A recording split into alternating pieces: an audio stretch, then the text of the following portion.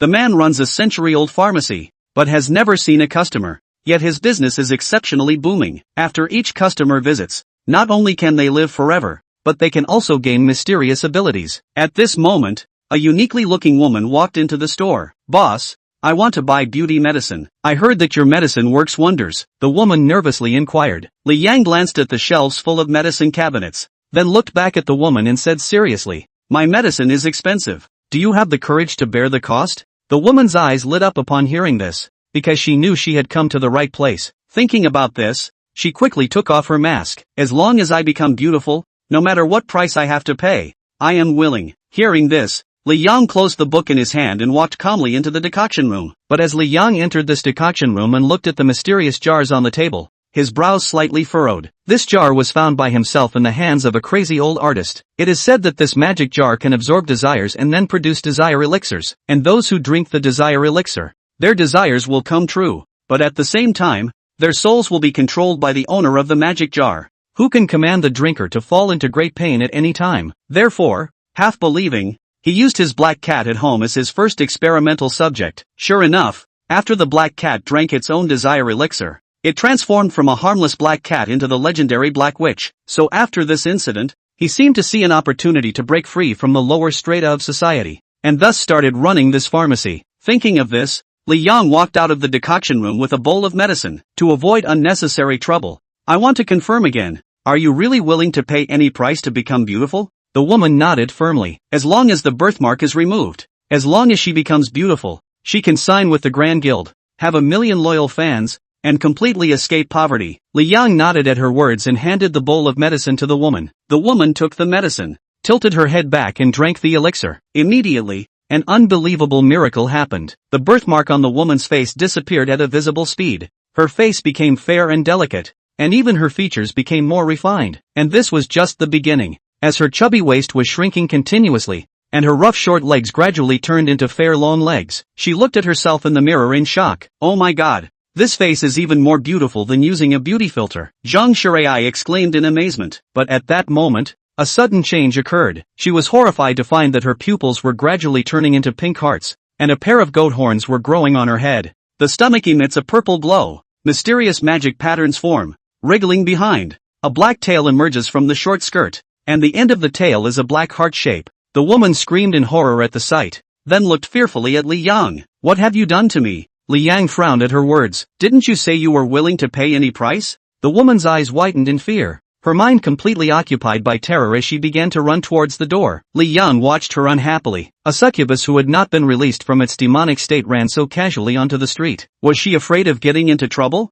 Or was she afraid that I wouldn't have any trouble? With this thought, black runes gradually appeared in Li Yang's eyes. The woman suddenly stopped in her tracks at the door, feeling another change happening to herself at that moment. Her hands suddenly became extremely old, with wrinkles and age spots rapidly appearing on her once beautiful face. "No, I don't want to become like this," the woman pleaded. "Forgive my rudeness. I just finished a live broadcast and have no money on me. I owe you 10 million. Not just 10 million. I'll give you anything you want." Before the woman could finish her sentence, Li Yang solemnly lowered his head and said, "Your soul will be enslaved by me from now on. This is the price of this potion." The woman quickly nodded. "I agree. I'm willing to do anything." Hearing this, Li Yang satisfactorily concealed the black runes in his eyes. Zhang Shirai quickly looked in the mirror and saw herself slowly returning to the appearance of a young succubus. Then she breathed a sigh of relief. Although she had returned to her succubus form, would she have to maintain that appearance forever? Thinking of this, the woman seemed to sense a certain switch inside her body, and with a thought, she gradually returned to normal. Just then, Li Yang coldly said, "You can go now." Upon hearing this, the woman quickly got up and left. After Zhang Shirai left, Li Yang went upstairs to the bedroom. There was a girl who looked about 15 or 16 lying on the bed. The same black cat bell that he had used for experiments before. "You're back." Li Yang ignored her and opened a drawer to pull out a notebook. Recording, second experiment. Human desires manifested into a succubus. It can be confirmed that as long as the potion is taken, desires will be fulfilled while turning into a demon. Further experiments are needed to determine if one can take desire potions made from others' desires. When he finished writing this, Li Yang paused with his pen, turned to the bell ringer, and ordered, "Continue to look for people with the power of desire. Animals are also acceptable." At the same time, in an apartment in Nanhai City, Zhang Shirai sat in front of the computer, still in shock. The phone kept buzzing with group messages. Why hasn't the broadcast started yet? After seeing her bare-faced photo, Bang Big Brother has already run away with a train on his back. The recent messages in the live group have been these kinds of messages. Various self-made emojis using her bare-faced photos. And many people cursing her to die. Zhang Shurai glanced at the mirror. It was a face so beautiful that even she herself was moved by it. She cupped her cheeks and swooned. Might as well be open to it and enjoy the rights that come with beauty. Just opened the broadcast. The live room immediately surrounded tens of thousands of people. Visitors are still going in. They're all in on the joke to see what's going on. Su Yen, vegan. You're ugly and you're still learning how to run a live stream. Big ugly. Don't turn on your beauty face. The pop-ups were full of offensive words. Zhang Sae started the show. Her beautiful eyes were sad and her pretty face was written with clear sorrow. The pop-ups in the live stream continued to attack Zhang Sae. Pretentious. Eastward looking. It's disgusting. I want to vomit. Ugly looking and quite a lot of work. Zhang Shurai sighed. Okay, I'm going to turn off my beauty face, so people don't yell at me. The live viewers were guessing how ugly the anchor woman was, and were already prepared to ruthlessly taunt the anchor woman when she turned off her beauty face. When the beauty effect is turned all the way off, any pop-ups in the live stream all disappear. No one actually spoke in the live broadcast room of 50,000 to 60,000 people. It was quiet and weird. This, flattering eyebrows, delicate face, seductive red lips. This is more Kimmy Ting than Kimmy Ting. With beauty off, the value of the face is pulled up in a straight line. Beauty didn't make her look good. Instead it affected her face. Zhang Shurai gave the camera a mournful look. Every male viewer in front of the live broadcast room felt that Zhang Shurai had stepped out of the screen and was looking at himself aggressively. Inevitably, a strong sense of guilt rose in them. And a handful of awesome viewers who secretly grabbed a tissue, took one hand off the screen and put it under the covers of the anchor is even beautiful like this? But why does she have her beauty face on? A sea of gifts floated up in the live room. An imperceptible smile appeared at the corner of Zhang Shurai's mouth. More gifts than usual today. Who would have thought it was a chimera on the air? She'll be the first sister of the live broadcast from now on, right? Zhang Shurai was about to open his mouth to say something when he was suddenly stunned. An arcane message appeared in her mind. Phantom. Talent, phantom heart. Phantom's heart. When a male lusts after a phantom, the phantom can draw on that male's mental energy. Gained a lot of mental power. Mental power advancement. Mental power, level 2. Mental power promoted to the second level. Gaining a new talent. Talent, fire of evil desire. Fire of evil desire. Consume mental energy to release the transcendent flame. Fire of evil desire. Zhang Shurai froze. What's that supposed to mean? Live streaming not only makes you money, but also gets you stronger? You're a chimera. You can crush a whole bunch of scrubs with just about anything you do.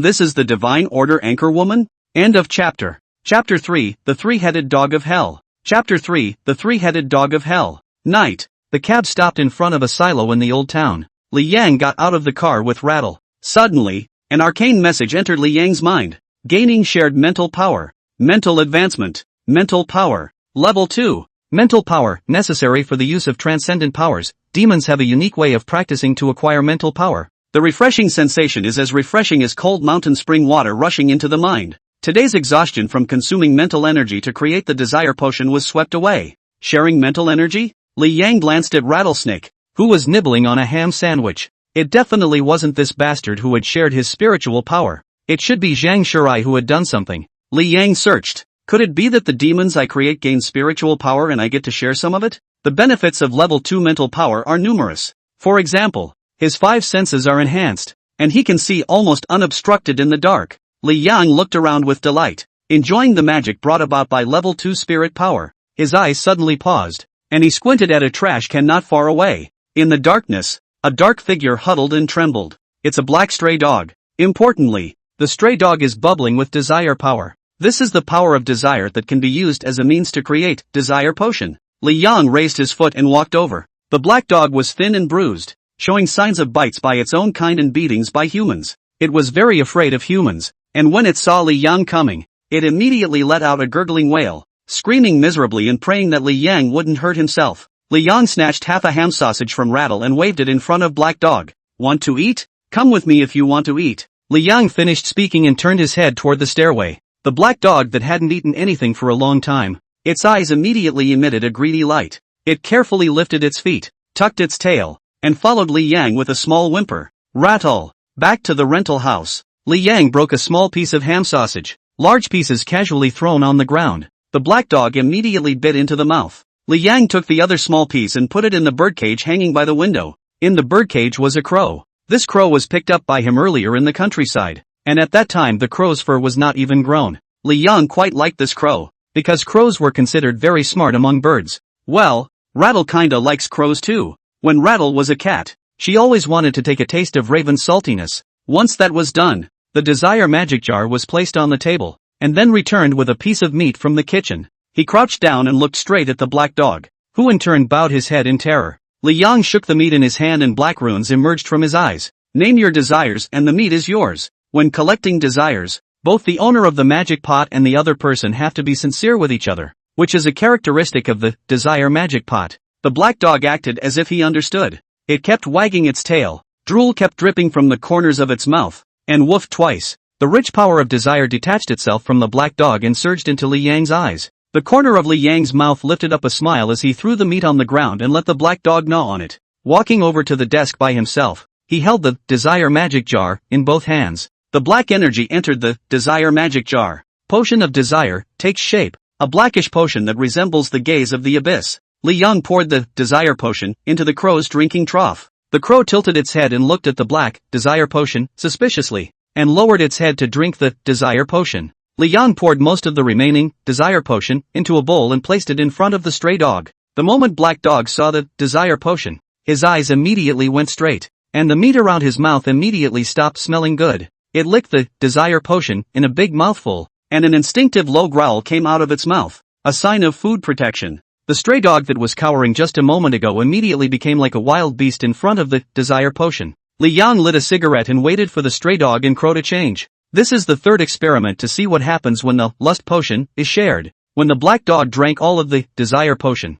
the wounds on his body began to heal and his fur became black and shiny. Where is it any semblance of the poor stray dog it was before? The body gives the impression of an expensive canine with a noble pedigree. Suddenly, Rattle looked warily at the black dog. The black dog caused her intense anxiety. Shaking Belle walked to Li Yang with a grave expression on her face, protecting Li Yang tightly behind her. Playing and fooling around, she ultimately treated Li Yang as her master. Li Yang's eyes narrowed. He knew the changes weren't over. Sure enough, the black dog's body once again welcomed the change. The black dog is getting bigger, until the head hits the ceiling. The process of getting bigger didn't end. The muscles in his body are full of explosive power. The changes continue. Huge bags of flesh bulged on either side of the black dog's head, and two black dog heads sprouted from the bags. This, after all, is the three-headed dog from hell. The three-headed dog from hell looked blankly at his change, and his three pairs of eyes quickly locked onto Li Yang, their eyes filled with hatred for humans. Li Yang squinted at the rattlesnake blocking his way.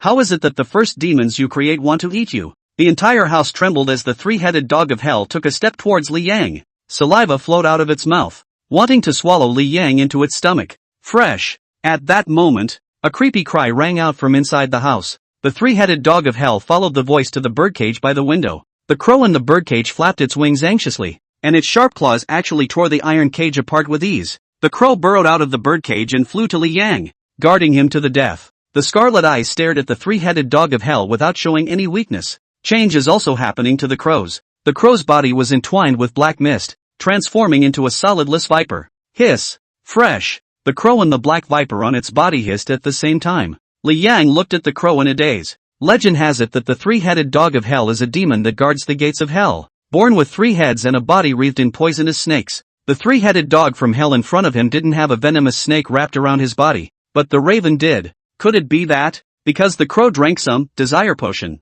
it shared some of the power that originally belonged to the three-headed dog of hell? But the crows were clearly no match for the three-headed dog from hell, and lost in momentum. After all, the hell's three-headed dog drank most of the desire potion, while the raven only drank a little. Li Yang was a bit touched by the fact that the crows had not turned against him even after obtaining the power of the demon. He stroked the raven's head, pulled the rattle behind him, and looked directly at the three-headed dog of hell, black runes emerging from his eyes. The owner of the Desire Devil's Jar is the master of the person who takes it, and can cause him or her to fall into terrible pain at any time. This pain can be worse than death. Put! Huge chains sprang out of thin air under the feet of the three-headed dog of hell. The chain easily pierced through its paws, pinning it dead to the ground. The three-headed dog of hell struggled as if it had gone mad. End of chapter. Chapter 4, The Devil's Club Idea. Chapter 4, The Devil's Club Idea. It couldn't get out of the chains no matter how much it struggled. Immediately after that, more chains appeared, firmly locking the 3 heads of the 3-headed dog of hell, pulling them fiercely towards the ground and prostrating themselves in front of Li Yang. The 3-headed dog from hell couldn't move. It let out a wail and trembled violently, its 6 eyes filled with despair and helplessness. Li Yang understood. The pain that the 3-headed dog of hell cannot accept is confinement. The pain that Zhang Shurai can't accept is getting old and ugly. The pain that Rattle can't take is turning into a cat cub. All of their pain is related to what has happened to them, and strong desires often come from what has happened to them. This, desire demon jar, has a bizarre wisdom. Change back, Li Yang ordered softly. The 3-headed dog of hell whimpered and transformed back into a normal black dog, tail tucked and head bowed. The chains on it gradually disappeared. The crow rode on its head and pecked the black dog hard on the head with its beak. Shaker crouched in front of the black dog and peered curiously. Black dog didn't dare to move a muscle. It knows that it has the lowest status in this family. Rattle searched for a moment. This crow is called Big Black. So Yule, called Little Black. That's how Rattlesnake stole the naming rights to a 3-headed dog from hell. Rattle raised his little head. Li Yang, how about we call it Xiao Hei? Whatever. Li Yang was indifferent to such trivial matters. Shaker cupped Blackie's doggy head and said gently, "Ah, Blackie, in this family, the crows and Li Yang are in cahoots. You and I are gonna help each other out, okay? You'll be my little brother from now on." Li Yang lit a cigarette and walked toward the bedroom, stopping at the doorway to glance at the Rattles. "Your little brother made a mess of the house. You cleaned it up, Rattle." Li Yang sat at his desk, lit a cigarette, and pondered. Desire potion could be shared, which was definitely good news for Li Yang. Firstly, the fact that the desire potion could be shared meant that Li Yang could also possess demonic power. If he became a demon, he would definitely be the strongest demon. This was because the rest of the people taking the medicine would share the spiritual power they had gained with Li Yang. Second, the fact that the desire potion could be shared meant that he could create more demons. This means he can have more demon servants. Li Yang took out his notebook and wrote in it, "Next I should collect desires in large quantities and make desire potions." The process of collecting desire potions has to remain genuine for both parties to be successful. The owner of the magic pot has to make it clear that he wants the other person's desires, and the other person has to willingly surrender them. It's a devil's bargain of acquisitive desire. Li Yang continued to write. Then choose someone who can afford to pay the price to drink the potion of desire, to give them demonic powers. The price mentioned here is not just devotion to loyalty, whether they are rich or beggars. Drinking the encounter potion will turn them into demons and they all have to serve Li Yang. So why not go with a rich guy who can pay a bigger price or something? They don't just have to give loyalty, they have to give money, or whatever. Those who could afford to pay the price to obtain the desire potion were definitely the best in this world. Those who are the best are commonly known as the upper class of society. Power industry elite, real estate industry elite, education industry elite, and even authorities at the top. There should be a threshold for choosing servants as well. After all, the potion of desire could make one gain transcendent power,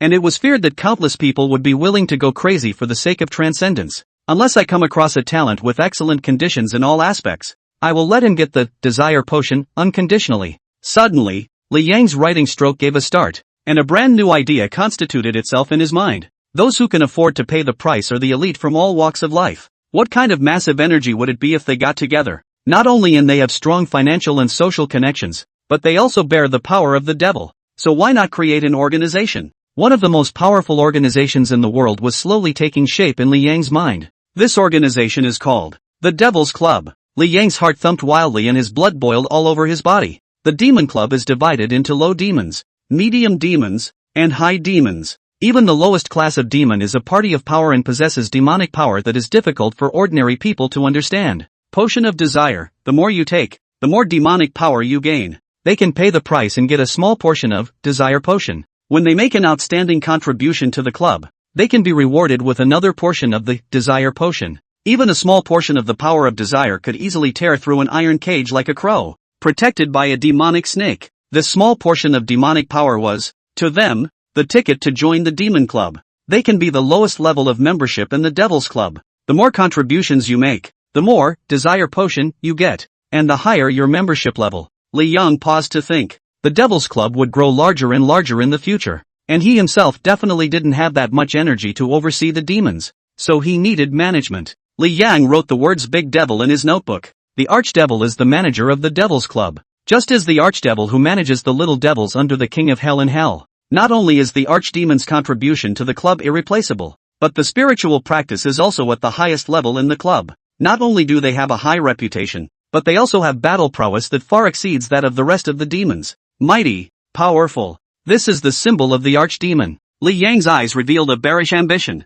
And I, on the other hand, am the master of all the archdemons and demonic members, supreme executive of the Devil's Club, the only chairman of the board of the Devil's Club. Once he was just an ordinary man, eager to turn up the waves in the magical metropolis of the South China Sea and become a mover and shaker of the times. Unfortunately, ideals are just ideals and reality is reality, like two parallel lines that never intersect. But now, the ambition in his heart was growing wildly like weeds in the middle of summer. The alien power that limited his life and destiny completely dissipated when he touched the desired demon jar. Late night, rumble, thunder exploded and heavy rain poured down. Li Yang leaned back in his chair, lit a cigarette, and looked out the window with a ghostly gaze. This splendid big city may not be a paradise for those rich and powerful, high officials and heavenly pride. He had seen the future of the Devil's Club, had seen what a behemoth the Devil's Club would be in the future. Though, right now, there were only 4 demons under his command. Black Witch, Phantom, Hell's 3-headed dog,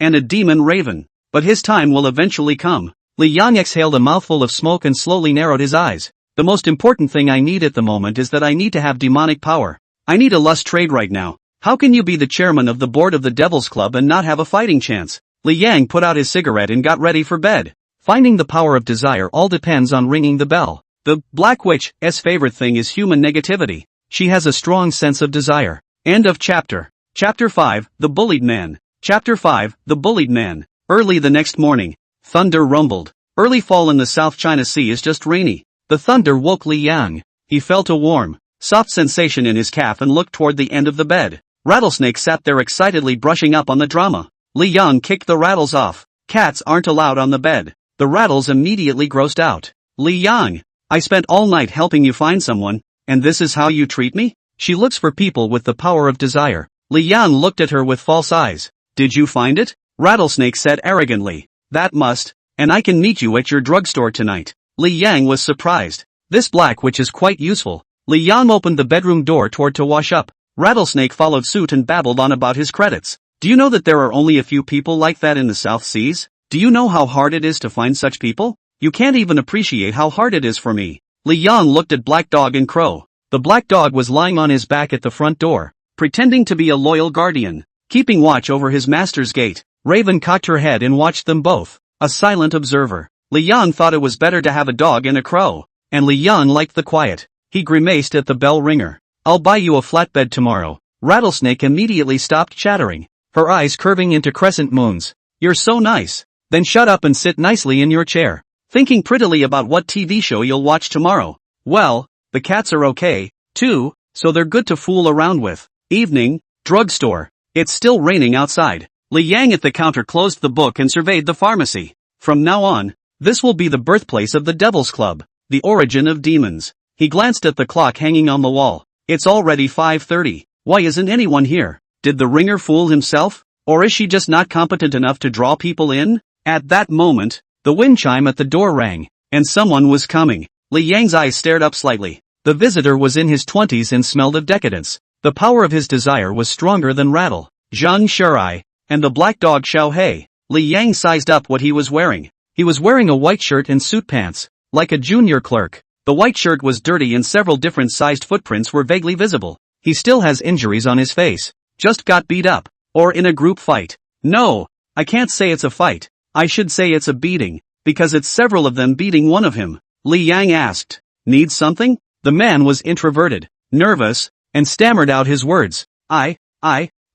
He kept his head down, his face red. The boys didn't know what to say. He couldn't say that he'd had a very real dream about a cat telling him to come to this pharmacy. Could he? The man gave Li Yang a cautious look. He has low self-esteem and even feels like an extra who shouldn't exist in this world. He expected Li Yang to show impatience, but he didn't realize that Li Yang was looking at him calmly. There was no disdain, no impatience, listening to him attentively, like a good friend who had known him for years. The man finally got the courage to start saying what he wanted to say, from incoherence to full narrative. As it turns out, his name is Lu Chang. From high school to college to joining an internship, he's always had a nightmare. Someone has been bullying him since high school, humiliating him and taking pleasure in his pain. The horror was that the man had gone to the same college as him. Lu Cheng's family is poor, while the man is a rich second generation. The man joined forces with the men in his dormitory to continue to inflict violence and bullying on him. The good thing was, there was a girl who liked him for his silly looks and was willing to stay with him.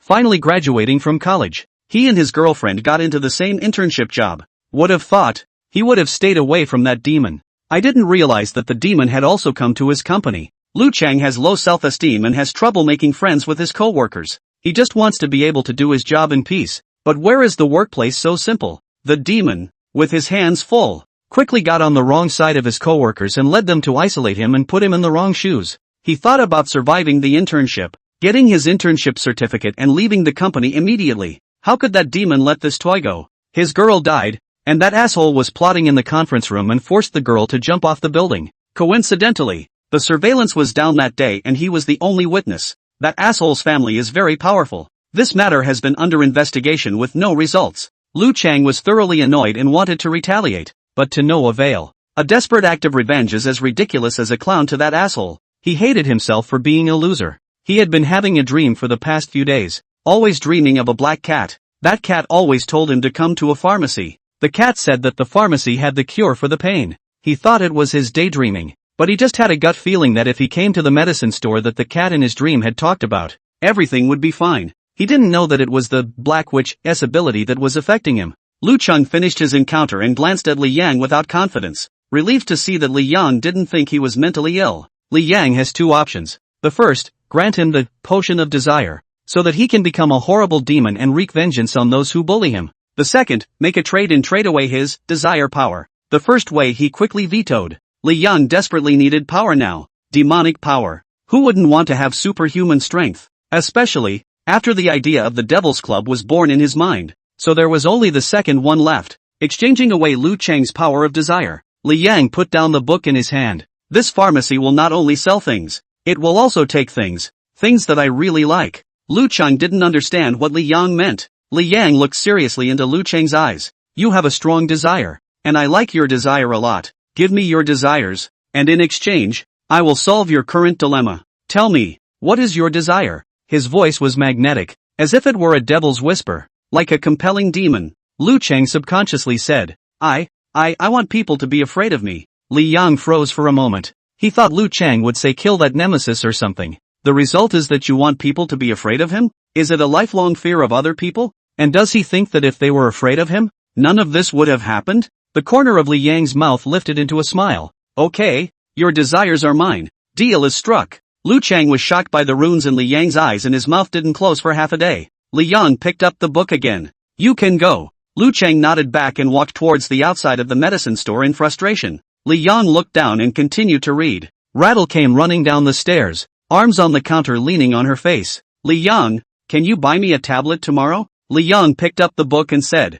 follow the boy. End of chapter. Chapter 6 The Tricky Boss. Chapter 6 The Tricky Boss. Li Yang of the second level of spiritual power was very observant. He observed a group of mongrels with a menacing aura trailing Lu Cheng. They came to trouble Lu Cheng. Shaker froze for a moment, then smiled, her eyes curving into crescent moons. Are you really going to help him? Why bother with him when you've got what you want? Besides, wouldn't it be better if he were dead? That way no one will know your secret. Rattle said, her small face coming closer to Li Yang. I know you. You're not a nice person. You shouldn't take promises so seriously. Shaking Bell's pupils changed into vertical pupils, emitting a ghostly purple aura, and his tone became filled with a compelling flavor. Could it be that, once upon a time, something happened to you that you sympathized with that man? Tell me about your past and I'll soothe your broken heart. Your past? It must have been delicious. Li Yang turned a new page without skipping a beat. For a cat, you talk too much. By the way, remember to erase that kid's memory when you're done.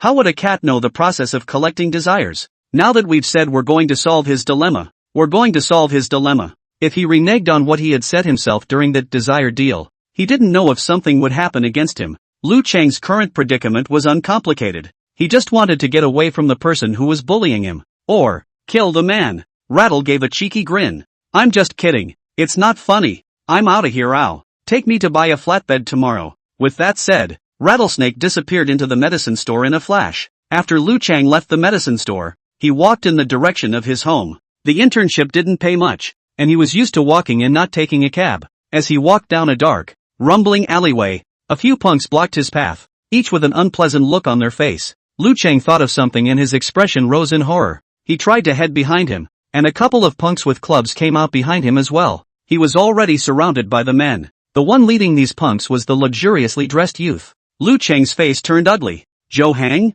You? Why are you here? Zhou Hang took out a cigarette, and a gangster immediately lit it. Quite a big brother. Zhou Hang Dao, do you realize how much trouble you're getting me into? Lu Cheng knew that Zhou Hang was retaliating against himself for reporting him in front of the magistrate. Lu Cheng clenched his fists, and his accumulated anger erupted all at once. Zhou Hang, how exactly did I offend you? Why are you ing with me like this? Why are you pestering me? Zhou Hang exhaled a mouthful of smoke and said quietly, because it's fun. If I don't screw you, I'll screw someone else. It's just that person happens to be you. My dad made it mandatory for me to finish college, but student life was just boring. You're like a puppy who likes to bare his teeth to cheer me up a little. Lu Cheng rounded his eyes. For this ridiculous reason? He asked through clenched teeth. What about Lin? Why did you do it to her? Zhou Hang snorted. I actually don't like that pussy. If you want boobs, you don't have boobs, you don't have an ass. I like Tai. I just want to see what you'll be like when that becomes my girl.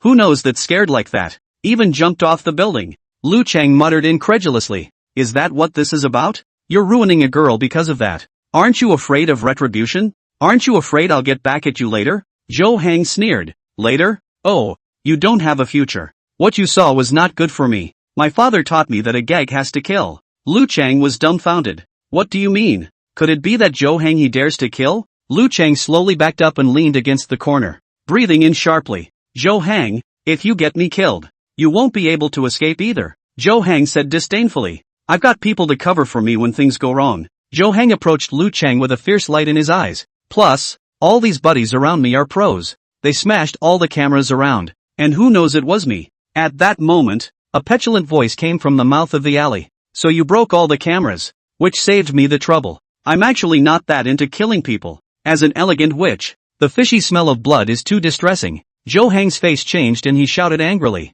What man? He jerked his head toward the end of the alleyway, his expression turning strange. It was a black cat, gracefully coming this way. Well, the kind of grace that walks on two legs. The black cat's two front legs were held like a human holding an arm. The punk's brains buzzed. Anyone who saw such a thing at night would be creeped out. What kind of monster is this? Zhou Hang's eyes glazed over. Run! I don't know who shouted, and the punks scattered in a swarm. Something like this, beyond human perception, would give the most immediate fear. The black cat's eyes revealed a humanized sneer, and its size began to grow, finally resembling a black panther. Meow! The black cat hissed shrilly and transformed into a black god of death, wreaking havoc with the lives of the punks. Ringing the bell is not a kind man or woman. Even if she was a cat, she knew that humans who had seen her could get her into huge trouble. In a short moment, those punks were disemboweled, and the dark alley was like a hell on earth. Zhou Hang ran as fast as he could, to see that he was about to run out of the alley. The black cat teasingly looked at Zhou Hang's back. Its claws dipped in the blood of a punk and drew a pattern on the ground. The black cat then placed the cigarette, but Zhou Hang had dropped in the center of the pattern. Zhou Hang stopped in his tracks and hit his head against the wall on one side as if he was possessed, actually smashing his head alive. After the black cat had done this, its purple eyes stared at Lu Cheng, who was already stunned. Lu Cheng felt that there was something familiar about the black cat's eyes. Isn't this the same black cat that I've been dreaming about at night lately? Could it be? It's the pet of the pharmacy owner? That apothecary made a deal with himself to surrender his desires and he would solve his dilemma. The solution is to kill Zhou Hang with a horrible monster? A purple ghostly light erupted from the black cat's eyes, and Lu Cheng's eyes became trance-like as he sluggishly continued walking towards the entrance of the alleyway. Shaking Bell didn't choose to kill Lu Cheng along with him. It was Li Yang's command. It could only take some effort and a lot of mental power to hypnotize him and seal all the memories about the medicine store and himself. There was a cab waiting at the mouth of the alley, and the cab driver was similarly hypnotized. The cab pulled up to Xiao Chang and sped towards Lu Cheng's home.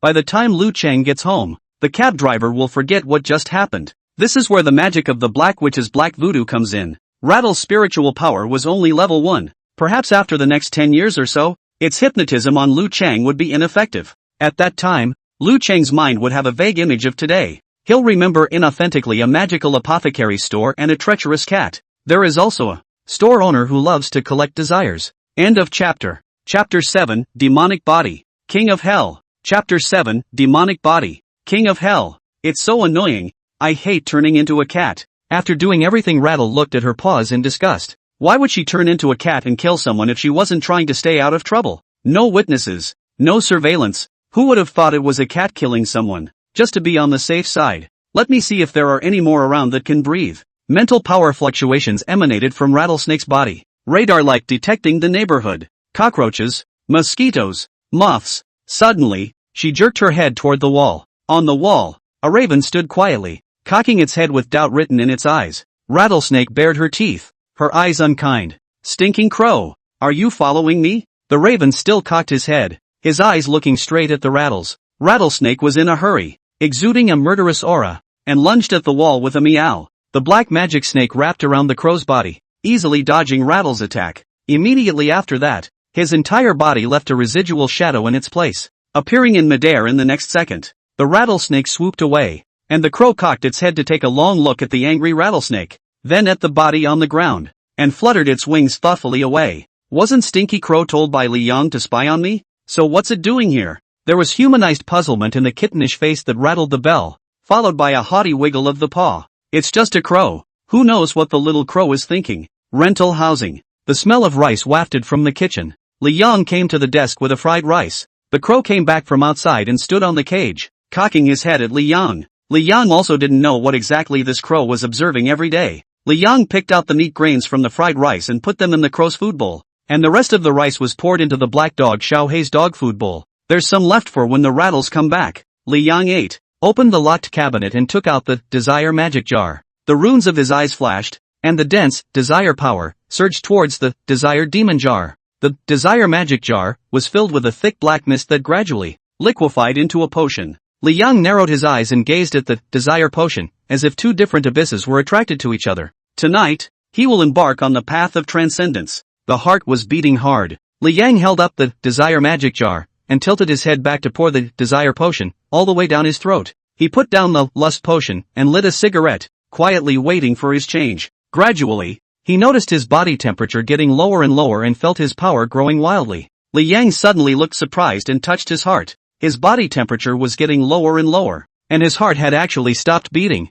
Li Yang hurriedly twisted his head to look at the mirror. His own changes at the moment all in his eyes. The color of the blood was fading at a rate visible to the naked eye. In the mirror, he looked like a dead man. A corpse. It's like a zombie? Lu Cheng's desire is to make everyone else afraid of him. So the power of this lust potion is to become hell's undead. He could feel his bones harden and his strength was so great that he could easily break through the walls. The power is obsessive. He wasn't worried about his image. He knew he could always change back to normal. Just then, runes emerged from his eyes very strangely. The rune was bubbling with an eerie black aura. Immediately after that, black runes enveloped him. As per normal, the desire potion had already turned Li Yang into a transcendent being, so the change was over. However, the black runes in the eyes are going to carry this change on, similar to an evolution of a transcendent. Li Yang frowned. Could it be, because I'm the owner of the magic jar? A secondary change has occurred? Li Yang was currently wrapped in black light, like a cocoon.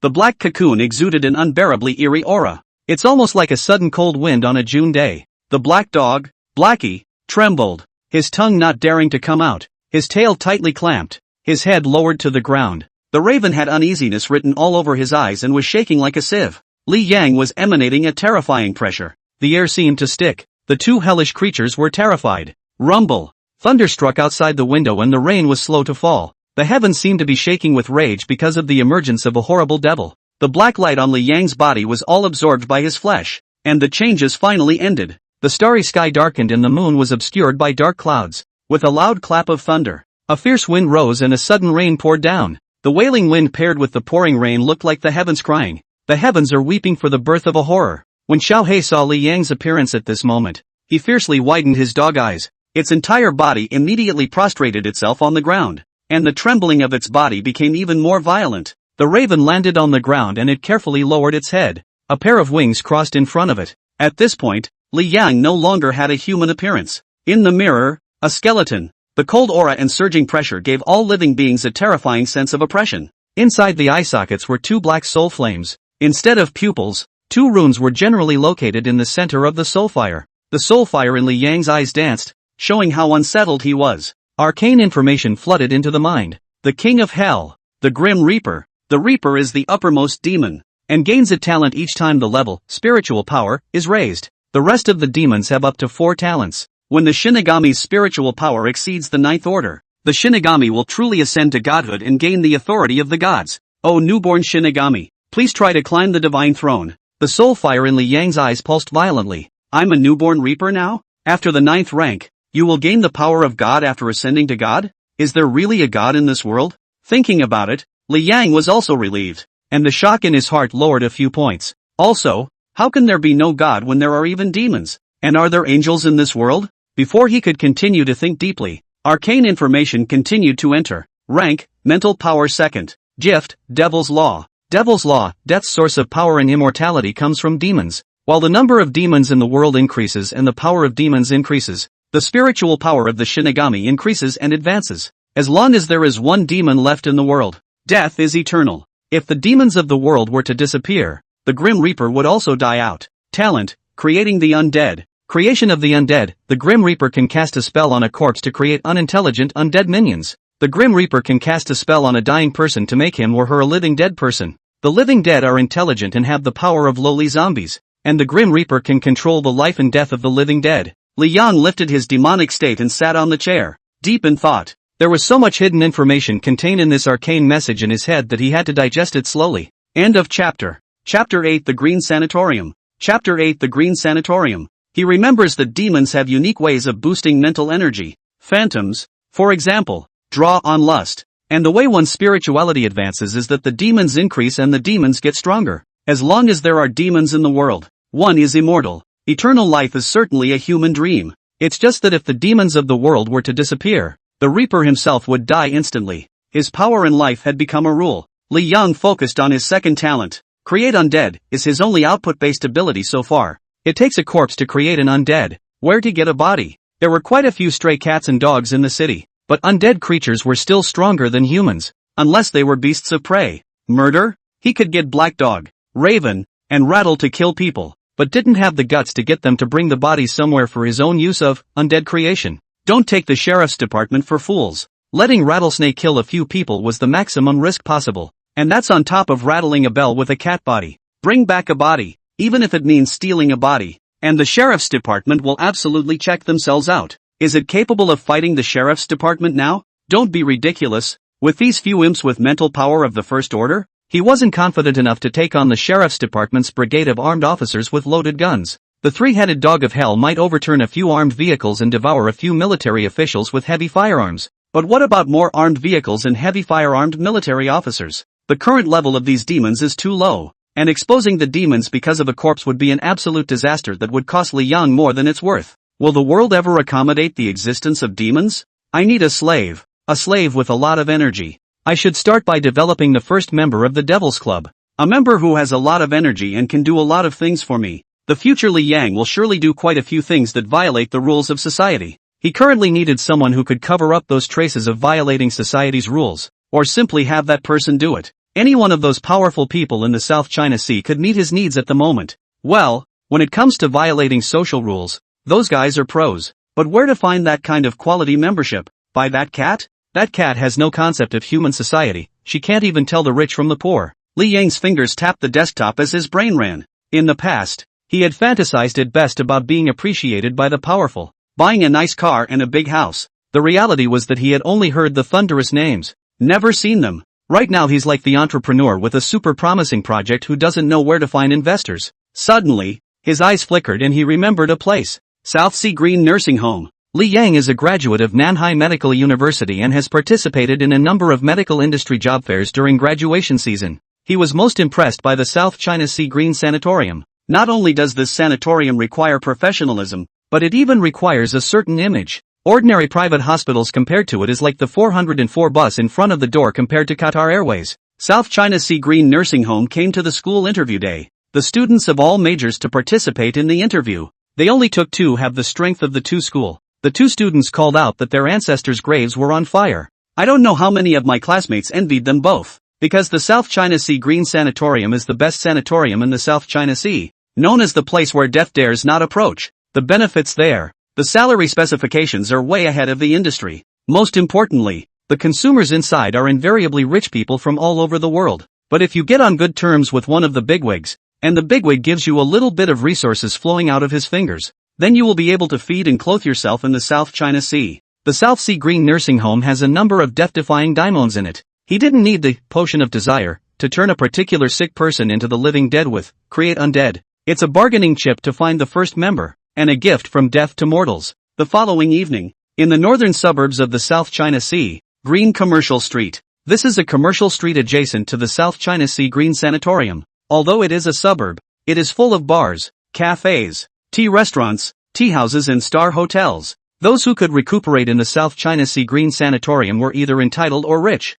and those who could come to visit those dignitaries must also be of some social status. Not to mention the rich people who are regulars here. But the staff of the Green Sanatorium also spend a lot of time on this street. So don't look at this as a suburb. There's no worries about people spending money here. Li Yang strolled down the street. He was wearing a black business shirt with a black vest over the shirt and a long black trench coat. Underneath, he wore black suit pants with a distinctive pant line and brand new black leather shoes. He had a great demeanor and looked like a young man with a successful career. It would be a different feeling to become deathlike. The outfit didn't cost a fortune, contributing almost all of his savings to high-end business brands. When one is not worried about survival and is not swayed by the almighty money, one gets true freedom to do what one likes. Just like cigarettes, some people only like the wildness of white Tarzan, while others like the softness of Huazi. Nothing to do with vanity, just preference. Li Yang is different. He can do anything, as long as it helps to accomplish the goal. He will spare no effort. A good line can set off a person's temperament and enhance their aura.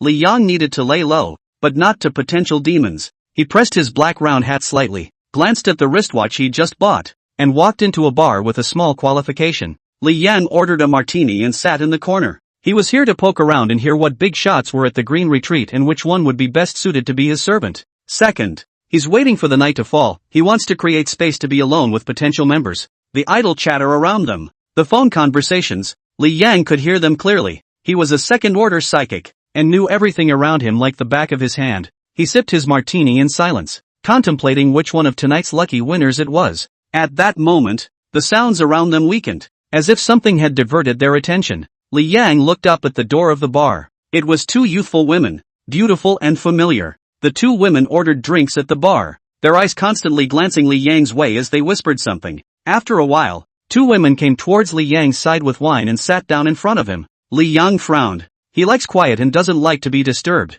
especially when he's thinking. The woman inquired in a whisper. "You are Li Yang?" The voice is whiny. Li Yang froze for a moment, sizing up the woman in front of him, wearing a white t-shirt and white and skinny jeans. Something looked familiar, but definitely not recognizable. He has no friends. End of chapter. Chapter 9, Suyutong. Chapter 9, Suyutong. Ha, it's really Li Yang. Xiaohan, you've got such a sharp eye. I didn't even recognize me. A fellow classmate. By you. From another class. A woman walked up and smiled. She's dressed more daringly now. Ultra-short tight narrow skirt with lettered black silk. Little mom feeling. Her dainty phoenix eyes quietly glanced at Li Yang. Didn't you say Li Yang was an orphan? His clothes were elaborate and not cheap. Not like something an ordinary citizen could afford to wear. Could it be that this is a hidden rich kid? Previously experienced life at South Sea Medical University? Thinking of this, the woman crossed her legs, and the two black silk legs that were folded together displayed the delicacy of her figure,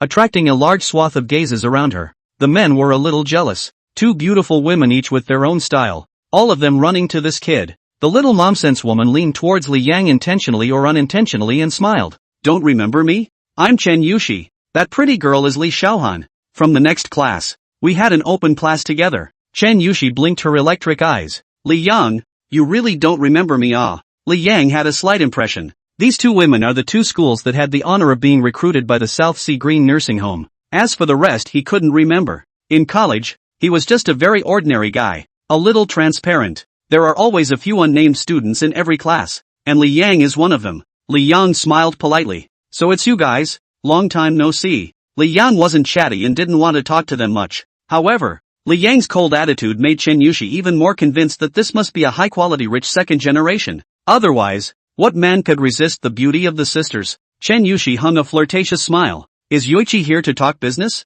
There is a temptation in the words. She wanted to find out what kind of business Li Yang's family was in and how many assets they actually had. She was a notorious gold-digging whore when she was in school, and she didn't spare any of those rich second-generation kids. There were even rumors of this in the school. Anyone who hasn't been in love with Chen Yushi can't be considered rich. Li Yang nodded. Sort of. Chen Yushi's eyes lit up. He's definitely not an ordinary second generation if he can talk business with someone in the South Sea Green Sanatorium. It could be the future head of some business. She secretly said that she had looked away back then, but once she was not even willing to look at Li Yang. She had never paid attention to him at all. Nay, for the next half hour, no matter how much she and Li Xiaohan struck up a conversation with Li Yang, Li Yang was nonchalant. Finally, they talked about a topic that caught Li Yang's attention. In fact, rich people may not be living more comfortably than us ordinary people. I'm in charge of a guest you may have all heard of. Chen Yushi turned her head to look at Li Yang and continued. Li Yang, do you know Mr. Su from Nanhai Datai?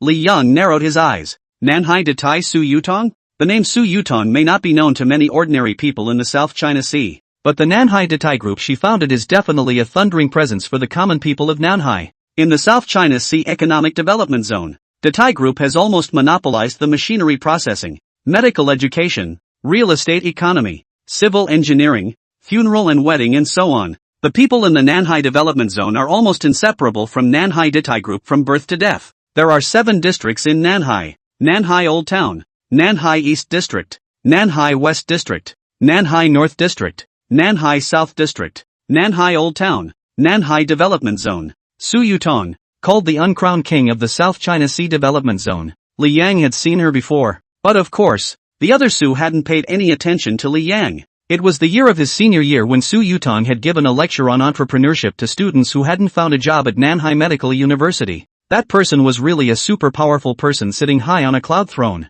Chen Yushi and Li Xiaohan didn't know about the lecture, and at that moment, they had already interned at the South China Sea Green Nursing Home. Chen Yushi and Li Xiaohan looked at each other, their eyes filled with shock. Sure enough, this hidden rich kid knew about Su Yutong. Li Yang continued to ask, what's wrong with her? This tone of concern made Chen Yushi and Li Xiaohan even more convinced that the one in front of them was one of the upper class. Chen Yushi hurriedly spoke about what she knew about Su Yutong. It turned out that Su Yutong was seriously ill and in bad shape. Her 2 brothers isolated all people from Su Yutong in order to seize power, sort of putting her under house arrest at the South China Sea Green Sanatorium and forcing her to sign equity transfer agreements on a daily basis. Chen Yushi rattled off the insider information she knew. Chen Yushi was desperately trying to brush up her favor with Li Yang. Some insider information that you know may help Li Yang. When Li Yang heard this news, the corner of his mouth lifted into a smile. Wasn't this just the first member he needed? Li Yang glanced at his watch. It was already late. It was almost time to move.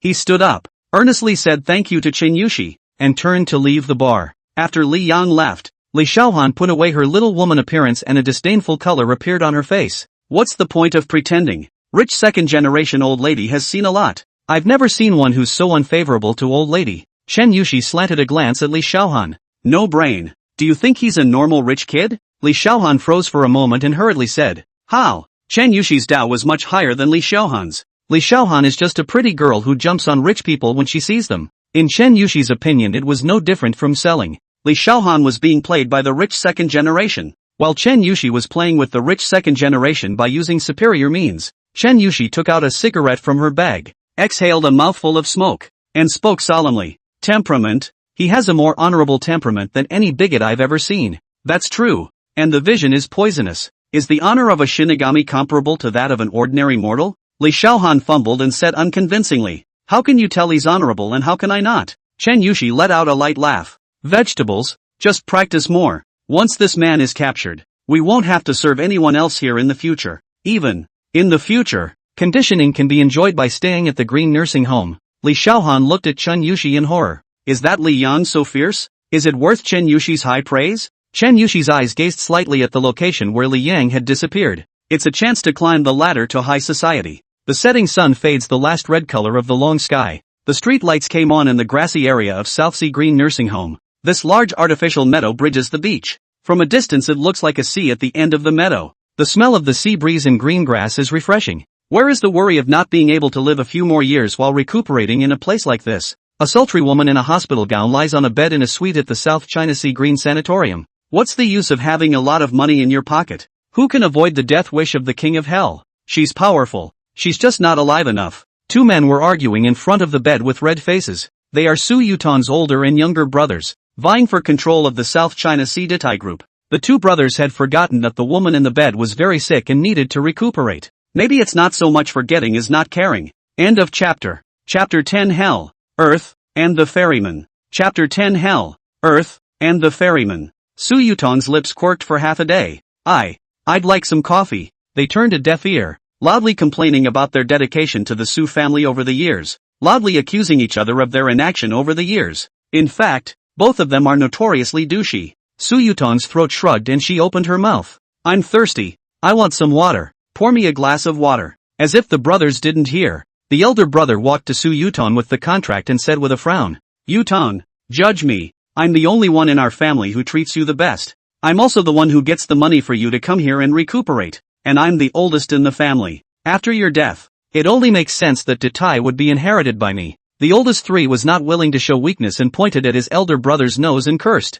Do you want a face? Doesn't my sister give you all your money? How is it that you get the money for telling your sister to recuperate here? Immediately afterward, he took a contract as well. Sis, I've been working in the company for so many years. I know Ditai the best. Ditai should give it to me. Big brother raged. Have you ever done anything serious in the past few years at Ditai? Except playing with your little secretary and accepting gifts? Ditai is going to end up in your hands sooner or later. Two men in their mid-30s arguing like giant babies again, almost coming to blows. Su Yutong's eyes were filled with sadness and her face was filled with despair. She is the fifth-generation head of the Su family. After his parents left, he left the Su family, which was gradually going into decay, to himself, in order to revitalize the Su family. I don't know how many drinks I've had over the years. I don't know how many nights I've stayed up, and I'm a complete work machine. She has developed the Su family to unprecedented splendor. No matter how hard it was, Su Yutong never gave up letting her younger and older brothers suffer.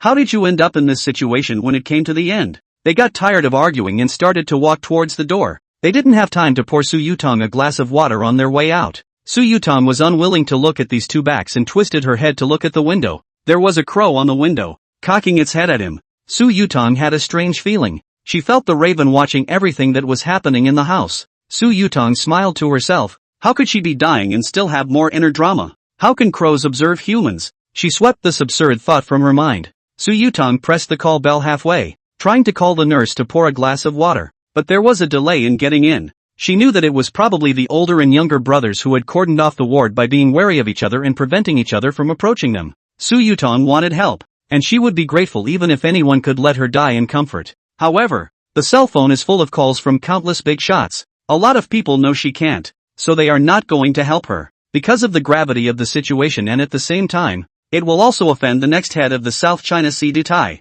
No choice but to wait for the early morning nurse check-in to drink water. Actually, it's good to be dead. Thirst was killing her, and she felt for the TV remote on her bed to watch a little TV for distraction. The evening news was on the news. Today, 12 bodies were found in Apricot Hutong. According to the investigation, the 12 victims were identified as a college intern and 11 social loafers. Su Yutong climbed up and leaned against the bed. It was a time when she felt something else when she heard the news of a life lost. According to the sheriff, they were attacked by big cats and the sheriff's department in conjunction with wildlife experts are working together. Su Yutong said, nonsense, then changed the TV to a different channel. Big cats in the South Haven neighborhood? A lion? Tiger? Bull asterisk asterisk asterisk asterisk. They definitely offended someone who was so powerful that the TV stations went along with the bull asterisk asterisk asterisk asterisk. In this circle, the dark side of the world she had seen and heard so much, the TV suddenly started to blur, followed by losing signal, turning into a screen full of snow, and finally shutting down. The room's chandelier suddenly flickered and then lost its light. This is the Greenwood nursing home. There can't be any problems with the electrical system. When things go wrong, they go wrong. Su Yutong tensed up. Was someone going to take a shot at her at this point? Haters? The lights were restored and a man appeared in front of Su Yutong's hospital bed. The man wore a long black trench coat, brand new black leather shoes, and a round hat on his head with the brim pressed so low that most of his face was hidden in shadow. If the older brother and the younger brother had cordoned off the wards, how did this man end up here? Su Yutong snapped. What are you? What's the purpose? Do you know who I am? Su Yutong's hand was placed in the quilt, as if she could pull out something at any time. The man walked over to the water fountain, picked up a glass of water, and walked slowly over to him, handing the glass over. Su Yutong's eyes stared at the man with a deadpan look, still vigilant as she took the glass of water. She's so thirsty. Suddenly, the pupils snapped shut. Su Yutong saw something quite horrible. The man was wearing black leather gloves. As he handed the glass of water, the cuff of his sleeve revealed his wrist, which was actually white bone. Before she could react to this incident, she noticed something else bizarre. Most of the lights in the room actually deliberately avoided the man, who always stood in the shadows. It was then that he realized that the man had a peculiar aura about him. Eerie, honorable, like Hades who judges the dead. Su Yutong got creeped out. You, what the hell are you? I'm so sorry for scaring you. So let me introduce myself. Li Yang sat down on the chair, his voice husky and magnetic. I am a ferryman wandering on the edge of earth and hell. Humans like to call me. He paused, lifting the brim of his hat slightly, and slowly spat out the last two words. Death. The scene in front of her eyes was the same as the shocking thunder, which fiercely exploded in Su Yutong's heart, smashing her three views. The guy in front of him wasn't human. He was a skeleton. How can a skeleton move and talk? Skeletons in black trench coats and hats blithely state that they are the Grim Reaper. This level of shock caused Su Yutong to lose her thinking and her ability to speak. Li Yang looked at the watch on his wrist and lightly said, "You're running out of time. Is there anything you want to say?" Su Yutong opened her mouth wide and breathed in sharply, like a fish about to die of thirst. It's amazing that the Grim Reaper actually exists. Am I going to die? She's not happy about it. She was unwilling to let her life's work, the efforts of 5 generations of the Su family, all go to those 2 brothers. Doesn't she know how much they weigh? The Su family is bound to go into decline. Reaper, is it negotiable? She said in a daze. Can I not die? She knew that the statement was pure bull asterisk. If death was that nice, there would be no dead people in this world. Give me a reason. Su Yutong hurriedly looked at death. Black ghostly flames jumped from the eyes of the Reaper. Su Yutong felt that death god was looking at himself with interest. Su Yutong. End of chapter. Chapter 11 The First Servant. Chapter 11 The First Servant. There are opportunities. If you can come up with something to impress the Reaper, then you have a chance to live. But what can impress death? Su Yutong said with a prayer. I'm nothing but a mundane. All I have left is my humble soul, and absolute loyalty. What Su Yutong said was exactly what Li Yan wanted. Servants who are scared out of their wits and desperately want their favor and 100% loyalty. Ghostly flames jumped in Li Yang's eyes. Soul. Loyalty. Well, you're lucky. I happen to have an errand on my hands that needs the right man for it. Su Yutong was delighted in her heart. Got an errand for the right man? If you take this errand, you won't have to die yourself? She didn't know where the strength came from, but she rolled out of bed and onto her knees, her head snapping heavily. My lord, no matter what the errand is, I still ask for your blessing to give Yutong a chance. Su Yutong waited apprehensively for death to speak. Li Yang scrutinized Su Yutong, scrutinizing Su Yutong's trepidation. The high and mighty were as humble as ants to themselves at the moment, and it was impossible for there to be no ripples in their hearts. In the old days, one could only meet such figures in lectures and on television. After a slight sigh, Li Yang crossed his legs, tapped his fingers on the desktop, and opened his mouth without hesitation. I've been trying to get around on Earth lately. Is lacking a servant to do my work on Earth. You just fit the bill. Su Yutong's body jerked. A servant who works for the Grim Reaper? Without thinking, her head hit the ground again and her voice trembled. Yutong will do her best to serve your excellency. Li Yang raised his hand, and the power of death floated along his fingertips towards Su Yutong. The power of death drifted into Su Yutong's body, and the sinking death chi in her body merged with the power of death, transforming Su Yutong's body. Su Yutong felt the changes in her body. She felt her ailments disappear and she was even filled with strength. She had never felt better. This is the means of death. Su Yutong raised her head excitedly. Thank you, Lord God, for your mercy. Li Yang bent down and spoke slowly. Be thankful that you yourself are of some use to me. So I have pardoned your death for now. If you let me down, I'll drag you down to hell myself. The morose tone made Su Yutong's face go white in a flash, swallowed her saliva, and said seriously, please do as you wish. Li Yang pressed the brim of his hat down and stood up. Get yourself sorted out first. My apostle will be with you in a week. With that said, the lights in the suite dimmed again. By the time the suite regains its light, Li Yang has disappeared. Su Yutong slapped herself hard on the face. It hurts. It's not a dream. The raven outside the window cocked his head and observed everything with a thoughtful, humanized look in his eyes. It fluttered its wings and flew off into the distance, disappearing into the darkness. The night is late. Li Yang walked out of the green sanatorium and appeared in the green commercial street. He looked at the sky,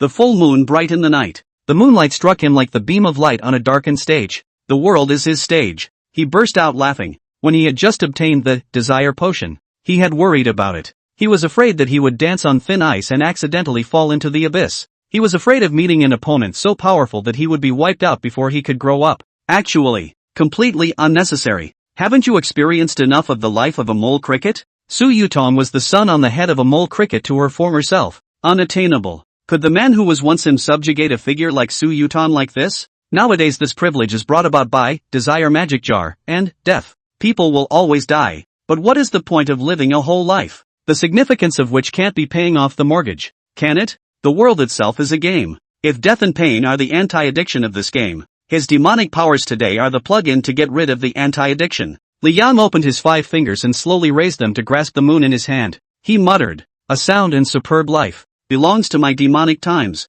If there is a strong enemy in this world, whether it is the vigilante, the underground forces, or other transcendent, knock them down and pave as a stone on the path to God." Li Yang's mouth grinned, his eyes meaningful. As long as there is still desire on earth, as long as there is still evil on earth, I am immortal. And who can kill me in this world today? A car came slowly at this time and stopped in front of Li Yang. The car window slowly lowered and Li Yang saw a gorgeous woman. Chen Yushi, who was sitting in the driver's seat, waved her hand. "Hey, Li Yang, didn't drive? Get in. It's not good to take a cab here." Li Yang narrowed his eyes. Chen Yushi had a faint smell of desire. That desire has not yet formed, the power of desire. Obviously it wasn't there when we met this evening. So how did it come to be born now? Li Yang, who wanted to refuse, said thank you and got into her car. On the car, Li Yang didn't speak, looking out the window, his eyes glancing at Chen Yushi. If anything, he was watching for that scent of desire. Chen Yushi was keenly aware of Li Yang's eyes.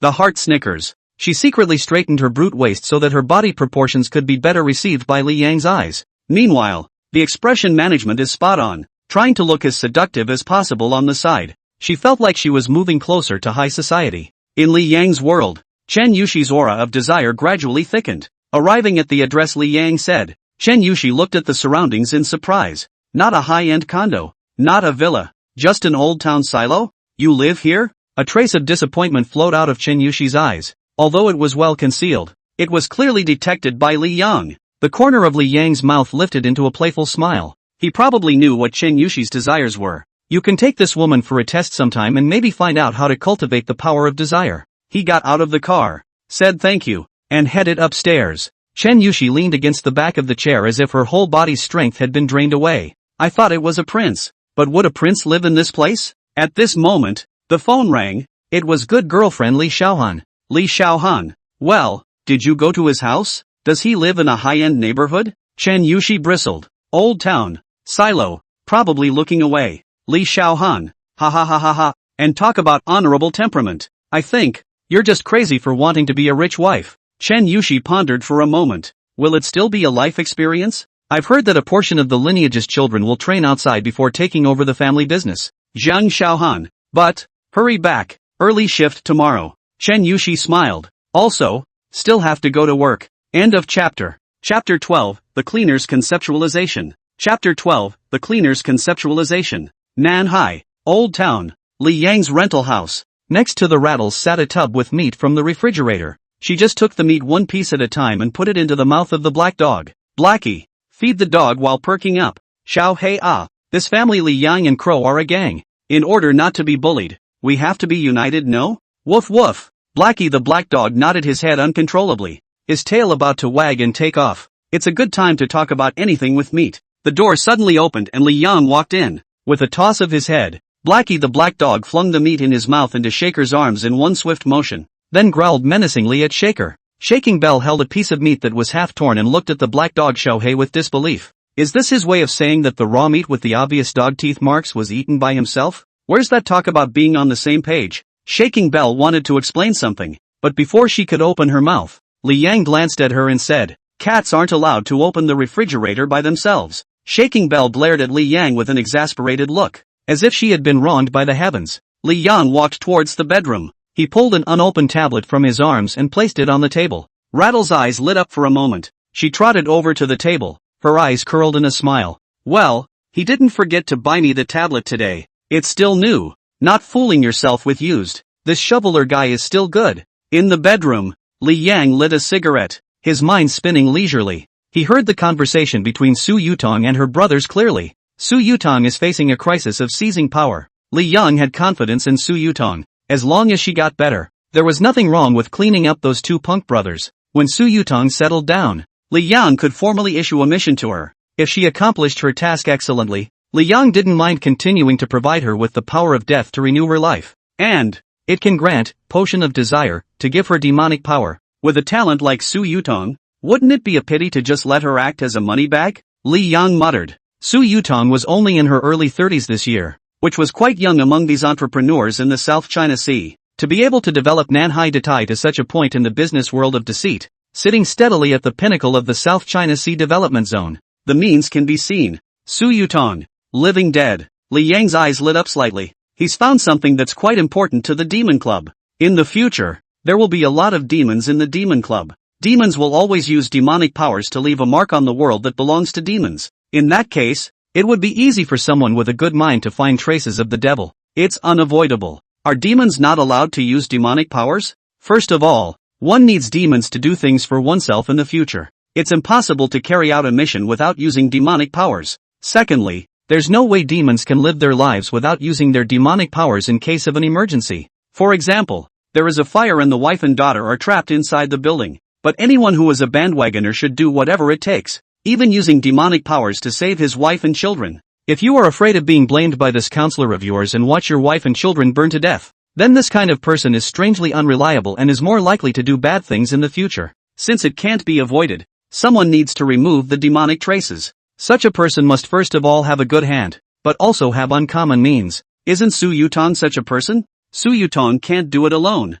The demon's business can't be exposed. Only she can know about it. So I'll have to equip her with some subordinates. And a living dead subordinate would be perfect. Li Yang took out his notebook. These living dead who serve the demons are called cleaners. Their role is to erase the traces left behind by the demons. Well, that's what I call obscene development. Li Yang turned a new page and continued to write. Cleaners can't just be anyone. They have to do a strict back check. It has to be someone who has no family and is seriously ill. Become the living dead and eliminate sickness at the cost of eternal life in the service of demons. If they ever get tired of dealing with demons, the power of death can be withdrawn from their bodies and they will die instantly. It's a gift to them and a convenience to me. Win-win. The blueprint for the behemoth that is the Devil's Club is gradually being perfected under Li Yang's pen. It is like the gradual development of a ferocious beast, just waiting for the day when it overrides everything and stirs up the wind and clouds. Li Yang closed his notebook and looked out the window with his deep eyes. In that case, Su Yutong is not only the first member of the Devil's Club, but she is also responsible for all of the Devil's Club's logistics and aftercare. She's the housekeeper of the Devil's Club, the Devil's butler. I hope she doesn't disappoint me. At that moment there was a knock on the door of the room, and the little doggy head of the rattlesnake peeked in furtively. Li Yang glanced at her. Cats aren't allowed in the bedroom. Rattle raised his hand schoolboy-like. Li Yang, I'm reporting that the crows stay out at night. Speaking of which, Li Yang was also strange. Raven has been strange since she achieved transcendence. He's been running around and followed himself to the green retreat today. Li Yang wasn't worried about Raven's safety. Who can hurt a demon? It's nice when crows don't go out and hurt people. Li Yang had also told it that it was not allowed to use its demonic power in front of anyone. The crow obeyed, and Li Yang was relieved to see it. Li Yang asked, anything else? Rattlesnake asked expectantly as she came in with her tablet. For the love of me, reporting Raven, can I get a membership? I was just watching Nijuo and Foxboy team up to Orochimaru and wanted to keep watching. Li Yang took the tablet and calmly said, membership is expensive. A month's membership can replace a car. In exchange, I'll give you a job. Find me some orphans who are seriously ill. Rattlesnake nodded vigorously. Yes, Li Yang is a nice guy. He doesn't even have a car himself, but he's charging himself a membership. Night, Southeast China Sea, Peace Square. The Raven stood on top of the mall building and looked around. A gleam of wisdom in his bird's eyes. Wow, when he barks, his head goes up, his wings spread out, and he does his best. The moonlight hit its body, and the shadow was stretched long and big, like a Western magic dragon with wings spreading. Fresh. The screams were shrill and echoed through the Peace Square. As it let out a shrill whistle, the entire square resounded with rising and falling cooing sounds. Only hundreds of pigeons fluttered their wings and stood quietly in the square. This crow has become the king of these pigeons. The crow fluttered its wings and flew off to the park in the distance. The pigeons fluttered their wings and made quite a commotion in the square. Immediately afterward, the pigeons followed the raven's back. End of chapter. Chapter 13 Discharge from Hospital. Chapter 13 Discharge from Hospital. The following day, Nanhai Development Zone. Nanhai Detail Group Building. Office of Deputy Director of Personnel. Mr. Su, I'll congratulate you in advance for becoming a director of the Nanhai Detail Group. The middle-aged Higashi Sakura man with a mustache, wearing a suit, and not very tall, smiled and raised the wineglass in his hand. The smile at the corner of Su Guangming's mouth gradually widened as he raised the wineglass in his hand. And thanks to Mr. Kuroki for his help. Su Guangming was the third oldest member of the Su family, Su Yutong's younger brother, and had been working in the company as an associate director of personnel. The associate director of personnel is an inactive position. The entire group was talking behind Su Guangming's back, saying that he was a second-generation ancestor who ate his sister's soft food. Luckily, that woman is going to die.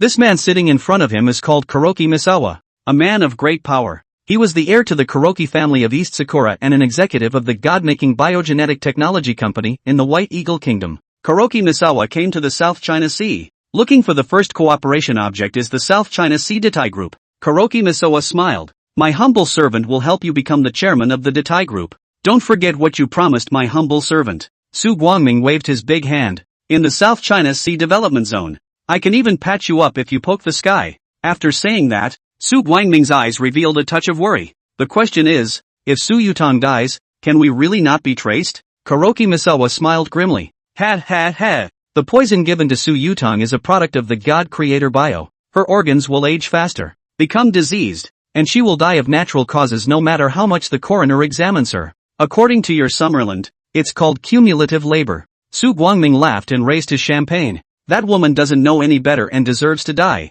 The sooner she dies, the better. Kuroki Misawa poured himself a glass of champagne and said leisurely, don't worry, there's no cure for the poison I put down unless. Su Guangming even asked, unless what? Kuroki Misawa joked with a light laugh. Unless death won't take her. Ha ha ha ha ha ha. Su Guangming chuckled at Kuroki Misawa's humor. That's when the phone rang. It's the number for the South Seas Green Nursing Home. Could it be that Su Yutong is dead? Su Guangming picked up the phone and breathed heavily. Hello? How's my sister? Su Guangming's eyes shifted from excitement to shock, from shock to stupefaction, and finally looked at Kuroki Misawa incredulously. Kuroki Misawa noticed something unusual and frowned. What's wrong? Has something changed? Su Yutong gave the syndicate to Su Guangzhou before he died? Didn't I tell you to block off Su Yutong's room? Su Guangming swallowed his saliva. Su Yutong. She's not dead. The hospital just called and said she's recovering well. Kuroki Misawa jolted to his feet. His eyes rounded. This can't be right. Su Guangming continued.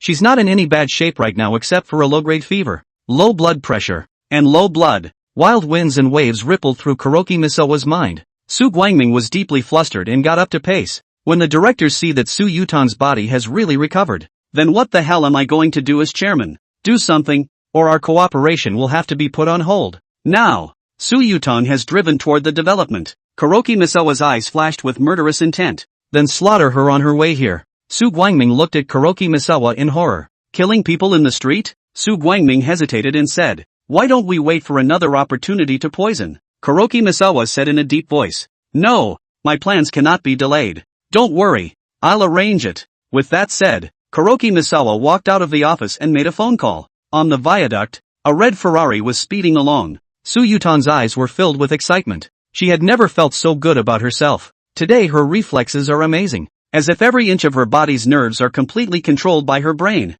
She used to be weak and completely unable to drive this sports car. Driving too fast puts fear in your mind. Now what? In her perspective, everything was slowing down. Su Yutong's mind floated back to that honorable figure. Is this the gift of death? Pardon death and give new life. This feeling of power made her squeal out. The car was passing through an intersection when a heavy truck hit a red light and came crashing toward her body like a runaway beast. Su Yutong reacted quickly. Throttle. Tap the brakes. Twist the steering wheel. All at once. Everything comes from muscle memory in general. The red Ferrari dodged the impact of the heavy truck, but the heavy truck slammed hard into the stone pillars supporting the viaduct. Su Yutong stopped the car and walked towards the heavy car to check for casualties. The door of the heavy truck opened and a big bald man got out cursing. Bitch, how do you drive a car? Driving a luxury car is a big deal? Su Yutong stopped and looked at the big man warily. Having become the living dead, she is very observant. She clearly caught the change in the driver's facial muscle movement. That driver was nervous,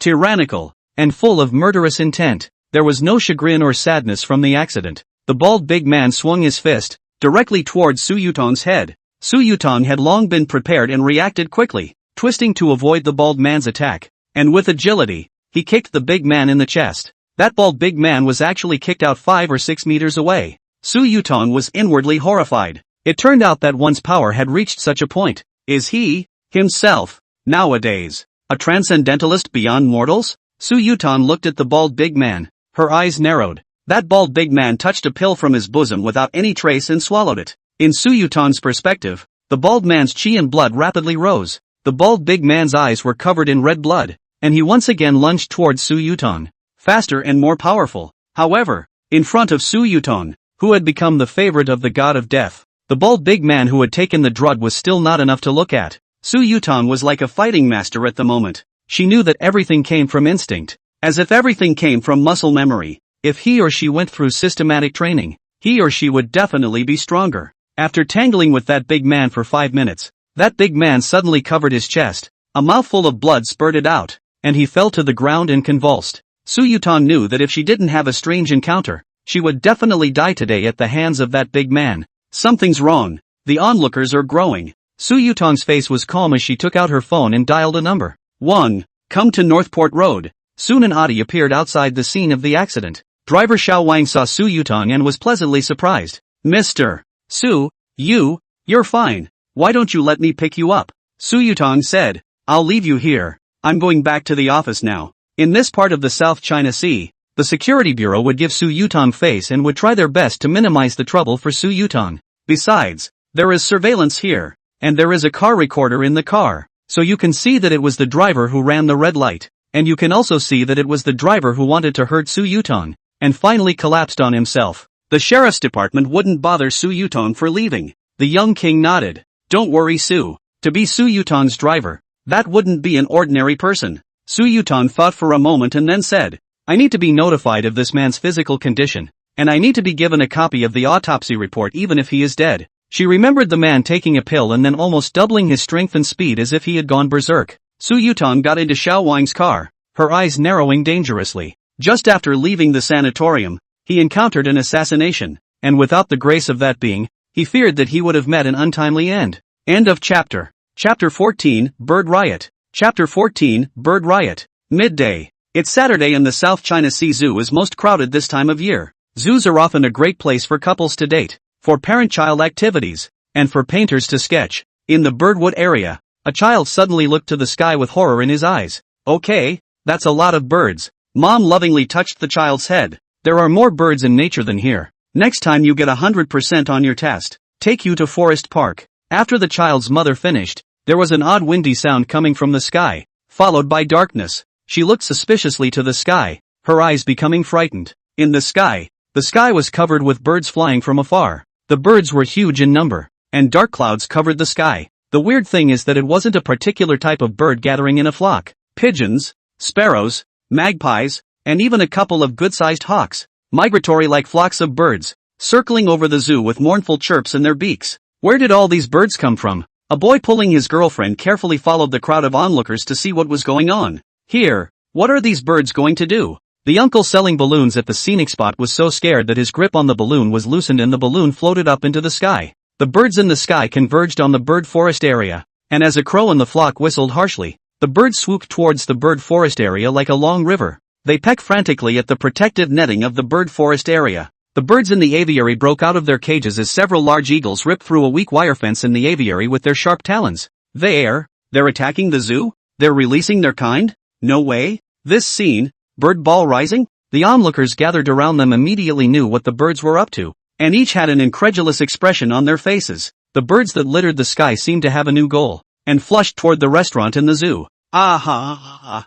Fierce screams emanated from the supermarket and a waitress ran out of the restaurant in panic. Asterisk, where do you get so many birds? There are eagles. Bite. More and more waiters, more and more customers ran out of the restaurant as if they were running for their lives. The sound of things breaking in the dining room was loud and clear. The restaurant quickly fell to the birds who were eating in the dining room. The largest restaurant in the zoo became a birdhouse. Damn thing. One of the boys was scratched and wanted to get his hands on those birds. The girl beside him stopped it in a hurry. Don't hit them. There are so many birds. You're not afraid of their revenge. Everyone was silent. These birds are organized like people, and no one knows what will happen if they hurt a bird. Are birds intelligent now? The world is getting more and more epileptic, and they're losing sight of it. Call the police. Call the fire marshal. The restaurant owner pointed and glared at the employee. He didn't get his cell phone out in the restaurant. The sirens of sheriff's cars and fire trucks sounded inside the zoo. Even the TV reporters came in for a live broadcast. The bird forest area was cordoned off, and outside the cordon was a large crowd of onlookers. Inside the cordon were a variety of birds looking intently at the sheriff and fire marshal. The sheriff's squad leader sucked in a breath of cold air. That's strange. Where did all those birds come from? That's tens of thousands of them, isn't it? The whole city's birds are here? An older man who was outside the barrier line kept tiptoeing in to see what was going on, and he opened his mouth. Moncler Outlet Store Online. I was playing Tai Chi in the park outside the zoo this morning when I saw these things crowding toward the zoo. I thought it was strange, and even bought a ticket to come in and watch the fun. You didn't see it just now. These birds took down the protective netting in the bird forest area. The sheriff's squad leader felt a toothache. These things are here to save their fellow man? This whole thing is so off the wall. These birds can open the fence? I don't believe it. The sheriff's captain muttered. The fire marshal came over. Nothing is impossible. There are large raptors among these birds, and if these large raptors are lucky enough to find a weak spot in the protective netting, it is possible to cooperate in tearing it apart. You know, some raptors can scratch a human skull apart. The vigilante captain froze. And this could cause bloodshed? At the command of the fire squad leader, several fire officers brought the hose attached to the fire engine. Open the water valve. The water gun swept through, and those birds let out a panicked chirp. The flock was flushed. Some of the raptors tried to fly up and fight back and were immediately treated as a priority. Under the impact of the water gun, those raptors suffered heavy blows, and some of them even had their wings washed off. The birds began to flee, gathering in a black mass in the sky, then dispersing and quickly disappearing over the zoo. The fire officers grabbed the large raptors that were causing the most trouble with safety locks, lifted them by the paws and threw them into the fire truck. A vast uprising of birds ended with the fire officer's water gun. In the branches of a tree, out of sight, a crow cocked its head and watched the scene quietly. Its eyes were gradually crowded with grief. The raven opened its beak and the air around it vibrated in strange ways. It seemed to be trying something and kept opening its mouth. I. It had actually learned to speak. With an odd, not to say unpleasant, voice, the crow opened its beak again. So much for my great black empire, my loyal people. It learned violent bloodshed on Rattle. It learned to take in minions in Liang. So there was such a farce as today. Suddenly, the raven looked furiously down the tree. Under the tree, a well-built man in a black trench coat was looking at it. The raven's pupils quake, flutter their wings, and burrow into the inside pocket of the man's trench coat. Liang looked at the crow carefully. This crow that was just talking? He looked back to the still cordoned-off birdwood area. Kinda underestimated this guy. Raven made all this noise without using her demonic talent? Where's the devil in that stupid dog who does nothing but eat and sleep? Even Liang would forget that the dog was a three-headed dog from hell. That said, it's still the crows that learn so well. It observes all the time, thinks all the time, and learns all the time. Originally, he had thought of sending Rattling Bell to distribute tasks to Su Yutong for 2 days. But actually, Raven was a bit more suitable. Liang knocked on the crow's head.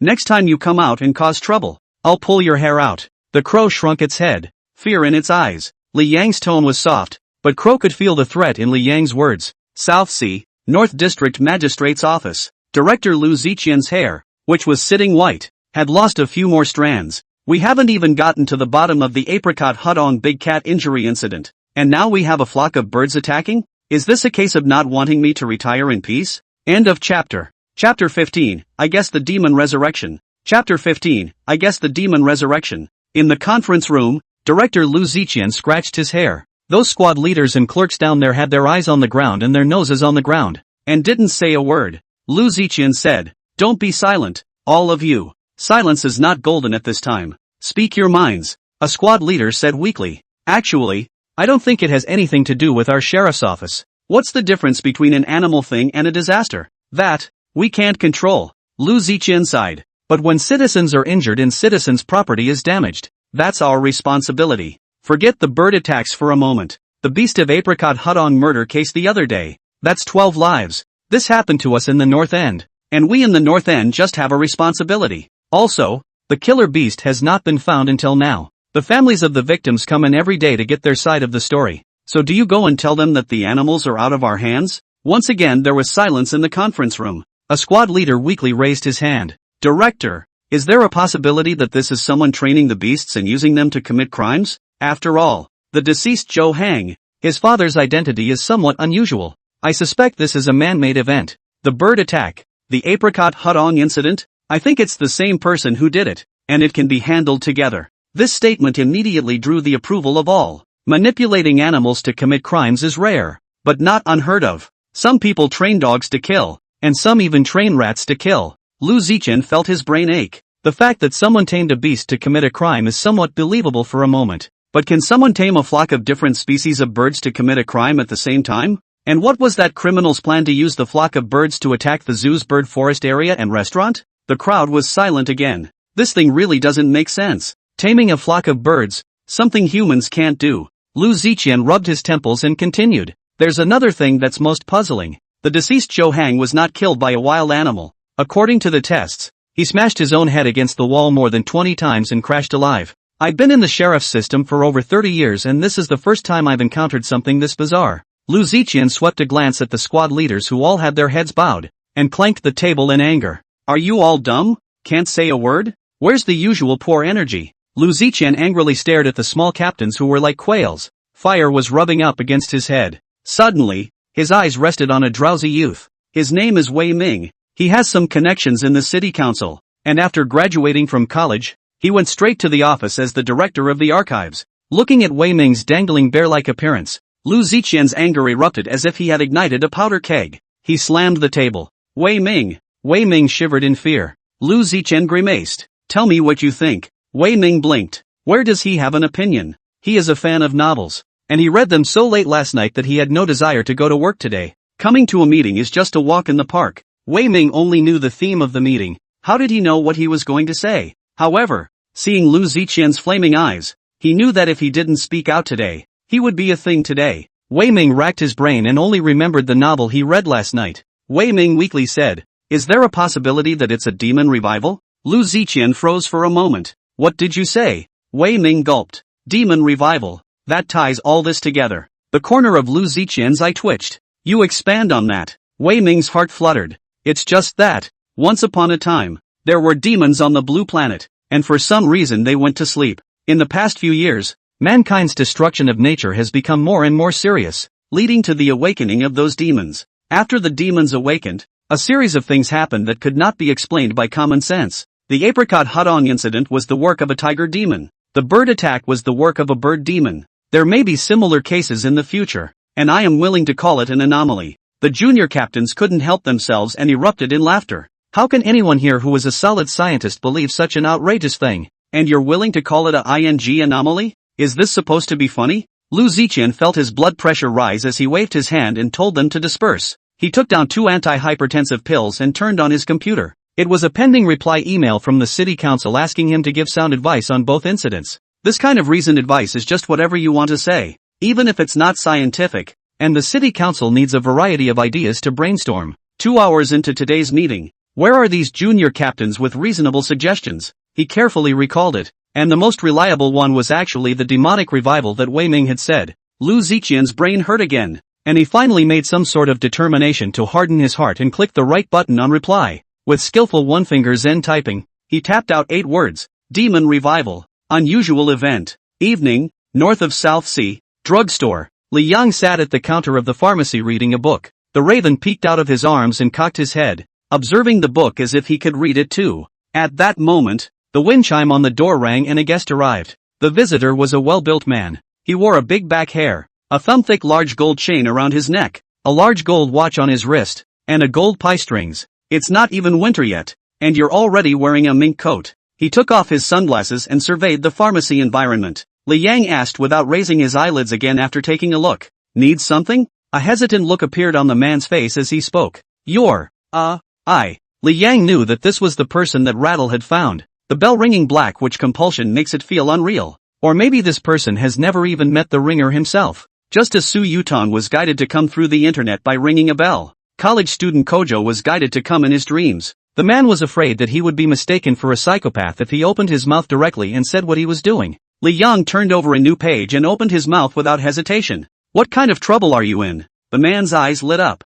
He pulled out the gold-encrusted business card from his pocket and handed it to the table in front of Li Yang. Excitedly. Gee, you're such a big fairy. The corner of Li Yang's mouth twitched slightly. Desiener? The man hastily pulled another huazi out of his pocket to light it for Li Yang. Li Yang refused with a black face. The man was full of flattery. For the past few days I've been thinking I was too milky. I don't think this thing can be an illusion. My great-grandmother always said to come here when you have a problem you can't solve. Li Yang glanced at the man. What kind of torture is this for the rattles? He looked at the business card again.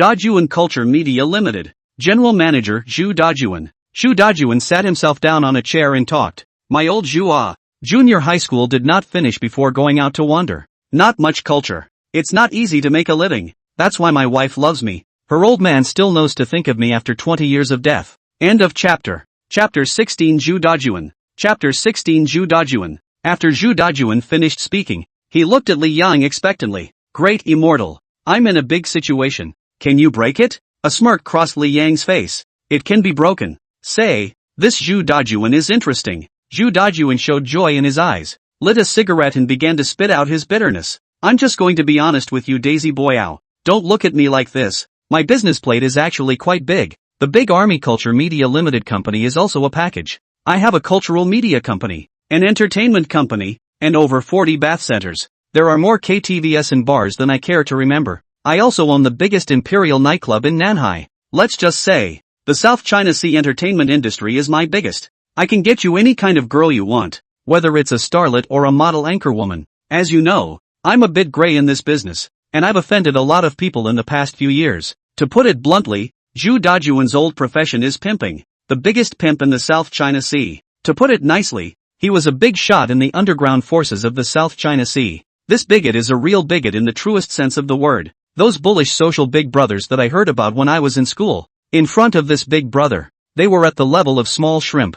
Zhu Dajuan has recently encountered a rather troublesome matter. The big guy he didn't get along with was called Zhou Qing, and his son died a few days ago. Zhou Qing recognized that it was Zhu Dajuan who killed his son, and went crazy for revenge. Zhu Dajuan is not used to him, and several times Zhou Qing did not get Zhu Dajuan. Later, Zhou Qing didn't know which god's support he had gotten, making many of the leaders under Zhu Dajuan's hand die unexplainedly at home. Zhu Dajuan didn't have a good time either. He basically lived in a different place every night for the first half of the night and the second half of the night, fearing that Zhou Qing would figure out where he lived and have someone killed in his home. The last few days have been so simmering that I'm in a trance. And so, in a trance, saw the Taiyuki. He felt that he had a mental problem that was causing the hallucinations and had been to the hospital. The hospital just said he was under too much stress. But, too much milk appears too often. And always talking about this pharmacy. He had to suspect that Tainan was showing the way. After Zhu Dajuan finished his encounter, Li Yang's face turned odd. Zhou Qing's son is called Zhou Hang? The one who was killed by the bell ringer a few days ago was called Zhou Hang. It can't be such a coincidence, can it? Zhu Dajuan stood in awe and gave a thumbs up. Desiener is truly a man of God, he said. And then he was careful. It's been such bad luck lately. Can it be broken? Li Yang said. Yes, but expensive? Zhu Dajuan patted his chest. Don't worry, Desien. Zhu Dajuan, have nothing else but a lot of money. 100,000 or 200,000 is no problem. Li Yang snorted and stopped looking at him. Zhu Dajuan frowned. Not even 100,000 or 200,000? The rent for your little store is just a few tens of thousands of dollars a year, right? Zhu Dajuan said weakly. Why don't you make an offer? Li Yang always looked at the book without raising his eyelids. Two ways. First, I want $100 million and your desires. I shelter you for a week. Second, I want your imperial nightclub. And you will submit to me and I will shelter you for the rest of your life. If Zhu Dajuan chose the first way, Li Yang would send a demon to protect him for a week and then have the ringing bell erase his memory.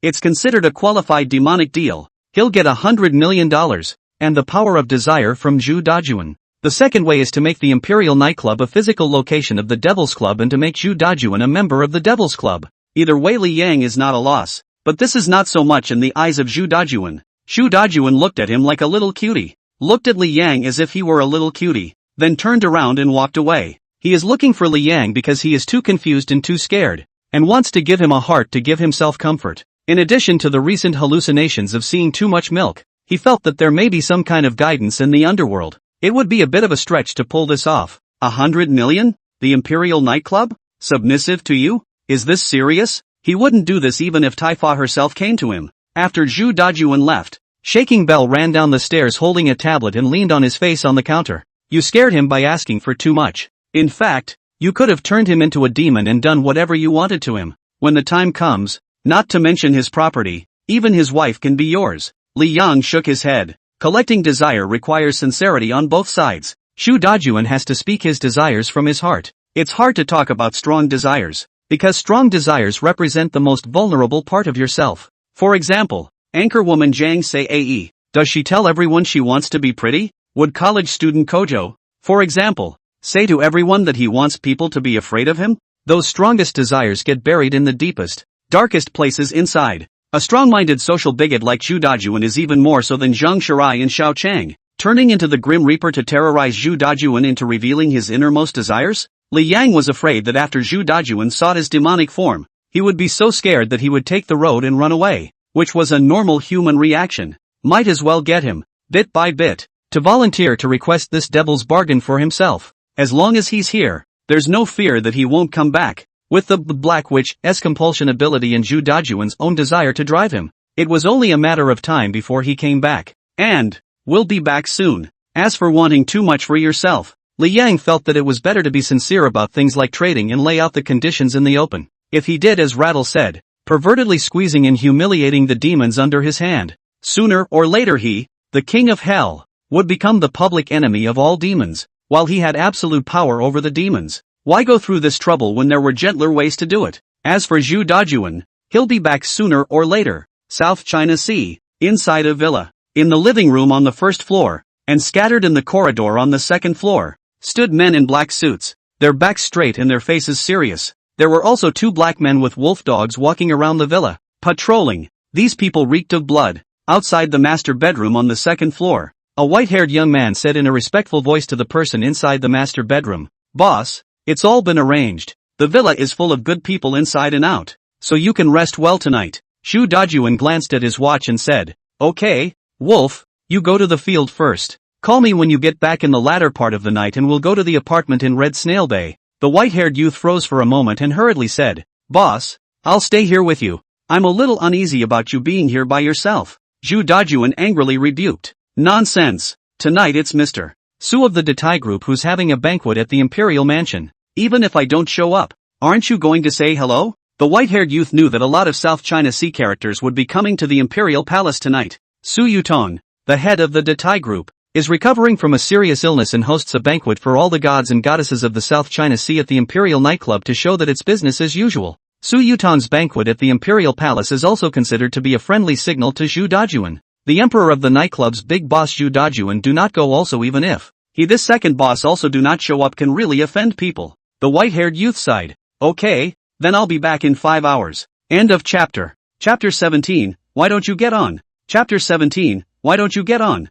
At 1 in the morning, Xu Dajuan was sleeping soundly. He rolled over and felt something furry and wet in his hand. Immediately awake, Xu Dajuan's eyes instantly opened and quickly reached out to touch the gun under his pillow. After scanning the room to make sure there was no danger, he looked to his side. 2 disemboweled wolfhounds lay beside him, blood staining the sheets and covers, and his pajamas. A chill ran from the soles of his feet to his head. He slowly got out of bed and carefully walked out of the bedroom with the gun. Xu Dajuan rounded his eyes in horror. The door was littered with the bodies of men in black, blood staining the floor and dripping down the stairs towards the first floor. He felt like he had walked into a horror movie scene. Someone has killed dozens of men who have seen blood, and stuffed 2 wolf dog carcasses under their covers, while still sleeping like a dead pig. You have to know that Xu Dajuan climbed step by step from the lowest level horseman to this position today. After all these years of ferocity, he had long since developed the ability to grow an eye in the back of his head. He's quick to alert at the slightest hint of wind, even when he's drunk. But today, is it a ghost?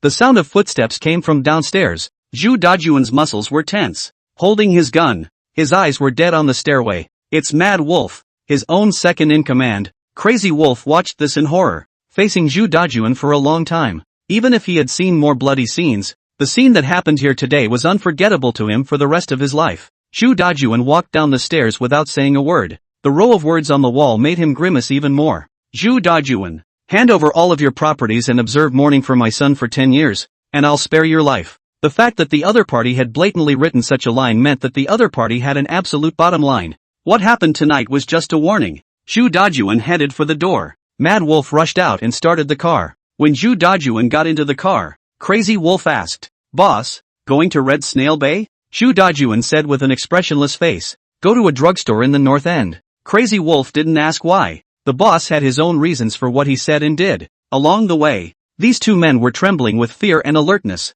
being able to kill so many people silently. What kind of path the murderer was they couldn't see. They even wondered if the murderer was even human. Finally, we got to that drugstore. The pharmacy is closed. Mad Wolf said, "Big brother, should we find a place to stay?" Shu Dajuan tightened his jacket. "Wait," Mad Wolf asked as he surveyed the medicine store, which was an ordinary store. "This pharmacy has people who can help us. It doesn't look like it in any way." Shu Dajuan closed his eyes. Intuition. Mad Wolf shut his mouth. This boss of his has a sense of smell and intuition as sharp as a wild beast, and it's always good to listen to him. Early in the morning, Li Yang led Xiao Hei towards the medicine store. Li Yang just opened the door of the pharmacy. Shu Dajuan immediately jumped down and said with a shy smile, "Morning, Daisy. Walking the dog?" The tone was fawning, but subdued and calm. Like schoolchildren browbeating their teachers, they couldn't see a trace of the nervousness of the crisis they'd just gone through last night. Li Yang gave him a light look and walked through the door, entering the counter and picking up a book. Shu Dajuan rubbed his hands together and smiled. "Was De Siener angry yesterday?" "Old Zhu, I apologize to you," Li Yang asked, flipping through the book. "Thinking about it?" Shu Dajuan nodded solemnly. "I've decided to trust my Teiyukai. And you, Daisener?" Li Yang continued to ask. "Which way do you choose? First, take out $100 million and whatever desire you have to get shelter for a week. Second, hand over the Emperor nightclub and submit to Li Yang, who will bless him for the rest of his life." Shu Dajuan scratched his head and said, "I don't want to be anyone's little brother just yet, so I'll hold off on the second one. I'll go with the first one. I'll come up with $100 million. But what you mean by that desire? I really don't know what you mean." Shu Dajuan has this character. He can put down his face with anyone, but don't ever think he's any good. Such people tend to bite more painfully. Li Yang said, "It's okay, there's no rush." Li Yang wanted to get another $100 million, take the Imperial nightclub, and take Zhu Dajuan as a servant. Zhu Dajuan is also quick. Directly asked Li Yang for the bank card number. A week was plenty of time for him to come up with a response. Zhou Qing that can call out the experts. He can also find a way to get it, as long as this great fairy was reliable and could really cover him for a week. Shu Dajuan arched his hand at Li Yang and smiled. $100 million is not a small amount. It will take at least 3 days. Can we get credit first? Li Yang waved at Blackie. Blackie immediately came over with his tail wagging. Li Yang said, "Take it home. Leave it on the doorstep and in the house all you want. You'll be fine for a week." The smile on Zhu Dajuan's face froze. "De Siener, you mean to tell me to let this dog protect me?"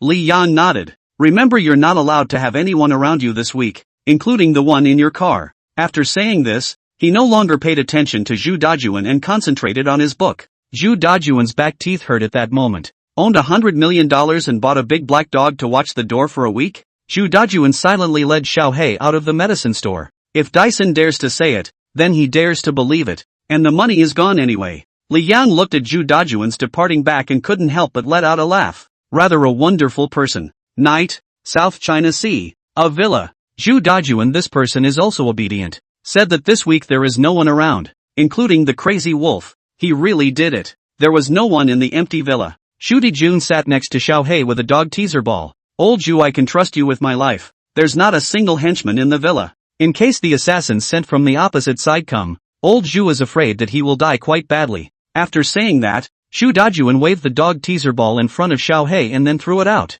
"Go on, pick it up. It's a good way to ease anxiety by teasing the dog in your spare time." Xiao Hei ran over with gusto, picked up the teasing dog ball, waved it in front of Zhu Dajuan, and then threw it out as well. It stared at Zhu Dajuan and skimmed its head toward the teasing dog ball not far away, meaning as if to say, "It's your turn to pick it up." The corners of Zhu Dajuan's mouth twitched for half a day. "You're pretty damn humane for a dog." He suddenly returned to his senses and looked at Blackie intently. "So humane, maybe you do have something to say." Suddenly, Zhu Dajuan looked alert and took out a pistol from his pocket. A man appeared at the stairway entrance at some point. The man was bald, dressed all in white, and spoke an unskilled Mandarin. "Mr. Shu is so bold that he only keeps a dog around." "Zhu Dajuan, what are you?" The words had just been asked, and the man was just about to answer when Zhu Dajuan fired. He thought he could take the Asian geezer who didn't know what kind of bird he was with his old six behavior. But a scene that shocked him appeared. The bald man's head quickly snapped off and the bullet shot against the wall against his ear. The bald man's face was grim. "You really are as shameless as the rumors say." Zhu Dajuan narrowed his eyes at the bald man. You're the one who killed my men. Do you think your military master doesn't have a little backstabbing today?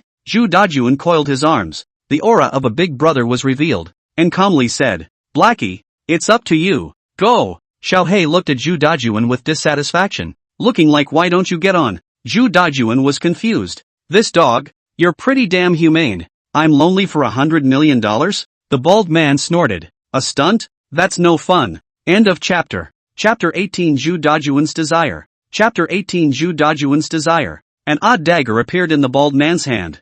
Zhu Dajun recognized the thing. That's the bitterless that the legendary Middle Eastern Sakura ninja used. The bald man juggled his bitterness with one hand and stepped closer. Mr. Zhou said that he can quit the Jianghu after handing over his estate and keeping mourning for Mr. Zhou for 10 years.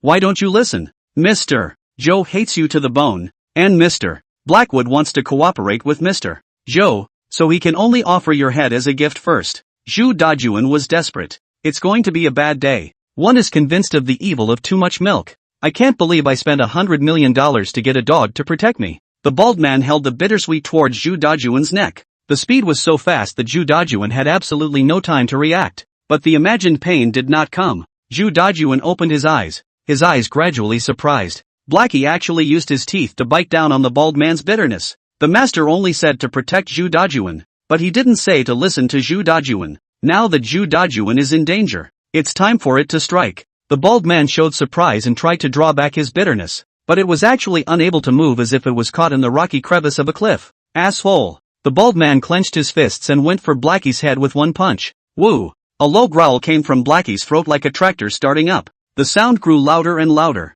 going from a tractor start-like sound to an airplane roar. Xiao Hei's size also gradually grew larger, and his eyes became more and more ferocious. Finally, the bald man let go of the bitterness in his hand and looked up with his mouth frozen open, gazing up at the behemoth with its head against the ceiling. What a monster! His three views are being shocked. Shivering, the bald man pulled a pill from his pocket and swallowed it. Speed and power beyond peak condition. Even with an explosion of speed and strength, he didn't have the courage to face this monster. The bald man backed up slowly, followed by a quick move through the house. He's looking for a chance to break the window or escape through the front door. Blackie's two eyes seemed to be unable to keep up with the bald man's movement speed, and he tossed his head in displeasure. Flesh bulged out of the sides of his neck and two more doggy heads burrowed out. Six eyes locked on the bald man at all times. The bald man directly collapsed to the ground at the sight, pointing at Xiao He in a trembling voice. Earth! Hell's three-headed dog! If it was the previously enlarged Blackie that made the bald man lose his confidence in winning the fight, then the current Hell's three-headed dog made him directly lose his confidence in living. That's the legendary three-headed dog of Hell. The legendary being who guards Hell for the king of the underworld. Xiao He opened his big mouth and swallowed the bald man into his stomach with a single bite. Then all six eyes looked at Zhu Dajun at the same time. Zhu Dajun's mouth didn't close for half a day, and he swallowed his saliva hard. His three views are constantly being shattered and he is constantly trying to rebuild them. Finally, he accepted the reality. He finally knew where his $100 million was. If this dog is the three-headed dog of Hell, then, what is that great immortal? No, that's definitely not a person. Satan? Lucifer? Hades? Hades? Zhu Dajun's eyes flashed with the light of ambition. That one wants to take me as a little brother. So I'm hesitating for a hammer. You want me to have a nightclub? I could give him my entire family fortune. Want my loyalty? My life is his now. Because, with this kind of horror booster, the South China Sea underground world, I won't be able to give it back in no time. I, Zhu Dajun, am the king of the South China Sea underground world. TSK, TSK, TSK. I, Zhu Dajun, have immortal destiny. Tai Nan honestly doesn't deceive me. That's when a teaser dog ball was kicked by Blackie with his paw. Zhu Dajun smiled like. He pounced on the dog teaser ball and happily retrieved it. Zhu Dajun fawned. It was the little one who was rude before. Master Xiao He, let's go to the pharmacy again. The wind chime of the drugstore rang, and Zhu Dajun came. This underground brother stood in the store not daring to move, honest as a quail. A crow flew down from upstairs, and Zhu Dajun smiled sarcastically and lowered his head. He was now careful and respectful of every herb in the apothecary's store. Crow tilted his head and looked at Zhu Dajun as he opened his mouth. Upstairs. With that, the raven flew towards the stairs. Raven. The crow speaks. Is this one like the three-headed dog from Hell? After the shock passed, Zhu Dajun stabilized his mind and walked towards the second floor. Second floor. Li Yang took out Zhu Dajun's business card from the drawer and played with it. This business card is edged in gold and has a lot of texture. Li Yang felt that members of the Devil's Club should also have this kind of membership card to prove their identity. At this moment, Zhu Dajuan knocked on the door of the second floor and lowered his head. Fight. Bother you. Li Yang glanced at him. Come in. Zhu Dajuan walked inside the door and asked in a low voice. You? What are you really? Li Yang placed Zhu Dajuan's business card on the table and tapped the desktop. A huge pressure instantly enveloped the entire second floor. Zhu Dajuan looked up in horror. That boss in front of me is like a god standing at the top of the earth. D.O.D. The aura is powerful and dignified, making Zhu Dajuan ashamed of himself. Li Yang slowly stood up. It seems you're ready to give me your desire. After your desires are mine, I will erase your memory. From now on, there will be no crossings. No more intersections? How's that gonna work? Zhu Dajuan plopped down on his knees, brewed for a moment, and riveted his strength to shout. Army, drifting for half a lifetime without meeting a clear master. Today, I would like to worship Mr. Lord and serve him from now on. The Imperial Palace nightclub? A meeting gift from Mr. Jun Xiaojun. This passage was the most cultured one that could come out of Zhu Dajuan's mouth. The corner of Li Yang's mouth pulled out an arc, and his hand touched towards Zhu Dajuan's head. As he slowly reached out, his body shifted. The flesh gradually faded, and the appearance of death gradually appeared. It turned into a skeleton wearing a black business shirt as Zhu Dajuan stared in awe. Li Yang's hoarse voice came from the skeleton's mouth. Looks like you chose the second way. Li Yang's skeletal hand was placed on Zhu Dajuan's head. Tell me your desires, and I grant you the right to become my slave. The voice was husky, very magnetic, and the low tone was the whisper of a demon. Zhu Dajuan's heart thumped wildly. This must be the Grim Reaper, the legendary king of hell. It's the only kind of being that's interested in something as abstract as desire. With this visual impact, this atmosphere, his desire came off. I've been in the business for 23 years, and I'm afraid of being arrested by the magistrates, and I'm afraid of being sought out by my enemies. Me, I want to hide and no one can find me. Who would have thought that such a pugnacious man, such an underground big shot who had killed his way out of the bloodshed, would have such desires? Desires are desires because they are never realized. To this point Zhu Dajuan has long been not alone. There are thousands of threads of money on the body. Where can he hide? P.S. Extra today. One more on the way. End of chapter. Chapter 19, The Shadow Demon. Chapter 19, The Shadow Demon. Li Yang laughed, his voice a bit eerie. Interesting desire. The black runes in his eye sockets collected Zhu Dajuan's desires. Li Yang walked to the table, his back to Zhu Dajuan, and the skeleton held the desire magic jar in both hands. The rich power of desire surged into the magic jar and became a black mist, which gradually liquefied and became the potion of desire. Li Yang poured out a small portion of the desire potion and handed it to Zhu Dajuan. A gift for you. Drink it. Without a moment's hesitation, Zhu Dajuan drank the cup of desire potion in one go. After a few minutes, Zhu Dajuan looked at his hands in horror. His hands liquefied as if they kept dripping on the ground, and the parts that dripped on the ground turned into shadows. Immediately afterward, his entire body turned into a puddle of shadow. The shadow slowly gathered and changed into a human body once again, an almost transparent body, scarlet eyes, and demonic power surging through his body. An arcane message entered Zhu Dajuan's mind. Shadow Demon. Equivalent rank, mental power level 1. Talent, eating living shadows. Shadow eating consumes mental energy to devour the shadows of living creatures. Creatures whose shadows are devoured will have their physical strength, lifespan, and mental strength reduced. After devouring the shadow demon's mental power will slowly increase. With a thought, Zhu Dajuan changed back to his human state. He looked at Li Yang in horror and immediately kneeled down. Mr. Awesome. Nay, old Zhu is low in culture and awesome to walk the world. Li Yang sat back in his chair, his skeletal fingers tapping the desktop. From now on you're a lowly member of the Devil's Club. Your membership card will be sent to you by my apostle in a few days. You can go. The Devil's Club. The name was memorized by Zhu Dajuan. Zhu Dajuan stood up, his head kept low, and asked, and is the Empire nightclub also taken over by Mr. Apostle? Li Yang waved his hand, and Zhu Dajuan didn't dare to say more and hurriedly retreated. After Zhu Dajuan left, Li Yang changed back to his human body. He took his notebook out of his trench coat pocket and wrote the word apostle. The apostle is my advocate. The apostle is above the rest of the demons in the demon club. Currently, I have Black Witch, Hell's three-headed dog, and Demon Raven available as my apostles. But these three demons are not human.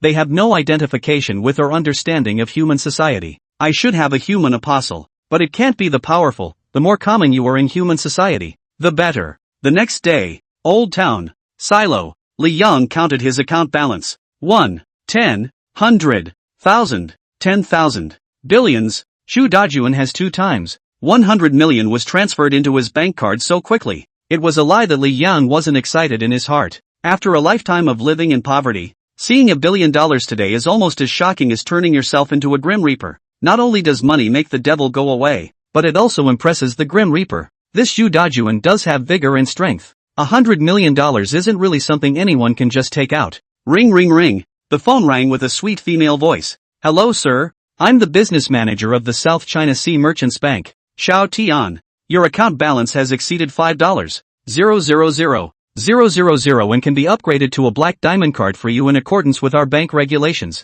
The Black Diamond card enjoys privileges such as airport VIP lobby breaks, Clayton Hotel advance bookings, and reservation-free access to China Merchants Bank in South China Sea. Please, when do you have time? You can come to our bank to do so, Li Yang said. Tell me more. Aha, okay then. Here's my number. You can contact me when you have time. Li Yang hangs up his computer, gets up and dresses, puts on his yarmulke and heads for the door. When he had money, the first thing he would do was to buy a house first. A villa. He needed a place to live that was as quiet as possible and large enough. Counting him, it was inconvenient to have 4 demons crammed into a crowded old town. Li Yang didn't take a taxi and got on a bus in front of the neighborhood. It's not the morning rush hour. There's room. He sat on the seat, leisurely reading the newspaper. A new property recently opened is not bad. The newspaper and television have advertised. Maybe it's a different mood. Or maybe it's because you're in the power of the devil and have $1 billion in your pocket. And public transportation, which you normally hate, has become interesting. Crying children, teenagers playing games, office workers eating breakfast to catch up on plans, Moncler Jackets outlet waiting to go grab an egg. Everything becomes mundane with meaning. Perhaps it is true that only when you are out of a certain class and look back can you realize that once the world was full of harmonious beauty and hear the voice of life. The bus ends at the destination Love Home Housing Company. Ijia Housing Company is a very large real estate and economic company, which has a variety of properties in the South China Sea. The door is very large, not compared to those small agents. Li Yang put away the newspaper and walked through the revolving door of Love Home Housing. Not far away, 3 young men and women were eyeing Li Yang as he walked into Love Home Housing. A young, beautiful woman marveled. Isn't this Li Yang? Came by bus? I told you it wasn't a rich kid. And you didn't believe me when I told you a long time ago. The other woman was dressed in a white shirt, narrow leather skirt, black silk heels and a little mom sense. She smoothed down her big waves and smiled awkwardly. Okay. I went off the deep end okay. These 2 beauties were none other than Li Xiaohan and Chen Yuxi. Beside the 2 beauties, there was a young man who was not badly dressed. The youth opened his mouth and asked, "Who is Li Yang?" Sounded a little vinegary. He's Li Xiaohan's boyfriend. A rich kid who was fighting over the family estate and running around the country trying to build a career and beat his competitor's brother. This time, I came to Love House Realty to buy a small apartment for Zhang Xiaohan. Zhang Xiaohan hurriedly wrapped her arms around the youth and pampered him. Honey, I don't know him well. He's in Chen Yuxi's class. Chen Yuxi said a few days ago that he was a second-generation rich man, saying that his family was rich. Turns out he lives in Old Town. An embroidered pillow is all. The youth secretly gazed at Chen Yuxi with a fiery gaze. He came to the South China Sea to visit a wealthy businessman at the South China Sea Green Sanatorium, but unfortunately ate a closed door. It was good that he had something else to gain. He met Zhang Xiaohan and Chen Yuxi. Both beauties are in top shape and face. The youth could tell at a glance that these 2 were gold-worshipping whores, and he had the most tactics to deal with this kind of woman. This apartment purchase wasn't just for Li Xiaohan. Li Xiaohan and Chen Yuxi were BFFs, and when he returned to the north, these 2 sisters were sure to live in the apartment together, close to the water. You get the moon first. Not only did he want to take Zhang Xiaohan into his bed, Chen Yuxi had no intention of letting go. Imagine, every time you come to Nanhai on business, there are 2 sisters like Jade serving. How cool it is. The youth laughed softly twice. That's okay, if it's one of your classmates, I can find him a job for your sake. End of chapter. Chapter 20, God's Heroes. Chapter 20, God's Heroes. Zhang Xiaohan bristled. No, why should we help him find a job? I hate people like Li Yang. Look at his clothes. That watch. It must be $100,000. Looks like a successful man with no pennies in his pocket. Vain men who like to pretend are the worst. Chen Yuxi didn't say anything. She knew that this was Zhang Xiaohan using Li Yang to insinuate that she had looked away. Quite embarrassing. The youth had a generous look on his face. Alas, you can't say that. All men are good at saving face. I've seen a lot of shallow young men like him. To look like the social elite, so spare money on dressing up. How? Can't say he's bad because it's a common problem for most ordinary people. When life got tough he realized that he couldn't change his clothes for money. People, they still have to have real skills of their own. Zhang Xiaohan looked at the youth adoringly. You're so good dear. You're so philosophical in your speech. After saying that she glanced at Chen Yushi in a slightly conspicuous manner. Yushi in the future, you should keep your eyes peeled. Don't be fooled by that kind. Chen Yushi was a bit uncomfortable. Li Yang didn't lie to himself how to say as if he has been cheated of money and sex. Zhang Xiaohan nodded and tugged on the youth's lapel. Honey, when are you going to buy a house? What are we waiting for? The youth took out his cell phone and looked at it, grinning. Okay, it's okay, let's go. An hour later, Zhang Xiaohan excitedly chose a house type, and when the youth went to finish the formalities and came back, Zhang Xiaohan was confused. She looked at the youth in surprise. Honey, how come it's not full payment? The youth's eyes fluttered. Full payment is not appropriate. Installments are better. Don't worry, I'll pay all the monthly payments. This damn place, Nanhai, the house price is really damn high. I just asked for some money from my family and borrowed some from my good buddies. The credit card software just alerted him that his installment had been approved. With $500,000, there's nothing wrong with a down payment on a small apartment. Full payment? Are you kidding me? Zhang Xiaohan nodded plausibly. Anyway, it was not her who paid the mortgage. What was there to be afraid of? Soon, Zhang Xiaohan discovered a new problem. She awkwardly glanced at Chen Yushi and asked the youth, is it a mistake? How come I'm not the head of the household? The youth explained, I pay the mortgage, so I must be the head of the household. It's okay, I'll just add your name to the real estate license in a few days. Chen Yushi glanced at her little sister with sad eyes. The guy obviously wasn't going to buy her a house and was fooling her. Zhang Xiaohan was not happy. Although I don't have to rent a house in the future and I have a new house that I don't have to pay for, I'm still not happy about it. The psychological fallout is too great. The youth could see Zhang Xiaohan's dissatisfaction and also saw the disdain under Chen Yushi's eyes. And there was anger in his heart. What's more, I can buy a small $1 million apartment just by saying so. Isn't it much better than what you guys just said about Li Yang? The youth's afterglow suddenly swept over someone. It was none other than the Li Yang they were talking about just now. The youth's eyes flashed with a hint of cunning. That's when pulling a human beggar for comparison sets off your own excellence. The behavior was childish, but it worked well for a lowly gold-digging woman like Zhang Xiaohan. The youth took the excuse that he wanted to get to know their classmates and led the two beauties towards Li Yang. Li Yang looked seriously at a mural. That mural is of several angels holding a chalice. Ancient. Esoteric. He thought that this style could be referenced on the membership card. A voice interrupted his thoughts. Hello, are you Li Yang? Li Yang was dissatisfied with being interrupted in his thoughts and frowned at the visitor. It was an unknown youth. Along with Zhang Xiaohan and Chen Yushi, Li Yang's gaze was placed on Chen Yushi. The scent of desire in her was still the same. No more, no less. The youth's eyes darkened. Chen Yushi and Zhang Xiaohan were both forbidden properties he had his eye on. And this beggar had the nerve to have ideas? At that moment, a middle-aged man in a suit walked over with a professionally dressed woman. The middle-aged man slightly owed his body, extended his hand, and respectfully said, hello, I'm the sales director of Aya. My name is Wu. Thank you for choosing Aya. Li Yang shook hands. Hello. With a smile on his face, the middle-aged man took out a card and handed it to Li Yang. You really do have such good taste, and that mid-level villa definitely fits the bill. It's quiet. Since you are paying full price, you are being given a $200,000 gas card. For a big shot like Li Yang, who purchased a house for $88 million in one breath, Aya will definitely not be slow. 4. Such bigots are themselves worth much more than the value of the villa. Batten down the hatches if you can. After Li Yang said thank you, the middle-aged man owed his body and left, not daring to bother Li Yang more. The three of them, Zhang Xiaohan, directly froze in place for a long time. Mid-levels villa. Full payment? How much does a mid-level villa in Nanhai cost? They have no concept of it at all. The youth's face shifted as he held out his hand unnaturally, stuttering his words. That, Mr. Li, hello, I'm from Binchang He Greening Company. He's come to the South China Sea to find a big brother to back him up.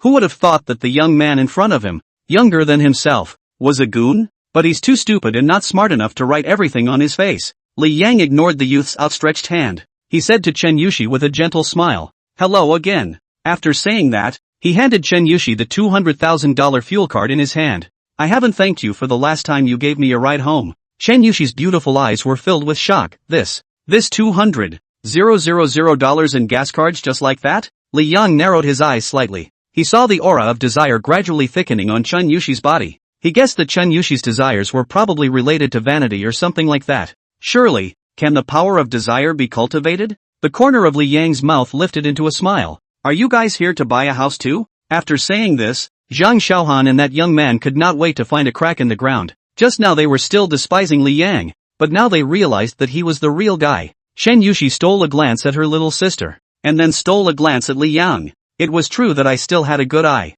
Shen Yushi enjoyed this feeling as she teased. I didn't buy it. They both did. Oh, Li Yang nodded and took out his bank card. Still have some change. I'll give you a set. Those present couldn't believe their ears. The shock in their eyes undisguised. What kind of hoe is this? A little change? A house? Shen Yushi herself was confused. No, don't bother. The aura of desire on Shen Yushi's body was getting stronger and stronger, and the smile at the corner of Li Yang's mouth was getting stronger and stronger. It's okay, I'm happy to. When Shen Yushi got her own real estate license, her brain was dizzy and she felt that she had dreamed a dream. Her dream of having a house of her own in the South China Sea had come true so easily, and her house is not some small apartment, but a large flat. Total price is in the $10 million range. Full payment. This Li Yang, to what extent is this luxury? Buying a house is like buying a cabbage. End of chapter. Chapter 21 Apostle. Raven. Chapter 21 Apostle. Raven. Shen Yushi looked at Li Yang completely at a loss for what to say as she gulped. Li Yang,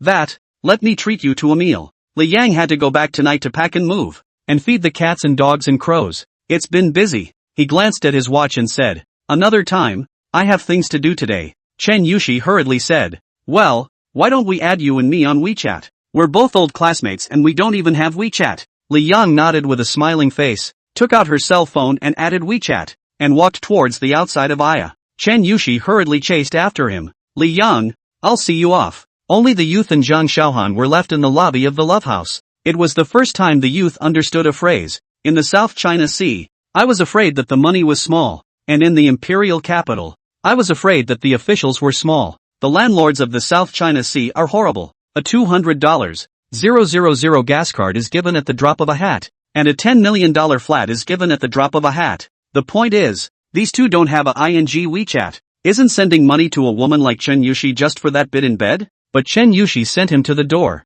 and he still refused. What a godly figure this is. The youth asked Zhang Xiaohan. That Li Yang. Mr. Li WeChat do you have? Zhang Xiaohan was still jealous and gave the youth a look without any good humor. No, he said and huffed and puffed away. The following day, South China Sea, Dutai Building, conference room. A cold imperial lady in a tailored professional suit sat in the main seat. She had long hair that fell over her shoulders, every strand of it revealing an air of elegance. Deep eyes glinted slightly behind the lenses, and each flip through the document was filled with focus and power. The female secretary at her side asked carefully, Mr. Su, what else do you need? Today, Mr. Su said he's going to meet with important guests in the conference room. That guest is very mysterious. Mr. Su doesn't allow anyone to come to this floor. That guest is so weird. Surprisingly, the conference table was set with pig's head, whole chickens and ducks, whole fish, and steamed buns. It's all cooked. Looks like some sort of ritual. Su Yutong pushed up the lenses of her glasses and pointed to the curtains. Pull it all up, and, all surveillance on this floor is off. Tonight was the day of the appointment with Lord Death to meet with his apostle. Everything has to be treated with care. She'd looked up everything about hell and death, and Death's apostles must be demons as well. So, she prepares the tributes the demons need as best she can. She wondered if she should get 2 virgins. She had heard that some demons liked it. The thought was snuffed out as soon as it occurred to her. Sacrificing 2 lives for something like that. She couldn't do it. Su Yutong said as she saw that the secretary had already drawn all the curtains. Remember, no one is allowed here today. The secretary nodded respectfully and turned to leave. Su Yutong was also a bit excited in her heart. After the last time she saw the greatness of death, she became obsessed with this supernatural power. What is so marvelous about Death's apostle? And how do they find their way into the conference room? After waiting for a long time, Su Yutong didn't wait for anyone to come in, and she's in no hurry. Su Yutong was flipping through the documents in her seat for the whole afternoon. It wasn't until the moon ascended into darkness and the streets were lit up with neon lights that Su Yutong heard someone knocking on the window. Su Yutong thought of something and immediately got up and walked towards the window. The heart pounded. Pull back the curtains and there's nothing but a crow tapping on the window. Su Yutong pulled back the curtains and prepared to return to her seat. That's when she heard the sound of dripping water. Su Yutong turned back, her beautiful eyes snapping wide. Only, the glass slowly melted and dripped to the ground, and the raven flew into the house. Before Su Yutong could return to her senses, that crow was already standing on the main desktop, staring grimly at Su Yutong. How dare you, to blatantly shut this king out? Since being the bird emperor of the Great Black Empire for a time, it has prided itself on being king. A king who suffered a tragic breakup of his country. Su Yutong looked at the crow in horror. That crow had a demonic snake wrapped around its body at the moment, and the demonic snake was hissing at Su Yutong as it bared its teeth unkindly. Su Yutong slowed down and hurriedly knelt down on one knee, bowing her head and respectfully saying, I have not seen the apostle in his true form, and I blame my eyes for giving. Make amends to the king. Just now, when she heard the crows call themselves this king, Su Yutong immediately associated them. Could this raven have been some king in life and turned into a raven in hell? Or maybe this raven is a king in hell itself? Crow looked at Su Yutong in surprise. What did you call the king? How dare someone call me king? There is actually someone recognized my position as the Black Dragon Emperor of the Great Black Empire. Su Yutong trembled. Had she called her wrongly? She changed her tune in a heartbeat. I beg your majesty's pardon. The crow was directly cranially climaxed by this sire's call, and it looked at Su Yutong with friendly eyes. Level off. Su Yutong, the female president,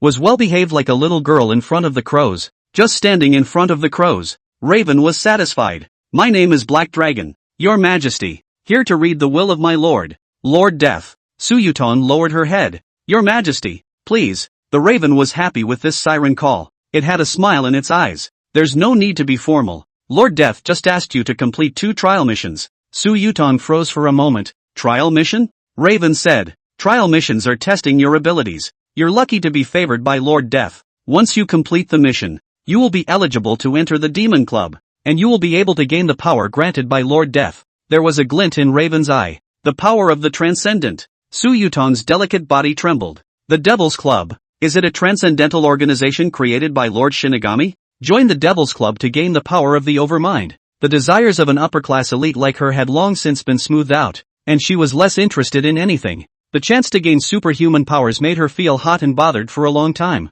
Raven said, for the first task, Lord Death wants you to prepare a body and place it in the graveyard on the outskirts of North City by midnight tomorrow. Remember, it has to be the meanest, most vicious body alive. The North Suburban Cemetery is not like the commercial cemeteries in the city, which are all dirt mounds. There are a number of villages on the outskirts of the North City, and the dead from all 10 villages are buried in the cemetery on the outskirts of the North City. It's very dark and just right for creating the undead. Su Yutong made a note of it and waited for Raven to say the second task. Raven said, there's a man in the South China Sea named Zhu Dajuan, who was hunted down the other day and almost lost his life. Su Yutong looked at the crow with disbelief. Zhu Dajuan was chased? Almost killed? No wonder Zhu Dajuan didn't show up the day before yesterday when he himself hosted a banquet at the emperor. So he had encountered trouble. Zhu Dajuan was being hunted down this matter himself. The uncrowned king of the development zone didn't know about it, but Lord Death knew about it. Is there anything that Shinigami-sama doesn't know? Raven continued. You have to find out the truth about Zhu Dajuan's pursuit within a week, and you have to find out who's behind it. After listening to Xiao Hei's protection of Zhu Dajuan, Li Yang was interested in the bald killer who could dodge bullets. He wondered if that counted as a transcendent. End of chapter. Chapter 22 Demon Club Membership Card. Chapter 22 Demon Club Membership Card. The raven said, fluttering its wings and preparing to leave. Well, that's it. This king sees you as agreeable, so this king will speak more favorably for you in front of the master. Su Yutong hurriedly said, Your Majesty, please wait. Raven stood at the window and turned to look at Su Yutong in confusion. Su Yutong removed the bracelet worth millions and handed it to Crow. Your Majesty, a small token of appreciation. Please accept it. The more Crow looked at Su Yutong, the better he looked at her. Su Yutong continued, It's my birthday in 2 days, and the party is at the South China Sea International Showroom. If your Majesty would be so kind as to attend, it would surely be a great honor for Yutong. Su Yutong's birthday party was not as simple as to celebrate her own birthday, but to take advantage of her birthday to deepen her relationship with various partners. The phrase Su Yutong invited Crow to the birthday banquet was just that. She knew that His Majesty, the Black Dragon, would never attend a business banquet for a mortal like her, so she wasn't even hopeful. But then, whether His Majesty comes or not is one thing, and whether he invites himself or not is another. If people don't come themselves, they don't shout. That's their own ignorance. It was the way of the business world, and she didn't know if it could work on the transcendence. Anyway, There are many people with many gifts. As for whether or not to invite Lord Death, she didn't have the guts. The crow glanced at Su Yuton, didn't say anything, and fluttered its wings to leave. After the crow left, Su Yuton's brain began to race. The corpse that Death wants is definitely not an ordinary corpse. The fiercest, the most evil. Did something happen in the prison? A particular corpse on death row in prison that Lord Death wants? Su Yuton dialed a phone number. Warden's son. Excuse me, South China Sea, inside a mid-mountain villa. The living room, which had a rich artistic and luxurious atmosphere, had Rattle ambling around the table, fiddling with some pieces of paper with his cheeks. Moving to a new home was supposed to be fun. The last silo, she had to sleep in the living room. Now that she had her own room, she couldn't be happier. The only person to blame for everything is that capitalist Li Yang. Shaker glanced blearily at Li Yang, who was sitting on the couch watching TV. Li Yang, can I read the tablet? Today it's the second column dueling with his brother. Li Yang didn't look back. No need to look. His brother is dead. Shaking Bell looked at Li Yang incredulously. The large eyes gradually fogged over. Battered Nissan. Dead? Li Yang continued. You make the membership card and I'll give you back the tablet. The membership card Li Yang wanted was definitely not an ordinary membership card. He wants a membership card that is watertight and won't be easily torn up and destroyed. The patterns and lettering on the membership cards are only visible to the demons. The membership card is an invitation to the demon club and a status symbol for demons that must be both resilient and stealthy at the same time. The only one who could make this kind of card was the Black Witch's black sorcery that could do it. Rattlesnake wiped her tears in aggravation. Her small hands constantly changing gestures, using black sorcery to make the cards Li Yang's asked for. She regretted not practicing properly. It was too difficult for her to make this kind of card with only first-level mental power. A card of this kind is already a treasure in itself, a transcendental item, to the ordinary person. Li Yang didn't pay any attention to the ringing bell, his fingers tapping the sofa one by one, obviously thinking about something. He's going to turn the Imperial nightclub into the Devil's Club, and he needs someone to be the apparent boss of the Imperial nightclub, to be Zhu Dajuan's boss. In the future, not only the Emperor nightclub, he would have all kinds of industries, all needing someone to stand in the open. Rattle, Crow, Black Dog, these three definitely can't, because all three are not human and have no legal status in the human world. As for yourself, if you can live a little, live a little. All the bosses in the human world don't become corporations anymore. Why should he, the Grim Reaper, be a corporation? For a human being to be an apostle is imminent. This person can't be too conspicuous yet. How about finding a living dead person to be a puppet? Li Yang thought and asked to Shaking Bell. Did you find those people I asked you to look for? Li Yang had asked Rattle to find some dying widows and orphans to turn into the living dead to establish the cleaner system used to erase demonic traces. Shaker twisted her head around, wiping tears from her eyes as she did so. Found it. All in all corners of the South China Sea. They don't have money for treatment waiting to die at home. I'll write you the address in a moment. Li Yan was silent. He needed a human apostle right now. Those people that Rattle said were spread out in all corners of the South China Sea. When would it take to pick them out one by themselves? How about taking your chances at the hospital yourself? There are too many people in hospitals who suffer from illnesses. In case someone is suitable to be their own apostle. One's apostles may not all have to be widows and orphans like the cleaners. As long as the social status isn't obvious, the ability is outstanding. And there aren't many friends or family around who can't easily reveal the identity of the demon. It's quite suitable. The following day, the first hospital of South China Sea Medical University. Ambulance parked in front of the hospital. Several nurses and doctors hand and foot to put the patient on the stretcher car. Towards the emergency fast running. They're fighting death. Get out of the way. Get out of the way. There's a severe burn victim. The nurse yelled at the top of her lungs as she ran. There has been an awesome flu in the South China Sea lately, and hospital emergency rooms are almost full. Finally the stretcher cart was wheeled to the emergency room. The chief of surgery looked at the man on the stretcher with a stony face. Mind test. Mind protect. Quick. The man's injuries were treated urgently in the ambulance. All clothing that could be removed from his body was taken off, revealing the scarlet color. Some of the clothes had stuck to the flesh and could only be cut off a little with scissors. At this level, the end is set, and he doesn't have much longer.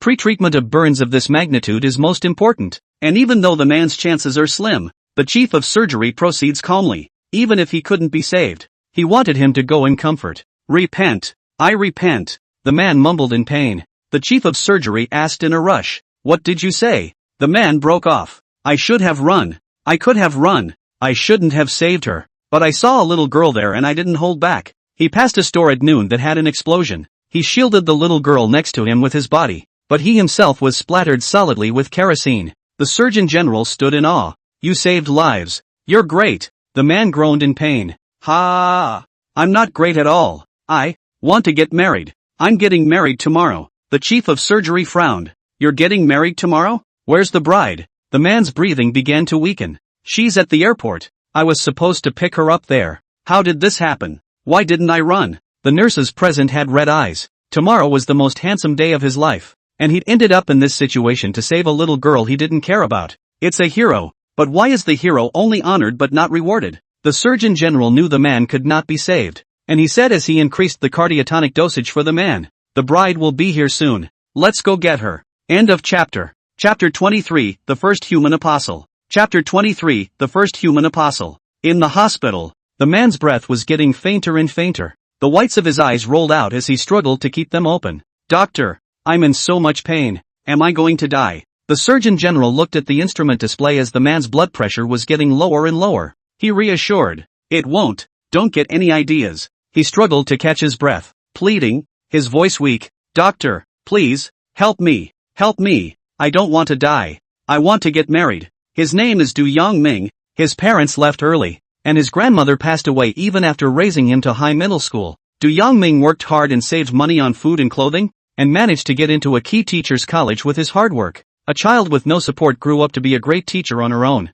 From being a teacher with nothing, to saving enough for a down payment and having a girlfriend who loves him. It's bittersweet and inspirational. Unfortunately, it's also an intended tragedy. The Surgeon General's phone rang and it was the nurse who had been sent out to pick up the bride-to-be. He picked up the phone and the sobbing female voice on the line was that of the bride-to-be. The head of surgery passed the phone to Du Yangming's ear. Bride's phone. There was light in the man's eyes, desperately trying to keep his increasingly sunken eyes open. Akatsuki, I may not be able to wait for you. The female voice on the phone suppressed a sob. You can wait. You can wait. Wait for me. I'll be there soon. The man flashed a smile and closed his eyes. It's kind of reassuring to walk in the tenderness of your beloved. The chief of surgery glanced at the EKG inside. Go prepare the morgue paperwork. With that, he headed outside. He had other patients. It happens every day in the emergency room. The nurse silently placed the white sheet over the man's head. The man slowly opened his eyes and was greeted by white curtains, a white ceiling, and the sound of machines in his ears.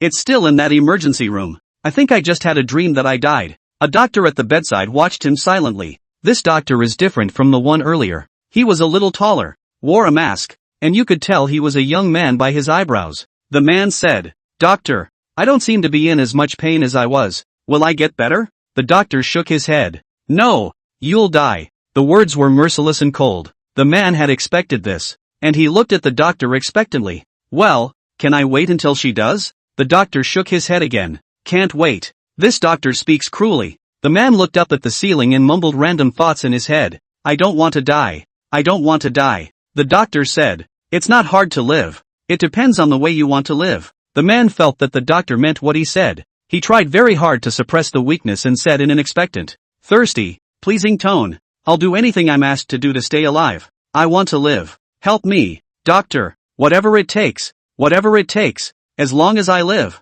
Is there anything the hospital can do? He's so far out of his mind that he's delusional enough to think that there's some unseemly human experiment at the hospital that will keep him alive. Are you really willing to do whatever it takes to live? The doctor stood up slowly, and the air seemed to grow heavy as the entire emergency room fell into depression. The man's eyes showed horror. The doctor's appearance changed, and he wasn't even human. It was a skeleton wearing a white coat and a mask. Is this a hallucination or is it real? If it's true, death came for me on my deathbed? What am I going to pay? I'm willing no matter what. The man couldn't wait. The fire of the soul burned in Li Yang's eyes as he took out a wooden jar from his arms and a hoarse voice came out of his mouth. You will lose your ordinary life. You'll become a demon that lurks on earth. Execute my call at any time. The man breathed heavily. I do. Whatever it takes to survive. Li Yang poured the desire potion from the wooden jar into the man's mouth. What was in the potion was the man's desire. This man's desire is to live. Li Yang withdrew the power of death that was maintaining the man's conversation with himself. The man drank the potion. His heart resumed beating, and the instruments connected to the man showed that the man's vital features were returning. An arcane message entered the man's mind. Vampire. Death's favorite. The king of the night. The ruler of black magic. Vampires are immortal and will recover from any injury, no matter how heavy. In the darkness of the night, Vampires recover from their injuries at an extremely fast rate. Vampires are immortal. And the only way to kill a vampire is if the vampire's demonic body is exposed to direct sunlight. Gift, blood drawing. Blood drawing, you can grow your mental power by sucking blood. With severe burn injuries like the man's, he could recover quickly just by turning into a vampire at the moment. But men aren't stupid enough to turn into a vampire in a hospital. Come see me tonight. Li Yang said an address to the man and told the man to meet himself at the villa at night. He intended to make this man his apostle. He admired the man. Li Yang was a graduate of medical school and knew too well the man's injuries. An injury that would not last long. But this man was a strong-minded fellow who could fight his willpower to last this long.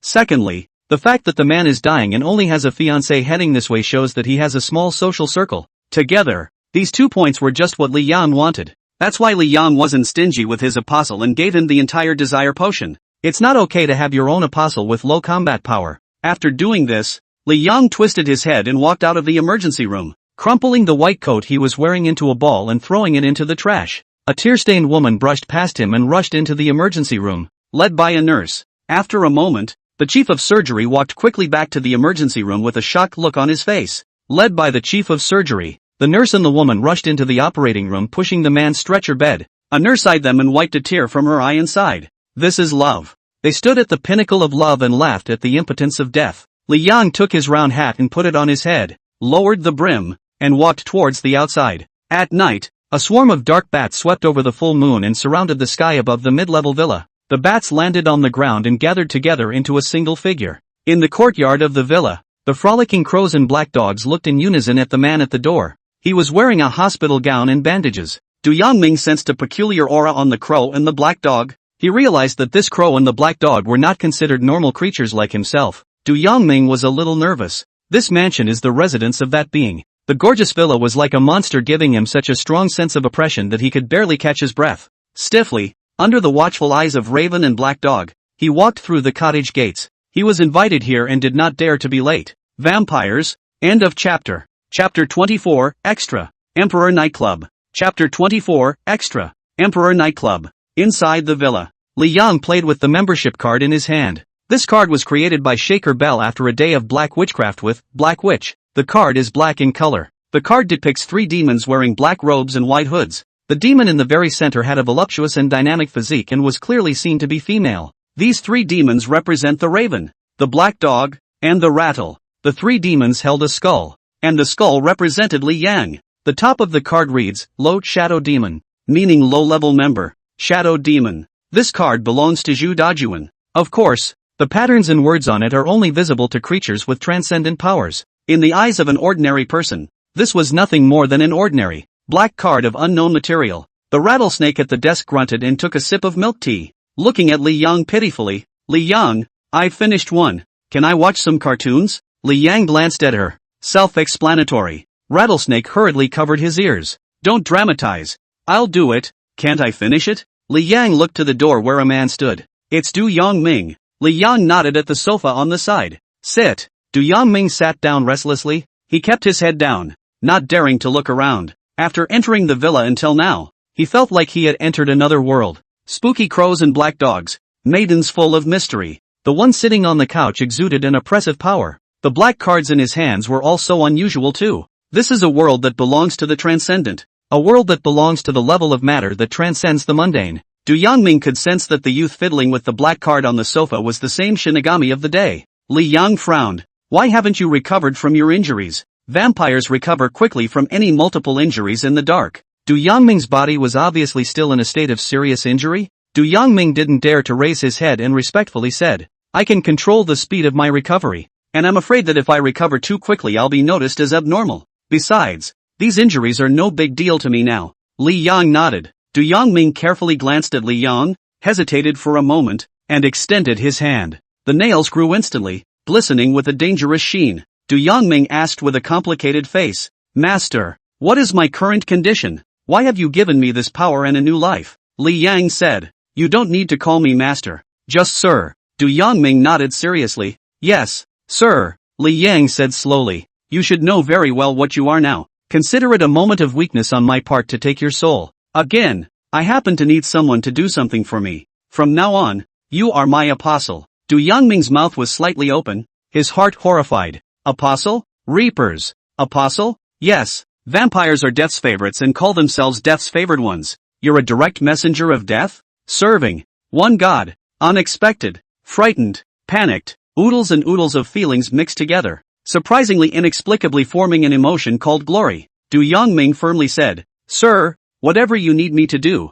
I will do it." Li Yang held the membership card between his index and middle fingers and flicked it lightly. Du Yongming hurriedly caught it with both hands. Li Yang's indifferent voice rang out, "Give this card to its owner first." Emperor Nightclub. Late at night the Imperial Nightclub is at its busiest, talking about cooperation, celebrating success, and flattering relationships. The Imperial Nightclub is the best choice and the best sincerity. All kinds of luxury cars were parked at the entrance, and the guests entering and leaving the Imperial Nightclub were well dressed. Anyone who can spend money here is at least a middle-class cheapskate. The porter ushered the guests respectfully. A strange man raised the alarm of the porter. The strange man wore a black raincoat that wrapped his body tightly and took steady steps toward the door. "That's not like coming to spend money." The porter quietly said something on the headset's work channel and greeted him with a professional smile. "Sir, welcome to the Imperial Nightclub. Are you here to see someone or?" Halfway through his sentence, the porter froze as he took in the man's appearance under the hood of his raincoat. The strange man had a bandage wrapped around his face,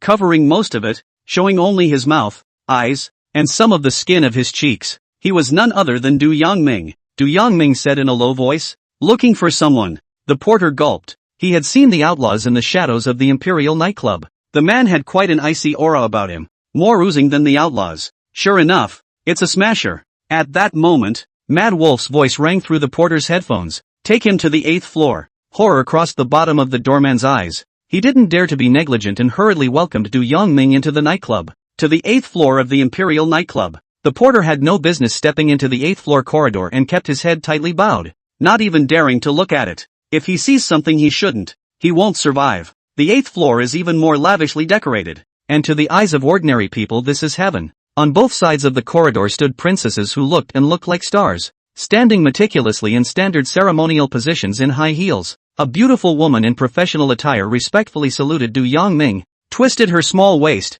and led Du Yongming to the 888 private room. When Du Yongming passed by, the 2 rows of princesses owed a bow, their voices sweet. For the first time, he knew that there were places like this in the world. The owner of this place is definitely a big shot that one has to look up to. To be precise, it was the big man that his former self had to look up to. Now, one is a messenger of death. Du Yongming raised his head and looked at the waitress who was leading the way in front of him. Perhaps even this waitress was above board for her own self a day ago. Suddenly, Du Yongming was attracted by the waitress's white neck, very white and tender. He gulped. "I don't know how delicious it is when you bite into it." Du Yongming was taken aback by his own thoughts. He's a vampire. He's going to suck blood, but he doesn't want to hurt innocents. Finally arriving at private room 888, the waitress pushed open the door and respectfully said, "Mr. Zhu, your guest has arrived." A hearty laugh rang out in the private room. "Ha ha ha ha ha ha ha, come on in." Zhu Dajuan immediately got up from the sofa, and the moment he took a closer look at Du Yongming, his pupils shrunk. "There's no shadow on this one. He's not human." Zhu Dajuan quickly hid his inner surprise and warmly greeted him, taking the initiative to stretch out his hands to shake hands, with a very low stance. "I apologize for not greeting your excellency in person for fear of causing unnecessary trouble for you. Please sit down quickly. In a moment, I'll punish myself with 3 cups. Horror flickered in the waitress's eyes. Looking at the entire South China Sea, who is qualified to make Mr. Zhu lower his posture like this? She bowed respectfully and left carefully. Du Yongming, on the other hand, glanced fondly at the waitress's neck once again and gulped. He was hungry, and an overwhelming hunger was consuming him. Zhu Dajuan's eyes showed meaning and quietly nodded his headset. End of chapter. Chapter 25, Testimonials on the Shelf. Chapter 25, Testimonials on the Shelf. Since the book debuted on QQ Reads, it will be on the shelves tomorrow. It's not that the author is a bad eater ow. It's simply because of the mechanics haha. Beep a couple of things in advance ha brothers and sisters.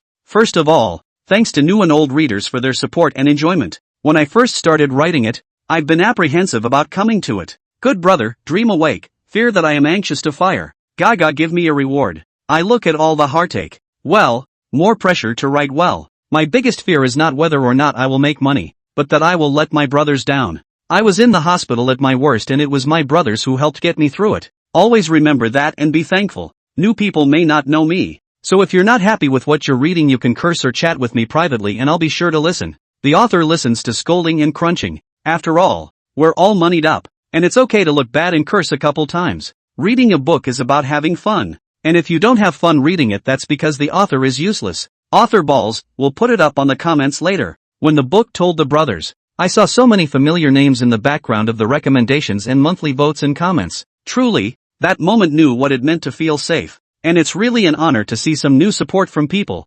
Thanks. I want to make friends with everyone. I've been wanting to write something a little more demanding of myself for a long time. The kind that hopefully is both cool and at the same time is something it wants to express. The last book I wanted to write was Dreams. The name of the protagonist in the last book was Meng Xing, which means dream awakening. The protagonist uses the gift of awakening to help the suffering realize their dreams in a monstrous world. Everyone's dreams come true. Only the protagonist's own dreams wake up. Of course, the last book was poorly written, purely due to the luck of a small fire in a certain voice that gave me the ability to finish the book in a million words. What I wanted to write about in this book was lust. Some people are born on top of a mountain. Others are grass all their lives. What kind of world would it be if the unlimited amplification of human desires manifested itself as a demon? The name Li Yang is certainly not unfamiliar to readers of the last book. Fanatical, evil, elegant, and kinda kinky. He's been pretty popular coming up. Not having read the last book doesn't delay reading this one. Ow. Good brothers, don't let that dissuade you, huh?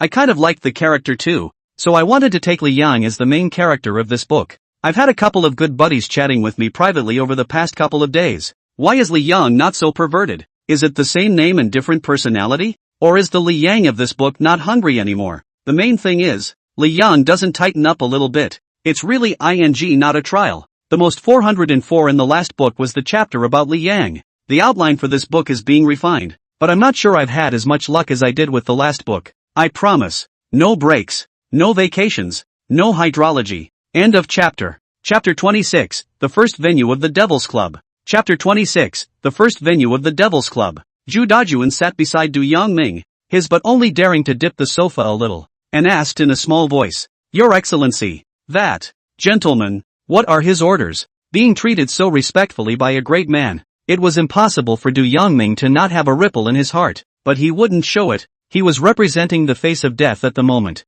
He took out a black card from his pocket and said indifferently, The owner asked me to give you the membership card. Zhu Dajuan even rubbed his hand on his expensive suit and carefully accepted the card. After becoming a demon, he has superhuman powers and can see things on cards that are invisible to mortals. Low Shadow Demon. Zhu Dajuan immediately understood. The Devil's Club. The membership card must be a status symbol for Devil's Club members. Zhu Dajuan secretly squeezed the membership card. It's definitely not a piece of paper. Or metal.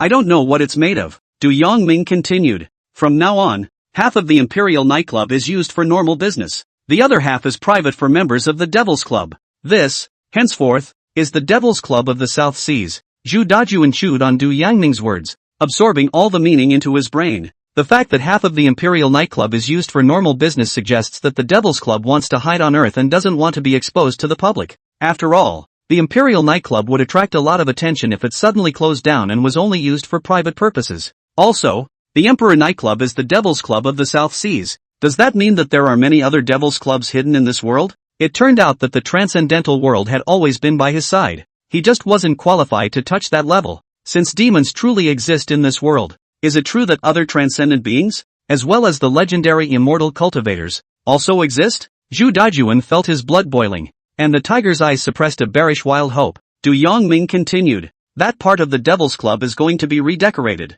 It can't just be a place of lights and red lights. Entertainment and recreational facilities such as dance halls, music venues and cafes, as well as catering, guest rooms and meeting rooms must be available. The master has commanded that the Demon Club be as accommodating as possible to the needs of its members, as well as unleashing their desires. Zhu Dajuan took out a small book to carefully record Du Yangming's words. This apostle was sent to take over the Imperial nightclub, and would probably be his direct superior from now on. There's also the most important thing, Du Yangming added. Zhu Dajuan recorded. Go ahead. Du Yangming looked deeply at Zhu Dajuan, to prepare a cozy suite for the master. Zhu Dajuan said in a daze. He will come? There is still a chance for the little one to meet that being? Zhu Dajuan didn't dare to call death by his first name. He didn't have the guts to go to the pharmacy to bother Li Yang. Zhu Dajuan thought that the Grim Reaper was either playing games with the world or had a special mission, which was why he was in that tiny drugstore. Death granted himself demonic powers purely on a whim, or out of interest in his own desires.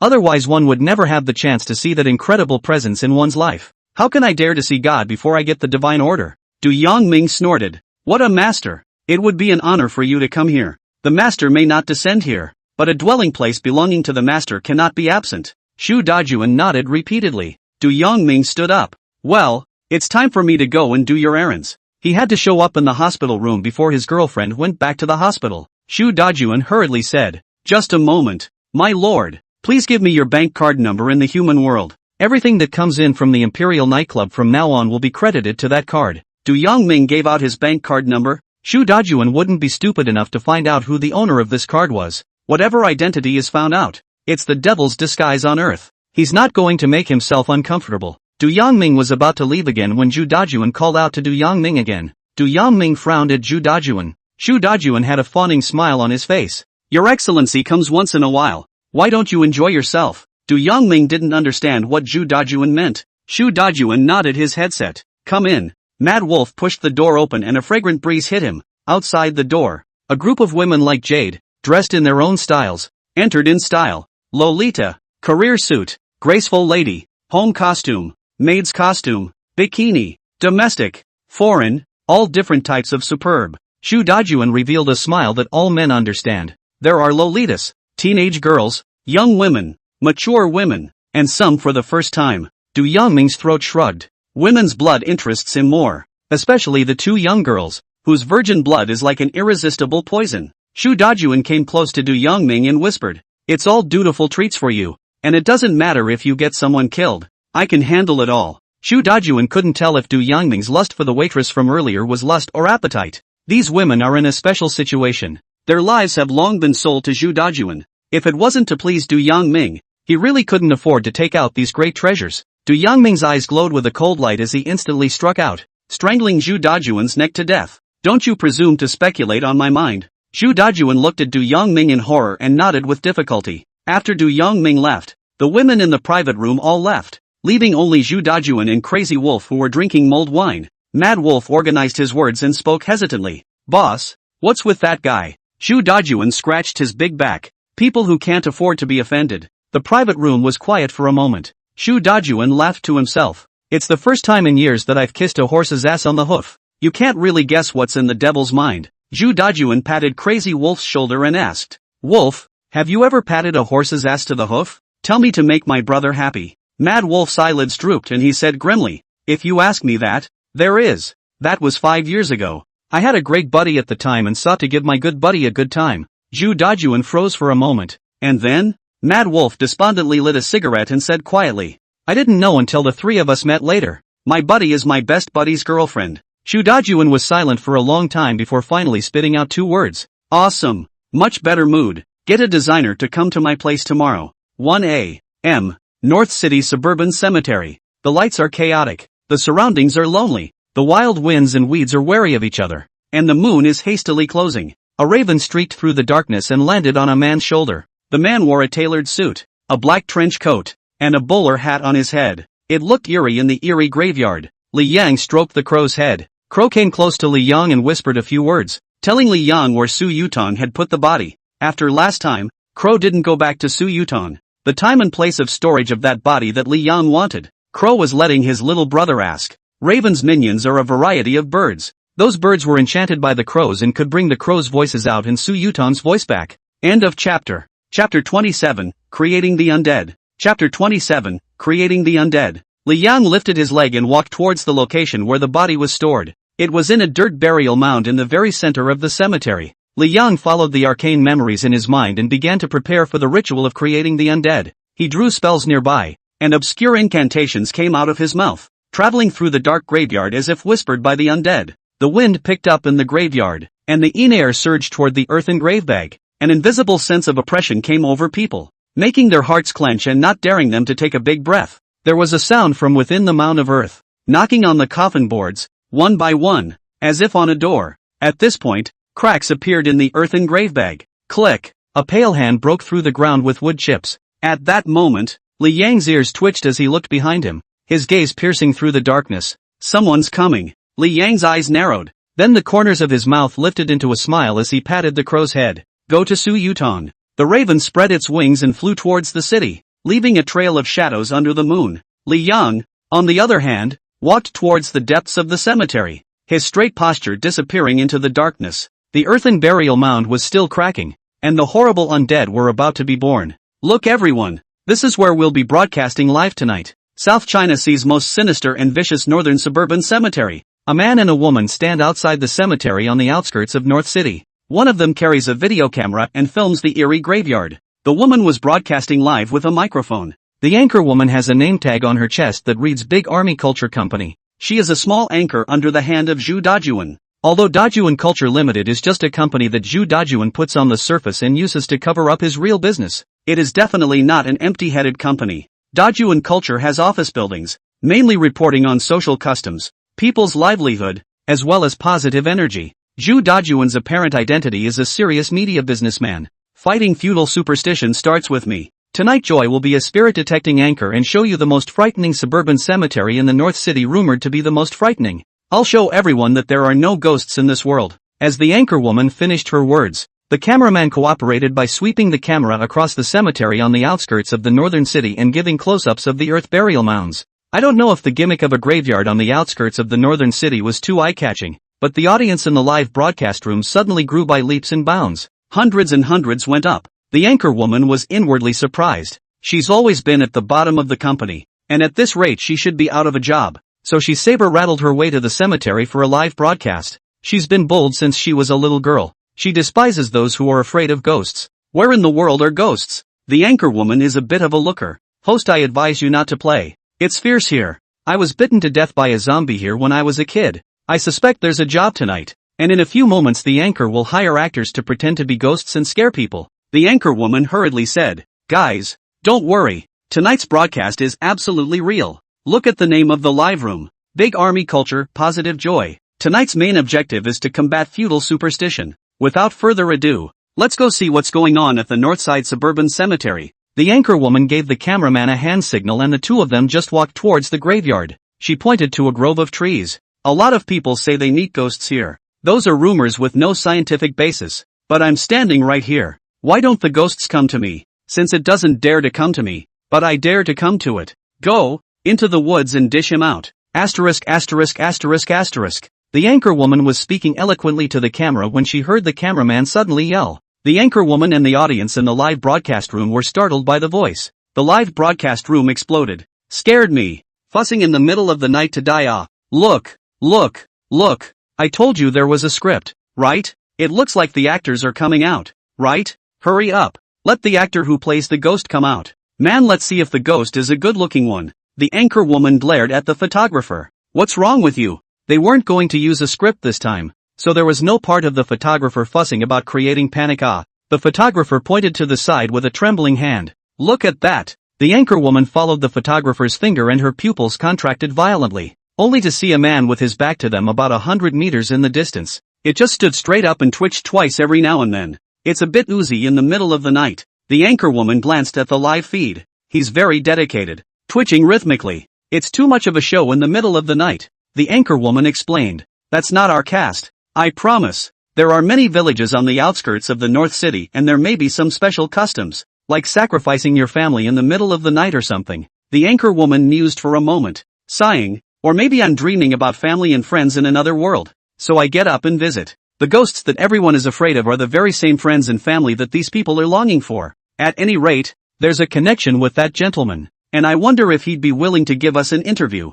With that, the anchor woman gestured at the cameraman to follow. The photographer hesitated and whispered, Joy, there's no need to play so big, is there? In case that guy doesn't look normal. In case he's a psychopath with violent tendencies. It's too dangerous. The anchor woman whispered. If we don't go to interviews, people will think we're scripted. Look at the live feed. So many people. Why are we here in the middle of the night? You don't want to get ahead of yourself. The photographer hesitated. The anchor woman looked at the photographer with contempt. You don't think there's a ghost and you're scared, do you? The photographer gritted his teeth. Afraid of nothing. Where are the ghosts in this world? Let's go. The two of them were walking one after the other, and the live stream was a crowd of thousands of people who were watching. The anchor woman walked up behind the strange man and spoke enthusiastically. Hello sir, I'm so sorry to bother you. We're doing a live broadcast. Is it convenient to ask you a few questions? The man turned his head slowly, a frighteningly pale face with empty, lifeless eyes. He didn't say anything either. He just stood there frozen, twitching occasionally. The live stream pop-up screen swiped up again. Asterisk asterisk asterisk asterisk. Looks really scary. This makeup under the capital A. Hiss. The actors don't even look like they're acting. Scaring the out of me. Seeing as the actors are so dedicated. I take back what I said about spraying you guys. It's all just a means to please me. The anchorwoman was also frightened enough that she glared angrily at the photographer for the first time. She suspected that this photographer had taken matters into his own hands and had really found an actor. After all, he was the first to spot the strange man. The photographer's expression gradually became horrified and his legs began to shiver. The live feed blew up as well. Asterisk asterisk asterisk asterisk. This nigga. Special effects? Special effects hammer. It doesn't look fake. Asterisk asterisk asterisk asterisk. Should I call the police about this situation? The anchorwoman looked back in confusion, her mouth gradually opening wide. The scene in front of her struck her like a thunderbolt,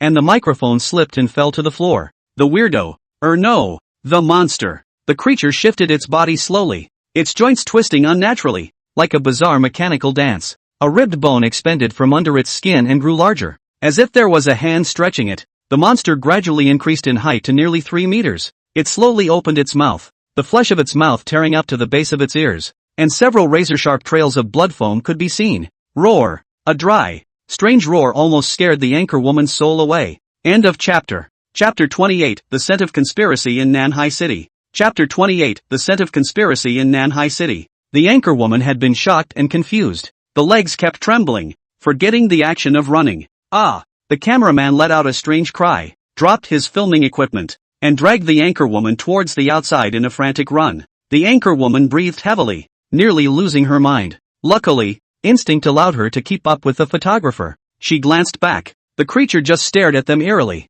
with no intention of catching up. Anchorwoman, they didn't know that it wasn't that the monster didn't like to kill, but it was because the monster was still in the process of becoming undead. If it had finished sucking up the chi within the graveyard at this moment, the anchorwoman and the cameraman would definitely not have survived. The anchorwoman and the cameraman had never run so fast in their lives and finally reached the parking spot. The photographer swallowed the spittle stuck in his throat. Help me get the keys out of my pocket. My hands are stiff. Fear filled the anchorwoman's eyes and she trembled as she pulled out the keys from the cameraman's pocket. Unlock the door. Get in the car. Start the engine. The car headed toward the city at breakneck speed. In the car, the anchorwoman hugged her body and curled up in the passenger side. What was that? The photographer was silent. His foot pressed hard on the gas. In the cemetery, that undead finally managed to finish growing. It hissed up to the sky, a ghostly whine breaking all silence as the birds fled from the woods in fear. The undead stared with green eyes, scanning the graveyard for the 2 freshly bloodied ones from earlier.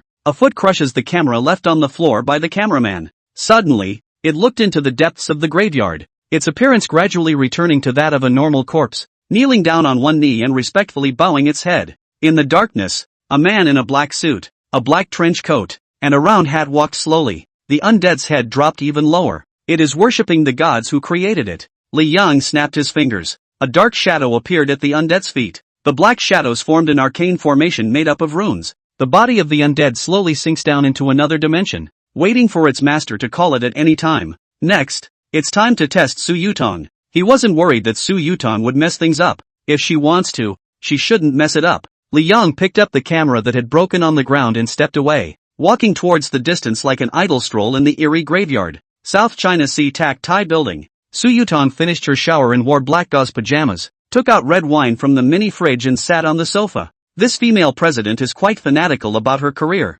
Over the years, except for social functions and business trips, the rest of the time was spent in the DT mansion. There's even a special suite for her at the DT mansion. She sipped her wine lightly, her 2 beautiful legs folded, papers in her lap, frowning. Last time, His Majesty the Black Dragon asked her to complete 2 tasks. The first mission, to find the bodies of the fiercest and most vicious criminals. The second mission, to find out the truth about Zhu Dajuan's pursuit. These 2 seemingly mundane tasks have a hidden agenda. The corpse of the criminal who contributed to the death is called Xianshui. Shansuchi's mother was from Higashi Sakura and he was a half-breed. He himself graduated from Higashi Sakura Inada University, Faculty of Bioengineering. A no-nonsense high achiever and a 100% outlaw with multiple crimes around the world. Incredible. When Qian Shui was captured, a brigade of military officers was mobilized, and it took many casualties before he was killed. He was said to be able to dodge bullets and even move around normally after being hit by a bullet. The second mission was a bit difficult to investigate, but it was nothing to Su Yutong. She was the one holding the strings of the behemoth that was the Nanhai Datai Group. If the South China Sea Economic Development Zone is a prying point, the entire South China Sea network of resources can be used for Su Yutong as a precision machine. In the South China Sea, there are indeed characters who can make the whole city work for them, but not many, just a handful. Without alarming too many people, Su Yutong finally grasped some information about the assassination of Zhu Dajuan. The underground forces in the South China Sea, in general, had three leading bigwigs: Zhu Dajuan for pornography, Zhou Qing for drugs, and Master Snake for gambling. Zhu Dajuan has been at odds with Zhou Qing, and the two have clashed from time to time over business matters. Zhou Qing's son Zhou Hang died for no apparent reason, and there is a high probability that Zhu Dajuan did it. Zhou Qing began to take crazy revenge on Zhu Dajuan, but Zhou Qing's power is the weakest of the three dragons, and he can't fight Zhu Dajuan in terms of strength, and was rubbed on the ground by Zhu Dajuan. Finally, Zhou Qing found a backer, and that backer almost screwed Zhu Dajuan. The man behind Zhou Qing is a Tosakura man, Kuroki Misawa. The name Kuroki Misawa was not unfamiliar to Su Yutong. He had approached himself about collaborating on a biological experiment. She refused, because that program creates contamination of germs that are difficult to control. She wasn't going to take that risk. Where did he find the killer? Kuroki Misawa really isn't as simple as it seems. Su Yutong had to associate Qian Shui with Kuroki Misawa, and also began to suspect the god-creating bio company that Kuroki Misawa belonged to, biogenetic engineering. Does that company have some sort of experiment that turns people into monsters like Shansuchi? At her position, she is able to think and accept with an open mind many things that are incomprehensible to normal people. Su Yutong suddenly remembered something. The day I was first released from the hospital, a bald driver stabbed himself. He took a pill and then his fighting strength soared. The bald driver was later identified and was also an East Sakura mix. All sorts of things seemed to have formed a net of intrigue that hung over the city of Nanhai. She herself was even one of the people involved. If there hadn't been a mission from the Grim Reaper, she wouldn't have connected that day's assassination of herself by the driver of the big truck with Zhou Qing and Kuroki Misawa. In any case, Shinigami-sama's mission really wasn't that simple. It was a mission, and a warning from the Lord of Death to himself. Higashi Sakura native, god-making company, assassin. Su Yutong put down her wine glass, her gaze ghostly. God-making creatures. What had they done to attract the attention of the gods? Is it hard to really make a god? At that moment, there was a knock at the window. Su Yutong's face changed and she hurriedly pulled open the curtains. A sparrow was banging on the window. Su Yutong opened the window and knelt down on one knee, not afraid of exposing the scenery in front of her chest. The sparrow flew into the house and actually spoke. By order of His Majesty, erase demonic traces. By order of His Majesty, erase the demonic traces. Location: North City Suburban Cemetery. Location: North City Suburban Cemetery. Su Yutong respectfully said, "By Your Majesty's command." Sparrow repeated mechanically, "Obey. Your Majesty's message. Obey. His Majesty's message," he said, fluttering his wings and leaving. After Sparrow left, Su Yutong frowned. North Suburban Cemetery? It was only late this evening that she sent someone to deliver Qian Shui's body there. Is this another test? Su Yutong took out her cell phone. 1. Come to my room. End of chapter. Chapter 29, Anchor Woman and Fortune Teller. The following day, Daejun Culture and Media Company. At 8 o'clock, the employees of Grand Army Culture and Media Company clocked in for work. The anchor woman Lele didn't go home for the night and stayed at the office for the night. At first light, she was outside her supervisor's office door. The supervisor glanced at the anchor woman. Happy? In surprise? Something wrong?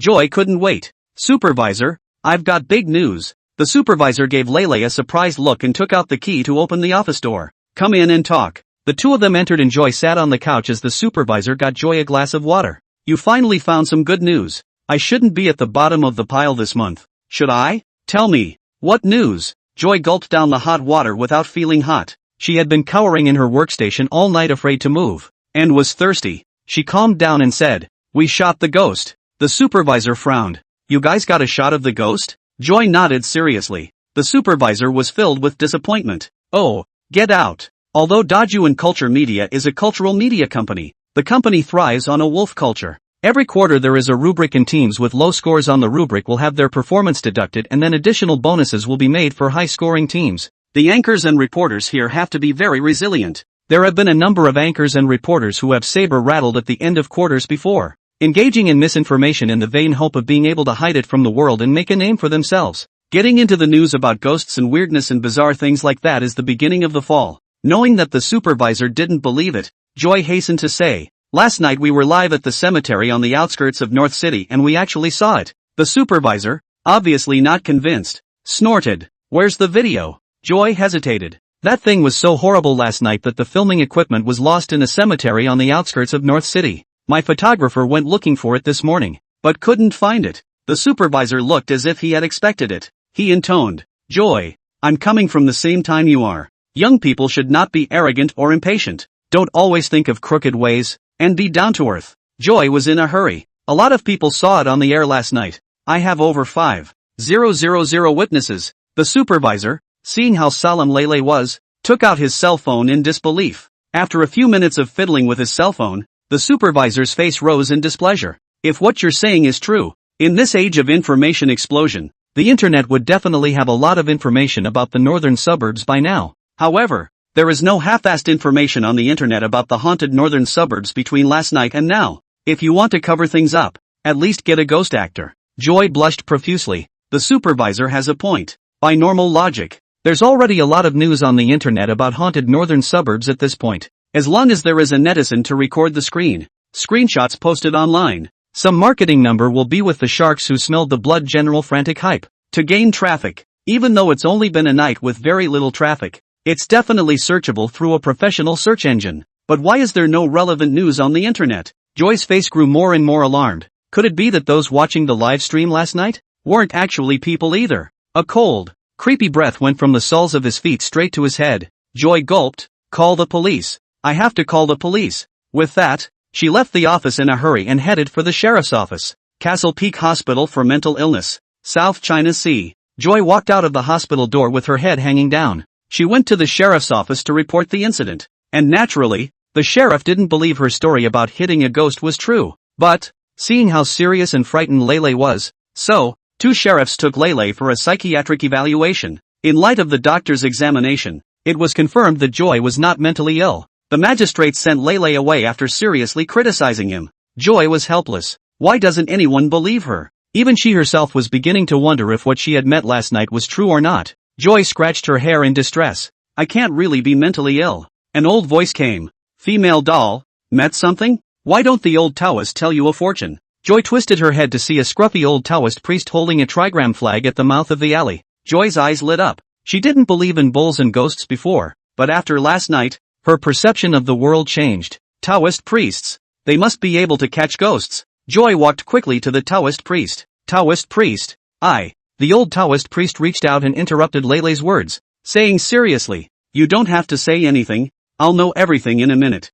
The old Taoist monk finished, pinching himself, and slowly spoke in Lele's expectant eyes. "Little girl child, you must have encountered something strange with the blackness of your seal. Last night, you met something unclean, didn't you?" Lele's eyes grew brighter and brighter, and she nodded repeatedly like a chicken pecking at rice. "Master, do you think that thing will come back to me?" The old Taoist priest continued to count, hissing and frowning. "Strange, when you meet a dirty thing, it is supposed to abate the blessing. But, why do you have a deep divine destiny? Little girl, you don't have an easy life. What you met last night may not have been filth, but a god. Your life is precious." Joy almost cried out. After all the horrible things that happened last night, not one person believed her today. Only one metaphysician, once despised, believed her and comforted her. Complaining to death, Joy glanced back at Castle Peak Hospital. Indignant. "I really don't know who's mentally ill." The old Taoist priest stroked his beard and laughed softly. "Psychopaths merely have a different worldview than others.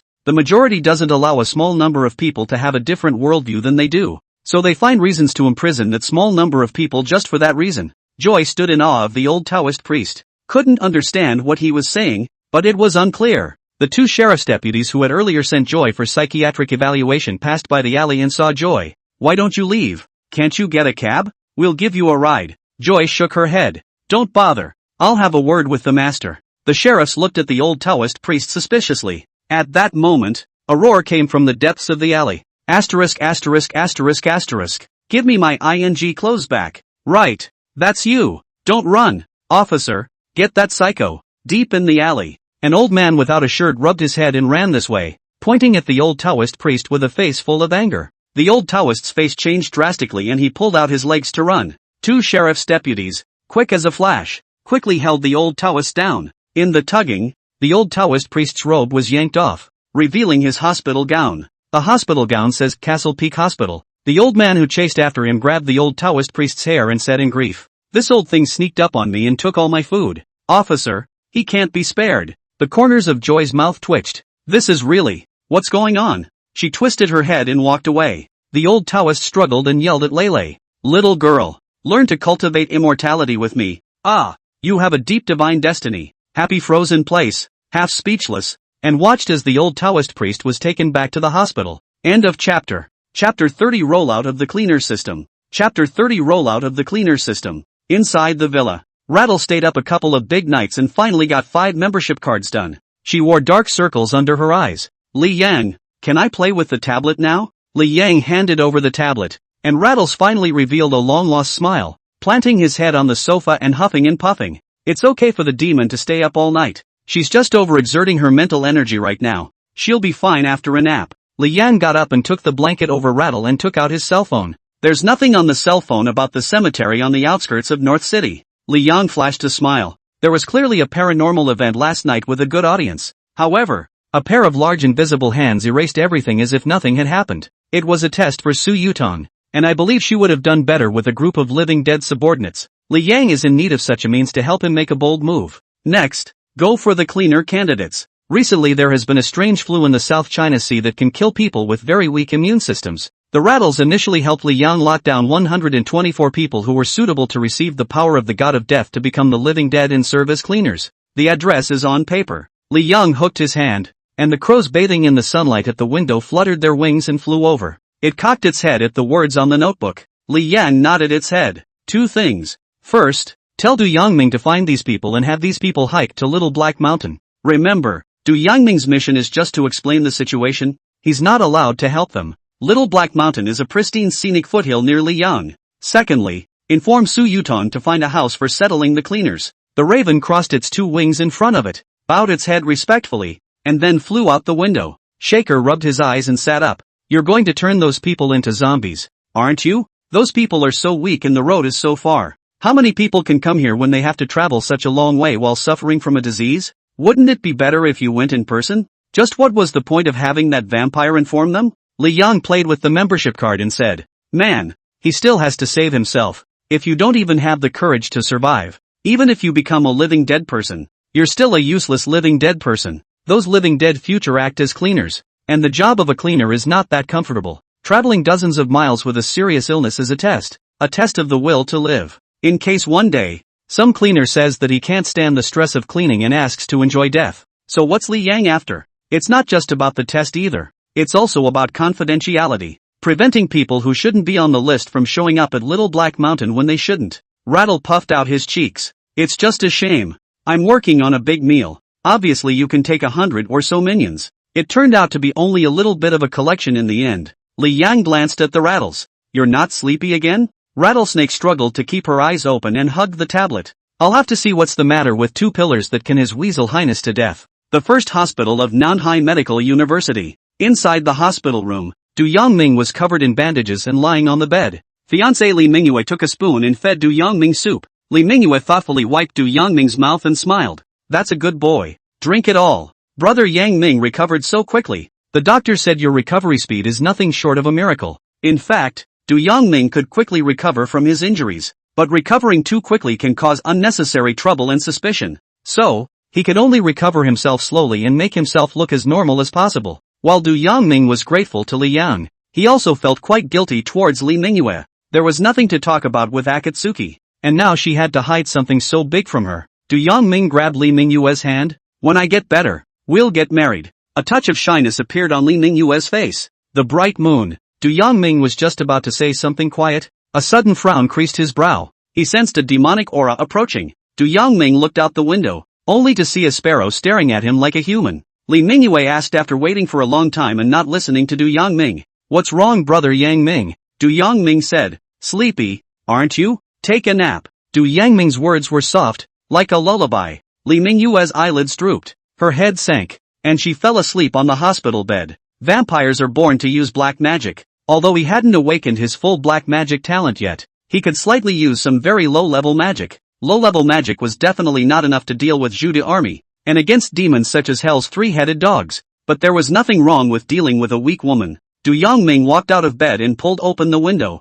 What is it? He was well aware of his position. Death's apostle. So all he had to do was grovel to death. He's tough, and he represents death's strong attitude. Sparrow flew into the house, took a pen in his mouth, and drew on the white paper. It was fast, like a printer, and perfectly reproduced the text of Li Yang's sheet. It's some addresses and names. Then the sparrow made a mechanical sound. Tell them, hike to Big Black Mountain. Believers in death. Successful arrival at Little Black Mountaineer tomorrow night. Exempt from death. Vampires don't do superfluous things. Vampires don't do extra things. Sparrow's words were simple and concise, and Du Yangming completely understood the meaning. Believe in death and arrive at Little Black Mountain. Completing these two conditions will result in the blessing of death. And one is just a bridge of information to narrate the situation. You can't force them to believe in death. You can't offer them a cab ride or anything. Du Yangming clasped his fists. At the command of death, Sparrow fluttered his wings and left the ward. South China Ditai Group Building. CEO Office. Su Yutong ambled over to the computer desk to check the file. The document is about the god-making organization. She didn't dare to slack off in the task given by the god of death. There was a thud from outside the window. Su Yutong hurriedly went and met the crow himself. Hastily, he pulled the window open and fell to his knees. Greetings, Your Majesty the Black Dragon. The Black Dragon said faintly. Here's your chance. Su Yutong didn't dare to raise her head and whispered. Please, Your Majesty. Raven said. The master is interested in inviting you to join the Devil's Club. Su Yutong frowned. The Devil's Club? Is it an organization created by Death himself? Crow looked at Su Yutong with appreciative eyes. By joining the Devil's Club, you are officially entering the transcendental realm. Finding the bodies of the vicious and erasing demonic traces. You did a good job. Well, be glad you have some standing in the secular world yourself. The protagonist decides that you will lead the new cleaner system. The cleaner system is tasked with erasing the traces left by demons in this world. You're going to serve the Demon Club better. Su Yutong's petite body shook, her eyes full of surprise. You can lead a team of transcendence yourself? Even if this cleaner system was just a service system for the Devil's Club. Even if it was the lowest level transcendent unit. It was still a transcendent team. Grateful death my lord. Many thanks to His Majesty the Black Dragon. Su Yutong had a great figure. Her kneeling and crouching posture was very seductive. And together with her status as a female president, it was enough to make any man's blood run cold. Unfortunately, she was dealing with a crow. Humph, but you're too much of a disappointment to the king. Raven grunted coldly. The devilish aura rose from his body, slowly winding up a black snake. The black serpent was thicker than before, like a black python, and the crows looked small under its encirclement. Powerful pressure instantly enveloped the entire office, like a mountain-like oppression that shocked Su Yutong. Obviously, he was already considered a transcendent, but facing an orthodox demon like Raven who had taken the desire potion, he was still as weak as an ant. Su Yutong asked in a hurry, Your Majesty, is it something I've done that displeases you? Raven said, Reward for reward, punishment for punishment. You're doing a good job of uploading bodies and erasing demonic traces, though, but why haven't you found out the truth about Zhu Dajuan's pursuit by now? Are you slacking off on me? Or do you dare to slack off on my lord? Su Yutong's cold sweat swished down as she hurriedly explained. It's quick. I'll get to the bottom of it right away. Please give me more time. Only then did the Raven withdraw his demonic might. When you treat your subordinates, you should tighten your skin from time to time. The master is very busy. This kind of small role has to be worried by himself as an apostle. Raven said, Then I'll give you a little more time. Next you go find a secluded spot for the cleaners. The scope of the cleaners' work, I'll tell you on that day. With that, the crow flapped its wings and left. Su Yutong was half afraid to raise her head, and only got up after a while to make sure that the crows had gone far away. She pulled out her cell phone. Little one, is that manor of mine in the southern suburbs unoccupied? I'll come over tomorrow and you clean up wherever. End of chapter. Chapter 31, The Lu Sisters. Chapter 31, The Lu Sisters. The old part of Nanhai City was huge, taking up 1/5 of Nanhai City, and surrounding it in a semicircle on the periphery. There is such a thing in the mouths of certain mean people in the South Seas. Those who move out of the old city of Nanhai and live in the other 6 districts are only considered Nanhai people. The old city center is mostly filled with migrant workers, or Nanhai locals with poor living conditions. Arguably, the old town is most populated by poor people. It is considered normal for 3 generations to live in a 50 square meter house. It was already evening. In the alleys, some heavily made-up women stood outside a small bungalow with their branches fluttering. They wink at passing men and whine up to them. Someone gets tired of pushing them away and they don't get annoyed. They just smile and walk away. Encountered shy, they grabbed the man's arm and put it into the arms to flirt a bit. And when the man ran away red-faced, several women covered their mouths and burst into laughter. At that moment, a man in a black suit with a straight figure walked into the alley with a steady pace. The women's eyes lit up. Most of the customers here are migrant workers, small food market owners and the like. It's hard to see this kind of quality men. Some of the women tried to move over, but when they saw what the man looked like, they backed away in horror. The man's face was bandaged and his eyes were dangerously cold. A man like that must have some kind of fetish if he's coming to lowly Willow Lane and looking for pheasants for pleasure. I don't know if a torture session will take half a month to recuperate. The man was purposeful. Walking straight toward a small bungalow, a young girl sat in the doorway of the bungalow, 18 or 19 years old, with a face painted with heavy makeup not befitting the age, dressed in tacky leopard print black silk. It's not even late fall yet, and a heavy coat is draped over her. The young girl's temperament was serene. It was only the dress that spoiled that innocence. The young girl looked at the man's face and froze, then asked sweetly, "Playing, brother?" 80. Du Yangming walked into the small bungalow with an expressionless face. The women outside the house mingled. Can that little girl resist packing? She's so weak. I don't know how she dares to take on this kind of work. She was so sick and had a sister to feed. She put up a fight. I was afraid she'd die here. Bad luck. The young girl's face did not change when she heard the women's words, but she just hurriedly got up and walked into the house, fearing that her guest would be angry. The house is plainly furnished. 2 beds, a table, 2 chairs, a stove, and a small bookcase. The bookcase was lined with books, mostly high school books and exercise books. The young girl took off her coat and prepared to serve Du Yangming. Ahem! One of the beds with the mantle drawn over it had an uncontrollable cough coming from it. Du Yangming frowned. The young girl's face was flustered as she hurriedly explained. That's my sister. She's sick. In normal times she is out when I am working. She'll be asleep in a little while and won't bother us. Du Yangming's face was complicated. He himself is a high school teacher. The young girl in front of her, and her sister on the bed, were at an age when they should be enjoying books and being courted by boys. How come you're in deep?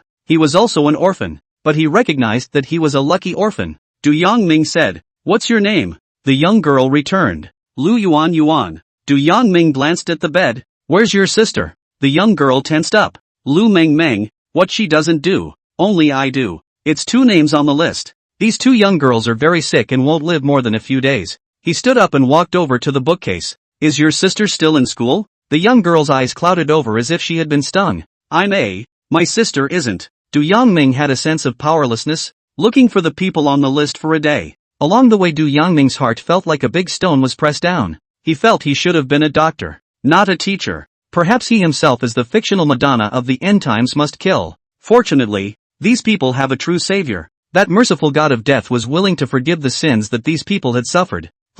These people don't actually know what their crime is. How dare a god be asked to forgive the sins that society has sent down? Du Yangming spoke in an even tone. "Today, by 12 midnight, be sure to walk to Little Black Mountain." The commanding tone left Lu Yuan at a loss for words. I don't go out, brother. I only do it here. I'll do as I'm told." Du Yangming said. "Do you want to live?" Lu Yuan froze. Doesn't she know her own body? Now she has a hard time walking 2 steps and is cold every day. Lu Yuan asked. "You, what do you mean?" Du Yangming turned around, his eyes gradually becoming blood red. The terrifying fury made the temperature of the house drop a few degrees. He is a top predator and all humans are food before him. The top of the biological chain. Even just releasing a little bit of vampire's aura was enough to make ordinary humans feel like they were facing a ferocious beast. Du Yangming's frightening appearance caused Lu Yuan to look horrified. She subconsciously ran to her sister's bed, staring at Du Yangming with a deadly stare and protecting her sister tightly behind her.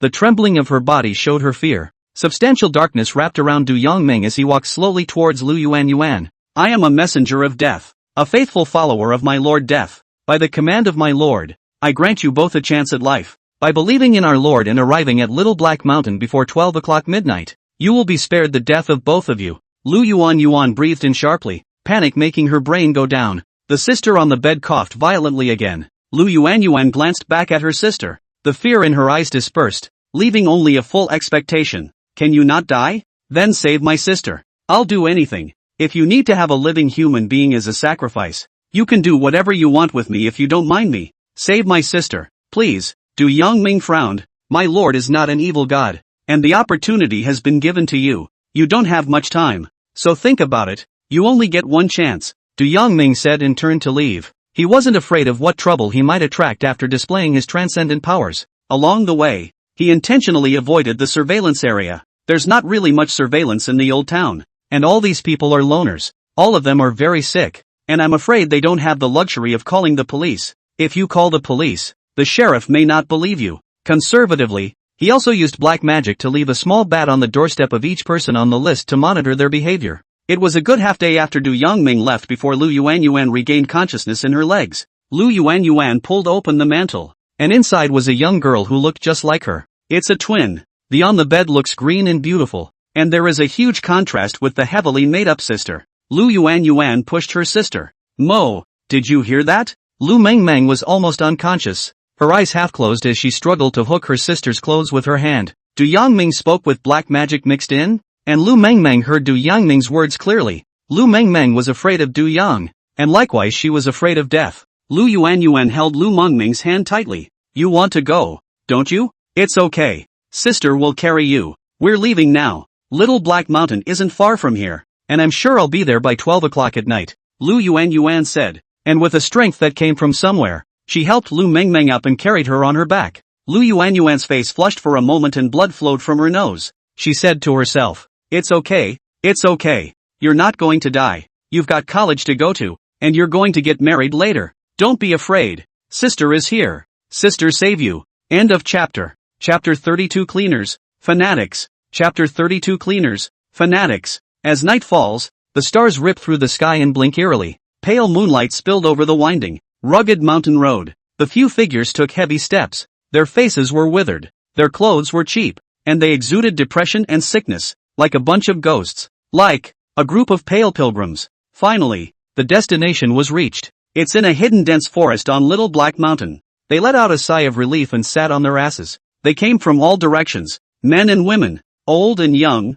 and what was the same was the numbness written on the faces of every one of them after being tortured. There was a hint of unspeakable anticipation in the deep despair. They hoped the man they met today hadn't lied to them. They hoped that being here today will absolve them of all the suffering and guilt that has been imposed on them from nowhere. Lu Yuanyuan wiped her nosebleed and carefully placed her sister on the ground, taking off her clothes to cover her. There was an unnatural flush on her face. Today's strenuous exercise had brought her a little closer to death. The group of sickly people around her also terrified her. She wrapped her arms around her sister and took a closer look at her surroundings, noticing a hint of something unusual. The branches of the surrounding trees were almost full of crows. The crows were awfully quiet, not making a sound, staring at them intently. On the center boulder, a cat humanely leaned against the small rock with its arms wrapped around it. There was also a dog lying under a boulder, staring at them with a smirk. Treacherous, unusual. Lu Yuanyuan was even more afraid, patting her fainting sister and whispering, no fear, we're not afraid. With the arrival of a man, the crows let out a harsh whine. All of them glanced around in horror as their eyes gathered on the man they've all seen before, dressed in a black suit with bandages. Du Yangming's ice-cold eyes swept over these people. Which god do you believe in? The opening line was corny and direct. The evening has been explained in various ways today in everyone's home. Those who believe in the Grim Reaper and hike to Little Black Mountain will be blessed by the Grim Reaper. The crowd rang out in a chorus of voices. Death? Believe in death. Please forgive me in death. Du Yongming continued. After this night, you will no longer be ordinary humans. You will be stepping into a new world, a new life. You will lose your freedom to carry out work that is unimaginable to ordinary people. This is the price you pay to stay away from sickness. People have a light in their eyes. Losing the disease was the best thing they could have hoped for. Freedom? It doesn't matter. They're not free per se, are they? Du Yongming said. Scarlet eyes swept around to look at Rattlesnake, who had turned into a black cat. Rattle nodded. The black witch can read minds,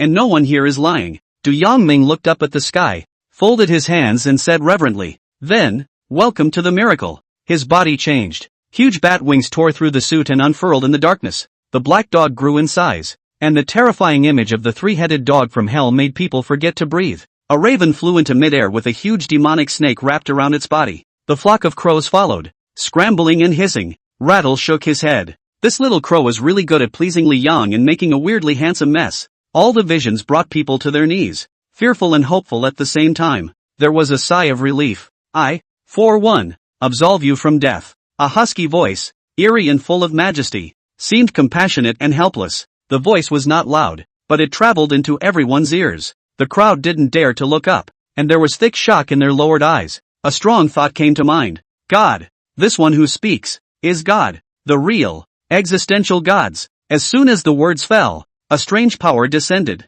The faces of the people present went from shock to shock, from shock to surprise, and from surprise to utter fervor. They don't hurt anymore. They're full of strength. The health that had been missing for a long time caused them to look up excitedly at the gods who had redeemed them. But they didn't see the gods. Perhaps the gods themselves are everywhere. Give thanks to my Lord Death. A man fell to his knees, ruthlessly hitting his head against the ground, hissing and roaring, with 2 hot tears in his eyes and snot running down his nose. He is a leukemia patient. Taking pills ate up savings, ate up the house. But it didn't help. He can only accept the loneliness at home and wait for the death of the Underdark. He wants to live. Give thanks to my Lord Death. May I give my all for my Lord Death. More and more people were ghosting up. It took only one day for these people in despair to regain hope. How are you doing, sister? How are you? Lu Yuan covered her mouth and cried out in excitement. With tears in her eyes, Lu Mengmeng hugged her sister. Sister, I'll protect you from now on. No one can bully you from now on. Lu Mengmeng immediately knelt on the ground and bowed heavily at the full moon in the sky. Rumor has it that the moon in the sky is a reflection in hell, and that the Grim Reaper watches the earth from the moon. Looking up again, Lu Mengmeng's face was sickly like frenzy. All gods are false gods, death is the only one. Death redeemed the sisters. Then it was time to give your life. Your soul. All of it. Du Yangming pointed at a package on the ground and said, put on the inner garments, and from now on you are the cleaners who sweep the world for death. People looked at Du Yangming with respectful eyes and went forward to get their clothes. The clothes in this are white raincoats. He was going to make some white robes, but he was pressed for time and had a lot of work to do, so he didn't have that much time to order them. The white raincoat is also good. It's a little stronger and more durable than a regular robe. Shaker jumped off the boulder and transformed into a human body and walked into the forest. Seeing the figure that was heading down the hill and jogging over to it, Li Yang, why don't you reveal your death god body? Wouldn't that be explosive? Li Yang responded slowly. God would be less awe-inspiring if he showed his true self. Rattle beamed. How terrifying is your death body?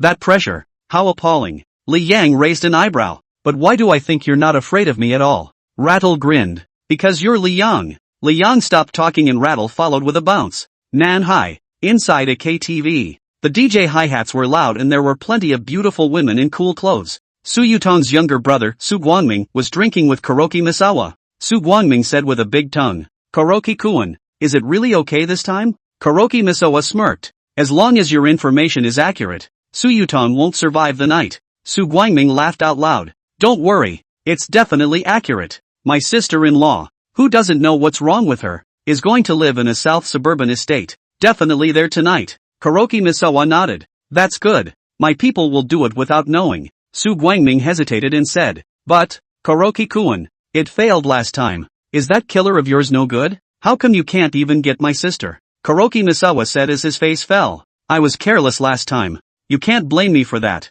You didn't say your sister was a fighting master. This time I've sent 4 lower ninjas and 1 middle ninja over there to absolutely kill her. End of chapter. Chapter 33, Ninja. Chapter 33, Ninja. Su Guangming froze for a moment. How could he have known that his weak sister would have such strong fighting skills? You still don't know much about your sister yourself. But hearing Kuroki Misawa say that a few more ninjas had been sent over this time, a smile appeared on his face. He gave a thumbs up. Yes, it's still you ninjas from Tozakura who are good. Summer martial arts are nothing in front of you Higashisakura ninjas. Zhu Dajuan is so powerful, but he was all cleaned up by you. Kuroki Misawa's face instantly darkened. The ninja that was sent to assassinate Zhu Dajuan last time has not returned until now, most likely dead. He didn't understand why the ninja had been taken out of the realm of normal people long ago and why he had been killed by Zhu Dajuan. There shouldn't be any humans stronger than ninjas in the South Seas. No, I should say the world shouldn't have one. Unless it's the secret weapons of the god-making organization.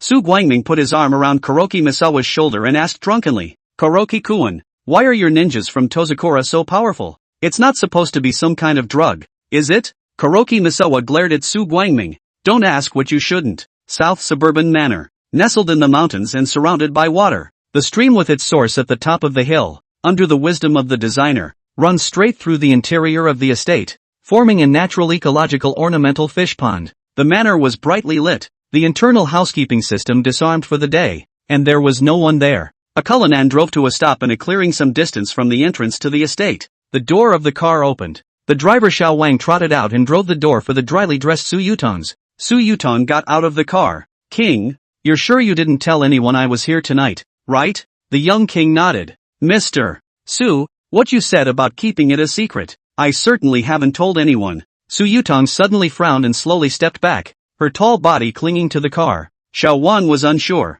but seeing Su Yutong so nervous, he was also immediately alerted. Suddenly, King noticed something and his eyes narrowed. Behind a few large trees, a few figures slowly stepped out. They were bald, dressed in the standard ancient knight clothes, masked, and holding bitters in their hands. This is dressed like the legendary Higashi Sakura ninja. Su Yutong looked at Xiao Wang unkindly. Who all did you tell that I was coming here? Xiao Wang hurriedly said. I didn't tell anyone, Mr. Su. Suddenly, he remembered something and opened his mouth. But the steward of the estate is one of Superintendent Su's people. Superintendent Su, the deputy director of personnel of the Nanhai Ditai Group. Su Yutong's own brother. Su Yutong's eyes showed undisguised disappointment. So it really is him. The ninja in the lead smiled lewdly. President Su is still frighteningly beautiful. Tonight, Su Yutong, a well-known entrepreneur, was robbed, raped and killed. A very reasonable death, right? Xiao Wang touched his waist and actually pulled out a blackish gun, and fired several times at the ninja in the lead. Something surprising happened. The man dodged a few times to avoid the bullets, then actually blocked the last one with his bittersweet. Disbelief flickered in Xiao Wang's eyes. After pulling a dagger out of his pocket, he slowly removed his glasses and took off his shirt, revealing large tattoos. Who would have thought that the usually gentle little king would have such an unknown and ruthless side? Little King rode. Mr. Su, you drive ahead and leave this place to me. One of the lower ninja showed disdain in his eyes and snorted, speaking in an unskilled Xia dialect. Griffins like you don't even know the gap between you and the likes of us. Saying that, Shimo Shinobu quickly took small mincing steps, and in a single breath, he arrived in front of the little king, and the bitterness in his hand stabbed towards the little king's neck. The young king looked horrified at the ninja in front of him. The speed was too fast for his body to react. At that moment, a white hand steadily choked the lower shinobi's wrist. Mr. Su, Nani? Both Shimo Shinobu and Little King looked at Su Yutong incredulously. Su Yutong lifted her slender legs,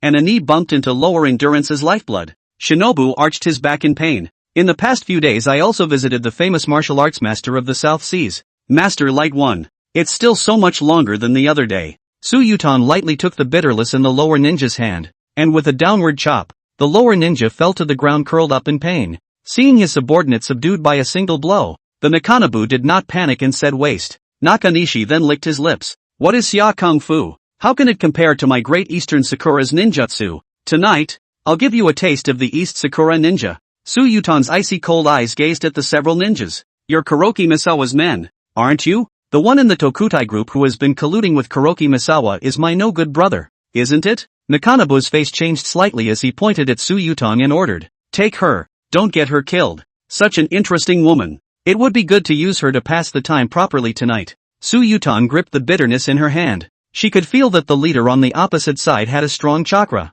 She could still feel a hint of sunken twilight in him. The stronger the battle, the shorter the lifespan? This side effect made Su Yutong suspect once again that the god-making organization had some sort of experiment that could turn people into almost inhuman fellows, but with the side effect of burning their lifespan. Su Yutong felt that she was not a match for that leader. Even though he was a death's favorite, he still wouldn't be able to live if he got his head blown off, unless death is willing to favor again.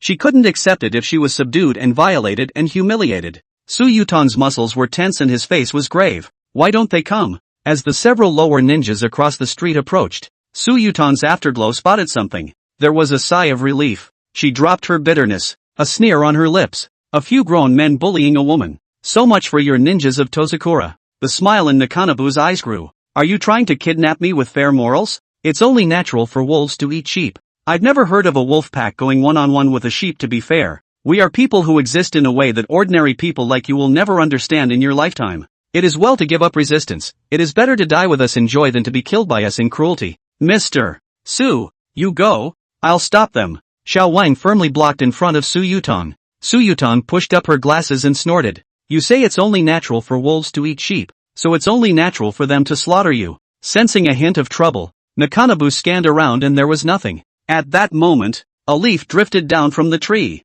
crossed the eye, and landed on the ground. Nakanobu's head snapped up and his pupils contracted suddenly. On the slender branches of the tree, a strange man in white appeared at an unknown time. The strange man was wearing a white raincoat and a white ducktail hat under a buckled hood. He wore white goggles on his face, a white mask, and white rubber gloves on his hands, and white rain boots on his feet. This looks like a forensic scientist, like a doctor, like a quirky janitor. Nakanishi tilted his head and looked around, swallowing hard. There were many of these strange people standing sporadically in the branches of the trees around them at some point. If you want to yell at the author and have an opinion, you can add the author's penguin 282-482-7365. End of chapter. Chapter 34, The Cleaner's First Battle. Chapter 34, The Cleaner's First Battle. The people in white fell down and steadied themselves on the ground. They ignored the panicked ninjas and owed Su Yutong a salute. The corner of Su Yutong's mouth lifted into a smile. These were the people she was waiting for. She thought about leaving the group and the possibility of an assassination.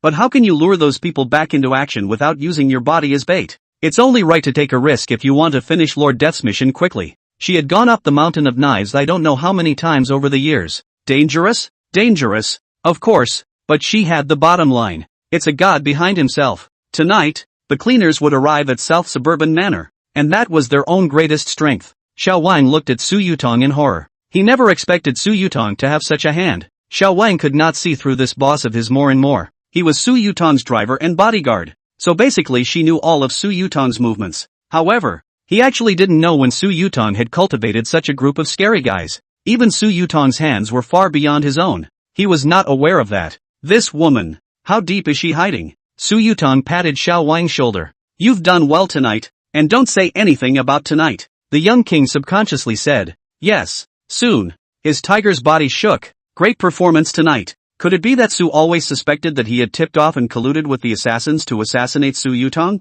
Tonight is also a test for yourself? What should happen to you if you don't perform well tonight? Su Yutong stared at the ninjas, and then glanced at the cleaners who were treating themselves respectfully. Are these cleaners really their own subordinates? She was in a bit of disbelief. Su Yutong mused. Get these men alive. The cleaners moved quickly, lunging towards the handful of ninjas, though the cleaners fought without any rules, like street punks brawling. However, the cleaners are fast, powerful and move with a distinctly violent aesthetic. The ninjas quickly recoiled. The Chunin cursed angrily. Why? This twat has so many masters. Datai has definitely enlisted in the secrets of genetics as well. Each of these cleaners was above the lower ninja and below the middle ninja in strength. It was absolutely unbelievable to him that these white-clothed freaks weren't special warriors who had received modified genes. Nakanobu took out a red pill and swallowed it in one gulp. His eyes began to fill with blood. His body's blood chi skyrocketed, and his combat power increased by a level. Strength, speed, and overall enhancement. The cleaners don't care that much, and charge up with bravery, beating the Nakanobu to a standstill. Nakanobu cursed angrily. Are you all not afraid of death? Good. Then go to hell. Nakanobu seized the opportunity and stabbed his bitterness into the heart of one of the cleaners. The imagined scene of blood spurting did not occur. Instead, the female cleaner had a sneer in her eyes. She grabbed a hold of the bitterness, causing the hilt to be stuck dead center on her bones. The Nakanobu's face changed drastically, his eyes gradually crawling with panic. Is this still human? A few of the remaining cleaners swarmed over the Nakanobu, who spewed blood and fell to the ground as he stepped back. The ninjas were all taken care of, each falling to the ground groaning. A few ninjas suddenly turned red in the face and a mouthful of black blood spurted out, losing their vital breath. Su Yutong remembered the big truck driver who stabbed himself that day. That driver also took the pills. His power skyrocketed, and then he spewed blood and died on his own. Su Yutong narrowed her eyes. Kuroki Misawa, who the hell are you? Su Yutong faced the cleaners and clasped his fists. Thank you all. I hope we can work well together in the future. The cleaners arched their backs in unison, eyes full of fervor. All for the glory of God. Little King hated that he was deaf. Heard too many things I shouldn't have today. Early the next morning, Su Guanming walked into the South China Sea Datai building with a brisk pace. People are happy when they are happy. He thinks the chick at the front desk is extra good looking. Why don't we let her accompany him tonight? Who made himself the de facto controller of Nanhai Datai right away? How can Nanhai Datai, like a ferocious beast, be held in the hands of a woman all the time? Kuroki Misawa had assured that Su Yuton was bound to die last night. He couldn't wait to sit in the president's office and see the ocean view downstairs. The president's secretary saw Su Guangming and hurriedly said, "Director Su, this is the president's office. You can't go in without permission." Su Guangming looked at the president's secretary with displeasure. "This is my Su family's business. Who the hell are you?" The president's secretary frowned as she continued to block. "No, you can't go in. Or I'll make an appointment with the president first."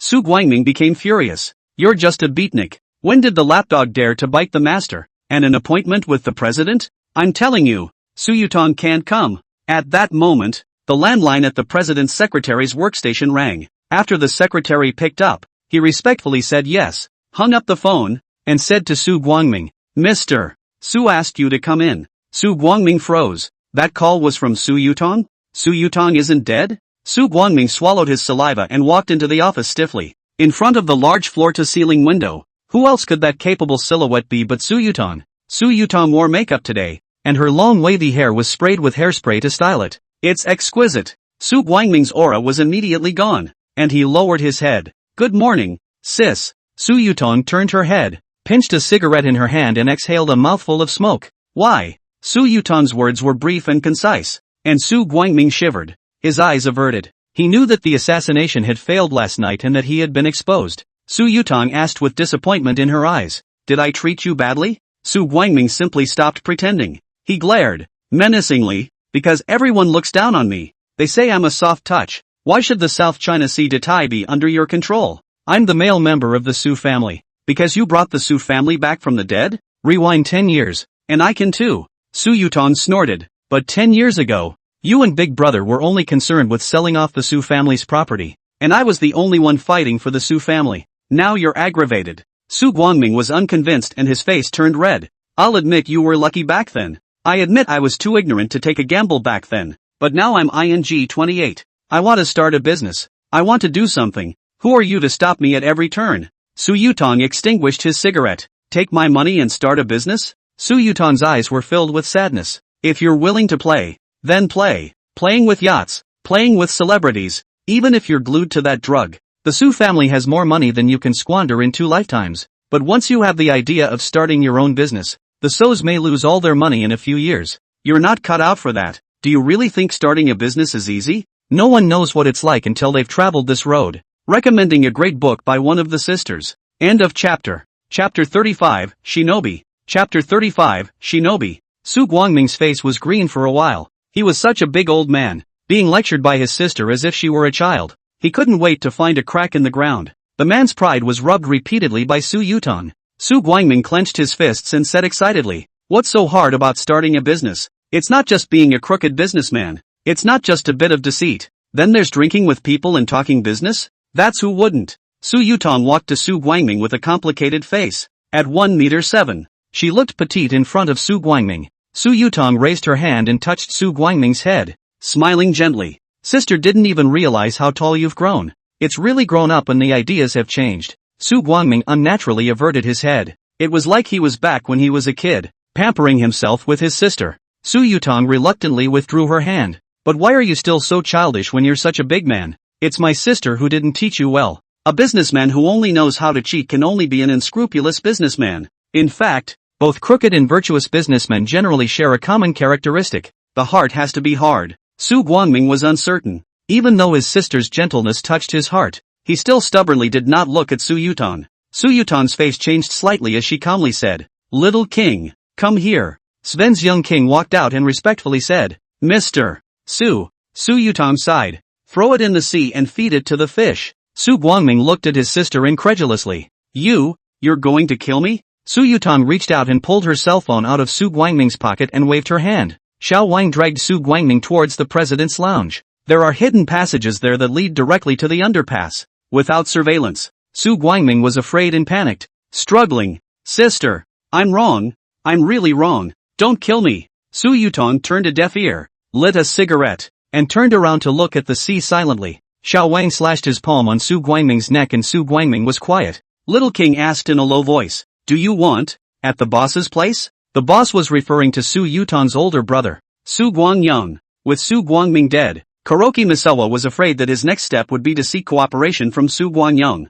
Su Yutong snorted coldly. Do you want my Su family to have no bloodline left? Keep an eye on Su Guangyang. Don't let him do something stupid too. Xiao Wang repeatedly said that he was wrong and carried the unconscious Su Guangming to work. Ring ring ring. The phone rang. Su Yutong glanced at it. It was Su Guangming's cell phone. The caller Kuroki Kuan. Su Yutong picked up the phone. Kuroki Misawa's voice came out. Failed. I didn't realize Su Yutong was so hard to kill. What kind of people did she have around her to protect her? Hello? Su Guangming? Speak. What the hell are you not telling me? Su Yutong said softly. My brother's death will be on your head. You stay well in the South Seas and don't run. The phone there hung up immediately. Nanhai West District. A high-grade apartment. Kuroki Misawa sat on the couch with a grim face. Behind him, a shirtless, bald, burly man was practicing one-finger meditation upside down. With such intense exercise, the burly man asked without blushing. Kuroki Kuan, what's wrong? What did the Su kid say?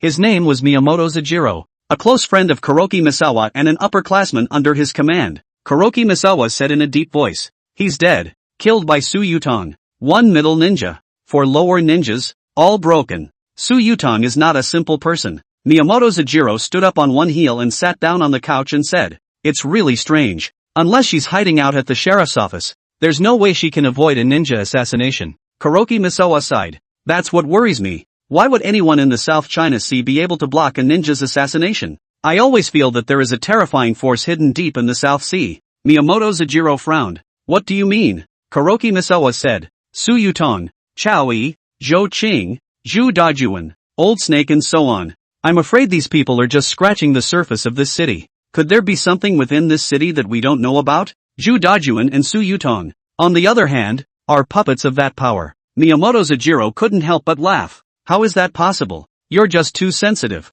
Both Su Guangming and Zhou Qing are stupid. They underestimated their opponents and the assassination went off the rails. So the ninjas we sent out were ambushed. The few ninjas that were sent out weren't too strong genetic warriors. They can't stop a premeditated hot weapons sweep. Kuroki Misawa still looked worried. Miyamoto Zajiro patted Kuroki Misawa comfortingly. I know what you're thinking. You're afraid that there are other organizations in this world besides the God-making organization that also have genetic modification technology. Oh, you're just too sensitive. There can't be a second person like your teacher in this world, much less a second God-making organization. Kuroki Misawa thought about it and smiled in relief. That's true. I'm the one who's too sensitive. The God-making organization was in existence that Su Yutong, Zhu Dajuan and the others could not even imagine in this lifetime. When I finish my teacher's project, I'll be a credit to the God-making organization. When the God-making organization is on top of the world, LOL. I am one of the people in charge of this world. Miyamoto Zajiro and Kuroki Misawa looked at each other and laughed out loud,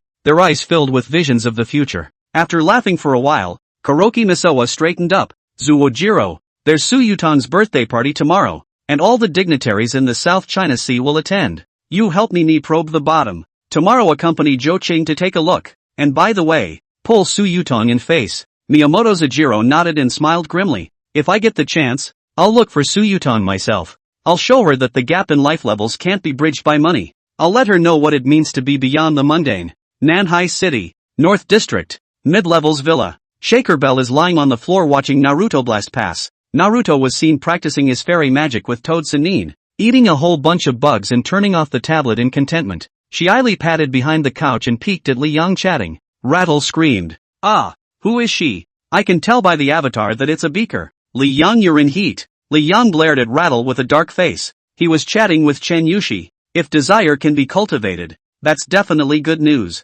Because, there are so few people with the power of desire. Chen Yushi is a perfect test subject. Chen Yushi sent a few photos about Su Yutong's birthday party. She said, I really envy Su Yutong. It's amazing how many people are invited for a birthday. Look, the recently hot national god song Sija, the movie star by Tao. I'm going. Yang Xiaomei and Lu Xiaoyan are both there. East Korea's most popular girl group will be the opening act at the birthday party. Gosh, it's like a fairy tale. I'm afraid the Nanhai airport is going to be surrounded by fans. She just assumed it was the daily extravagance of the godly. She didn't realize that the gods and goddesses had their own agenda every time they made a big move. Such a high-profile birthday party was Su Yutong's way of sending a message to the outside world. She, Su Yutong, is still alive, in good physical condition, and even has the mental capacity to make a big deal out of a financial scheme. To throw such a big birthday party is to carry out an unspoken financial maneuver. The corner of Li Yang's mouth curved up. Wanna go check it out? Chen Yushi.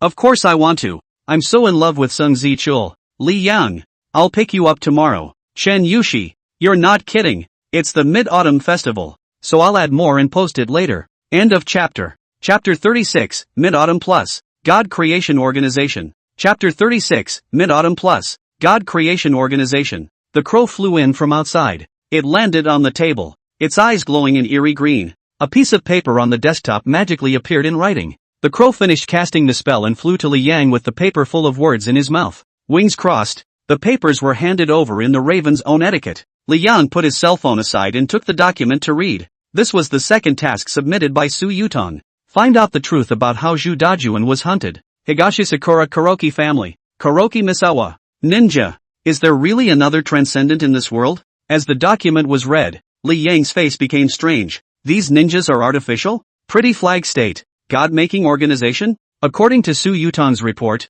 those ninjas were completely taking a drug for a long period of time, making themselves become infinitely close to the human limit, and the excellent ones even surpassed the human limit. Rattlesnake put her head over curiously. Li Yang didn't shy away from the cat he grew up with on such trivial matters. Shaker's eyes narrowed dangerously. God-making organizations? How dare a bunch of insignificant mortals try to create gods? Li Yang put the report away and searched the software for the word God Creation Organization. Hundreds of news updates appeared on cell phones. On the very first page, there is an introduction to the founder of the God-making organization, Dr. Leon King, a renowned entrepreneur and a big name in biogenetic academia with dozens of notable papers to his name. There are also some photos attached. It's a picture of Dr. Leon with a king, leader or great leader of a country. From these photos, it is clear that the God-making organization is definitely not an ordinary strong enterprise. Li Yang's face was grave as he continued to flip through the cell phone pages. The God-making organization is an international organization headquartered in the pretty flag state. We specialize in the fields of genetics, biology, viruses, and immunity. They have products all over the world. Even in the pharmacies of the Summer Kingdom, many of the medicines seen on a daily basis were related to the God-making organization. Li Yang was stunned, and a smile slowly appeared at the corner of his mouth. The world turned out to be such a funny place. Su Yutong, Zhu Dajuan, were assassinated by Kuroki Misawa at the same time. Is this a fight between the God-making organization and them? This kind of fight that belonged between big brothers. Once upon a time, he could not even qualify to watch from the sidelines. Now, he is implicated and is even the man behind the maneuver. The God-making organization has set its sights on Zhu Dajuan and Su Yutong. If things were left to chance, there was a good chance that this huge organization would follow the clues and find itself. A God-making organization that focuses on bioengineering would be interested in demons, right? No, it wouldn't be as simple as just being interested. Li Yang wouldn't hold on to the idea that with the existence of the cleaner system, he would be able to hide himself from the God Creator organization. The cleaner system is still in the early stages of creation and is inexperienced. Li Yang never underestimates his opponents. He pondered the current situation and weighed the cards of the enemy. The Devil's Club is still in the developmental stage. In terms of connections, the Devil's Club can only call the shots in the South China Sea. If we are talking about force, the heat weapons that the God-making organization can mobilize are definitely more than one can imagine. The demons under his hand, which were still in the growth stage, could not suffer the bombardment of the powerful thermobaric weapons. Of course, they wouldn't be stupid enough to dry hot weapons into the South China Sea to start a war. Summerland will not allow it. But what if they claimed that the fight or the object of the fight was the devil? What will be the attitude of the Summer government? The still fledgling Devil's Club was indeed powerless against this top international power. If someone else was put in Li Yang's position, it might cut off Zhu Dajuan's connection with Su Yutong. Like a lost dog changing places to recultivate power. Li Yang is no one else. He's meticulous, but he's definitely not a wimp. If you have to live a lowly life after gaining superhuman powers, you might as well go into the factory. Perhaps, as a god, even a very weak one shouldn't be afraid to fight. The beam had been made, and conflicts and interests had arisen. A powerful enemy would only excite him. Just 3 months after obtaining the transcendent power. Did you provoke this kind of thing? Li Yang muttered. Soon, a hint of a smile hung at the corners of his mouth, and his deep eyes darkened with a light that meant nothing. No, they're the ones who messed with me. Luckily, Su Yutong found out about the God-making organization. Otherwise, this Devil's Club of his own was afraid that he would be sparsely noticed by the God-making organization. Then inexplicably a dragnet was set up by the God-making organization. Now that the God-making organization hasn't discovered the Devil's Club, it's time to make a preemptive strike. Li Yang tapped his fingers on the desktop. his mind spinning languidly. My advantage is that my power is treacherous. Demon warfare is strong. Demonic imagery is magical. And the South Seas are my home turf again. On top of that, I'm in the shadows and they don't know what the devil really is. He slowly opened his hand and slowly took hold. Let the God-making organization be a millstone for the Devil's Club. Kuroki Misawa is just a minor character. I have to lure the big fish to the South China Sea. The God-making organization may be interested in demons, but I'm already interested in the God-making organization's genetic drugs. Li Yang pinched Rattle's cheeks. Try to find someone with the power of desire these days. Pressure is motivation. And in the face of a formidable enemy, developing oneself more rapidly is the way to go. If every demon was cultivated to be powerful and possessed greatness as in the legends, these mortals of the God-making organization were nothing. Shaker nodded seriously. How dare you call it God-making? What a big mouth. You think you're Rokudo Pain? Form an army of demons and charge them straight up ya. Early the next morning, a beautiful, exquisitely dressed woman stood downstairs in the neighborhood. She wore a wispy snow-knit tight dress with black silk from alphabet seersucker over her legs and flirty makeup, front and back, innocent and sexy. Many passing men stole glances at Chen Yushi's devilish figure with fiery eyes, and Chen Yushi stared back in disgust. You're not wearing a designer label for them. This outfit was bought yesterday after a long shopping trip to the mall and picking out some discounted items. Pretty extravagant for her purchasing power. Chen Yushi although meet pain, but barring that, it is worth it very much. Attending Su Yutan's birthday party, such a high-end high society party. How can you be good enough to join in the fun there if you don't wear a famous brand? A cab pulled up in front of her and Li Yang pulled down the window. Get in the car. Su Yutang, she smiled sweetly, ruffled her hair, and walked into the cab in style. What's wrong with taking a cab? Even if you're squeezing into a bus, it depends on who's sitting next to you. Su Yutang looked at Li Yang tenderly. Morning. Surprised to find a crow's head burrowing out of the inside pocket of his trench coat. This is. Li Yang glanced at Chen Yushi. The power of her desire was stronger than last time. Li Yang smiled slightly, nodded the crow's head and said, my pet, Raven is also going to Su Yutang's birthday party, because it's the first time anyone has ever invited it to be a guest. Chen Yushi softly said, what a cute crow. It's true that rich people have strange fetishes and will take crows as pets. Crow cocked his head and observed Chen Yushi. Doesn't this woman know to call his majesty? Happy Mid-Autumn Festival brothers and sisters. Raven asked, do you know what the rattle contact on the peach tree is? Ringing the bell. I know. 282,482. 7,365. Feel free to scold her if you don't like what you see. Raven said. Aren't there any groups in the Devil's Club? Ringing the bell. There must be. 8,321. 26,900. Raven said. Awesome. End of chapter. Chapter 37. Hello, Su Yutang. Chapter 37. Hello, Su Yutang. South China Sea International Showroom. With a history of more than 100 years, it has a strong cultural heritage. Normally, the interior of the exhibition hall is not open to the public and is used for organizing some large-scale cultural activities or receiving other regional leaders. Due to the fame of the South China Sea International Exhibition Hall, the Exhibition Hall Square outside the South China Sea International Exhibition Hall is a famous place to visit. The showroom plaza was particularly busy today. Su Yutang organized a banquet that could be called the birthday of the world. Many famous artists as well as wealthy people from all over the world were invited to attend. Those little edgy webmasters in their avant-garde outfits are on air at Showroom Square to rub it in. Sheriff's cars, patrol cars parked on the outskirts of the square. Sheriffs and auxiliary sheriffs maintain order. The cab stopped far away, the navigation alerting to the traffic ahead. Li Yang and Chen Yushi got off the bus and walked towards the square. Every now and then a luxury car passes by. Chen Yushi looked at the limousine as it entered the showroom plaza. Her palms were slightly sweaty as she grabbed Li Yang's arm and looked at him carefully. It's her dream to be in high society. And what role do the men around her play in it? This crown prince of an unknown segment should be socializing with those social nobles for the sake of the family estate. Would it be rude and humiliating to have never experienced such an occasion yourself?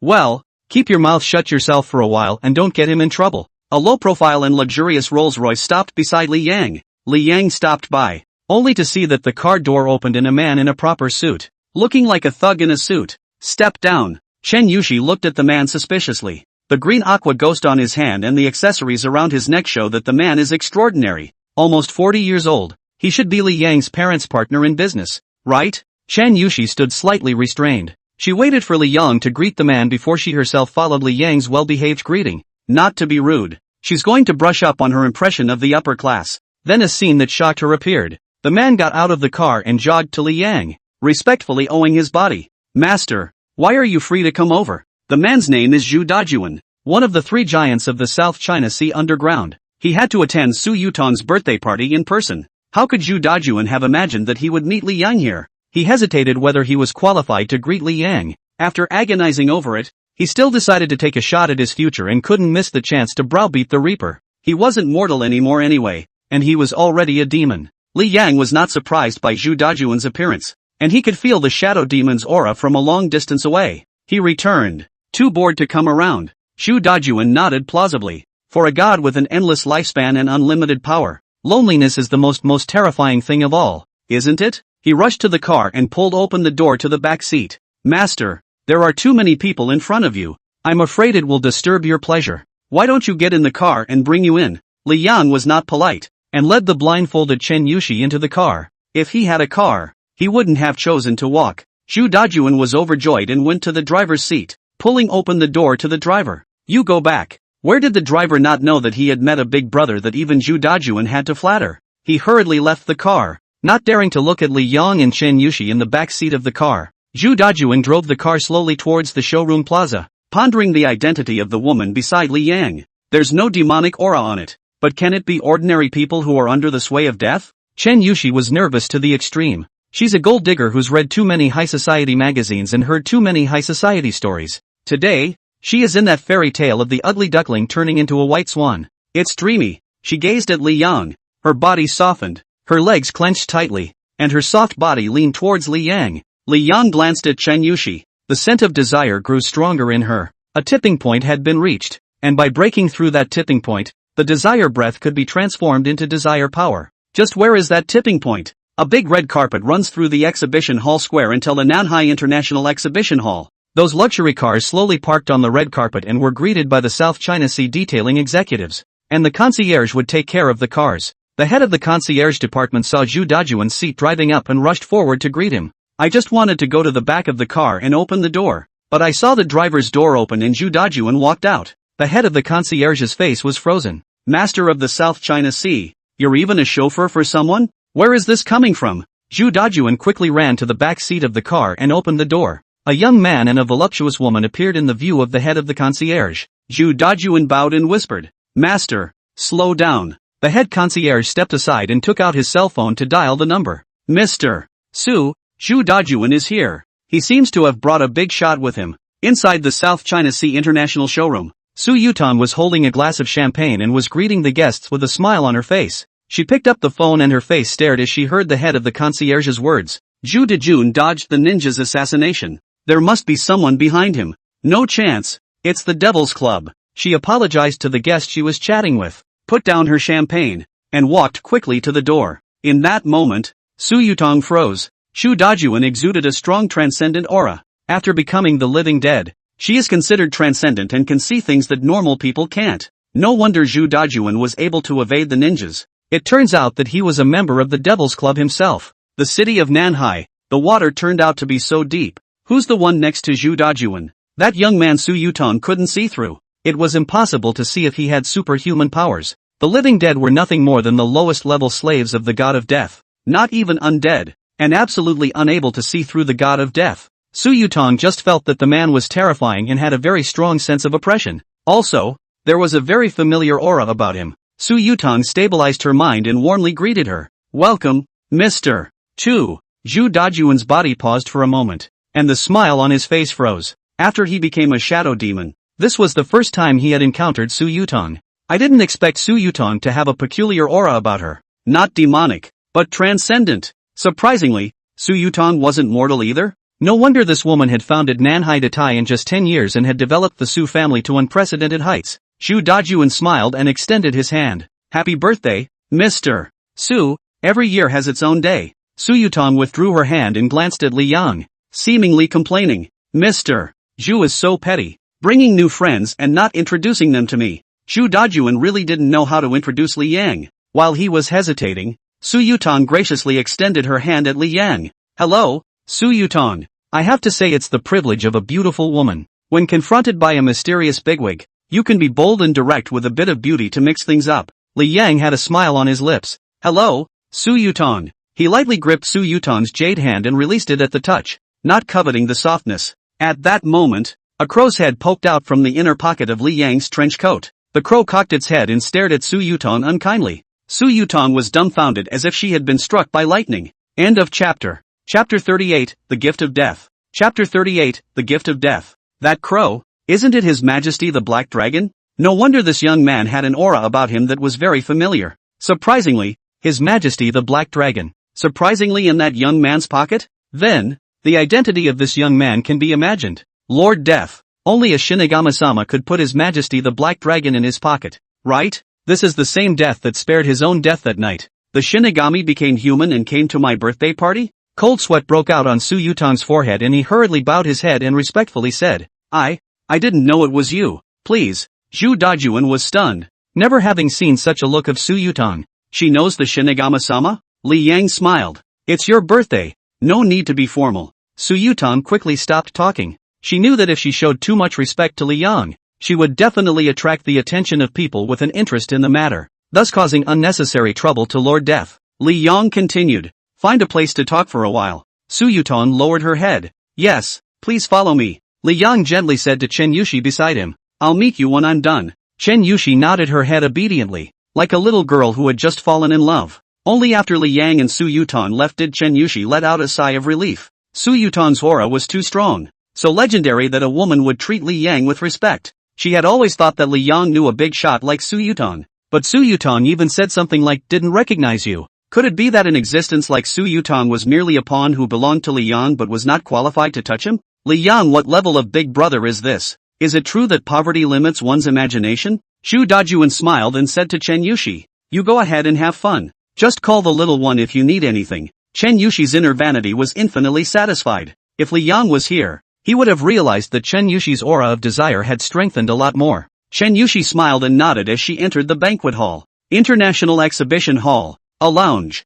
Su Yutong fell to her knees. My Lord Death, forgive the insolence of the humble maid. The famous South China Sea female president meekly knelt in front of her. If it were any other man, his inner desire for conquest was afraid to explode from being satisfied. But Li Yang had no feelings about it. He sat in his chair with his legs crossed and a smile on his face. You've been doing pretty well lately. Su Yutong excitedly raised her cold and pretty face. I am supremely honored. Li Yang took out a membership card from his arms. As of today, you are a lowly member of the Devil's Club. Take it. Su Yutong hurriedly crawled to Li Yang's knees and took the membership card with both hands. The beautiful eyes were a big surprise. His Majesty the Black Dragon mentioned the Devil's Club. It was a transcendental organization created by the god of death to garrison the earth and monitor good and evil. To join the Devil's Club is to enter that fabled world once and for all. Li Yang said. This membership card doesn't have registered member information yet, so you can create your own title. Zhu Dajuan's membership card title was called Shadow Demon because the power in the desire potion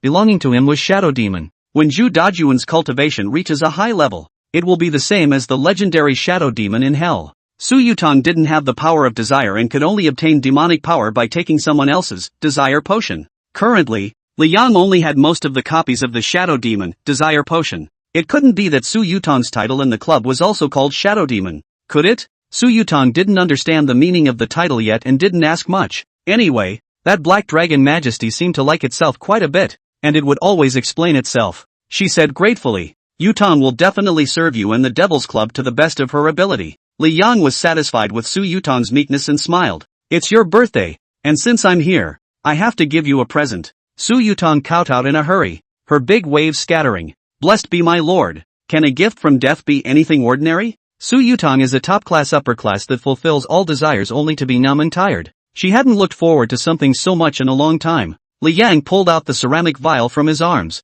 which contained a portion of the Shadow Demon desire potion. He gently placed it in Su Yutong's hand. Don't you let me down, Li Yang said and got up. The raven in his arms burrowed out of the pocket of his trench coat and landed on the ground. His wings crossed and his head bowed. It had something to say to Su Yutong and wanted to spend some time alone with Su Yutong, explaining the tasks of the cleaner system in the process. After Li Yang left, Crow straightened up, the demonic might of His Majesty the Black Dragon enveloping the room. It jumped into the chair and spoke majestically like a true king. Congratulations, you've been recognized by your master. Sit down. The king has something to explain. Su Yutong didn't dare to hesitate, and after saying thank you, Your Majesty, she sat down on the chair next to her, legs together and boarded up. Raven said, cleaners are important. Your mission is cleaning up the traces left by the demons, not letting the world find out about the demons, until the Devil's Club in the South Seas is perfected. You'll have to hide them. No cleaners can be exposed when there is no mission. Su Yutong was breathing heavily.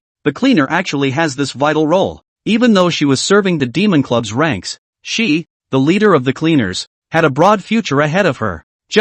It's hard to fend off the ninja's assassinations on your own without a cleaner to protect you. Raven's eyes looked towards the lust potion. You are a rare human that the master appreciates. This king really didn't expect his master to bestow such a divine object on you. Su Yutong discovered the crow's greed for the desire potion. She hesitated for a moment. Your Majesty likes it, and this divine object is still yours to take. Raven froze for a moment, a flash of emotion crossing her eyes, and shook her head. The master gave you something. This king wouldn't dare to get his hands on it. It's your chance. Drink it and you'll see what this stuff is good for. Su Yutong nodded and took out her membership card. Your Majesty, my Lord Reaper said title or something. What it means? Raven said, titles are the real names of demons. Let the king help you with a title. It thought about the fact that in an empire, the emperor had the highest status, and second only to the emperor's status was the empress, and then the chancellor and generals and whatnot. Raven tilted her head. Your title will be Black Queen. It didn't understand the significance of the empress to the emperor in human society. It just felt that it had given Su Yutong a good face. Su Yutong blinked her eyes and respectfully answered yes. Raven jumped out of the chair and flew to the window, ready to leave. Suddenly stopping at the windowsill, he turned back and said seriously, Happy birthday, Su Yutong. Well, the king has bestowed her with the name of the Black Queen, so let's call it a gift from the king. The crow was gone for a long time before Su Yutong put on a small smile and reached out to pick up the ceramic vial on the ground. Opening her cherry mouth, she drank the desire potion in one gulp. An arcane message surged into Su Yutong's mind. Shadow puppetry consumes mental energy to manipulate shadows. The stronger the mental power, the stronger the puppetry. Which who has stolen and shared the power of the shadow demon. Endeavor to cultivate shadow puppetry to its peak. Su Yutong slowly stretched out her hand, and her own shadow squirmed on the ground. She rounded her beautiful eyes in horror. His own shadow had bizarrely materialized and stood up. End of chapter. Chapter 39 The Broken Chen Yushi. Chapter 39 The Broken Chen Yushi. Ballroom. Chen Yushi stood blankly in the corner. She had taken after the high-end people who usually attended receptions. But everything here was nothing like her $3,000 entrance ticket to the reception. Underfoot is marble that has the flavor of ancient culture. The surrounding walls decorated with glaze were golden. Under the huge crystal chandelier is a sculpture from the master's real work. Chen Yushi quietly surveyed the guests who were wearing haute couture dresses. They are full of nobility in every move. That's the real aristocracy. Chen Yushi was so nervous that her heart was in her throat. Gradually, under the influence of the famous pianist Yoder Han's affectionate performance of Love the Muse on stage, Chen Yushi's nervous heart slowly soothed. The apprehension in his eyes faded like a tidal wave and was replaced by overwhelming excitement. This is the life of her dreams. Chen Yushi let herself go. She is like an ugly duckling who mistakenly enters Swan Lake, exploring and adventuring in the castle where the rich and powerful surge. Chen Yushi's attention was suddenly attracted by two middle-aged men in suits. Feeling that they looked somewhat familiar, her eyes grew wide. This is movie star Bai Tao and veteran music industry king He Yundong? If you can ask for an autograph or even a photo with them, posting a circle of friends is afraid that it will cause a big earthquake in the circle of friends. I envy Zhang Xiaohan, that little wench. Chen Yushi gathered enough courage to walk over and carefully said, Greetings. I'm a fan of yours. Grew up watching your movies and listening to your songs. I love you guys. Can I get a picture? Bai Tao and He Yundong smiled. Sure. The two showbiz moguls had a very sharp eye and could tell at a glance that Chen Yushi was a mistress at best. Temperament is something that has to be nurtured and doesn't come from how many high-end parties you've been to. They felt that Chen Yushi was more likely to be some unimpressive starlet or small netizen who was trying to rub off on them. All of them came from drag queens and bar residencies, and all of them know that it's not easy to walk this path, and it's just a photo shoot, so why turn it down? It's their culmination. Chen Yushi was ecstatic and thanked him repeatedly. Take out your own cell phone and pose. They cooperated by holding out their scissor hands.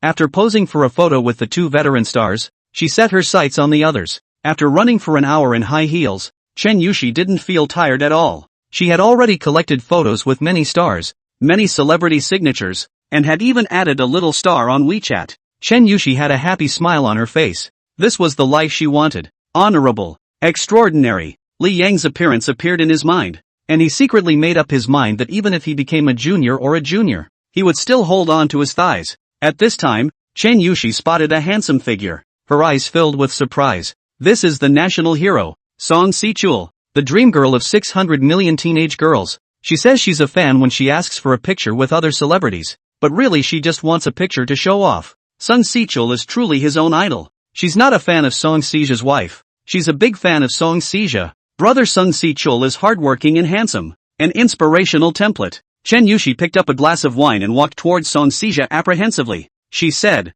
her nose sweating. Hello, are you Song Si-chul? Song Si-ja turned around, looked Chen Yushi up and down, and frowned. Something? He's in a bad mood today. He checked Su Yutong's information. Just a female thug.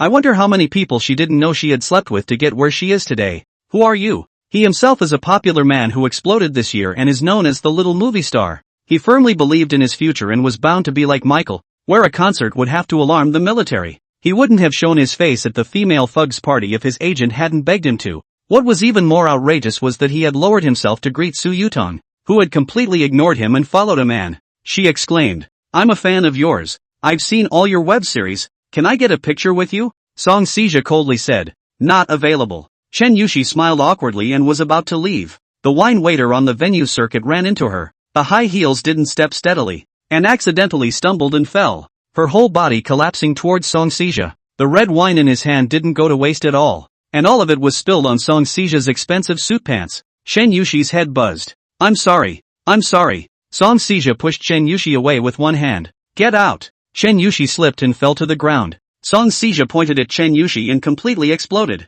Who let you touch me? Song Si-ja picked up the wine glasses on the table and splashed them all over Chen Yushi. Something about being well-read. Something about being a humble knight. Something about loving women. That's all packaged by the agency at great expense to decimate the ignorant female fans. Chen Yushi was covered in wine stains and her hair dripped red wine, turning from an ugly duckling into a fallen chicken. The people around them quieted down and looked this way, with derision, indifference, and sarcasm on their faces. Chen Yushi's aristocratic dream woke up in a flash. She was still the same Chen Yushi, even after entering the upper-class reception. She was still the same lowly Chen Yushi. Behind the fairy tale dream is the blood-soaked reality. Chen Yushi's eyes reddened. Her body trembled, terrified, unable to stop saying, I'm sorry. Song Si-chul drifted off. I think of you. That man beside you is on good terms with Su Yutong. Did that man ask you to seduce me and try to impress me? A bunch of rednecks who really think they're somebody? After the sudden explosion of certain fresh meat, they treat themselves as the Dragon Aotion in the Netflix series and feel that everyone in the world should kneel and lick them. Poor people get rich at first sight, and theatergoers turn over a new leaf, and don't know how to restrain themselves. Song Si-ja's agent had instructed him 1,000 times to make sure he got acquainted with Su Yutong. When Song Si-ja finally lowered himself and reluctantly went to find Su Yutong, he saw Su Yutong chatting with Li Yang. Even more so, he ignored him and left directly with the man. He was upset. Song Si-ja picked up a bottle of red wine and poured it down towards Chen Yushi's head like a madman.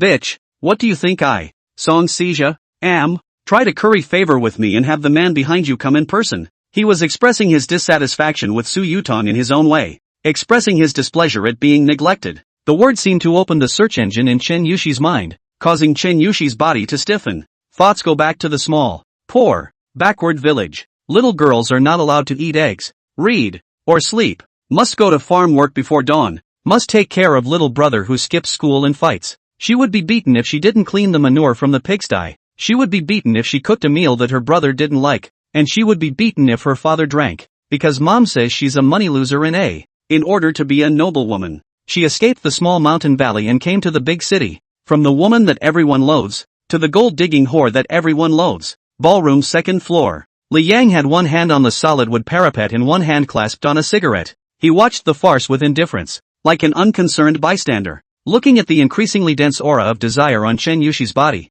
it was metamorphosing into a rather pure power of desire. The smile at the corner of Li Yang's mouth grew bigger and bigger. End of chapter. Chapter 40, What is Power? Chapter 40, What is Power? ******* Your mom. When Chen Yushi was scared and helpless, a loud voice attracted everyone's attention. Shu Dajuan looked at the scene in front of him in horror. He himself left for just a moment to taunt his nemesis Zhou Qing. How about? How come? He even rubbed his eyes in disbelief that this was real. A female companion to that horrible being, having red wine poured on her? Humiliated? Lord Death. And he calls him a hick? He ran over to him quickly and slapped Song Si-ja in the face with a casserole-like slap. Sung Sik Cheol spun directly in place as he covered his red, swollen face in horror. How dare you hit me? Do you know who I am? And do you have any idea who she is? Shu Dajun grabbed Song Sija's neck and the slaps didn't stop. The guests were shocked. On an occasion like this, beating up a popular kid?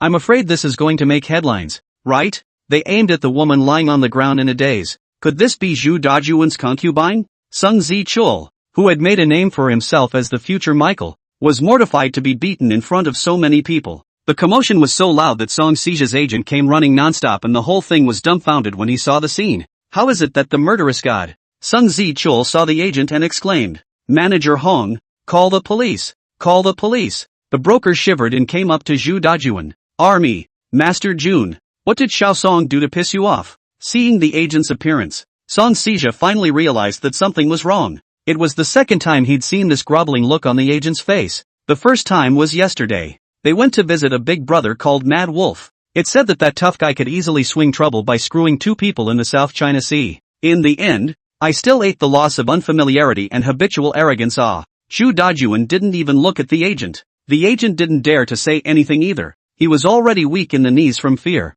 A famous actress who was popular all over the world offended a certain big brother and finally fled to a foreign country, never daring to go back until she died. Who in the circle doesn't know that big brother is Zhu Dajun? Besides, Zhu Dajun wasn't just a yellow pimp. His media company was quite loud. 4 people in the entertainment industry to offend Zhu Dajun. It would really be the same as moving earth on the head of a Taiyuyu. Step, step, step. As Zhu Dajun thrashed Song Sija and the whole place went quiet, the sound of footsteps on the stairs stood out, only to see a man with a straight posture and a black trench coat walking far away. He wore a round hat with the brim pressed so low that it covered most of his face. The crowd didn't understand how anyone could dare to join in the fun at this time. Li Yang walked to Chen Yushi with calm steps and took out a paper towel from his arms to wipe the wine stains on Chen Yushi's body. Pulling Chen Yushi up, without saying a word, he slowly walked towards the main door. The crowd was horrified. Did Zhu Dajun stand up for that man? What the hell is he? Rumor has it that Zhu Dajun has a great background in the imperial capital.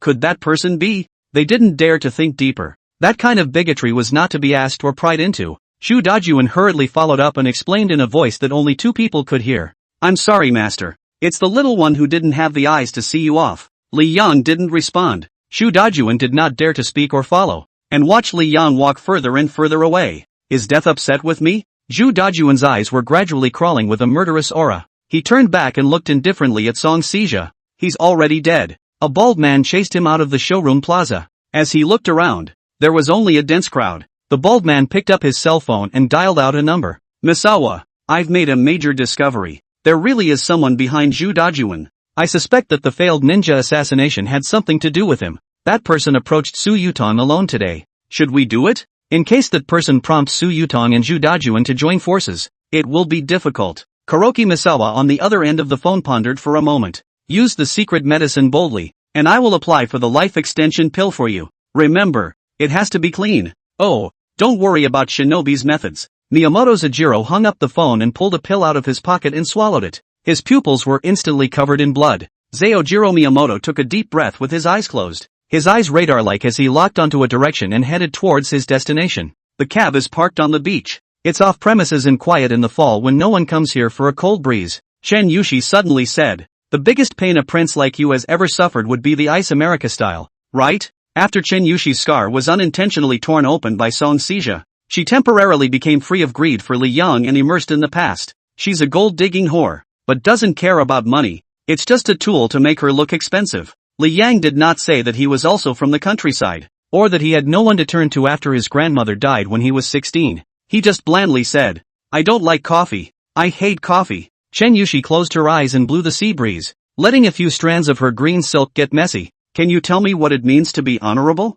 Can you tell me what power feels like? Li Yang let out a light laugh. The taste of power is something I've only recently come to realize. How? They have no sin. Yet I can forgive them. That's power. Those with power are naturally honorable. Chen Yushi opened her eyes and looked at Li Yang in a daze. The honor she thought was days of drinking, nights of singing, and crowds of flattery. Li Yang's explanation of power and honor is astounding and spot on. Chen Yushi was silent for a long time and smiled to herself. Sure enough, it's fate that I've been all my life. Chen Yushi looked at Li Yang and smiled brightly. Thank you for showing me so much. The corners of Li Yang's mouth sketched out a meaningful smile. Tell me your desires and I'll help you fulfill them. Chen Yushi covered her mouth and laughed. You think you're a god? At that moment, an unskilled summary language came through. Just caused such a big stir at the conference hall. And this is coming to the beach to talk about love with a beautiful woman. You're really a flirt. Chen Yushi frowned and looked behind her. Only a bald, burly man with a murderous face stood in the distance with a sneer. In just the blink of an eye, the burly man quickly appeared 10 meters in front of him. Chen Yushi's small mouth opened slightly. Is this a human being? The burly man clasped his arms, a cruel undertone hanging at the corners of his mouth. My humble self, Zojiro Miyamoto. Meet you, sir. Today, I am here to send you, sir, on your way. For a mysterious big shot like Li Yang, the burly man gave some respect. It was only by killing such a bigot that he would get the ultimate kick out of it. Chen Yushi's expression became horrified. It was the first time she had ever seen a killer. It had always been in novels. A novel in which a killer assassinates a president. It's amazing that killers really do exist in high society. Besides, what kind of monster was this slayer that he could run so fast in just one instant? Li Yang didn't even return his head and looked at the sea and said, You're slower than I thought. Here's the place I picked out for you. Like it? Li Yang foolishly exposed himself in the banquet hall just to get Kuroki Misawa's attention. Unexpectedly, the man behind him was strong in the flesh, and turning into an undead must be nice. Miyamoto Zojiro sneered. I admire your courage. Sir, there is no need for you to make a show of it, be on your way. Miyamoto Zojiro pulled out his bitterless and instantly appeared behind Li Yang. Chen Yushi subconsciously reached out to stop it, but Miyamoto Zojiro had already stabbed out his bitterness. Li Yang snapped his fingers nonchalantly. In the void, a black magic formation appeared, and a pale hand choked Miyamoto Zojiro's bitterness in a death grip. The author beeps 2 sentences, and beeping those 2 sentences doesn't count within the word count. The above little fresh meat partially changes hearsay. Nonsense. Some event that may or may not be. The male star was not convinced and wanted to retaliate, but was honest when he heard that one of the big shots he visited with his agent the day before was the little brother of the big brother who beat him up. End of chapter. Chapter 41, the so-called mission. What? Miyamoto Zojiro's eyes rounded in horror. That sudden, pale hand that appeared in the void caused Chen Yushi to back away in shock. It was all beyond mortal perception. In the void, a naked figure walked out of the black magic formation. Pale skin, empty eyes, cold temperature. Miyamoto Zojiro's pupils suddenly contracted when he saw the undead's appearance. Inoue-senpai? That person was none other than another shinobi under Kuroki Misawa. Inoue Sengoku was on a mission from Kuroki Misawa to assassinate the chief of the South China Sea Security Bureau. The chief of the South China Sea Security Bureau is still in the intensive care unit of the hospital, and Inoue Sengoku died at the Security Bureau. How did Inoue staff rules become this ghostly form and appear in this bizarre form? Could it be that they had long been noticed by the man who was like a god or a demon? And people such as himself, still presuming to assassinate him? Miyamoto Zojiro stared at Li Yang and exclaimed, What the hell are you? Li Yang didn't like nonsense, and his index finger flicked backward. Roar! The undead opened their mouths wide, the corners of their mouths cracking all the way up to their ears, and let out a chilling hiss. Miyamoto Zojiro wiped his sweat, gathered his courage, and killed towards the undead. Bittersweet stabbed at the undead's throat, but there wasn't even a trace left. The undead's arm flings itself at Zojiro Miyamoto, like being hit by a car. Miyamoto Zojiro's entire body was sent flying several meters.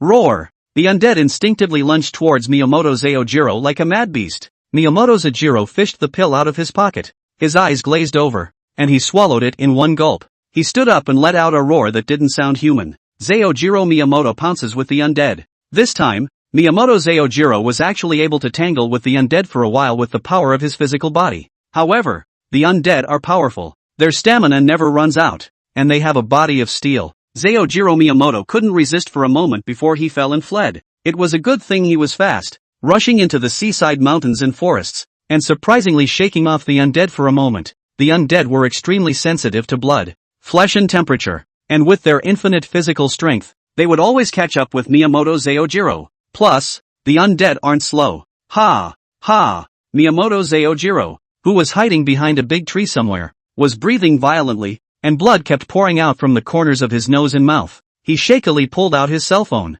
blood dripping onto it as he kept wiping it away, finally unlocking the fingerprints. Zojiro Miyamoto struggled to open his increasingly dazed eyes and sent a voice message to Misawa Kuroki. Misawa, I failed. That man is beyond our wildest dreams. He's had his eye on us for a long time. It was an invincible viper. You get out of the South Seas and never come back. Kuroki Misawa's phone called right away. Zojiro, Shajiro, what's wrong with you? voice anxious. Zojiro was not only his shinobi, but also his brother that he grew up with. Miyamoto Zojiro tried desperately to stay awake, his tone tinged with desperation. I can feel it. It's coming. It's nearby. It's coming to get me. Miyamoto Zojiro looked left and right. The surrounding area was quiet and unmoving. His head snapped up as he remembered something. On the branch of the tree, the undead crawled slowly towards him like a spider. The undead let out a hiss when they saw they had been spotted. Zojiro! Shajiro! Kuroki Misawa shouted at the top of his lungs. All that could be heard on the cell phone was a hiss,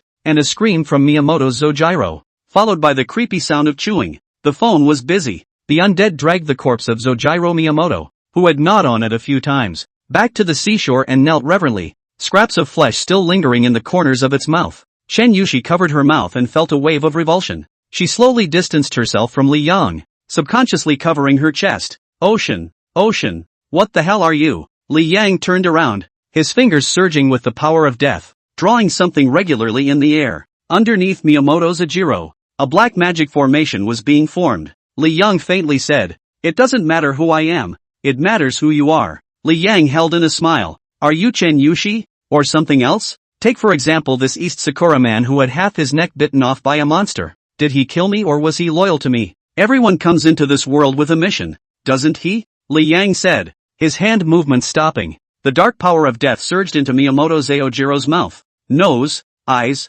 and ears. Miyamoto Zojiro's black pupils disappeared, leaving only a completely dead gray color. Miyamoto Zojiro convulsed violently, and the death aura from the undead around him was absorbed by Miyamoto Zojiro. The last time the undead were created was at the cemetery on the outskirts of the northern city, and the dead energy there was needed to finalize the creation of the undead. Now, with the undead around, there's no need to go to the cemetery to settle. Zojiro Miyamoto stopped twitching, his arms lengthened and his back legs bent, sprawled out like a gorilla. The back ripped open and huge bone spikes stabbed out from the spine. The hands and feet are thick and bear sharp claws. It opened its mouth, which ripped open, so ridiculously large that its jaws even almost touched the ground. Li Yang snapped his fingers and a huge black magic formation appeared under the feet of the two undead. They slowly sank into the magic formation and disappeared into the beach. Li Yang lit a cigarette and said, "Your turn. I grant the mission that belongs to you at the price of freedom. Or, give me your deepest desires and I'll erase your memory of the beach." Chen Yushi desperately tried to keep herself calm.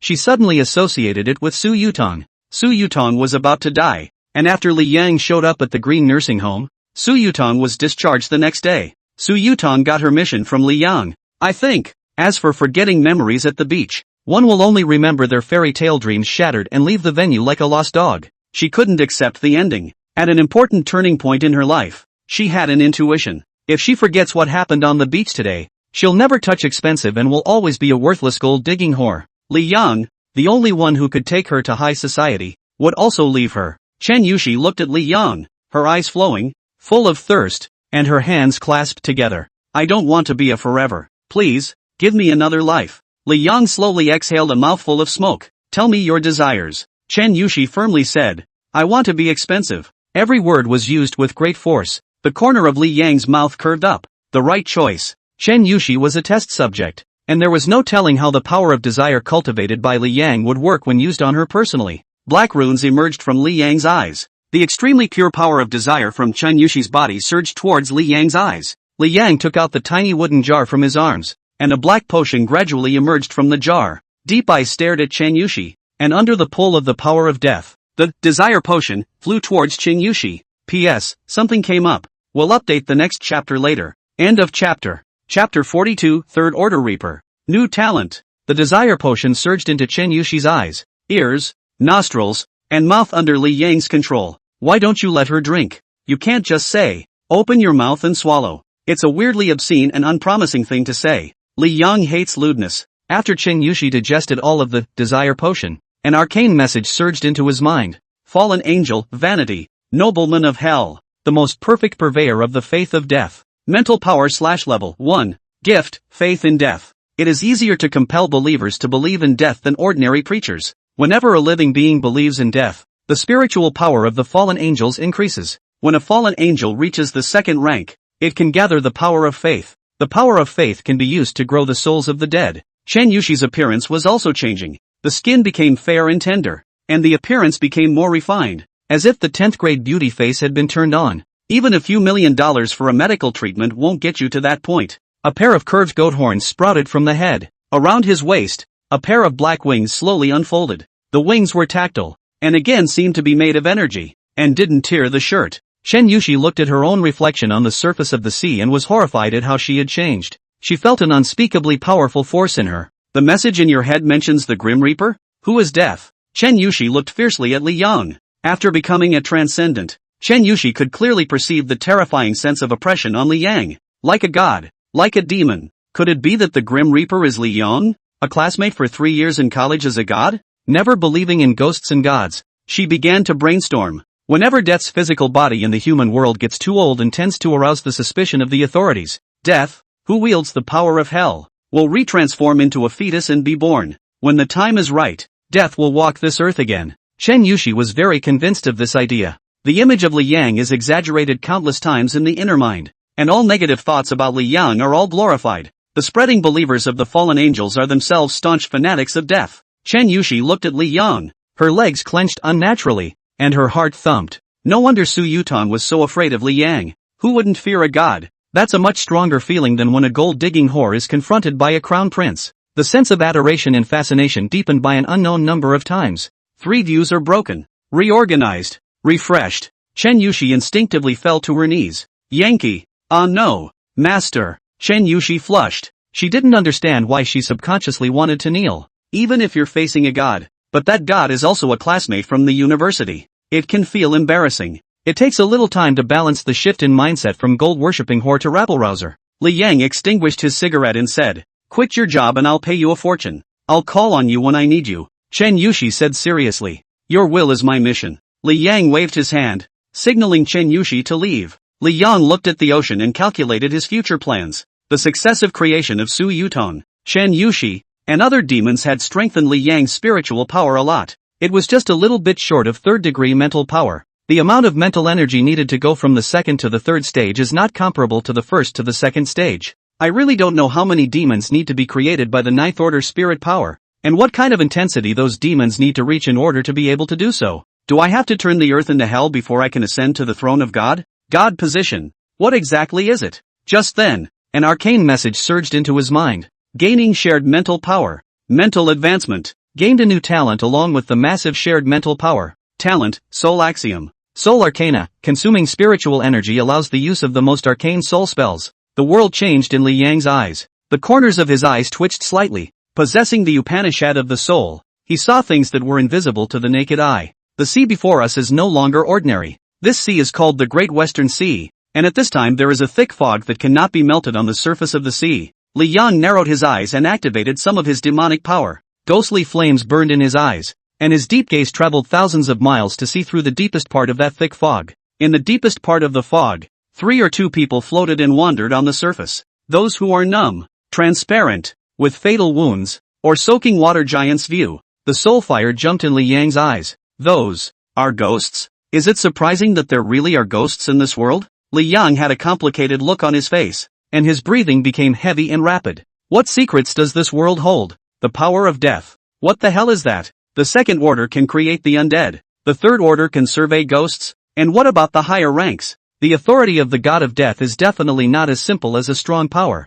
What kind of existence is a true god? The corners of Li Yang's mouth slowly sketched out an excited smile. Deep in the Great Western Sea, the ghosts in the mists made him think of one thing. Absolutely no one in this world can see those things except themselves. That mist was unusual even for him. If the higher-ups of this world knew of the existence of that mist, they would never let it go. Research ships, military vessels, have long since blocked it off as off-limits. There will even be institutes set up to study that stuff. As a side note, one is the only one in the world. Mundane resources are vital to me at the moment. The Devil's Club is the key to helping me climb to the Godhead, and it's only good that it's accelerated. Like that mist, Li Yang wanted to explore deeper, at least with a ship of his own. Owning a boat is not as simple as having a luxury car. The complexities involved and the huge amount of money involved are not something that can be solved with a bit of chump change. That said, who suddenly contributed a large amount of mental energy to himself? Rattles? Raven? Zhu Dajuan? Du Yongming? After thinking of many names one after another,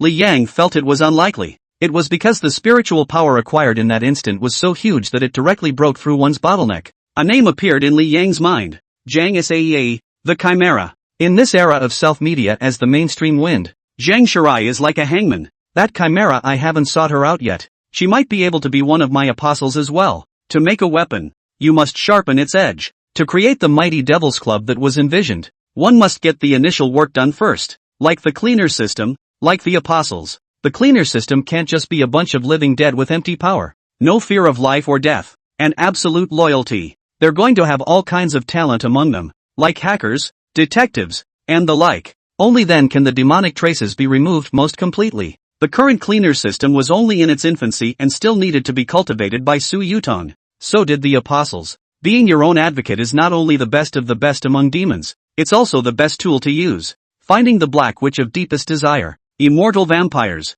fallen angels who spread the faith for themselves, and, of course, there are the two special inhuman demons, Raven and Black Dog. Zhang Shirai's speed of raising his spiritual power must be the fastest of all the demons. In other words, she must be the highest ranking among demons. Combined with her online presence, she could be my sixth apostle. End of chapter. Chapter 43, Charmed Demon and the Innate Charmed Demon Sacred Body Female Anchor. The Little Stepmother is a rubbing female anchor, claiming to be an innate chimera holy body, with nearly 1 million followers on the fast voice short video platform. Nearly 100,000 people watch every time the show starts. Definitely considered a big anchor. The fact that she can have such a huge fanbase in just half a year, apart from her looks and figure and the fact that she is quite good at rubbing it in, is also inseparable from some small means. The little stepmom is either connected to other anchors or on her way to be connected to other anchors every day. It's not like she's playing PK to win. It's mostly to suck up. Basically what segment of the anchor, as long as the live link encountered her, will be her with certain actions, eyes, expression and other care, suck away a large number of colorful gangster powder. Most ruthlessly, she stumbles upon a mysterious hacker online. That hacker is also an old color guy. Normally, anchors connect and interact with each other in random matches, but little stepmothers can directly target the ones they want. That hacker had helped her write a program that could silently invade the backend of a fast sound short video and apply for a connection directly to the target anchor through a wormhole. The little stepmom is swiping on a quick video. Due to her rubbing female anchors, the platform AI vertically recommends videos of twerking, but shaking rubes. Bunch of imbeciles. The little stepmother looked at the amount of followers those female anchors had and eyed them with disdain. Even if it's all scrubs, it's all a little crap in the eyes of the little stepmom. Fan data means everything. The difference between a headliner and a keeper girl. Suddenly, she noticed an ID. Nanhai Jin Mei Ting. Dare you call that name? Let's see what kind of bird you are. The young stepmother clicked on the homepage of South China Sea Golden Metropolis. It's mostly every day in there, which is to say that the body molds look better. In the self-publishing world, the least valuable thing is looks. Once the 10th grade beauty face is on, even a dog will have a clear brow. And Nanhai Jin Mei Ting is just a little bit of a blown-up body. Asterisk 800,000 followers? The little stepmother, after her shock, immediately shifted to greed. Who doesn't know what fans on both sides like to see? Whoever rubs it well will grab fans. In the eyes of the little stepmother, Nanhai Jinmiting is a big piece of fat meat. She immediately went on the air, ready for today's connecting session. How about a stepmom dance? Am I the only one who wants to see my stepmother's expression dance? The first big brother on the list sends a message, dance. Brother will give you a big airplane brush. The little stepmother looked at the instantly tens of thousands of online viewers, and a touch of smugness appeared in her eyes. As for whether or not to dance? Are you kidding? If I'm so valuable, why do I get to dance? That's all the gift money you need? Don't you just bring a load? Dancing is just an occasional boon to these hungry, brainless fans. The little stepmother whined. We'll start the live link first. Brothers guard me. Must. Stepmother's army will guard your stepmother. Asterisk the opposite anchor. The money has been recharged. Just waiting for PK. The young stepmother opened the program that the hacker had written for herself and pinpointed, Nanhai Jinmiting. Apply for a connection. The heart is also a little apprehensive. When she first got that program, she used it a lot to connect to big internet celebrities who had been famous for a long time, rubbing off on them and sucking up their fans. Over time, the big netizens have blacklisted her. There have also been reports of little stepmothers who are suspected of having some sort of hacking skills to find them. But it didn't work. The platform couldn't detect it. And that hacker was really skilled. The little stepmother was afraid that her reputation would scare Nanhai Jinmiting. Afraid that Nanhai Jinmiting would not dare to connect with her. Kim Ni-jong. Nanhai has agreed to connect with you. The young stepmother stared, then sneered. Really don't know how to die. The big netizens don't even dare to connect with me. How dare you? The appearance of South China Sea Kimmeting appeared on the computer screen. The live room, which had been very noisy just a moment ago, fell silent, and there wasn't a single pop-up screen. How can there be such a beautiful woman? Soon the pop-up resumed. There's something about this anchor woman across the street. She's so good looking. Real or fake? Fake it? The little stepmother came up with jealousy and teared up. Sister's beauty face is on too hard, isn't it? Unlike me, I just turned on a filter. A large number of visitors instantly flooded into little stepmother's live room. She was overjoyed. Surely she was the innate charming demon saint body. Just showing her face had sucked in fans from across the street? What those later visitors said, however, threw her for a loop.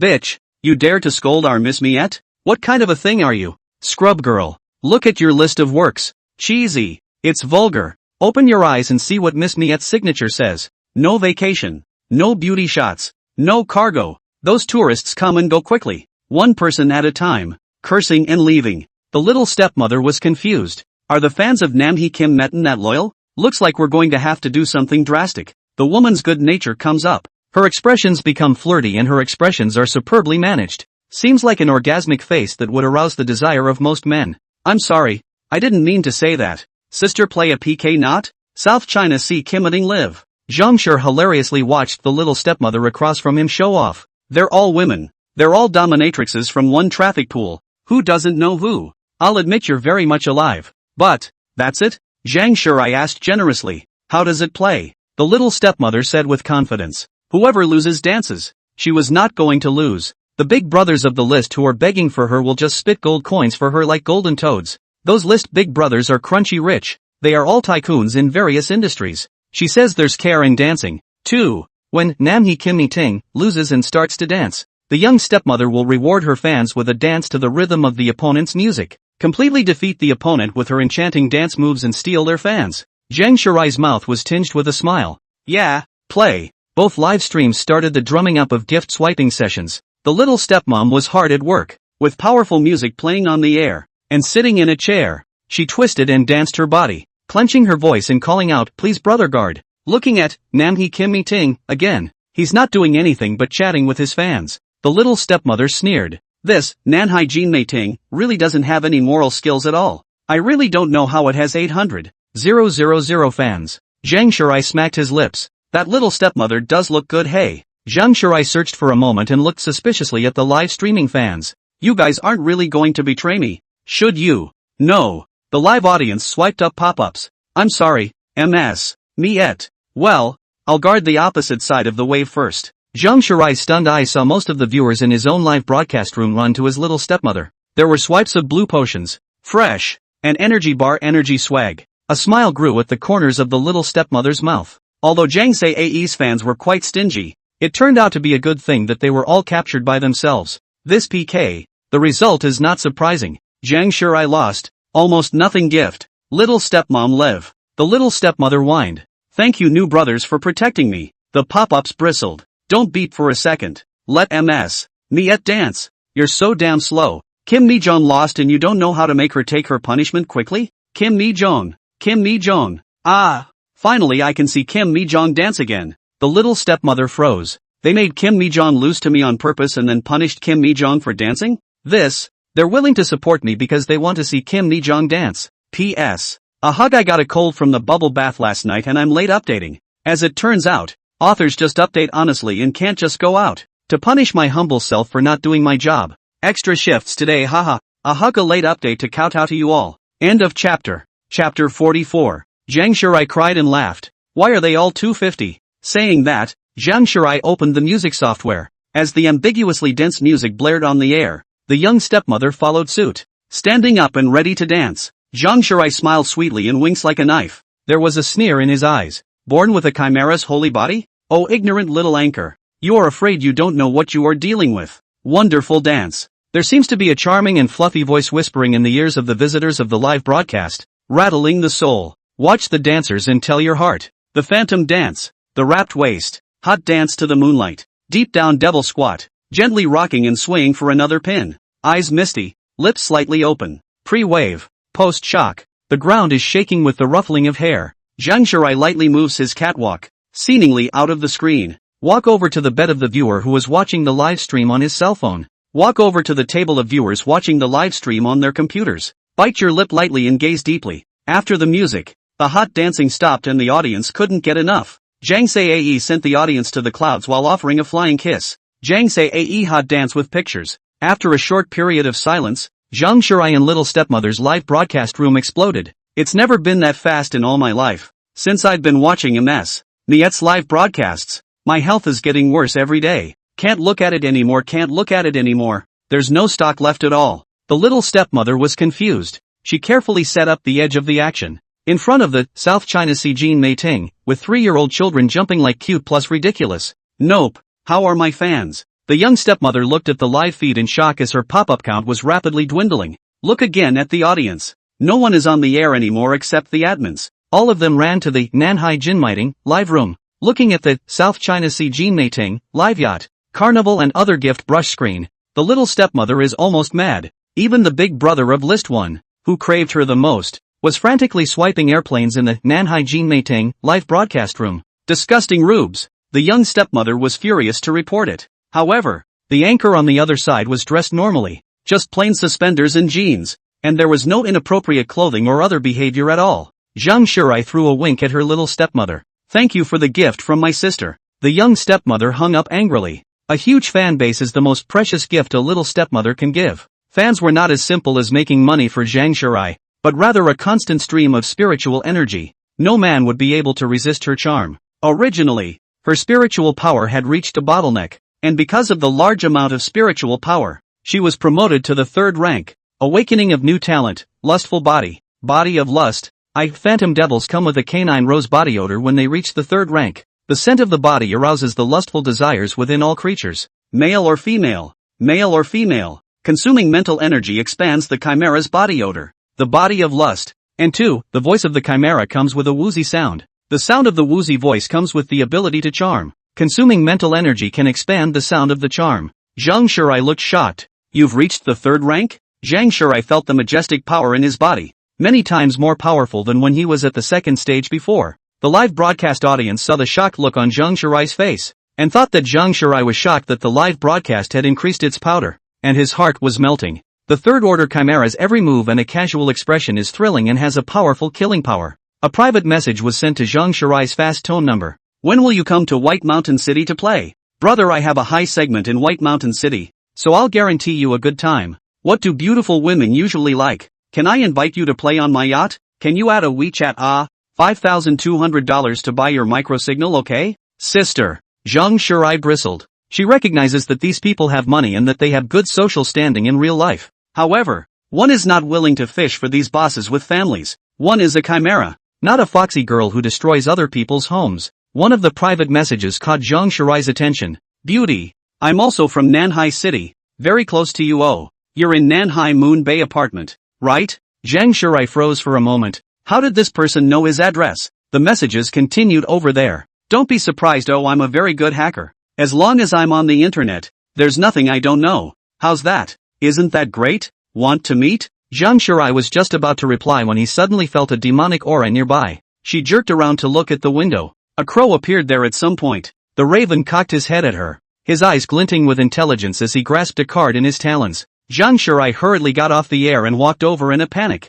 his hands and feet at a loss. You are this crow? It must have something to do with that being. The horror that should not exist in reality. Li Yang's horrible appearance appeared in his mind. Even if she had promoted herself to the 3rd rank, Li Yang's impression of oppression was still so strong that she couldn't breathe. Raven spoke indifferently. There's no need to be formal. You and I are the same as the Master's chosen apostles. The raven manipulated its mental power and floated the membership card in its claws to Zhang Shirai. Zhang Shirai's beautiful eyes shrunk. The card has a transcendent aura and has writing that must be seen with demonic power. Apostle, the Phantom Queen, Zhang Se-ae. Nanhai. Green Fenghua upscale apartment. A certain 3-room room. Originally the place was shared by 3 people. Chen Yushi, Zhang Xiaohan, Song Qianqian. It's not a family. And all 3 are not bad-looking gold-digging whores. Zhang Xiaohan moved out to find her own little rich kid to live with, leaving only Chen Yushi and Song Qianqian. Chen Yushi was packing her bags, preparing to move to the large flat that Li Yang had bought for her.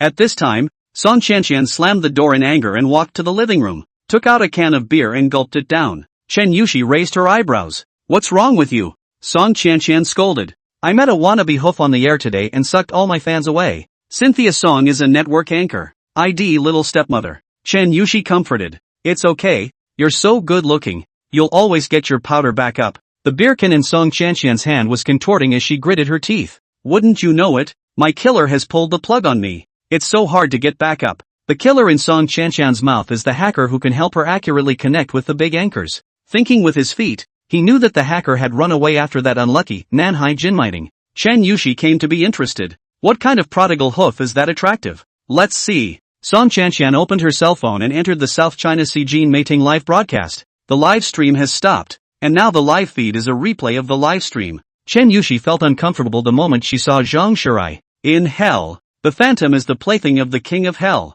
Who takes the highest honor of climbing into the king of hell's bedchamber. And the fallen angels are fervent believers in the king of hell, hating to give the king of hell everything they have to plunder. The phantom and the fallen angel meet as if the most hateful lovers in the world met. P.S. Next chapter is being revised and will be up soon. End of chapter. Chapter 45, Succubus vs. Fallen Angel. When she saw Zhang Shirai dancing hotly, the unpleasant sensation on Chen Yushi's body intensified, and her brow wrinkled unnaturally. Disgust, revulsion, nausea, and the smell of vinegar of unknown origin. In hell, fallen angels and chimeras are immortal natural enemies. This elusive natural instinct was perfectly grafted onto the two women with the taking of the desire potion. Look, you think this is a prodigal hoof too? Song Qianqian said irritably when she saw Chen Yushi's expression. Chen Yushi asked, she's from the South Seas too? Song Qianqian nodded and opened the cell phone chat interface. I used 100 private photos to get that killer of mine to look up the little hoof's address and tell me. Chen Yushi glanced at the cell phone chat interface.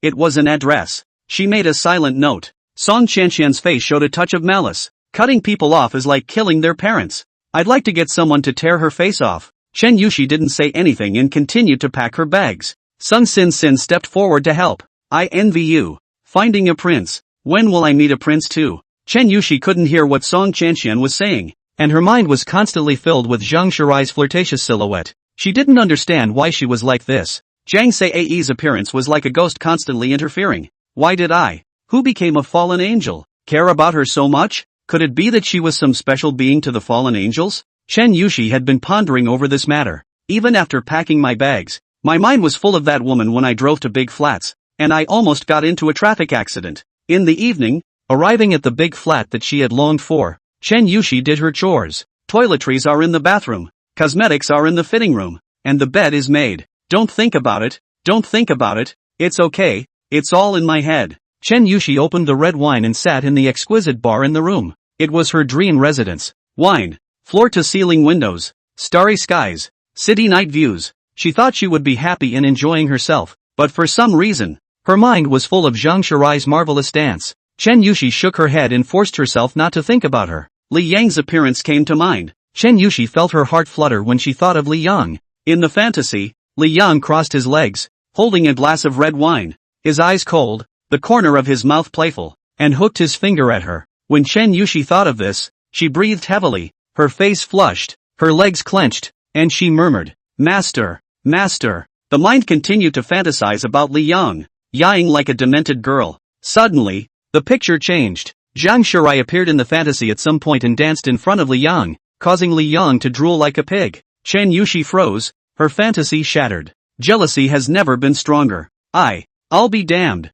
Chen Yushi violently shattered the wine glass. I'm afraid I won't be able to sleep without going to see what's going on with that woman today. Why would a woman put herself in such a strange state? Late at night, on the rooftop of the apartment building, Zhang Shirai sat on the edge of the rooftop, the height of the scare below. No one usually came here. The rooftop was locked, and the only person in this apartment who had a way to get up here was the one who had become a chimera. She sipped her beer and digested what Raven, the apostle of death, had said. From now on, she'll be an apostle of death? She came from a poor area with poor educational resources, and after she got into a junior college, she found it impossible to get a foothold in the metropolis of Nanhai. With a 10th grade beauty and devilish body, she barely became a small anchor. Seeking to be a small anchor in this life, make a living, find a man who does not mind her birthmark to marry, is a perfect ending. Now what? I don't know how many tycoons are going to adopt her, and she can make so much money just by casually starting a broadcast. There were also a few $1 million in the bank card. And although there was still a lot to go before he could pay back the $10 million he owed Liang, he was already very, very satisfied. Most importantly, she gained transcendent powers. One never understands the power of a demonic body until one becomes a transcendent. Zhang Shirai looked at the traffic and people downstairs and only felt like he was dreaming. The Devil's Club. The Phantom. Apostles of Death. Zhang Shirai recalls the first time she met Death, when she was threatened by him and begged on her knees. It's hot all over. Quirky attributes seem to be inexplicably inspired. She poured her beer hard, the coldness unable to suppress the throbbing in her body. I thought I was just a minion in the eyes of the one. Thought I would be his pawn at best for the rest of my life. I didn't expect to be surprised to become his apostle and be available to accompany him. At this moment, Zhang Shirai frowned. She twisted her head to look behind her. There was a woman there at some point. The woman was beautiful and tall, but just for some reason I felt a very uncomfortable aura on her. Demons? Zhang Shirai stood up and faced the woman directly. There was none of the formality of meeting the raven, and she was restraining her hostility. After all, this one in front of him was a demon. She asked in a hushed voice, "Who are you?" Chen Yushi looked at Zhang Shirai and was slightly surprised. The one that distracted himself turned out to be a demon. No wonder. Only a transcendent such as a demon could make one's mind wander. Normally, these two women who had just become demons, even if they were already apostles of death, would maintain a minimum of respect when encountering other demons, because they subconsciously think of each other as demons and exes, a destiny between a chimera and a fallen angel. The two demonesses are hostile at first sight. Chen Yushi opened her mouth as she walked towards Zhang Shirai with a graceful catwalk. I was a bit bored after a bit of drinking tonight, so it was a coincidence that I went out and wandered into you. Wandering onto the roof of a building? That's bull ******** 4 ghosts that doesn't even come with a letter. Zhang Shirai glanced at Chen Yushi's breasts with a mockery at the corner of her mouth and provocatively pushed up her chest. Yeah, seeing you makes me feel like I've known you forever. I feel like we've known each other since we were sisters in our past lives. Join us for a drink? Displeasure crossed the bottom of Chen Yushi's eyes. What's the point of drinking? Why don't we spar? Both women had had quite a bit to drink, and as it turned out, even demons might not be good drinkers, and they could play drunk. Zhang Shirai guffawed. Yeah. Fueled by alcohol and a sense of arch rivalry, it was surprising that both women wanted to fight. They hadn't fought since becoming transcendents and were looking forward to the fight. Both of them were also emboldened by the fact that they both knew they were apostles of death, and with their masters backing them up, they would never be killed. Zhang Shirai said as his body changed. Goat horns appeared on top of her head. The pupils in her beautiful eyes turned into hearts. Fluorescent phantom tattoos appeared on her bare belly under her suspenders, and a black phantom peach hearttail popped out of the back of her jeans. Chen Yushi's pupils shrunk. Phantom? So beautiful. So sexy. Chen Yushi was not willing to show weakness, and her body began to change as well. Curved goat horns poked out from the top of his head, and a pair of black feathered wings unfurled at his waist. Zhang Shirai was stunned by Chen Yushi's image of a fallen angel and was jealous in her heart. Fortunately, Zhang Shirai did not feel any sense of threat from Chen Yushi. After all, Zhang Shirai was a third-order chimera, and Chen Yushi was only a first-order fallen angel. Zhang Shirai felt that he was indeed a supreme genius, and was not the bottom of the heap amongst the rest of the demons. He himself was worthy of being an apostle valued by the god of death. Zhang Shirai sneered. Sister's demonic body is truly honorable and enchanting. Chen Yushi felt the powerful strength in Zhang Shirai's body. Better than yourself. Of course, that's to be expected. Who knows how many demons there are under the sky, and who knows to what level those powerful demons are. Being a fanatic believer in death means not knowing what it means to be afraid. If she didn't fight this chimera today, she was afraid that she wouldn't be able to eat or sleep well in the future. Chen Yushi responded. My sister's demonic body is also gorgeous. The two of them actually struck out at the same time without a word of nonsense. Zhang Shirai gathered the pink fire of evil desire and flung it towards Chen Yushi.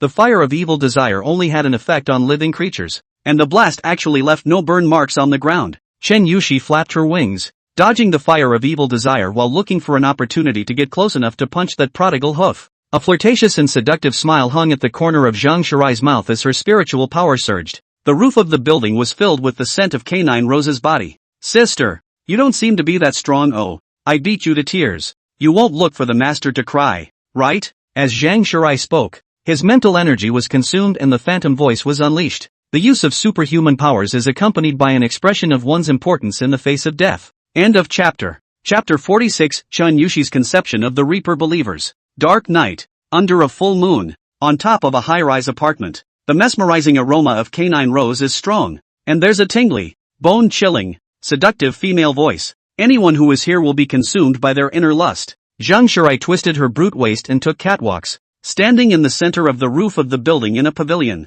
She teased as she pinched her crotch and pink fire appeared at the tip of her other finger. Sister, what's wrong with you? Is it hard? Chen Yushi's face was flushed and her palms were sweating. The power of the chimera killed both men and women. However, Chen Yushi's eyes weren't just burning with lust, there was also a strong battle intent. If we're talking about the Phantom's natural enemies, the fallen angels count as one. Fallen angels are fanatics of death, and the more they worship death in their hearts, the stronger their will. Zhang Shirai's seductive ability pushed Chen Yushi's inner worship of the god of death to the peak, and Chen Yushi only felt an infinite desire to fight at the moment. Chen Yushi's hands transformed into slender black sharp claws, her wings vibrating as she stabbed towards Zhang Shirai. Zhang Shirai was horrified in his eyes. Why? Why wasn't she consumed by the power of her own lust? Why was she still fighting? And the fight is still so strong? She admitted that her abilities were on the auxiliary side, but she was of a higher rank than the fallen angel. Surely you can't underestimate other demons. Zhang Shirai exclaimed in shock and backed up. A card fell from Zhang Shirai. Chen Yushi caught the card and marveled. You're an apostle of the master too? Zhang Shirai's face changed drastically and he rushed to grab it. Give it back. This card, which symbolizes the apostleship, must be severely punished if it is lost, or if it is taken by someone else. Chen Yushi didn't dare to keep such things and handed the membership card to Zhang Shirai. Only then did Zhang Shirai let out a sigh of relief and glanced at Chen Yushi. Are you an apostle too? Chen Yushi changed back to her human form and nodded. Since the other party was the master's man, he wouldn't dare fight this fight. Zhang Shirai also changed back to his human form and walked back to the edge of the roof, picking up a can of beer and throwing it at Chen Yushi. Chen Yushi opened it without making a fuss and took a sip. This is a reconciliation between the two. In fact, the two of them did not have any deep hatred. Chen Yushi sat beside Zhang Shirai and spoke half-heartedly. I'm sorry, she's the one who started it. Zhang Shirai lowered his head. I don't know what got into me. I saw you and wanted to provoke you, and I'm at fault. She turned to look at Chen Yushi and smiled. Maybe you're too pretty to make me jealous. Chen Yushi let out a light laugh. I'm not as big as you. The two demonesses dissolved the divide in a bizarre way. Chen Yushi said, actually, I didn't just come to you for a fight. I've seen you live, so I'd like to ask you a favor. I was going to force you by force, but now that we're all on our own, it seems unnecessary. Zhang Shirai looked at Chen Yushi suspiciously. You've seen me live? Chen Yushi nodded and smiled. Today you linked up with a female anchor and sucked up her fans. I see your attraction. I didn't realize until I met you that you were a chimera. No wonder. Zhang Shirai asked as he sipped his beer. What do you want me to help you with? Tell me. If it was something that didn't harm her own interests too much and wouldn't be detrimental to the Devil's Club, she would sell Chen Yushi a face. Chen Yushi's face became grave. I will spread the faith for my master, and I will create a group of devout believers for him. Zhang Shirai was shocked. If it's for the Reaper, then by all means help. Zhang Shirai put down his beer and solemnly said, tell me about your plan. Chen Yushi said, I will create an organization made up of mortals who thoroughly believe in death. I need you to help me spread the faith. You are in a unique position to spread the faith in this regard. With a large number of fans, you can mesmerize your fans, and you can absorb a large number of fans, which is the advantage of Nanhai Jinmiting. Zhang Shirai froze for a moment. An organization created by chimeras and fallen angels, made up of mortals who believe in death? An organization that believes in, well, real gods. This kind of thing. It's too exciting. Zhang Shirai looked at Chen Yushi. Will this, in any way, cause trouble for the master? Chen Yushi laughed lightly. The master is a god. How can a god not have mortals to believe in? Besides, the power of faith is important to the master. Zhang Shirai nodded with seeming understanding. The word power of faith was something Zhang Shirai had seen in novels. The reason why God wants the world to believe, often set up in fiction, is that God needs the power of faith. The master is also a god, so there's nothing strange about needing the power of faith. Chen Yushi continued. Besides, some things are easier for mortals to do than demons. In case the believers work for the Devil's Club and end up being arrested by the sheriff's department, at most they'll be found out to be followers of the god of death. Chen Yushi sipped a mouthful of wine and smiled. No magistrate would believe that there really is a death in this world. Much less will anyone believe that the believer's behavior is assigned by the devil, unless the sheriff is mentally ill. Zhang Shirai's breathing became rapid. So it seems that the organization the fallen angels are trying to create is important to the Demon Club. Having just joined the Devil's Club himself, having just become an apostle, he had to do something to show his ability and worth. It's an opportunity. Zhang Shirai looked at Chen Yushi seriously. This is sure to be a big deal when it's done. Thank you for being willing to take me along on this after you knew I was evil. Chen Yushi smiled. One is to apologize to you. Secondly, you are well suited to accompany me in spreading the faith. I'm not interested in rewards. I just want to work for my master. What do you think about the first step? Using the internet to spread the death beliefs first? Zhang Shurai pondered for a while and shook his head. No, the platforms are too tightly regulated to spread beliefs. I do have a lot of fans in my fan base that could be developed into believers. It's just that fan groups of any kind are regulated by cyber vigilantes. If I'm found out, I won't be able to do my job as an anchor, not to mention that the believers' organization's plans will be put on hold. Chen Yushi frowned in thought. It was a question she had thought about before. Being able to use the internet to spread your faith in this age of self-publishing will be quick. If you can't spread it directly with the internet, then it will be slower and dumber to spread it offline and online. Zhang Shirai's eyes suddenly widened. I remembered someone whose abilities might help us. Chen Yushi's eyes also lit up. Zhang Shirai took out his cell phone and opened the WeChat chat interface. Why don't you say something? Beautiful? Just pay attention to me. I'll buy you dinner. I can help you become a big internet star. The guy claimed to be a top-notch hacker who had helped the little stepmom lock down the big webcam applications for connectivity directly. With hundreds of millions of users, the cybersecurity department of Crypto Shorts is definitely not for show. That hacker was able to break through so many computer gurus and invade the backend of the fast sound short video. So there's nothing wrong with saying it's a top hacker. End of chapter. Chapter 47 The 7 Commandments. After Zhang Shirai and Chen Yushi explained what that hacker could do, both women revealed joyful colors. The internet spreads death beliefs, and that hacker must have his own insights and ways of doing it. Zhang Shirai asked, "Are you free tomorrow? Let's meet this young man." Chen Yushi nodded. "No problem. I'm unemployed." Zhang Shirai responded in the WeChat chat interface. "Yeah, I'll see you tomorrow. Seconds back there. Asterisk asterisk asterisk asterisk true or false. I'll book a hotel." "No, I mean booking a restaurant." Zhang Sae replied with a cute emoji. "Go to your house and give me the address." The hacker was so happy that he was going to faint and hurriedly sent the address to Zhang Shirai. Zhang Shirai retrieved his cell phone and was in a good mood, opening a can of beer for Chen Yushi.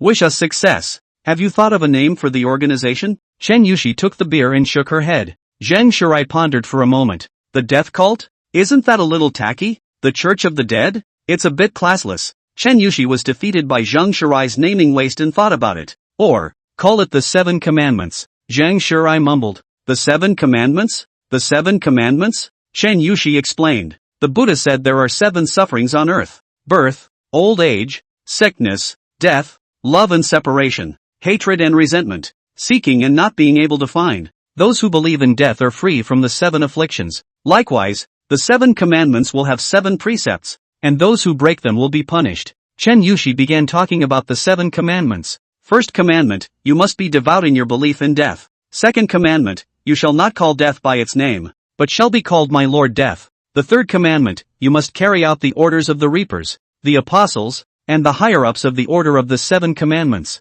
Fourth commandment, do not force others to believe in death. This commandment is mainly considered to prevent fanatics from forcing others to believe in the God of death, making a big fuss about the 7 commandments, and causing trouble for the 7 commandments to the point of a bad ending. Similarly, the 7 commandments would allow for the existence of other faiths and freedom of belief, which could demonstrate the generosity and mercy of the God of death. Fifth commandment, thou shalt not rape a woman, a man, or a child. Sixth commandment, you shall not buy or sell prohibited drugs or traffic in human beings. The fifth and sixth commandments prevent some believers from having no scruples and incurring the hatred of the magistrates after they have come to faith. Secondly, the fifth and sixth commandments should also be the bottom line of human nature. If you can't do either of these things, then you don't deserve to be a Shinigami believer, and believing in Shinigami is defiling Shinigami. Seventh commandment, thou shalt not be weak and timid, but thou shalt explore and fight. After Chen Yushi finished saying the 7 commandments, Zhang Shirai nodded his head straight. Each one has a deeper meaning than just being a normal commandment.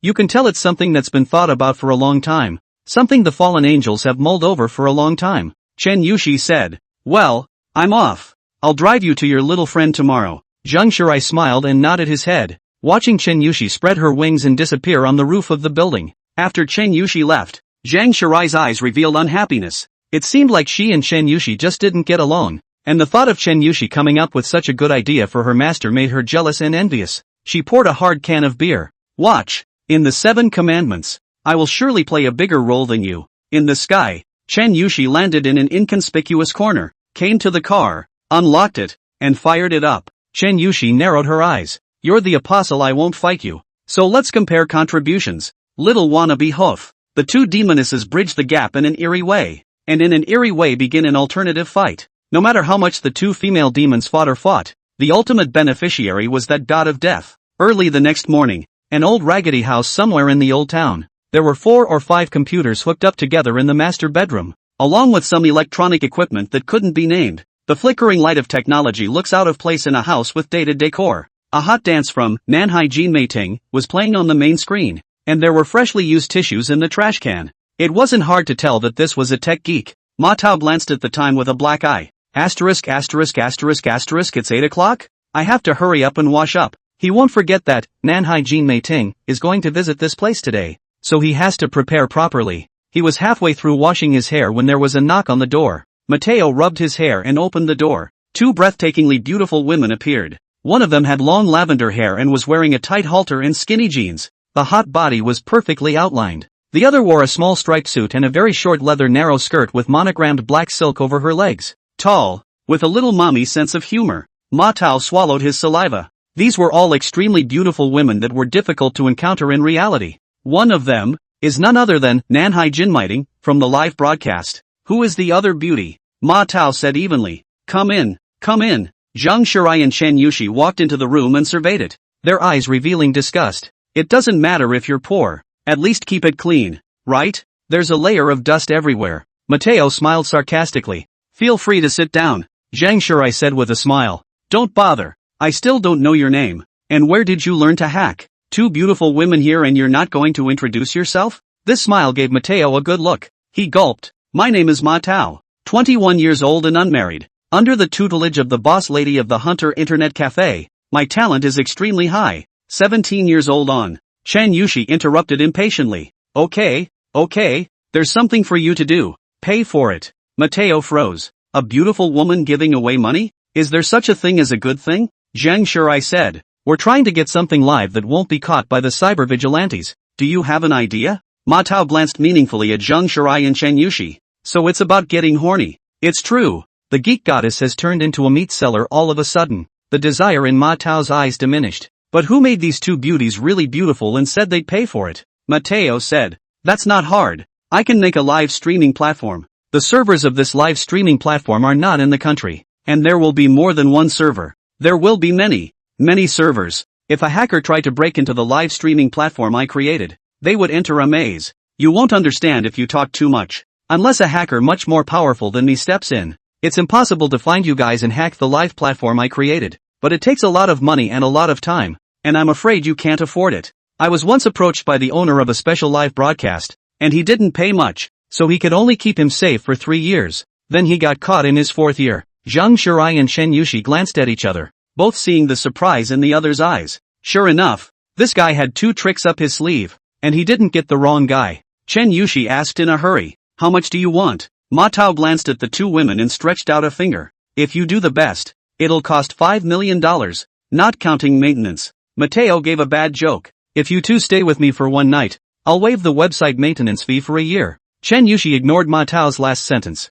$5 million is okay, with an additional $500,000 a year for labor. Mateo froze for a moment. You're not scared of a $5 million price tag? Really? He didn't feel right anymore. What exactly do you guys do live? End of chapter. Chapter 48 Depression. Chen Yushi hugged her arms and said rather condescendingly, we are followers of the 7 Commandments Society, which believes in the God of Death, and we do live broadcasts to preach the teachings of the God of Death. Zhang Shirai had a seductive smile on the corner of her mouth, and her eyes were glowing with a bit of coldness. They're the equivalent of clear cards. The women thought the odds were that Mateo wouldn't agree. After all, pornography and religion, which are 2 different ways of broadcasting live, are penalized differently when caught by magistrates, with the latter being more serious. As long as Ma Tao didn't agree, they would immediately manifest their demonic bodies. They've settled on Ma Tao. Danger was already brewing in this old, dilapidated little house. Ma Tao froze, staring blankly at the 2 women. One of the 2 beauties had a lofty and honorable temperament,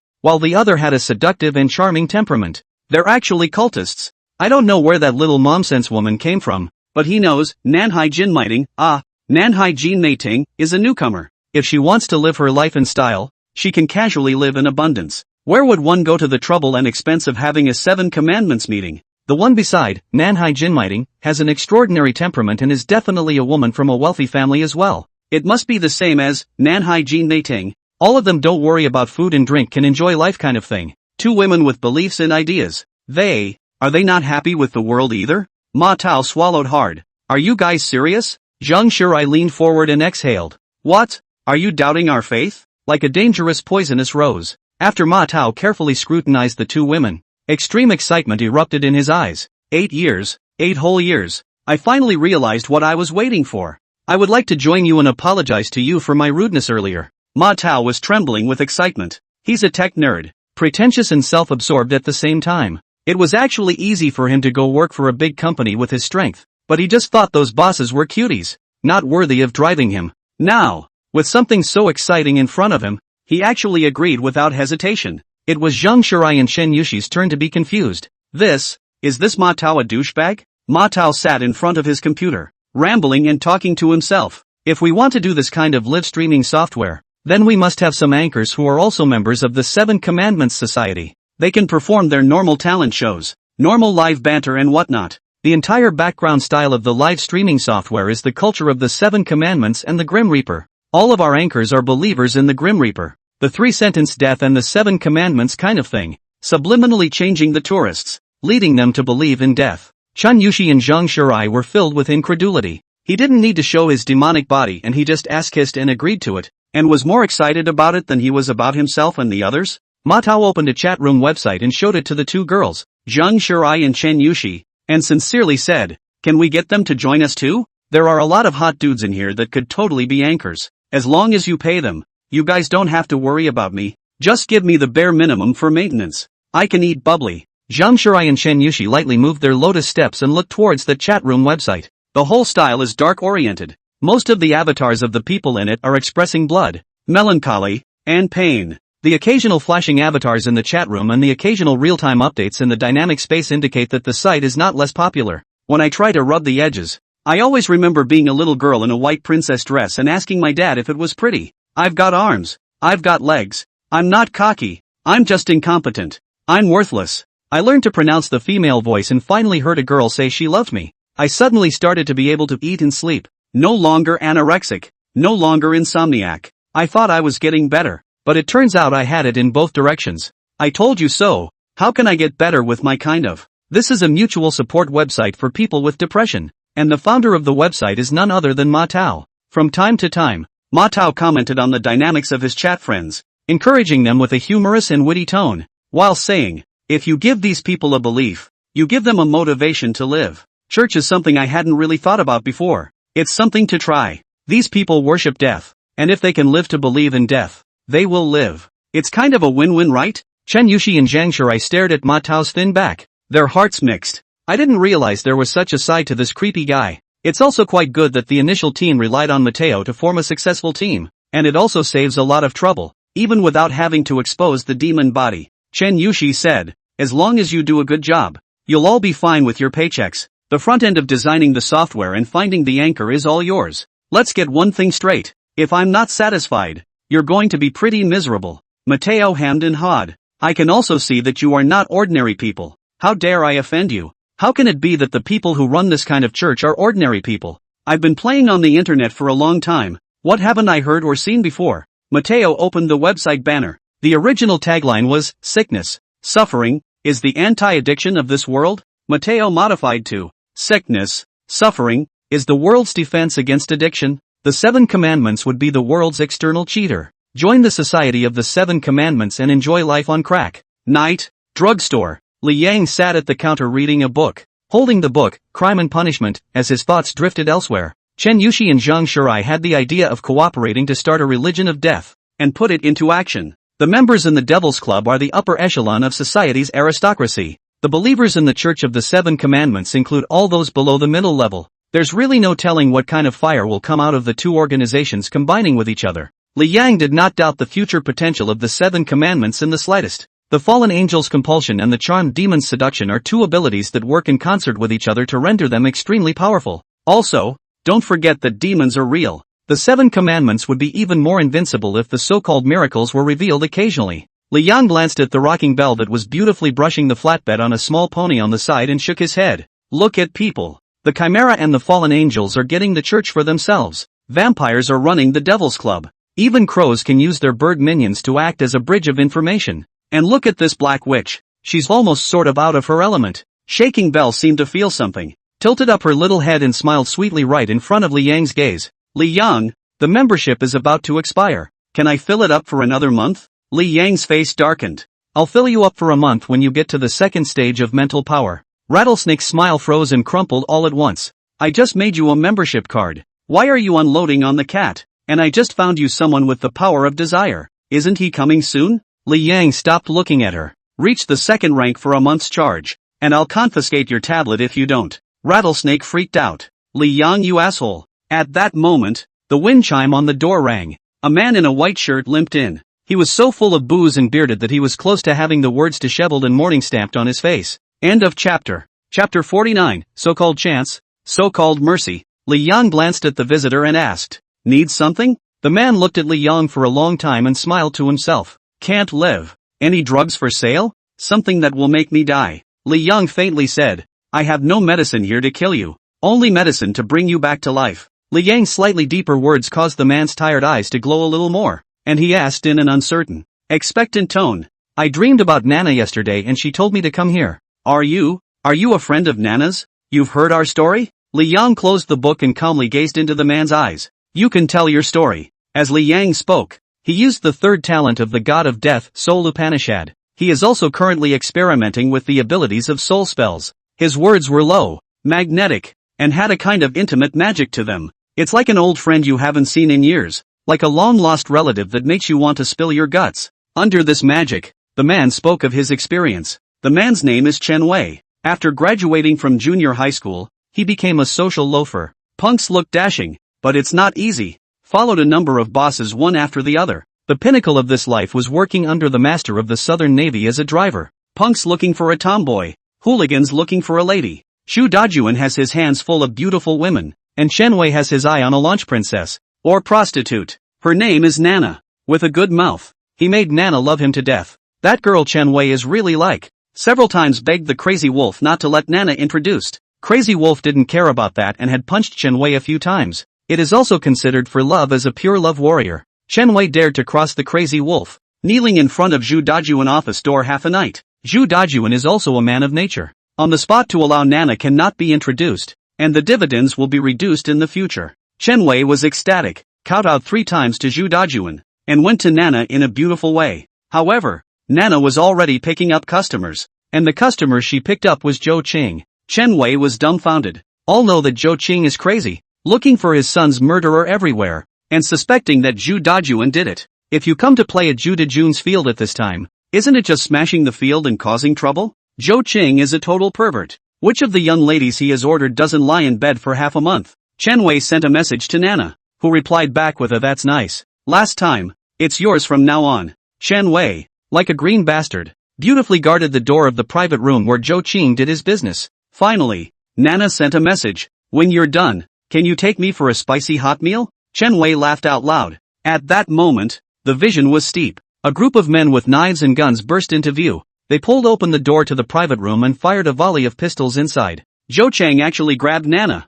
who hadn't regained her strength yet, as a shield. Nana died right in front of him. Chen Wei is crazy to get revenge. The gang was in a hurry to leave and only broke Chen Wei's leg, not his life. Later, Crazy Wolf said that the group of killers were Master Snake's men from the South China Sea. Zhou Qing has not only been picking on Zhu Dajuan lately, he's also messing with the South Sea Snake Master. Chen Wei asks Crazy Wolf who will be responsible for Nana's death. Crazy Wolf looked at him like a little cutie, looking at Chen Wei as if he were. Nana owes a lot of money to the company, and it's already a favor from the military master to not introduce it. Either you go to Chongqing and seek justice from Old Snake, they probably don't even know who Nana is. It's the life of you little people. Don't expect me to stand up for you. Nana died, couldn't afford to have her body cremated, and it's still in the freezer at the morgue. Chen Wei was devastated, and after leaving Zhu Dajuan's side he relied on continuing to drink large amounts of alcohol at once. Lately he's been dreaming about Nana. Nana says that if they find this pharmacy, the owner of the pharmacy will let them meet if he has mercy.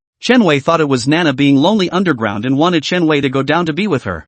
asking him to come to the pharmacy owner to buy a lethal dose of enough medicine. In fact, it is nothing more than the Black Witch's black voodoo working. But, in the current Chen Wei's opinion, it wasn't that simple. This boss gave him a very unusual feeling. Chen Wei looked at his boss expectantly, not knowing what he was expecting. This boss can't resurrect Nana, can he? That's the thing about people. Even a straw is a boat when they're desperate. Li Yang smacked his lips and lightly tapped the tabletop. What a touching love story. Who would have thought that dirty you would have such an innocence? Chen Wei froze for a moment. You? What did you say? Li Yang stared at Chen Wei, his gaze ghostly. The Soul Upanishad could enable Li Yang to distinguish between good and evil, and to discern between people and demons. Li Yang could see that Chen Wei was not a good person, a vicious villain. He said, why you dropped out of middle school and chose to be a landlubber, and how to go from being a gangster to an underworlder, and finally, how you became the driver of Zhu Dajuan, the process of which I shouldn't have to tell you about. This was not counting out Chen Wei's pass through the Soul Upanishad.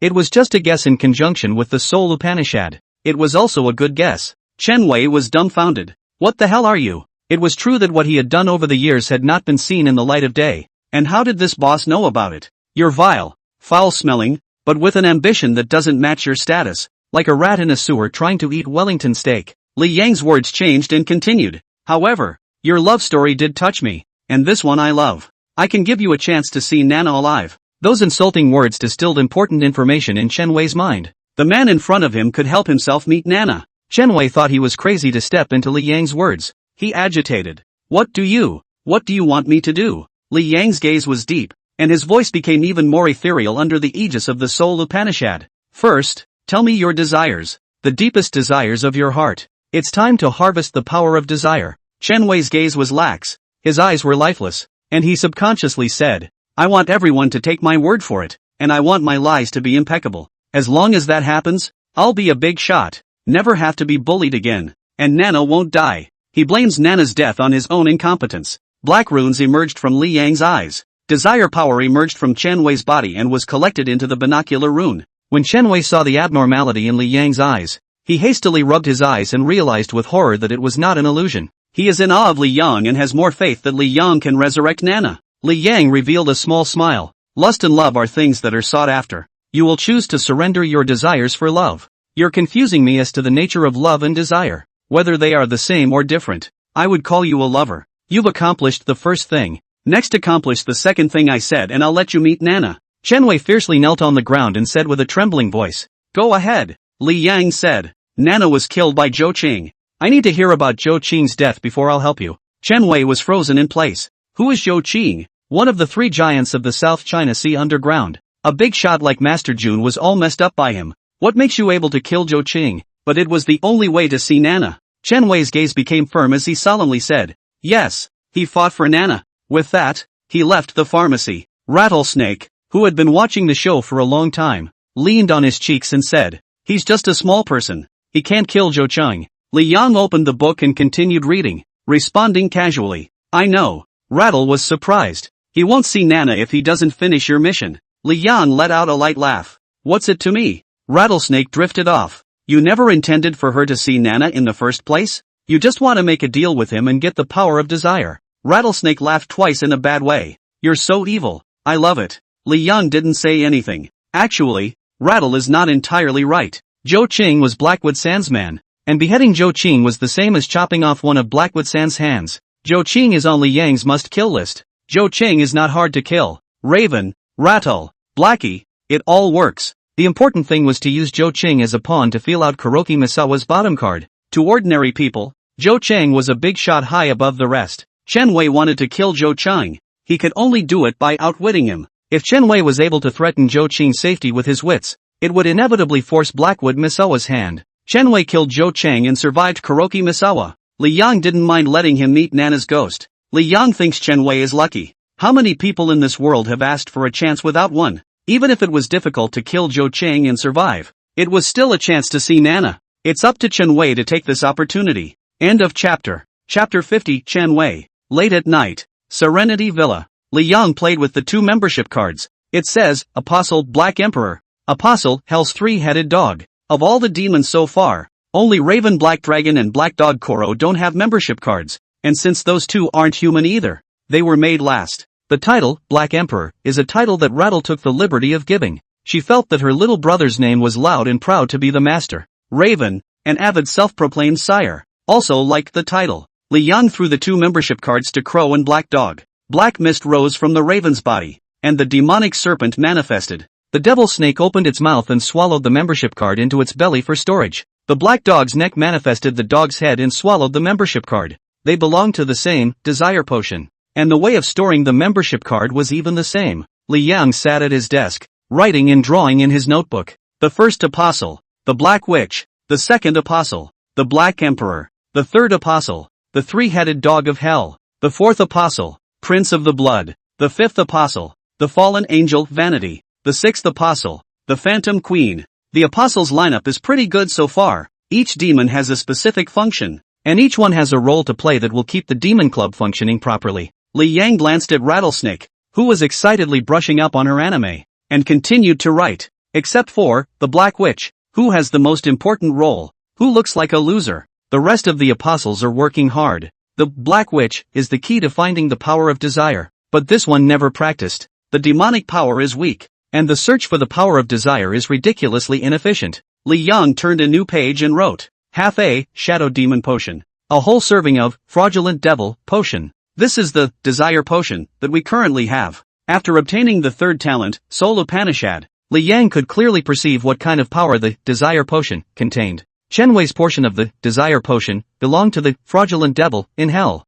The general framework of the Devil's Club was complete, and the next time came to bring in the members. When dozens of upper-class powerful figures join the Devil's Club, the Devil's Club will also complete its first step of metamorphosis. The desire potion is the central thread running through the Devil's Club, and only 1.5 servings of the desire potion is clearly not enough. Li Yang's brain hurt and he looked at the ringing bell in depression. Whether it's looking for someone with the power of desire or someone suitable for joining the Devil's Club, the role of the Black Witch, who can peer into the hearts of people, is really indispensable. The Rattles suddenly called out, "Ah, Li Yang! The membership is expiring." Shaker sat up from his knees on the carpet and folded his arms in a curt smile. "Li Yang, why don't you fill up your membership for a month first? I'll work hard and I'll send for." When Rattle was still a cat, the smart one learned to cuddle and please Li Yang for dried small fishes. "It's a tried and true trick," Li Yang said mercilessly. "You raise your mental power to the second order, and I'll fill your membership for a year." Rattlesnake made a bitter little face.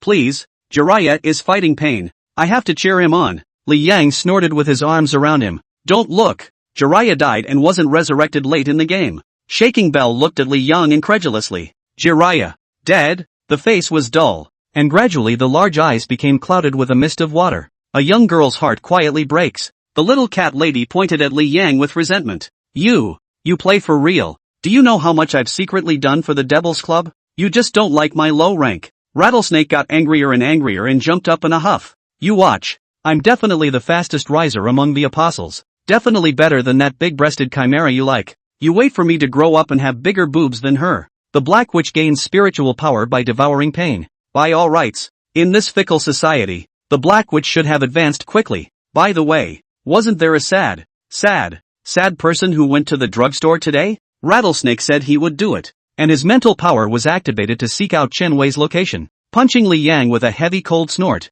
he left the villa and looked towards Chen Wei's location. There are teenage girls crying their hearts out in their villas because they don't have anime to watch, while there are men holding pictures of their late girlfriends and swallowing cabbage soup under a bridge hole while gulping down bad white wine. Chen Wei touched the crumpled photo as tears continued to fall. "Baby, wait for me. I will resurrect you. How do I kill Zhou Qing? How the hell do you get him? And that dastardly Master Snake? These high and mighty higher-ups don't see us bottom feeders as human beings at all." His clothes were dirty and there was fresh blood. Next to him lay a homeless man whose life and death were unknown. The white wine in his hand and the cabbage soup in his broken bowl came from the hands of this old vagabond who was trying to improve his life today. With a grab, Chen Wei angrily took the last sip of white wine. A plan came to mind and he wiped his nose and got up. A hand grabbed his pants leg and a weak voice rang out. "Boy, call us an ambulance. I'm in pain." Chen Wei gave the old tramp a disgusted look. A foot stomped on the homeless man's face and he limped off into the distance. Li Yang had said that Chen Wei was a vicious villain. The homeless man couldn't even utter a moan,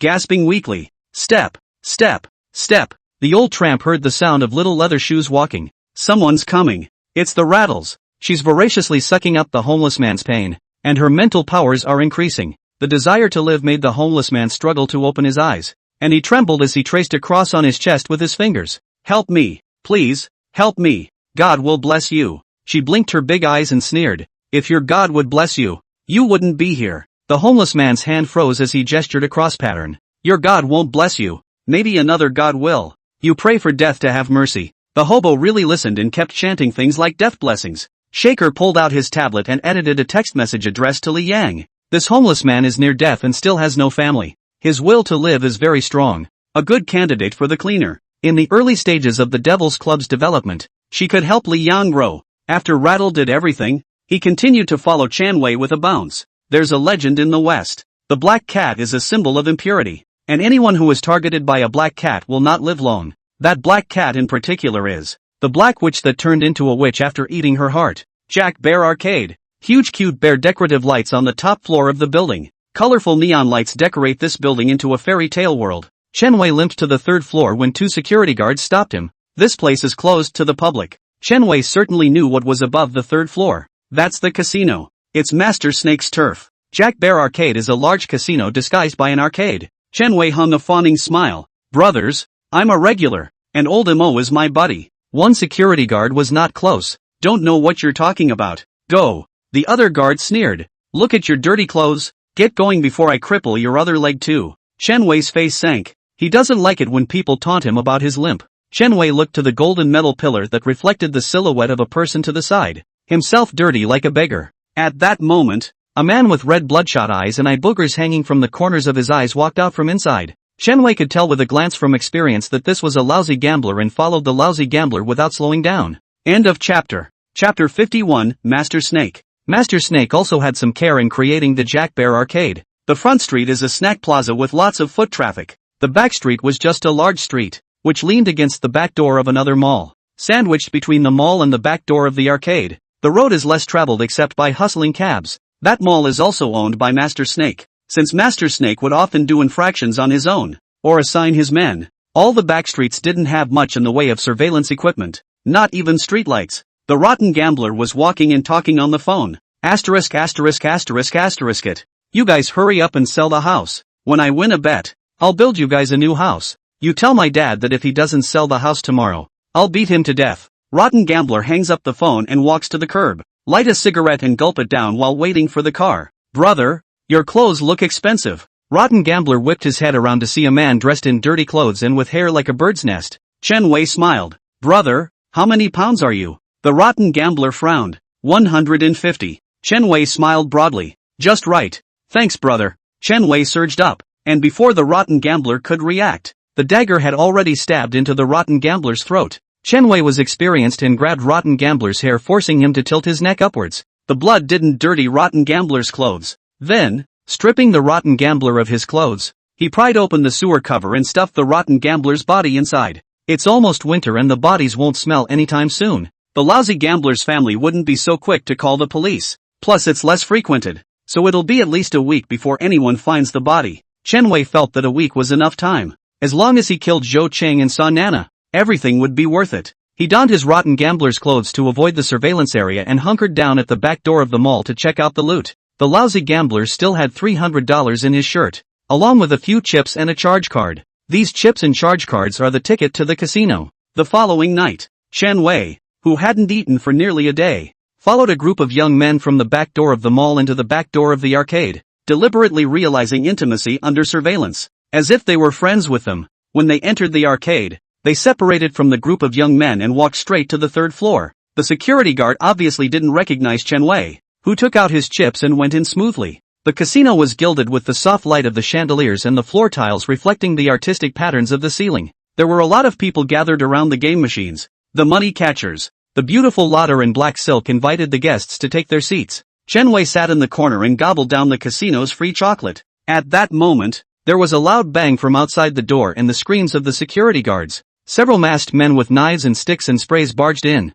chopping people on sight and robbing money from money-grabbing machines. The gamblers let out screams of terror and cowered under the table, not daring to move. "It's time. Go!" a masked man roared. The rest of the masked men retreated in an orderly fashion. The sudden turn of events didn't make Chenwei panic. His eyes rolled as he slammed into the last masked man to leave and snatched the sack from the man's hand. The masked man was furious and swung his sword to slash at Chen Wei. Chen Wei was busy blocking with his arms, and refused to let go even after taking a few cuts. The masked man's boss cursed angrily. Stop! Move! The masked people abandoned the sack of money that Chen Wei had grabbed and withdrew. Chen Wei grabbed the money and retreated back to the corner, silently bandaging his wounds. After about half an hour, a middle-aged woman with heavy makeup walked in, surrounded by a dozen black-clad men. The woman is in her 40s and has a lot of style. She wore a girly little halter top and super short hot pants. A mature woman dressed as a young woman. The dramatic sense of contrast deepens the unique charm of the woman. From her bare thighs, her backside, to her fragrant shoulders, was a huge tattoo of a black mamba viper. There was a viciousness in her flirtatious brow that couldn't be erased. The woman stepped on her high heels, twisted her crotch and walked to Chen Wei and asked, "You're the one who helped me save a little bit of money?" Chen Wei breathed in sharply, pushed the sack over, and snapped to his knees. "Master Snake, I want to follow you." This charming mature woman is one of the 3 giants of the South China Sea underground. Master Snake. Master Snake bent down, revealing a large area of snow-white scenery. The corners of her mouth pulled out a meaningful smile. "Who sent you?" A few men in black understood and surrounded Chen Wei with punches and kicks. Chen Wei screamed and shouted miserably. "I risked my life to steal money from the robbers because I wanted to be with you. I have nothing to do with those robbers." A cell phone dropped out, and Master Snake took it and looked through it, broadcasting the first number. The sound of an elderly woman's wailing and crying came from over there. "Son, the house can't be sold. Don't gamble." Master Snake froze and hung up. The man in black glanced at Chen Wei and said, "Check the surveillance and records. This kid is a regular at the casino. Been betting here for the last 2 days. It can't be one of theirs. But whether it's surveillance or spending records, they've got the wrong guy. Because Chen Wei killed a lousy gambler and robbed the lousy gambler of his clothes, chips, and spending cards." Master Snake was sitting in a high chair with his 2 beautiful legs stacked on top of each other. "You've got a mean streak in you. I like it. Then you'll follow me." Chen Wei rolled and crawled to Master Snake. "Thank you, Master Snake, for the opportunity." "Thank you, Master Snake." Resentment crossed Chen Wei's eyes. She was the one who sent someone to assassinate Zhou Qing, leading to Nana's murder. That had a hand in Nana's death. At this time, the casino manager walked over quickly and ambled over to Master Snake's ear. "Master, the sheriff is here." With all this commotion, it's a wonder the sheriff didn't come. Master Snake snorted. "Bunch of little yakuza. Take them to the restroom. I'll make a call. Don't open the casino for the next 2 days. Give the sheriff's department some face." With that, Master Snake took out his cell phone and walked over to the manager's office to dial the number of one of the higher-ups in the sheriff's department. At night, a leaping sea view house. This is Master Snake's residence. The moonlight filtered through the window, leaving a bay of brightness in the living room. Without turning on the lights, she breezed over to the refrigerator and pulled out a bottle of high white wine. White wine and darkness can both give her a sense of security. Master Snake sensed something and suddenly looked out the window. What a guy! On the windowsill, a quiet young girl sat with her back to the window. Her 2 little white legs jiggled around in boredom. The maiden was wholly in the moonlight. Master Snake saw the young girl's appearance. His eyes were horrified, and the white wine in his hand slipped and spilled all over the place. She hurriedly knelt down, her green silk scattered in surprise. "Black Witch Sama. You, why are you free to come here?" Shaker gazed at the moon and whispered, "I met an interesting man today. Followed him over here and thought I'd come and sit with you. Are you in a bad mood? Did something happen to you?" Master Snake froze briefly. The identity of the gang today was found out. The one in the lead is Zhou Qing's lackey. Zhou Qing's approach today was too much, disguising Zhou Qing's attitude of being immortal with her. She shook her head. "It's all just a little thing. I don't dare to trouble your excellency." Master Snake mused for a moment, prayerfully, looking carefully at the rattles. "My lord, how on earth can I join the Devil's Club?" Rattlesnake hooked a finger at Master Snake. "Come here." Master Snake didn't dare to hesitate and crawled over. Rattlesnake's foot unceremoniously stomped on the top of Snake Master's head, his tone icy. "Since when do you losers dare to question the club's decisions?" Master Snake, a famous female big shot in the South China Sea, acted fearful in front of Shaking Bell, a little girl. Her right body trembled slightly as she carefully cupped Rattle's tiny feet. "I'm sorry, my lord. I wouldn't dare." Ever since Li Yang had the idea for the Devil's Club, Rattle hadn't worried much about it. She had a little book in which she recorded the names of each South Seas thunderer. They all have a thirst for power in their hearts, and they all have ambitions. When the time was right,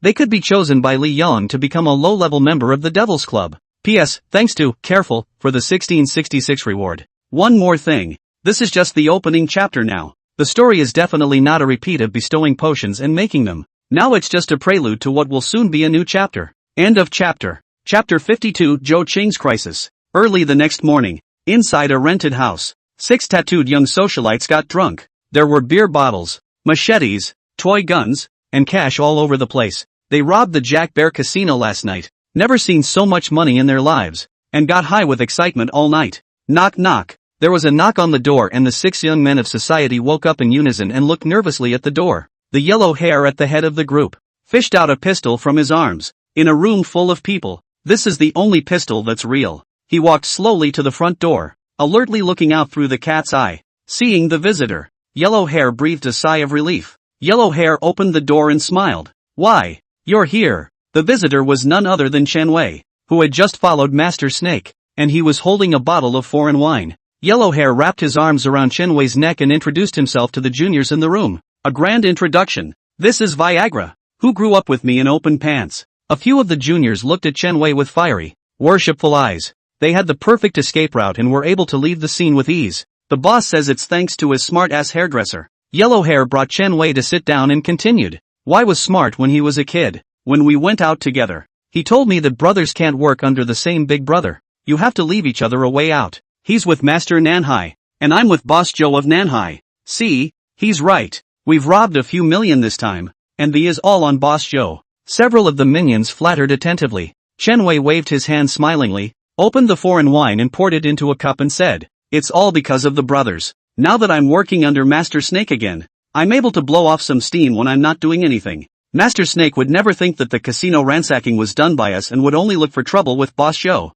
Chen Wei poured 6 glasses of wine and distributed them to several people, saying, this is good wine. Congratulations on our first successful order. We can keep robbing in the future and let Boss Joe and Master Snake take the blame for each other. Several of the social youths were overjoyed. It's coming in too fast. They eagerly toasted Chen Wei, who substituted water for wine on the grounds that he would be driving for Master Snake later. Yellow Hair took a sip, and he was a little drunk again, having not been sober. He poured himself another glass and said with a mischievous look in his eyes, remember, Wei is my brother and your big brother. My brother's woman. Your sister-in-law was killed by Boss Chow. You guys, what about this? Several social youths were furious and cursed Boss Joe for not being a human being, while showing their loyalty to Yellow Hair and Chen Wei. Chen Wei was moved to pat Yellow Hair's shoulder. Good brother. You've helped me a lot. Yellow Hair waved his big hand. That's ing pretentious. We're sworn brothers. Chen Wei poured a full glass of wine for Huang Mao. Then drink more, and you won't suffer on the road later.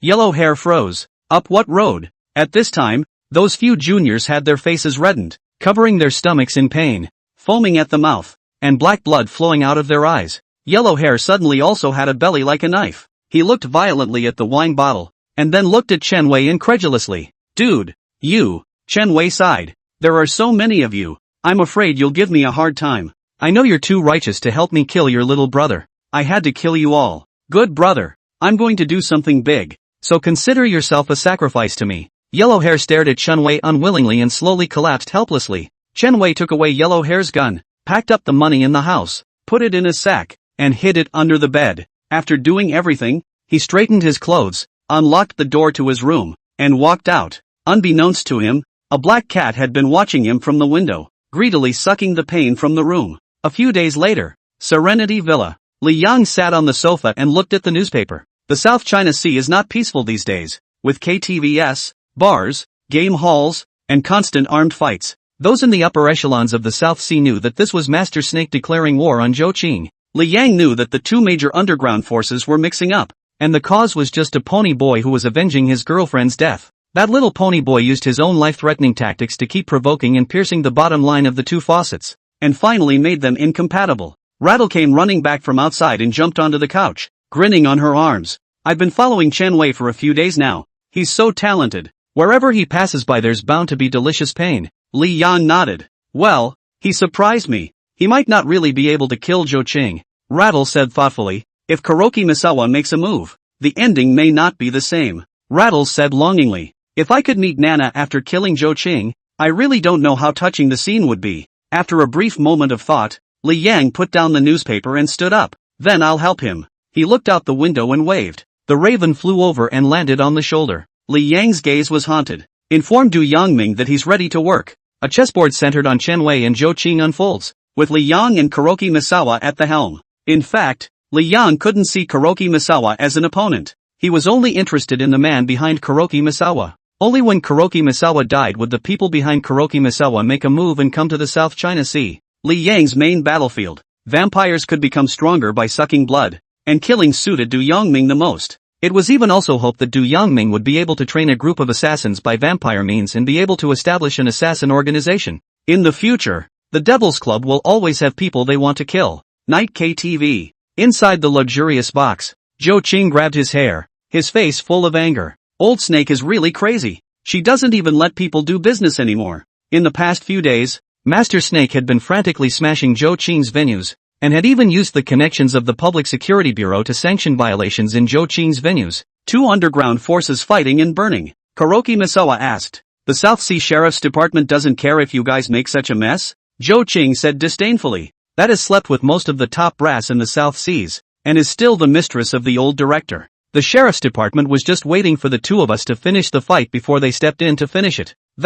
Now she wants to hurt me 1,000 times. She wants to die with me. Damn. Who knows why she's so crazy all of a sudden? Kuroki Misawa slammed his cup angrily. Bastard. Why did you encounter so much trouble after coming to the South China Sea? Old Snake is stirring things up so much. It's seriously affecting the progress of my project. It's not like he hasn't been to other countries, other cities. All this time he was unimpeded. However, it so happened that he was in conflict with the South Sea City. It was as if a pair of large invisible hands were slowly enveloping the sky above him. Old Snake striking at this time could only mean one thing. Old Snake, Zhu Dajuan, Su Yutong. It's the same person behind them. The man behind them is taking a shot at himself. Kuroki Misawa didn't understand that the person behind the curtain had so much energy. How could he not find out that he was a member of the God-making organization? How can this person be so stupid as to blatantly go against the God-making organization? Kuroki Misawa also couldn't figure out where the person behind the scenes got the means to stop the ninjas from assassinating Zhu Dajuan and Su Yutong.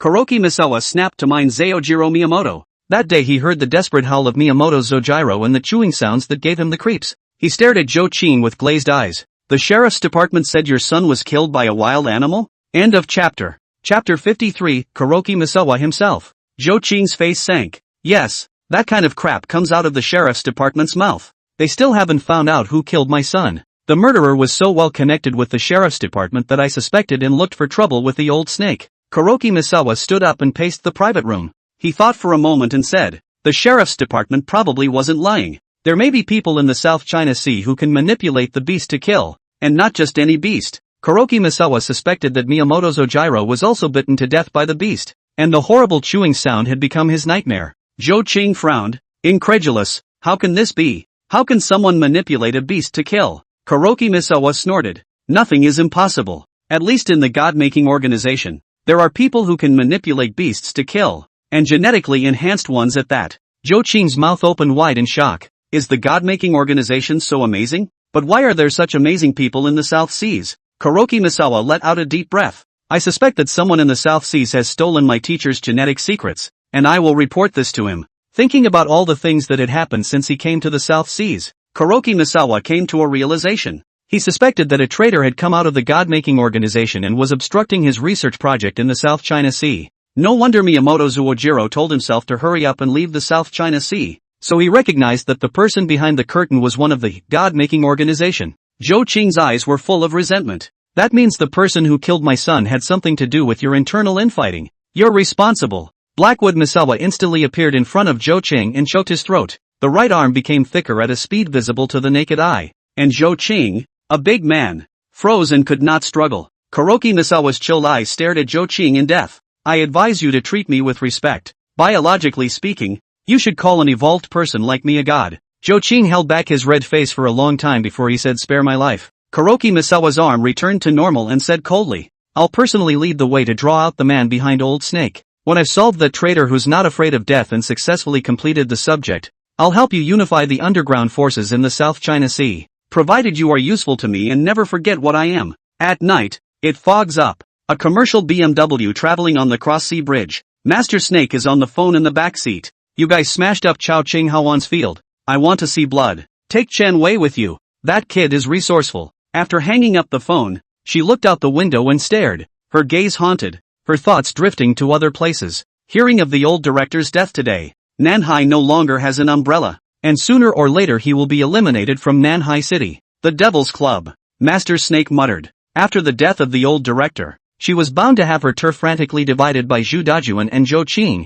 unless there was a new backer. The Devil's Club can't even be described as a backer anymore. It's Tarzan Kunlun anyways. At that moment, the car suddenly braked sharply, and Master Snake was shaken to the point of dizziness. She said angrily, "What's going on?" The driver stammered, "Up ahead. There's someone up ahead." Master Snake glanced ahead. Several bald men carrying knives, bats, stopped in front of them, grinning hideously. The one at the head had a lurid scar from his face to his bald head, one of the top shinobi under his Kuroki Misawa hand. Master Snake casually waved his jade hands with exaggerated nails, and several of the minions in the car drew knives and took pistols, cursing as they stepped out of the car. Blind? Don't recognize Master Snake's car? What kind of cats and dogs dare to rob the road? Master Snake's face was expressionless as he continued to ponder. Boom! There was a loud bang. Master Snake rounded his beautiful eyes in horror, only to see a junior's entire body flew up and hit the front of the car so hard that the tempered glass shattered and blood flowed out. One of the minions, after a moment of panic, fired wildly. After dodging left and right, the bald man grabbed his collar and threw the whole thing into the sea. Several minions were all taken care of in just a few breaths. Snake's heart pounded violently as he locked the door and reached under the seat of the car for his pistol. At that moment, a large, rough hand crashed through the glass and choked Master Snake's shoulder in a death grip. The other hand grabbed the door and pushed hard, and Master Snake was yanked away from the car, along with the door altogether. Master Snake slumped to the ground, the corners of his eyes twitching. "You guys? What are you guys?" The scarred man grabbed Master Snake's long hair and spoke in an unskilled Xia dialect. "We are a kind of people beyond the scope of your imagination. Let the man behind you come out and I won't kill you." Master Snake immediately figured it out. It's the Devil's Club haters coming after her. Sure enough, the enemies of an organization like the Devil's Club aren't normal humans either. Actually, the Devil's Club isn't even close to being the people behind Master Snake. She's just one of the membership candidates that Rattle got for the Devil's Club. Master Snake doesn't even know what the Devil's Club really is. Only the dreaded Black Witch is known, and also that there is a mysterious master behind the Black Witch. Sparing her fear, Master Snake did not dare to reveal half a word about the Black Witch as she struggled. "I don't know what you're talking about." The scarred man's face turned icy cold as he grabbed Master Snake's head and dragged it towards the parapet of the sea-crossing bridge to throw it into the sea. Master Snake slapped Scarab's hand and begged for mercy in terror. "Don't kill me. I have money. I can give you money. Come on. What do you want? Money or women? You guys can have me if you want." The scarred man suspended Master Snake's voluptuous body outside the parapet, on the ocean, and blandly said, "Last chance to tell me who's behind you. You do it to my satisfaction and I'll let you join us." Master Snake's pretty face was white, and his voice trembled slightly. I don't know what you're talking about." The scarred man let out a cold snort from his nostrils and frowned. "Sometimes I don't understand why you mortals are as stupid as pigs and dogs. Just like you don't understand the transcendental powers of transcendentalists like us."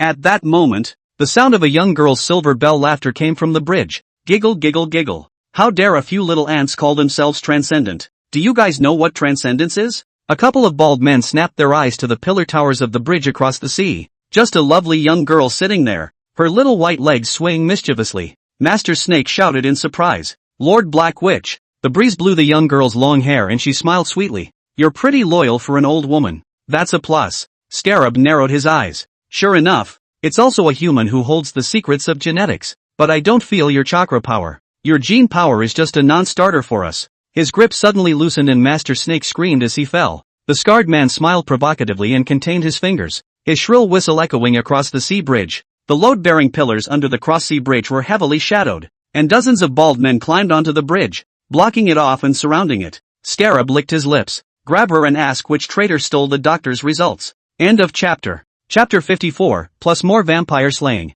Dozens of bald ninjas pressed down towards the pillar tower, taking small, quick steps around it. Collectively, a black shadow under the bridge rushed onto the sea-crossing bridge like a big bird, and he was holding the stunned Master Snake in his arms. The black shadow landed steadily on the cross-sea bridge. The man wore a black suit, white bandages wrapped around his exposed parts, and his eyes were scarlet. The scarred man's face was grave. He sensed majestic chi and blood power in the man in the suit. The fourth apostle, Prince of the Blood, Du Yongming. As a vampire, how could the power of blood and energy be weak? Hungry. Du Yongming looked at the ninjas rapidly rushing around him, his scarlet eyes blooming with evil greed. He had fasted for a long time and had never drawn blood until he became a vampire. Do Yangming lived in horrible hunger every day? He'd rather starve than hurt innocents. These ninjas in front of them had plenty of chakra and blood power, and had been ordered by their masters to kill them. That could enjoy a meal. A pair of bat wings suddenly unfolded behind him, and surging hungry darkness power erupted. The ninjas' footsteps slowed down as they looked at Du Yangming in horror. What kind of monster is this? With wings? Suck. Vampire. Legendary. Vampires who live in hell. Du Yangming let out a strange whine, his wings shaking as he killed towards the ninjas. What started out as a siege turned into a unilateral massacre by Du Yangming. Blood is flowing. The color and taste of blood fueled the vampire's demonic nature even more. He kills red. The ninjas ran away screaming. However, the speed and strength that the ninjas were proud of was as ridiculous as a toddler in front of Du Yangming. Vampires are the natural enemies of mankind. That scarred face endured a sharp intake of breath, took out a pill from his pocket, and was about to swallow it. Ah. Scarred upper endurance's arm was actually broken by Du Yangming. Du Yangming carefully put the pills away in his arms. This was what the master wanted. He looked sorrowfully at scarred top. That's called transcendence. Can you understand that? Griffin. Scarab Shangno's 3 views had been shattered countless times. Genetic warriors are man-made. What is that in the face of such legendary creatures? Why do such horrible things exist in this world?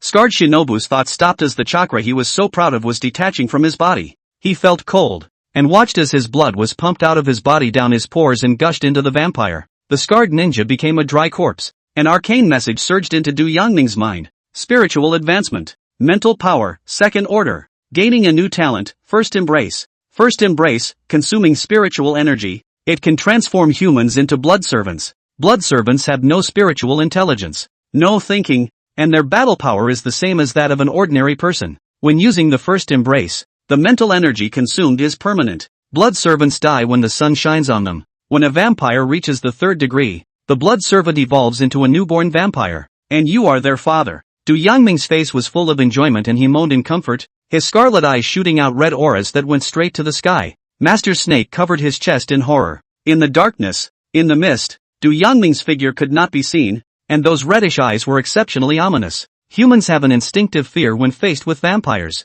Is this the Devil's Club? The Devil's Club was true to its name, and all the members in it were demons. Master Snake looked at Du Yangming. Her beautiful eyes gradually softened and gradually became infatuated. This woman stimulates and likes dangerous men. In the future, with this kind of person behind her as a backer, what else did she have to fear in the South China Sea? Du Yangming suddenly looked at Master Snake and asked, "You have other plans for this woman?" Master Snake froze. She clearly felt Du Yangming's murderous aura. Was this an attempt to kill and kill? Master Snake looked at Rattle in a hurry. The rattles on the strut towers rattled the calves. You can't eat her. The master is a lowly member if he sees fit. Immediately afterward, Rattle flashed an evil grin. Of course, if the master doesn't fancy her, he'll leave her for you to eat. Master Snake hurriedly pointed to the dried corpses and blood all over the bridge and said, "I'll have the place cleaned up now. My people are clean for that sort of thing." At that moment, 2 vans came from both ends of the bridge. A group of people in white raincoats, rain boots,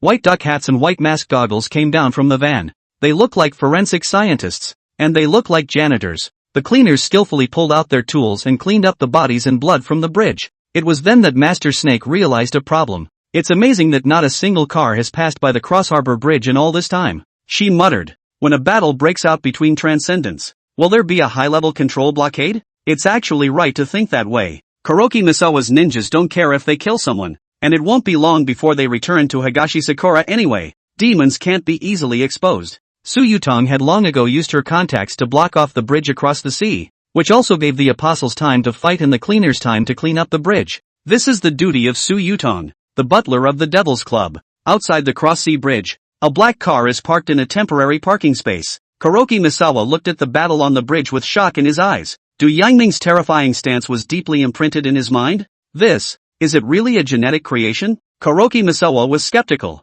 Having long since quit smoking, he shakily lit a cigarette. He took a hard drag, the nicotine rush calming him down, and muttered to himself, "What hides in the South Seas? This is not human at all." Knock, knock, knock. Someone's knocking on the car window. Kuroki Misawa was startled and turned his head to see a young man. He was wearing a black suit over a black trench coat and a bowler hat on his head, like a modest scholar, like a refined gentleman. The young man smiled gently. "Can I have a light?" Kuroki Misawa glared at him. "Get out." The young man nodded and turned away. Kuroki Misawa continued to smoke. the butt burning fast. Click. The car door opened and the young man got into the passenger side. Kuroki Misawa cursed angrily. UING. The young man flicked the cigarette case in his hand. As if a signal, an eerie icy chill instantly covered the car, frosting the windows. The horrible oppression felt as if a big invisible hand had touched his heart, clenching it so hard that it was hard to breathe. Kuroki Misawa looked at the young man in horror. What are you?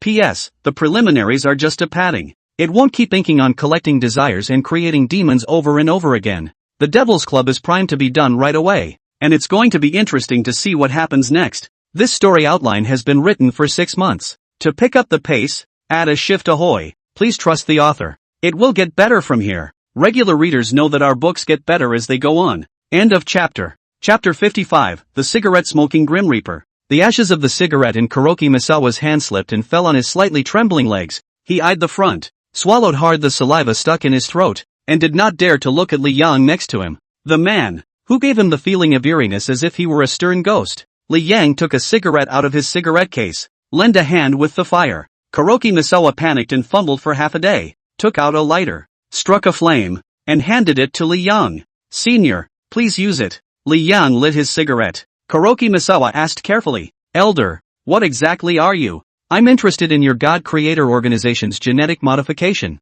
Li Yang exhaled a mouthful of smoke, and the entire car smoked up. He looked at Kuroki Misawa with a slightly creepy look. Of course, I'm interested in you personally. Kuroki Misawa is quite a bit more powerful than Miyamoto Zajiro, and will surely be the most powerful undead at the moment. Kuroki Misawa's facial muscles twitched imperceptibly. Surely, they are not genetically modified things? They are truly alien and not human. Kuroki Misawa's heart was beating wildly, and a sense of life and death crisis that he had never felt before gripped him. His eyes glazed over, and his mind murmured, I can't die. I have to bring the message back. These aliens will be the key to the god-making program. Kuroki Misawa lowers his eyebrows in a deliberate show of weakness. Elder, please spare me. I can talk about the experiment. Li Yang let out a light laugh. The fact that your soul keeps shaking means you're lying. Kuroki Misawa was confused. How could anyone be able to read souls? Is this a tease? Or do you expect me not to tell the truth? Kuroki Misawa's eyes were sincere. Elder, you believe me.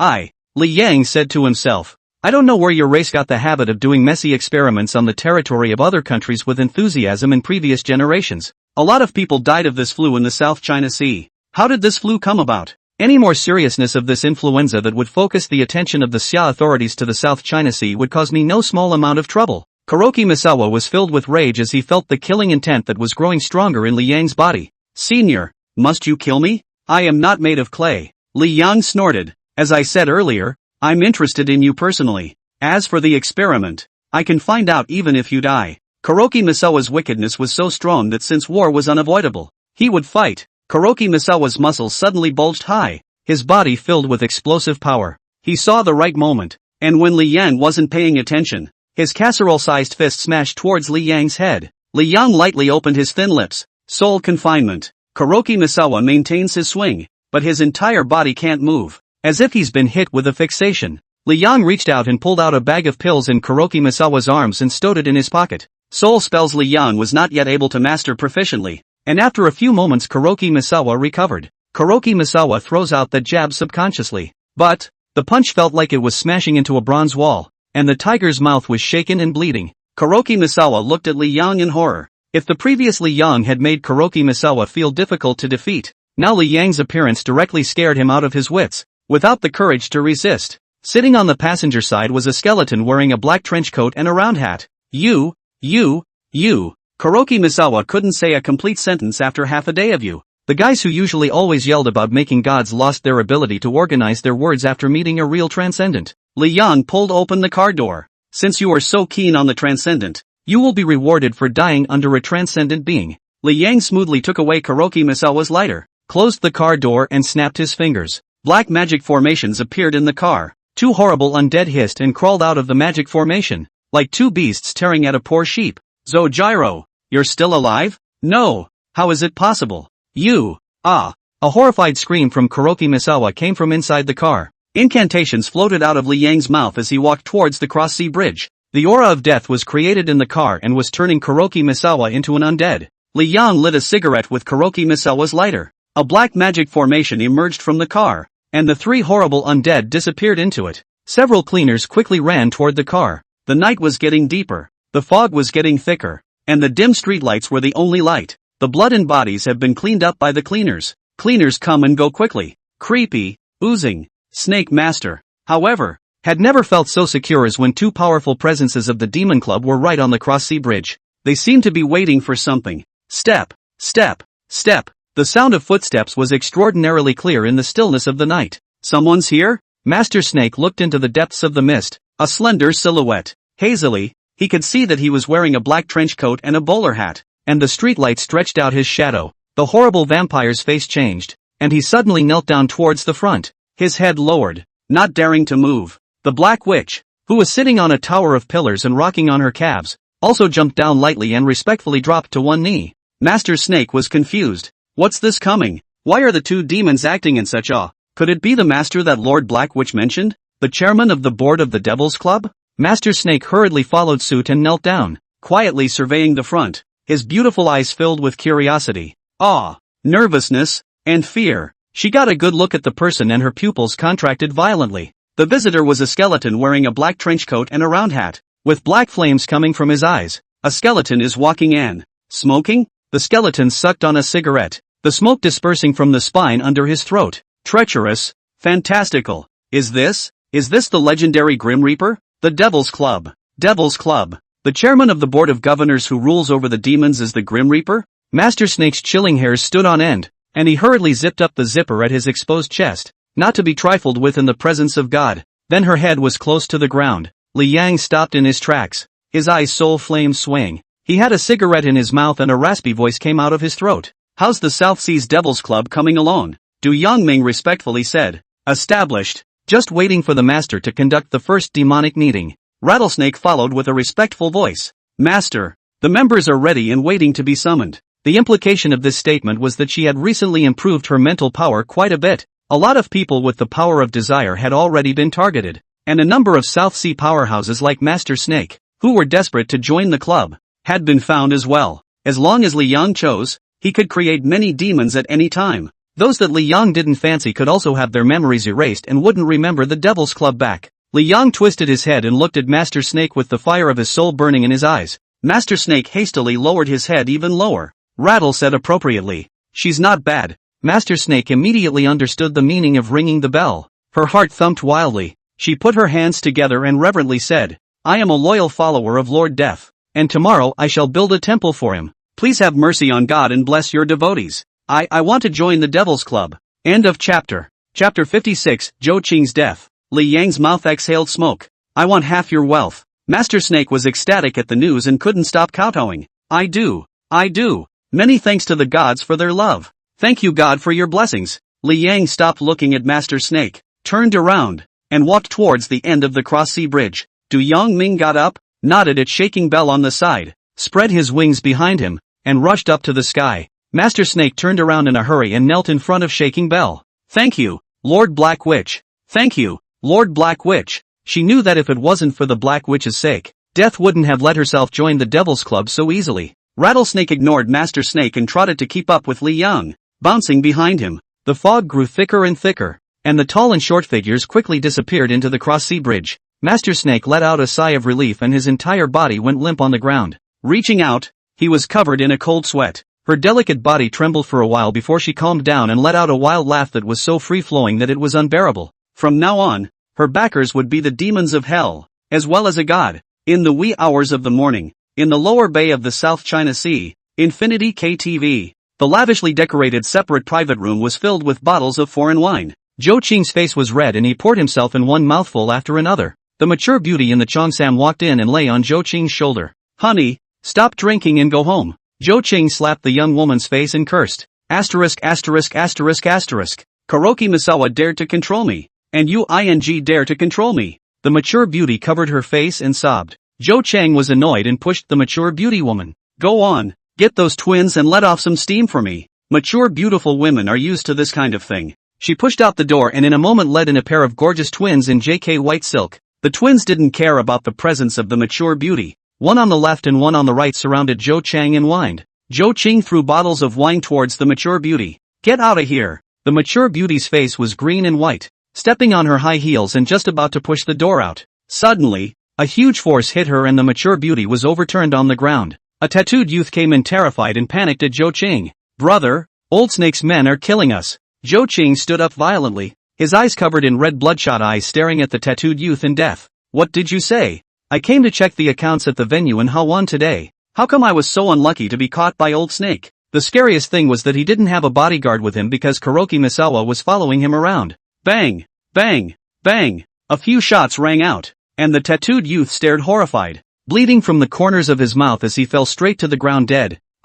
Inside the private room, the women let out piercing screams. The long-haired middle-aged man in Chenwei, with 4 or 5 minions, walked in. They each had sprays in their hands. The long-haired middle-aged man surprised Zhou Qing by pointing his gun at him. "Ha ha ha ha ha, what an unexpected pleasure. Boss Zhou, long time no see." Zhou Qing frowned. Pan Long, the number 1 fighter under Old Snake, and the number 2 of Old Snake's group of underground forces. Zhou Qing calmly drank a glass of wine. "Pan Long, when I met you today, count me out. Draw a line and give it a chance." Pan Long smirked as he held his gun against Zhou Qing. "What chance do you want? Killing you would be a great honor for me." Zhou Qing sneered. "Don't I know you well enough? I have $10 million here to buy my life." Pan Long heard 10 million eyes straight, slowly, suspiciously asked, "You'd carry $10 million around with you?" Zhou Qing replied, "I'm here today to check the books, and this KTV happens to have $10 million. Give a life and $10 million is yours." Pan Long hesitated. At that moment, behind him, Chenwei stepped out, grinning grimly. "Zhou Qing, do you remember me?" Zhou Qing frowned. "This brother looks strange. Have we met before?" Chenwei's face grew somber. "Indeed, is a little man like me really no better than a dog in front of you? You killed my horse a month ago, remember?" Zhou Qing pointed at the mature beauty on the ground and said in a deep voice, "That's my horse on the ground. Kill or die as you wish. Also, these twins beside me are my chartered dance academy school. Altogether I'm giving it to you, brother." Chenwei's face shifted gloomily. He didn't expect these big shots to be this ruthless. Pan Long faltered. $10 million? He wants it. When the time comes, just tell Master Snake that you haven't seen Zhou Qing. Chenwei could see what Pan Long was thinking. How could he be willing? He knew through his connections that Zhou Qing was at the field in Hawan today. It's not like Chenwei can explicitly say that he has connections here in Zhou Qing. Master Snake can always think that he is that dead lousy gambler. It took him a lot of convincing to encourage Master Snake to sweep the lower bay tonight. Chenwei must seize every opportunity to kill Zhou Qing. Jack Bear Arcade sewer bodies are always found. The bodies of Yellow Hair and his minions in the rental house can't be hidden for long. He's running out of time. Chenwei sneered. Brother Lung, don't be confused. The $10 million for killing Zhou Qing is also yours. I think Master Snake would love to see Zhou Qing's corpse. You're getting both credit and money. Pan Long's eyes lit up as he took out his gun and pointed it at Zhou Qing, pulling the trigger without hesitation. A gunshot coupled with the screams of the women in the room, and a generation of lords, Boss Zhou, died in his own field in such an unexplained manner. He didn't know how he died until he died, and he didn't know exactly how his son died until he died. Fate likes to taunt mortals so much sometimes. After Pan Long resolved Zhou Qing, he looked at Chenwei with a complicated expression. Older brother, you have a really good brain. Why don't you go to college? Chenwei shrugged and laughed. Didn't pass. Pan Long took out his gun and pointed it at Chenwei. Then you'll take one in your next life. Chenwei's face changed drastically. What do you mean? Lun? Pan Long laughed. You're too smart. In such a short time, he's become Master Snake's inner circle, and he's on the verge of becoming number 3. Chao Qing is dead, and his field is afraid to leave it to a smart man like you to take care of it. Sooner or later you're going to ride me. So, sorry bro, you have to die. Chenwei laughed so loudly that he covered his stomach and was about to jerk over with laughter, dumbfounding those present. Having laughed enough, he looked at Pan Long with pitying eyes. Your plans are good, and I never doubted your intelligence, but you have a very fatal weakness. Pan Long froze for a moment, looked back at a few of his juniors, and pointed at Chenwei and sneered. Oh, this is still neutralized before dying. I still have a ing weakness. Chenwei looked serious. You love money so much, you treat it like your own father and mother. Brother Lung, you're an iron rooster who doesn't give a dime, so your little brother is having a miserable time. Just after the words, the minions behind Pan Long suddenly pressed Pan Long. Pan Long's face changed drastically. What are you doing? These little brothers had taken a large sum of money from Chenwei in the past few days, amounting to several $1 million. Chenwei is not stingy in order to do great things, and uses all the money he robbed from Jack Bear's casino to buy people's hearts. Chen Wei took out his gun and pointed it at Pan Long's head. Lung, you really are just a loser in my eyes. Pan Long was horrified. Why? Listen to me. In the next second, Chen Wei did not hesitate to pull the trigger. P.S. Tomorrow to go to the hospital for 2 days. But do not stop morale. Absolutely guarantee the quality. Is the plot rhythm a little slow? Weekday is back. And the previous build-up is basically tech to get to the big storyline. 2 kudos to everyone and thanks for the support. End of chapter. Chapter 57, The New Man in the South China Sea. Chen Wei looked at Pan Long's body on the ground and said to a few of his juniors, what to say and what not to say. Brothers have it in their hearts. A few of the minions smiled fawningly. That's for sure. Don't worry Wei. He was killed by Zhou Qing. They also participated in killing Pan Long. How dare they talk too much. Chen Wei nodded and continued. You'll live the way you used to for a few days. And when this is over you'll leave the South Seas and take the money and live the way you want to live. A few of the minions had joyful looks on their faces. Everyone split $1 million and found a small place where they could live comfortably for the rest of their lives. Where's the need to lick blood like this? Chen Wei waved his hand. There you go. Several minions left in a hurry. Chen Wei sat on the sofa and picked up the wine Zhou Qing hadn't finished drinking and poured it into his mouth. He slammed the bottle on the table in a fit of rage. 2 lines of hot tears running down his face. Nana, I've finally avenged you. You can come back to life. Chen Wei knew that he was afraid that he wouldn't live much longer.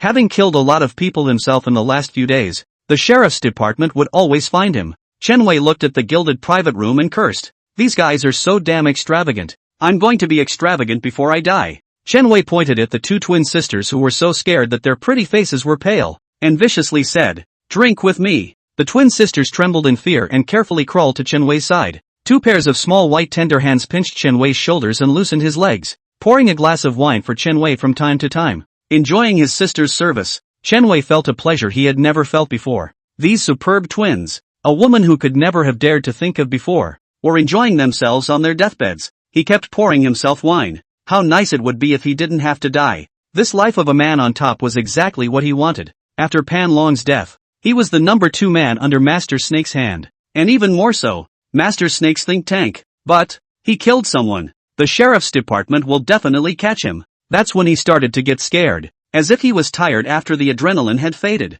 It was Zhou Qing's fault for killing Nana. Otherwise how could he die? Chen Wei fiercely looked at the mature beauty on the ground and pointed at her angrily. You, come drink with me piece by piece. The mature beauty climbed up and sat softly on Chen Wei's lap, picking up a new glass of wine and drinking it. A mature beauty can know how to please a man better than a youthful twin. Chen Wei gradually enjoyed this pleasure of being above others, and he retaliated by slapping the mature beauty on her face. You, just after your husband's death you accompany your husband's murderer's wine. You're so damn cheap. The mature beauty complained. Who wouldn't a woman like me accompany? Zhou Qing didn't use me to curry favor with the bigwigs of Nanhai City. Chen Wei came to be interested. Who are all the big shots that Zhou Qing has to impress with his wife? The mature beauty side. The Tai Group Su Yutong's brother, the old director of the security bureau, Zhu Dajuan of the Imperial nightclub, and Lu Station chief of the hydropower station. One by one, names that were like thunder in the South China Sea came out of the mature beauty's mouth. Chen Wei froze for a long time. A strong desire showed in his eyes. Who wouldn't want to be a big shot? Unfortunately, one doesn't have a chance. He scoffed to himself. In my next life, I also choose to be a bigot. The mature beauty's eyes were very poisonous. Seeing the change in Chen Wei's eyes, she asked, why the next life? You're so young and so powerful. You could be a dragon in this life. Chen Wei snorted. To tell you the truth, I killed someone. The mature beauty's face was grave. Who did you kill? Chen Wei Revenge also reported. Alcohol on the head down. Simply said his own murder. The mature beauty cried and laughed. Isn't it just a lousy gambler and a bunch of punks? Chen Wei narrowed his eyes. You have a way to get me out of the sheriff's sanction? The mature beauty wrapped her arms around Chen Wei's neck, her entire body plastered against Chen Wei's body, and came to Chen Wei's ear, exhaling like orchids. I've still got my connections over the years, and the lives of a few bottom-feeding little people in the district aren't enough to warrant a headache. As long as you let me be with you and guarantee me a life of abundance, my people are yours and so are my connections.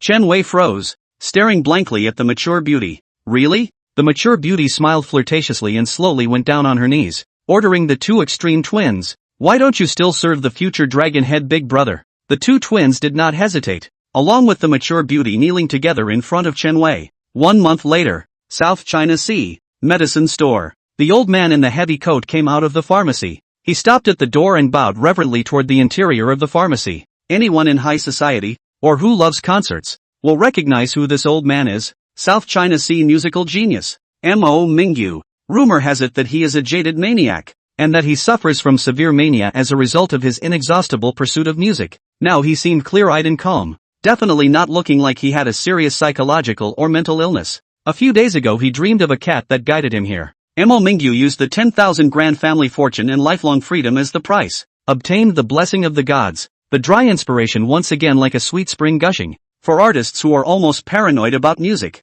nothing outside of themselves is as precious as a good note. The members recruited by Li Yang's Devil's Club wouldn't just be underground forces, nor would they just be business tycoons. The Devil's Club is going to be all-inclusive. The elite of every industry Li Yang likes. He wants it all. Inside the medicine store, Shaking Bell bounced down from the attic and plopped down on the counter, looking at Li Yang with a smile. Li Yang, I've found the person you want. His name is Kong Qianqiu. Nanhai people owe. Li Yang receives evolutionary pills that briefly boost his power from Kuroki Misawa. The secret of this genetic pill couldn't be figured out, so he asked Rattle to find an expert on the subject. Shaker handed over the tablet in his hand with Kong Qianqiu's information on it. Li Yang suddenly realized, no wonder the name Kong Qianqiu was so familiar. Kong Qianqiu, a famous professor of bioengineering, a great master in the fields of bacteriology and virology. Many of the definitions that high school students have to memorize in their textbooks these days are defined by Professor Kong. He still has some history with Li Yang.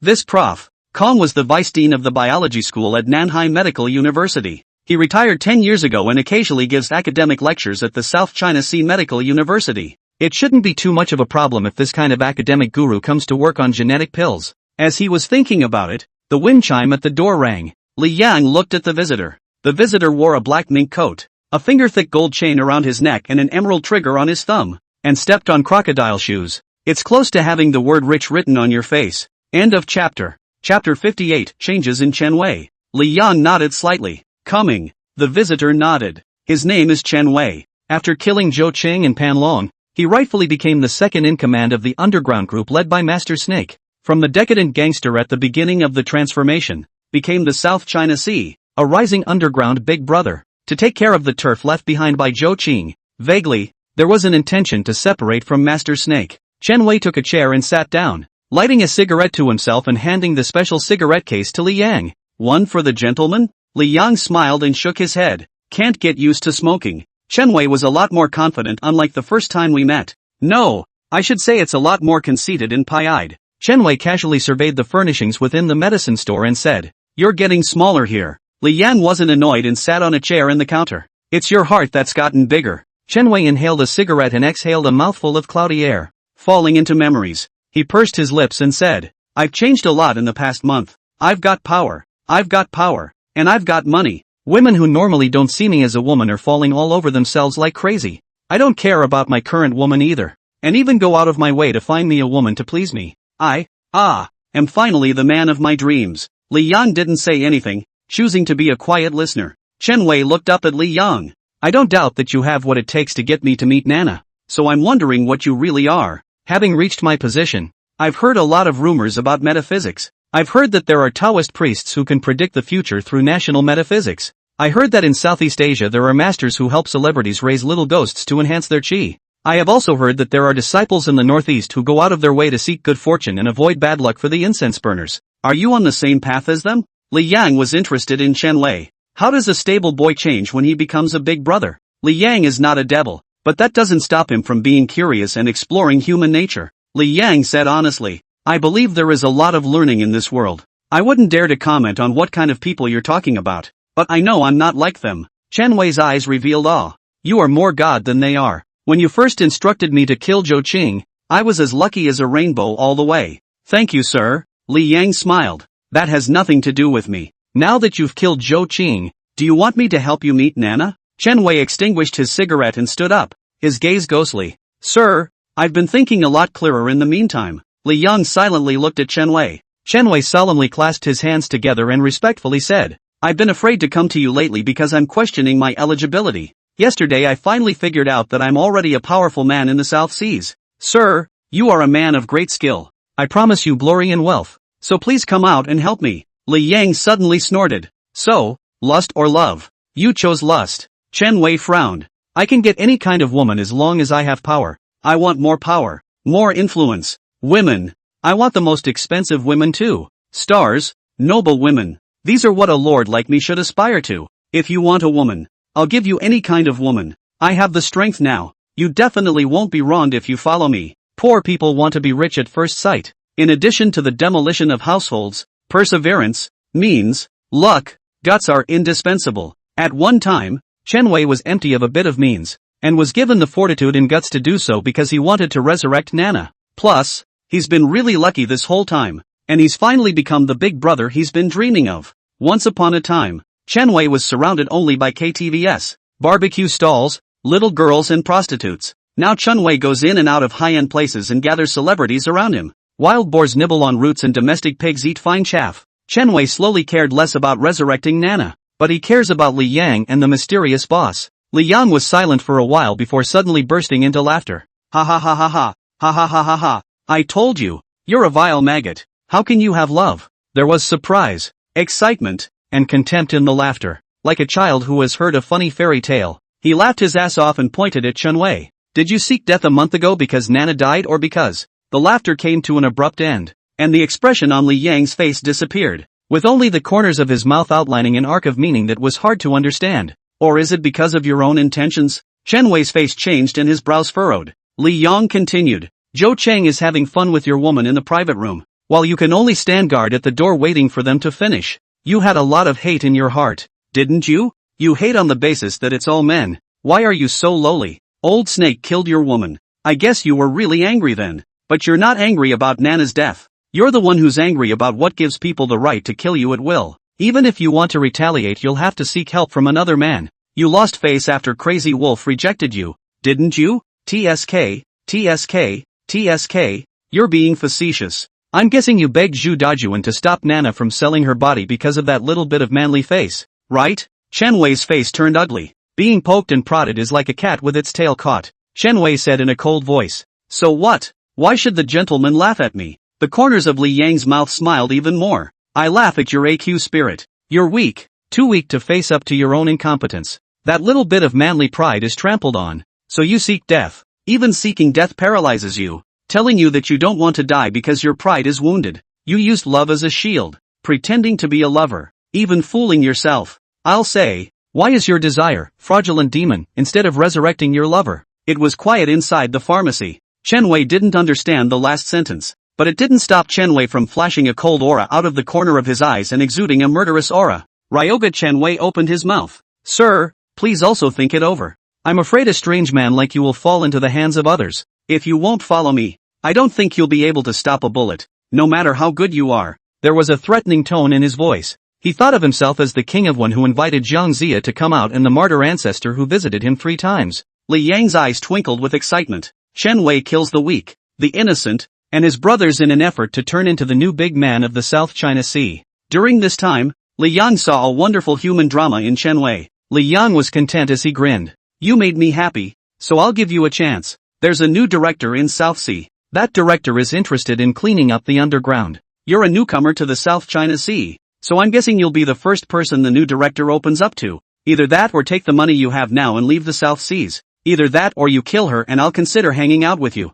Chen Wei's eyes narrowed. It's a deal. Li Yang smiled. I never lie. Chen Wei left the pharmacy and got into a car. The co-pilot, a mature beauty, daintily hugged Chen Wei's arm. Honey, where is this place? Who has so much face to let brother Chen of the Lower Bay personally meet ah? Chen Wei glanced at the medicine store with a scornful look and said, an evil feng shui master. End of chapter. Chapter 59. Kong Chenxiu. Rattle asked as he swiped his tablet. What did you have him kill the new chief for? Li Yang lit a cigarette. The underground forces have been in chaos for so long and so many people have died. Someone has to come out and take the blame. When he fails to make a move against the new director, he'll be on the hook for all the hits that have happened in the meantime. Li Yang has one trait that I'm not sure counts as a strength. Call him brave. He dares to think and do anything. Call him a wimp. He tries to avoid trouble when he can. Because of the recent unrest in the South China Sea caused by Kuroki Misawa and Li Yang, many people died as a result. There has to be an unlucky person out there for the authorities to answer to. Chen Wei would be pretty good and reasonable. To kill a chicken, you must use a knife to kill a cow. Not to call the chicken feathers half-sticky body. Rattle tilted her little head. What if he did kill the new director? Li Yang snorted. When a man reaches the pinnacle of his life, he should first lay down his head. If he invests hastily, he will lose all the money he has earned by the favor of good fortune on his own merit. Chen Wei's luck is over. Kill the new director? Why doesn't he go to heaven? Chen Wei has suddenly achieved a great deal and has begun to float. Rattlesnake nodded plausibly and swiped at the tablet with full attention. I'm still bobbing my head with excitement at the highlights. Li Yang curiously patted over. What are you looking at? The rattles display the tablet content. The flat content is about Prof. Qian Chu Kung. Shocked. A well-known professor's private life is chaotic, and he had an affair with a trainee nurse during his hospitalization. Ask, do you deserve the title of professor? Attached below is a photo of the young nurse being intimate with Kong Qianqiu. Netizens were outraged, attacking renowned Professor Kong Qianqiu for his indiscretions,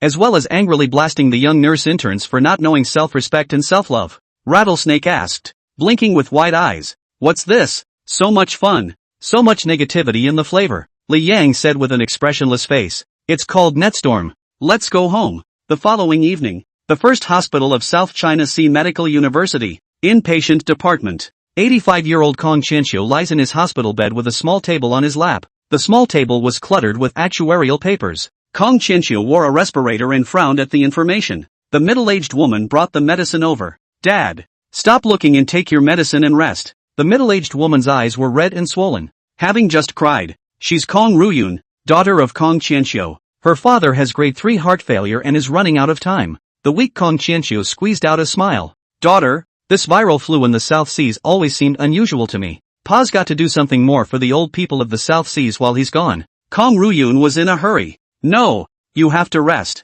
She bent over and gathered up the exercise paper on the hospital bed. At that moment, a small nurse approached. The little nurse cried and cried. I'm sorry, Professor Kong. Auntie Kong. I graduated from the South China Sea Medical University and always heard the legend of Prof. Kong. Prof. Kong is my idol. I didn't think asking for an autograph would bring Prof. Kong so much trouble. What are those netizens thinking? Professor Kong is highly respected. How could he do such a thing with me? Kong Qianqiu smiled amiably and wiped the little nurse's tears. Son, it's okay. Grandpa doesn't blame you. It's all because there are too many bad people staring at Grandpa and letting you suffer. The little nurse shook her head back and forth. Kong Ruyun helped Kong Qianqiu lie down and pulled the hand of the little nurse to force a smile. Don't think so much, girl. Let Grandpa rest. Let's go out for a while and pay my dad's hospital bill. The little nurse didn't dare to interrupt and nodded repeatedly. Kong Qianqiu suddenly said, Yun, bring me my cell phone. Kong Ruyun was torn for a while, but in the end he didn't say anything. I don't know what's gotten into my father lately, but he likes to watch webcasts, and sometimes the only way he can fall asleep is to listen to them. She disapproved of her father looking at his phone in this state. But, father time is running out. If watching the webcast gives him a good night's rest, then so be it. Whatever works, as long as it doesn't boil your heart and soul to work. Kong Ruyun mounted the lazy bed stand on the side of the bed, put the cell phone on it, and then pulled the little nurse away. Kong Qianqiu looked blankly at the ceiling as a tear slipped down. He is not saddened by the fact that he was cyber-violated and late in life. He just grieves for the common people of the South China Sea. This is an unusual flu. It could be a sea of blood and corpses. It's a deadly slaughter. Kong Qianqiu slowly sighed and laboriously reached out his hand to tap his phone and open the live streaming software with the sickle icon. This live streaming software is filled with subcultural elements, gothic elements, cyberpunk elements, also, religious colors. The anchors in this program are followers of a religion called the Seven Commandments. They believe in death. Open the follow and tap into a live stream. On the live feed was a woman in black wearing a mask. Kong Qianqiu is not to women have any non-thinking. He is so old. Long ago did not have that aspect of the mind. The woman in black calls herself the fallen angel of the Order of the Seven Commandments. Her voice has a magical quality that soothes the soul like a true angel. If there really is a death, can you give me more to live for? So that I can do a little more for the people. Kong Qianqiu listened to her voice, forgetting the pain and slowly emptying himself. It's like being in your mother's arms. The avid fans in the live broadcast room shouted the words fallen angel on the pop-up screen, while Kong Qianqiu relaxed into sleep as the woman in black warmly whispered to her. When Kong Qianqiu woke up again, it was already dark. Fallen Angel's broadcast has ended with 2 words on the black screen of the broadcast. Equality. Whether it was a king or a great beauty, or a medical giant like him who had saved countless lives, they were all equal in front of the Grim Reaper. He looked to his side. His daughter Kong Ruyun was lying on the edge of the bed in a deep sleep. She had 2 tear tracks on her face. Kong Qianqiu raised his head and touched his daughter's head lovingly. If he didn't have to die, His daughter wouldn't have to grieve so much. It's all fixed. Suddenly he saw the janitor who had cleaned his room standing in the center of the ward with his head down, actually falling asleep on his feet. Kong Qianqiu smelled something unusual and moved his heavy head. Scanning around the room, his cloudy old eyes snapped to attention. On the windowsill, a young girl bobbed her head to music, her calves swaying casually. Where did this girl come from? Kong Qianqiu patted her daughter's head, trying to wake her up. Strangely enough, my daughter, who was a very light sleeper, could not be woken up. An eerie atmosphere lingered in the room. Kong Qianqiu opened his mouth wide and thought wildly, am I dreaming, or is dying and that's why I'm seeing the light? The lights in the hospital room flickered as if they were broken, and the lights quickly returned, only became dim. Out of nowhere, a black figure appeared in the hospital room. He just appeared out of nowhere, dressed in a black trench coat and a round hat with the brim pressed down so low that it covered most of his face. Kong Qianqiu noticed that most of the light in the room deliberately avoided the man, who always had a shadow hanging over him. He asked weakly, who are you? End of chapter. Chapter 60, The Grim Reaper Comes. I am the ferryman who wanders between hell and earth. Hello, Professor Kong. With a light smile on his face, Li Yang looked at the old man on the bed and responded calmly. The old man's eyes rounded in horror. Is this, the Grim Reaper? Soon the old man was relieved. The matter of death had been played out within him countless times. Am I dying? Kong Qianqiu asked soberly. His pale hand touched his daughter's hair unwillingly. Li Yang didn't respond to Kong Qianqiu's question, but walked to the bedside, slightly bent down, and found the rocker of the hospital bed. Probing his hand, he grasped the bedpost and shook it gently. The hospital bed creaked and squeaked as Kong Qianqiu's back lifted and he slowly sat up. Li Yang looked up. Is this angle okay? Kong Qianqiu froze for a moment. He had thought about what death would look like, but he hadn't realized that death would be this gentle.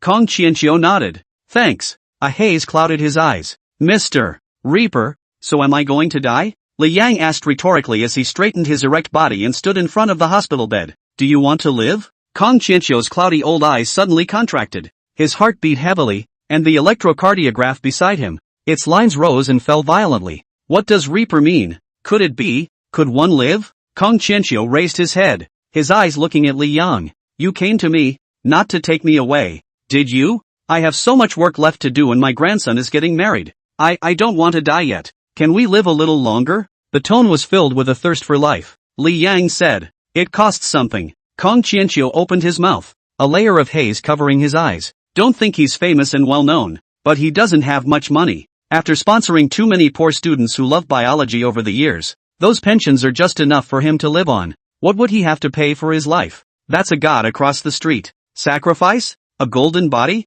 Or a temple? Kong Qianqiu lowered his eyebrows. Can I afford to pay the price? Li Yang said. You're lucky you have something I can see. I want your freedom and learning. Kong Qianqiu froze and looked at Li Yang incredulously. There was once a legend that a merchant exchanged honesty for a piece of gold from the gods, a hero exchanged bravery for beauty from the gods, and a chancellor exchanged loyalty for the throne from the gods. And what a great knowledge of his greatest value. Sure enough, this was a legendary god's preference, not an ordinary mundane item. Li Yang calmly continued, if you agree, the deed is done. I can pardon your death, and in the same way you must wait for my call at all times. I gave you your life, so the rest of it belongs to me. You have to be careful how you answer. If you break our agreement, there will be serious consequences. After Li Yang finished speaking, he waited quietly. He was eager to take Kong Qianqiu under his wing, but it also depended on Kong Qianqiu's own choice. A person living in the future hiding who they are. For many this is a stressful situation. If he didn't want to,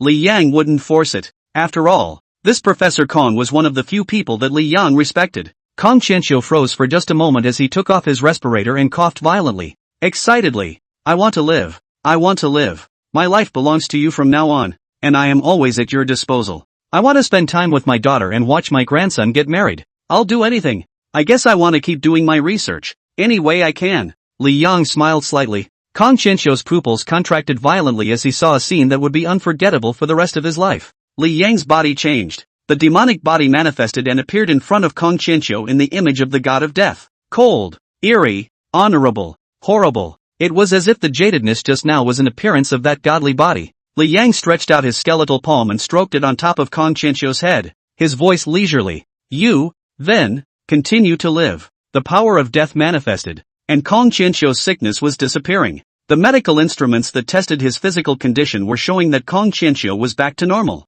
Kong Qianqiu looked at his hand incredulously. He felt he was becoming healthy, healthier than ever. Just a lower body temperature and a slower heartbeat than others. It's the difference between the living dead and normal people. Kong Qianqiu's afterglow glanced at his cell phone. The words on the black screen of "The fallen angels live" are constantly changing. Just now it was equality, but now it's become life to the death. Kong Qianqiu deeply comprehended the meaning of these two terms at this moment. He folded his hands and had become a believer in the 7 commandments. The mile highway. Thanks be to my Lord Death. Li Yang finished everything and opened his mouth. My apostle will be looking for you in a few days. Kong Qianqiu saw that Li Yang had the intention to leave, struggled for a moment, and gathered enough courage to say, My Lord Death, the South Seas are about to face a terrible flu disaster. Can you please send down a divine sign so that I can save those innocents? After Kong Qianqiu finished speaking, he felt that he had said the wrong thing. How could the Reaper save someone when he would have loved for hell to be a little more lively? The soul fire in Li Yang's eyes swayed as a pill appeared in his palm.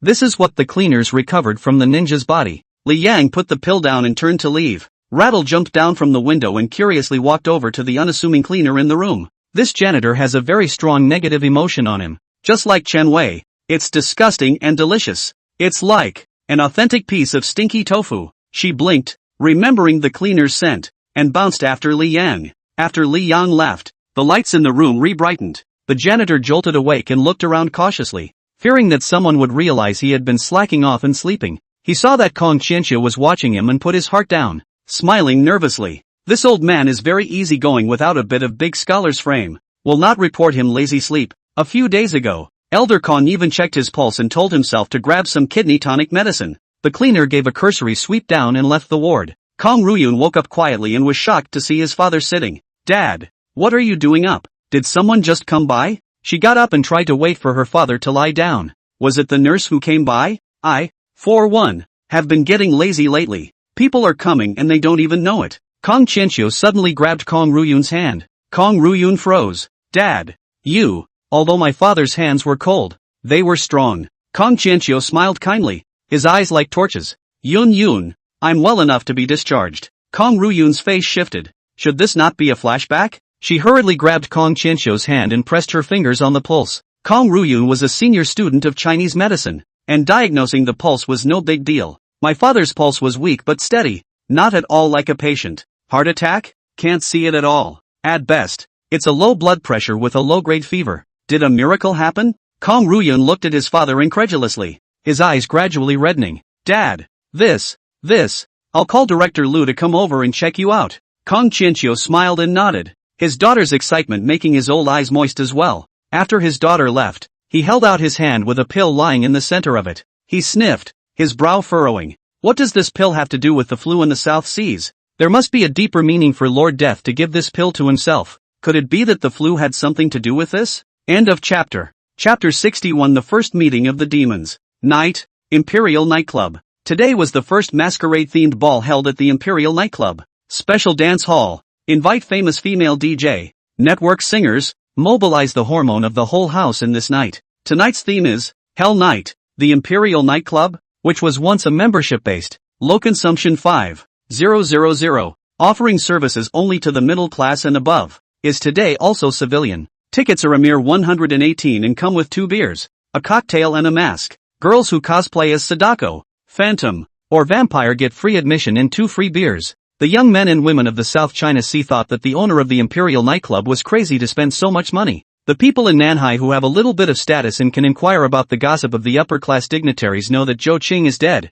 and Zhu Dajuan has one less strong opponent. They think it's a celebration. Tonight, Hell Night is filled with flirts, cathartics, hunters, and slumpers. They are in a delusional quest for the soul's endorphins in the midst of the lights. After the smoke-voiced female DJ's cry, the powerful music pushed the ball to the climax, and the different men and women in the ball danced their bodies madly. Tonight, everyone made themselves the main character. Unbeknownst to these protagonists, several pairs of eyes gazed indifferently at them over the darkened ceiling. The men were dressed in expensive evening gowns and masks, carrying red wine and champagne, looking down on the ordinary humans through the dark, transparent, special glass floor tiles. They're members of the Devil's Club. Originally, they were the ones who had gained quite a high level of achievement in one of the fields of the South Seas, and after gaining demonic power, they had long since ceased to think of themselves as mortals. Today was the first meeting of the members of the South Sea Demon Club. Behind the clear floor tiles is the main venue for the party. The crystal chandelier exudes a bright and glittering light,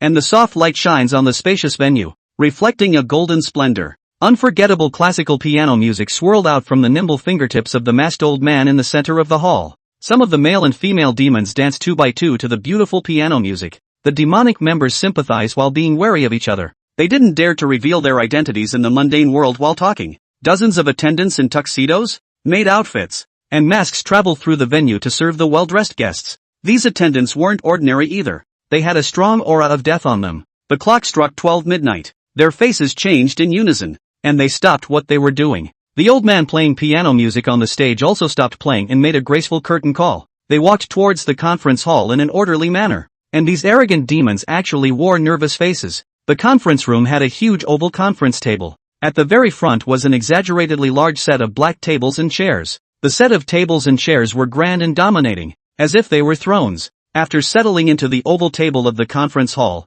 no one dared to move, much less whisper. Two beautiful figures walked in. One exuded a flavor so full of temptation that even with a mask on, one would blush at the sight of it. A person filled with cold and absolute nobility, like an expensive red rose blooming in the darkness, like an angel, like a siren. The demons rose to their feet at the two women, casting respectful glances. These two are the most honored demons in the demon club besides Lord Death, the fifth apostle, the fallen angel, Vanity, the sixth apostle, the phantom queen, Lord Apostle, spokesman for the supreme death. The two apostles stood on either side of the black table, standing in quiet muteness. A disturbingly oppressive odor came through the door. The demons got serious. Rumor has it that the Devil's Club is a transcendental organization stationed by hell on earth, and that Lord Death holds it in high regard. Whenever a new Devil's Club opens, Lord Death presides over the first session. After that it is the 6 apostles who take turns presiding. An upright figure walked through the door. The man was wearing a white suit with a bright red rose in his side breast pocket, wearing a white round hat with a white creepy smiley face mask. In fact, Li Yang does not need to wear a mask. With a human face, who dares to check him? It's not like no one has seen him before. The important thing is that Li Yang himself respects the rules of the Devil's Club. The demons felt a sense of oppression that made them unable to breathe, as well as a strong pressure on the white figure. They sent looks of adoration and awe and bowed in unison. Li Yang nodded, signaling the crowd to sit down, lowered his voice, and slowly spoke. There are several newcomers who have been fortunate enough to see the ways of heaven and qualify for membership in the Devil's Club. The first meeting of the South Sea Devil's Club tonight is also to give you newcomers a lesson in the rules. At these words, everyone in the arena was complacent. They were each new to the game, but assumed that the field was mostly old men from the Devil's Club, the lucky ones who get to see the way of heaven. Doesn't that mean themselves? It was true that he himself was the son of Chi chosen by fate. It's the feeling of being an ordinary person who wins the lottery and mixes in with the party of the rich and famous who have been fighting for half their lives. Li Yang said, the full moon of each month is membership day for the Devil's Club. It is imperative that the rest of the demons attend, except for mid-level demons and above, or low-level demons on a mission who may choose not to attend. The members of the crowd nodded their heads slightly, also solving the doubts in their minds. No wonder there were only a couple dozen members attending. It turned out that many powerful demons, or those on a mission, did not attend the meeting. At the same time, they secretly resolved to attend the meeting if they became intermediate-level demons as well. Even in the middle of a mission, they will try to come to the meeting, because they were all new to the world of transcendence and had a desperate thirst for knowledge in transcendence. Next is the second rule I say to newcomers. Li Yang's hand pressed down on the table and said, your demonic bodies may not be freely exposed to mortal eyes or disturb the mortal order. If you cause a living soul to panic, you will no longer be eligible for membership. The hearts of the members of the crowd were clinched, and they all understood the seriousness of the matter. No longer eligible for membership and knowing the secrets of the Devil's Club. The end is predictable. Cleaners clean up more than just demonic traces. They can clean up demons as well. Li Yang sat on the dominating giant chair. 2 female apostles, one on the left and one on the right, poured coffee for Li Yang. Only such a being would be served meekly by chimeras and fallen angels. Li Yang continued, next, you may ask any questions you wish. The scene was silent. They all actually have a huge question. Whether there are angels in the world. Whether there are immortalists. Whether there are demons. They want to ask what the transcendental world really is. But no one wants to speak first. These are businessmen full of heart. Big factory executives. Underground bigwigs. They know that the first person to ask this question is the same as telling all members that they are a newcomer. The old man who was finally playing the piano at the venue stood up, bowed respectfully at Li Yang and spoke. I dare to ask my Lord Death to explain what is the way of heaven. The members secretly praised the old man as a warrior. This old man sort of asked that question that everyone wanted to ask. To the ordinary man, the heavenly way is the law of the underworld. And the heavenly way is the heavenly way. Those who go with the grain will prosper and those who go against the grain will perish. But what is heaven to the gods? Isn't this a disguised way of asking about the transcendental world? End of chapter. Chapter 62. What is the way of heaven? Li Yang slowly opened his mouth amidst the crowd's expectant gazes. When I was very young, there was a tree outside my window. Numerous members sat upright and listened to the story of death in the overworld. Reaper's childhood. When was that? 1,000 years ago? Or 10,000 years ago? Or even longer? No one dares to think about it in detail, nor can they imagine it. Li Yang fell into reminiscence. I was once asked if that tree would get in the way and if I should pull it out. I liked the tree so much that the tree stayed. The tree was well grown, with a huge lush canopy. My upstairs neighbors told me that the tree had grown too big and was blocking the sunlight from their house. They talked to me about the possibility of cutting it down. After all, that tree was of no use to me. I actually can't part with it, but it really has no value to me. So that tree fell in front of me. The crowd's brows furrowed in deep thought. What kind of divine creature is a tree that can grow at death's door? What kind of a being is a neighbor who can consult with death? Li Yang raised his head, his deep eyes as quiet as the bottom of a lake. When that tree fell, I finally realized what fate meant. A thought of goodness back then allowed that tree to survive for many years. That's what it's shipping. But that tree will surely be uprooted if it dares to grow to block the sunlight from my neighbors. If it dares to rise above that class, it's its life. I'm thinking that it wouldn't be better if it didn't grow so big, but that would be changing heaven's order. Unfortunately, it's just a tree, so how could it know about heavenly destiny? Li Yang just calmly recounted the story, but in the ears of many members, like heavenly thunderbolt fell on the field. Deafening. They're associated with a sacred tree in hell. That divine tree grew stronger and stronger by the one good thought of death, offending the other gods. So the gods pressured death to destroy the sacred tree. The gods treated death with respect because death used the word consultation, and gods do not care to lie.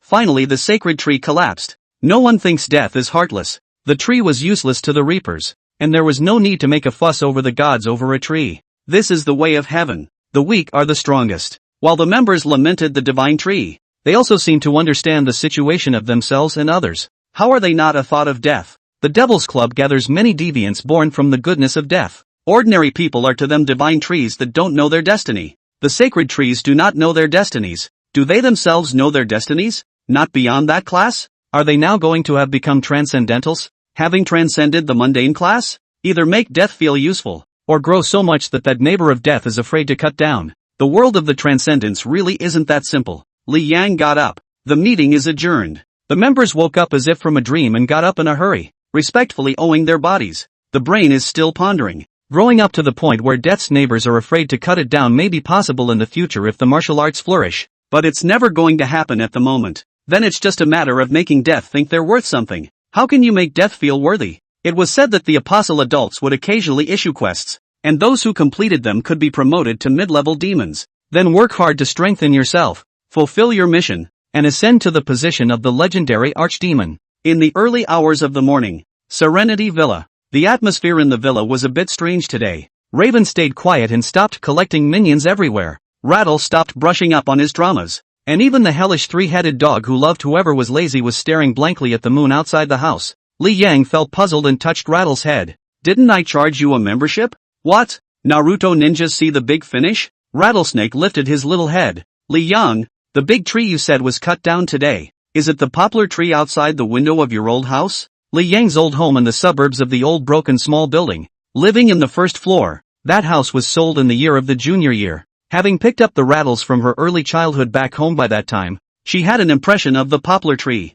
Li Yang nodded. Rattle was silent. Slowly, I'm not going to be that poplar tree, am I? Li Yang glanced at the sidelong glance at the crows, and took a glance at the black dog at the entrance of the courtyard with its ears perked up to eavesdrop. He understands. No wonder all three are so quiet today. Today they went to the Devil's Club and met the members whose breath was comparable to theirs. Even the two apostles, Zhang Shirai and Chen Yushi, far exceeded them in battle power. They realized their weakness and begin to get anxious. Li Yang was just about to speak when Rattle violently covered his ears. I won't listen. Men tell lies at this time of year. Rattle pointed at Raven. What are you looking at? If you have this time, why don't you think about how to raise your spiritual power in advance earlier? I'm going to go create pain for humans. Practice hard. With that said, Rattle jumped off the couch and headed upstairs. The other day I was swiping my tablet and there was an article about Cyberstorm Kong Chiaki, who has learned a bit of a special doorway to create pain and soak it up. Crow flapped his wings and flew out of the villa, and also began to think of ways to raise his spiritual power.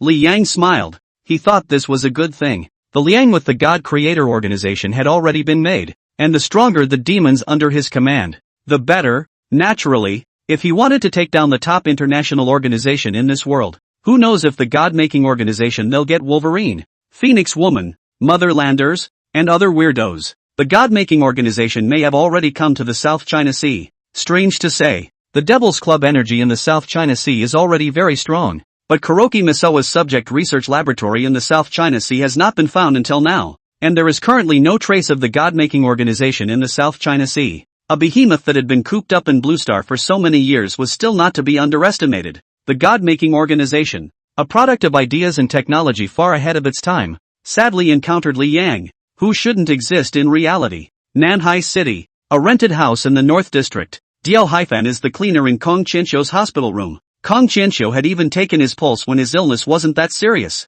He drank the coke from the bottle, casually wiped his hands on the bubble noodle soup, and excitedly posted a few photos online. The photo shows Kong Qianxiu lying on a hospital bed wearing a respirator. His daughter, Kong Ruyun, bent down to gather the materials on Kong Qianxiu's lap, while Kong Qianxiu himself struggled to stroke the little nurse's cheek with his hand. The photo scene originally showed Kong Ruyun not wanting Kong Qianxiu to work and forcing him to take a break. Kong Qianxiu is comforting the crying little nurse not to care about Netstorm. The picture is normal, but not when Diao Haifan added two captions. Shocker! A young nurse throws herself at a well-known professor and is indescribable in the hospital room. Ethical perversion. After the beastly professor finishes with the little nurse, his own daughter cleans up the battlefield. What's wrong with the world? What's wrong with the world? Is this what happens to nurses with their clothes exposed? Please restore society's clarity. The post blew up not half an hour after it went up. So exciting? This little nurse is shameless, damn it. Normal. If you have money, don't care how old you are. There are gorgeous nurses throwing themselves at you.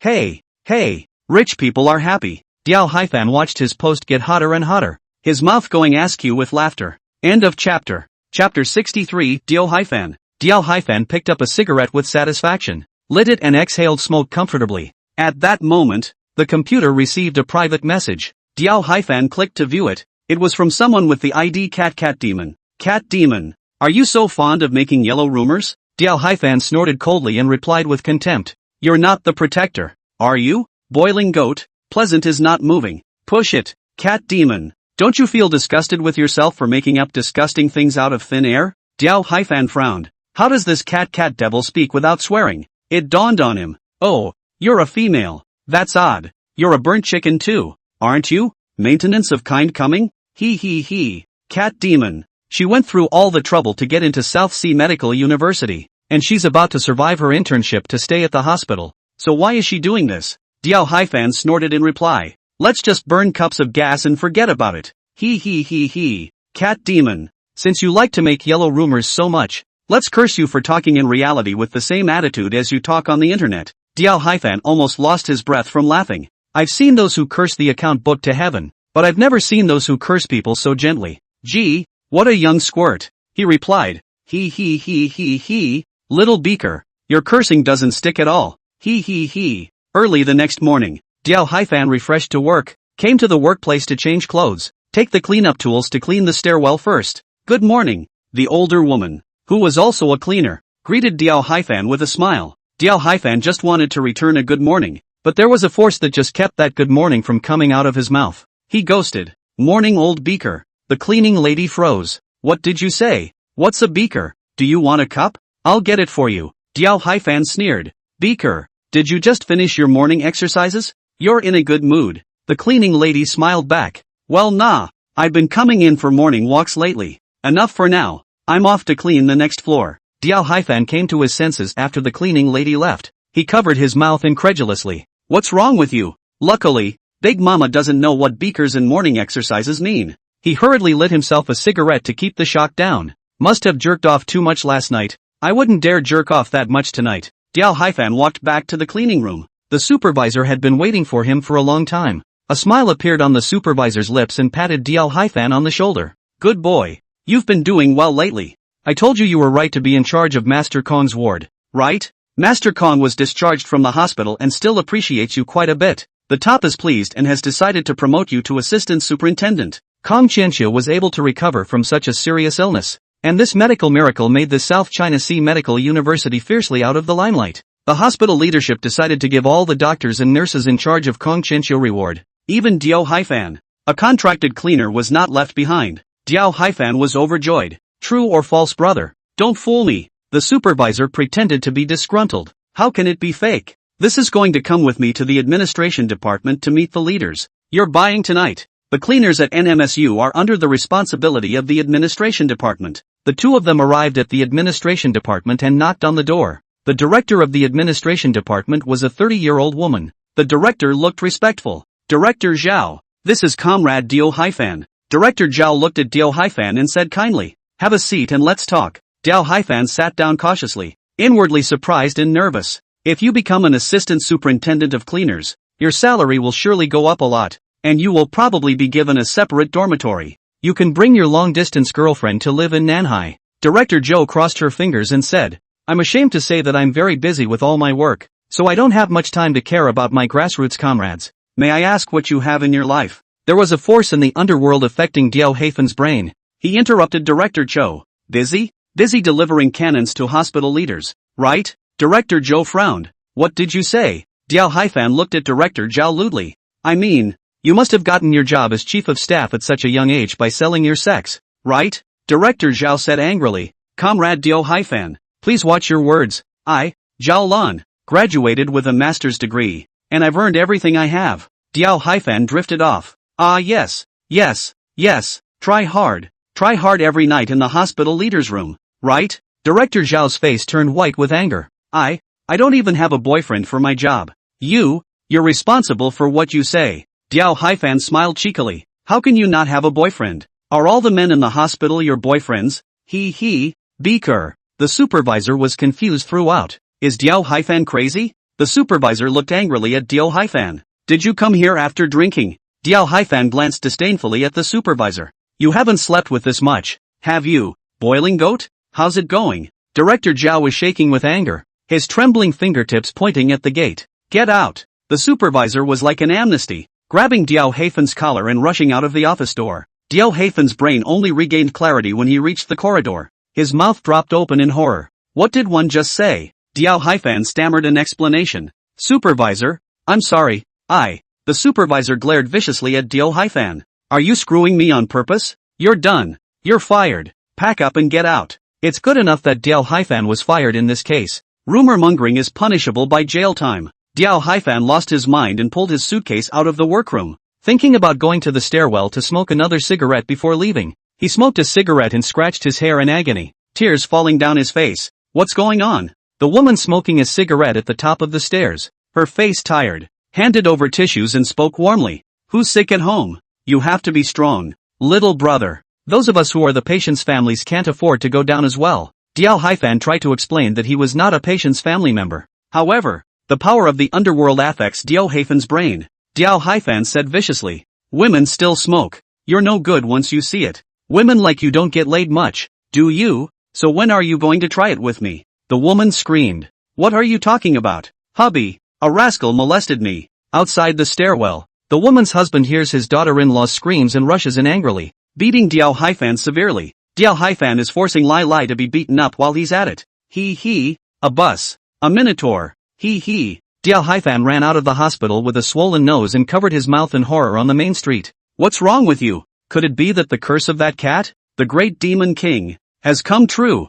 No, it can't be. He's aggravated. End of chapter. Chapter 64. New director. He covered his mouth in death, not daring to say a word along the way, and froze on foot to the door of the rental house. Diao Haifan's forum account was on his computer, and he was going to log into it to find Cat Demon and ask what was going on. Just as he opened the door and entered the house, he smelled the aroma of food and the sound of frying in the kitchen. Diao Haifan walked to the kitchen in wonder and looked at the woman's figure in the kitchen in surprise. That's his long-distance girlfriend Rong Rong. Rong smiled sweetly. Why are you off work so early? I was trying to sneak in a surprise for you after I made the big dinner. Are you happy, honey? I came to see you. Diao Haifan's nose was sore and he wanted to hug his girlfriend for comfort. Anyone who encounters something this evil is going to have a breakdown. However, a force in the underworld affected Diao Haifen's brain. Diao Haifan twisted his mouth and said, "You're losing it that I'm back early, aren't you? Are you waiting for an adulterer? You're trying to get your kicks by being indescribable in my room, aren't you?" I recognized Rong Rong opened her mouth and looked at Diao Haifan incredulously. "What are you talking about, honey?" Tears flowed from Diao Haifen's eyes, but he still maintained a resentful look. "Beaker, don't think I don't know how lonely you've been the last few years of being estranged. How many people have been played with and loosened up?" Rong can't stop the tears. "Okay, you don't have a house or savings. I fell out with my family for you. That's what you think of me, isn't it? Break up." Diao Haifan wanted to stay, but Rong Rong firmly shook off his hand and resolutely walked out of the rental house. Diao Haifan hissed in pain. Diao Haifan dried his tears and opened the forum. Cat Demon's avatar lit up while sending a private chat. "Did you have a good day, little brother?" Diao Haifan was seething with rage. "Drafting? What have you done to me, Cat Demon? Cursing me? Are you stupid?" Diao Haifan was like being splashed with cool water and immediately sobered up. This Cat Demon King across the street is an evil monster. The devil. It's the devil. How dare you talk to the devil like that yourself? Diao Haifan cried. "Auntie, please take away the divine power. Cat Demon.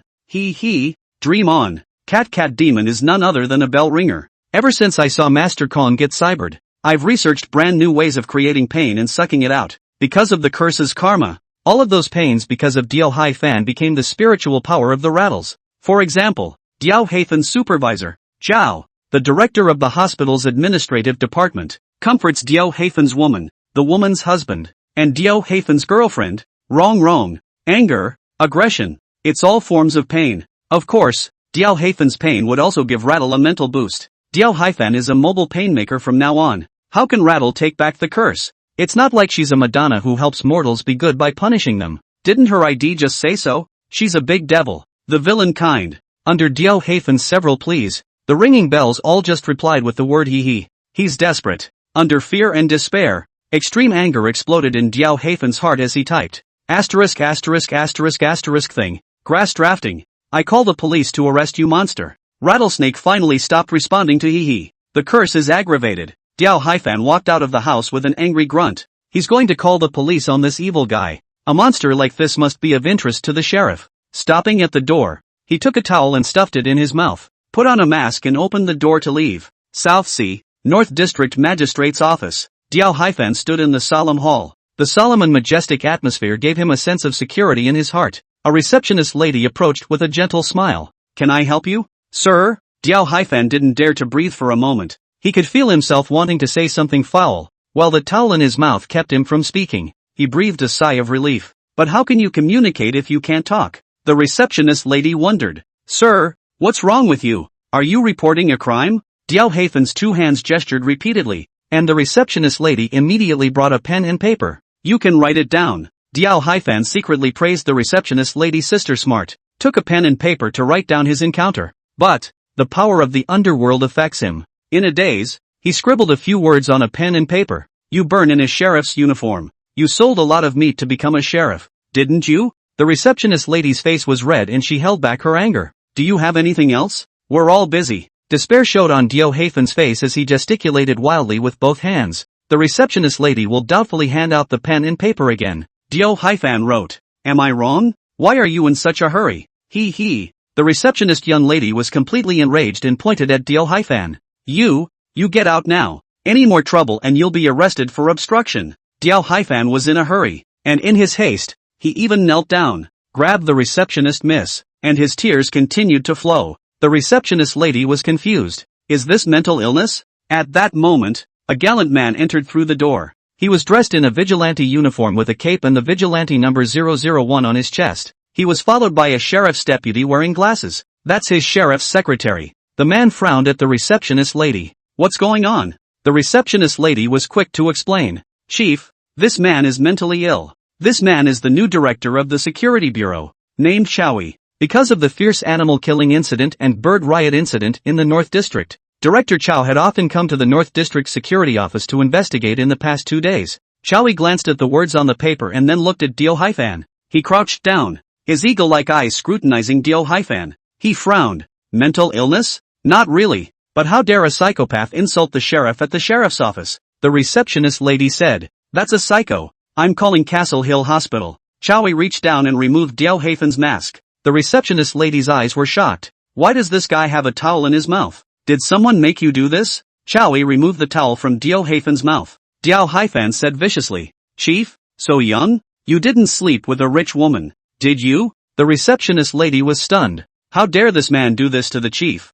Chow Yi's eyes were grim as he roughly fumbled for his cell phone in Diao Haifen's arms to check it. There's a picture of Kong Qianxiu on the phone, the very one that was rumored. Chow Yi's face became even more ugly and said, send him to the mental hospital for a checkup first, keep an eye on him, and call me if you hear anything. The sheriff's secretary behind him said, yes, chief. After saying that, Chow Yi got up and said to the receptionist lady, Wei Ming is the magistrate who proposed the demon recovery, right? Tell him to come to the conference room. End of chapter. Chapter 65 Chow Yi. North District Sheriff's Office Conference Room. Chow Yi sat in the main seat with his legs crossed and a puzzled look on his face. Why was the man with the sober eyes talking like he was out of control? Psycho? Unlike. But Chow Yi found it unusual. He was a senior student at the School of Law and Order at the Imperial University of Political Science and Law. The school's man of the hour. That, How to Leave Xia Safely After Robbing a Bank, thesis was a sensation in the Imperial Capital's General Security Bureau. Even the Law and Order Law added 2 articles as a result.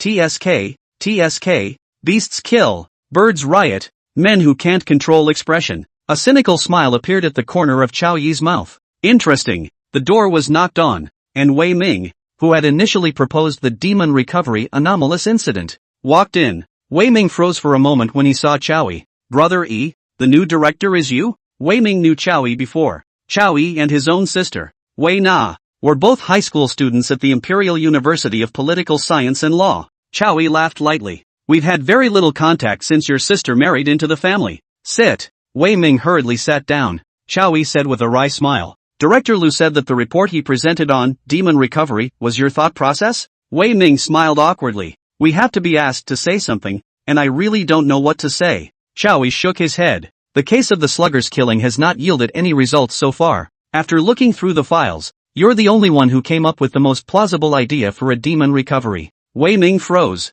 You believe it's a demon revival? Chow Yi let out a light laugh. Tell me, why do you think it's a demon revival? Wei Ming began the explanation. What with the revival of the aura and the demons starting to reactivate and all that, it's all a plot you see in novels. Chow Yi listened attentively until Wei Ming finished. Then he got up and said, quite spooky. I'll just go ahead and say hi to your sister for me. Wei Ming asked, weren't you guys close in the beginning? Was there a falling out? Chow Yi snorted. Didn't your sister marry into the Liu family? I don't really like those assholes in the upper echelons of society. Wei Ming was startled and pointed to the surveillance. Brother, watch what you say. Chow Yi glanced at the camera. I'm afraid of that? Late at night, an upscale apartment. Chow Yi was naked and laying on the bed with his laptop. Unusual events. Unusual events. Chow Yi kept muttering these words. He trusted his instincts. His intuition has helped him solve a lot of big cases, which is why he's been able to rise all the way up the ranks. Bizarrely, his intuition told him that the South China Sea was the place where the unusual events that Wei Ming had described were taking place. While he was deep in thought, a pair of white, cool and smooth arms encircled Chow Yi's waist. The mature beauty lying on the bed pressed herself against Chow Yi's back and cooed. Director Chow, why are you still working so late? People have been sleeping all night. This mature beauty is precisely Chen Wei's current horse, the deceased Zhou Qing's undead. Chow Yi put down his laptop and dragged the mature beauty into his arms with a bad smile. The mature beauty gazed at Chow Yi's handsome face in fascination. Very handsome, very powerful man. Great, Chow Yi asked. Beauty, do you think Chen Wei has any unusual behavior lately besides killing me? The mature beauty thought about it. He went to a pharmacy the other day outside of Apricot Hudong in the Northern District. Said that boss was an evil feng shui master. Chow Yi's eyes stared. North District, Apricot Hudong, the very place where the mammoth killings took place. Zhou Qing's son died there. Chen Wei killed Zhou Qing again. Could the two be connected? The mature beauty daintily drew circles on Chow Yi's chest. Director Chow, people have told you. How should you reward me? Chow Yi smiled colorfully. Then reward you well. After an hour-long intense double-teaming, the beautiful woman fell asleep contentedly, while Chow Yi lay half asleep on one side with his arm around her. The time came to 3 in the morning. The ringtone of the age-old, I'm like a snowy sky coming up, song woke up Chow Yi and the beautiful woman. Chow Yi picked up the phone and listened to the report from the other end of the line. Begin the arrest of Chen Wei, he said and hung up. The beautiful woman looked at Chow Yi in a daze. You took a shot at Chen Wei tonight? How? Why didn't you discuss this with me? Sleeping herself on one side and grabbing her husband on the other? When did he give the order? Chow Yi got up and received a glass of water for the beautiful woman. The opportunity will never come again. The beautiful woman drank the water, put the water cup aside, and grabbed Chow Yi's hand. I have nothing left but you, so be good to me. When she finished speaking, the beautiful woman felt her head spin and shook as she fell onto the bed. What's wrong with me? With me? Chow Yi said as he dressed. It's nothing, just a lethal dose of sleeping pills. The beautiful woman looked at Chow Yi's back as he dressed in horror. You're going to kill me? Don't kill me. I can still do a lot for you. Chow Yi dressed and turned around, tenderly caressing the beautiful woman's cheek. You've already done a lot for me. Too bad we're just dewy-eyed lovers. Well, good night, baby. I'm going to get busy. The voice was soft, as if he was telling his sleeping wife that he was going to work late. As the drug took hold, the beautiful woman closed her eyes and was silent. Chow Yi skillfully cleaned off his fingerprints, broken hair, and other traces of his presence in the beautiful woman's house. That's when the phone rang again. Chow Yi picked up the phone. A voice came from over there. Chief? Yeah, sorry. Chen Wei ran away. Chow Yi hung up the phone without a word and frowned. Where can it go? After searching for a moment, Chow Yi's mouth sketched out a smile. Wicked feng shui man, right? Chow Yi went downstairs, avoided the surveillance area, found his car, and drove it to that drugstore in the North District, South China Sea, North District. Chen Wei panicked and ran to Apricot Street, leaning against a pole and looking around warily. The black sable coat he was wearing had burn marks and blood. Where was the dusty look of the domineering spirit that was going to subdue Li Yang some time ago? Seeing no pursuers, Chen Wei continued to run. He saw the dimly lit drugstore. It's not closed? Great. Chen Wei felt a sense of security in his heart and hurriedly barged through the door. Sir, help me. Master is resting. Don't wake him up. Shaking Belle sat on the counter wiggling her calves, one hand petting a large black dog and one hand making a silencing gesture to Chen Wei. Chen Wei panicked. I want to see sir. I want to see sir. The big black dog jumped to the ground and blocked the door. Chen Wei had an ominous feeling in his heart. Shaking Belle looked at Chen Wei regretfully. You're my favorite toy, and sadly, you'll have to fulfill the backstabber's mission. End of chapter. Chapter 66, Attack of the Odd Man Out. An inexplicable sense of crisis surrounded Chen Wei. He had also seen a lot of blood during this period of time, so how could he not distinguish the terrifying murderous aura on the young girl that did not match her age? Chen Wei turned his head and was about to run. At that moment, the black dog blocking the door stood up, growing in size. The image of the three-headed dog from hell appeared in front of Chen Wei. Chen Wei's eyes were terrified and full of deadly pallor as he stared blankly at the ringing bell. Is this the way of the gentleman? He's not a feng shui master. No wonder it helped him meet Nana. Rattle drew a magic formation in the air, and the power of the curse arose. She said, given that you helped the master a lot by mistake, the master instructed me not to kill you, but only to tamper with your memories. The power of the curse pierced into Chen Wei's body. Chen Wei's memories shattered into shards of glass and reassembled into new ones. Out of nowhere, he thought he saw a sweet girl in the center of the glass. It was Nana. How good would it have been if he had chosen to resurrect Nana and take all the money and go far away with Nana? Chen Wei fainted. Blackie, the three-headed dog from hell, turned into his unusual black dog form and lay on the ground with his tongue out. Rattle picked up the phone and dialed the sheriff's department alarm number. The wind chimes outside the door and Chow Yi, dressed in a sheriff's uniform, pushes his way in. Rattle froze. You sheriff's department is so efficient. You guys were here before I finished my call. She smiled sweetly and pointed at the fainted Chen Wei. That man broke into my store and luckily my dog scared him off. The corner of Chow Yi's eye twitched. Really? Underground faucet runs into a fortune teller's pharmacy and then gets knocked out by a dog? Chow Yi asked with an unchanged expression. Where is your lord? There were footsteps on the stairs, and Chow Yi looked at them with a critical eye. The man was young. Looks like a regular guy, but the aura is weird. It was eerie, but had a sense of honor. It's like a fog. You can't really see it. Chow Yi did not change his face and said with a smile. Hello, Sheriff's Department. Thank you for helping us catch the fugitive. Li Yang indifferently glanced at Chow Yi. What an honor. With that, he sat down at the counter and packed a few books into Rattle's small backpack. Li Yang frowned. Arrested. And you're still not leaving? Chow Yi spoke apologetically. Excuse me, I'll send the banner and medals. Saying that, he carried Chen Wei out of the door and got into his car. Chow Yi frowned. He had seen so many criminals that he could smell their putrid odor from a distance. This apothecary had an air of danger, but not like a sinner. He can also face fugitives and sheriffs without changing his face. He was more convinced that he was knocked out by the pharmacy owner than that Chen Wei was knocked out by the dog's fright. Is it really a black and white feng shui master like the famous feng shui master Little White Dragon in Harbor City? Xiao Wei glanced back at the drugstore. There's even such a character in the South China Sea? He took out his cell phone and dialed the number. Chen Wei has been captured. Mission over. At that moment, a mournful scream came from the other end of the line. An intense gunfire followed. Xiao Wei narrowed his eyes. What's going on at the scene? It took a while for a startled voice to come from the other end. Leader, there is a monster. Now killed. 10 minutes ago. South China Sea. Lower Bay. The outside of Infinity KTV is surrounded by vigilante cars. Sheriff's deputies broke into the KTV and seized everything. Some of the men crouched in the corners as the sheriffs checked everyone's IDs. There were many onlookers, but they were outside the cordon. Some of the sheriff's deputies who were pulling a cordon and maintaining order noticed an unusual black-robed man heading inside the cordon. The man was shrouded in black robes and was tall. The sheriff is on the case. And the idlers are leaving. The sheriff warily touched the gun in his back and warned the man. Instead of being afraid, the black-robed man accelerated and ran.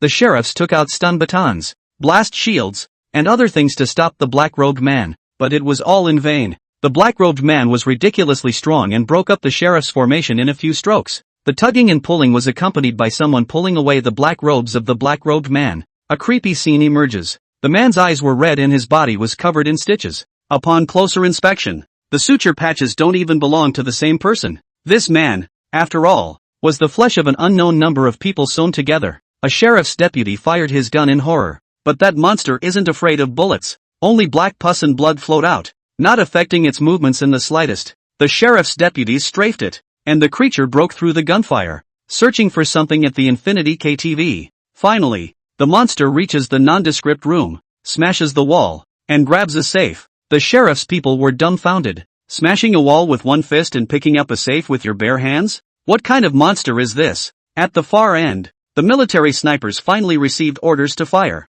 One shot through the monster's heart, one shot through the monster's head. The monster's action stopped then, and it fell heavily to the ground. The military brigadier kicked the body of the weirdo to make sure that the weirdo was dead. Get someone to open the safe. The deciphering expert arrived soon after and opened the safe a few minutes later. There was no cash in it, just a small pouch with a few small pills. The military captain put on his white gloves and picked up the small bag. Give it to the evidence section for lab tests. The Green Sanatorium, northern suburb of South China Sea. Inside the basement, there is a hidden laboratory with red lights flashing and alarm bells blaring. Several tall monsters covered in stitches hissed and destroyed everything in the vicinity. Some of the freaks rushed towards the gaping hole in the titanium gate. They're stuck in there and no one can get out. Several foreign researchers in white coats hid under their office desks, holding intercom and ranting hysterically. Guards! Guards! Seal off all exits. We can't let these experiments get out. A monstrous man stormed into the office, spotted several researchers, and angrily swung a giant fist.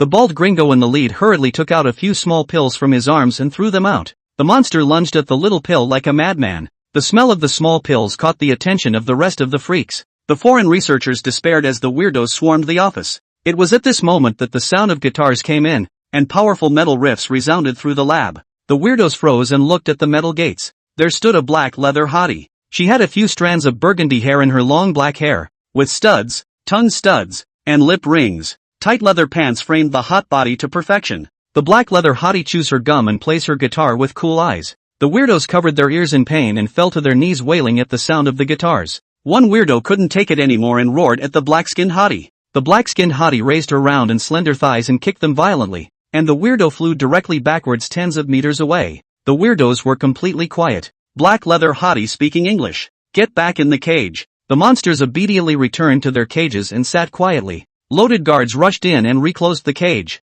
The bald researcher trotted over to the dark-skinned hottie and spoke hesitantly. Lilith Sama. Still running a test subject. Lilith eyed the researcher coldly. It took all the summer sheriff's arrests for you to tell me. The bald researcher's face paled and cold sweat broke out. It was all an accident. P.S. The main character makes very few appearances because of the accelerated padding. The padding will be over soon, so bear with me a little longer. End of chapter. Chapter 67, Lilith. P.S. Happy 4th of July, brothers. Once again, I wish you all a happy holiday season and good health and good luck to your parents. The main text begins. Underground research labs. Guards and researchers cleaned up the mess. The bald researcher respectfully invited Lilith to take a seat on the office couch, where he himself poured her a cup of coffee. The bald researcher stood by, looking at Lilith with awe in his eyes. This is Dr. Leon King's adopted daughter and Dr. Leon's most powerful weapon. She has special organs inside her that normal humans don't have, and is the most powerful evolutionary in the God-making organization.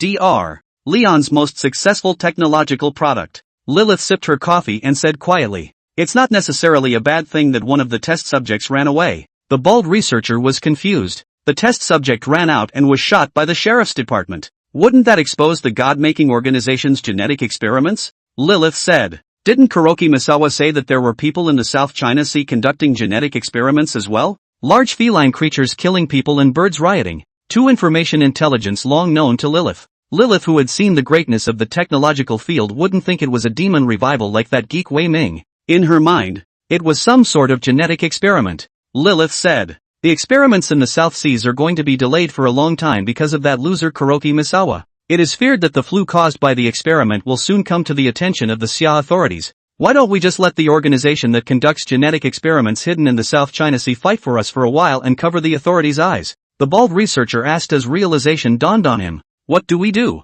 Lilith smiled wryly. "Stupid. First of all, let the South China Sea Sheriff's Department focus on that organization. That stupid organization has already had 2 genetic experiments discovered by the authorities. Anything bizarre that happens next in the South Seas will be held against that organization. Like today, for example, when the test subject escaped and was shot down by the Sheriff's Department. Do you suppose they'll think it's the same organization that did the urban beast killings and the bird riots?" The bald researcher understood. Today the test subjects escaped and dumped on another Gentech organization. In disguise, it would make the Sheriff's Department more aware of the other genetic research organization. The Sheriff's Department sought and investigated another genetic research organization. Not only did it divert the attention of the South China Sea Security Bureau, it would also use the South China Sea Security Bureau to eliminate another genetic research organization. It's a borrowed hand. The God-making organization can safely hide in the seclusion of the South China Sea Green Sanatorium until the experiment is over. The bald researcher asked, looking at Lilith admiringly.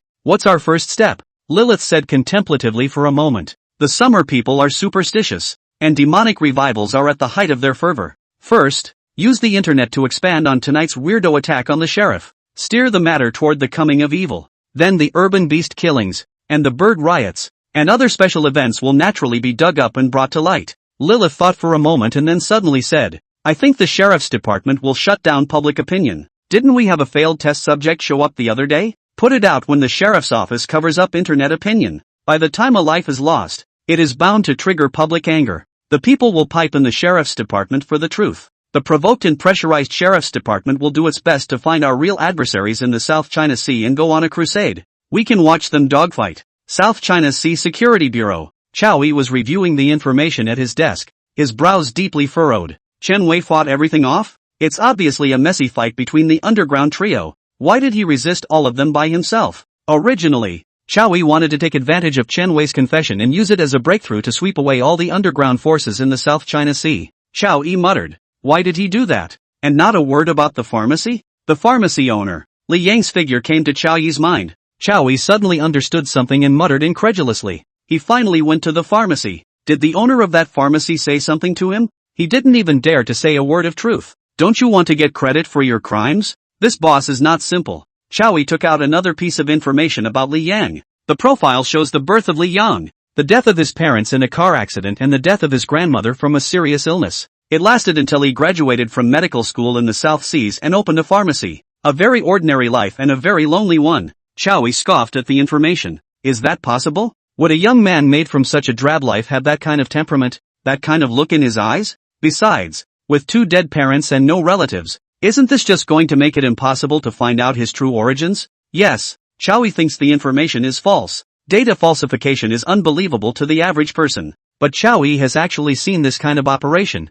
There are princelings in the imperial capital who faked their own deaths after committing crimes, changed all their information, changed their faces and got rid of their shells. So this information about Li Yang is false. But one piece of information is true. The man whose real name might be Li Yang is definitely a giant who can call the shots. Mr. Feng Shui? If it's a Feng Shui master, it's also a one-guesser, but a Feng Shui master. At that moment, there was a knock on the door. Chow Yi didn't look up. Enter. The sheriff's secretary came in with a file and handed it to Chow Yi. Bureau Chow. This is the autopsy information of that weirdo last night. The creature was of unknown origin and first appeared in the surveillance field of view at a location on a suburban highway. That doesn't mean anything. It's not like you can search the entire suburb of South Sea. There's not that much police presence. Chowie opened the file bag and took out the test report. And his pupils suddenly contracted. The data showed that DNA information from 28 different humans had been extracted from the strange man. That means that the strange man was put together by 28 people.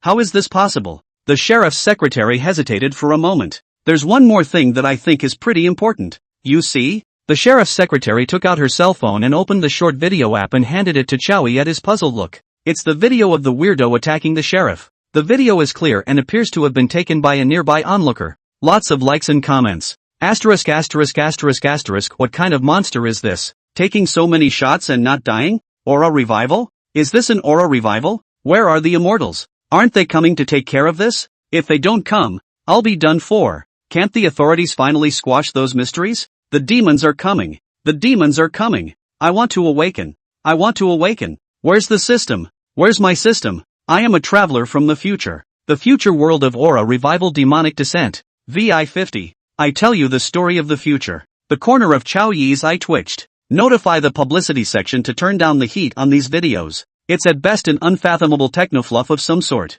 and has nothing to do with aura revival. The secretary of the sheriff's department said, there are so many original videos, and marketing numbers come into play. I'm afraid it will be difficult to completely quell it in a short period of time. The secretary of the piece was deep in thought for a long time, and spoke hesitantly. By the way, there's someone in South Sea who might be able to help you, Chowie asked, narrowing his eyes at the secretary. Who? The secretary of the piece said, Zhu Dajuan of Dajuan Culture and Media Company. Zhu Dajuan is the leader of the media industry in the South China Sea. As long as he gives the word, those marketing numbers all have to disappear. The marketing numbers that use half-truths and half-false information to generate buzz are the hardest to get. As long as those marketing numbers stop messing with things, the heat will die down fast. End of chapter. Chapter 68 Breeding Transcendence Program. Chowie breathed a sigh of relief. For some reason, Li Yang's figure kept surfacing in his mind. He always felt that Li Yang was not ordinary. He thought Li Yang could already influence the inside of the sheriff's department. Luckily,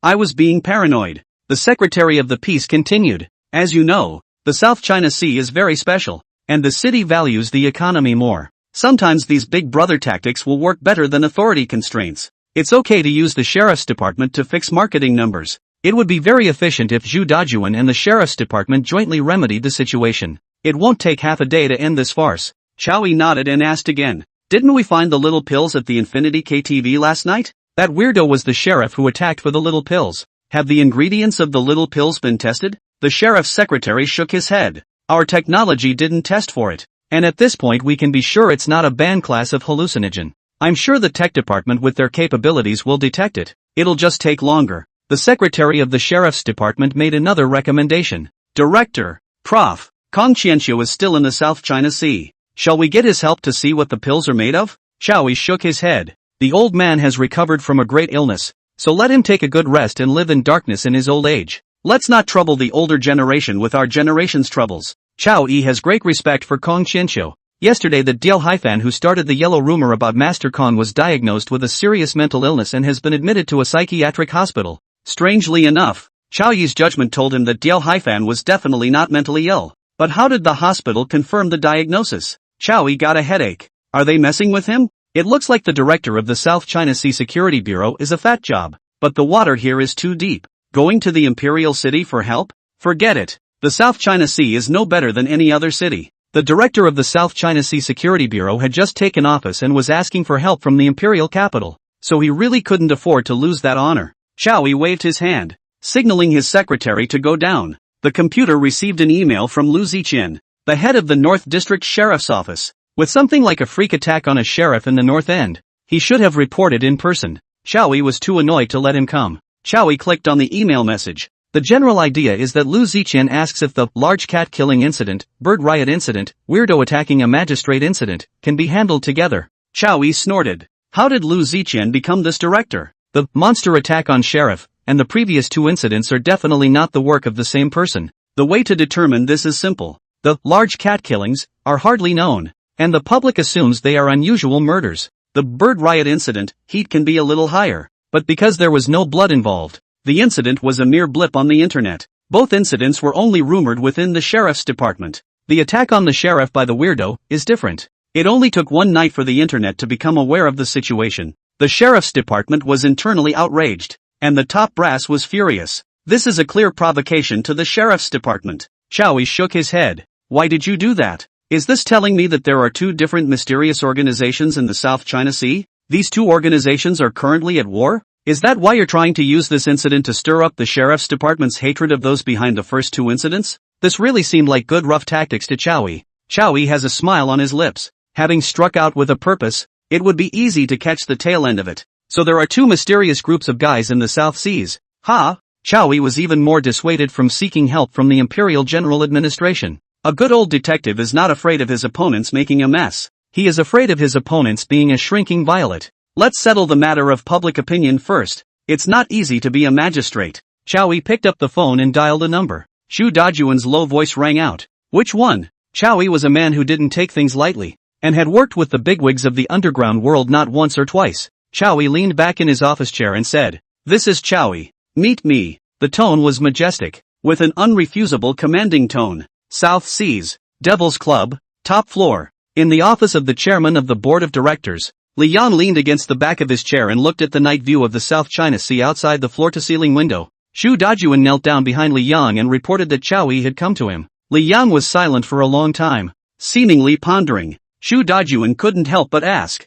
"My lord, is the demon responsible for the weirdo attack on the sheriff that is all over the internet? Should we help him call off the marketing number?" Li Yang was in deep thought. Was this the god-making organization making a move on him? Oh, what a stupid tactic. I just don't know if Chowie can see it. Li Yang's hoarse voice rang out. That's not what demons do. So just go along with him. Xu Dajuan sniffed the tiger's body. No wonder. If it was the demons doing it, the cleaners would have stepped in to clean up the demon trail. The eyes in the lowered face flashed with horror, wild hope, excitement. If it wasn't the work of demons, it meant that other transcendent beings had appeared. Death appears, other transcendent beings appear. The aura revival that the internet has been talking about is really starting. Xu Dajuan felt that the rolling flood of the times was on its way, and the era belonging to the transcendence was coming. As for him, Xu Dajuan, not only did he have considerable resources in the secular world, he was also backed by the behemoth that was the Devil's Club, and he had even become a devil himself.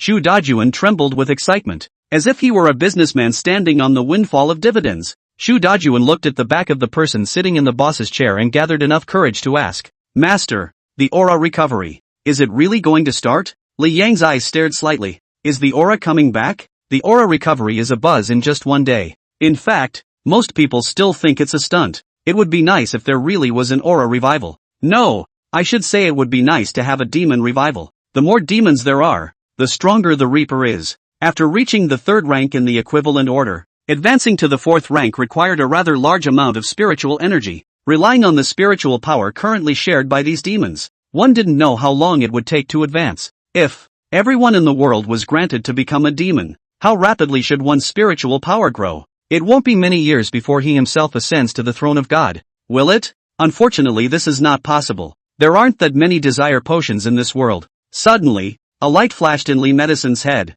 It doesn't take the whole world to be evil. If some people have very weak demonic powers, then they can give themselves spiritual power. They don't need to be very strong, and are worlds apart from the battle prowess of the proper demon members. But being able to cultivate spiritual power and share it with yourself, it's like a bunch of transcendentals that you've bred yourself. As for how it should be implemented, this is difficult. Breeding transcendence and tainting ordinary people with weak demonic power is not as simple as making them drink a tiny bit of lust potion. First, the bred transcendents must not be allowed to know about the desire potion, the Devil's Club, or their own existence. Second, it's a bit of a waste to use a drop of lust potion to create a breeder. Need to find a way to dilute the desire potion. To do that, it should be diluted to the point where the feeder cannot possess demonic traits, has only weak combat power, and can cultivate spiritual power. The corner of Li Yang's mouth curved out. He had a thought that might work, but it would take a lot of experimentation. Facing Xu Dajuan's question, Li Yang slowly opened his mouth. "Oh Dejun, remember the tree I mentioned in the meeting?" Xu Dajuan froze for a moment. "The tree that doesn't know what it's doing?" Xu Dajuan said. "Master, Junior remembers." Li Yang continued. "To know what you shouldn't know is to not know God." Xu Dajuan looked at Li Yang's back in horror, his heart chilling. "P.S. Finally the padding is done. The body of the text begins next. The era of transcendence belonging to the Devil's Club is upon us. End of chapter. Chapter 69, Creating Transcendental Plants. The next day, Mid-Level's Villa. Li Yang sat in the yard and looked at a sapling in front of him with a grave expression. It's a peach tree sapling, just bought. This peach tree sapling is the first and crucial step in implementing the program. He was going to create a transcendental plant that could share spiritual power. This kind of transcendental plant was like the heavenly treasures in fairy cultivation novels. Like in novels, the kind that greatly increases power after eating it, or becomes qualified to cultivate and has spiritual roots. Li Yang would water the peach tree with desire potion, so that when the fruit or leaves of the peach tree are devoured, not only do they gain spiritual power, but they are also tainted with a hint of demonic aura. That means that humans who eat the leaves or peaches will be able to cultivate, but they will be weak enough to not be able to manifest a demonic body or even use a little bit of psychic ability. They don't know that what's inside of them is demonic power, and will only think that they're lucky awakened, immortal practitioners. It didn't matter to Li Yang. As long as it was a demon, it would provide Li Yang with spiritual power, even if it was a demon. Li Yang thought about whether or not to pour the lust potion into the water source and make the entire city become demons, but it was quickly vetoed. That way the desire potion would be diluted too many times, and drinking that kind of stuff, I'm afraid that I wouldn't even be able to feel what spiritual power is. The first thing to do at the moment is to transform the nature of the plant. Enabling the plant to gain the power of the plant itself after being eaten was not difficult for Li Yang. In terms of sharing spiritual power, no one knew more than Li Yang. Li Yang was receiving spiritual energy shared by different demons every day. He can follow the path to transform the plant. When you devour a plant, you can gain spiritual power by devouring spirit fairy grass, just like in the novels. The novels should call this mental power spiritual power. The hard part is in the second point. How do you give plants spiritual power? It involves common sense on the part of a transcendentalist. In order to have spiritual power, there must be a spiritual sea that holds the spiritual power. The sea of spirit is again inseparable from the soul. The stronger the soul, the wider the sea of spirit. When mortals become demons, they can draw on spiritual energy precisely because their souls become powerful and naturally open up a sea of spirit. But how difficult is it to create such a spiritual tree? It's the equivalent of creating a transcendental creature out of thin air. To be a transcendental being, one must have a sea of spirit, and the prerequisite for having a sea of spirit must be a soul. He is not the creator. So how can he give a plant a soul out of thin air and make it open up a sea of spirit? Everything needs to be tried and tested. Let's first transform the peach tree to be able to share its own power. Li Yang held out his hand to the peach tree sapling as he began his first transformation. The power of death and spiritual power surged out from the palm of his hand. Two very different forces transformed the essence of the peach tree sapling. Peach tree saplings change. The sapling was extremely dark, and there were points of energy fluctuations swirling around. Success? Li Yang looked at the sapling in surprise, his eye soul fire manifesting as he observed the energy contained in the sapling. It has been observed that the future growth of leaves from the peach tree will be tainted with the breath of death. When the leaves are eaten, it makes the dying man become the living dead. This kind of living dead had to rely on peach tree leaves to renew their lives regularly, far less than Li Yang's pure power of death. But without the support of spiritual power, Li Yang needed to frequently infuse the peach tree sapling with the power of death in order to maintain the aura of death within its body. Li Yang was still satisfied. At least the first step worked. By devouring the leaves you gain access to the power of death in the leaves. If the peach tree has spiritual power, devouring peach tree leaves will also gain spiritual power.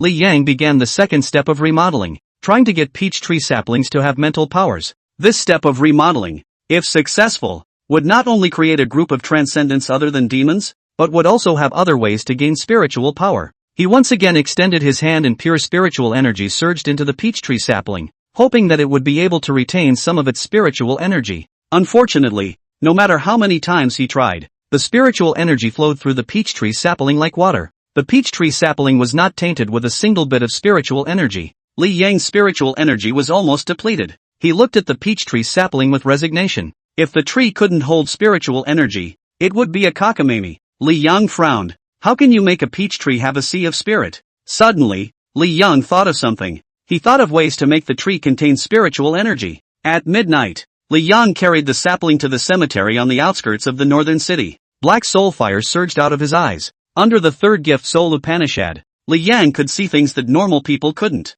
That's the ghost. Those ghosts maintain their dying appearance and wander the cemetery in confusion. Regular people who encountered this scene were afraid that they would simply go crazy with fear. But Li Yang didn't have the slightest fear. and was even a bit excited. After all, he's the Grim Reaper. Li Yang took steps as if wandering through a backyard, weaving in and out of the ghosts until he reached a gloomy grove of trees behind the cemetery. Li Yang planted the peach tree in the forest, then recited an obscure incantation under his breath. The ghosts in the graveyard seemed to look towards the dense forest with a feeling, and converged towards Li Yang's side in confusion. To open up a spiritual sea, you first need a soul. This graveyard happens to be full of souls. Possessing a soul in a dead creature is somewhat difficult, but imprisoning a soul in a sapling that has life but no soul is not much of a problem. Cold sweat flowed from Li Yang's temples. His mental energy was too consumed. He simply took on the form of a demon, and with the appearance of a god of death, he ordered a group of ghosts to possess themselves into the sapling of the peach tree. The ghosts faced Li Yang,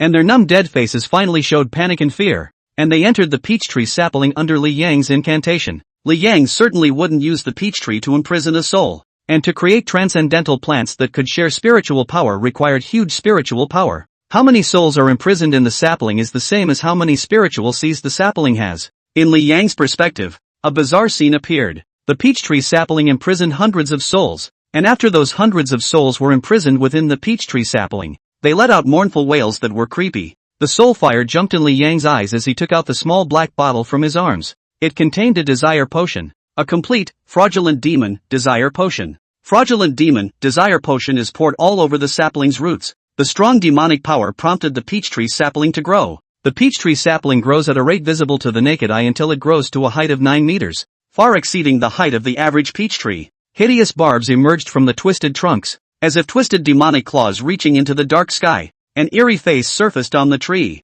It's scary. It's evil. It's unnerving. The imprisoned souls fell silent. A complete and utter anomaly emerges. The devil's tree with 1 mind and 100 souls was born. At the same time, an arcane message appeared in the demon tree's mind. Fraudulent devil. Awakening talent, compulsion. The fraud demon understands human nature, and its language has a strong ability to compel, gaining access to the deepest secrets of the human heart. A fraudulent demon will gain access to spiritual power. Awakening talent, concealment. The fraud demon specializes in concealment, can be hidden from public view in a variety of ways, and has the ability to move quickly to hide from the world. This devil's tree was indeed an anomaly, having just been born and already being of the second rank. Awakening 2 talents. Master. Thanks to the fraudulent magic potion, the devil's tree was able to speak even though it had no mouth. Like 100 voices of men, women and children spoke in unison. Treacherous, absurd, and uncomfortable all over. End of chapter. Chapter 70, The Seventh Apostle.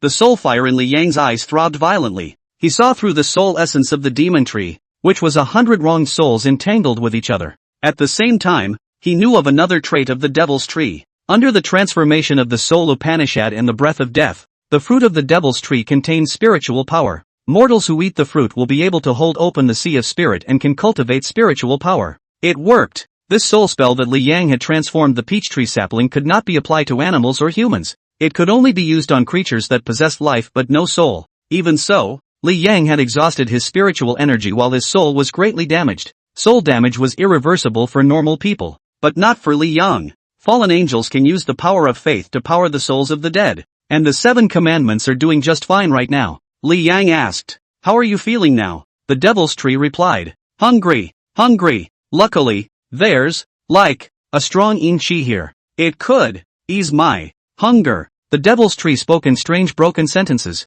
like it wasn't very good at talking. Li Yang had already remodeled the peach tree saplings before he arrived. It can absorb yin chi and give birth to leaves that possess the power of death. I didn't realize this remodeling continued. That was a surprise. The proper creation of transcendental beings. Li Yang had thought that he would have to experiment many times and waste many desire potions to succeed once. I didn't realize it worked with just one fraudulent magic potion. He felt really lucky. Then again, a god, even a very weak god of death who hadn't really grasped divine power, was still a god. Where does God have bad luck? The more Li Yang looks at this peach tree, the more he likes it, just like looking at his own son. After all, it was the first transcendental creature he had created. The devil's tree clearly sensed Li Yang's fondness for himself and said, "Please master, give me a name." Li Yang thought about it. The tree of the earthly essence. He's a naming waste. The name of the tree of human nature is based on the characteristics of the tree of demons. The tree can compel humans, feeding on their inner secrets as if exploring the truth of their inner world. Doesn't the human race consist of human intelligence as a large unit? The devil's tree shook its leaves. "Thank you, master, for the name. Li Yang said. I have 6 apostles, and you would be my 7th. Li Yang snapped his fingers. A huge black magic formation appeared. 2 hideous and vicious undead appeared before them. Li Yang gave the order. You guard the tree of the earthly essence. The human benevolent tree consumed a desire potion from Li Yang and damaged the soul. This hard-to-create transcendental creature has to be protected. The 2 undead fell to their knees and slowly disappeared into the ground, hiding underground and secretly guarding the earthly benevolent tree. Li Yang turned away with a smile on his lips. Next day, evening, an aged figure sneaks up to the graveyard. He had white hair and a white beard, and if he hadn't been wearing the uniform of the Castle Peak Psychiatric Hospital, he would have been somewhat immortal. That's right, he's the psychopath who told Mo's fortune that she saw a god after the anchorwoman. Mo pretended to be a ghost. The old man looked around, saw no one else was around, and slumped to the ground squirming carefully like a maggot. Finally crawling all the way out of the graveyard, he pulled up his legs and accelerated into the woods. The old man sat down on the ground panting and grinning wildly. Ah ha ha ha ha ha ha ha, you want to lock me up in a mental hospital? Fellow Taoist Dio Haifan. I'm sorry. His name was Mo Yulin, an old Taoist priest who had cultivated immortality to the point of becoming obsessed. After being tricked into a psychiatric hospital by the director of the street office, the old Taoist priest did not want to escape at all times. Finally he seized the opportunity. There's a cute little cutie with a mouth full of yellow jokes, locked in a room with him. The old Taoist priest fooled him that he could cut down demons and that size cute. He really believed it. So, with the help of Big and Little Cute, Diao Haifan's help, the old godly man escaped from the mental hospital. The old clergyman rested for a moment to give himself a finger count. Hiss! Let the old Taoist see where the old Taoist's immortal destiny lies. The old Taoist priest continued to pinch himself, his eyes looking firmly to the east as he took a solid step, followed by a left foot on a right foot, fell hard to the ground and passed out. It was dark when I woke up again. The old Taoist priest rubbed the large bag on his head. Hiss! How is it that a demon is backstabbing old Taoist me? The old Taoist got up and ran face first into something tall. He raised his head, his mouth growing wide. Did you have this before you fainted? It was a tall tree with a twisted trunk bearing hideous barbs, as if clawing toward the sky. The tree of human nature spoke. M.O. U. Lin. The voice had a strong compelling magic, as if it were the closest relative. The old Taoist's pupils suddenly contracted as he looked at the earthly essence tree incredulously. Tree? Talking? The tree of human nature continued to make sounds in the same rhythm as before. M.O. U. Lin. The old Taoist priest's eyes erupted with a refined light, and extreme excitement hung on his face. Cultivation is real. Cultivation is real. Cultivation is real. I told them that cultivation was real, and they said I was mentally ill, and I knew I wasn't mentally ill. The tree of human nature. M.O. U. Lin. The old Taoist slammed to his knees and shouted at the top of his lungs. Disciple M.O. Yulin. Greetings to Senior Tree Immortal. Regular people would have panicked at the sight of such a treacherous tree, but not M.O. Yulin. He's a guy who practiced immortality until he went off the deep end. Technically he doesn't count as mentally ill. The Diao Haifan type does. M.O. Yulin just has a different worldview than normal people, and he solidly believes that there are gods and goddesses in this world. The tree of human nature. Do you want to practice immortality? The old Taoist's nose and eyes came down together, and he looked at the earthly benevolence tree with eyes full of thirst. The disciple wants it. The disciple wants it. The disciple wants it even in his dreams. The tree of human nature. Then that's your secret in exchange. The old Taoist priest bowed heavily. Disciples dare not hide. The disciple has done a lot of unethical things in his life. On the body of the human essence tree, hundreds of faces revealed their greed in unison. It loves people's secrets, especially evil, dirty ones. The old Taoist priest said, when I was a kid, I liked to peek at the little shower next door. More than 100 faces of the human nature tree showed their dismay. And, the old Taoist priest continued, when I was young, I climbed the walls to peek at little clothes. More than 100 faces of the human nature tree frowned. The old Taoist priest hadn't finished. Stole little clothes a couple years before I got locked up. It smelled so good. I don't know if it's another kind of infatuation to like a girl from a young age until she's old. Treacherous power rose from the old Taoist priest and was absorbed by the hundreds of faces on the tree of the earthly essence. Those hundreds of faces revealed a look of contentment in unison. Twisted trunks sprouted ethereal green auras, and several large peaches were born on them. The bright, attractive peaches growing on the hideous trunks of the trees looked very different and contrasting. The tree of the human essence sulked for a moment. You have a secret I love. End of chapter. Chapter 71, The First Cultivator. The ground squirmed, and 2 undead crawled out as the old Taoist looked on in horror. An undead was tall and thin, with a mouth that grinned up to his ears. ribs that pierced his flesh, a hunched back, and arms that went past his knees. An undead as majestic as a silverback gorilla, with bone spurs protruding high on its back and limbs facing the ground. The two undead quickly climbed up the peach tree, plucked a peach, and delivered it to the old Taoist priest. The old Taoist held the peach looking at the horrible undead breathing heavily. Peach tree, two undead. The configuration reminded him of a pairing in hell. It is recorded in the Shanhaijing. There is a big peach tree on Dushua Mountain, out of the coils of 3,000 miles, and its branches ask for the east gate called Ghost Gate. It is the place where all ghosts enter and leave, and there are two divine figures on the door. One is called Shentan and the other is called Yubi. The large peach tree corresponds to the peach tree. The two divine beings correspond to the two humanoid spirits of the dead, and the Ghost Gate corresponds to the graveyard. All work. The old Taoist priest immediately bowed down and cried in agitation. I thought that I was at the end of my days and would never be able to cultivate immortality again. I didn't expect it.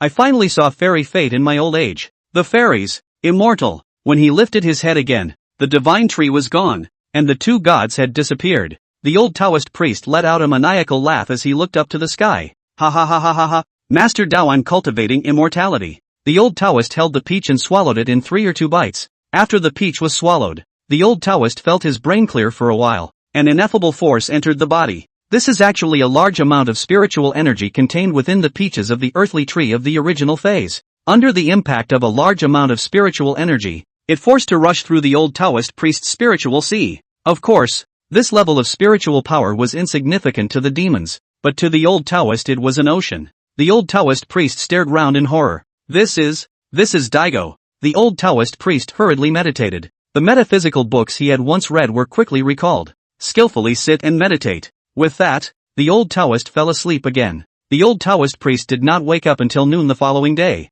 The old Taoist priest opened his eyes and his essence light exploded. He felt light and airy, and his entire body was transformed. The old Taoist priest choked and shouted angrily. 3 bits of true fire. Nothing happened. The old Taoist priest was confused, and then drifted off. It must be that my realm is not enough to use such a powerful spell. The old Taoist monk thought about it, choked, and shouted angrily. Gust of wind. After saying that, the old Taoist priest ran quickly, sprinting like the wind. He could even jump like an ape among the trees. As he ran wildly, he let out a wild whistle that was unrestrained to the extreme. Master Dao, I have realized. Master Dao, I've realized. There was a funeral procession out of the cemetery, and many people saw the old Taoist priest leaping among the trees, their mouths open in horror. What was that just now? Is it a ghost? Where's a ghost in broad daylight? He calls himself Master Dao. Which master of the way is he? In addition to the funeral procession, a sparrow with a gleam of intelligence in its eye recorded everything the old Taoist priest did and fluttered its wings away from the cemetery on the outskirts of the northern city.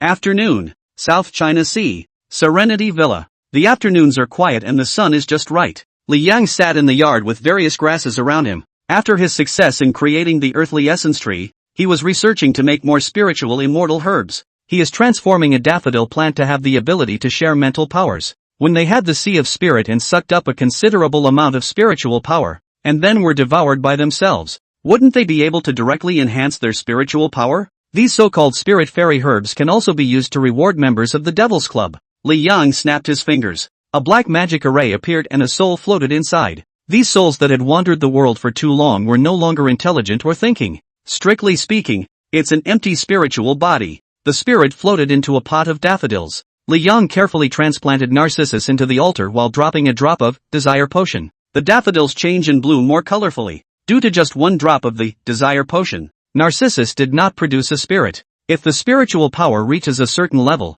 Buffy should have human consciousness. Just whether Buffy's consciousness was the same as that of a spirit body, that was unknown. Li Yang suddenly had an idea. Is this the way of the legendary 6 paths of reincarnation and reincarnation? Creatures die and souls lose their memories to become spirits. Into hell. Death recasts the spirit back to earth. In the next life spirit beings may be men, grass, or beasts. The more time passed, the more Li Yang realized that his ability was like a weakened version of Yama, the king of the underworld. Li Yang stood up and immediately felt a headache. Creating a new transcendence still consumes soul power after all. Soul power can be much harder to come by than spirit power. Many demons couldn't fathom what soul power looked like. Soul power was a special energy that only this reaper could use. Li Yang sat down on the steps and lit a cigarette. The crow flew over and narrated the old Taoist priest's day in Li Yang's ear. Li Yang was slightly surprised. He mastered transcendent powers so quickly? There are many types of transcendental powers. Being able to call the wind and rain is considered transcendent power.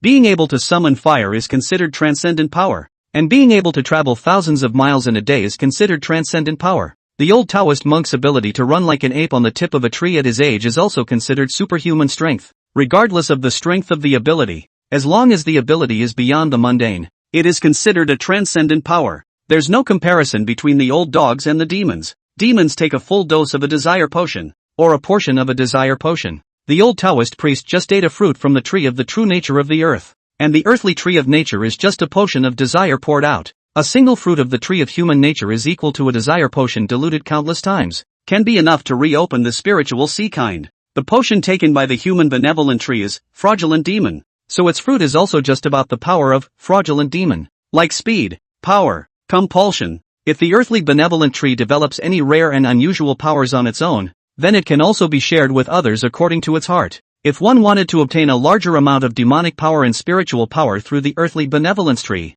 the only way was to eat the earthly benevolence tree. Devouring the tree of the earthly essence is impossible. The tree of human nature can compel and hide, and there are two undead guarding it. No one can touch the earthly tree of nature unless they are powerful demons. Li Yang muttered. This man is indeed a genius in some ways. A high level of enlightenment. It looks like the shared mental power gain just now came from him. It's rare, but it's a success. The earthly essence tree was created by Li Yang, and Li Yang certainly knew what kind of ability the fruit of the earthly essence tree had. Those who ate the fruit of the earthly benevolent tree couldn't even beat the living dead in terms of combat power. Some people even need to be enlightened for a long time before they can understand the use of spiritual power, before they can run on the tips of the trees like the old Taoist priests. When these people knew the use of spiritual power and gained it through meditation and such, Li Yang would also gain shared spiritual power. In the future, when there were more people like the old Taoist priest, or even universal transcendence, Li Yang felt that he would soon ascend to the throne of God. Li Yang looked at the clouds flowing in the sky and murmured,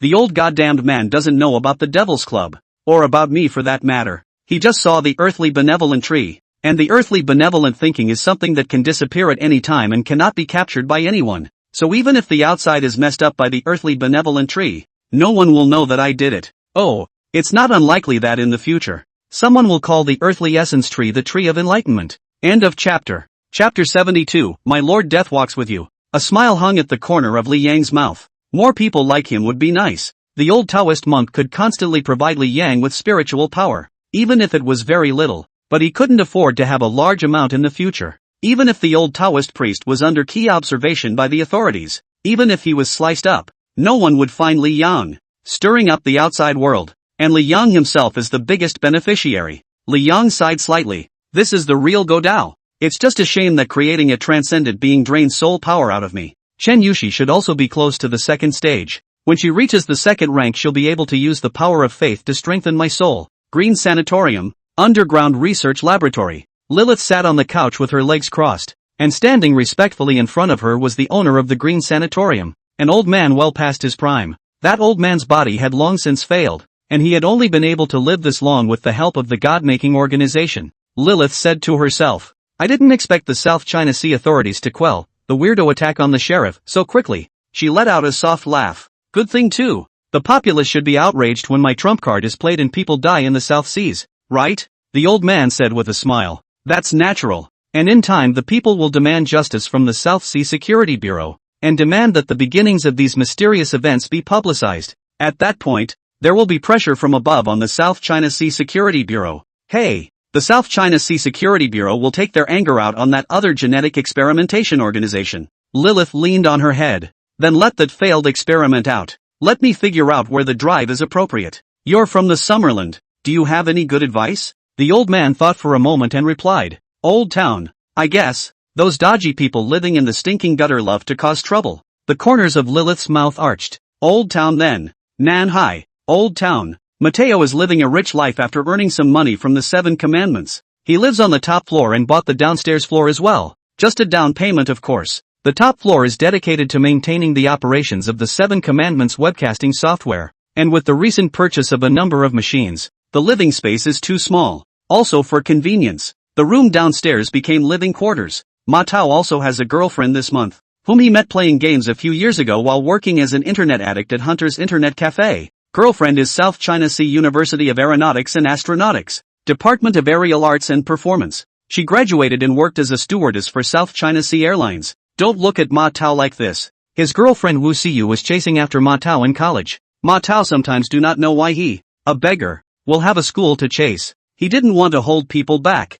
and after joining the Seven Commandments as a puppet godfather, he was even more afraid of implicating others. The name Seven Commandments Society Patriarch is a good one, and it's also dangerous. But what do you do when a beautiful woman who has been chasing you for 5 years and has been held back by you for 5 years, stands crying on your doorstep and says she has no place to go? She doesn't even mind that your house is dirty and poor. Ma Tao in the end was soft in that cold rainy night. Let Wu Siyu into the door to avoid. That's a month of avoidance. It's kind of a half-girlfriend. Ma Tao never let Wu Siyu go up to the second floor, because the second floor had all his secrets. The online backend of the Seven Commandments is maintained, as well as an idol of the god of death is enshrined. At 12 o'clock midnight, Ma Tao made his usual obeisance in front of the statue of the god of death on the second floor. This death god idol is sold in the upper echelons of the Seven Commandments for a very expensive price. In fact, there were only 2 people in the upper echelons of the Seven Commandments Society, Chen Yushi and Zheng Shirai. Even Ma Tao, the nominal godfather, had to have money to buy the idol. After Ma Tao had burned 2 incense sticks, he came down from upstairs. Wu Siyu held up the bowl of soup dumplings in her hand and smiled. Tired? Come and have a snack. Mateo sat on the bench. Aren't you curious about what I'm up to every day? Wu Siyu shook her head. I know you're working on something big. I won't ask questions. Ma Tao froze and looked at Wu Siyu warily. What great thing do you think I'm working on? At that moment, there was a knock on the door. I'll get it. Wu Siyu trotted to the door. Ma Tao suddenly shouted. Look through the cat's eye to see what's out there. The Seven Commandments webcasting platform is against the rules, and he's cautious. He was afraid of being suddenly taken away for tea. Wu Siyu stood in the doorway and gave a seemingly understanding oh. She looked through the cat's eye, puzzled. There's no one there. Mateo frowned. Knock, knock, knock. The knock came again. Wu Siyu covered her mouth and backed away, her face full of horror. There's still no one out there. It can't be a ghost. Ma Tao got up, walked quickly upstairs, turned on his computer, and checked the hidden camera mounted on the door. His face gradually changed. From nervousness to puzzlement, from puzzlement to shock, followed by utter horror. Outside the door. It's a monster. That thing looks like a human. The body was slender and naked, hairless, with dead gray skin full of folds. It has no eyes, no ears. No wonder you can only hear a knock on the door, but you can't see anyone. Turns out, the creature was crawling and walking, and it was gently banging on the door with one head. This. I just got religion and I'm experiencing a psychic event? Mateo tried to escape from the top floor when he suddenly stopped in his tracks. See you.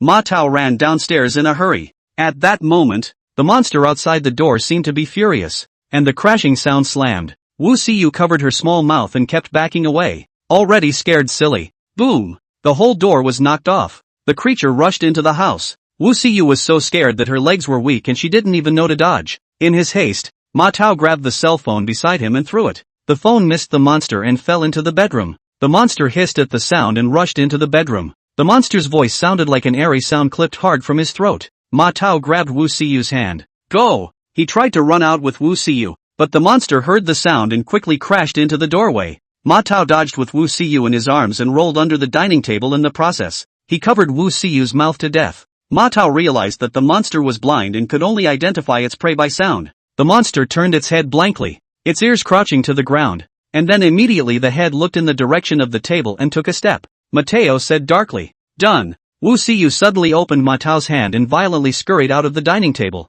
catching Ma Tao off guard. She smiled sweetly at Mateo under the table. You're a hero. You've saved a lot of people on the sly. I'd like to save you on the sly for once. Mateo froze. He's had people say this to him before, and that was a few years ago when he started his own depression support site. He has saved many depressed people who wanted to commit suicide and brought sunshine to many depressed people. There was a girl who said exactly the same thing, but he'd heard that kind of talk too often to ever care. Wu Siyu is that girl? Why don't you tell yourself? The monster hissed and lunged towards Wu Siyu. Mateo's eyes glazed over and he roared, lifting the table. Uing came at me. It was too late. He had already seen the monster's claws touching Wu Siyu. It was as if time was slowing down. The movement of the monster's claws stabbing into the back of Wu Siyu's head was slowing down. Wu Siyu's smile was slowing down, and she saw a tear in a trance. It's slowing down itself, and only the thoughts are flying. At that moment, The creature fell uncontrollably to the side as something grabbed it. Time and thoughts returned to normal.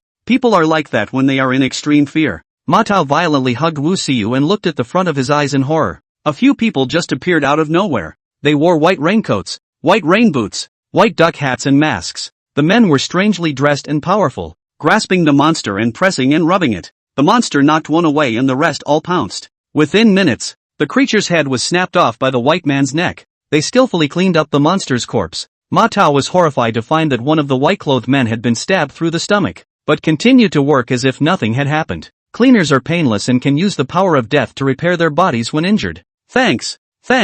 You guys are. After this change Ma Tao can't even speak well. The cleaners don't speak. They just pack up the monster's body and evacuate in an orderly fashion. One of the cleaners walking at the end of the line turned around and gave a special gesture to Mateo. Bishop Ma, my Lord Death watches over you and blesses you. And the Great Spirit is walking with us. End of chapter. Chapter 73, Below Hell or Above Earth. After the cleaners left, only the house was left a mess. Mateo froze, slow to return to his senses. He didn't know that as the patriarch of the 7 commandments, the most important talent of the 7 commandments, the cleaner would secretly keep him safe. Wu Xiu was stunned, and it was a long time before she looked at Ma Tao. Those men in white called him bishop? What the hell is he? Ma Tao, who spends a lot of time together, becomes mysterious to Wu Xiu. Mysterious and high-status people tend to capture the hearts of girls more easily. In particular, Wu Xiu was already in love with Ma Tao, a conscious hero turned into a material powerhouse. Wu Xiu looked at Ma Tao. What are they? The tone was horrified, but there was more adoration in his eyes. Ma Tao didn't slow down for a long time and froze. Yes, it's the cleaner. Turns out cleaners really do exist. The doctrinal stories are all true. In the 7 Commandments Society, which worships the god of death, there is a book of deadly doctrines, which records the story of the god of death since its birth. Of course, most of them were false mythological stories fabricated by Qing Yushi, and half-truths with a bit of truth. For example, legend has it that the Grim Reaper has 12 divine apostles. Legend has it that the Grim Reaper established the Devil's Club, which suppresses the evils of hell and the sins of earth, at the intersection of hell and earth. For example, legend has it that the Grim Reaper has a special unit of non-human, non-demonic people who specialize in cleaning up the demons that plague the earth. Ma Tao's eyes shifted from dullness to shock and ecstasy. Cleaners, those must be the cleaners. A demon escaped from hell appears to cause trouble, and the hidden cleaners of the earth strike. Ma Tao's heart was beating so hard that his entire face was congested with blood from excitement. He gulped hard and stared at his hands dead in the face. That's the truth of the world. That's the secret of the world. I knew that I shouldn't be ordinary, that I was born different from others. So, that's what I was meant to do. He knew that he was just a puppet of the 7 commandments, and the upper echelon had never met anyone. There are only 2 of Chen Yushi and Zhang Shurai, but it also filled him with a sense of fatalism. He was supposed to be a geek. Ma Tao took a deep breath and looked at Wu Xiu. Today's events must be kept quiet. Ma Tao was not willing to say more. Wu Xiu naturally would not ask more questions, nodded her head obediently, and looked at Ma Tao with increasingly adoring eyes. Nighttime. Serenity Villa. Du Yangming brought the corpse of the monster that attacked Ma Tao to the courtyard. He brought the body from the south suburban estate. Death wanted to see this thing, but Death was not to walk around freely, and he, the apostle, was to assume the role of errand boy. Li Yang observed the monster corpse, eyes burning with dark soul fire. Du Yangming became even more respectful at the sight. After a long time, Li Yang's face showed a look of admiration. Good tactics. The creature is human, only fused with the genes of a dog and a bat, and has the same strength and speed as those ninjas beyond mortal. Thoroughly technological and ruthless, he was becoming more and more interested in the monster's creator. That Dr. Leon King of the God-making organization. Creating the transcendent with mortal strength is indeed a genius. Even if he and the God creation organization were already on opposite sides, it didn't stop him from praising his opponents. Getting up and respecting your opponent is in itself respecting yourself. Li Yang stretched out his hand and the power of death erupted, forming several channels of pitch-black colored energy surrounding the monster. The monster's silent body unexpectedly twitched. The power of death poured into the monster's body, and the monster was transforming into a more powerful undead. After a few moments, the monster's body changed. The slim body became huge, with bony horns sprouting from its head, a bit of an alien flavor. After the monster turned into an undead, it respectfully knelt down in front of Li Yang. Du Yangming looked at the undead in horror. That undead battle strength was almost equal to his. God knows how many of these undead there are under death. Li Yang snapped his fingers and a black magic formation appeared underneath the monster undead, and the monster's body gradually disappeared into the magic formation. Li Yang looked at Du Yongming and opened his mouth. You've been doing a great job lately. Du Yongming hurriedly fell to his knees, willing to go through fire and water for my master. Li Yang waved his hand, signaling that Du Yongming could leave. Du Yongming stood still, his eyes shifting as if he had something to say. Li Yang glanced at him. Anything else? Du Yongming gritted his teeth. One thing please, requesting the master's divine grace. Li Yang gave Du Yongming a surprised look. You've lost your eye? Du Yongming, an honest man, wants to make demands too? It's okay. Li Yang was in a good mood lately as he opened his mouth. Say, Du Yongming swallowed the saliva stuck in his throat and said nervously, Master, there are a pair of sisters among the cleaners. They were devout in their faith in their masters and worked hard. They're still at school age. Can they go to school? If anything goes wrong, Du Yongming is willing to die for his sins. The sisters he was talking about were Lu Yuanyuan and Lu Mengmeng. The sisters have been frail since childhood. Sister Lu Yuanyuan sells her body in Willow Lane in the old city center so that her sister can study. The sisters deeply shocked Du Yongming, who was a teacher. Although the sisters were no longer sick and did not have to live in humility, Du Yongming could see the sisters' desire to read. Li Yang was silent for a while. Du Yongming reminded Li Yang, the cleaners have a near infinite lifespan, and it would be a shame to be just a bunch of special humans empty of brute strength and speed. Having an unlimited lifespan is the same as having an unlimited number of hours of learning. They can study computers, medicine, forensics, detection and counter-detection and combat arts. Sooner or later they will become all-powerful masters. Is it better to have a group of masters in charge of cleaning demon trails or a group of manginas in charge of cleaning demon trails? Li Yang asked. What were the sisters' names? Du Yongming hurriedly said. Lu Yuanyuan, Lu Mengmeng. Li Yang had a smile on his lips. Hope, Mo, come full circle. Looks like their parents have good expectations of them. Then go read a book. It's important to remember what you should and shouldn't do. Du Yongming's face revealed surprise as he said repeatedly, I understand, master. I thank God for his grace in their place. After Du Yongming left, a young girl's voice resounded from the eaves of the house. Why did you let those two girls go to school? It's not going to cause you any trouble, but it's a shame that these two cleaners are basically unusable for the past 2 years. Li Yang didn't need to see it to know it was a ringing bell. Rattle has a point. If you simply wanted the cleaners to learn some skills, you could have gotten some famous artists to tune them up. No need to waste time by going to school. Li Yang looked at the bright moon in the sky and slowly stretched out his hand as if he wanted to grab that moon in the palm of his hand. Do you think that moon is above Earth or below hell? Rattle froze. What do you mean? End of chapter. Chapter 74. Background of the South China Sea Green Nursing Home. Li Yang had a mocking, derisive, and disdainful look on his face. After all this time, haven't you noticed a pattern? Shaker frowned, trying to think. Li Yang didn't give her a chance to think deeply and said to himself, the sinful and powerful seek my favor. The lowly who have done no wrong ask my forgiveness. Don't you find that ironic? In other words, the wicked seek God's grace and the good seek God's forgiveness. Shu Dajuan and the other streams they hope to gain power from Li Yang. Only Lu Yuanyuan they just hope to live well. Shaker's frown deepened. Isn't this God? Aren't gods supposed to be high and mighty, and then casually bully mortals and collect offerings?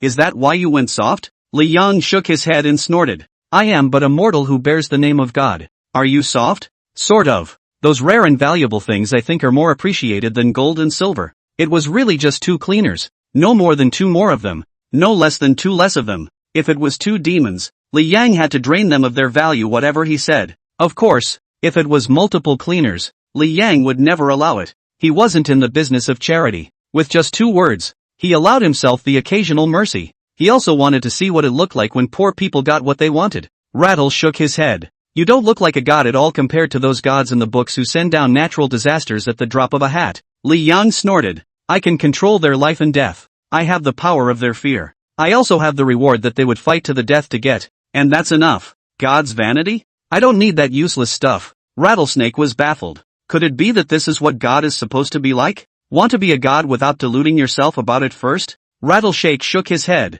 What business was it of kittens what God was like? A week later, the South Sea Sheriff's Department. Chowie looked at the recent case information in the director's office with a frown on his face. Why hasn't that mysterious organization struck again? Chowie muttered. Why? Logically, they should have struck again after I quelled the internet rumors. Yeah, it's the only way they can give me a headache. But it seems like it's just over as far as this incident is concerned. The fact that nothing is happening is great news for some conservatives, but it will only be more stressful for Chowie. He wanted to capture that group. If those people didn't make a move, there was no way for him to find out what was broken. Chow Yi sighed. This city in the South Seas doesn't have an ally either. After saying this, a figure suddenly appeared in his mind. The drugstore owner. That feng shui master who likely has real talent and kills in black and white. Chow Yi narrowed his eyes. He should always know something. Although the owner of that pharmacy is not very old, it always gives Chow Yi a feeling that he has been coiled in the South China Sea for many years, like a poisonous snake that knows the winds and grasses of the city where he is fighting to be.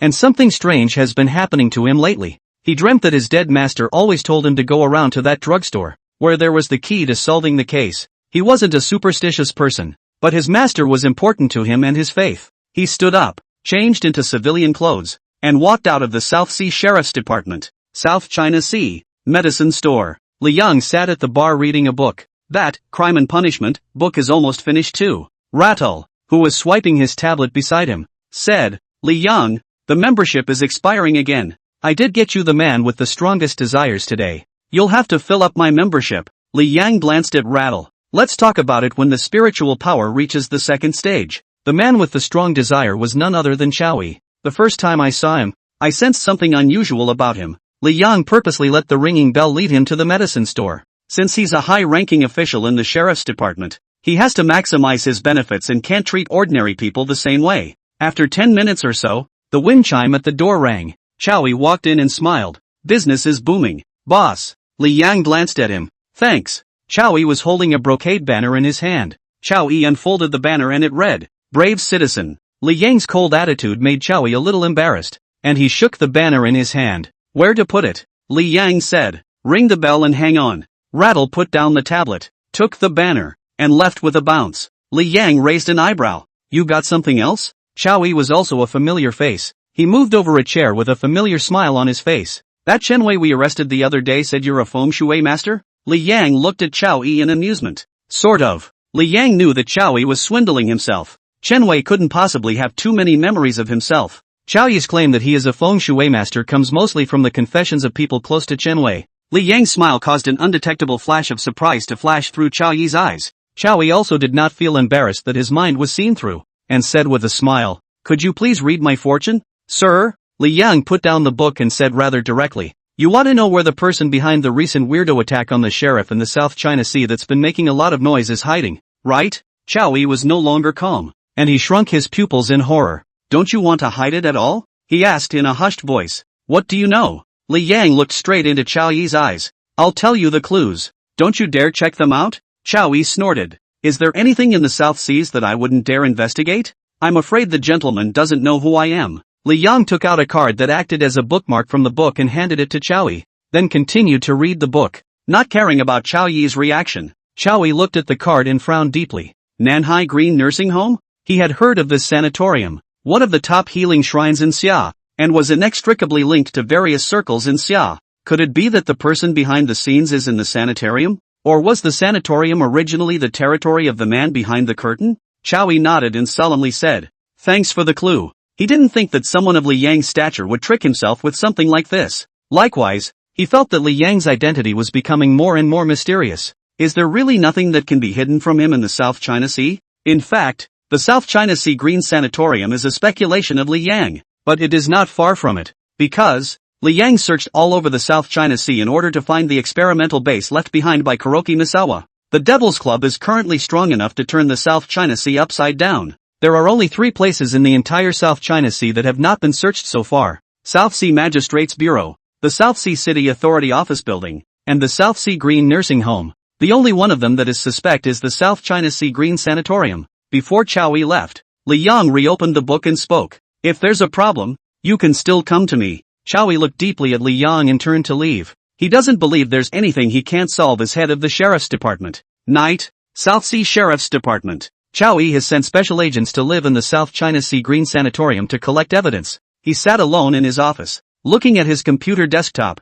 thinking about something. That's when the phone rang. Chow Yi glanced at the phone and picked it up. Which one? It was an old man's voice on the other end. Isn't Director Chow's control a bit wide? The South Sea Green Sanatorium is a place for people to recuperate. What are you sending people to find out? Chow Yi had a small smile hanging at the corner of his mouth. As surprising as it was that he had just sent someone there and was found out, The phone call had in the end indicated that there was something wrong with that nursing home, hadn't it? Without a word, Chowie hung up the phone. That's when the phone rang again. Chowie frowned at the caller ID. Director of the South China Sea Disciplinary Bureau? Chowie picked up the phone and smiled. Old Wu, why are you free to call? I haven't had a chance to visit you yet since I first arrived. There was silence there for a moment, and a middle-aged man's voice came out. Commissioner Chow, is it out of order for you to deploy magistrates to visit the South China Sea Green Sanatorium without authorization? Chowie narrowed his eyes. Director Wu, I approve the note myself. I'll take the blame for any problems. If the South China Sea Green Sanatorium is really the home base of the man behind the curtain,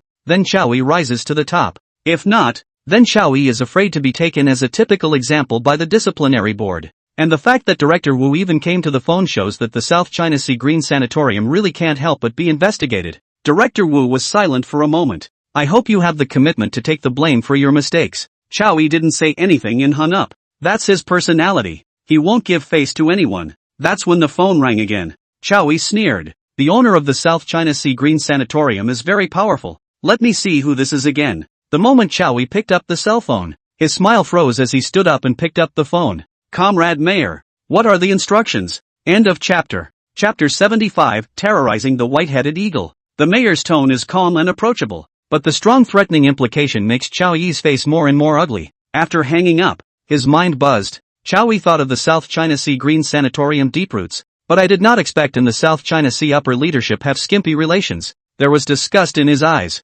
What the hell is the South Sea Green Sanatorium? What exactly is the dirt on the upper leadership of the South China Sea again? The more this happens, the more I want to see what secrets the South China Sea has. It looked like a righteous magistrate who had been humiliated, but it wasn't. There's a saying in the sheriff's system. In the security system, a living Buddha is common, but Chowie is the only one who was a living hell. When he was a small-time sheriff, he liked to use kidnapping, intimidation, and even more despicable and villainous means to achieve his goals and accomplish solving crimes. The word justice monger will never be relevant to him. The reason why I am so angry is because there are two types of people I hate the most in my life. One kind of evil person is Chen Wei, a kind of fat pig that shelters the wicked. Those assholes bully the bottom feeders like they're ants. Chowie is the child of a mole. He took advantage of wine and sex, but not the word greed. So he was the poorest director of the security bureau. At that moment, the phone rang again. Chowie glanced at the caller ID and picked up the phone. Hello? The young man's voice came from the other end. Bureau Chow. I think there's definitely something wrong with the Nanhai Green nursing home. I've just lived here for a day and I feel like I have a lot of eyes on me. But don't worry, I definitely avoided all surveillance. You know, I'm in school and pretty good at my major. The magistrate was a special agent sent by Chowie into the South China Sea Green Sanatorium. Chowie frowned. South Sea Green nursing home has a deep background and this magistrate could be in danger if he continues his investigation. He wanted to tell the sheriff to come back, but the words escaped his lips. A new plan was forming in his mind. Chowie asked solemnly. The leaders gave orders not to allow us to check the green nursing home. Continuing to investigate could affect your career. Lu, are you afraid? The sheriff's voice tensed. I'm not afraid. I just find it a little exciting. Chowie, I think highly of you, Lu. You didn't let me down. Then check boldly. Don't be so formal in your movements. I'll take the pressure from above. I'll count you in when the green retreat thing is over. We're going to make those guys who don't respect order pay. The sheriff agitated. Yes. Nanhai Green Sanatorium, Director's Office. Lilith crossed her legs and fiddled with the guitar resting on her thigh. Is that sheriff crazy? Knowing we're on to him, and still being so reckless? Sheriff Luck has already gone to the wrong floor 3 times and into the wrong office 5 times by using the restroom. Lilith tried to calm him down, almost explicitly telling him to stop looking around. We're watching you. Lilith continued, pointing to a sneaky figure on the monitor. Is he a graduate of the police academy this year? That's what Chowie sent to check us out? The nursing home director said. His identity has been found out, and he is indeed a recent graduate of the East China Sea School of Law and Order. His surname is Lu, and he is the youngest master of the Lu family in the imperial capital. Lilith froze. The Lu family in the imperial capital? Rich second generation? The nursing home director said. Well, the money to come to the sanitarium for recuperation is self-funded. I guess he became a sheriff to experience life. A stay of so many days at the South China Sea Green Sanatorium could be half a year's salary for an ordinary person. Lilith seemed to understand. Chowie sent such a rookie to investigate the sanatorium because he's sure we don't dare to touch him. The nursing home director let out a laugh. Actually, it's okay to kill. When the organization finishes all the experiments, What is the District Lu family? Lilith shook her head and propped her right hand on her cheek, her long hair falling softly to the side. If we don't kill him, he might actually crash if he's so cross. But if you kill him, you'll fall into Chao Yi's trap. We'll be retaliated against by the Security Bureau and the Lukes, giving Chao Yi a reason to investigate the sanatorium thoroughly. Chao Yi, this is a young plot. That would be better. Lilith's eyes shot out a cold light. Why don't we start at the source and assassinate Chao Yi? With him dead,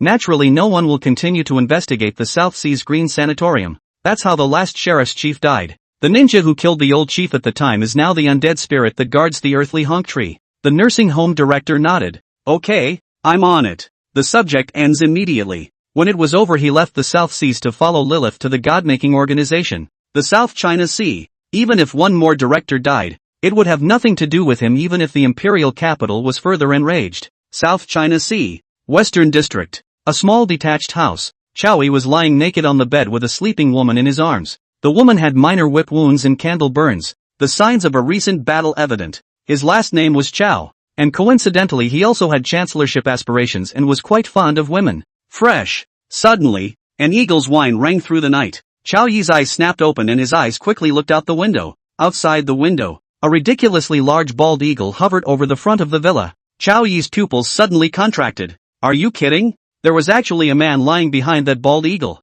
The bald eagle locked onto the villa and swooped down, opening a pair of giant talons to crash towards the villa's large floor-to-ceiling windows. Chao Yi could see that the man behind the white-headed eagle was short, a foreign dwarf. The bald eagle was too fast to react. Chao Yi hurriedly grabbed the quilt and covered himself and the woman to prevent the glass ballast from scratching his body. Boo! Glass shattered all over the floor and the loud noise woke up the woman. The woman screamed and fainted when she saw a huge white-headed eagle just catatonic, staring intently at her. The foreign midget jumped down from the white-headed eagle, clasping his arms and glancing at the woman before looking at Chao Yi with a sardonic smile. Does Director Chao like this kind of tone too? Looks like we're in the same boat. It's a pity that you're going to die today. Otherwise you could talk to each other. Chao Yi slowly put on his pants and said without hesitation. It's okay, we'll talk back at the station. The foreign gnome froze and snorted. Director Chao isn't getting it right, is he? Chao Yi put on his pants and looked at the foreign midget with an afterthought on his face and a smile on his face. If you'd killed me as soon as you came in, I'd be dead through and through. But you're full of crap. As soon as the words were out of his mouth, the bedrooms were roughly pushed open. A team of loaded military officials aimed their blackened guns at the foreign midgets. Dozens of sniper rifles collimated red lines settled on the foreign gnome's head and heart. The foreign midget looked at Chao Yi incredulously. You ambushed me? A smirk crossed the corner of Chao Yi's mouth. The best thing about me is that I never underestimate my opponents. I believe you are capable of killing a sheriff's deputy. I also believe in your ability to find me. But you guys obviously underestimated me. The foreign midget stared dead at the woman on the bed. Your subordinates are downstairs. And you're doing your business upstairs? There wasn't a trace of embarrassment on Chao Yi's face. If you don't, how will you get the other side to let their guard down? And, of course, the woman found this exciting. Chao Yi's face gradually turned cold. I advise you not to move. If you move even a little bit, or let that thing next to you move a single feather, you'll be shot to pieces in no time. End of chapter. Chapter 76, Crow vs. Bald Eagle. The foreign gnome cried out that he had been careless. Originally, I thought I was winning, so I had no defense at all. He enjoys the feeling of being above ordinary people. The horror, fear and pleading of his victims before they die. Shouldn't have pretended. Flipped the car. The foreign gnome's brain raced. Currently, his advantage was that the other party did not know what he was capable of. Did not know what he and this mutant white-headed eagle were capable of, and there was a blind spot of information. As long as they stabilized the opposite side and let their guard down, they had the ability to flip the game. The foreign midget smiled sarcastically and raised his hand. Take it easy. Guns of all types spewed fire at the same time. It was deafening, as if countless thunderbolts had exploded in the large bedroom of the small villa. The foreign midget was so confused that his only thought before he died was, is it that decisive to shoot? Chao Yi said that if he dared to make a move, he would beat the foreign midgets into a sieve. It's not a threat, it's an order. Raise your hand and sort of move it. The foreign dwarf's head exploded and his body had even more numerous holes. With its master dead, the uncontrolled bald eagle is frightened and flies towards the outside of the villa with a cry. After them, the military brigadier pointed at the white-headed eagle and roared. Chao Yi said angrily, Chase what? Get me the surveillance around the Greenwood nursing home. Check all the surveillance in that area. I just don't believe such a big guy could appear out of nowhere downtown. Don't let any traces slip through. He was using his body as bait. just waiting for the South Sea Green retreat to strike, just looking for a momentary break in his enemy. Yes, the military brigadier stood at attention and saluted with a solemn look. Director Chow has sacrificed too much today, and Director Chow's girlfriend has also sacrificed a lot. But they know enough not to eavesdrop and peek a little that they shouldn't. That monster broke into the villa's surveillance range before they dared to act. South China Sea, North District. In a mountain forest, countless birds stood motionless on the branches. It's hard to imagine so many different kinds of birds being so quiet without a sound. Their eyes glowed in eerie green. If someone mistakenly enters this place,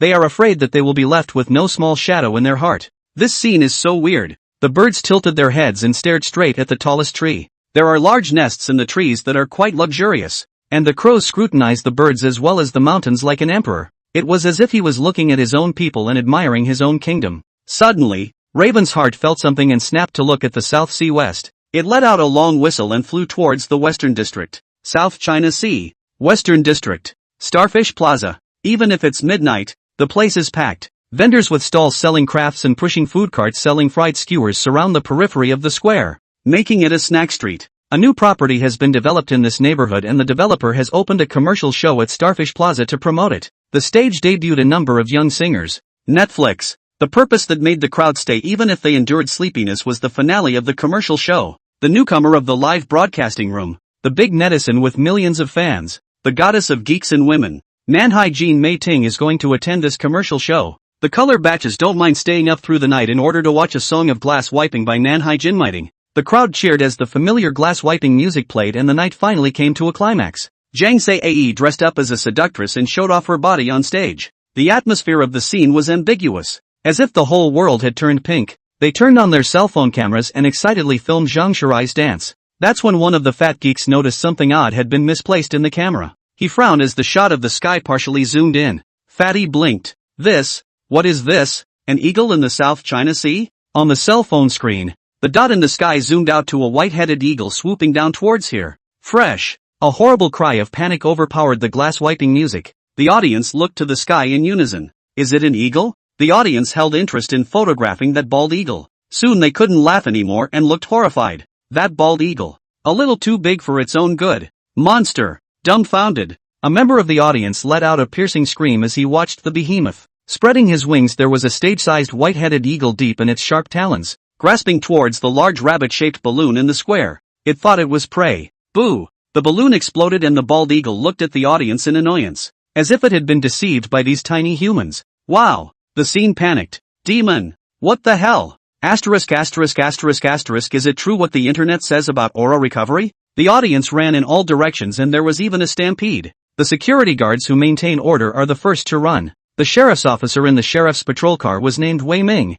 and he was calling for backup in fear. Wei Ming had wanted to stay in the car honestly and wait for support from headquarters, but he saw something he couldn't do nothing about. A little girl was separated from her family and stood crying at a loss for words. The white-headed eagle seemed to have locked onto the little girl, its eyes revealing thick greed. Grass. Wei Ming's eyes glowed fiercely as he dropped the security car and rushed towards the little girl. The white-headed eagle had already arrived over the little girl, and Wei Ming was dead set on protecting the little girl under his body. The terrifying airflow pressed on Wei Ming's head, and he felt that the white-headed eagle's claws were already at the back of his head. Wei Ming closed his eyes tightly and waited for the pain to come. Fresh. Just then, a louder and more terrifying cry came from not far away. Fresh. After the white-headed eagle's thunder-like roar came from Wei Ming's ears, the greater airflow almost blew him over. The bald eagle took to the sky. Wei Ming raised his head in confusion. Were there still monsters? The scary bald eagle went to fight with that monster? Only to see that the white-headed eagle was tangling with something that was too small for Wei Ming to see.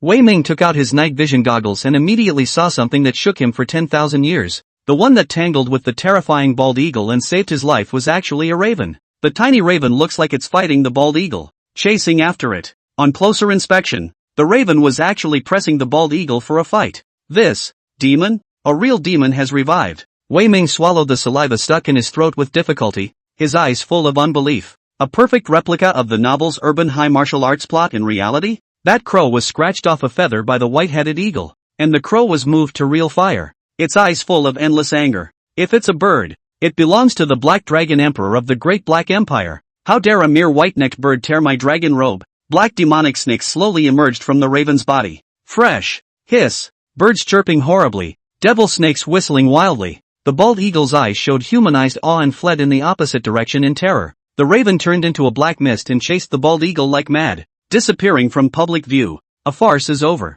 One more chapter to go. Counting the 4th of July edition, guys. End of chapter. Chapter 77, Taoist Exchange Conference. Zhang Shirai looked at the crows and white-headed eagles that disappeared in the sky with a grave expression. She mumbled, "The one who's tangling with that monster is the Black Dragon Emperor?" Zhang Shirai has seen the crows. Although they were both apostles, Zhang Shirai knew that he was no match for the crows. Raven has been an apostle for who knows how many years. In her eyes, the white-headed eagle monster plagues the earth tonight, and the apostle Black Dragon Emperor steps in to save the mortals. There's been a lot of demonic activity lately, and all those weird and wonderful things have become more frequent. Could it be that the gates of hell open? So those messes ran out? The Devil's Club is suppressing the evil demons that plague the earth? Is something really about to go terribly wrong in this world? Zhang Shirai pondered, a sense of crisis and celebration in his heart. She was glad that she met death before the earthly change and became death's apostle with a promising future. Suddenly, she felt a gaze. Following his gaze,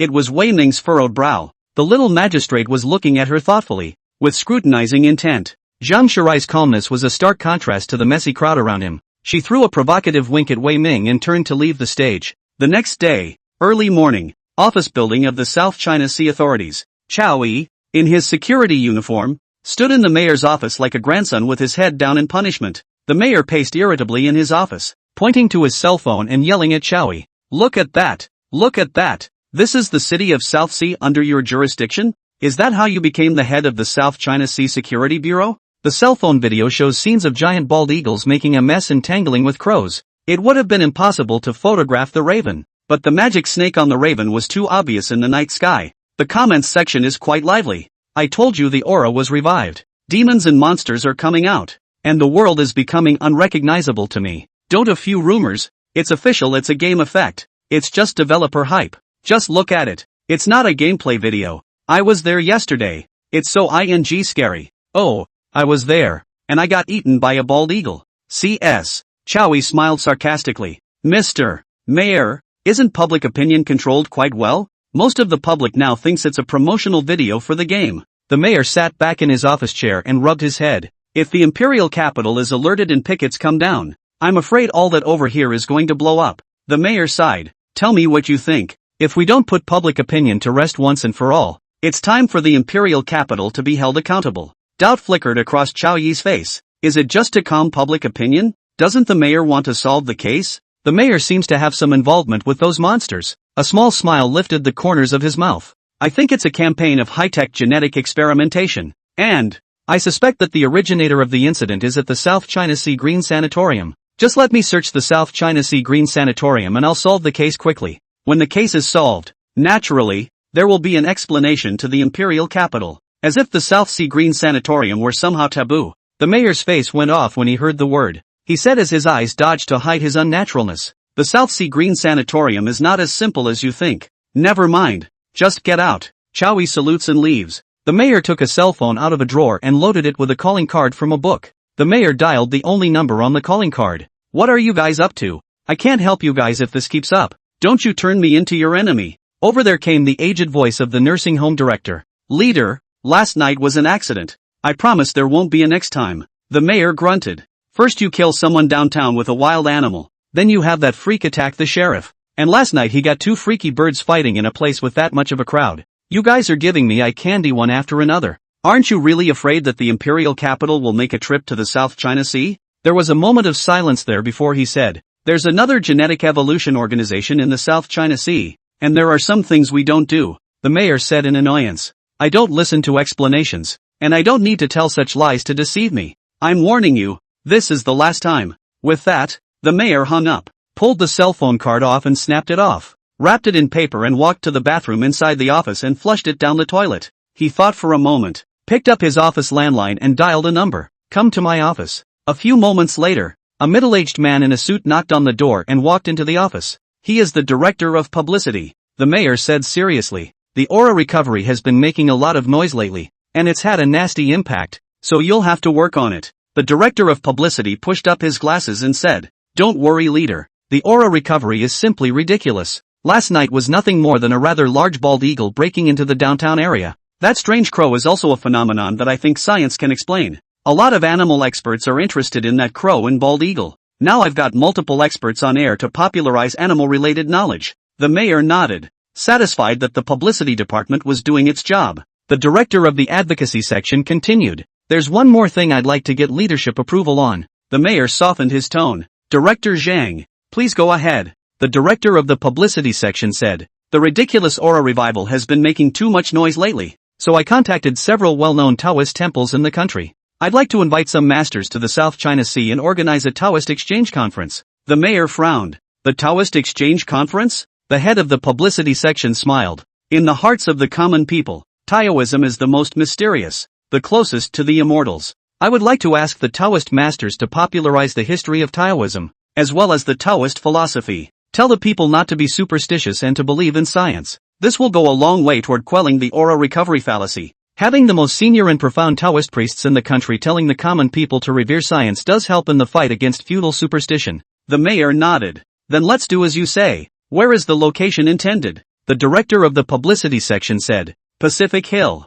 There's a Taoist temple on Taiping Mountain that was built by an old man with late-stage middle 2 disease who spent his whole life building it. The old man also gave that Taoist temple a name called Shushan and called himself the head of Shushan. However, the Shushan Taoist temple does not have the relevant qualifications and the Taoist temple is an unauthorized structure. After the old man's death, his only disciple went off to travel in the clouds, and the city took the Taoist temple back. Collect Taoist temple this matter. It is the propaganda section director Zhang secretly lead the head, and in the form of a lease contracted to a rich businessman. He took a lot of favors in it. In the past few days the old man's disciple came to the bureau every day to make trouble, cursing this and that, disguised as the Director Zhang ancestor greetings all over the place. Director Zhang's choice of Taiping Mountain to organize the Taoist exchange conference was also considered to be his careful eye. Shushan is not orthodox, and is at best unauthorized. Secondly, the fact that the Taoist conference is placed in Taiping Mountain is the best publicity for Taiping Mountain. In the future, Taiping Mountain can be a place of attraction. Not only the Ministry of Publicity has a political achievement, the contracted Taiping Mountain of the rich businessman will also give their own not small benefits. End of chapter. Chapter 78. The Taoist priest whose home was stolen. South China Sea, Taiping Shan. The little Taoist appeared at the entrance to the toll booth. He wore a green doily, stepped on cloth shoes, and showed his ankles. Her long hair was tied casually behind her head, and a few stray strands fell casually on either side of her cheeks. The face was sleepy and languid, and the whole thing had the feeling of dissipation. His name was Zhang Xiaoyi, the only disciple of the Shushan Taoist temple. Zhang Xiaoyi looked at the plaque on the tall stone door, which read, Qingfeng Guan. As for the famous stone engraved with Shushan Taoist temple, it was actually thrown in the corner like trash. Zhang Xiaoyi's face was ugly as he walked towards the Taoist temple. Hey, stop. You're talking about that Taoist priest. The doorman stopped him, looking up and down at Zhang Xiaoyi suspiciously. Don't think that just because you're a Taoist priest you can get into the Taoist temple. You have to buy a ticket. Zhang Xiaoyi held back his anger. I am the second-generation head of Mount Shu. I grew up here. This is my home. The doorman remembered who it was. The boss mentioned that when he meets this little Taoist, he can just drive him away. He can't be allowed to make a mess. There's going to be a Taoist exchange conference in Qingfengguan in the next few days. It was a grand doxology and the authorities took it seriously. The boss has been putting his heart and soul into the Taoist convention lately, and he hardly sleeps. In order for the Taoism conference to be held at Qingfengguan in Taiping Mountain, the boss did not know how many red packets he had slipped to Director Zhang of the authorities' propaganda department. Because this Taoist convention would be the best publicity for Qingfengguan. After the Taoist Congress, Qingfengguan will become a famous guan in the world. Therefore, an unexpected situation like Zhang Xiaoyi's could not be allowed to occur. Outside the door walked into the security booth and took out a plastic stick, pointing it at Zhang Xiaoyi angrily. I thought it was something. This is Qingfengguan, not some Shushan mountain. But what Shushan is an unauthorized building. Hurry up. Zhang Xiaoyi laughed in exasperation, pointing at the plaque of Qingfengguan hanging high above. This was originally a barren hill. Why don't you guys call it unauthorized building works when my master worked his ass off to clear the land here? The old man spent his whole life building this place into a Taoist temple in Shushan. And you guys just say it's an unauthorized structure and take it back? Every blade of grass and every tree here is my master's heart and soul. Are you guys being reasonable? Unauthorized building? Great. Go ahead and tear down these unauthorized structures. What's the point of keeping it? What are you still doing here selling tickets? The doorman sneered. Why don't you call the police? There were more and more onlookers, pointing at Zhang Xiaoyi. Zhang Xiaoyi was so angry that his face turned into a pig liver color, pointing at the door plaque and cursing. The old man had to buy a ING ticket to go home. These ING dogs. Is razor in or out? Blow these assholes all nasty. You heirs are forcing monks to swear. Zhang Xiaoyi can't be blamed for all of this. He had been practicing here with his master since he was a child, and when he was 16 years old, his master fell ill and died. Zhang Xiaoyi traveled around the Xia kingdom with his master's last wish, visiting famous koans. Who knows? After 2 years of hard work to return to the Shushan Taoist temple, home let people steal. I don't know if there is a king's law, but he thinks there is no justice anyway. South Sea Green Nursing Home. Lord Lilith, the mayor isn't exactly willing to take our side at the moment either. I've called him several times now and he won't answer. Dean sat in his office chair, frowning. Lilith snickered as she lay back on the couch. Who the hell is he to turn the tables? Since it can't be used for us, we don't have to care about his death. Dean froze. What are your plans? Lilith sat up from the couch. Isn't the South Seas going to start a Taoist convention in a week's time? Use this Taoist convention to make a big deal out of it. Dean squared up. What do you mean? Lilith said. The sheriff's department has been watching us too closely lately, and it's interfering too much with the progress of the experiment. If the sheriff's department doesn't mess up, the experiment can be completed in 3 weeks at the most. I want to use this Taoist conference to lure the Imperial Investigation Team to the South China Sea. The investigation team came to the South China Sea, and the South China Sea can't hide its dirty deeds over the years. The whole system of authorities in the South China Sea will be affected and shaken. I think Mr. Mayor alone has enough cases to keep the whole South China Sea busy for a month. The sheriff's department doesn't have time to watch us either. And in 3 weeks the experiment will be complete and I'll be able to go back to my duties. The dean's face was a little unnatural, and he said reluctantly, if that happens, the dealings between the Green Sanatorium and the upper echelon will surely be unearthed. The Green Retreat is finished. Oddly enough, Lilith smiled. You'll have to go back with me sooner or later. There's no need to be heartbroken about this place. The American flag state is a lot more interesting than here. Dean's face looked better then, even with excitement. He'll be a credit to the God-making organization and will stand at the tip of the world's pyramid. Lilith continued thoughtfully. Tell Tsuchimikado Shohaku to get ready and have a good time indulging at the Dojo Exchange Conference in a week's time. I think he'd be happy to stomp on those Natsukuni Taoists and promote the culture of the East Sakura country. Night, South China Sea, North District, Mid-Levels Villa. A 10-meter tall strange tree appeared in the courtyard of the villa at some point. The odd tree is full of brightly colored and attractive peaches. There are hundreds of creepy human faces on the trees. Terrifying, bizarre, and evil. This is the seventh apostle, the tree of the earthly nature. Shaking Bell sat on the branch of the tree, looking at the peaches and drooling, and with her big eyes looking down now and then at the 100 human faces of the earthly benevolent tree, and said, of all the faces, which one is yours, anyway? With that said, little hands sneaked up to pick a peach. Hundreds of mouths on the tree of human nature spoke at the same time. Technically, none of these faces belong to me. I'm just a tree. As Rattle's little hand touched the peach, the earthly honky-tonk tree shook so violently that Rattle fell to the ground on an unsteady footing. Shaker rubbed his ass and glared at the earthly honky-tonk tree. The tree of human nature faintly said,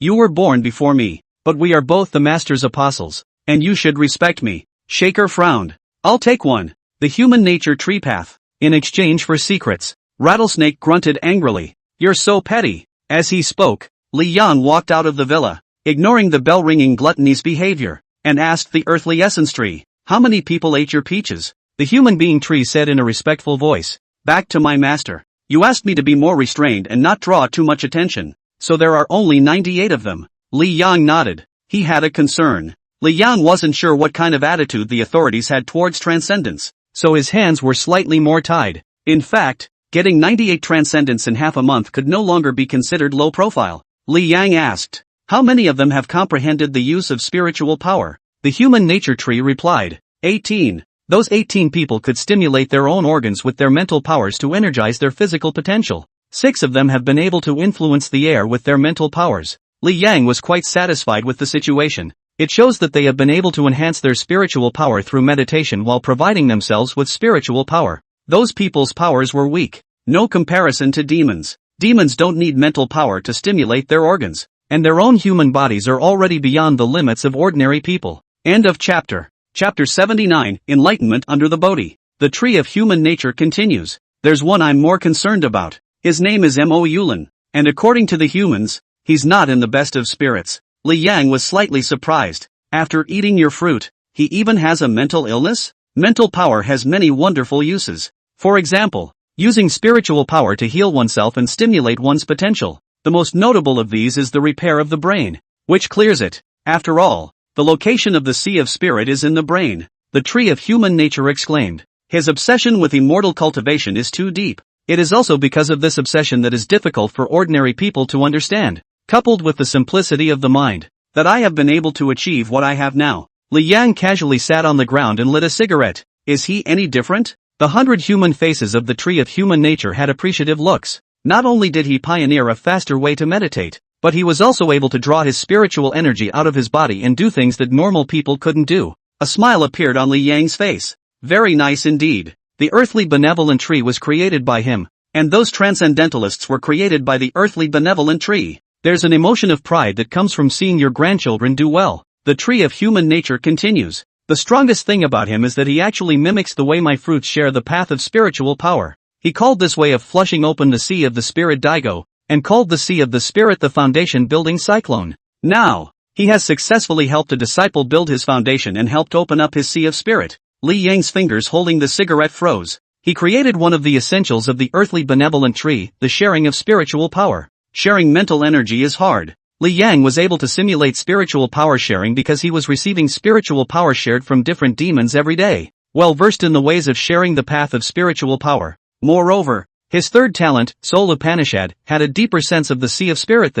That old lunatic had even comprehended the way to share spiritual power as well. Li Yang also had to give a word of praise. He really is a genius. The human nature tree path. When Yulin's spiritual power keeps advancing, according to his character, he might start a sect. The authorities may be cracking down on him. Should I help him? The tree of human nature has acquired the secrets of many people, and it is even fused by the souls of 100 people. It's more of a human than a human, and knows the rules of the human world well. It knows that deviants are slammed in the human world. Li Yang mused. He wanted to know what kind of attitude the authorities really had towards the transcendence. Based on this attitude, he will make his next move. Li Yang's afterimage saw something, and he glanced at the tablet that was ringing the bell. Rattle was swiping through the video with gusto. In the video, it's a little Taoist priest busting out in front of a Taoist temple. Li Yang narrowed his eyes. There was a faint power of desire in that little Taoist priest. It was weak, but it was a proper force of desire. Li Yang picked up his tablet and glanced at the comment section. Good man. The Taoist master is traveling out of the mountains and his home has been stolen. Ha ha ha. And asked the god of thunder to come out and split the developer to death. He's read too many novels, right? Where's the Aura revival? Watch what you say. Goddamn Aura revival. Upstairs ZZ. Li Yang probably knew the cause and effect, and a hint of a smile appeared at the corner of his mouth. The Taoist conference. The little Taoist who stole his home. He's got a pretty good idea of how to determine the authorities' attitude toward the transcendence. Li Yang got up, his figure blurred and disappeared. When he reappeared, he was already standing on the lush canopy of the earthly benevolent tree. Take you somewhere. The god of death stood on the body, and the 100 human faces of the tree of the earth's true nature showed a look of sincere fear. Honor your master's command. South China Sea. At the foot of Taiping Mountain, Zhang Xiaoyi looked at the Taoist temple on top of the mountain. His face sad. It was his home, and the master's grave was on it. Now, even if he wanted to buy a ticket to see his master, those gatekeepers would not agree. He fell to his knees, tears slipping down his face. The disciple is unfilial. Master, I'm sorry, I can't keep your foundation. Zhang Xiaoyi kowtowed heavily, his nose running into his mouth. When he looked up again, a 10-meter tall tree unexpectedly appeared in front of him. There are 100 faces on the tree, and the branches are as hideous as claws grasping at the sky. He was scared, sitting on the ground with his legs scrambling and his body moving backward as he snapped. What demons and devils! More than 100 human faces of the tree of human nature opened their mouths. Zhang Xiao B. After all, Zhang Xiaoyi was a Taoist priest, and under his master's inculcation, he was quite a bit stronger than ordinary people in terms of the psychological quality of demons. He calmed his mind. Who are you? The 100 faces of the human honor tree were expressionless, and when they opened their mouths again, they used their compulsion ability. My name is Bodhi, the tree of the true nature of the earth. Zhang Xiaoyi froze for a moment. Bodhi? It is rumored that Buddha attained enlightenment under the Bodhi tree, and thus Bodhi means great wisdom and epiphany. Could it be that this strange tree has something to do with the legendary Bodhi tree? Zhang Xiaoyi quirked his lips. Tree demon. No. Senior tree fairy. Do you have something for poverty? The human nature tree path. Ignorant mortals who disrespect the Tao and the dojo of the ascetic have provoked the wrath of this father. I happen to see that you have excellent spiritual roots, so I would like to come and enlighten you, hoping that you will promote the Tao. Zhang Xiaoyi's eyes lit up. He plopped down on his knees in front of the earthly benevolent tree. I beg Elder Tree Fairy to teach me to cultivate immortality. The human nature tree path. If you want to cultivate the truth, you must first break the demons of the heart. Tell this honorable man what is your deepest secret. The human essence tree said, and the power of compulsion surged into Zhang Xiaoyi's body. After mortals have trusted the earthly benevolent tree, it is time for the earthly benevolent tree to plunder the secrets of the human heart. Zhang Xiaoyi's face showed guilt. The poor Taoist has been a monk since childhood, and has lived an open and honest life. The only thing I can't apologize for is the poor Taoist's master and parents. The poor Taoist ran away from home when he was 7 years old and met his master. He lied to the master that he was an orphan, and that's how he was brought up the mountain by the master. Poor Tao traveled these 2 years back home. Parents are well, also have sister care. My sister didn't like me as a brother who hadn't shown up for a long time, so the poor Taoist once again returned to Shushan. How could I have imagined that master's foundation would be ruined? Strange power emerged from Zhang Xiaoyi and surged down the roots of the tree into the earthly essence tree. A contented smile appeared on the face of the human being's original tree. Momochi, the heart demon is broken a little. This father will help you build your foundation first. In Zhang Xiaoyi's horrified eyes, 2 horrifying undead crawled out from the ground and climbed up the earthly benevolent tree to pluck a peach and deliver it to Zhang Xiaoyi. Looking at the colorful peaches in his hands, Zhang Xiaoyi somehow associated them with the Queen Mother's peach tree. Zhang Xiaoyi ate the peach in 3 or 2 bites, and a large amount of spiritual energy that did not belong to him rushed through his spiritual sea.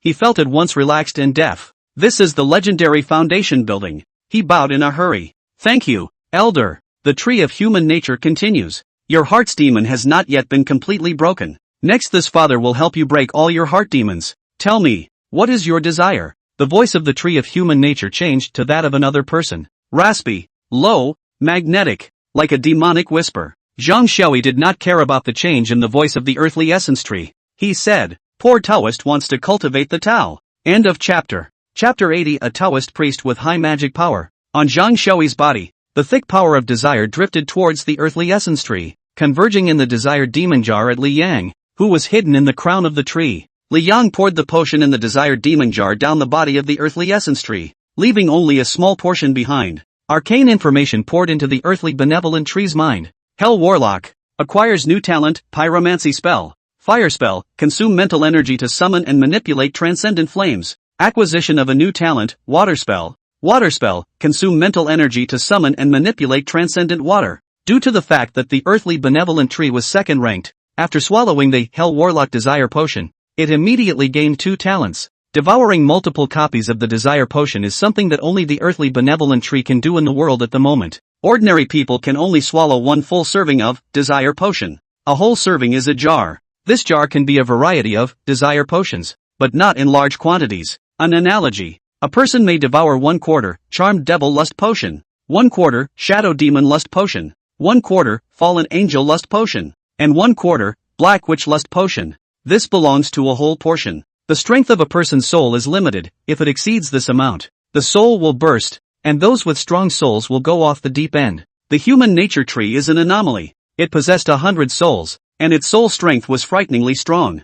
Theoretically speaking, the earthly essence tree could devour 100 portions of the desire potion. After Li Yang realized that the desire potion in his hand was a Hell Warlock, he immediately decided to bestow this desire potion to the earthly benevolent tree. The fruit of the human benevolent tree can in the future create some transcendents that have a smidgen of the power of Hell Warlock. Some people use weak water elemental power, or fire elemental power, wind elemental power, etc. After eating the fruit of the earthly benevolent tree, the tree of the earthly essence that is explicitly the tree that started the age of transcendence should have the ability to create colorful transcendentals, or a revival, a large number of human achievements transcendent, a steady stream of spiritual power for Li Yang. This ability of the earthly essence tree has an important role to play. The tree of the human nature solemnizes the path. With your heart's demon broken, this honored one will help you realize the Tao of heaven and earth. After the human being tree spoke, Li Yang turned a small portion of the desire potion in the jar into several raindrops, which fell on Zhang Xiaoyi while the night was still young.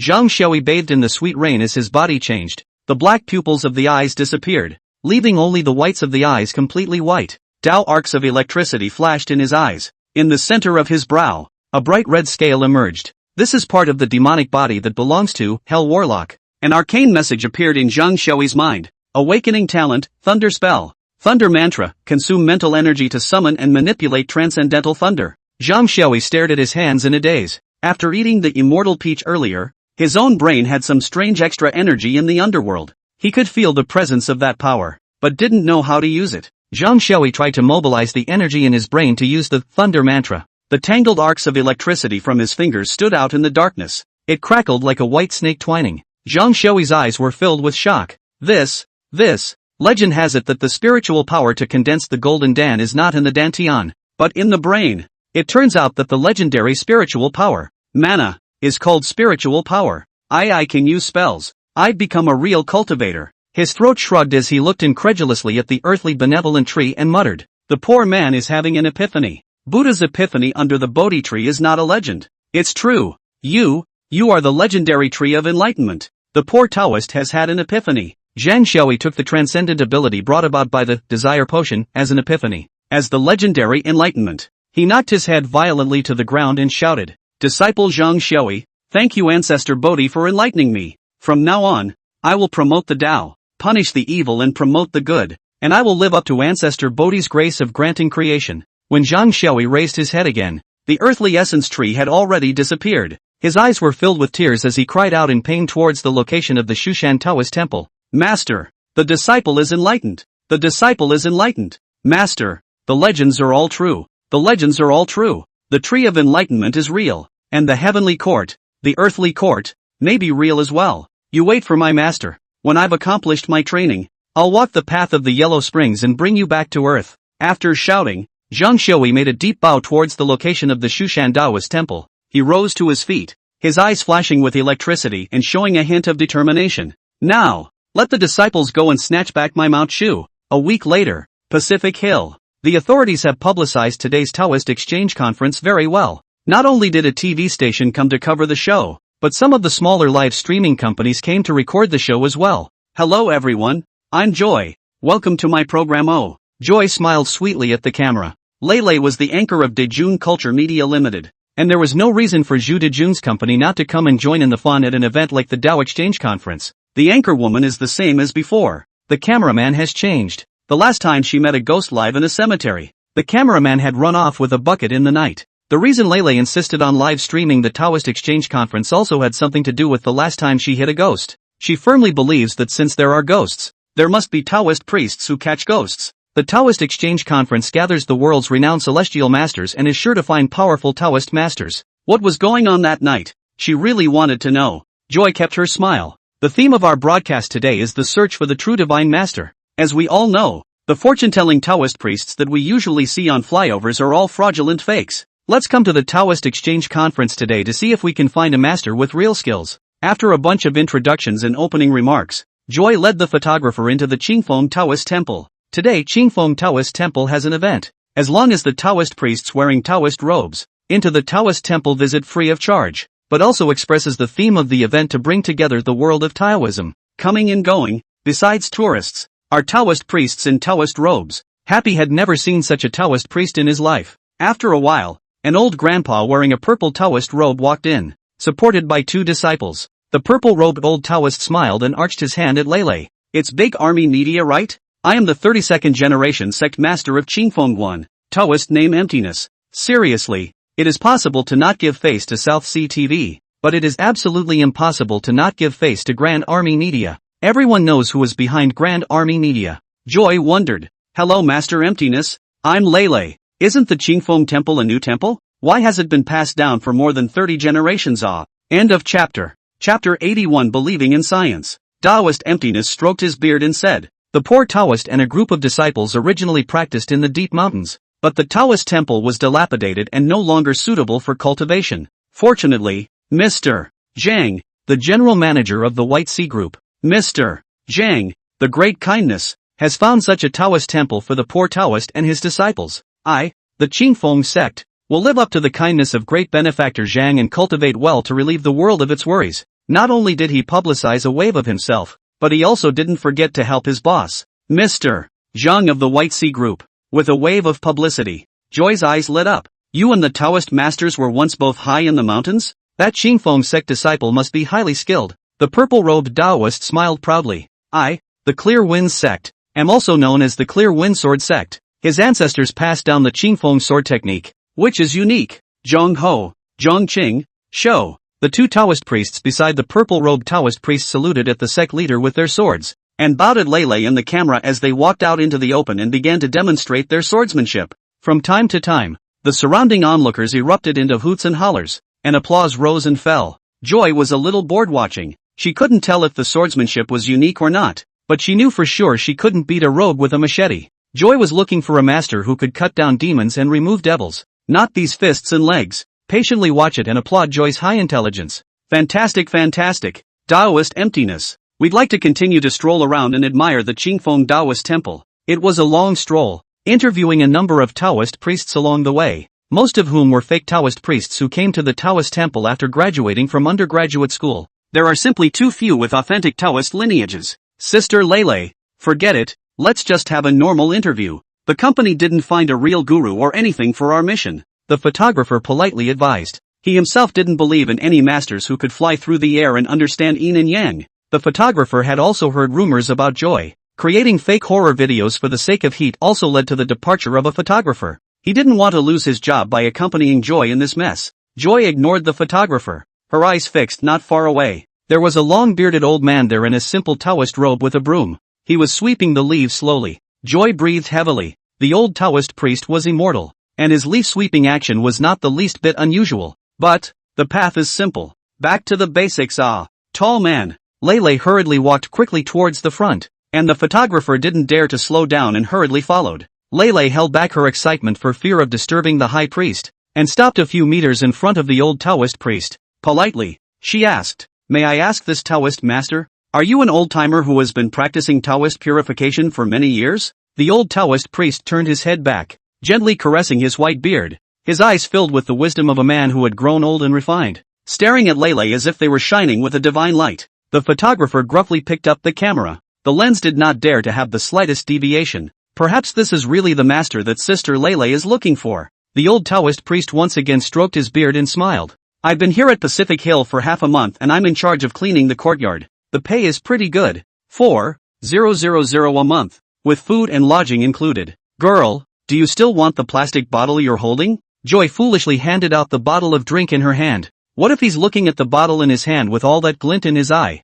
The old Taoist priest took the bottle with joy and left, leaving Lei and the photographer in the wind. The photographer said glumly, "Sister Joy, really forget it. Let's just be honest and finish the broadcast. Where in the world is a master demon buster? This camera of mine is genuinely heavy." Right in the middle of the photographer's tirade, a mellifluous flute sound came from nowhere. The music of 1,000 ages turns 100 times and twists into the curve of the sea. The sound of the flute was clear, mournful, and had an indescribable flavor of dust. Joy looked around and ran towards a path. The owner of this flute is certainly not simple. The photographer almost cursed, but who made him new? He swung his mouth to curse, huffing and puffing as he ran after Happy. That trail is hard to follow, winding. Coming to the end of the trail is the cliffs of Mt. Pacific. A young man under the straight pine tree was young, and that flute sound was played by him. The scene was beautiful in Lei's eyes. Cliffs, pine trees, teenagers, flute. The young man was wearing a Taoist green coat, looking aura,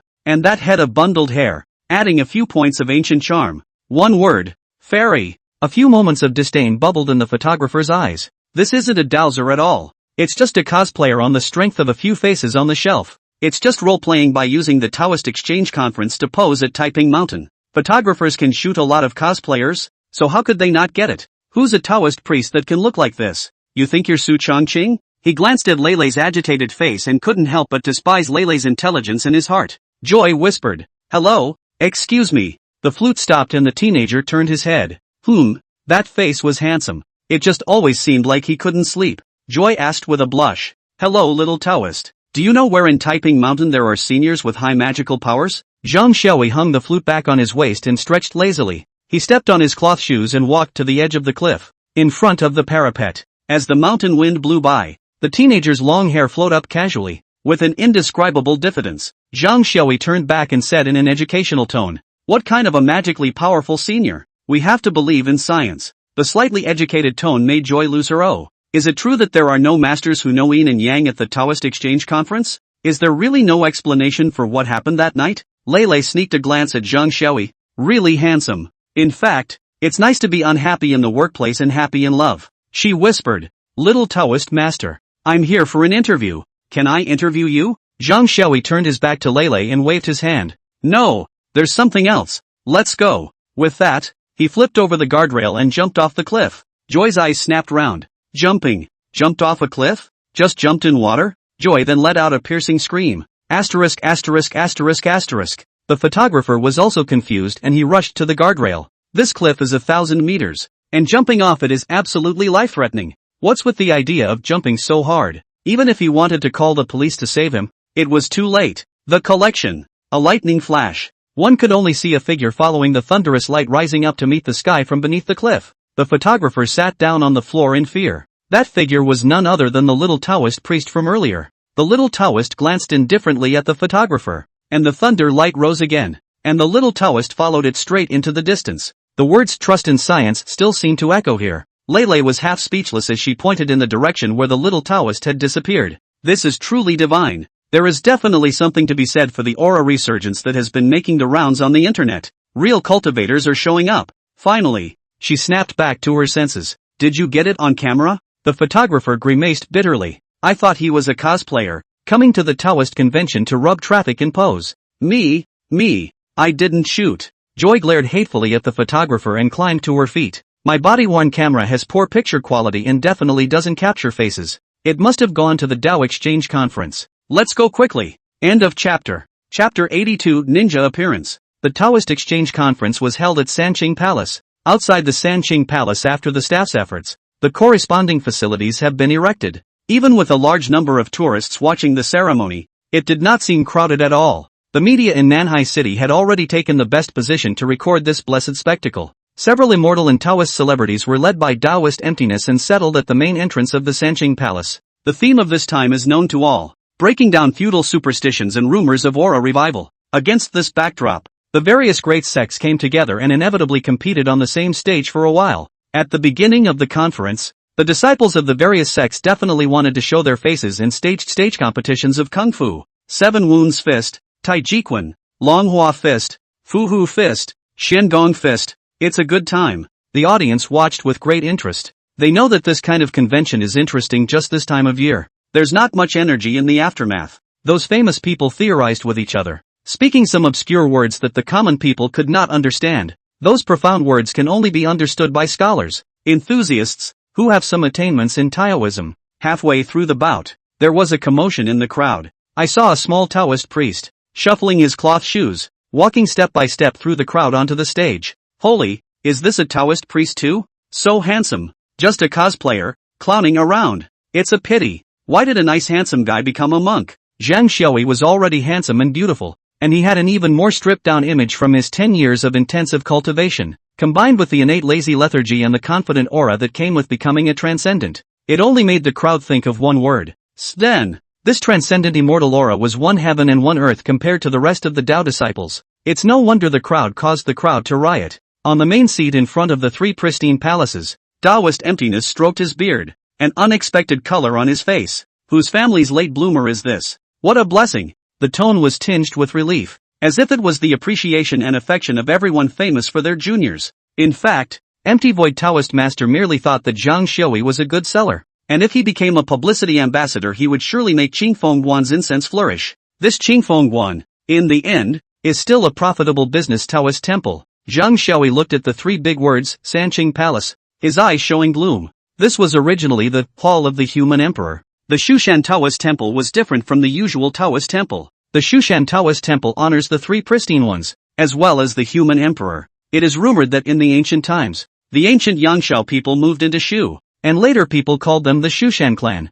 A woman of the Shushan clan married the Yellow Emperor as his consort and gave birth to a son. Silkworm, Fish Eater, the son of Silkworm Tsong, started the ancient state of Shu. Later, when a demon plagued the world, the descendant of the Shushan clan, Taoist named Taiching Jinren, held the demon-suppressing sword and started the Shushan sect. To the disciples of Mount Shu, the human emperor was an ancestor. The The unauthorized demolition of the Hall of Human Emperors and the removal of the 3 emperors' venerable statues is a great disrespect to the disciples of Mount Shu. Although the Shushan Taoist Temple and the legendary Shushan sect are 2 different things, but the middle-aged Sikh master has always referred to himself as a disciple of Shushan. Zhang Xiaoyi naturally suffered a lot of inculcation and considered himself to be a Shushan disciple. A Taoist leader saluted and asked, "Who are you? What sect is your master?" Zhang Xiaoyi made a bow and said aloud, "The 2nd-generation master of the Shushan Taoist Temple, Zhang Xiaoyi, Taoist named Zhenghua, under the tutelage of the 1st-generation head of the Shushan Taoist Temple, Bai Yu Zhenjin. Shushan Taoist Temple is a total of 2 people in 2 generations.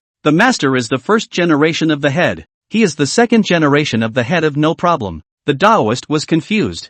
"I'm afraid this isn't a mess?" The crowd rioted again. "Shushan Taoist Temple? Isn't that something from a legendary story? What's wrong with this guy? The bag is trying to rub off on the traffic. Shameless. So familiar. Isn't this the Taoist priest in the short video who had his home stolen? Ha ha ha, come to think of it. The middle-aged Taoist who shouted Lei Zhu, come out and blast these bastards, right? It's going to be hot. I'll definitely buy something when he brings it live." They had just felt that Zhang Xiaoyi was immortal, like a little god. Now what? This Taoist convention is here to stay today. It's too much fun. In the main seat, Taoist Emptiness' face turned ugly. He remembered who this sellable little Taoist was. We can't let him continue to make trouble. It's a bad influence on the reputation of Qingfeng Guan.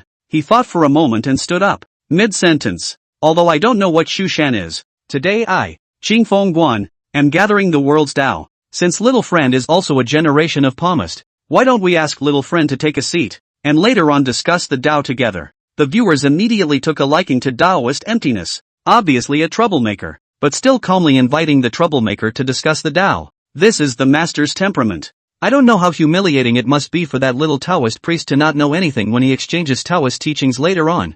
There were many other spectators who were going to leave, feeling that they would have fun watching the Tao exchange in a while, and they stopped to wait. A small smile appeared on Taoist Emptiness' face. He understands hype. Zhang Xiaoyi did not care about the gossip of those people and walked to the front of the Sanqing Palace with his head held high. There was a newly added pair of seats at the end, and Zhang Xiaoyi frankly sat down. Taoist Emptiness smiled and stroked his beard as he said aloud, "The poor Taoist declares that the Taoist Exchange Conference is now open." Before the words were finished, the change was steep. Only a crack appeared in the center of the martial arts stage, and there was a rustling sound. A black shadow actually broke out of the martial arts stage. He was dressed in black night clothes, masked, and had a forehead protector. A shuriken, a bituminous sword, was on his belt. Totally Higashisakura ninja image. Asterisk asterisk asterisk asterisk. What the hell? Is this magic? A Higashisakura ninja has appeared at the dojo convention? Everyone was dumbfounded. This was an open-air martial arts arena,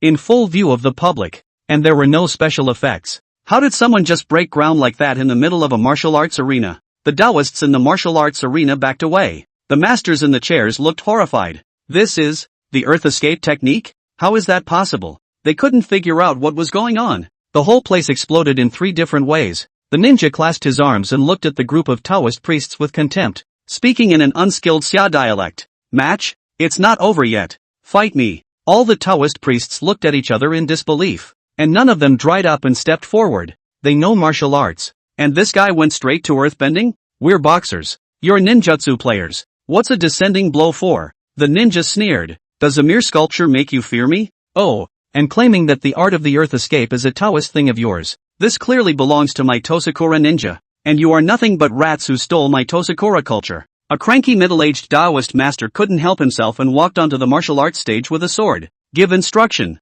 He didn't believe that the man really knew the art of the earth. He bet that the man was doing a trick. The middle-aged Taoist master stabbed with his sword, only to see the ninja figure suddenly disappear. The middle-aged Taoist's pupils suddenly contracted. Stealth? When the ninja reappeared, he was already behind the middle-aged Taoist master, and kicked the Taoist master in the back. The middle-aged Taoist master fell off the martial arts stage in a sorry state. The audience rubbed their eyes incredulously. End of chapter. Chapter 83, Thunder Law. The transported man? Invisibility? Has the aura really revived? The stuff of legends just appeared in reality? Is the aura really reviving? However, in the next scene, the ninja's behavior angers the audience. The sneer in the ninja's eyes was about to bleed out of his eyes as he snorted. Can't even do stealth? Don't you Taoists know about the 5 elements? In fact, those stories are nothing more than stolen from our culture, right? Oh, deceitful Taoist, Culture stealing xia. These words directly ignited the anger in the room. I'll you up.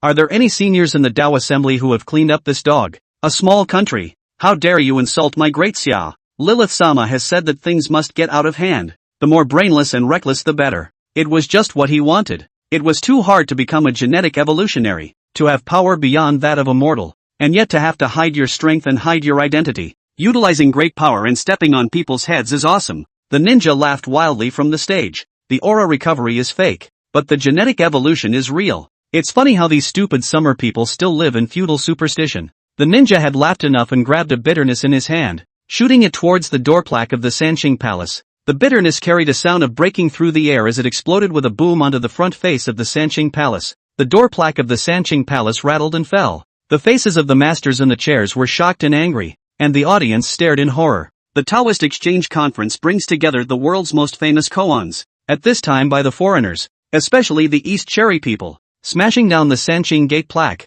That disgrace is really big. At that moment, a figure rushed out from the end of the seating area, catching the door plaque with two steady hands and gently placing it on the ground. The master's eyes glazed over. Good body. The audience looked over and it was none other than Zhang Xiaoyi, the self-proclaimed second-generation head of the Shushan Taoist temple. The true fruit. The audience's eyes lit up when they saw Zhang Xiaoyi's figure. He called himself the head of Shushan. What if he's really an expert? It's not like a Shu Mountain disciple can't handle a district ninja. Even if they couldn't do it, it wouldn't be so bad that they would lose the face of Xia's World Taoist sect. The ninja narrowed his eyes and took a closer look at Zhang Xiaoyi. The blood aura was weak, not a genetically modified evolver at all. Zhang Xiaoyi's face was gloomy. The Taoist master has been in a depressed mood these past few days. You're running into a gun. Ancestor Bodhi had said that he wanted Zhang Xiaoyi to promote the Dao. Now, there was even an East Sakura man punching the daimon in the face in front of him. In the past, when he encountered ninjas, he must have been as terrified and powerless as everyone else. Now that Master Tao is enlightened under the Bodhi tree, what does he care about a mere ninja? The ninja shook his head. Rubbish. Saying so, he hooked his hand provocatively at Zhang Xiaoyi. Zhang Xiaoyi made a seal in his hands, his eyes icy cold. Insulting the Dao. His heart should be punished. The pupils of Zhang Xiaoyi's eyes disappeared, leaving only the whites of his eyes with electric light flowing. There is a red phosphorus flashing in the center of the brow, like the extremely legendary Top Danshin. Immediately afterward, Zhang Xiaoyi condensed a ball of lightning in his hand, which made a nuisance sound. 5 Thunder Positive Technique. Palm Thunder. Zhang Xiaoyi shouted angrily as thunderbolts exploded. It was too fast for the ninja to react. He stared round in horror, and could only watch as several thunderbolts rushed straight to his face without being able to do anything to react. The ninja didn't even let out a scream as he fell straight to the ground with a burning smell. The whole place was silent, and only the mountain winds rattled. The tourists were excited and looked at Zhang Xiaoyi in awe. What was that? A lightning method only found in movies and novels. Immortalist. It's the cultivator. It's amazing that there are cultivators in Xia. Immortal cultivators are definitely quite the circle jerk for any Summerlander. Countless flashbulbs flashed, capturing the stunning scene. The celebrity masters were earlier still looking like former high achievers. At the moment they were so excited that their hands shook and a few beards were pulled out. Immortality is real. Having practiced hard for several years, how could they not have fantasized about riding on clouds? Shu Shan, what kind of sect is it? May I ask for Taoist advice? The emptiness Taoist master's mouth grew wide and cold sweat broke out on his forehead. He remembered, however, how he came to have this Taoist temple, occupying the dojo of an immortalist himself. The legend of Shushan is, surprisingly, true.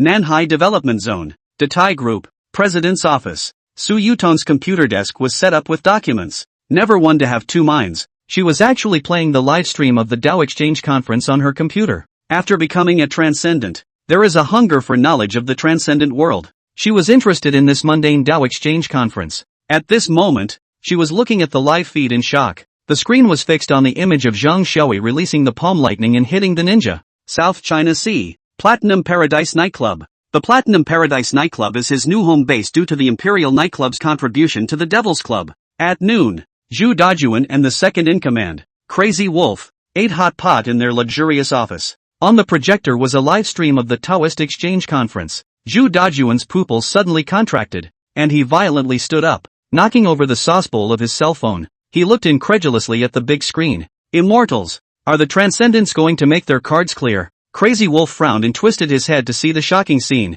A little Taoist priest roared palm thunder. Immediately after that, lightning erupted from its hands. scorching a ninja with electricity. For big words appeared in Mad Wolf's mind. The Age of Mythology. Nanhai Green Sanatorium. Director's office. Lilith looked at the live feed incredulously. She turned her head to look at Dean, who was frozen in place. What is this? Dean swallowed hard. Immortalists. Immortalists. The legends are true. Lilith slammed the table. What the hell is a cultivator? Dean's face was hard. Legend has it that immortal cultivators can, after hard training, can become gods. Lilith stared dead at the computer screen. Impossible. Impossible. How can there be a god without genetic evolution? If there is a god in this world, what god are we making? I got it. It's the electric eel gene. It's gotta be the electric eel gene. There can't be a god. And he's also a genetic evolver. There's no way he's an immortal cultivator. Dean said bitterly. Lord Lilith, I suggest we leave the South Seas immediately.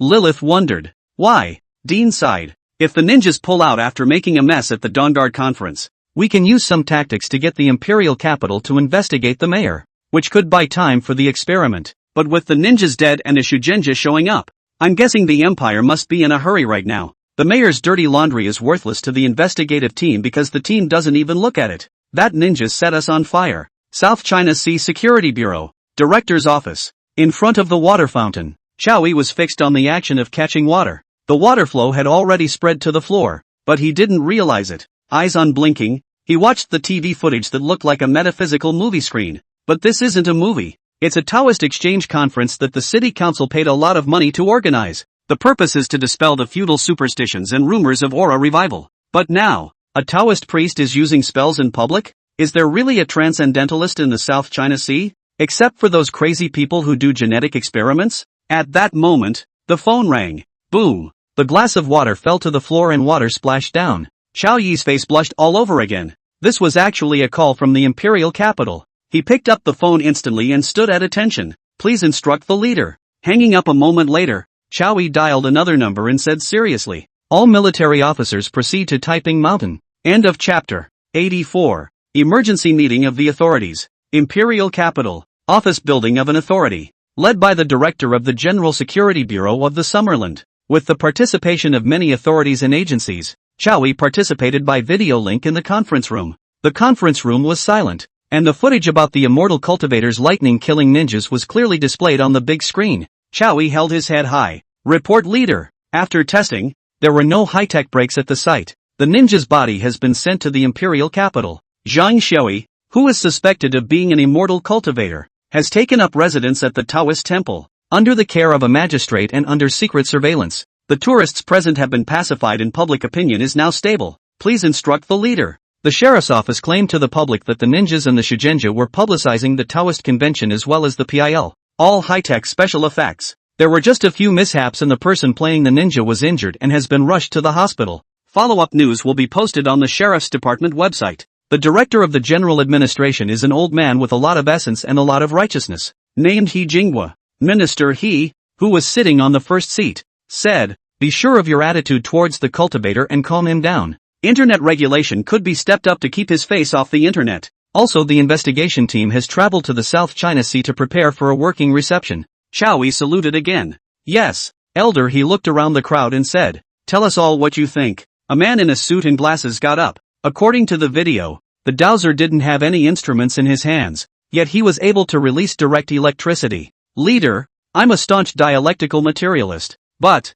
seeing is believing, and I have to wonder if there really are arcane wonders in this world. A middle-aged woman picked up the dossier and said, since September 1st of this year, unusual events have often occurred in the South China Sea. Big cats kill and birds riot in South Sea Forest Park. Weirdo attacks sheriff. Giant bald eagle kills creepy crow. Now there's the incident of the immortalist Ray killing the ninja. This is only the incident on the surface. Secretly, I don't know how many more similar incidents are happening in the South China Sea. He Lao frowned in contemplation. Following this information, one can surmise that there must be a side of the world that they don't know about. Immortalist? Demons? What are they going to do? Will it jeopardize the Summerland? Did any of those transcendentalists side with the Xia authorities? He frowned. Xu Shan, what the hell is going on? Does anyone know? A long-prepared history expert rose. Leader, Shushan is an ancient family name. Legend has it that the descendant of Mount Shushan, Taiching Jinren, started the Mount Shushan sect after his epiphany to become an immortal.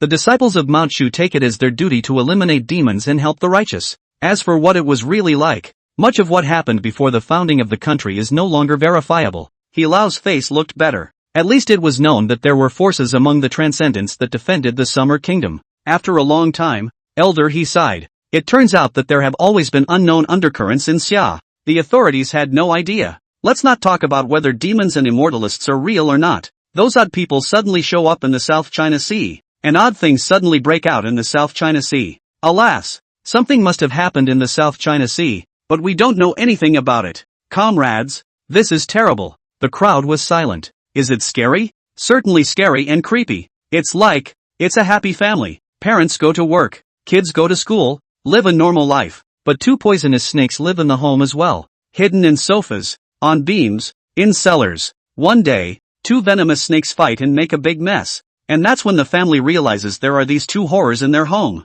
And you, as the owner of the home, didn't buy any snake-proof items, not even a snake-killing knife. Chow Yi, who had not spoken for a long time, suddenly said, "Leader, this could be a great change in heaven and earth, a revival of aura." The crowd looked at Chow Yi in the video in unison. If in the past, Chow Yi, who was the head of the security bureau, had spoken such feudalistic and superstitious remarks, he would definitely have been warned by the system once. Now, the crowd just wanted to hear what the director of the South Sea Sheriff's Department had to say. Elder, he said in a deep voice. Tell me more carefully. Chow Yi said. Initially, a magistrate at the North District Magistrate's office in South China Sea, Wei Ming, had come up with the concept. Once upon a time there were demons on the blue planet, and for some reason they went to sleep. Due to the increasing destruction of nature by mankind in recent years, it has led to certain situations that we are not aware of. After the demons awaken, a series of things happen that cannot be explained by common sense. This condition is called aura revival. Events that are caused by the revival of the aura and go against common sense are called abnormal events. The crowd nodded thoughtfully. Supernatural events with supernatural explanations. The sheriff named Wei Ming was reasonable, just not scientific. He Lao murmured the word demon and narrowed his eyes as he asked, "And how does Shushan explain this? That little Taoist is only 20 years old. Could he also be a sleeping demon?" Chow Yi smiled sarcastically. "I don't know about that. I can call Wei Ming to the Nanhai City Bureau and wait for the investigation team to question him." Elder he was just about to say something when the secretary walked over and handed Elder he a document. "Here's the report on the ninja's autopsy. The ninja died at noon in the South China Sea, and by evening the inspection report from the imperial capital had come out, showing how seriously the authorities were taking this." Those technical terms he Lao could not understand. He turned to the last page. Elder he looked at the results of the report and frowned. What kind of monster is this ninja with mole genes, glass octopus genes, and bacterial capes and other nonsense in his body? Moles have the ability to dig holes in the ground quickly, but glass octopus genes allow the ninja's body to reach transparency. The ninja's nightshirt is just as high-tech, absorbing light and making the ninja mostly physically invisible. The ninja's all ninjutsu, all enhanced versions of evolved genetic effects. Hearing this, Chow Yi immediately got up and said, "There is something to report to the leadership. I suspect that there is some sort of genetic experimentation going on at the South China Sea Green Sanatorium. When the Shushan immortals didn't appear, I thought all those unusual events were the work of the Genetic Experiment Organization." He Lao looked Chow Yi straight in the eyes. "Did you check? What are the results?" Chow Yi said. "There was a delay in taking on the Green Nursing Home because of some resistance." He Lao put down the report. "Boldly check. Chow Yi, you're my student. I'm confident in your abilities. I'll cover for you if you spill the beans." Chow Yi stood at attention and saluted. "Yes." Night, 8 o'clock. The mayor of Nanhai, with a group of leaders, greeted the investigation team at the authorities' office building. The clerk in executive attire suddenly received a phone call. After returning from the phone call, he walked up to the mayor and whispered, "Leader, the investigation team went straight to the sheriff's office." The mayor froze. Went straight to the sheriff's office? No plans to come to the agency building? The mayor looked out at the sky, which was very cloudy and heavy. After the last fall rain in the South China Sea, it will be winter. The temperature of the colther was like the mayor's heart. Done. The mayor's face was ashen. End of chapter. Chapter 85. Medicine shop owner is an immortal cultivator? South China Sea Security Bureau. A middle-aged woman in a black suit with several men in black suits came to the conference room led by Chow Yi. Chow Yi spoke of a document and handed it to the middle-aged woman in front of her eyes. Team leader Zhuang. This is the information from the Nanhai Green Nursing Home, as well as the transaction records from the Nanhai Green Charity Association. The middle-aged woman gave Chow Yi a surprised look. Upon arrival in the South China Sea, He was given the assignment to find out if the Green Sanatorium had any interests with the upper echelons of the South China Sea.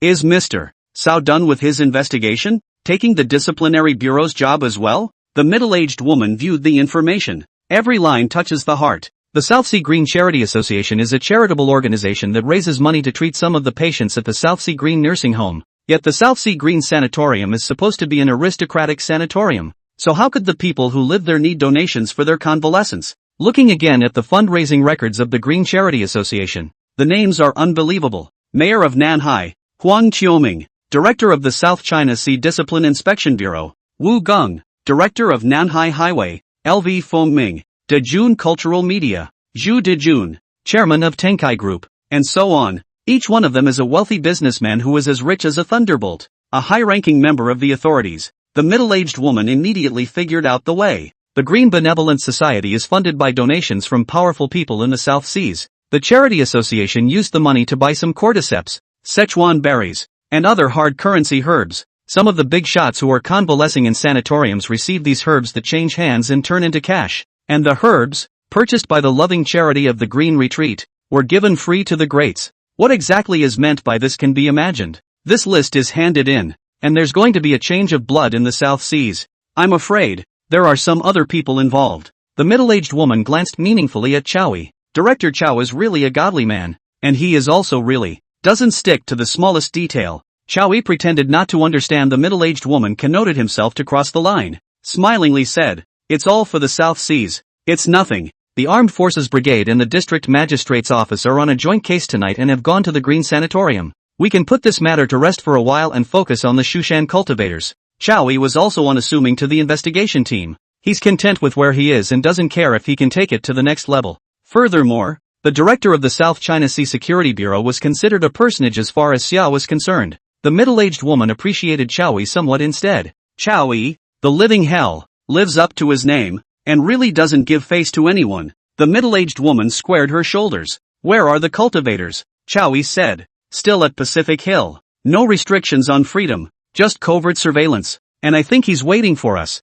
The middle-aged woman rose. It's still early. Go to Pacific Hill. Chowie froze for a moment. Aren't you going to eat? The middle-aged woman said with a smirk. Director Chow is so dedicated. How can we slack off? Just then, Chow Yi's phone rang. Chowie picked up the phone, and a panicked voice came from there. Chief, there's been an explosion at the Green Nursing Home. Monsters. A lot of monsters ran out. Chowie hung up the phone and said to the middle-aged woman without moving, I'll have Wei Ming take you to Taiping Mountain. I have some business to attend to. The middle-aged woman was familiar with the name Wei Ming. According to Elder Ho, this was the first magistrate to come up with the concept of aura revival. Early the next morning, Chowie sat at the breakfast place with a gloomy face. From time to time, security vehicles drive through the streets, causing breakfast store owners to mutter, What's going on? So many patrol cars today? When Chowie heard this, his face became even more ugly. The bastards at the Green Sanatorium didn't know what they had heard, and the Green Sanatorium in South China Sea turned out to have a series of explosions.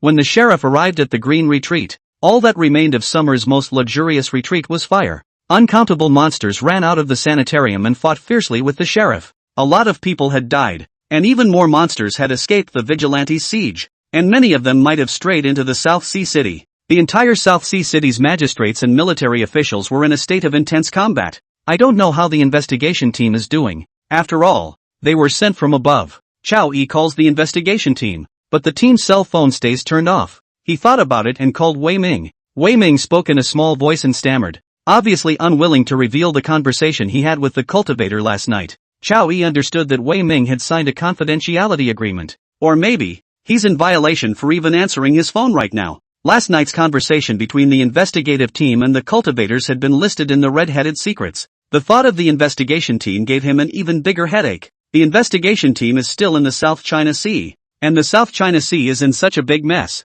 I'm afraid that I'm giving myself an eyeful. Suddenly, he thought of someone. The owner of that pharmacy had told himself that he could still be approached if anything went wrong regarding the South China Sea Green Sanatorium. South China Sea Medicine Store. Chowie glanced at the open door in surprise. Somehow, he always felt that the mysterious boss was waiting for him. Chowie pushed the door in and Li Yang was sitting at the counter reading a book. This time, he wasn't reading Crime and Punishment, he was holding a copy of Walden Lake. Chowie said smilingly, Business is booming boss. Li Yang went straight to the point. For the green retreat? Chow Yi was stunned. What do you know? Is he really waiting for me? Li Yang did not smile and said blandly, I can help you. Chow Yi said in a deep voice. Do you know what I'm up against this time? That's a bunch of monsters. If this boss could cope, Chow Yi had to wonder about the identity of the boss. Either he's the man behind the green retreat, or he's a transcendent as well. Li Yang turned over a new page of Walden Lake and lightly said, just a bunch of no-good bastards. Calling those genetically fused monsters bastards is quite apt. Chow Yi breathed heavily. He finally understood that a great evil like Chen Wei would be so jealous of this boss. He also finally understood why this boss was not a powerful person in the South China Sea. Yet he knew the South China Sea like the back of his hand and knew all the secrets. The evil Feng Shui master? Yes. This boss, too, is an immortal cultivator. Chow Yi asked tentatively. Does Sir know about the Shushan cultivators? There was more respect between the words. Li Yang closed the book and said slowly, a descendant of Shushan? He's not bad. A flash of horror crossed Chow Yi's eyes. There was relief in the tone of this shopkeeper's voice. It's as if the senior appreciates the junior. Could it be that the man in front of him was not only an immortal cultivator, but also the best among immortal cultivators? Chow Yi looked even more respectful. Please sir, for the sake of all the beings in the South Sea, help me once. Li Yang glanced at Chow Yi. What do the beings of the South Seas have to do with me? Chow Yi was speechless. Why should we ask people to care if ordinary people die or not? This transcendentalist probably stopped thinking of himself as an ordinary human being a long time ago, didn't he? Seems like that sanctimonious whore herself. His eyes rolled and he spoke again. Please sir, for the sake of the South China Sea Security Bureau, help me once. Li Yang revealed a smirk. That's kind of fun, but I have conditions. Li Yang used the word also. Not only does he want control of the South China Sea Sheriff's Department, he has other demands. For Chow Yi, it no longer mattered who was the real boss of the South China Sea Security Bureau. If the monster causes strife in the South China Sea, he, the director, can't absolve himself of the blame, and will definitely be thrown out of the security system. Chow Yi secretly breathed a sigh of relief and hurriedly said, Go ahead. Sir. Li Yang's gaze was haunted. I need to know what's going on with the investigation team. You even know about the investigation team? Chow Yi felt quite stupid just after saying that. How could Li Yang, such an immortal cultivator who had been entrenched in the South China Sea for many years, not know that the investigation team had come to the South China Sea? Again Chow Yi figured it out. What the store owner wants to know is what the authorities are doing to the Transcendents. And it may not be that simple. Chow Yi struggled internally for a while. It is a fence-sitting offense to pry and divulge the whereabouts or decisions of the investigation team. Chow Yi sighed lightly, relieved. If you ask for something, you have to be aware of the price you have to pay. He felt a wave of powerlessness. Even the director of the South China Sea Security Bureau is like a mortal in front of an immortal cultivator? Chow Yi nodded in agreement. Good. Li Yang stared at Chow Yi, and the power of desire that grew stronger made Li Yang show a hint of a smile. There won't be any monsters in the South Seas for a day. End of chapter. Chapter 86 Special Department. Security Administration. Wei Ming had never thought in his life that he would be able to ride on a special airplane once. This is the special plane for the investigation team. He looked at Zhang Xiaoyi, Master Zhang, who had his eyes closed on the side, with some longing. This one was a serious immortal cultivator. Even the investigation team didn't dare to disrespect him.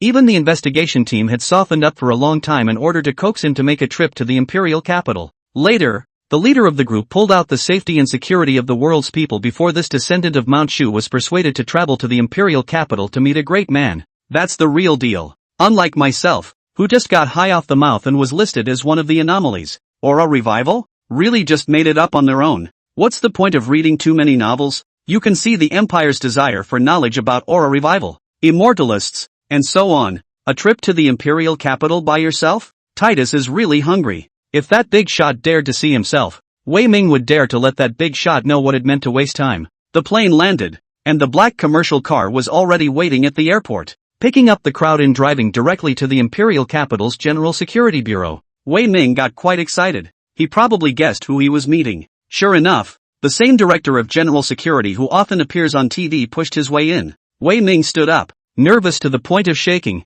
and stammered, Elder He? Hello, I'm Wei Ming. Elder He had an air of non-irritation and authority all over him, and after taking his seat he waved his hand and said, Comrade Wei doesn't have to be formal. There's something I want to ask you. Wei Ming saw such a big leader for the first time, and only felt that his mouth was dry. He Lao you command. He Lao said with a smile. What do you know about aura recovery? What do you know about immortalists? Wei Ming smiled bitterly. Leader, actually that was all a wild guess on my part. He Lao frowned. Wild guesses? Really? Elder, he said after a long time. Nonsense speculation. The old man would like to hear nonsense. Half an hour later, in the conference room, Elder Ho came to another conference room. The doorway. In his head, he pondered the words Wei Ming had said. That kid doesn't look like he's lying. The odds are that it's really made up. He felt a toothache. He Lao gathered his thoughts and pushed the door in. Several men in black with slightly bulging waists stood in various corners of the conference room. Immortal cultivator Zhang Xiaoyi dozed off straight in his chair. The head of the investigation team, Zhuang Yu, sat in front of Zhang Xiaoyi and was in charge of reception. Elder, he waved his hand at a few black-clothed men. Xiao Zhuang stays, the rest of you go out. The people in black looked at each other with difficulty written on their faces. This powerful cultivator, not knowing if he was a friend or foe, was just left alone with the leaders? Won't that be a problem? Zhang Xiaoyi gave those men in black a derisive look. Is this your idea of hospitality? Scared of me? Then I'll go? Zhang Xiaoyi had been a monk since he was young, and his master was an old man with advanced middle-aged second disease, so he didn't have any secular concepts of hierarchy at all. A bigger official wouldn't put a little pressure on him. The head of the investigation team, that middle-aged woman's face went cold. Didn't you hear the leader? Seeing the leader's anger, the black-clothed people walked out, and even gave Zhang Xiaoyi a wary look when they were at the door. Team leader Zhuang compensated with a smile. Don't be offended, Master Zhang. This is also their job. Elder, he exclaimed. Shushan Mountain's gate was taken over and turned into Qingfeng 1, and it suffered so much. The fact that he did not use superhuman means to retaliate even when his complaint was unanswered shows the chivalrous demeanor of the master. After so many years of hiding in the secular world, the Grandmaster exposed his identity to kill the East Sakura ninja because he was defending the face of the Taoist sect. I can see that the master is a loyal and righteous man. For the sake of personal matters, he is unwilling to make a move, but for the sake of the face of the Summer Kingdom, he will make a thunderbolt. Disciples of Mount Shu, the name is true. I admire you. Zhang Xiaoyi was stunned. Is that what he thinks? Actually, this passage is an exaggeration of what he said. Shushan Taoist Temple is an illegal structure. The qualification of the land license did not come down. The demolition is not excessive. It's just that the South China Sea publicity director and that Fu Shan coveted the Shushan Taoist Temple, easily took the qualification and turned it into a Qingfeng temple, which is the problem of the authorities. He Lao gave a thumbs up. Each disciple of Mount Shu takes the maintenance of peace and quiet in the world as their own responsibility. And what Master Zhang has done shows the style of a Mount Shu disciple. Anyone who likes to be patted on the back, but it also depends on who shot it. It's not good for such a big shot to suddenly give a hi-hat. Zhang Xiaoyi asked vigilantly. You have something to say. Just say it. Elder, his face turned serious. In that case, I'll be blunt. I hope that Master Zhang will come out for the sake of the world's people and be a consultant for abnormal events in Xia. Zhang Xiaoyi frowned. Unusual events? Elder, he gave a wink. And team leader Zhuang took out the document and handed it to Zhang Xiaoyi. Master, take a look at this. On the file are recent oddities in the South China Sea, such as urban feline killings, bird riots, giant bald eagles fighting crows, and so on. The more Zhang Xiaoyi looked, the more alarmed he became. Is this the legendary demon? It turns out that it's not just that you're experiencing bizarre things, but that bizarre things happen all the time. There were some events he had brushed up on the internet, but the authorities' announcements said they were game promotional videos, so he didn't care. Looks like all those so-called rumors are true. Zhang Xiaoyi frowned. Master said, Shushan disciples take the responsibility of maintaining peace in the world. Now that the demons are rampant, do they care or not? At one time, I didn't have this ability, but now I'm a real immortal cultivator. Elder, he focused on Zhang Xiaoyi's expression. He is a figure who stands at the highest pinnacle of the policing system, and his ability to perceive micro-expressions is at the top of his game. An imperceptible smile crossed He Lao's eyes as he said, Master Zhang may serve as an unusual counselor in the security system, although there is no real power, but the official to the deputy department level, a full range of benefits. Secondly, Qingfeng Wan will be changed into Shushan Taoist Temple and the qualification land photo will be handed over to Master Zhang. Master Zhang can recruit disciples widely, and the authorities will help with all matters needed, as long as they are legal and reasonable. He Lao's words can be described as both moral and emotional, gracious and threatening. According to historians, Shushan disciples took it as their duty to maintain peace and quiet in the world, and used this as a reason to make Zhang Xiaoyi work for the authorities. It's kind of a moral abduction. Secondly, a lot of benefits were given to Zhang Xiaoyi, whether it's the title of deputy director or the authorities' support for Shushan. It's all allure. It also tells Zhang Xiaoyi sideways that Xia is still the Xia of the authorities, and Shushan still can't develop without the support of the authorities. With regard to immortalists, the authorities have adopted a policy of edict. What elder, he said. Zhang Xiaoyi really had no reason to refuse. 3 words had already made Zhang Xiaoyi's heart flutter. Official title: Zhang Xiaoyi does not care. Whether or not Shushan is glorious is what he wants. That is the master's volunteer. But he hesitated, for it hadn't been long since his epiphany, and he didn't know much about anomalous events generically. Elder, he, however, couldn't figure out what Zhang Xiaoyi was thinking. Is he still not sincere enough? In order for this cultivator to join the authorities, He Lao was ready to put in a little extra effort. In response to the unusual events, the authorities have decided after a study that they intend to open a special department. Zhang Xiaoyi questioned. Special branch? Elder, he gazed. Yes, the special department. The Security Administration. End of chapter. Chapter 87, Heavenly Treasure. He Lao Dao. The Security Administration is the first special department in the Summerland to officially respond to unusual events. In the future, it would also become the first official immortal cultivator organization in Xia. The old man was none other than the first director of the Security Administration. Zhang Xiaoyi froze. Leader, is this something I can listen to? This kind of confidential matter, just tell yourself? Is this forcing you to defect to the crown? Elder, he waved his hand and said sincerely. I won't hide from what Master Zhang said. The anomalous event only happened recently. The authorities are also confused about this and need the help of a great talent like Master Zhang. Although the concept of anomalous events is vague, the authorities know that certain things are extremely important to cultivators. Elder, he said, sitting up straight, his attitude becoming quite confident, a smile hanging at the corner of his mouth. Does Master Zhang know about heavenly materials? Zhang Xiaoyi's face changed. A heavenly treasure? Of course he knew what a heavenly treasure was. Isn't Master Bodhi's fruit of enlightenment a heavenly treasure? How dare the authorities know about the heavenly material? It seems that the authorities have been studying things in the world of immortalism for some days now, but they just haven't opened it up to the public for publication. Zhang Xiaoyi looked at Elder He with a grave expression. The authorities are authorities after all, horrible as they are. He Lao's cloudy old eyes observed Zhang Xiaoyi's facial expression. Through decades of criminal investigation experience, he knew it was the right card to play. There's something about this Wei Ming kid. He really didn't know what the heavenly material was, and these 4 words were heard from Wei Ming's mouth. He spoke to Wei Ming half an hour ago. Originally, Elder he thought that Wei Ming was also from the world of immortal cultivation, or that he had spied into the world of immortal cultivation because of some opportunity. And the result? After some inquiries, the aura recovery and whatnot was really something Wei Ming made up. He Lao was a little disappointed. Next, the target was placed on Zhang Xiaoyi. If Elder he wanted to negotiate with the immortal cultivators, he had to know something about the immortal cultivation world. Solely and casually, he asked Wei Ming what he thought was most important for immortal cultivators. Wei Ming replied, heavenly material. Elder he continued.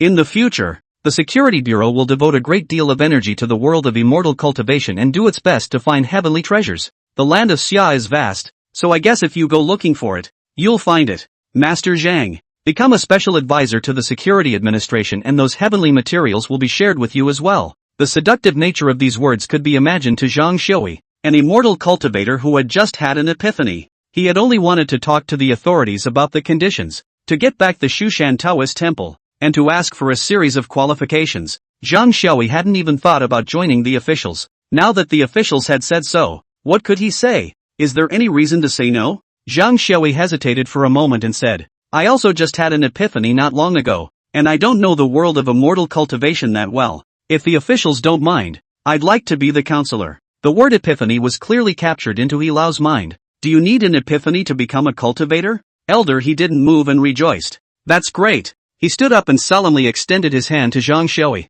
The Security Administration welcomes Master Zhang. Zhang Xiaoyi and Elder he shook hands before Elder he threw out that question. Master Zhang, I wonder what epiphany you were talking about. Zhang Xiaoyi, who was already an official, couldn't hide everything. For Ancestor Bodhi, he was still thinking of concealing some of it, not willing to tell the whole story. Zhang Xiaoyi pondered for a moment and said, I don't know if I'll raise the ire of a certain being if I talk about this. All I can say is that my epiphany had something to do with an ancient tree. Elder he nodded and said, Old me understands. It's already very late. I'll send someone to send Master Zhang to rest. Tomorrow we'll send Master Zhang back to the South China Sea, and someone will take care of the qualifications of the Shushan Taoist temple. I also hope that Master Zhang will keep the matter of the Security Administration a secret for now. After saying goodbye, Zhuan Yu sent Zhang Xiaoyi away. Elder Ho sat in the conference room in deep thought. An epiphany? An old tree? The tree's origins might be upset by a certain being for speaking out? What the hell does that mean? He Lao took out his phone and dialed a number.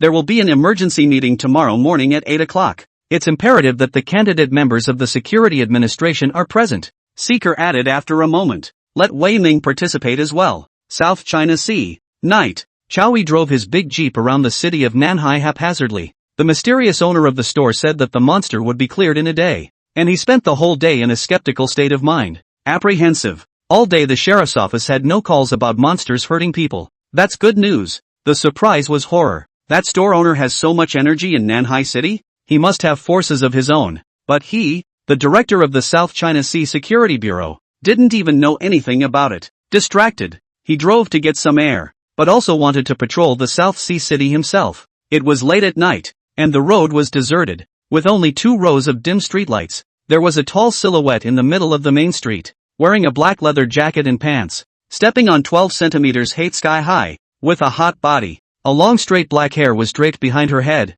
with a long strand of burgundy hair on her forehead. It was a foreigner black woman with a guitar. Chow frowned and sounded the horn. The foreign woman was unmoved, her fingers on her guitar. Years of criminal investigation have sent alarm bells ringing in Chow Yi's head. Chow Yi hurriedly jerked the steering wheel as the black-skinned hottie played the first note. The ear-piercing sonic boom made the car's glass crumble, and even the streetlights blew up a lot. Chow Yi felt even more dizzy, and the car crashed into the street teeth. He struggled to push the door open and staggered out of the car, crouching on the side of the road to dry heave. What the is this? The black-skinned hottie stomped on her hateful high heels and waddled in, speaking in a skillful summary dialect. Chow Yi, Director Chow, aren't you afraid of being bitten to death if you repeatedly go against a beast? Chow Yi realized that the woman in front of him was the person behind the South China Sea Green Sanatorium. He braced himself and fished the pistol out of his pocket and pointed it at the woman, pulling a small smile. Bite me? Forget it, I like mature women. I wouldn't get off on a woman like you even biting me for nothing,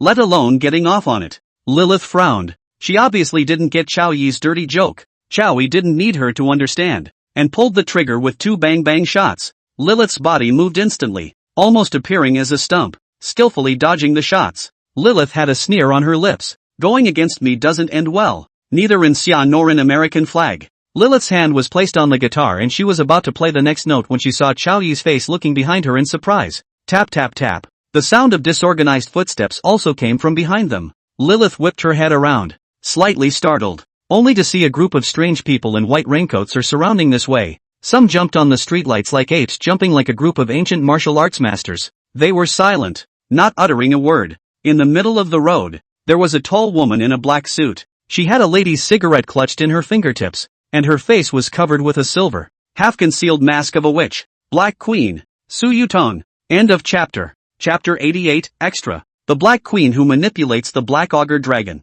Last monster in the South Seas. Cleanup mission begins. The woman flicked her cigarette-clipped hand and barked orders. The white-clad monsters lunged towards Lilith. Lilith was battle-hardened, a smile on her lips. You're my opponents in the South Seas, aren't you? Well, just before I leave Summerland, I'll finish with you. Lilith played the heavy metal that was killing her. The guitar in her hand was a technological artifact of the god-making creatures. Lilith can vibrate through the air and directly attack a creature's internal organs and brain. However, the music that made Chow cover his ears and want to die couldn't stop those white-robed freaks. Lilith looked incredulously at the pouncing cleaners and stopped playing her music, using her guitar as a weapon to smash into the cleaners. One by one, the cleaners were sent flying, badly hurt. Lilith was like a strapping northeastern tiger showing its claws in a wolf pack. However, the cleaners had no regard for their injuries and were humongous. Lilith was horrified to find that one of the cleaners had his head cracked open by himself and yet he was still able to fight as if nothing had happened. Only a few of the cleaners who had their spines broken by themselves were out of action. How is this possible? Anyone who understands biology knows that these things are more like monsters when compared to genetic creations. Enough! Su Yutong, who was silent and smoking, suddenly snapped. She had been the ruthless queen in general, watching the battle with indifference. The cleaners stopped and began to evacuate with some of their companions who had broken their spines. Su Yutong finished the last puff of his cigarette and exhaled thick smoke. Look at you. Second order?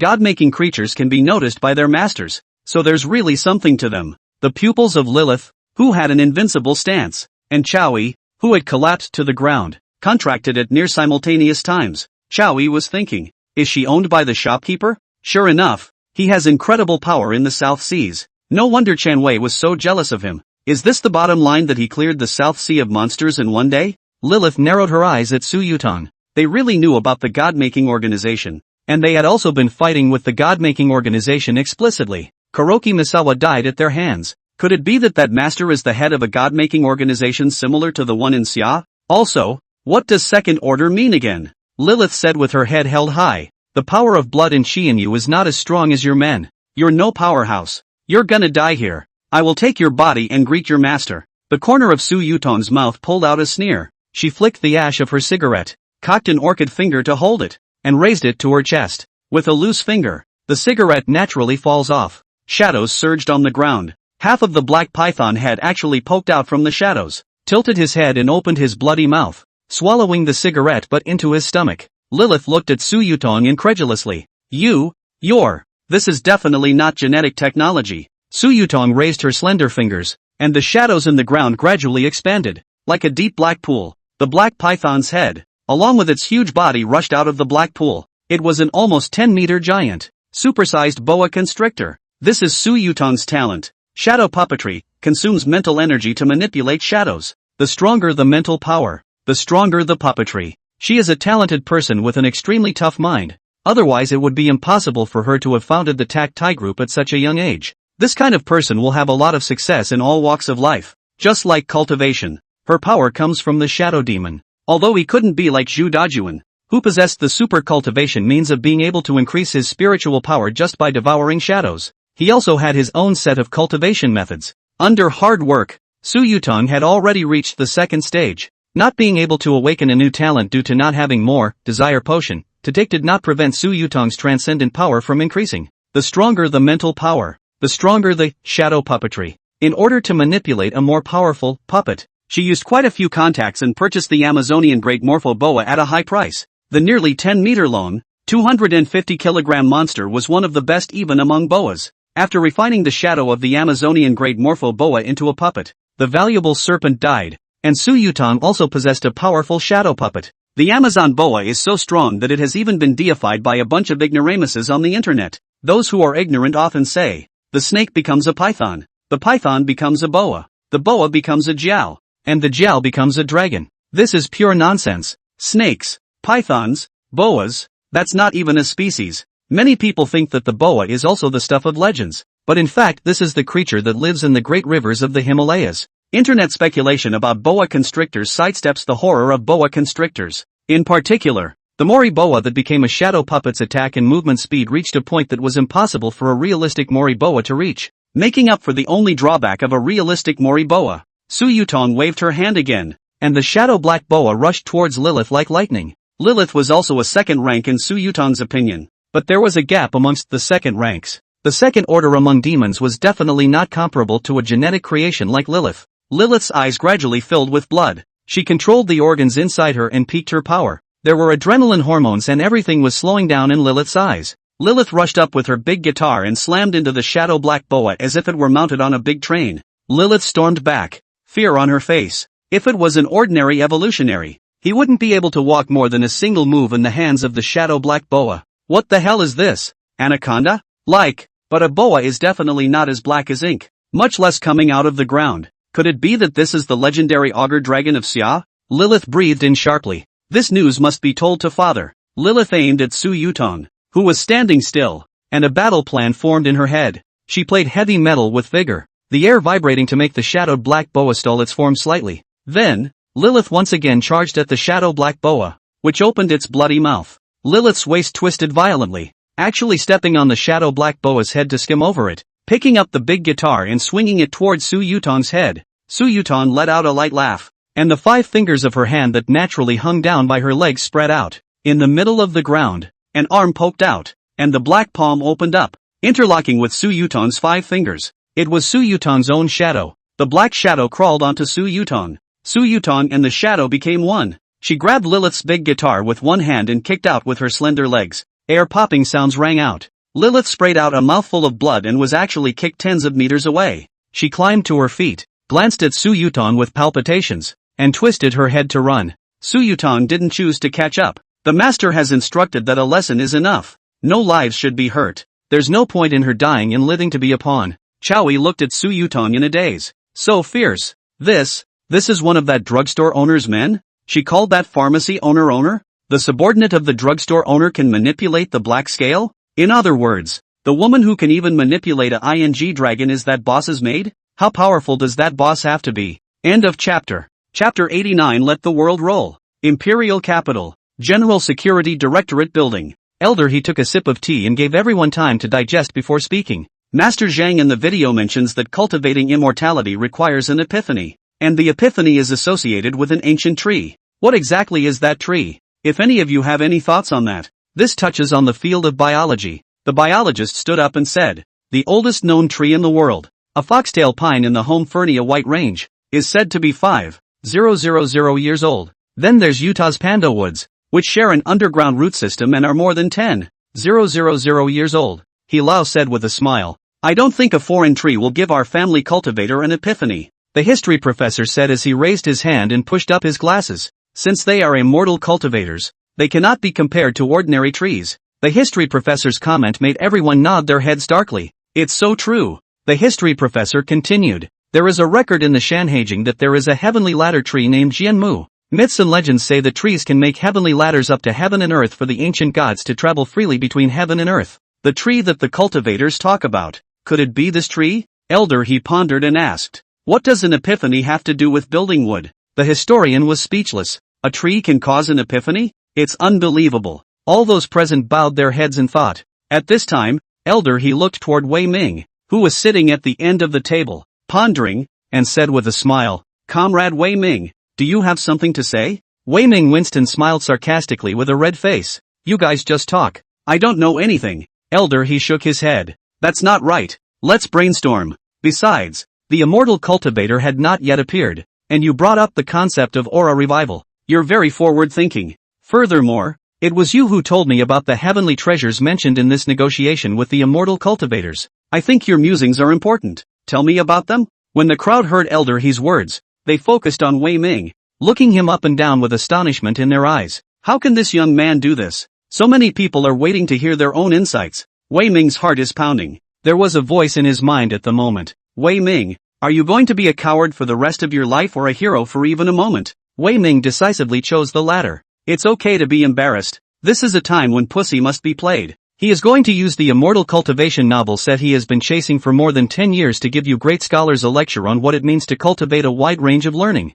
Wei Ming stood up and said in a loud voice, I think that tree is the tree of enlightenment. All of them looked at Wei Ming in surprise. The tree of enlightenment? It's called a tree of enlightenment because you can be enlightened? So simple and crude? He Lao frowned. Isn't that a bit of a far-fetched argument for you to start? The words were not finished when the history professor tapped his head. The tree of enlightenment. You mean the Bodhi tree? Wei Ming froze. This old man has read similar immortalization novels? The crowd once again looked at Wei Ming and all felt that this kid was not simple. The history professor explained. Rumor has it that Sakyamuni Buddha attained enlightenment under the Bodhi tree before he died. Thus in many texts, the Bodhi tree is also called the tree of enlightenment. Was it under the Bodhi tree that the immortal cultivator had his epiphany? Wei Ming nodded and smiled at the history professor. That's right. And I think the Bodhi tree is definitely needed for attaining the Tao and stepping into the path of immortality. With an epiphany, one can be worlds apart from the mundane and used to have great power. Or if you can swallow heavenly materials, you can also build a foundation to become an immortal.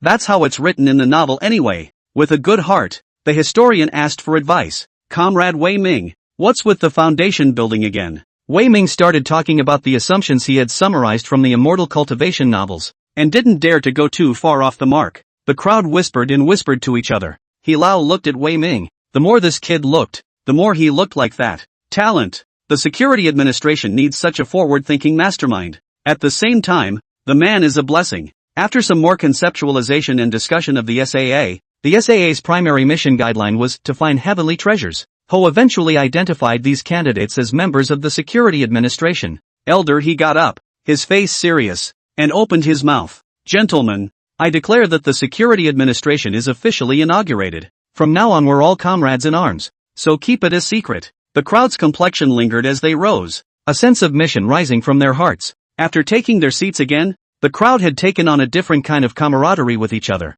one that belonged to the bonds of comradeship. Wei Ming, who felt all the respected seniors releasing their goodwill towards him, only felt that his future was open. And there was also an incomparable pride. He was the second generation in his sister's mouth, and only managed to get a job at the Nanhai Security Bureau after his sister forced him to study, and then to ask for connections. Now with all these comrades in arms, he thought he could be so much more powerful than that senior sister. Elder, he looked at Wei Ming and said with a smile, "Comrade Wei Ming, you work in the South China Sea. What do you think of the South China Sea? Is there any suspicion that anyone in the South Seas might be an anomalous human being? Or know of some other anomalous event of which we are unaware? Abnormal humans include immortalists, monsters created by God-making organizations, and whatever else is beyond." The crowd looked at Wei Ming with a grave expression. It's hard to start everything. It's easy to go from 1 to 10. The hard part is going from 0 to 1. Opening research on unusual events and unusual characters is important. Wei Ming thought deeply.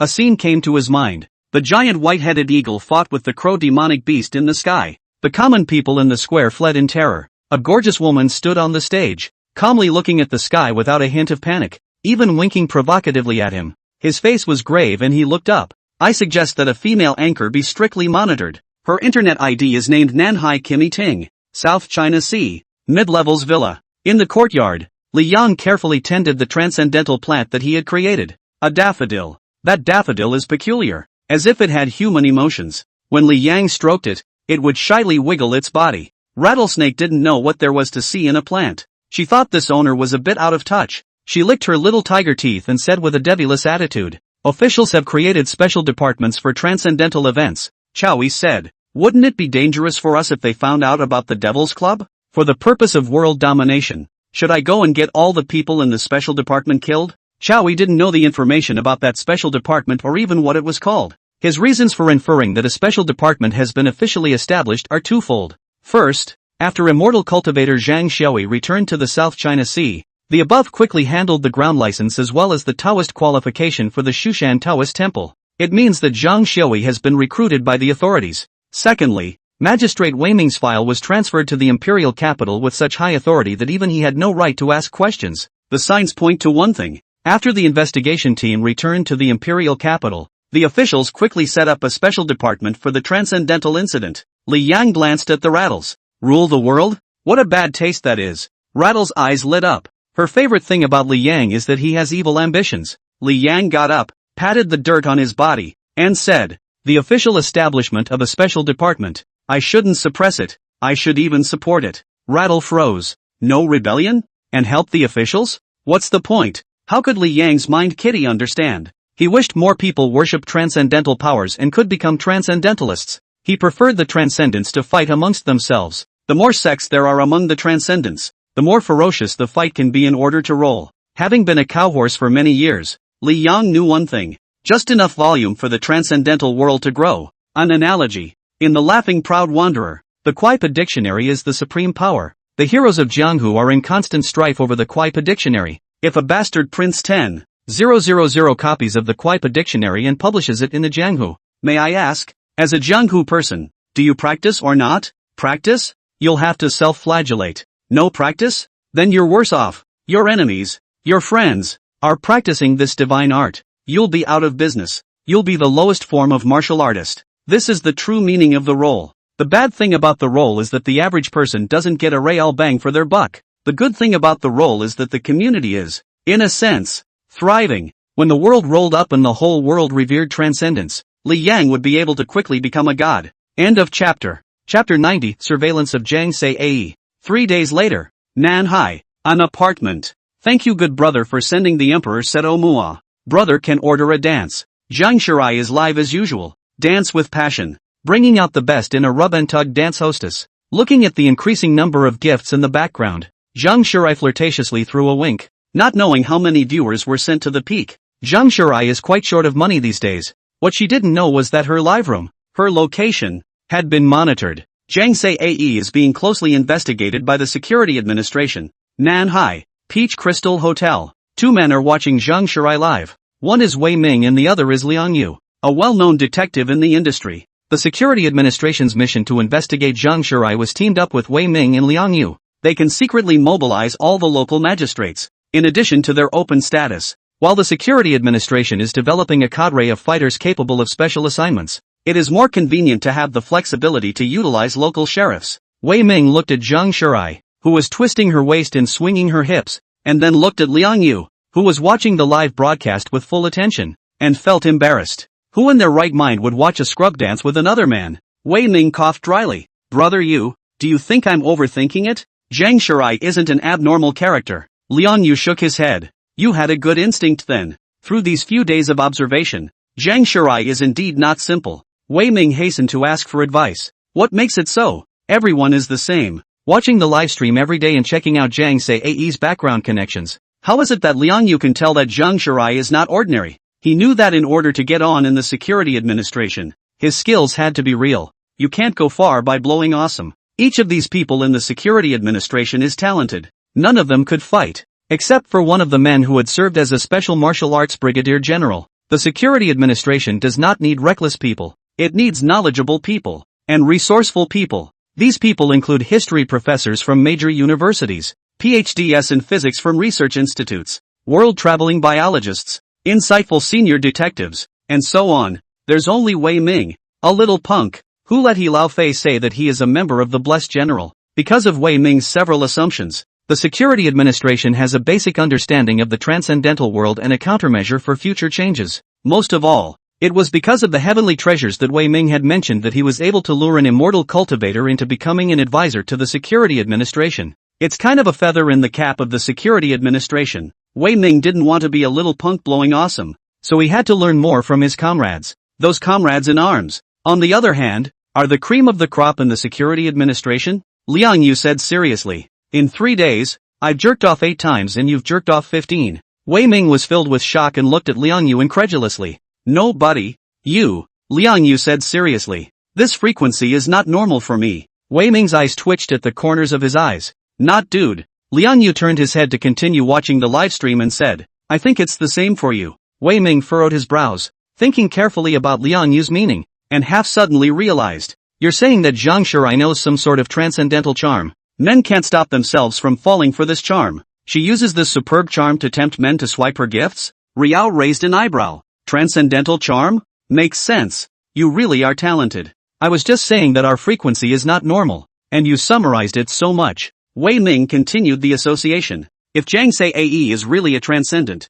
then where did she get this power from? She definitely won't admit to it when asked in person, and it would have been nice to find out about her unusual behavior. Liang Yu said, she's going on a trip tomorrow. We can follow it, maybe we'll get something. Wei Ming froze for a moment. How did you know she was going away? Liang Yu said, it was just said on the air. I went to the bathroom and took my cell phone. Liang Yu took a few paper towels and went to the toilet, where the glass wiping dance music rang out. Wei Ming blinked. In the live broadcast, Zhang Shurai said that tomorrow to go to the physical examination maybe hospitalized for a few days to adjust. That's normal for anchors. How is that an out-of-town trip? Wei Ming took out his own cell phone and opened Zhang Shurai's live broadcast. This woman is too beautiful and flirty for words. Could it be Fox and Demon? After 5 minutes, Liang Yu came out of the toilet, his face ugly. This Zhang Shurai needs to be investigated and arrested immediately. Wei Ming froze for a moment. For what? Liang Yu grimaced. Just by watching her live for 3 days,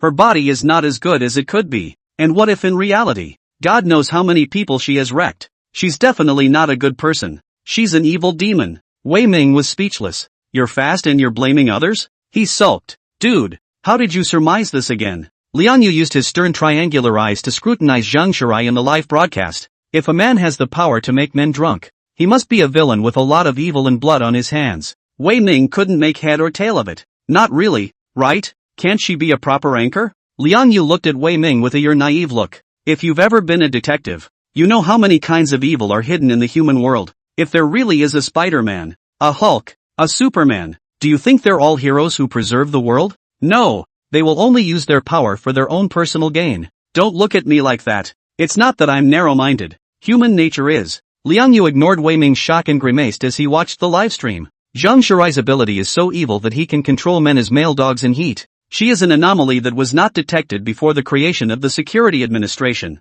God knows how many hurtful things she's done over the years. There may even be an interest group behind it. Wei Ming felt that Liang Yu's words were wrong. Human nature is evil? He doesn't feel that way. Who made them famous detectives? Wei Ming asked. What do we do? Liang Yu smiled grimly. Isn't she going on a trip? Scouting is my strong suit. It must be fun to fight the transcendence. The next day, Wei Ming and Liang Yu disguised as travelers in a nondescript second-hand car stood guard outside Zhang Shirai's apartment. A beautiful woman appeared. She had light makeup painted on her face and was dressed in a plain punching bag, jeans, and was holding her line in her hand. Standing in front of the apartment waiting for someone, Wei Ming said, "There are a lot of beautiful women in this apartment. This sister is no worse than Zhang Shirai." Liang Yu looked at Wei Ming with the eyes of an idiot. "She's Zhang Sae. Ha? This is Zhang Sae?" Wei Ming's eyes dropped. It was unimaginable to imagine it was a person compared to the flirtatious and alluring image in the live broadcast. Liang Yu is face-blind. He never looks at faces to tell people apart. He looks at temperament. Zhang Shirai's heart-stopping and swaying aura is the most unique characteristic. A box-type big truck drove here. Zhang Shirai waved at the truck and got on the truck with his traveling gifts. Liang Yu had a small smile hanging at the corner of his mouth. "Well, I told you she was out of town today, didn't I? Find out what she's hiding behind." P.S. Originally posted 3 chapters yesterday. VIP 62, 63, 64, but 62, 63 were reviewed. Only VIP 64 chapters left. Let the world roll. Luckily, the first 2 chapters are a different story, so there's no delay in reading what comes next. That's okay, keep following the plot and I'll slowly insert those 2 chapters in the backstory. It's infuriating. It's infuriating. It doesn't matter. I've been with my good friend Shinshin put review editing crickets dead. End of chapter. Chapter 91, The Contrary Virgin Zhang Shirai. Nanhai. A small supermarket outside the Tianhe building material market. Zhang Shirai walked out with 2 bottles of water and twisted her tiny waist towards the big van. She took out a bottle of mineral water and handed it to the driver. Smiling, "Sean, here." The driver of the truck was a middle-aged man in his 40s. The name is Hung San. He was short and stocky, a man who worked at manual trades all the time. Hong Shan took the water and smiled. "Thanks sis, you've almost got everything, right? Get in the car and you'll be there by 7 p.m. if you hurry." At this time Zhang Shirai's cell phone rang. Zhang Shirai picked up the phone and stepped aside to whisper, "Congratulations Yushi, you finally advanced. Rainy Creek. I'll finish things up the day after tomorrow at the latest. You can go ahead and help the master, and I'll try to get back early." Chen Yushi and Zhang Shirai were considered to have nothing to talk about after this period of time together. Throw in the fact that the two are already a pair of bosom buddies in order to compete with Li Yang for favor and secretly have a bit of rivalry. The half-plastic kind. As a pair of partners, it's important to know each other well. Chen Yushi and Zhang Shirai's abilities were more or less understood by both sides. Chen Yushi could condense the power of faith after her advancement to help Li Yang strengthen his soul,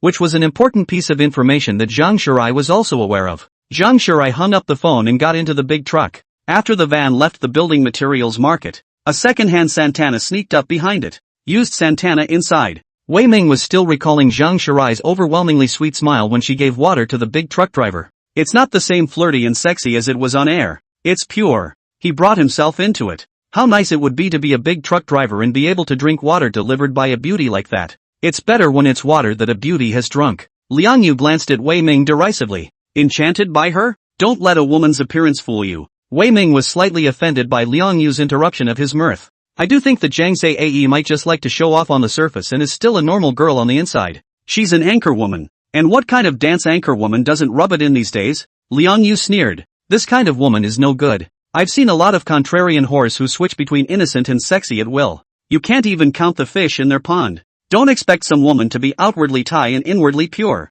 Much of it is outwardly pure and inwardly prodigal. A woman like Zhang Shirai. Moreover, I don't know how many stupid men are willing to throw away their wives and children for her, and dump their families. Transcendents like her don't lack for money. It's fun to seduce men and enjoy snapping. Saying that, Liang Yu glanced meaningfully at Wei Ming. Guess, did that big truck driver sleep with her? It's just a Thai whore. Wei Ming had a vicious chill in his heart. Point taken. How can you be a pure woman when you rub your nose so hard in the live room that it makes your nose bleed? Evil. Lewd were the 2 words that surfaced in Wei Ming's mind. Liang Yu stopped pulling these with Wei Ming. He concentrated on driving. As a famous detective, tracking this kind of thing is child's play for him. It's just too physically demanding and requires his full attention. Liang Yu said, "Have you checked what you were told to check?" Wei Ming's cell phone rang at just the right time. It's a text message. Wei Ming looked at his cell phone with an odd expression. Zhang Shirai bought 500 marching quilts and 500 mattresses. Wei Ming continued to flip through his cell phone and said,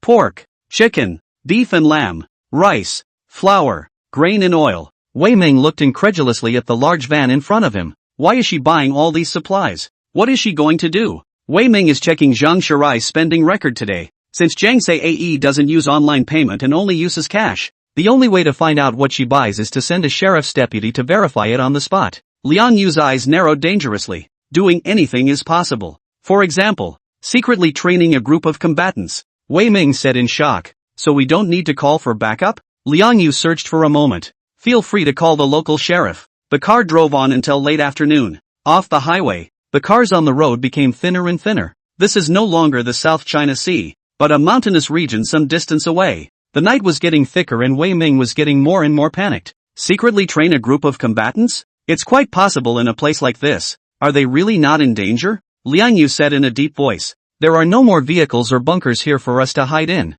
The other side has already spotted our headlights. We're going to be discovered. Wei Ming asked. What then? Drive back? Safety first. Liang Yu said. They've already spotted us. We'll cause them to kill us if we leave rashly. Follow first. The big truck drove down the mountain road into a mountain village and stopped at the entrance. From a distance, there were people over there. Wei Ming's heart was in his throat as he fished out his sidearm from his arms and turned on the safety. The car came to the entrance of the village without slowing down. The scene in front of him made Wei Ming's jaw drop. The road at the entrance to the village is bordered by a hillside on which there is a modest building. The whole village was dimly lit, with only the lights on the old mansion-like buildings. Upon closer inspection, a wooden plaque on the iron gate reads in large letters, Say Ai Ho Primary School. Driver Huang Shan. The old man and the women are busy, joyfully carrying living supplies from inside the truck. A group of yellow-faced children's clusters Zhang Shirai. Welcome Zhang Shirai toward the school. The sound of children's laughter. Women's playfulness. The old people urging the sound.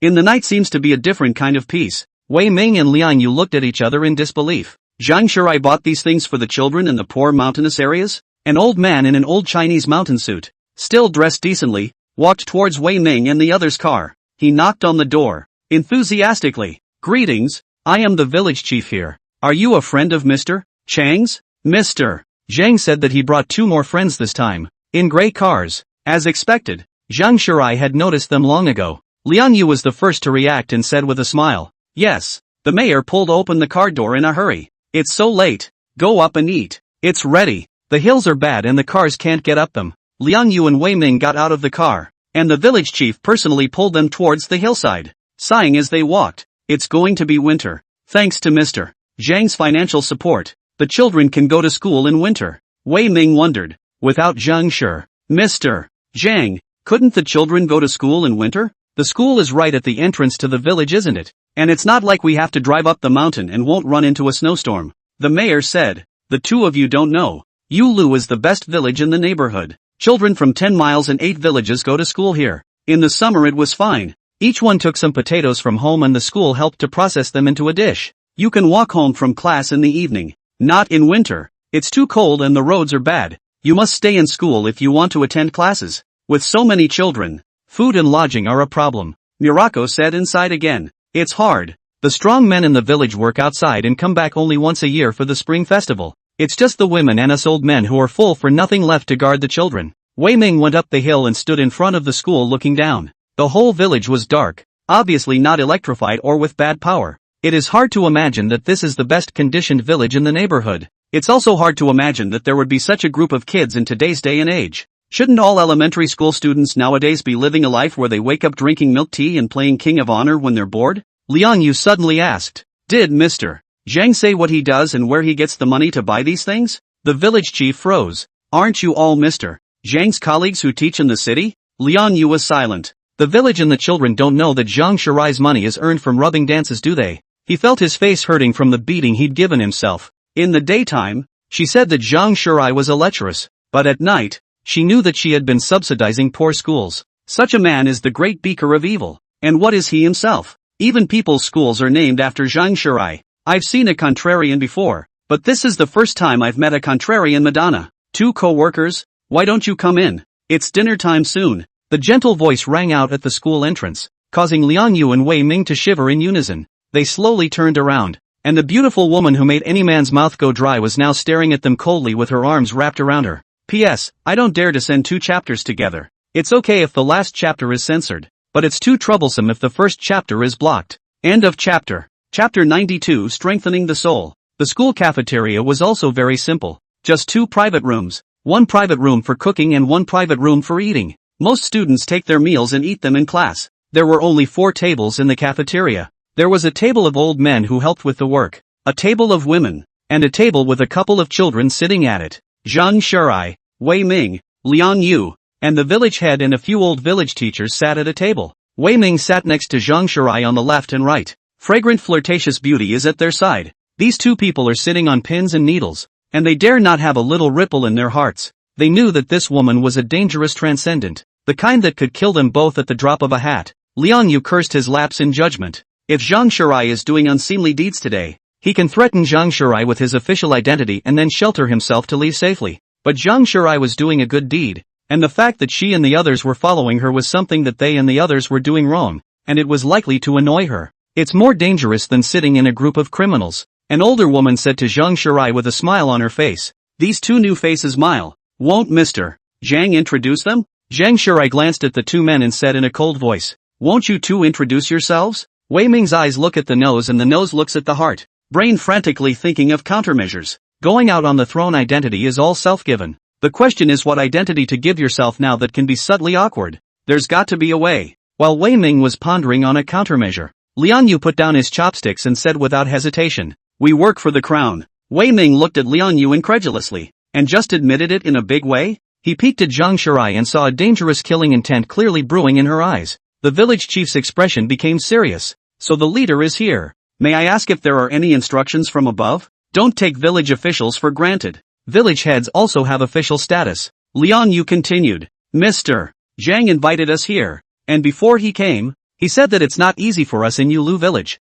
Today it is true. Is our village still without power? The whole place was quiet. Even the children's table didn't have the sound of bowls and chopsticks. They looked at Liang Yu expectantly, expecting something. Even Zhang Shurai gave a slight sideways glance. Liang Yu breathed a sigh of relief. I'll take care of the power supply. I thought the official hat swore that I would go back and give Yulu village electricity. If not, let me die. The entire crowd let out an involuntary gasp. Surprise was on everyone's face. The killing intent in the corner of Zhang Shurai's eyes tightened a bit. The village chief excitedly shook Liang Yu's hand. Leader, the words are serious. It's serious. It's good that the top still remembers Yulu village. Liang Yu glanced at Zhang Shurai. Is it serious? These words were meant for Zhang Shurai. If he doesn't fulfill his promise, he is willing to be sanded down by Zhang Shurai. Can you save your life for the electrification of Yulu village? Zhang Shurai got up. I'm full. So are you too. Show you to your quarters. Liang Yu and Wei Ming put down their dishes like good little boys.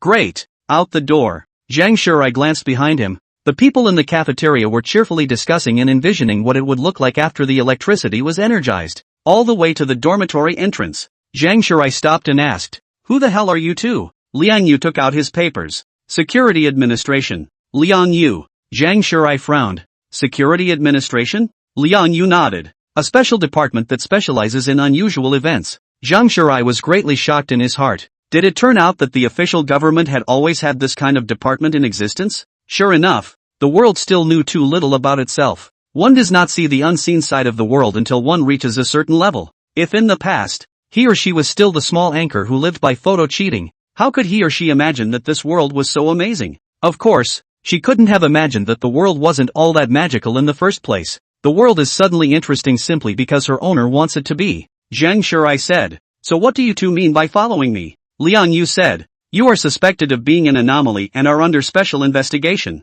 Zhang Shurai snorted and a pink flame appeared on her white fingertips. And then what? And what? A trace of undetectable horror crossed Liang Yu's eyes. Just admit it graciously? How can you be so blasé when you know you're an official special agency worker? There was even disdain in his tone. Could it be that Zhang Shurai's background can already arm wrestle with the authorities? Liang Yu pondered for a moment and said, the authorities have a lot of respect for the transcendents and would like you to show some kindness to the one behind you for the authorities. Liang Yu was certain that there was definitely a very powerful fellow behind Zhang Shurai, powerful enough to not bother getting involved with the crown, much more powerful than Shushan.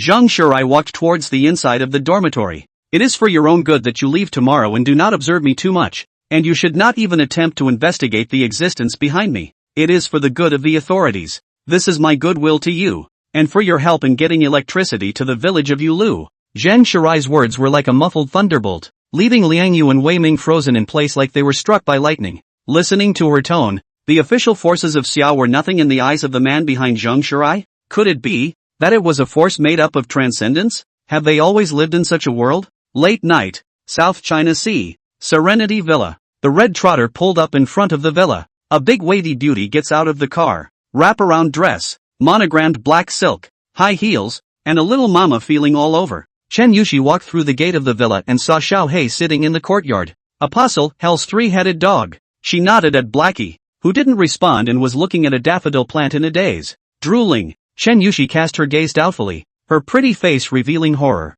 A plant in the master's courtyard. All of them rich in transcendent power? Even. She could feel the fluctuation of souls in that daffodil. Chen Yushi pressed the shock in her heart and walked towards the main hall. She came here to strengthen her master's soul with the power of faith. The owner will be particularly weak during this period and must be in the safest place possible. The master's villa seems to be the safest place now. When Li Yang saw Chen Yushi coming, he put down the book, sat up from the sofa and walked towards the bedroom. Chen Yushi hurriedly followed. Rattle waited in the bedroom for a long time. Chen Yushi respectfully said, "Master, strengthening your soul will cause you to fall into a deep sleep. There must be no surprises this night." Chen Yushi thought about it and instructed again. "You will have a nightmare as your soul becomes powerful. You will dream about your worst fears, the deepest darkness of your heart. Never sink in a nightmare or the slumber will become long. When you are awake, your soul power becomes strong. In the future, the faith power of the 7 commandments will be automated as your soul power." She observed Li Yang's expression after she finished speaking and realized that it was full of concern.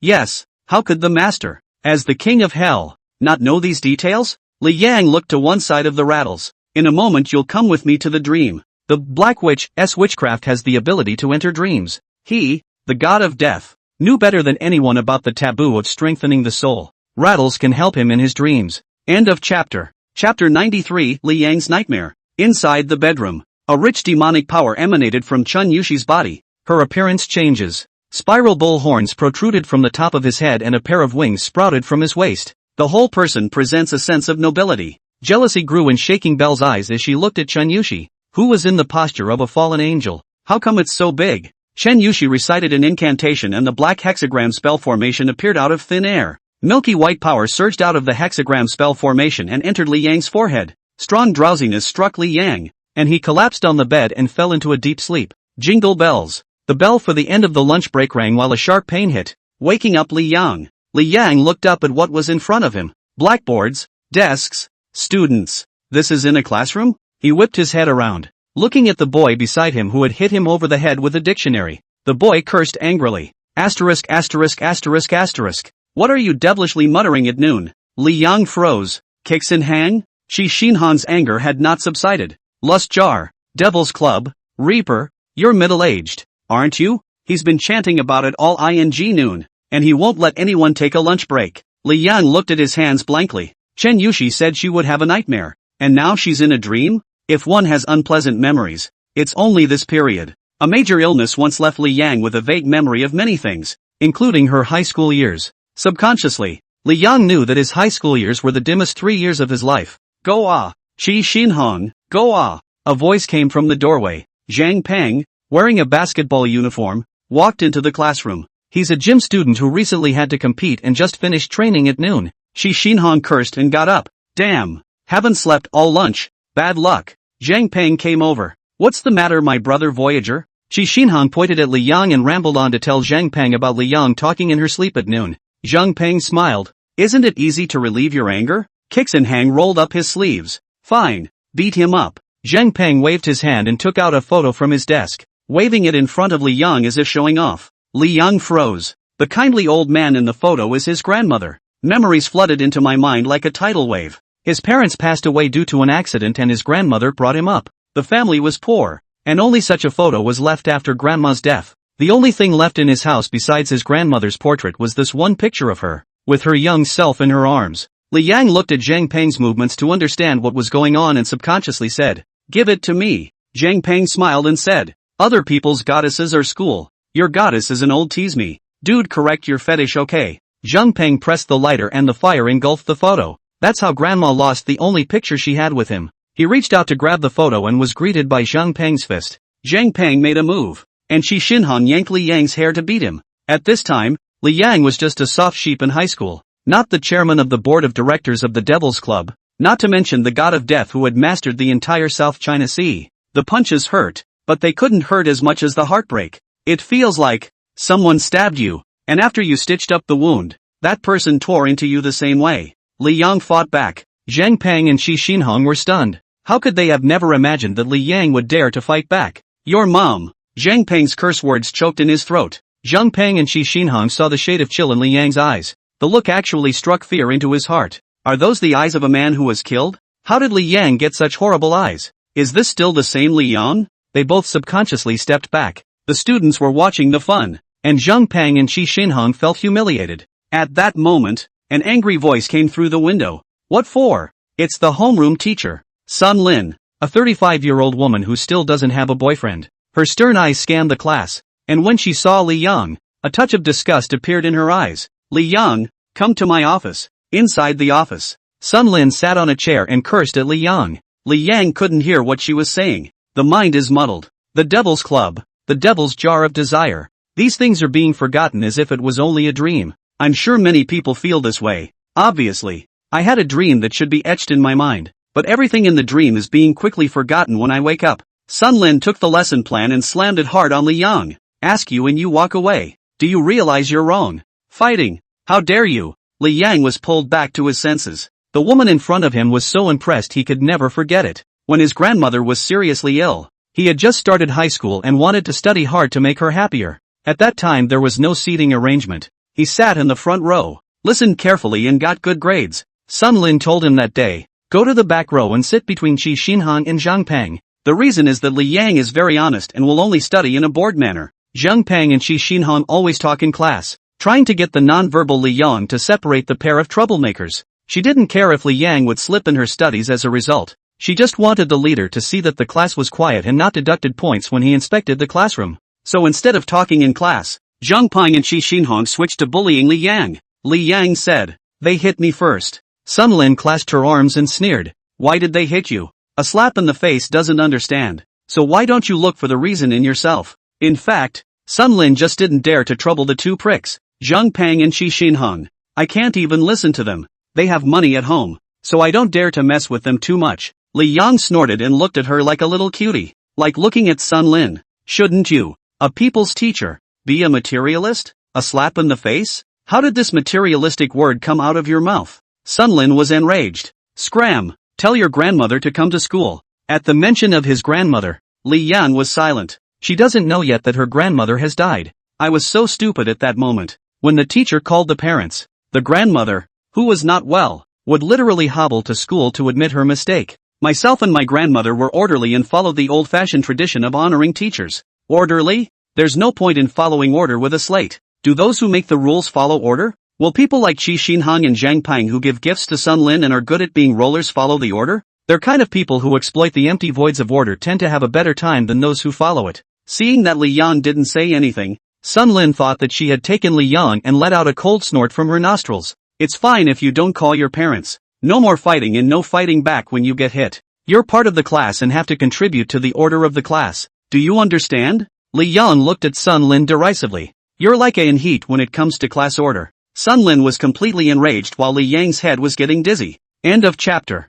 Chapter 94, Li Yang's Desire. Jingle bells. The wake-up bell rang. When he woke up again, Li Yang was already in the dormitory. He felt like he had forgotten something important, but he couldn't remember it no matter what. Vaguely, he seemed to remember a dream that consisted of arguing with a teacher and scolding him quite badly. Luckily it was a dream. Li Yang rubbed his eyes, and two words on his palm made him frown. Ascending to God. I sleepwalked? Not right. Li Yang has never done anything meaningless since he was a child. The words on the palm of his hand must be reminding him of something. Li Yang took the ballpoint pen on his pillow and rediagrammed the word Dangshan, fearing that he would forget. He believed in himself unconditionally. Li Yang, today is the bursary application speech. Have you written it yet? Roommate Big Crooked asked. His name is Wang Shuzhang, and he was given this nickname because of a childhood illness that caused him to limp. Li Yang said. Written. Big Crooked breathed a sigh of relief. And I'm afraid you won't fight for it to save face. You're not well and you're the only one at home. If you can't get this bursary, I'm afraid you won't even have money for food. Big Crooked added thoughtfully. The bursary is definitely yours. No one in the class is worse off than you. He doesn't talk too much, but he's still a nice guy, and was Li Yang's iron son in high school. Li Yang smiled. Big Crooked said suddenly. Feeling a little different about you? Li Yang looked at Big Crooked suspiciously. Big Crook scratched his head. It's just that the first couple of days were particularly unusual. Well, now it's back to its old self. I'm afraid that when our grandmother is gone it will be too much of a shock for you and you'll be mentally ill. Li Yang mused. He kept feeling like he was forgetting something important. Forget about a dream I had at some point. A very long dream. Everything about the dream was getting blurry. The only thing I can remember in my head is my own cat turning into a little girl. I also wonder if I should get a girlfriend. Third period in the morning. Classroom. Those who want to apply for a bursary will have to speak at the podium. Students with the most votes, along with a letter of recommendation from the classroom teacher, qualify for the grant. It's not much, just $1,000, but it's enough to pay for Li Yang's food for 3 months. Make it through the summer and you can go to work to earn next semester's living expenses. Li Yang stepped up to the podium. At that time, Li Yang was low self-esteem and not good at talking, but in order to complete his studies and fulfill his grandmother's long-cherished dream of becoming a doctor, Li Yang lays bare the scars he doesn't want to mention to the students he spends time with. His parents are both dead, and his grandmother, who lives on low income, collects scraps to pay for his education. He was malnourished with vertigo and had a bad stomach problem. Now that grandma is gone too, I can't afford to eat on my own. With that said, he became more immersed in what should have been an unreal nightmare, playing deeper into the role he once played. At the end of his words, Li Yang looked at his classmates with timid eyes, awkwardly pulled out a far-fetched smile, and said curtly, I hope my classmates will give me a vote and I hope my teachers will recommend me. He felt he was fine with it. The bursary thing was supposed to be fair. I didn't expect that. After finishing, Zhang Peng and Shi Xinhong couldn't hold back and were the first to burst out laughing. His classmates laughed along with him, their eyes full of sarcasm. Your grandmother died? Your family is old and poor? Seriously, Li Yang, you're the most outrageous of all these people. Outrageous is outrageous, just unoriginal. Li Yang was dumbfounded at what to do and walked back to his seat as the teacher urged him to do so. Zhang Peng walked up to the podium in a big way, talking about how hard it was for them and how their families were suffering. Li Yang's mouth grew wide. Isn't Zhang Peng's family rich? Doesn't his dad drive a Mercedes? Finally, Zhang Peng coyly took out a certificate of a poor family. Li Yang was shocked. Zhang Peng returned to his seat and whispered to Li Yang, 80% of the class would have voted for me. I told them I'd buy them a burger if I got the $1,000. Hey, 200 for the burger. I've got 800 left. Sure enough, Zhang Peng had the most votes in the class. Li Yang looked at the poor family certificate in Zhang Peng's hand out of his mind. Fair benefits, it turns out, also go to those who are prepared.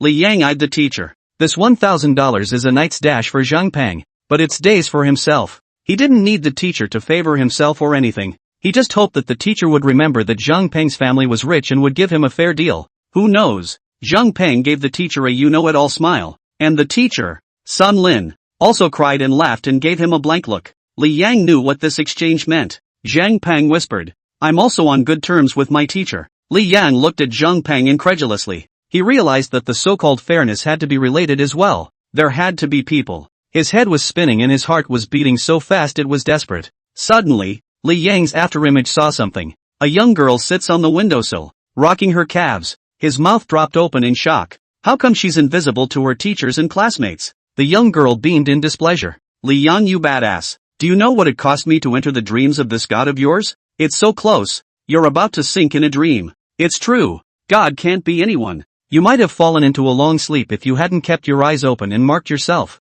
Li Yang's head hurt and felt like it was going to explode. He covered his head and saw the two words Denshin in the palm of his hand. Memories flooded into his mind like a tidal wave. He remembers and his temperament changes. Li Yang looked indifferently at the podium. The teacher has just finished writing Zhang Peng's recommendation letter and is ready to report it to the registrar's office. Li Yang muttered. School is really a place that teaches people to grow up. It's taught me so much. Rattle grinned. No wonder your disposition changed so much after high school. So you have such a story. I prefer the changed you, like a wolf cub, to the lamb you were. Li Yang stood up, about to walk out of this nightmare. The teacher, Sun Lin, frowned. Who told you to get up? Li Yang shook his head with a self-deprecating smile. I got very sick my senior year of high school and forgot a lot of things. Li Yang looked down at Zhang Peng and said quietly, almost forgot about you too. Wait until I get to you. Zhang Peng was surprised. What are you mad about? Li Yang snapped his fingers. Magic formations appeared in all corners of the classroom. Uncountable undead wailed and burrowed out of the magic formation. These are the monsters in the underground labs of the Green Sanatorium. After the monsters were cleaned up, Li Yang didn't waste it and transformed them all into undead. Screams of terror came from the classroom. Zheng Peng's face was filled with horror, and Sun Lin was paralyzed with despair. They looked at Li Yang with eyes full of fear and disbelief. They knew it was Li Yang's doing. Changes occur in Li Yang. The school uniform disappeared into a proper black suit and black trench coat. He walked out of the classroom with his bowler hat lowered on his head. Waking up again, Li Yang appeared at the Serenity Villa. He felt more comfortable than ever. It's like the first time you reach the second order of mental power. The soul's power became strong enough to absorb the power of faith on its own, which was the first step in ascending to God. Fallen angel Chen Yushi knelt down in style. Congratulations, master. Li Yang glanced at Rattlesnake, who was sleeping on the floor from her exertion, picked her up and placed her on the bed, covering her with the quilt. Li Yang suddenly realized something. Black runes emerged from his eyes as he examined himself. There was actually a strong force of desire in himself at the moment. End of chapter. Chapter 95, Grass of Enlightenment. Li Yang took out the desired demon jar, and the rich power of desire surged out from his body. The black mist converged in the desired demon jar and gradually liquefied into a desire potion. Li Yang looked at the potion in his hand and muttered, "Is this what I desire?" A nightmare opens up dusty memories and the desires belonging to Li Yang are aroused. What should I do with this desire potion? He wouldn't bestow this desire potion as a reward. Through this period of experimentation, he discovered that the desire potion could only be maximized if the desirer himself drank it, and the energy in it could be maximized. It is far better to drink your own desires than to drink someone else's. Of course, the potion of desire to become a Shinigami yourself can't count. That deathly desire potion was the most powerful desire potion after being strengthened by the desire magic jar with the black runes in its eyes. So I'll drink it myself? Li Yang thought and shook his head. One's current soul power was already strong, but one still couldn't withstand the power of 2 servings of the desire potion. Drink this jar of potion of desire, and he will become strong. It also loses its mind, becomes a slave to its desires, and turns into a mindless demon. What about keeping it and drinking it later when your soul becomes stronger? But Li Yang felt that this desire potion was a bit of a waste to just leave it to eat dust. He thought about it and came up with a way to dispose of this desire potion. A tremor ran through the courtyard as Li Yang's thoughts moved. Terrifying spiritual power fluctuations erupted outside. Chen Yushi's face changed as she flew out from the window, guarding the courtyard vigilantly. Only a large tree 10 meters tall appeared in the yard. The body of the tree is hundreds of human faces, and the branches are hideous like devil's claws. The 7th apostle, the tree of earthly principles. Bodhi. Chen Yushi looked at the terrifying-looking tree with a grave expression. This is a demon that has almost reached the 4th rank. She could feel a very powerful force within the earthly essence tree, far more powerful than her. Li Yang walked out slowly from the inner door of the villa at this moment. Relax. It's called Bodhi, my apostle. Chen Yushi understood and opened her wings, gracefully owing slightly in greeting. Hundreds of mouths on the tree of human nature spoke in unison. Master, please command. Li Yang took out the desire magic jar and poured the desire potion into the roots of the earthly essence tree. The tree of human nature trembles, and 100 faces are filled with horror. This is unavailable. This is the master's power. How dare I point it out? Hundreds of cringing, trilling voices mixed together. Li Yang said quietly, not for you to use. Help me find the right guy for it to breathe this power. I'll take it back someday in the future when I need it. The tree of human nature relaxed at this. In the crown of the highest tree, black energy converged and a peach was born. The peaches were bright red and quite attractive, so you couldn't take your eyes off them. Enough to drive any creature crazy over it. That was the fruit generated by Li Yang's desire potion. The human essence tree felt the power emanating from the peach in its crown, and 100 pairs of eyes revealed horror. This is the master's heart demon, Li Yang said. It takes a simple-minded creature to devour this power. After digesting this information, the human being tree solemnly said, as you command. I will find a suitable host for my master's heart demon. Waiting for the master to pick this power that was yours in the first place. The heart demon in the mouth of the human being tree was Li Yang's desire potion. It will find a suitable carrier for the mind demon. Allow the mind to grow stronger as the carrier grows stronger. It would be retrieved at the right time when Li Yang needed the heart demon. It was also considered a reserve energy. Of course, Li Yang's heart demon power wouldn't be that simple. It was late at night, and the earthly honored tree and Chen Yushi had already left. Raven had run off somewhere to collect minions, and the black dog lay snoozing on the patio, rattling the bells to sleep. After teasing Narcissus a bit on the steps of the courtyard, Li Yang looked off into the distance at the mountains with a deep gaze. Going to try it. Li Yang muttered. He snapped his fingers and a hexagram pattern appeared on the ground. An undead giant slowly emerged from the hexagram pattern and fell to its knees. Li Yang stepped on the undead giant's outstretched hand and stood on the undead giant's shoulder. The undead giants rushed towards the mountain path and climbed up the hill like apes. It's a lot faster than driving. Afraid of surveillance detection? The undead giants knew how to avoid surveillance under Li Yang's command. Furthermore, the official upper echelons of the South Seas are now effectively owned only by the Devil's Club because of the shuffling of the Green Retreat. In this acreage of the South China Sea, Li Yang says black is black and white is white. South China Sea, Little Black Mountain. Li Yang greeted the moonlight and strolled along the leaf-covered forest path. The wind was gentle and the leaves creaked underfoot. It was very quiet and peaceful. Li Yang looked towards a mountain wall. Under the stone wall sat a man, head and legs covered in blood, frozen in place. It was a hiker who lost his footing and fell off a cliff, still wearing his hiking clothes before he died. Li Yang walked over and followed the man's dull gaze to a small plant, a newborn plant. That little weed is as pathetic as the man. The stone walls were shaded from the light and the grass was able to grow out of the moss-covered surroundings, so one had to marvel at the tenacity of life. It's just a shame that it's late fall and this little weed won't live long, trying to climb out of the darkness and the humidity for just those few days of sunshine? Li Yang finished surveying up the man and said, "Don't look at it. You're both just as pathetic as each other. You might as well fulfill each other. This grass gives you a carrier again, and you let this grass live." The man's soul looked blankly at Li Yang as if it had understood. Li Yang snapped his fingers, and the man's soul transformed into a blue fluorescent light and slowly entered little grass's body. There was no wind, but the grass wiggled a little, more crystalline in color. With luck, you can give birth to a spirit. Your luck is almost eaten up, and your luck, your hard work, is someone else's graft? Li Yang straightened up and strolled towards the distance. With a strong soul, Li Yang could create more grass that had spiritual power and could share it. All this night, Li Yang practiced how to harness the power of the soul.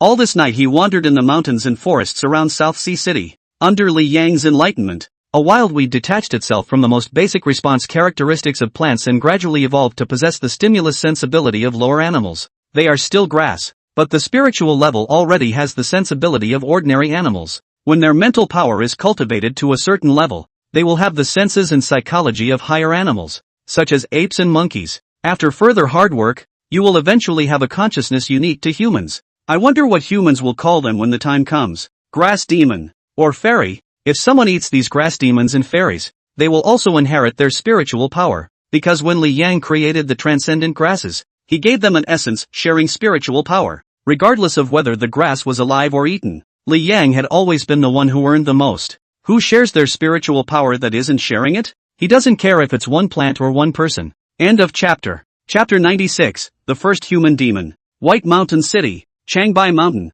Dry Rice Bowl. Squeak, squeak. The broken-legged Zhao Yong was awakened by a noisy squeaking sound. He barely opened his tired eyes, struggling to make out what was in front of him. It was a small, fluffy golden monkey, just a little bigger than a fist. Zhao Yong is a mountain walker who came to Dry Rice Pot to collect mountain ginseng. He got lost in the mountains and got separated from his companions. Exhaustion and hunger caused him to suffer from low blood pressure and he fainted deep in the mountains. It's late fall and the temperatures are the same as in the dead of winter. Just one less snowfall. At this rate he'll starve, thirst and freeze to death. If only I could break that monkey's neck. I could drink blood to quench my thirst and have a bite of monkey meat. Zhao Yong struggled to reach out and try to grab the monkey. He drained his strength as he moved, and his head spun with a wave of dizziness. Thirsty, thirsty, thirsty. Zhao Yong moaned feebly. Squeak, squeak, squeak. The little golden monkey squeaked anxiously when he saw Zhao Yong like this and ran away in panic.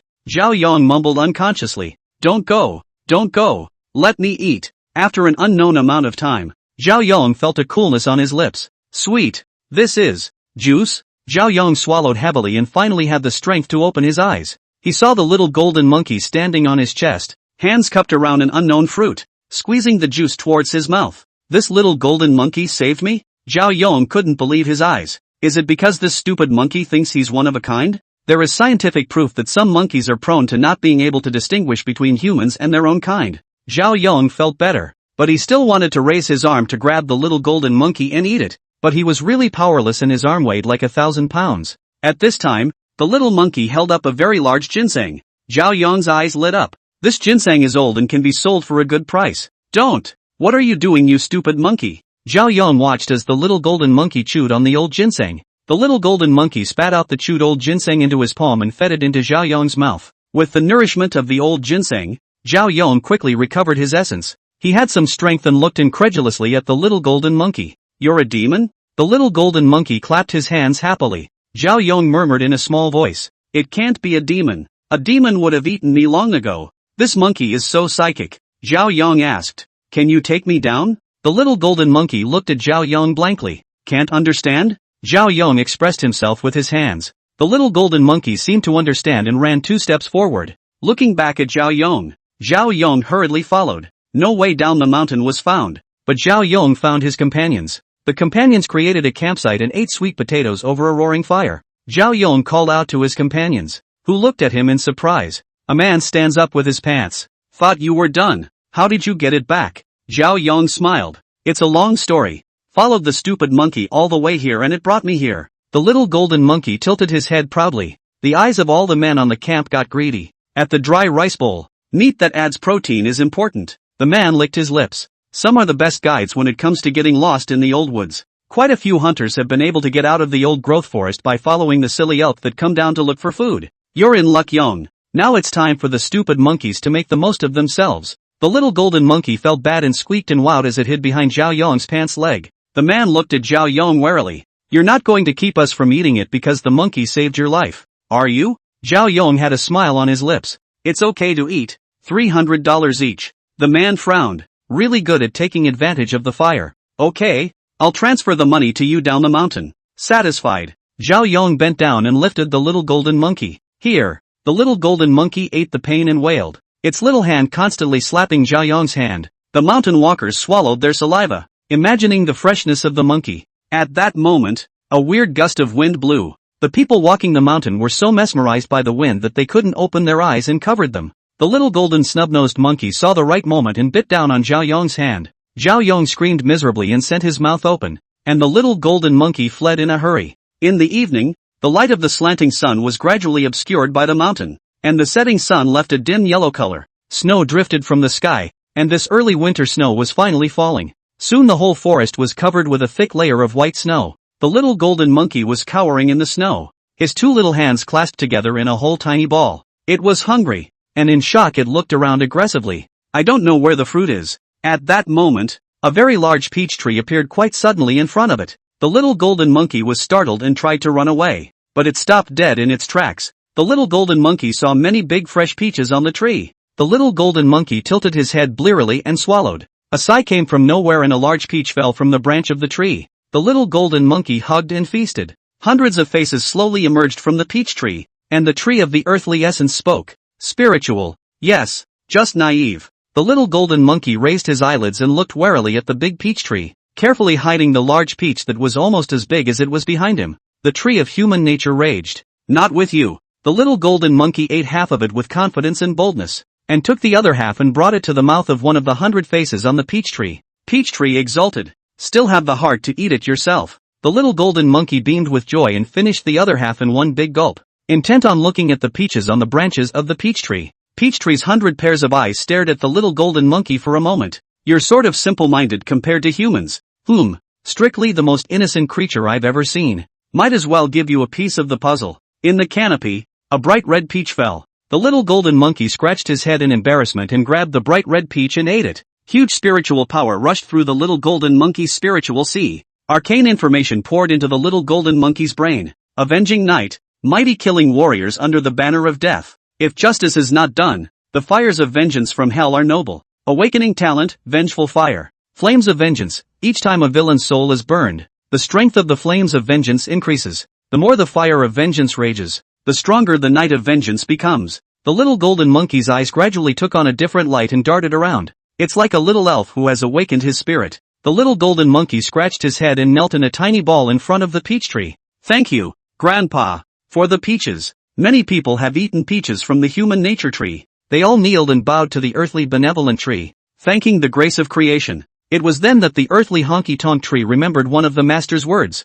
"They are not worshipping me, they are kneeling to their own desires." The human tree knows this well. Only this little monkey was genuinely grateful. This makes the earthly honky-tonk tree have a different kind of sentiment growing in its heart. The human nature tree path. "You can call master." The little ginormous monkey knocked another one. "Thank you, master, I want more." P.S. I wonder if Bodhi Laozu felt this way when he met the Monkey King. End of chapter. Chapter 97, Heartbeat. Night of Vengeance. The tree of human nature was rare and generous, and a peach fell from its trunk in front of the little golden monkey. The little golden monkey cupped and took a big bite, his ears twitching as he listened to his master. The human nature tree path. My name is Bodhi. The little golden monkey froze for a moment. What about me, master? The tree of human nature thought about it. What you have in you is the mind demon of a god. You'll be called Lee Hard Ape. They call me the tree of enlightenment, and the master has given you a Taoist name. You're oddly lacking in heart, so let's call it heartless. The little golden monkey scratched his head. My name is Lee Hard Ape. Heartless. Is it because what that god left in me was a demon in my heart? Then, without his heart's demon, is he also lacking in heart? The tree of human nature blows its beard and eyes. Ridiculous. It scared the little golden monkey. The human being tree somehow felt that the little golden monkey was making some sense again. Isn't God without the demons of the heart also missing a part of the heart? The human nature tree's tone moderated. Why don't you eat? The little golden monkey set half the peach aside, rubbed his little hands together, and smiled coyly. Can't eat. The human nature tree path. The power in you comes from an extraordinary source. If anyone asks, absolutely nothing can be said. The little golden monkey nodded solemnly, his tiny body kneeling and bowing. When it looked up again, the tree of the earthly essence had disappeared. The little golden monkey had tears in his eyes. Thank you,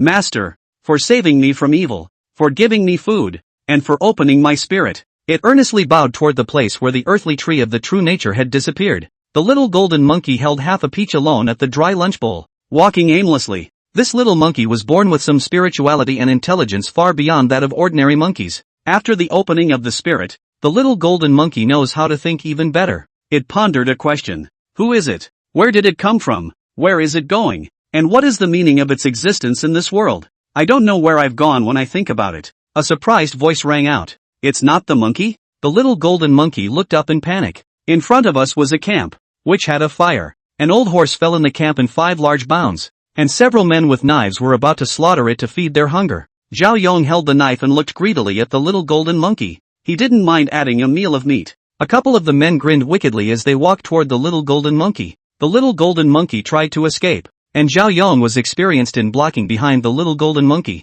Kara Kiri. The little golden monkey was so anxious that he forgot to speak. Zhao Yong took his bayonet and stabbed towards the little golden monkey. Zhao Yong's face, which looked like an evil ghost, was infinitely enlarged in the eyes of the little golden monkey. So ugly. The little golden monkey quieted down, and some sort of instinctive reaction set in. Its body shook and its eyes flamed out. Immediately afterward, the whole body caught on fire, like a little ball of fire. A low voice resounded in the little golden monkey's mind. When sin is not judged, the fire of vengeance from hell is noble. Who's talking? The little monkey screamed in terror. In the next second, Zhao Yong's body burned. Horrified by the sudden turn of events, he rolled all over the ground, trying to extinguish the fire with snow. But this hellfire is not a mundane flame, and is not extinguished by mundane snow. Even the snow burned. The little monkey looked at his hand incredulously. Immediately afterward, several more heart-rending screams came from the snow, and the camp soon went up in flames. The little golden monkey walked to the center of the camp and looked at the old horse waiting to die,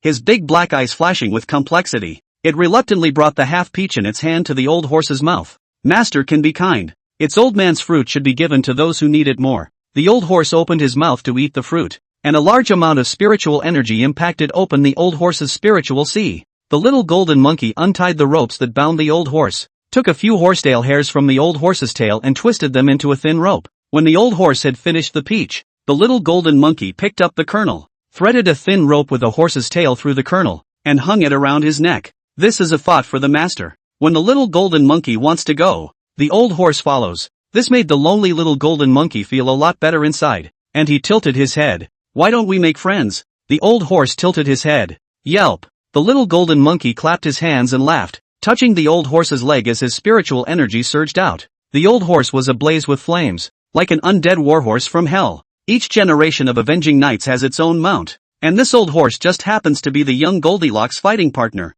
The little golden monkey climbed up on the old horse's back, clawed at his mane, and shouted freely.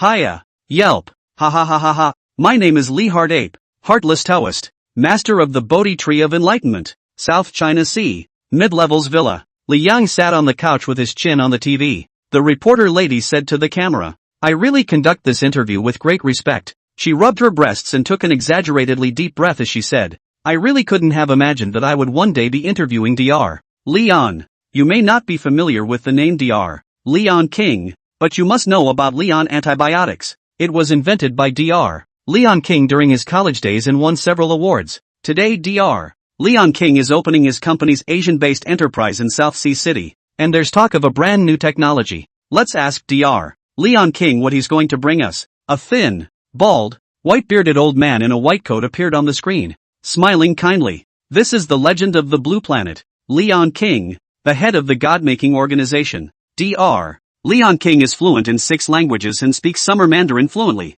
I'm ashamed to be a scientific researcher, Miss Reporter asked. Why? Dr. Leon King said as he displayed the emblem jewelry around his neck. Because I betrayed science. Today I am a God follower. The reporter lady looked at Leon King in surprise. It's not in the script. Dr. Leon King carefully tucked away the emblem and shook his head in disgust. The more I studied the life sciences, the more scared I became. I have discovered a horrible truth. Dr. Leon King gazed into the camera and solemnly said, I think that humans may have been designed. The reporter lady was completely dumbfounded. It's a big no-no to talk about this kind of stuff on a live summer channel. Is Dr. Leon King out of his mind? Dr. Leon King continued. Our life sciences have been able to design life. It was not so long ago that we designed fungi of the class Hemicystisciaceae in which all the genetic material and chromosomes were human designs. We rewrote the program inside. We can design life. So could someone be designing us? Dr. Leon King spread his hands,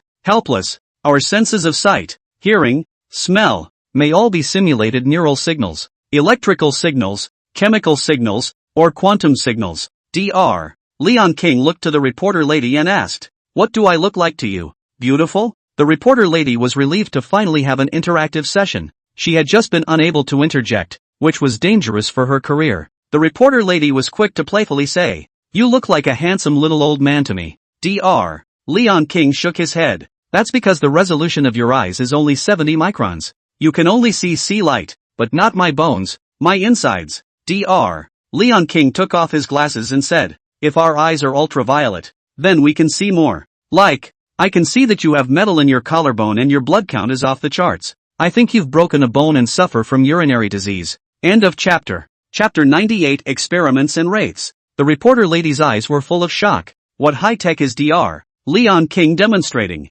Dr. Leon King put his glasses back on and said seriously, I can see all this because I reprogrammed my life data. It's all still very rudimentary, I think. What if it's a higher level of life technology? Can we be shown the soul? Could all the legends be true? We can't perceive the mythic world. Is it because we're not at a high enough level of life? Dr. Leon King tapped his bald head with a finger and said, we see what the brain wants us to see, and we are prisoners of the brain. I have to wonder if there really are gods in this world. I think they have exaggerated, near-perfect lives, because humans are what they are designed to be, including brains. Miss Reporter asked, fascinated by what she was hearing. You believe that there really is a God in this world, don't you? That's why you joined the Church of God? Dr. Leon King smiled wryly. No. I joined the God's Church because I wanted to be an undercover agent, so that God would just let his guard down. He pulled off the divine emblem from his chest and casually tossed it behind him, saying, the gods designed us, and I think it's a disgrace to humanity. We have souls of our own. Why should a God design them? I was angry, embarrassed, and sad. We will replace the high and mighty gods and let mankind be their own masters. The reporter lady looked at Dr. Leon, who was following the psychopath, with 2 eyes full of panic. Is this thing even on the air? Just then, Dr. Leon burst out laughing. He took out his business card and said solemnly, what was said earlier was just a joke. I'm just telling the story of my original intention to create the God-making organization. When we master the mysteries of life, we can cope with all diseases. We can reprogram our lives. The God-making organization is working on this. After hearing Leon King's words, the reporter lady understood. This doctor is not crazy, nor is he really a deist. He is using this contrast to tell about the ability of the God-making organization and to promote the technology of the God-making organization. It's simple and works well with hype. The so-called God is just a gimmick for his hype. She'd have to explain it for the viewers before some of them actually believed there were any gods in the world. The reporter lady smiled. Scared me to death. I really thought you were going to preach feudal superstition here. She explains to the camera. Dr. Leon King is truly a scientist with a sense of humor. Taking a metaphysical approach explains to us the goals of the technology of the God-making organization. The reporter lady asked as she handed the microphone to the doctor. So you don't really think there is a God in the world, do you? Dr. Leon King chuckled. That's for sure. I'm a solid materialist. If there really is a God in the world, that's good too. His face became grave, and his eyes were filled with wariness as he stared at the camera. If there really is a God high up in the sky, fooling mankind, then let me design a God to repay the gods for their arrogance. Miss Reporter, there are a few more questions I'd like you to answer. Li Yang watched Leon King's interview, and the smile at the corner of his mouth grew. Was that last sentence a war cry to himself?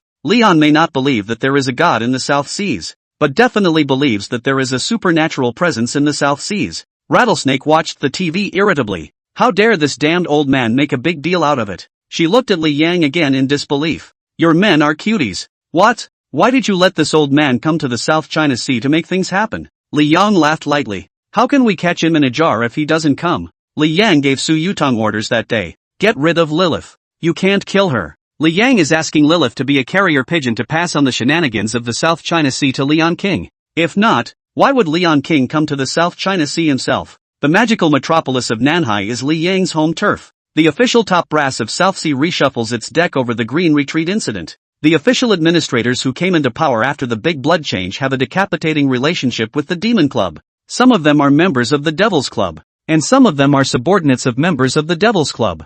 For example, the director of the Nanhai Cultural Management Bureau was supported by Zhu Dajuan. For example, the director of the Nanhai Business District Administration was supported by Su Yutong. Members of the Devil's Club know exactly how to take their power to the next level after gaining superhuman powers and having the vast network of resources that is the Devil's Club. Those leaders had never seen the faces of the members of the Devil's Club, but they also feared the members of the Devil's Club. Li Yang looked at the eloquent Dr. Leon on the TV, and a touch of greed appeared in his eyes. God-making technology, he wanted it more and more. South China Sea Angel Harbor Hospital is a private hospital. The first floor of the hospital, -1 to -2, was originally used to store medicines. The -3rd floor is the parking lot. Because the board of directors decided to enter the field of bioengineering and pharmaceutical research, the third basement level was transformed into a laboratory. The laboratory had a big price: office area, test area, reagent area, staff living area, everything.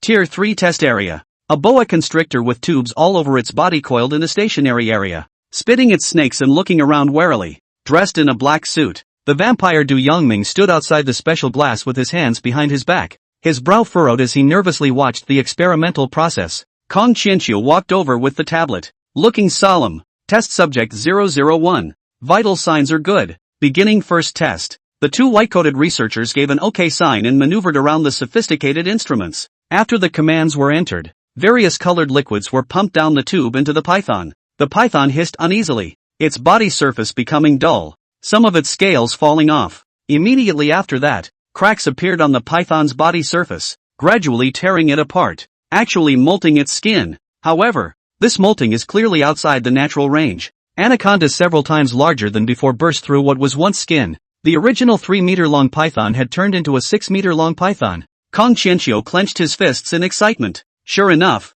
my data can't be wrong. It worked on the first try. The monster corpses from the South China Sea Green Sanatorium, coupled with the genetic evolution pills that Li Yang had brought from Kuroki Misawa, had allowed Kong Qianqiu to quickly understand the technology of the God Creation Organization. After all, these two things are the best data to report. Kong Qianqiu is worthy of being a well-known domestic biology, immunology, bacteriology big shot. Quite a remarkable breakthrough in just a few months. Du Yongming let out a sigh of relief. Prof. Kong did a great job.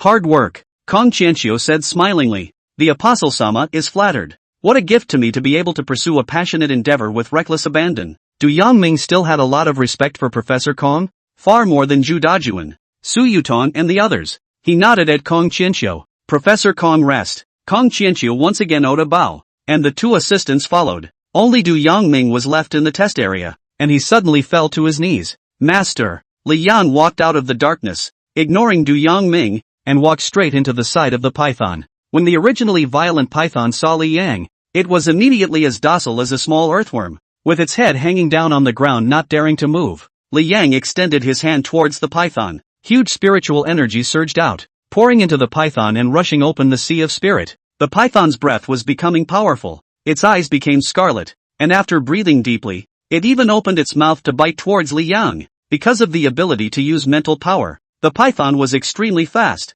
Before his mouth touched Li Yang, the soul spell attack from Li Yang had already pierced into the python's mind, and the python instantly fainted. Li Yang frowned. Indeed, without human consciousness, even if one opens up the sea of spirit, is it still a monster without reason? This feeling is like a person who drinks 2 desire potions and can't withstand the power of the desire potion to go off the deep end. Du Yangming respectfully said, even a monster is much more powerful than those things from the God-making organization. Those technological products merely enhance the strength of the physical body. You create monsters that can slowly comprehend the wonders of spiritual power. Li Yang rubbed his chin. What should this monster be called? Monster is a pretty apt word. End of chapter. Chapter 99, The Temple of Great Compassion. Du Yangming looked at Li Yang with eyes full of awe. Outsiders look at what's going on, but insiders look at what's going on. This ability to open up a spiritual sea for a beast was definitely not something that a mortal should have. Even if he, Du Yangming, became a higher-ranked archdevil,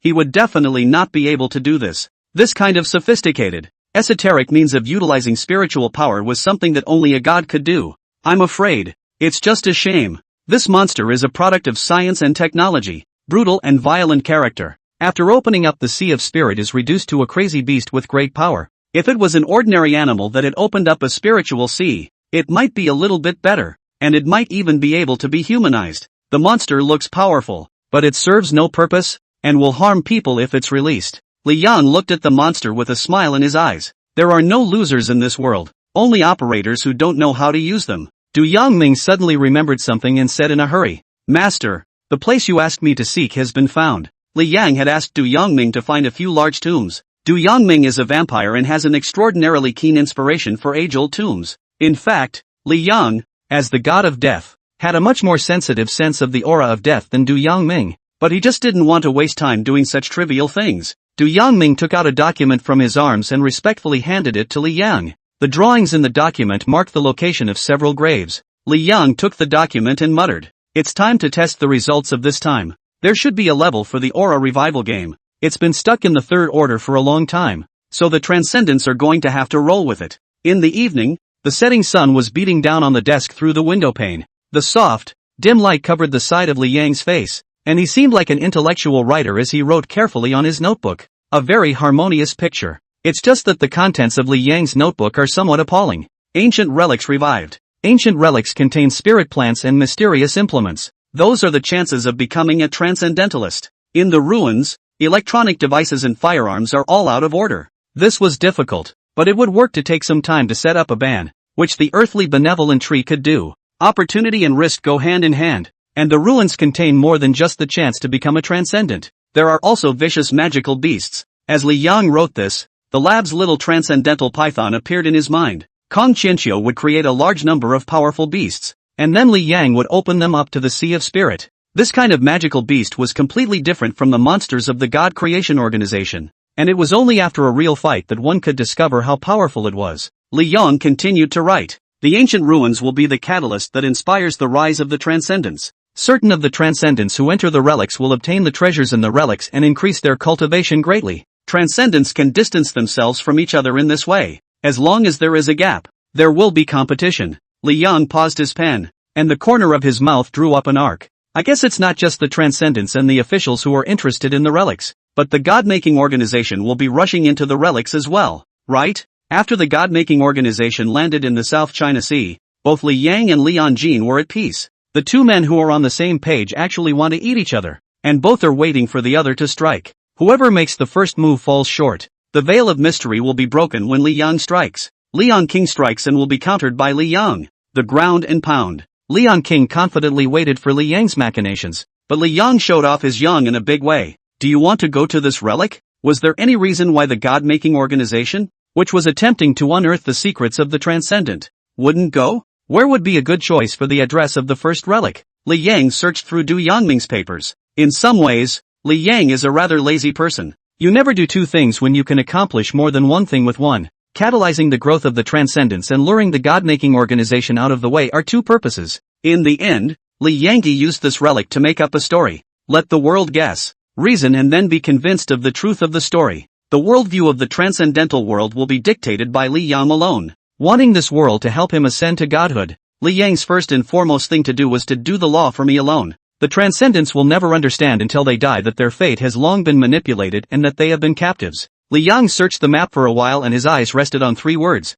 Desai de Bay Temple. Desai Debai Temple in Raqqa City has a long history. Originally, there was a village under the great words de Bay Temple, but during the Great Famine, some people contracted the plague and it became an uninhabited village. Later, some monks went to the Desai de Bay Monastery, only that the Desai de Bay Monastery was located in a remote area and there was not much incense. Legend has it that countless evil spirits and demons have been suppressed under the Desai de Bay Temple. Coincidentally, the report given by Du Yangming clearly stated that there was an ancient tomb under the mountain behind the Desai de Bay Temple. The Desai de Bay Temple has suppressed evil spirits and demons, and it seems to be a lie spread by the tomb owner. He wanted to keep the graveyard free from grave robbers with rumors of demons. He was probably a Buddhist, or he wouldn't have built a temple in front of his grave. Li Yang analyzed it while reading the report. The Desai de Bay Temple is zoned for a local real estate development, and it won't be long before it's demolished. Your tomb is going to be discovered anyway, so why don't you help me out? It must be interesting to wake up the evil demons under the temple during the demolition of the temple. Li Yang closed his notebook and continued to think. In novels or games, there is a final reward in the relics. What should be rewarded? Let me think. There was no rush, and it would take a bit of time to transport a large number of magical beasts into the ancient tomb. Again, the world's current transcendence needs to continue to fester for a while. Late night, South Sea, West End. A drunken Xiao Yi wanders the streets and alleys. Xiao Yi became negative after the great change of blood in the official upper echelon of the South China Sea. He had a hunch that the upper echelons of the South China Sea officialdom today had an odd connection with each other. Maybe this connection was not noticed by the official upper echelons of the South Seas themselves, but Xiao Yi could just sense it. He had a good feeling, too, that the official upper echelons of the South Seas were more or less connected to the members of the Devil's Club. Xiao Yi just felt that the city liked a lot of fun. He could not be a lion, but he definitely did not want to be a mole. After so many years of struggle, he was powerless to realize that the high position of the director of the South China Sea Security Bureau seemed to count for nothing. He was still a young grasshopper after all, unable to control his own destiny. The effort seems to have lost its meaning. Xiao Yi leaned against the streetlight in front of the alley and stared at the skyscrapers in the distance. Help! Don't! Help! A woman's scream came from some alleyway. Xiao Yi was shaken and immediately sobered up. The reason for trying to climb the ladder of progress is that you don't want to be a mole. The reason for being a sheriff is that you can't stand to see evil people playing rough. End of chapter. Chapter 100, The First Transcendentalist Crimes. Xiao Yi touched his hindquarters out of habit. The sidearm wasn't carrying. It doesn't matter. Against the average punk, Xiao Yi can do without his hands. You can cripple someone with your foot. He ran towards some alleyway following the sound. The alley was dark, with only the dimming and flickering streetlights to give the place some light. 2 men grinned lewdly as they tore at a woman's clothes. The woman was wearing a work uniform and looked like a white-collar worker who had worked late. Big brother, I'll give you money, don't be like this, okay? Let me go. The white woman screamed in panic as she gripped the hem of her skirt hard. The man's hands were not honest, and he smirked. What kind of woman can be wandering the streets in the middle of the night, and wearing black silk? Isn't that what you want to show a man? The white-collar woman cried and explained that she was the normal work uniform of the enterprise. The other man snapped and slapped the woman across the face. The force was so strong that the woman fell straight to the ground, blood spilling from the corners of her mouth as she covered her face and looked at the man in horror. Even so, the other hand was solidly over the chest scenery. The man got even angrier and pointed at the woman and cursed. Asterisk asterisk asterisk asterisk in hell. In a short suit and skirt, black silk heels, exactly like in the little movie. What kind of a good woman can you be? You're still covering your breasts. Aren't you afraid that the poor will see it and the rich won't? Do you know who I am? All those rich people have to call me grandpa. The woman pairs and shakes her head helplessly. The 2 men were aroused to animalistic lust by the woman's lamb-like appearance and licked their lips to have a good time. At that moment, footsteps came from the mouth of the alley, and the 2 men looked warily. Xiao Yi walked slowly. Edge walked away and lit a cigarette. Faintly, I'm in a bad mood today, and you guys are kind of in the middle of a gunfight. The 2 men watched Xiao Yi act so pretentious and provoked. Where's the little thane from? Screaming in front of grandpa. Xiao Yi took out his papers. Sheriff. The 2 men looked at each other and both saw the disdain in the other's eyes. They stood up and rolled up their sleeves. I didn't want to get into it with you, but since you're the sheriff, you're going to have to get a taste of what our brothers are capable of, the 2 men said, charging towards Xiao Yi. Xiao Yi smiled and shook his head. Really? Looking for death? Then a fist zoomed in front of him. Chao Yi's eyes widened in shock. So fast. Put. Chao Yi directly sprayed a mouthful of blood, and his entire body flew out 2 to 3 meters away. Chao Yi looked at the two men incredulously. A layer of steam actually covered the two men's fists. This is the Transcendentalist. The brothers are a pair of hobos in the old town who are having a miserable time. In the South China Sea, a metropolis at the forefront of the economy. If you are willing to put in the physical or mental effort, you certainly won't go hungry. These two brothers are too lazy to do legitimate work and can't take a beating as hooligans. 9 meals in 3 days of starvation. The biggest change in the lives of these two brothers was the day they went to the mountains to dig up some wild vegetables. There happened to be 2 grasses among the wild vegetables that possessed the spiritual power bestowed by Li Yang. Those are 2 transcendental grasses. The brothers ate the wild vegetables and passed out for the day. Then woke up the next day and noticed something unusual. Some are gifted in farming. Some are gifted in business. There are no scraps in this world. If I had to say there is one, it would have to be that the person's gifts can be applied in places that the current environment is not exposed to. These two brothers then had good cultivation talent. They quickly mastered some of the wonderful uses of spiritual power, such as utilizing it to cover their fists with a layer of airflow. They both have harder punches and throw them faster without air resistance. And just like that, a couple of punks turned into a couple of big-time villains. I wonder if the aura recovery is considered a detriment to the world. There are decent people like Zhang Shui, and there will also be transcendent villains like these two brothers. The future world also didn't know if there would be more of this kind of evil, or even more evil. Just as the brothers were about to waste Xiaoyi, a pale voice came from the eaves of the room. Apprentice, it's rare to have 2 evil friends for your master to demonstrate, so watch out. The brothers looked up and shouted angrily. What a guy! Since the brothers possessed spiritual power, their 5 senses were far more sensitive than those of mortals. Surprised you didn't notice someone on the roof? On the eaves of the house was an old man in a tattered Taoist robe with white hair and a white beard. Following the old Taoist was a man in his 30s. The old man was immortal and had the feeling of a hidden powerhouse. The apprentice looked honest and respectful. I'm obliged to have master's hand in this, the pair of brothers asked with some panic in their hearts. Who the hell are you? The old Taoist showed a row of white teeth. Jia. Poor Taoist Heaven Age. It's unlucky for you 2 juniors to meet the poor Taoist. This Heaven-Age Taoist was none other than the first human that the earthly essence tree had encountered.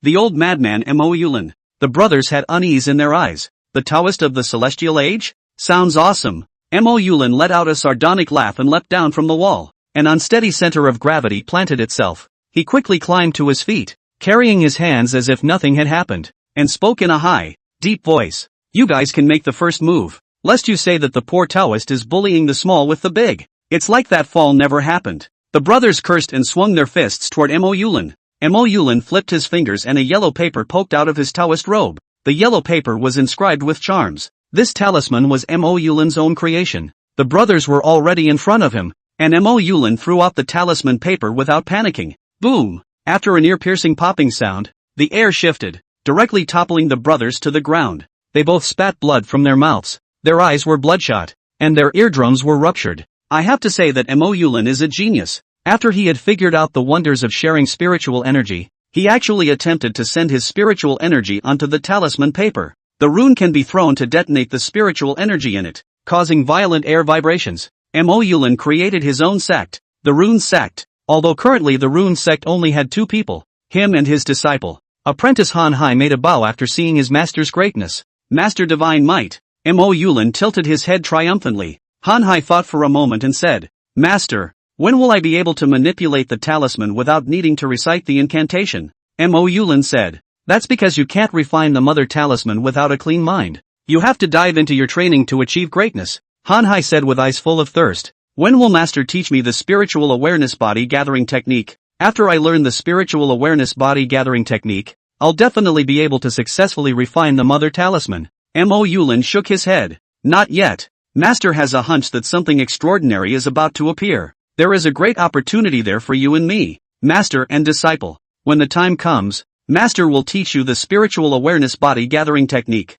Mo Yulin said, heading out of the alley. Apprentice Han Hai hurriedly followed. The master and disciple ignored Xiaoyi and skipped right past him. Xiaoyi lowered his head, his face hidden in the shadows, his 10 fingers gripping the concrete floor so tightly that his nails cracked and blood flowed out. The woman who had been bullied approached carefully. Are you okay? Xiaoyi shook his head and picked up the slate from the side and walked over to the brothers who were rolling around on the ground. His face was so grim, his eyes all murderous, his fingers white as he gripped the bricks. Ugh, disheveled again. Chowie dropped the brick and reached for his cell phone to dial a number. Xin Yang Street, number 98, arrest 2 suspects. End of chapter. Chapter 101, The 8-Foot Bride. Northeast of the Xia Kingdom, Lejia City, the tomb in the mountains behind the Decii Bei Temple. Li Yang strolled through the eerie tomb passage. The tomb was large, beyond Li Yang's imagination, with 3 levels. He had to marvel at the wisdom of the ancients. According to the school's elective course, Historical Artifact Identification,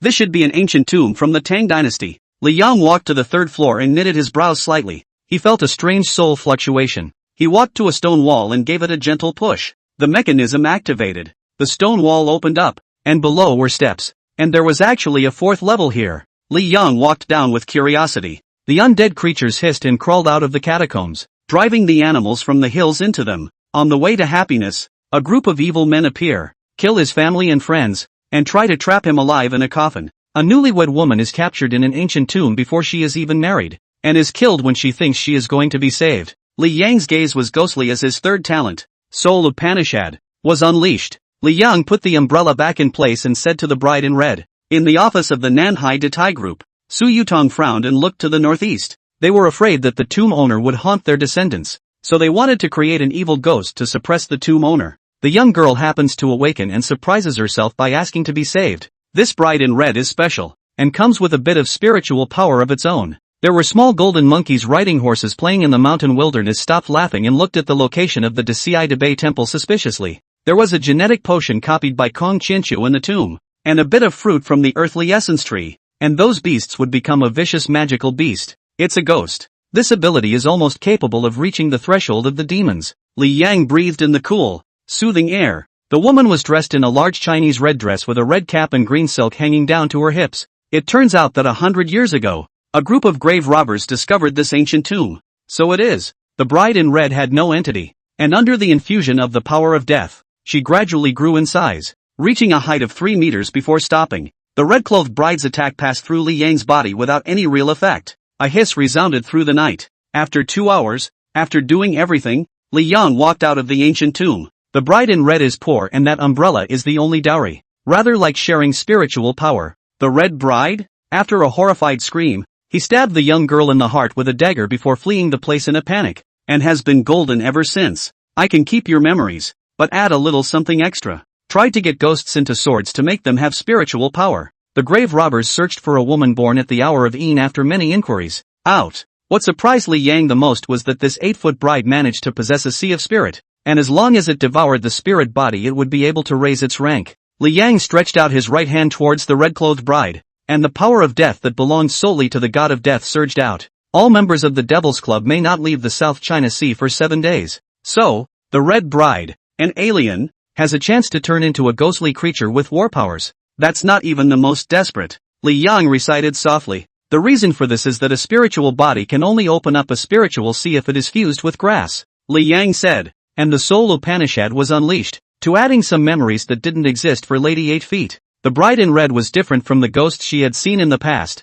She could actually clearly sense Li Yang's presence. The relics are a shot of strong catalyst for the aura's recovery, and you are a chronic catalytic drug. At the very center of the 4th floor, there was a huge red coffin filled with charms. Even if it wasn't Li Yang in front of her, but an ordinary person, the bride in red wouldn't cause a little harm to anyone. He has been working on creating a transcendental instrument. It's already dark. She also had a strong obsession with the umbrella after her death, which is why she was able to possess it. The battle power is probably at the 2nd rank, a little stronger than the average undead. Not bad. The grave robbers had tried to cover their tracks and had built the Decii Bei Temple outside the ancient tomb. The power of death was being absorbed by the bride in red. Li Yang was surprised. The 4th floor was very spacious, piled high with gold, silver, jade, and all sorts of valuable things. He muttered, "You taught me something, let me give you something back." There was the crazy old Taoist who led his disciples to cultivate in the city park. His hand that was gnawing on the roasted chicken trembled,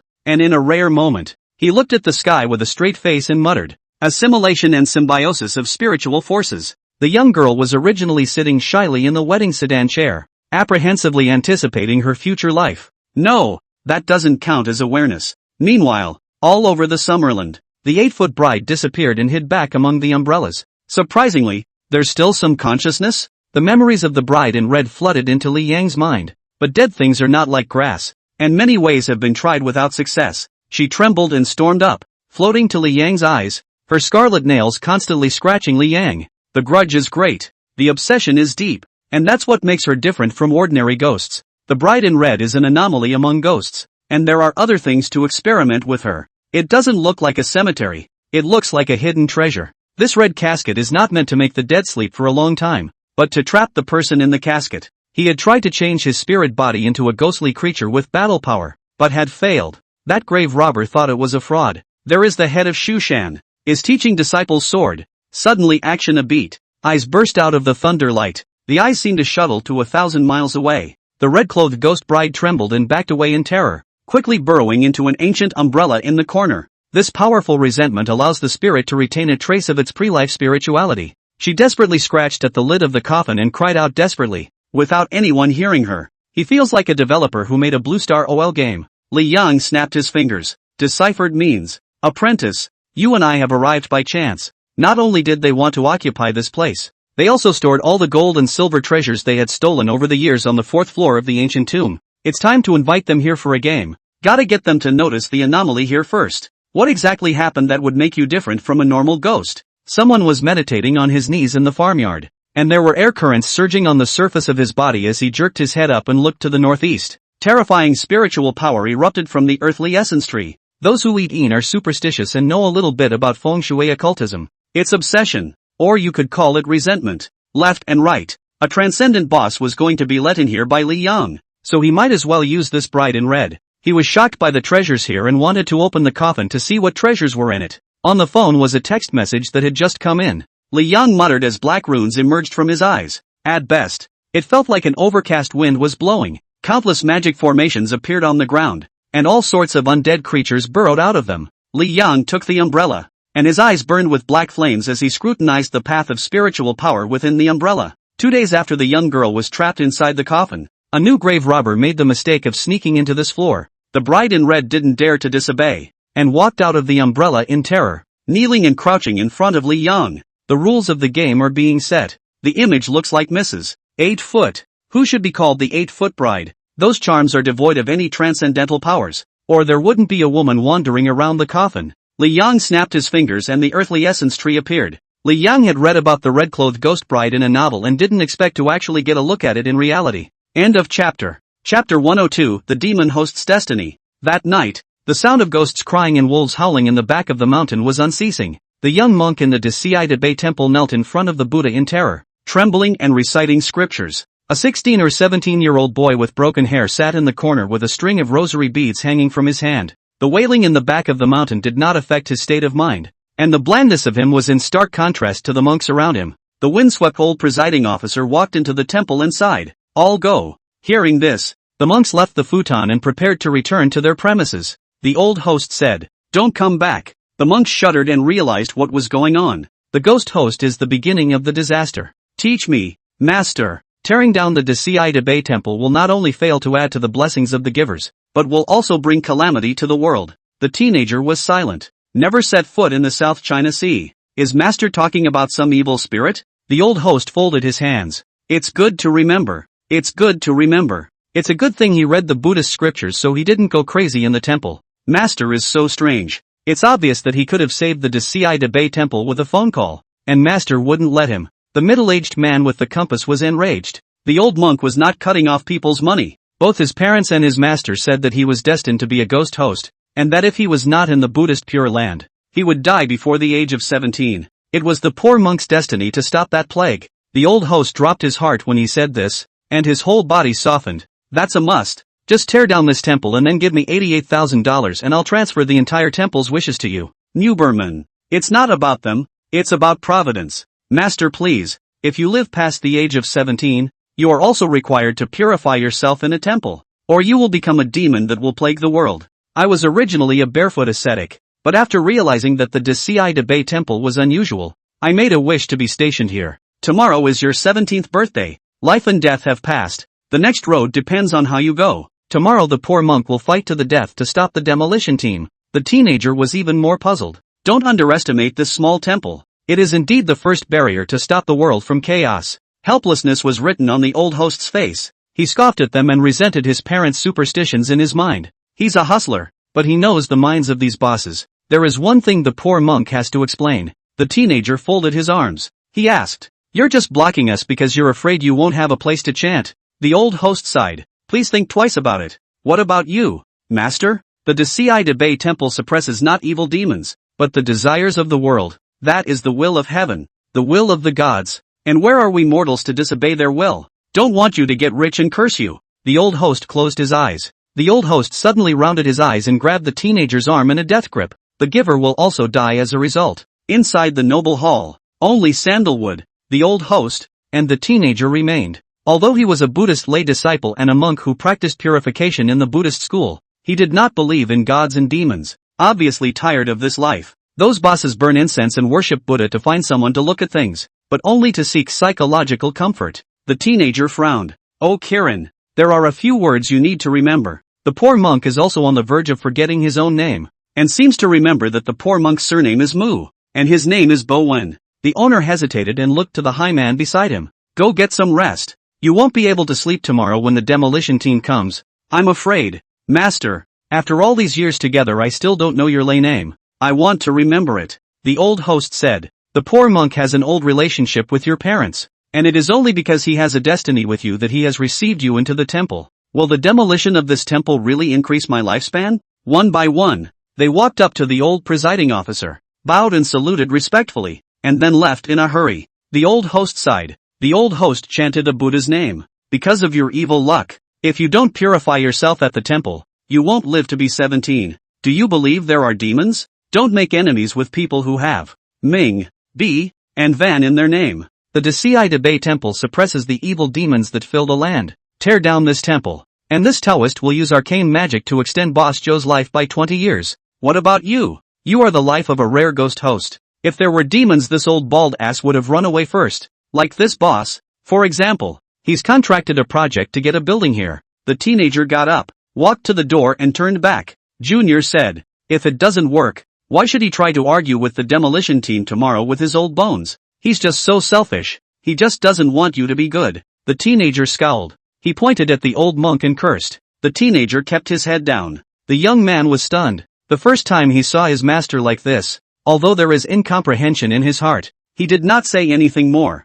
and casually perfunctory. "Ah, will you stop being so selfish?" the old host said. The old host looked at the golden bodies of the Buddhas in the main hall with reluctance and said. The old host folded his hands. "Oh, the poor monk is not going to miscalculate. After some nonsense, the boss can work on the project without fear. And he can still make money. Is it not the best of both worlds?" A middle-aged man with a compass pretended to pinch his fingers, and then said, with a cigarette in his mouth, he pointed to the Deci temple. "What exactly is that plague? Is it really unstoppable?" Amit Ba. The next day, outside the Deci temple, the teenager spoke up. The poor monk knew when he first visited the Deci temple that the story of the Deci temple's suppression of evil demons was false. Do not kill for evil. He found himself in fear of retribution for tearing down the temple. If you must participate in the ensuing worldly strife, you must take the next words of the master to heart. The old host's gaze was haunted. The middle-aged man finished cursing and came to the boss's ear.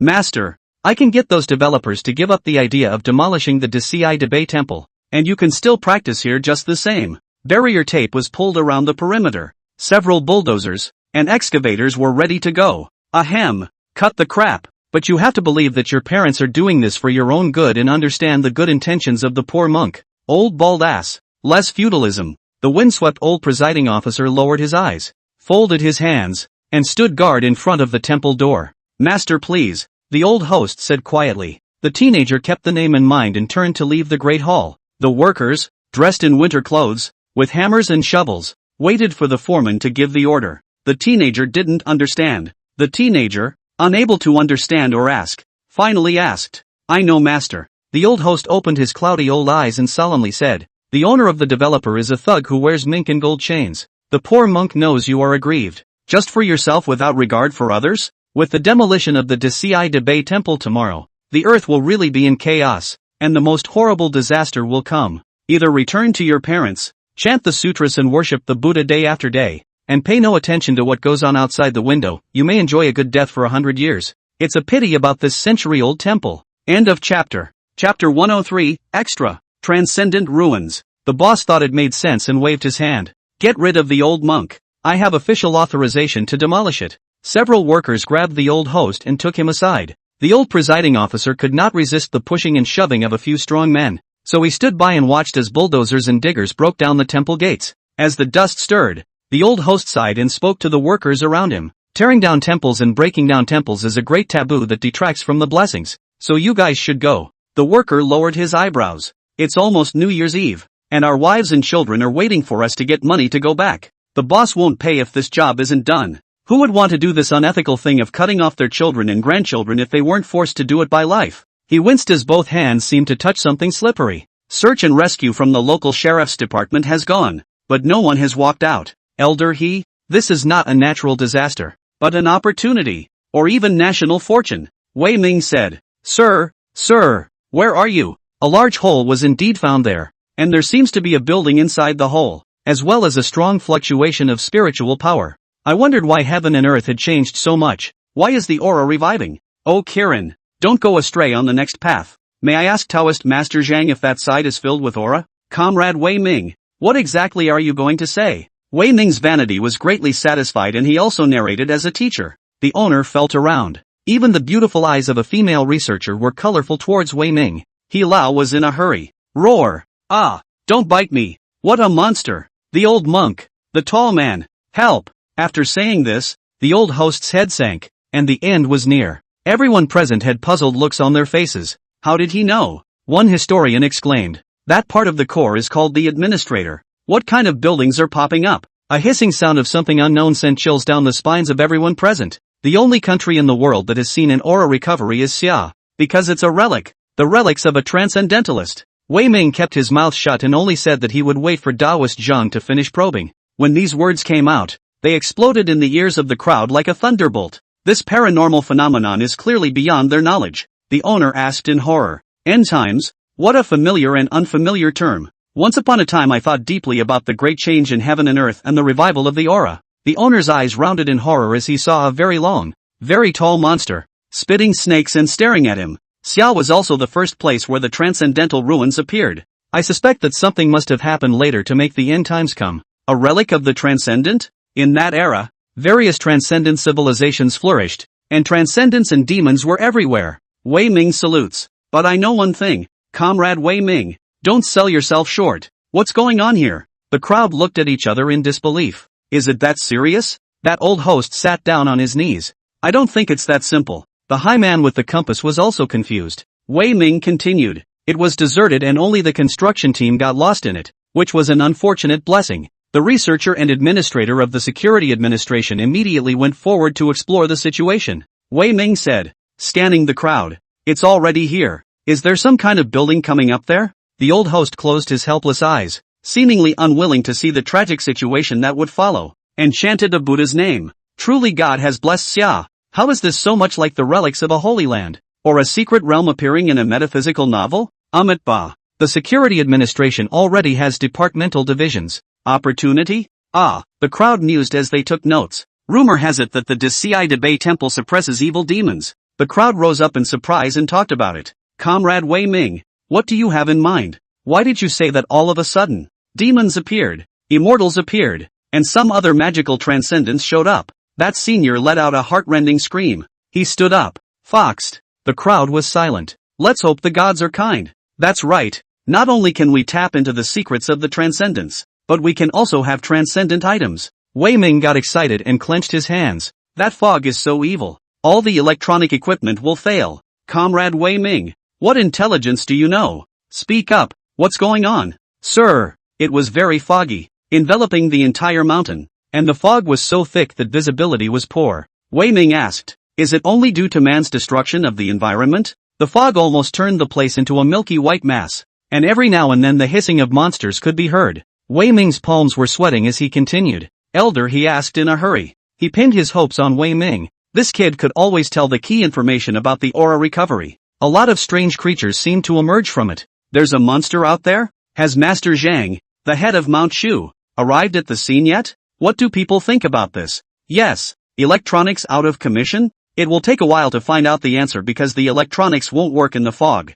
After half an hour, He Lao received a message from Zhang Xiaoyi and looked at Wei Ming incredulously. Elder, he nodded. We just need to get hold of the transcendent intelligence that the kingdoms don't know about, and be at the forefront of the times during the great changes in the world. Imperial Capital, Security Administration Building. Since the aura has revived, there was definitely a transcendent era at one time as well. The building was rebuilt using another office building as a baseboard. Indeed. Not bad. It's filled with special energy. Master Zhang said that it's the power of spiritual energy, or aura. These elites in various fields were listening to themselves like elementary school students, and some were even taking notes. Taoist Zhang went to explore. Wei Ming took a deep breath and looked at Elder He seriously. Is there really a demon? Good. In that case, blockade that area. If it's a relic of the transcendent, we'll know the story of the transcendent. He Lao nodded his head and immediately contacted Zhang Xiaoyi, looking at Wei Ming in surprise after receiving the answer. He Lao Dao. He Lao's eyes lit up as he looked toward the thoughtful Wei Ming. Wei Ming frowned. There must be transcendent items in the relics of transcendence. The national transportation?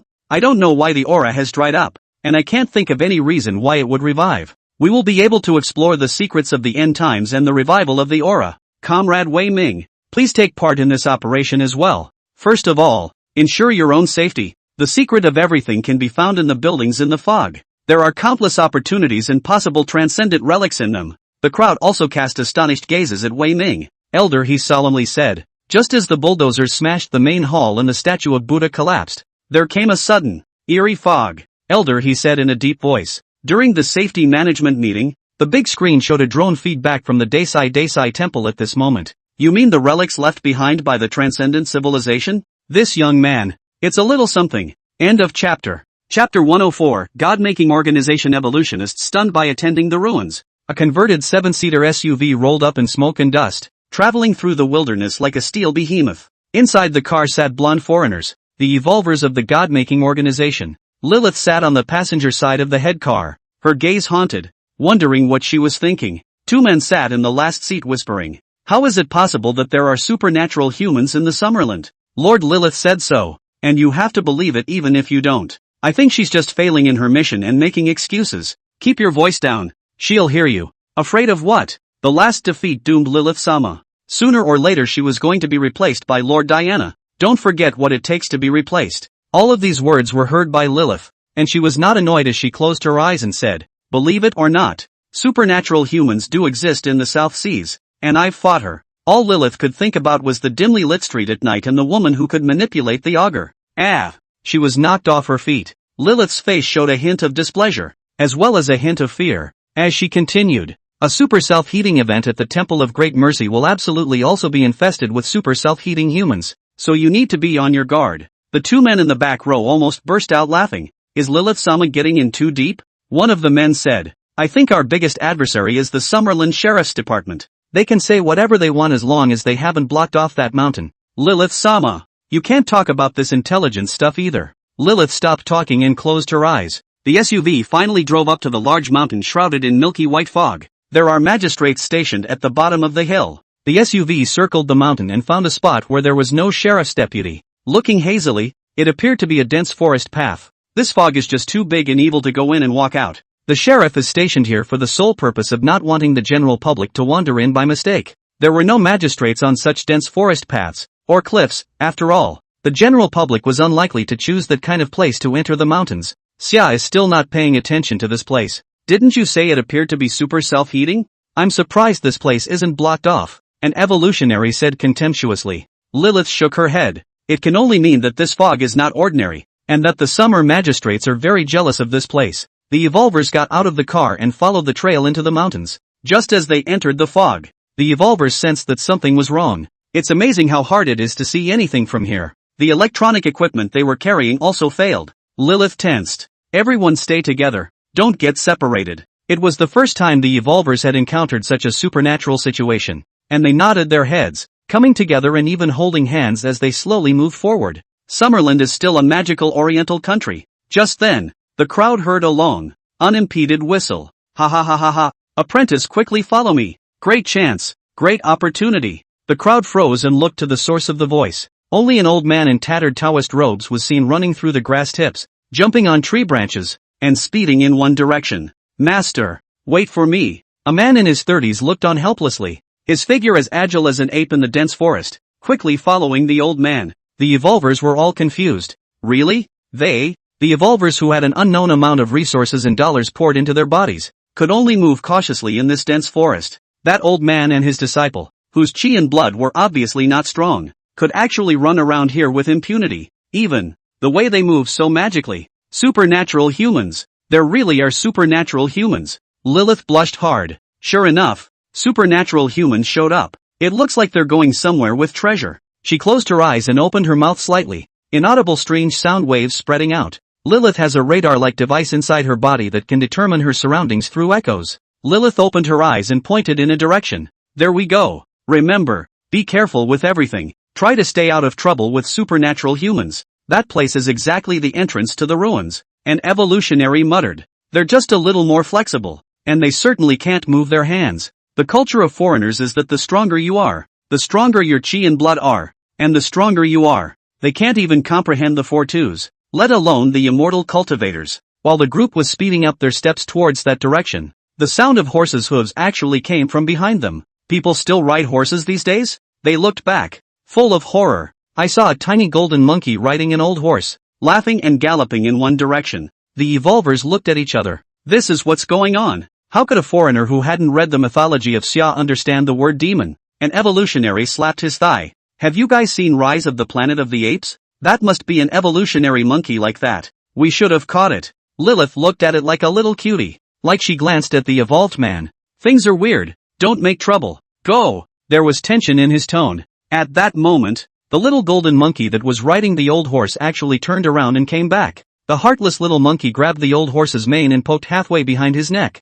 What are you guys? The evolvers were alarmed. The monkey spoke. A flash of doubt appeared on the heartless little monkey's face. You guys smell like blood. You haven't done a lot of bad things, have you? Greed was revealed in the eyes of the two brain-dead evolvers. This little monkey looks like a lot of research. The two evolvers walked towards the heartless monkey in a cat-like, slow manner. Lilith exclaimed. Don't! The two evolvers turned around and smiled. Such a small one. There's no need for Lord Lilith herself. Their legends tell the story that the stronger they are, the more powerful they are. What kind of fight can such a small monkey have? As soon as the words left their mouths, the duo felt a burning sensation coming from their chests. They lowered their heads in confusion and saw that their chests were actually burning with flames. The duo hurriedly turned around and saw the little monkey looking at them with a smirk. The important thing is that the little monkey was burning with fire. Comfort appeared on the heartless little monkey's face. You really are great evils, and killing you has improved my spiritual power. Lilith roared. Run. Go to 12 o'clock.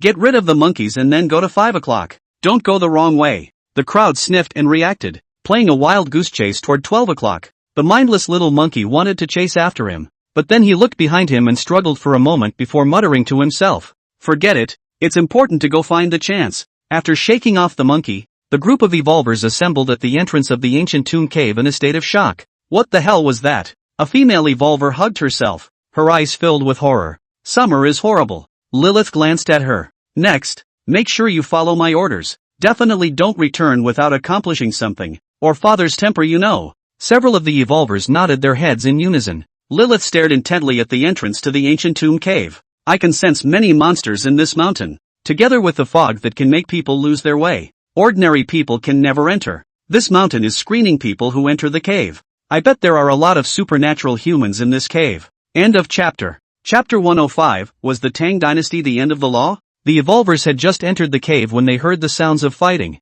In the ancient tomb gallery, two Xia men fought over a plant. Fellow Daoist, I discovered this one first. Dog your mom, whoever can grab it will get it. The two men's fists were windy and slammed into the wall causing cracks to appear in it. While the two of them were fighting furiously, a giant python that had been perched at the top of the tomb waiting for a long time opened its huge mouth and spewed out a strong wind. They were both seriously injured. Immediately afterward, the two men were entangled and strangled alive. After swallowing the two men into his stomach, he returned to the top of the tomb and waited for his next victim. That brightly colored one is boa constrictor bait. The second floor of the ancient tomb. Giant spotted tigers, wild boars with teeth like swords, wild donkeys that are good at eating blood and flesh, and all sorts of outrageous monsters hissed and roared like a swarm of demons. 7 or 8 uniformed A and B combatants with standardized longswords hid in a crypt, watching the monsters outside warily. These A and B combatants are also known as administrators, low-level administrators. They came from various special units,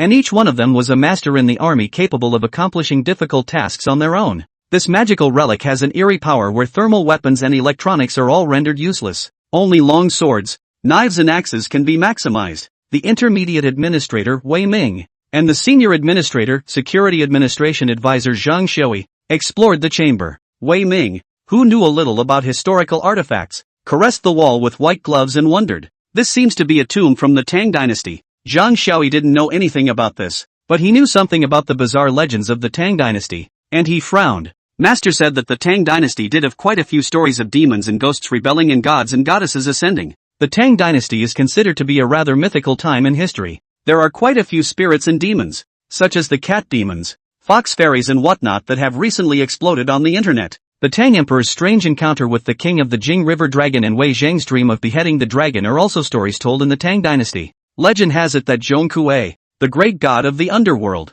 was also from the Tang dynasty. Wei Ming was shaken. Could it be that the Tang dynasty was the age of the end? Yes, there were quite a few legends of becoming immortals and gods before the Tang dynasty. Such stories are rare after the Tang dynasty. Zhang Shui's lazy temperament subsided, rubbing his chin in contemplation as well. There's some truth to it. Ever notice a pattern in history? Those who attained the way at the time of the enlightenment of mankind were the 3 emperors and the 5 emperors, and the great saints of the demon race. They practically dominate the heavens. During the Shang and Zhou dynasties, there were military generals and civil officials who embarked on the path of God sealing, accomplishing great emperors from all sides of heaven and earth, and positive gods from all walks of life. By the Tang dynasty, the only people who became immortal and became Taoists were the door gods, the ghost gods. There are fewer and fewer stories of this kind after the Tang dynasty, and it's possible that the Tang dynasty really was the end of the age. As Wei Ming listened to this, it made more and more sense. Throughout history, transcendental civilizations have fallen further and further behind. Zhang Shui and Wei Ming seemed to have discovered a big secret as waves of shock were set off in their hearts and their eyes were filled with shock. At that moment, the administrator guarding the door panicked. Not good. We've been spotted. The monsters are coming this way. Boom! The door to the chamber suffered a heavy blow and was instantly torn apart. A 2-headed giant wolf charged into the chamber. The administrators fought in haste, but were only able to hold off the giant wolf for a few moments. Wei Ming's face changed and he rushed Zhang Shui to arch his hand. Master Zhang, these magical beasts seem to be guarding something. The second layer of magical beasts was quite a bit stronger than the first layer of magical beasts. We need to find our way to the 3rd level in a hurry. The bottom floor I guess has the ultimate secret of the crypt. Master Zhang, it's up to you. Zhang Shui looked at the demonic wolf with deadfish eyes. Many monsters rushed towards the chamber as a result of the demon wolf's actions. He spoke indifferently. All hide behind me and take care of yourself. After saying that, red scales appeared on Zhang Shui's forehead and his eyes flashed with lightning. Among the ordinary transcendents, Zhang Shui, who had drunk a quarter of the desire potion, was definitely considered the best. He held out his hand and thunder exploded. Several thick thunderbolts like gushing springs rushed towards the demonic wolf. The demonic wolf was instantly electrocuted and scorched. The administrators watched the scene with surprise. Worthy of being the head of Mount Shu, Zhang Shui's spiritual power was galvanized. His body bathed in lightning light, and he stomped on his cloth shoes as he strolled idly among the magical beasts. Any magical beasts that attempted to make a move were all bombarded into ashes or electrocuted to a charred state by Zhang Shui. Wei Ming shouted angrily, "Let's go! Follow Master Zhang and find our way to the next level." After exiting the chamber, there were more and more magical beasts. A cold sweat broke out on Zhang Shui's forehead. He was going to run out of mental energy at this rate. Suddenly, a maniacal laugh erupted from nowhere. Ha ha ha ha ha. I didn't expect to meet a fellow Taoist here. Why don't you and I join hands and kill off this gang, and then go to find the great opportunity? How about it? The crowd looked around at the sound, seeing an old man in tattered Taoist robes rushing in with a man who was cowering and full of fear. It was none other than Mo Yulin and his disciple Han Hai. Mo Yulin looked at Zhang Shui, his old eyes full of excitement and thrill. He had revered the world of immortal cultivation for who knows how many years, and in his old age he was actually able to fight side by side with other immortal cultivators. In one word, awesome. Mo Yulin knew that Zhang Shui's Taoism was esoteric and was afraid of being looked down upon, so he took out the mother talisman from his bosom with his left hand and flung the child talisman with his right hand recklessly. Gusts of popping sounds emanated from the air, and countless magical beasts closed their eyes in pain, their eardrums shattering and oozing blood. Zhang Shui stared. Have you finally met other cultivators? He was not to be outdone. and he gritted his teeth to manipulate the lightning. The thunder and lightning is a scorched blackness. Mo Yulin landed beside Zhang Xiui and looked at him enviously. It's actually the Thunder Road. Taoist-friendly tactics. Zhang Xiui pretended to be bashful.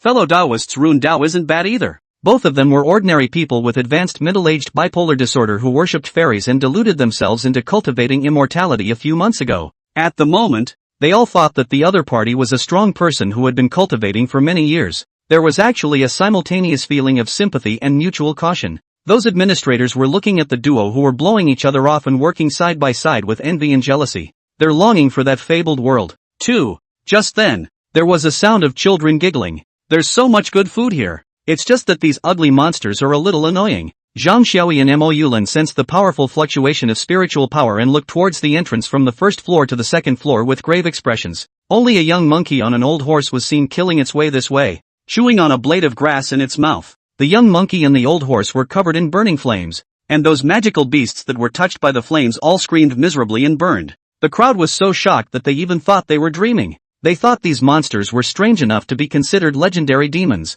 But it was only after seeing the little monkey that I had a whole new perception of monsters. Now that's a legendary demon, with a spirit and magic power. The heartless monkey rode the old horse to kill through the surroundings of the magical beasts and walked in front of the crowd. Burning flame eyes like the legendary eyes of fire. Seems to be able to see through the hearts of good and evil. It sized up Zhang Xiui and Mo Yulin for a long time before saying, smiling, "It's the first time I've met you two so clean. Cleanliness means the absence of dirt and filth within." And then it looked at Han Hai again. Its eyes cold. "You're dirty." The heartless little monkey held up a fireball, and a murderous aura surrounded Han Hai. Han Hai exclaimed in horror, "Master, save me." Mo Yulin took 2 steps to block in front of Han Hai, his face grave as he made a bow. "This monkey friend." The heartless little monkey frowned. "My name is Li Xinjuan, Taoist name Heartless." The crowd thought that the world was crazy, and that demons had a Taoist tradition? Wei Ming blinked. "Shouldn't a monkey on a horse with flaming eyes be called a pilgrim? I can't believe you're called Li Heart Monkey? What's the meaning of Li Heart Ape? Gotta do some research on that." Mo Yulin hurriedly said, "Fellow Taoist Heartless, this is the poor Taoist's disciple. Please be merciful." The heartless little monkey moved. He thought of his master, Bodhi. It looked away and said, "Forget it, just don't regret raising this scourge." This little monkey's expressions and movements are very similar to humans. 3 parts human, 7 parts monkey. Administrators are trying to get a ride with the legendary demon. Again, none of them dared. And there are those who not only want to, but also dare. Zhang Xiui walked forward and cupped his fists. "Zhang Xiui, sect master of Mount Shu." Mo Yulin also hurriedly said, "Rune sect leader." Mo Yulin. Wei Ming silently wrote down Fu Zong. Mo Yulin. These 2 names. Heartless little monkey said, "I sense a lot of treasures on the next level." The 4th level was even more of a great opportunity. Except that the 4th level had a very strong guardian. "Why don't we go together and take care of each other?" Zhang Xiui and Mo Yulin said. "Yes, good." End of chapter. Chapter 106, Secrets of the End Times. The 3rd level of the catacombs. The monsters here were stronger than on the previous floor, and were even able to spit snakes that spewed large amounts of water and wolves that wielded wind blades. That is, without being able to use lightning. This caused the crowd to be even more in awe of Zhang Xiui. Lei Dao seemed to be exclusive to Zhang Xiui alone. In fact, the reason for this is simply that the tree of the earthly essence does not bear fruit that allows one to use thunder and lightning. Because the Hell Warlock Desire Potion that the earthly benevolent tree had taken was crippled. Part of it regarding the power of lightning was in Zhang Xiui. Of course, this matter was unknown to anyone except Li Yang and the earthly essence tree. On the 2nd level, the administrators were still able to use military boxing, military arts, and work together to tangle with those monsters for a moment or two. The 3rd tier of wraiths would not work at all. Those beasts have supernatural powers and are no match without firearms. They could only be salted fish paddling in the water. Watching Zhang Xiui, Mo Yulin, and the heartless little monkey do battle. After fighting for a long time, they retreated into a chamber where the 3 masters meditated on their knees. In the middle of the chamber were dozens of transcendental grasses. Wei Ming looked at those grasses in a daze. According to Master Zhang, these grasses have strange abilities that can help people become transcendentals. If these were given to the ANB, they could definitely arm a group of transcendent fighters quickly. He himself wanted it. Who wouldn't want to fly through the air? After the 3 experts had rested, it was finally time to start the distribution of the transcendent grass. The mindless little monkey waved his hand. "These things are just tasty. They don't enhance me in any way. I'll take a little for a snack and the rest of you do as you please." Wei Ming breathed a sigh of relief. This little monkey was the most energetic in the entire room. If it doesn't want a lot of it, there is hope that the A and B will share some of it. The administrators barely put in any effort and paddled the whole time, so he was too embarrassed to open his mouth and ask for it. Although Zhang Xiui is the anomaly consultant of the security bureau, the position is in the senior administrator, but he is still the head of Shushan may not help the security bureau to fight. Mo Yulin stroked some grass and smiled. Although these spirit plants immortal grasses can allow one to raise their spiritual power, the amount of spiritual power raised is limited. Their greatest function was that they could allow mortals to build their foundations and embark on the path of transcendence. I still have quite a few disciples on the old path, so I definitely need to take some. Zhang Xiaoyi pondered for a moment. Then apart from fellow Taoist heartless share, the rest will be half for you and me. A hint of disappointment appeared on Wei Ming's face. Zhang Xiaoyi said immediately afterward, half of my portion goes to the crown and half to Shushan. Wei Ming was overjoyed. Mo Yulin waved his hand. Ugh, it's not necessary. Since it's official, I'd like to make a good relationship with the old Taoist. Split it into 3, 1 for you and me plus the officials. Wei Ming stood in awe as the administrators rose to salute. Worthy of being a xia cultivator, it was really atmospheric. The heartless little monkey scratched his ears and stood up, milking his voice. All right, let's go, let's go, let's go, let's go, let's go, let's go, let's go to the next level. I'm not giving the next level of chance to anyone. South China Sea, mid-levels villa. The tree of human nature is in the center of the hall, with a curtain of water in front of it. The water screen is a projection from an ancient tomb. This was a use of talent, water magic. Li Yang held a cigarette and sat on the sofa with his legs crossed, staring at the water screen as if he was watching TV. Shaking Bell held the ashtray and curtly caught the ashes for Li Yang. Her membership expired again. Shaker glanced at the water screen and muttered skittishly, that little monkey is the only one of these guys that's any good. I don't know what you're bothering to tease them about. Li Yang glanced at Rattle. How could a cat understand its own plan? Li Yang was bringing transcendental civilization to this mundane world. When people all over the world revered transcendence and reached the point where transcendence were everywhere and transcendent forces were in abundance, it was the same as the whole world working for Li Yang. He will quickly ascend to God. The path to God ascension could be more than just ascetic cultivation. Rattle's always clamoring for world domination? At that point, the 7 commandments would be the holy land of fiction, and the Devil's Club would be the super holy land of holy lands. Isn't that more fun than world domination? Rattle asked again. What exactly did you leave behind on the 4th floor? I'm all curious. Li Yang flicked the ashes of his cigarette and shook the bell to hurry up and continue. He opened his mouth. A story that doesn't exist in this world. They'll find out when they reach the 4th level. Of course there's more. I left some actual ones. When they defeat the 8-foot bride, they have a chance to subdue the 8-foot bride. I'm quite curious to see what they'll do with the 8-foot bride. Zhang Xiaoyi, Li Xinju, and Mo Yulin were all simple-minded people of the righteous path. The 8-foot bride's ability is instead to devour ghosts. Where do ghosts come from? The easiest and most direct way is to kill. Will the 3 righteous men covet the power of the 8-foot bride, or will they seal it? This was a test of humanity, and Li Yang loved this kind of human drama. Rattle asked, they beat an 8-foot bride? That thing is already alien, and you've gone to the trouble of strengthening it. She's comparable to a second-order demon in battle, isn't she? Li Yang extinguished his cigarette and said, most of the transcendents are blocked on the 3rd level. There were only so many people who could enter the 4th floor. I've estimated that the few strongest transcendents that entered the ancient tomb joined forces to be able to completely defeat the 8-foot bride. The 4th floor of the ancient tomb. As Li Yang said, there were only a few people who entered the 4th floor of the ancient tomb. Heartless little monkey. Mo Yulin and his disciples Han Hai, Zhang Xiaoyi and Wei Ming. In fact, Han Hai and Wei Ming couldn't get in. It was just that Mo Yulin and Zhang Xiaoyi forcefully killed through the surroundings of the magical beasts and brought them both in hard.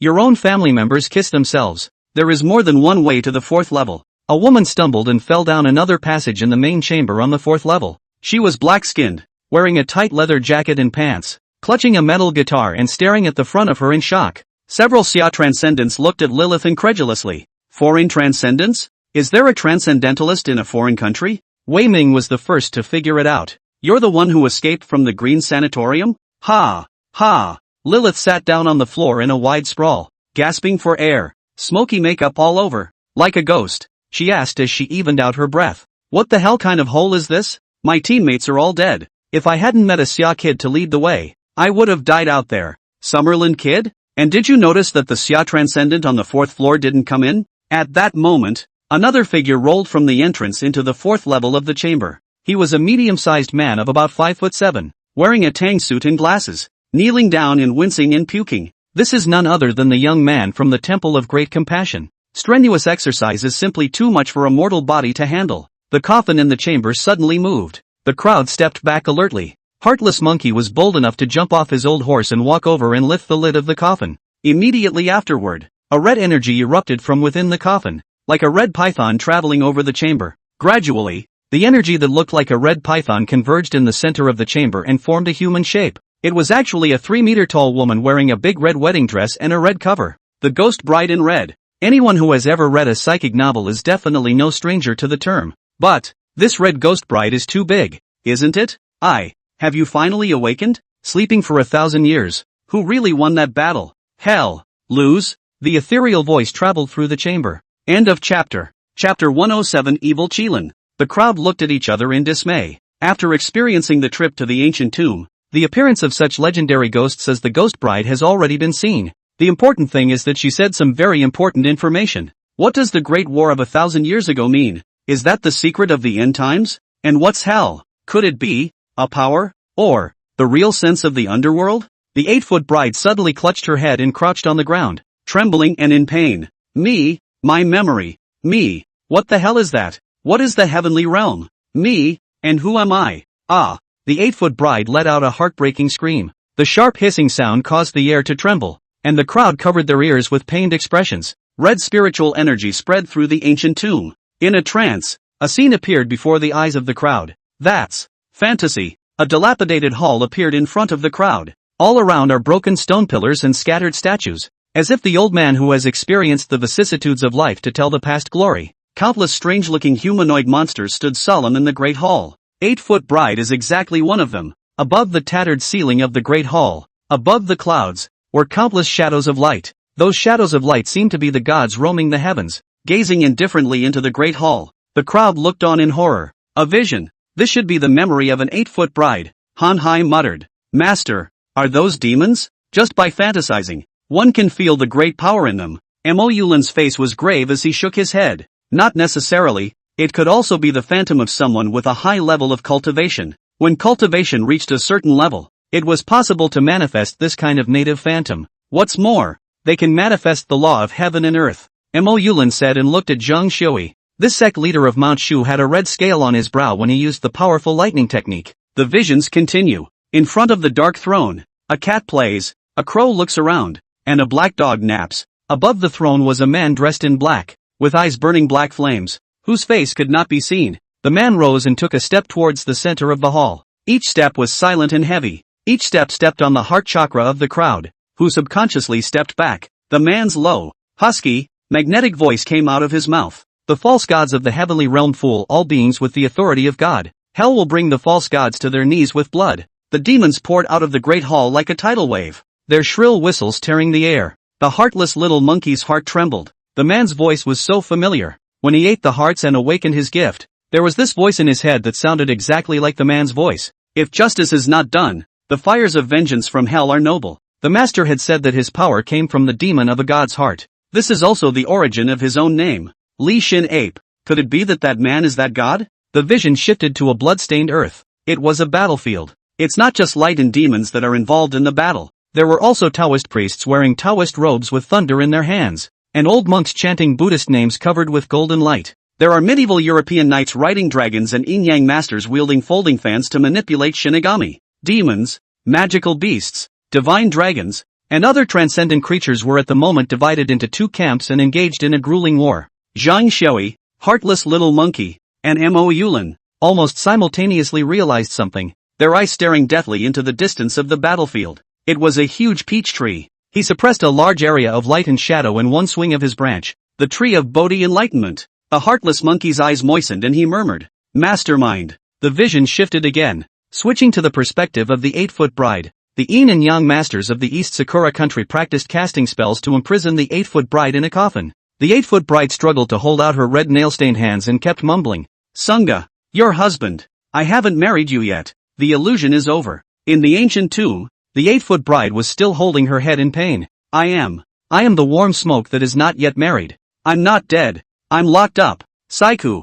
Zhang Xiaoi wanted to go up and comfort him. Walking up to the 8-foot bride, Senior, you. The 8-foot bride suddenly raised her head, and Zhang Xiaoyi frowned and stepped back, his outstretched hand shrinking back. Through the red cover, he could feel the killing intent in the eyes of his 8-foot bride. You're the ones who sealed me up. You guys. The 8-foot bride whistled shrilly, her ghostly aura spreading. The power of death turned into substance and wreaked havoc in the ancient tomb, giving vent to 1,000 years of resentment. Mo Yulin said in a shocked voice. She's gone off the deep end. Watch out. Just after the words, the 8-foot bride's attack followed, and Mo Yulin couldn't dodge in time to spit out blood and fall to the ground. Zhang Xiaoyi and the heartless little monkey hurriedly struck out at the 8-foot bride. Lilith also gritted her teeth and played powerful metal music, forced to join forces with Zhang Xiaoyi and the heartless monkey. For a time, flames and lightning intertwined in the chamber, and red ghost chi rioted. Several people fought the 8-foot bride. It was indeed what Li Yang had said, that everyone who entered the 4th level of the tomb could defeat the 8-foot bride by joining forces. The reason the battle was even now was because Mo Yulin hadn't made a move yet, Zhang Xiaoyi said as he fought. Fortunately, this strong person from the previous era has not recovered his battle power, so we can still fight against him. Patriarch Mo, are you okay? Mo Yulin staggers to his feet. Really? It's worthy of being an ancient powerhouse. It almost killed old Taoist me. He took the mother talisman out of his arms. Fellow Taoists, don't panic. The old Taoist is coming, he said, taking out a handful of sub-charms in his hand. Mo Yulin's entire focus was on the battle circle, and he didn't realize that there was a pair of eyes behind him that were staring at him unkindly. As Mo Yulin killed his way into the battlefield, he only heard Wei Ming let out a shriek. Senior Mo, be careful. What? Mo Yulin turned around. A piece of talisman paper was printed on his head, and he saw the eyes of his beloved disciple, Han Hai, gazing greedily at the mother talisman in his hand. Mo Yulin said incredulously. Apprentice, you? Han Hai shouted angrily. Blast! The talisman exploded. Mo Yulin's 7 orifices bled, and he stumbled and fell to the ground, looking lifeless. Han Hai excitedly grabbed the mother talisman in Mo Yulin's hand. The mother talisman. I got it. I got it. Damn old man. I'm a good white collar. 5 insurance. 1 gold payment. $10,000 a month with it. Go with you to beg for food. Go with you to go crazy. You just don't tell me how to make the mother charm. You deserve to die. You deserve to die. Han Hai said, taking another packet of spirit strain immortal herb away from Mo Yulin's arms and running towards the outside of the tomb. The sudden change was not only out of Li Yang's expectation, but also caught Zhang Xiaoyi and the others off guard. Zhang Xiaoyi retreated violently, panting violently. I don't have enough spiritual power anymore. Fellow Daoist heartless. Let's go. After he said that, he grabbed Wei Ming and ran towards the outside. The heartless little monkey scolded in a milky voice. I told you he wasn't a good man. It's a shame about my creation.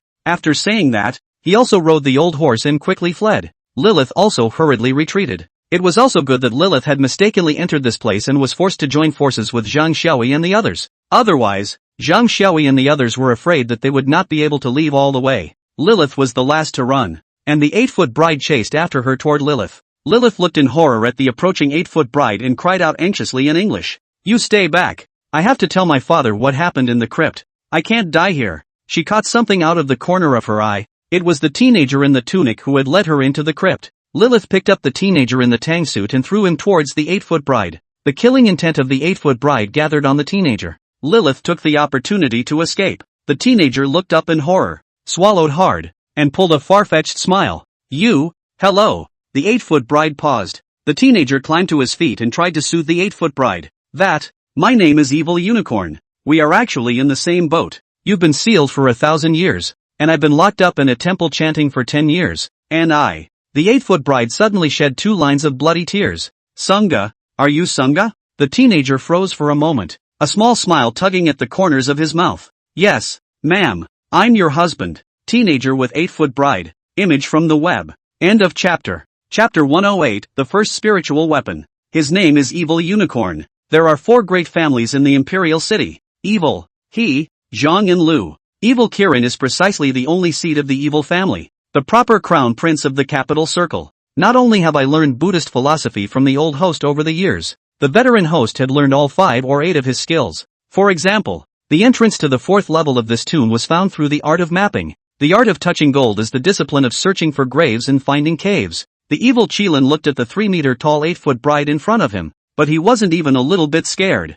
He muttered, Master said that I am the destiny of the ghost host. You can soar past your 17th birthday. Is that what it says? Either you can practice hard all your life and die peacefully and well. Either you go rampant for a lifetime or you don't get to die. The 8-foot bride sobbed, crouching slightly and asking expectantly, Sunga, have you come to take me home? Even if the 8-foot bride was half crouching, she was still half a head taller than the evil unicorn. The evil unicorn nodded slightly, the corners of his mouth pulling up in an arc as he reached out to touch the face of his 8-foot bride. Yeah, I'm taking you home. Warm smoke. Warm smoke. I think that's the name. He believed in the master's words. But what's the difference between a life of asceticism as a monk and a life of death? The 8-foot bride was agitated, her tall body trembling and crying. The evil Qilin softly said, since she is my maiden, can you do a favor for my husband? The 8-foot bride nodded repeatedly. The evil griffin's eyes went cold as he looked over to the entrance where Lilith had left. Kill that woman for me. The 8-foot bride hesitated for a moment.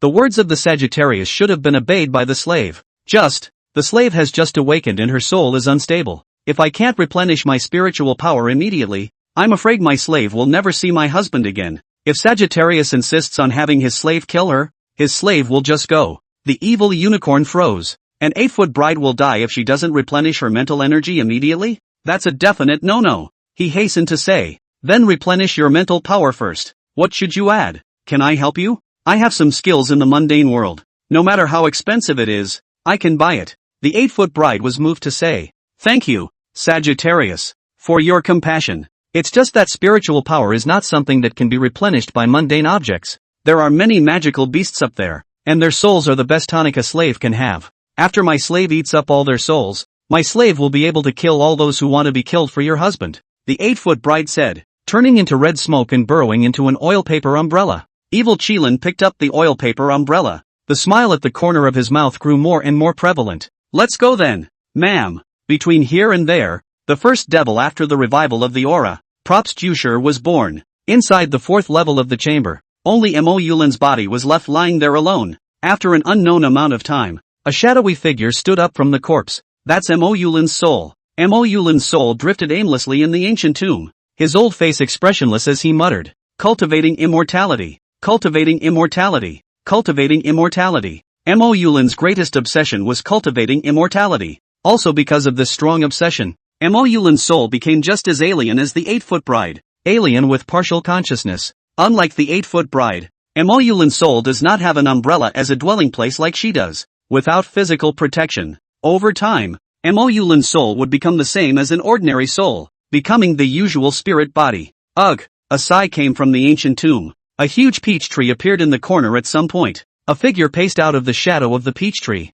He wore a black suit, a black trench coat, and a bowler hat. Mo Yulin looked at Li Yang blankly. Cultivating immortality. Cultivating immortality. Li Yang indifferently looked at him and said, this next era is just a little more boring without you. Mo Yulin got the least resources. Just a peach. However, he managed to become the best among the second stage transcendents and gained the recognition of Zhang Xiaoyi and the heartless little monkey. Uncompromising genius. Who knows how far he'll go? The times without Mo Yulin were indeed a little more boring. Of course, without Li Yang, there would be no next transcendent era. As the initiator of this era, he thought highly of Mo Yulin, so he intended to help him out. By the way, do a test. Li Yang had always wanted to create spirit weapons. For example, the kind of immortal swords in the movie. Recite the mantra, and you can fly with the sword. He never made it. The 8-foot bride had given him some inspiration, and Mo Yulin, who was a fellow alien with the 8-foot bride, was the best test subject. Li Yang picked up an ancient ring from the Tang dynasty in the tomb.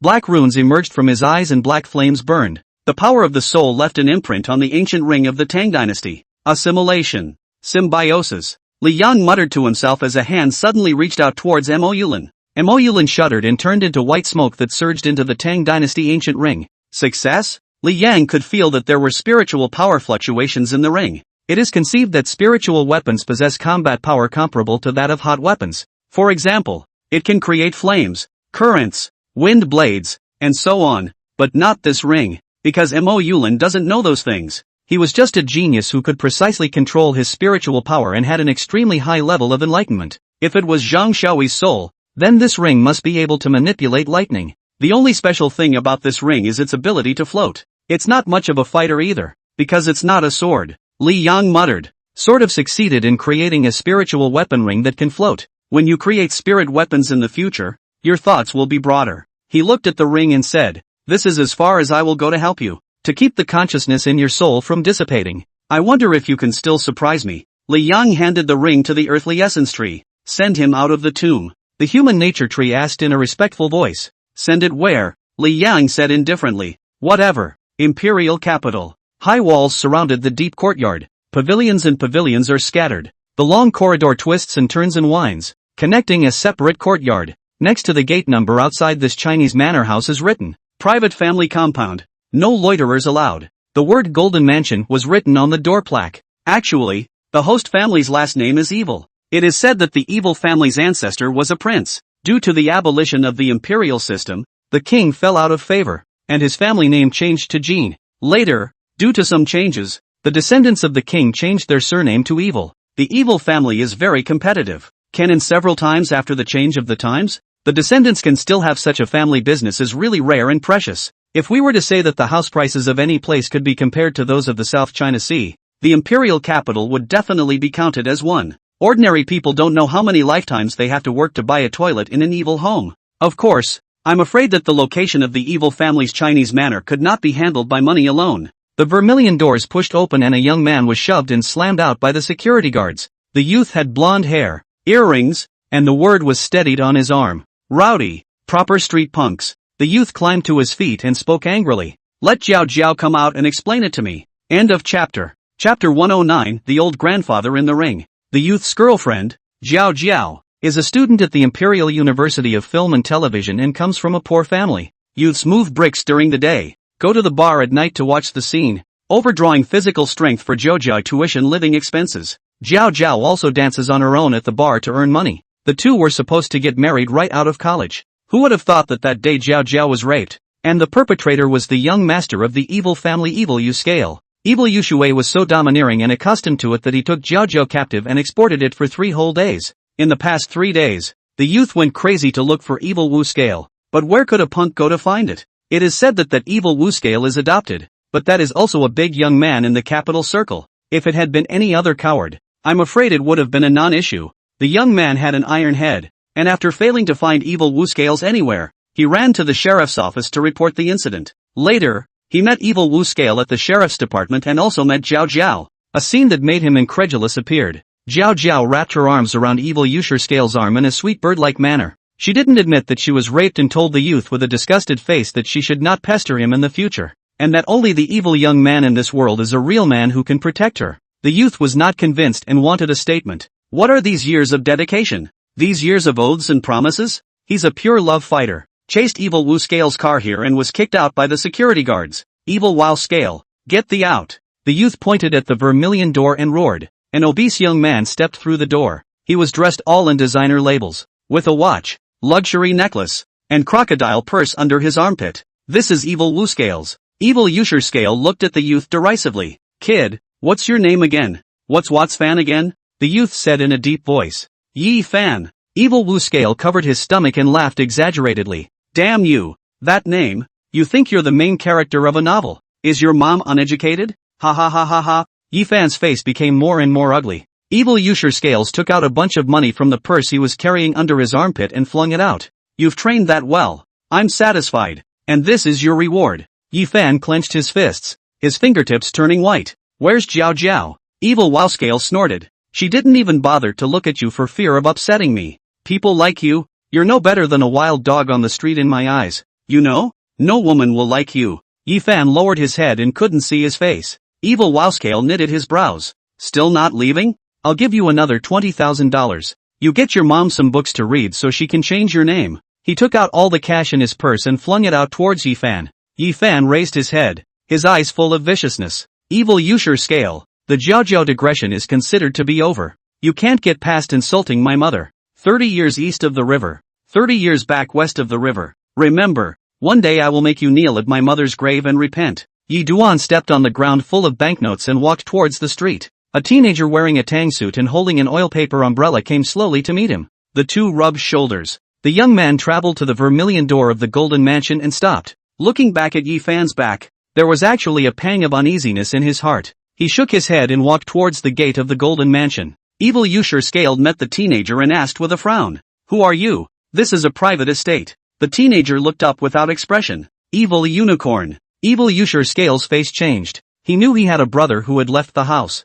How did he come back? He was only the adopted son. If Evil Qilin came back, then the evil family's family business would have nothing to do with him at all. Evil Scale asked with an unnatural expression on his face. What's the proof? Don't recognize any cat or dog with an evil name. He held a glimmer of expectation in his mind. I hope the teenager in front of me is a fake. Shouldn't a monk shave his head? The teenager in front of me had thick hair. Evil Kirin raised the oil paper umbrella, and in the next second, he smacked Evil Wu Scale in the face. Evil Wu Scale fell to the ground with a scream of misery. Evil Qilin lifted his leg and walked into the threshold, contemptuously glancing down at Evil Wu Scale. A dog raised by an evil family dares to bite its master? Tell Evil Builder that I'm back. Evil Family Shrine. An old man in a tang suit stood solemnly by. He is Evil Jangwo, the head of the evil family. The evil unicorn knelt in front of the ancestors' row and offered incense and buckled his head. Evil Jangwo shook his head and sighed helplessly. Oh Kirin, Master Jinghang said that you are the destiny of the ghost host.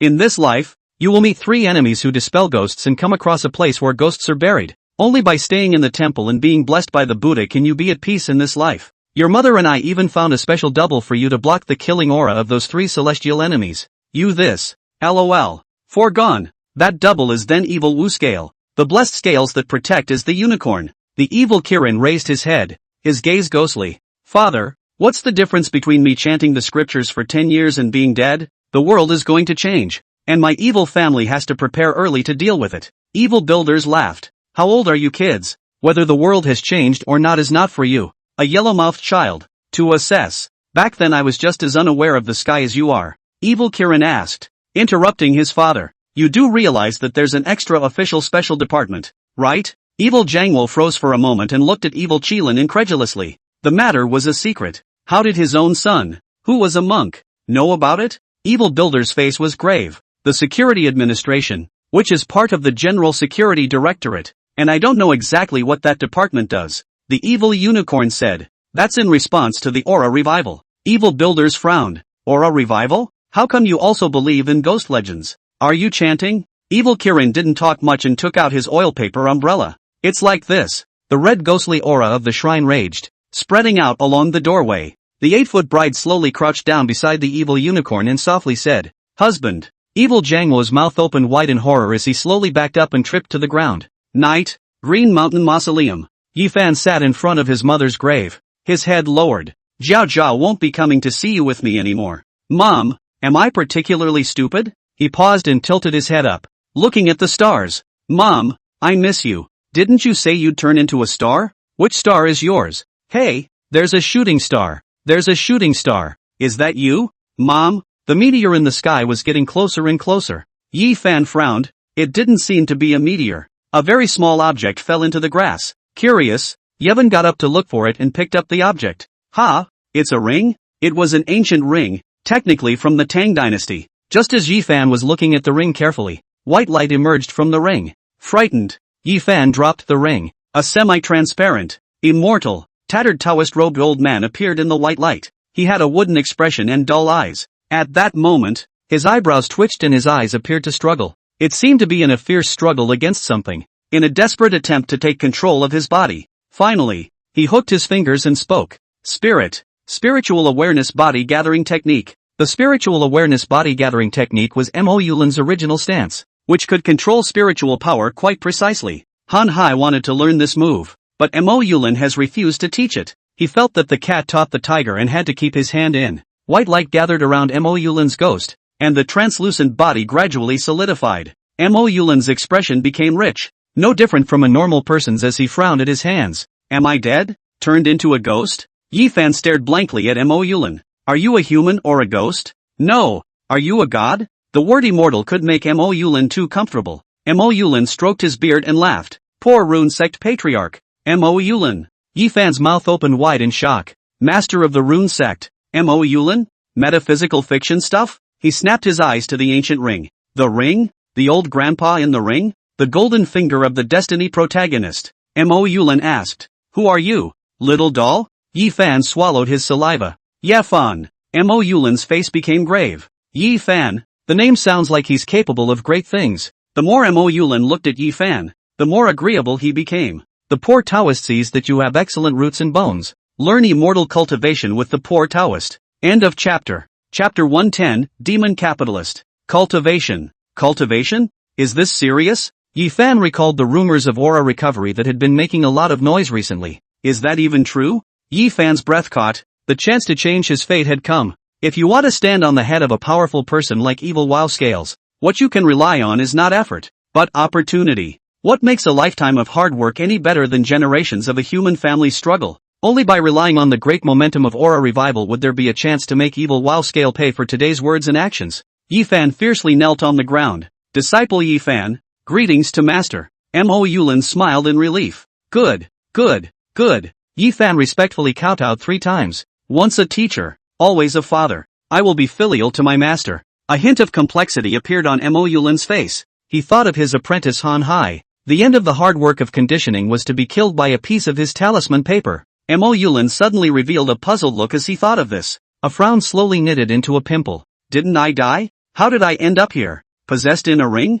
Mo Yulin struggled to remember. In a blur, he remembered someone telling him something. This era is just a little more boring without you. Who said that and why does it sound so familiar? Mo Yulin suddenly remembered something and shuddered. The false gods of the heavenly realm fool all beings with the power of God. Hell will bring the false gods to their knees with blood. The 2 voices kept echoing in Mo Yulin's ears. Definitely a person. It was the environment where the deity known as the King of Hell saved himself. In front of Yi Fan's eyes, Mo Yulin fiercely knelt down towards the location of the ancient tomb of the Dci Debay Temple and folded his hands. How can a disciple be so virtuous as to have the help of a senior? The poor Taoist will endeavor to cultivate and punish evil and promote goodness in this life, in order to repay seniors' renewed kindness. South China Sea. A manor on the outskirts. How to determine whether a place can be called an estate cannot be based on whether the place is big or not. Depends on whether there is a complete housekeeping system here. Gardeners, security guards, maids, housekeepers, and so on. A whole system just to serve the owner of the estate. The owner of the manor here was an old man with a pair of blue pupils. He was blind some years ago and was able to see again because of the help of the God-making organization. Therefore, this manor became the God-making organization's secret experimental base in the South China Sea. In a lab surrounded by opaque light, Dr. Leon King wears a protective suit and uses a variety of precision instruments to do tests on a strain. Lilith just watched. Leon King took off his glasses and eyed them suspiciously. This plant is very vigorous and nothing more unusual. Why are those supernatural humans so obsessed with this stuff? What does epiphany even mean? Lilith wasn't from Xia, and the word epiphany was really foreign to her. Dr. Leon King is very well informed and knowledgeable. Could this thing be the key to the birth of transcendent humans? Dr. Leon King thought for a moment and handed it to Lilith in a commanding tone. Eat. Lilith dared not hesitate to pick up and devour it. The sea of spirit opened up under the infusion of powerful spiritual energy. Lilith stared round in horror. This power. Lilith felt much stronger than before.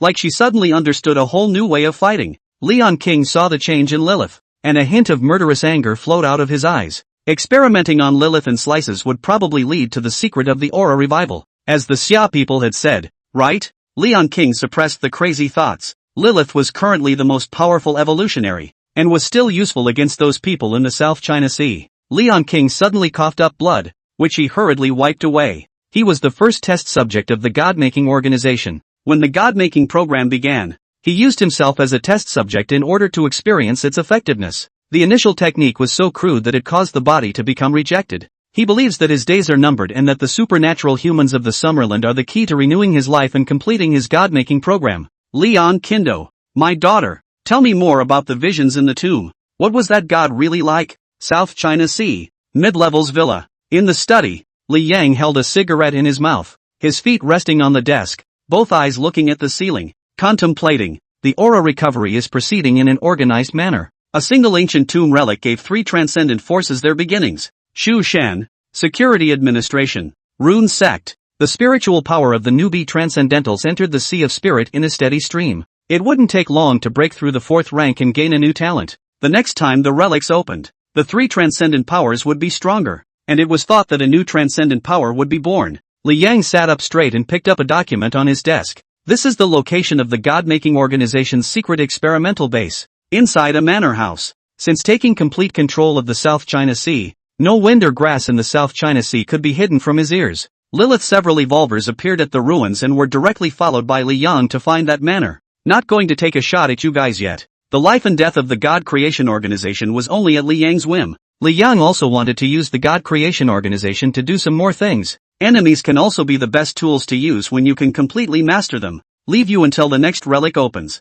Li Yang put the document aside, extinguished his cigarette and muttered to himself. There are quite a few things to do before the next relic opens. The crow flew in through the window. Li Yang glanced at it. The raven stood on the table with its wings crossed in a respectful salute. Master, the demons are stupid and everyone is planning something. Raven has a role in the Devil's Club to monitor the members. After the tomb ruins, the demons inquired about some of the things that happened in the tomb ruins through their connections. There are some members who have decided to do something in order for the winds of the times to be completely in their favor. Li Yang shook his head. These self-righteous, stupid capitalists. Li Yang was afraid that these guys who thought they were smart would disrupt his plans. For example, some members have already started searching for the Spirit Pearl Immortal Herb. Those things are meant for casuals, not for these demons. These demons were the first-order powerhouses of the transcendent world today, and their sense of transcendent items was at the top of this world. Moreover, they possessed powerful human resources in the secular world. If these demonic capitalists meddled in matters between weak transcendents,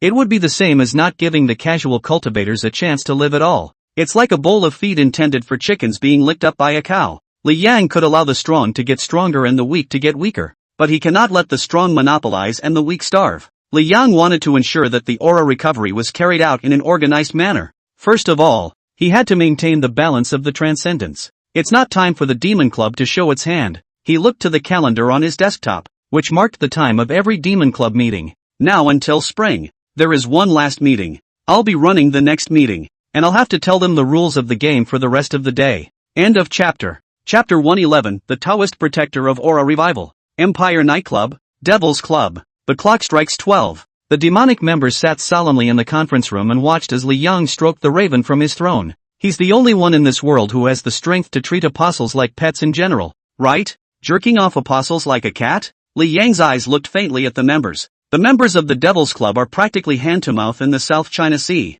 With something as big as the ancient tomb ruins, they must have received the news. Even some of the people at the top of the power hierarchy already knew what was happening in the ancient tomb. The age of the end was in the Tang dynasty, when countless powerful people participated in a war provoked by hell. Such rumors circulate in the Devil's Club. It is important that someone inquires about the details of the tomb visions, like crumbling halls full of demons, crows, cats, and dogs before the throne, the image of the King of Hell. Members of the Demon Club are shocked as they discover the secret of the unthinkable. Crows, cats, dogs. Isn't that the Apostle of Death? The King of Hell, with black runes manifesting in his eyes and burning black flames, was not the god of death. The pride of being at the forefront of the zeitgeist is palpable. The officials had only just gained an insight into the skin of hell, while they had actually seen the legendary King of Hell. They were even one of the temple full of demons themselves. Li Yang's hand that was jerking the crow stopped and lightly opened his thin lips. The meeting will begin with the usual rules.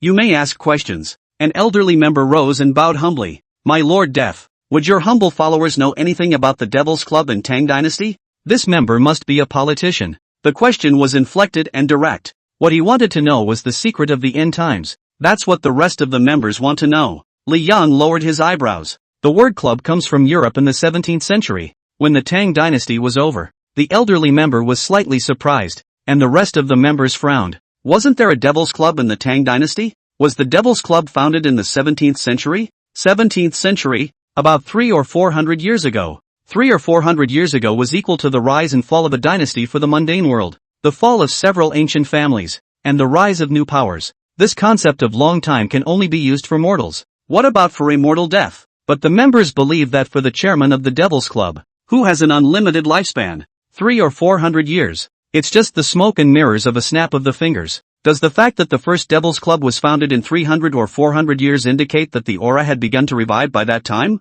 The aged member asked again humbly. Great my Lord Death, humble I, your minion, am a newcomer to the Devil's Club. Can I know more secrets of this new world as I face it with fear and trepidation? In fact, this member had joined the Devil's Club for almost half a year, and was considered an old man to Li Yang. Li Yang picked up Raven and leaned his shoulder against the back of the king's chair. Ask. The aged member organized his words and asked, just how many transcendent forces are there in this world? This was sort of a question that asked the hearts of all the transcendent powers. After the revival of aura, Shu Shan, the rune sect and other transcendent forces appeared in their vision. How many other ancient transcendent powers were there that they didn't know about? They knew there was definitely more. The tomb visions are said to include yin-yang masters, Buddhists, and European dragon riders. What role does the Devil's Club play in the food chain of it all? Also, there was a group of mysterious existences in the ancient tomb visions that the Shinigami called the false gods of the heavenly realm. What were they? Are they the legendary heavenly court? Those mysterious beings are clearly the antithesis of hell.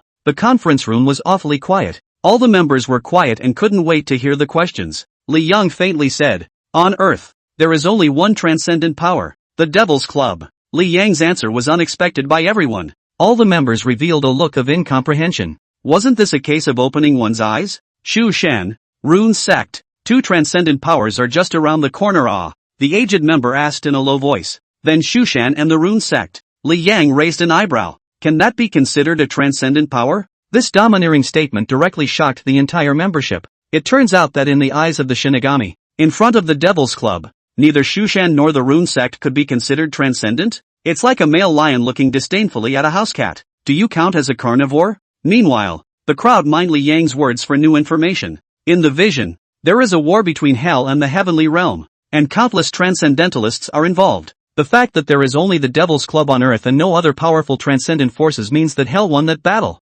Nor is hell an institution subordinate to heaven in myth and legend, as the crowd once thought. Hell, that's a separate transcendent power. What exactly is hell? The members of the Devil's Club dare not ask. All they needed to know was that on Earth, there was only one transcendent power like the Devil's Club that could be in the eyes of the god of death. This was the best surprise for many members. Wouldn't the supremacy of the Devil's Club be the equivalent of a fictional shrine? Whether it's Shu Shan or the Rune Sect, they're nothing but ants to the behemoth that is the Devil's Club? A smile tugged at the corners of the members' mouths. Knowing the Devil's Club's social position in the food chain of the transcendental world, the next thing they knew was how to develop their power. Li Yang waved his hand to signal the elderly member to sit down and opened his mouth. Next, I'm going to say something. The whole room was silent, gasping for breath. Li Yang had a pleased smile on his lips. The age of the end has ended and the recovery of the aura has officially begun. The Earth is now like a very small and fragile ecosystem. Transcendental civilization will flourish on Earth, and a great age is coming. The members followed suit with smiles. They are pioneers, ahead of their time in the great age to come. Yet the next second, the terrifying pressure poured out like a flood, and the air in the entire conference room seemed to be frozen. The crowd looked ahead in horror. The man sitting on the pitch-black throne had a horribly cold face. Fear roamed the surface of the body like a pair of large hands, following the coagulated blood in a death grip on the heart. They were chilled to the bone and their hair stood on end, wondering where they had offended death. Li Yang said in a slightly dangerous tone, "The Devil's Club wants to preserve this fledgling transcendental ecology, not destroy it. Greed, the one original sin I hate the most." The crowd understood. After the ancient tomb relics, many people were embarking on exploring the transcendent world and searching for transcendent items. Their exploration of the transcendental worlds, their logging of the transcendental worlds, is definitely considered to be destroying the transcendental ecology. These people originally did this in the mundane world and brought that greed to the transcendental world. Li Yang stood up. His upright figure was like a huge demon god. His powerful aura made everyone gasp. The Devil's Club is an organization that I created and that serves me. I, on the other hand, am the protector of this aura revival. The crowd was stunned. Their hearts were in fear and trepidation. The aura revival protector. Lord Death is actually the protector of the aura revival. A protector of the ages. Everyone hated to smack themselves in the mouth. The Shinigami are the protectors of the aura revival, and they are destroying it because of their greedy desires. Isn't it obvious that it's against the Grim Reaper? They wanted to make a statement that they would never dare again, but none of them had the courage to get up and speak. Li Yang walked out of the conference room. The purpose has been achieved. In the future, the Devil's Club will not only not rob the resources of the scattered cultivators, but will also secretly vigorously support the recovery of aura. End of chapter. Chapter 112, Creating Spells, the 10 Deadly Sins. Chirp. Smoke blooms in the air. On New Year's Eve, New Year's Day, festivities filled the air. Big red lanterns were hanging everywhere in the villa. Rattlesnake happily took the paste, brushes, and pasted couplets and lucky charms around the villa. Blackie, the three-headed dog from hell, excitedly scurried around after Rattles, who was brushing paste on the wall, while Blackie held the couplet with his 2 front paws. He doesn't know why he's so happy, but anyway, it's just fun. This was the first time Rattlesnake and Blackie had celebrated Chinese New Year after awakening their spiritual intelligence. Technically the first year they had ever celebrated. Li Yang, as the parent of this big family, the task of making dumplings falls on him. He was in the kitchen stirring the stuffing. The TV turned up loud. A woman's home was ransacked yesterday and the South Sea vigilante is actively investigating. There were no signs of broken windows or doors, and it was suspected to be the work of an acquaintance. The Spring Festival has come and gone, and there is a large mobile population, so please be safe over the public. Yesterday, there was a series of car accidents in White Mountain City. The cause turned out to be a dog that drove the car into the road while the owner was away, and fortunately there were no injuries.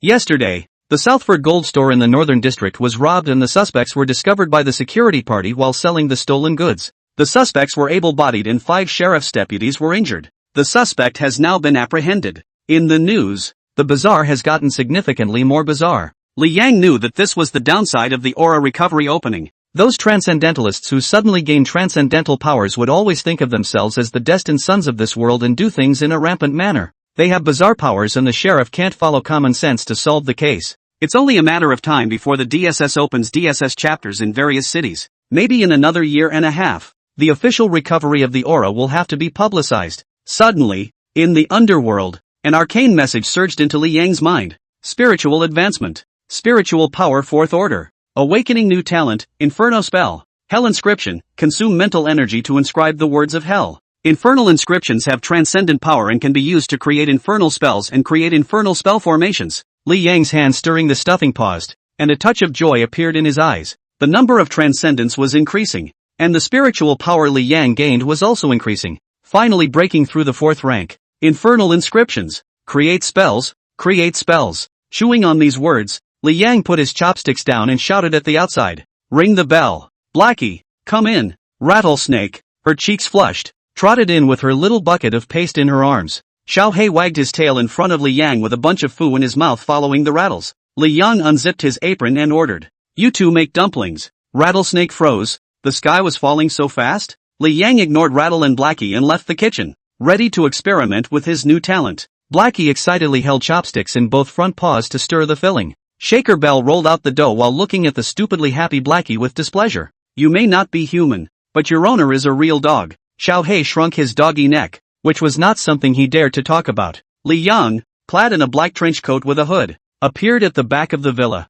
Necronomic and inscription, creating incantations and spells. Li Yang muttered, not thinking of where to start. It was impossible for a human being to visualize something he hadn't seen at all. Well, Li Yang had seen it and used it. Phalanx. Li Yang snapped his fingers. 10 huge spells appeared on the ground. 10 undead burrowed out of it, kneeling down in awe. Li Yang's eyes floated with black runes, scrutinizing the 10 huge magic arrays. He thought for a moment and picked up a dead tree root, about a meter long. A wisp of black flame emerged from Li Yang's finger. He recalled what the magic formation looked like and carved it into the roots of the dead tree. The black flames left burn marks on the roots of the dead tree. 10 brand new small magic arrays were created. Li Yang raised the withered tree root. His spiritual power was activated, and the 10 magic arrays on the withered tree root emitted ghostly black auras, like fluttering black flames. 10 undead turned into smoke and poured into the magic formation in the roots of the dead tree. Li Yang used his spiritual power again, and the 10 magic arrays at the roots of the withered tree once again emitted a ghostly black aura,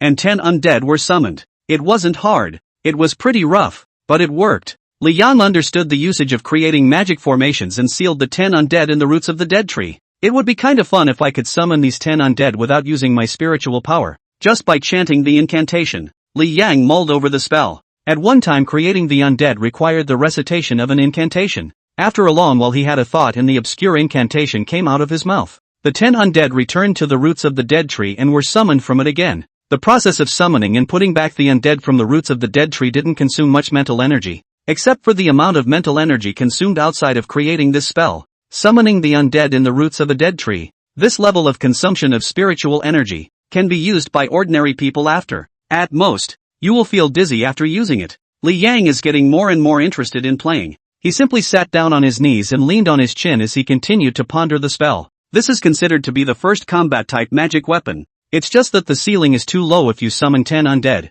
This spell has a high lower limit. The 10 undead were all of the first order or higher, with the second order or lower battle strength. With these 10 undead appearing together, the current awakened, except for Zhang Xiaoyi and the Heartless Monkey, had absolutely no match. This spell has to be able to grow. For example, These 10 undead can be remodeled and strengthened, putting the undead's caliber right there in the past. It's possible to enhance it now with the necromantic inscription. Li Yang muttered to himself as black flames appeared on his fingers and carved runes on the 10 undead. Soon, after consuming a large amount of spiritual energy, the creation of 10 undead covered in black runes was completed. This thing, let's call it the 10 deadly sins. Li Yang picked up his staff and the 10 undead were sucked back into the staff. As long as the staff was still there, the 10 undead, no matter how badly injured they were, could return to the spell to recover. Moreover, the 10 undead have additional growable attributes, but the owner of the staff must be a transcendent to grow with the undead. That is to say, this staff can be used by ordinary people, but it will be stronger for transcendentalists to use it.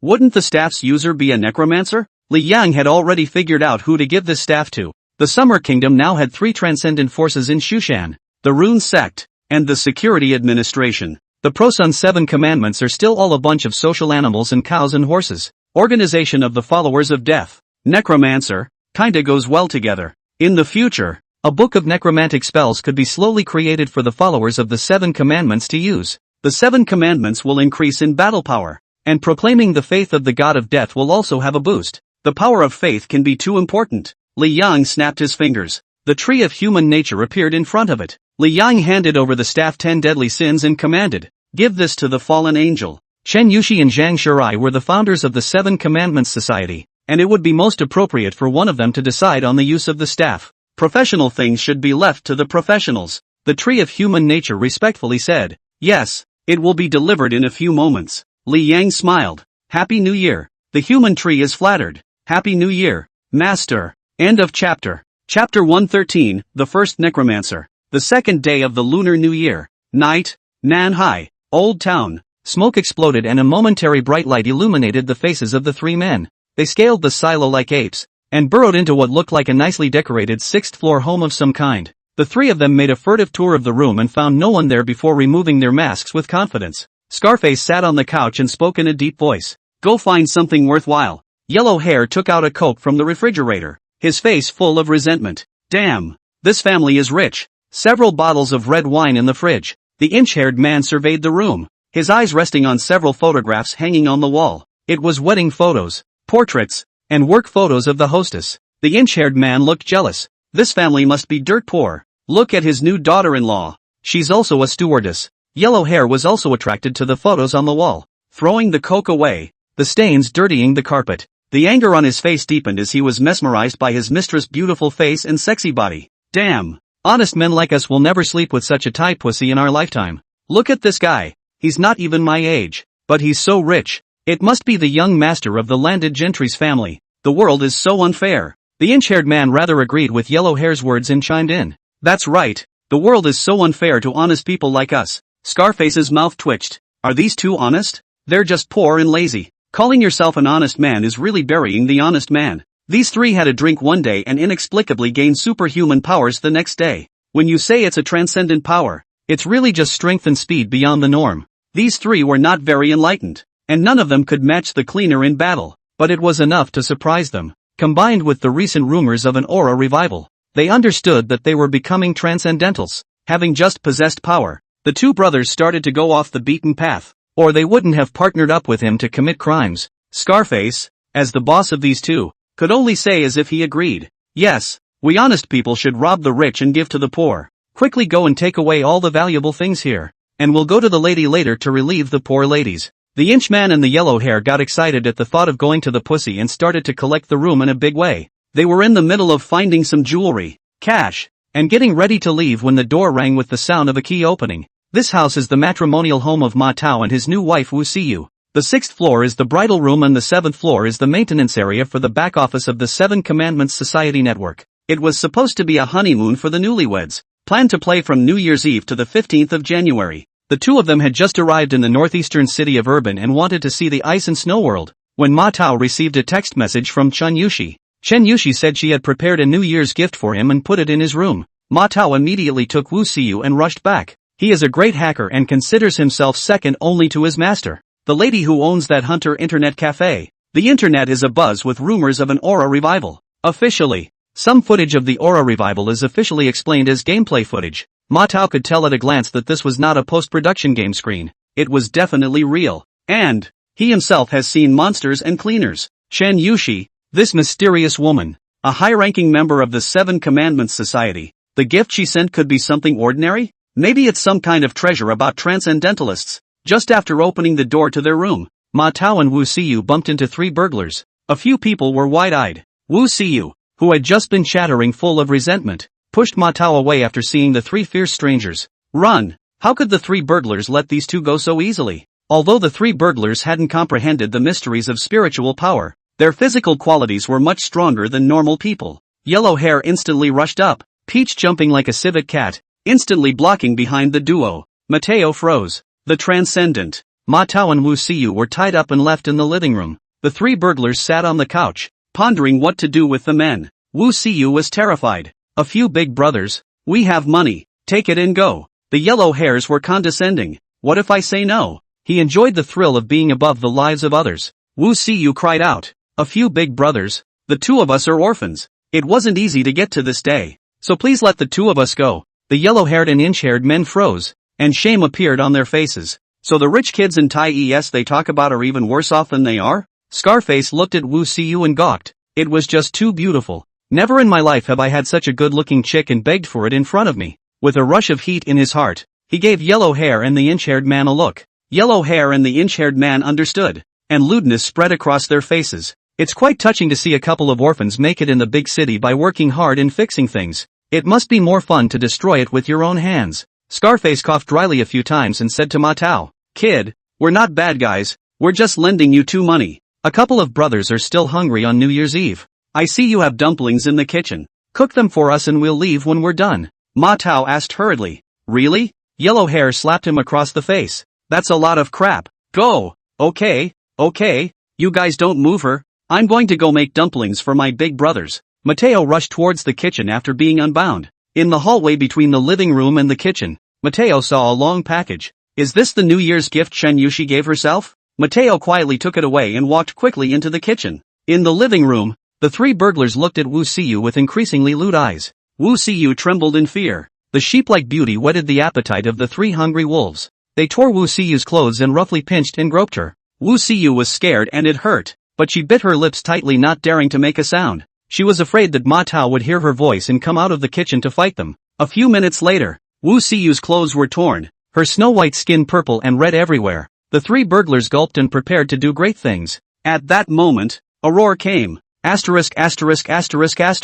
Yellow Hair, whose pants were halfway down, shivered in fear and looked angrily at Ma Tao, who was holding a dead tree root and standing in front. Wu Siyu's face pairs with rain. Tao, I'm fine. Ma Tao was even more furious. And he who hadn't yet figured out the role of the 10 patriarchal sin staff, swung it towards the 3. Without much thought, Ma Tao was given a fat beating, but he held the 10 deadly sin staff in his death grip. A spike suddenly emerged from the 10 deadly sin staff and pierced Ma Tao's hand, and the blood was bizarrely absorbed by the 10 deadly sin staff. At this moment, Ma Tao actually read the obscure text on the 10 deadly sin staff. My Lord Death, grant your humble believer power. Ma Tao recited an incantation that was unintelligible to normal people, and black flames emerged from the 10 magic arrays on the 10 deadly sin staff. 10 undead with spell marks etched all over them, horrifying and terrifying, hissed as they appeared in the room. The 3 burglars were dumbfounded. Yellow Hair stepped back in terror. You're a transcendent too. The transcendent power of the 3 burglars was nothing more than ants meeting elephants compared to Bai Ma Tao's necromancy.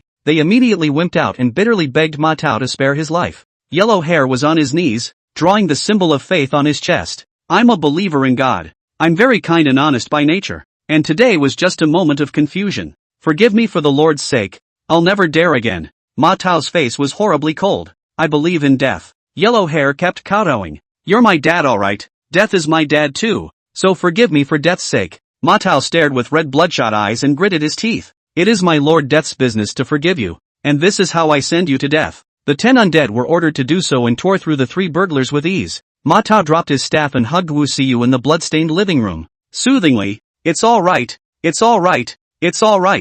Siyu shrank in Ma Tao's arms with eyes full of terror, trembling like a fool. Mateo was heartbroken. What would have happened today if the 7 commandments hadn't given themselves this powerful staff? The wife is afraid that she will be spoiled and killed by these people. His eyes were filled with indignation. How come there are so many demons in this world? This was true before the aura was revived. and it is true after the aura was revived. Can't the world be gentle? Ma Tao hugged Wu Siyu even harder, his mind not knowing what he was thinking. Late at night, Wu Siyu went to sleep. Ma Tao walked up to the attic and opened the 7 Commandments exchange for him. This place is full of faithful followers of the 7 Commandments. They were pushed to their death by the world, and in the end it was death that took them in. Because the 7 Commandments will give them a reason to live, they are no longer invalids. Mateo made a post in the thread. Hell is empty and the devil is on earth. As a follower of the God of Death, it is only right to help my Lord, the God of Death. Send filthy humans, demons in human skin, to hell. We want to make the world a better place.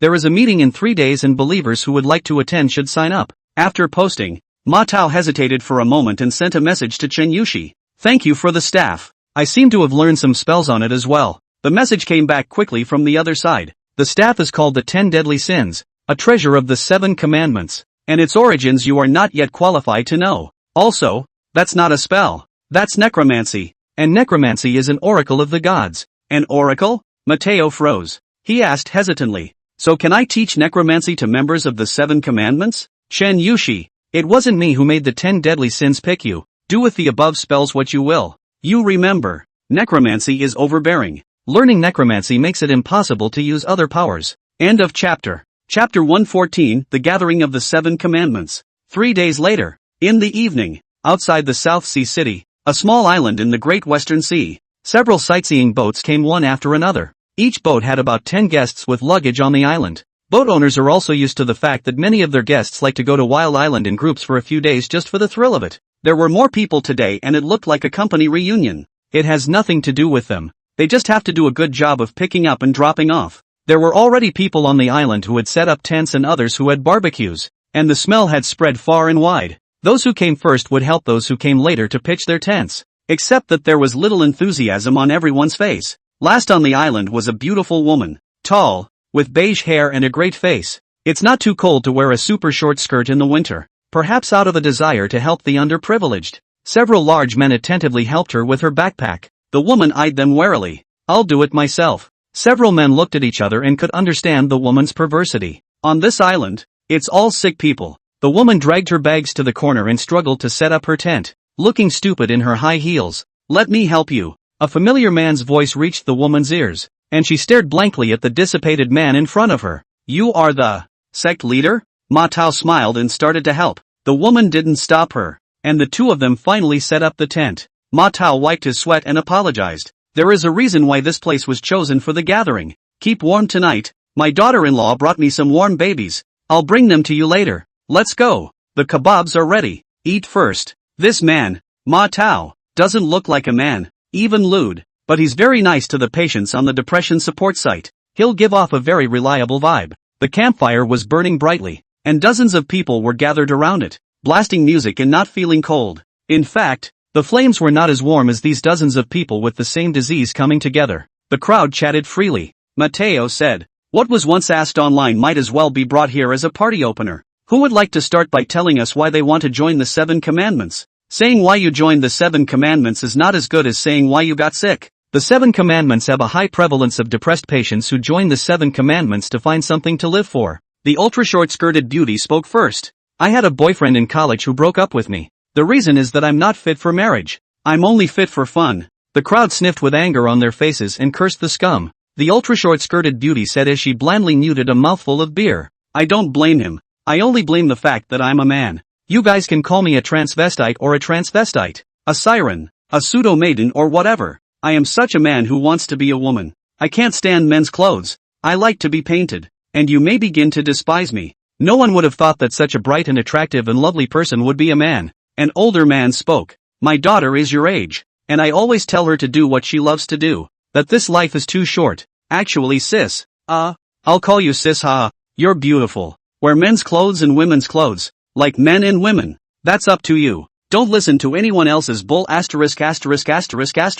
The ultra-short-skirted beauty was surprised and looked at the older man incredulously. The most she's suffered over the years is cyber violence, and peer ridicule, and harassment from certain lewd men. No one had ever encouraged her. Yeah, don't listen to anyone else's bull *******.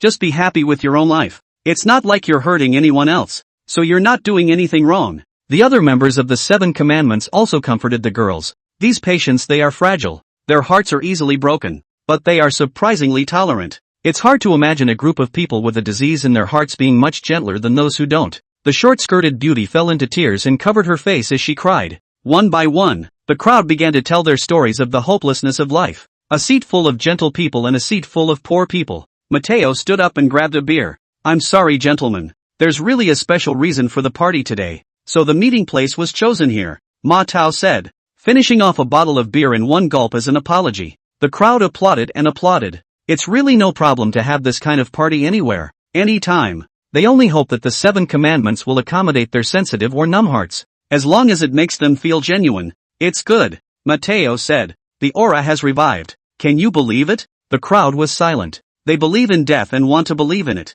But when it was said that this world really had a revival of aura, they didn't dare to believe it. Not a pure believer? That would be a wrongful accusation. How many pure Buddhists want to believe in aura revival? The crowd looked at Ma Tao with some concern. This godfather, he wouldn't deceive them at this time. They're not afraid of dying. They're afraid of being hurt by someone important. Ma Tao didn't say much as he held up the 10 deadly sins. Gentlemen, behold the mysterious power from the gods. An obscure incantation was recited out of Ma Tao's mouth, and the 10 magic arrays on the 10 deadly sins staff emitted a ghostly light. Immediately after that, 10 undead covered in runes hissed and appeared on the ground. The crowd had looked at the undead in horror, recalling the legends of death in the 7 commandments. These are undead, warriors under the banner of death. The 7 commandments followers were full of control, trembling with excitement, and fervor written in their eyes. The moment they saw the undead, the rich power of faith bubbled up from the believers. With the atmosphere set in place, Mateo held up the 10 deadly sins and roared,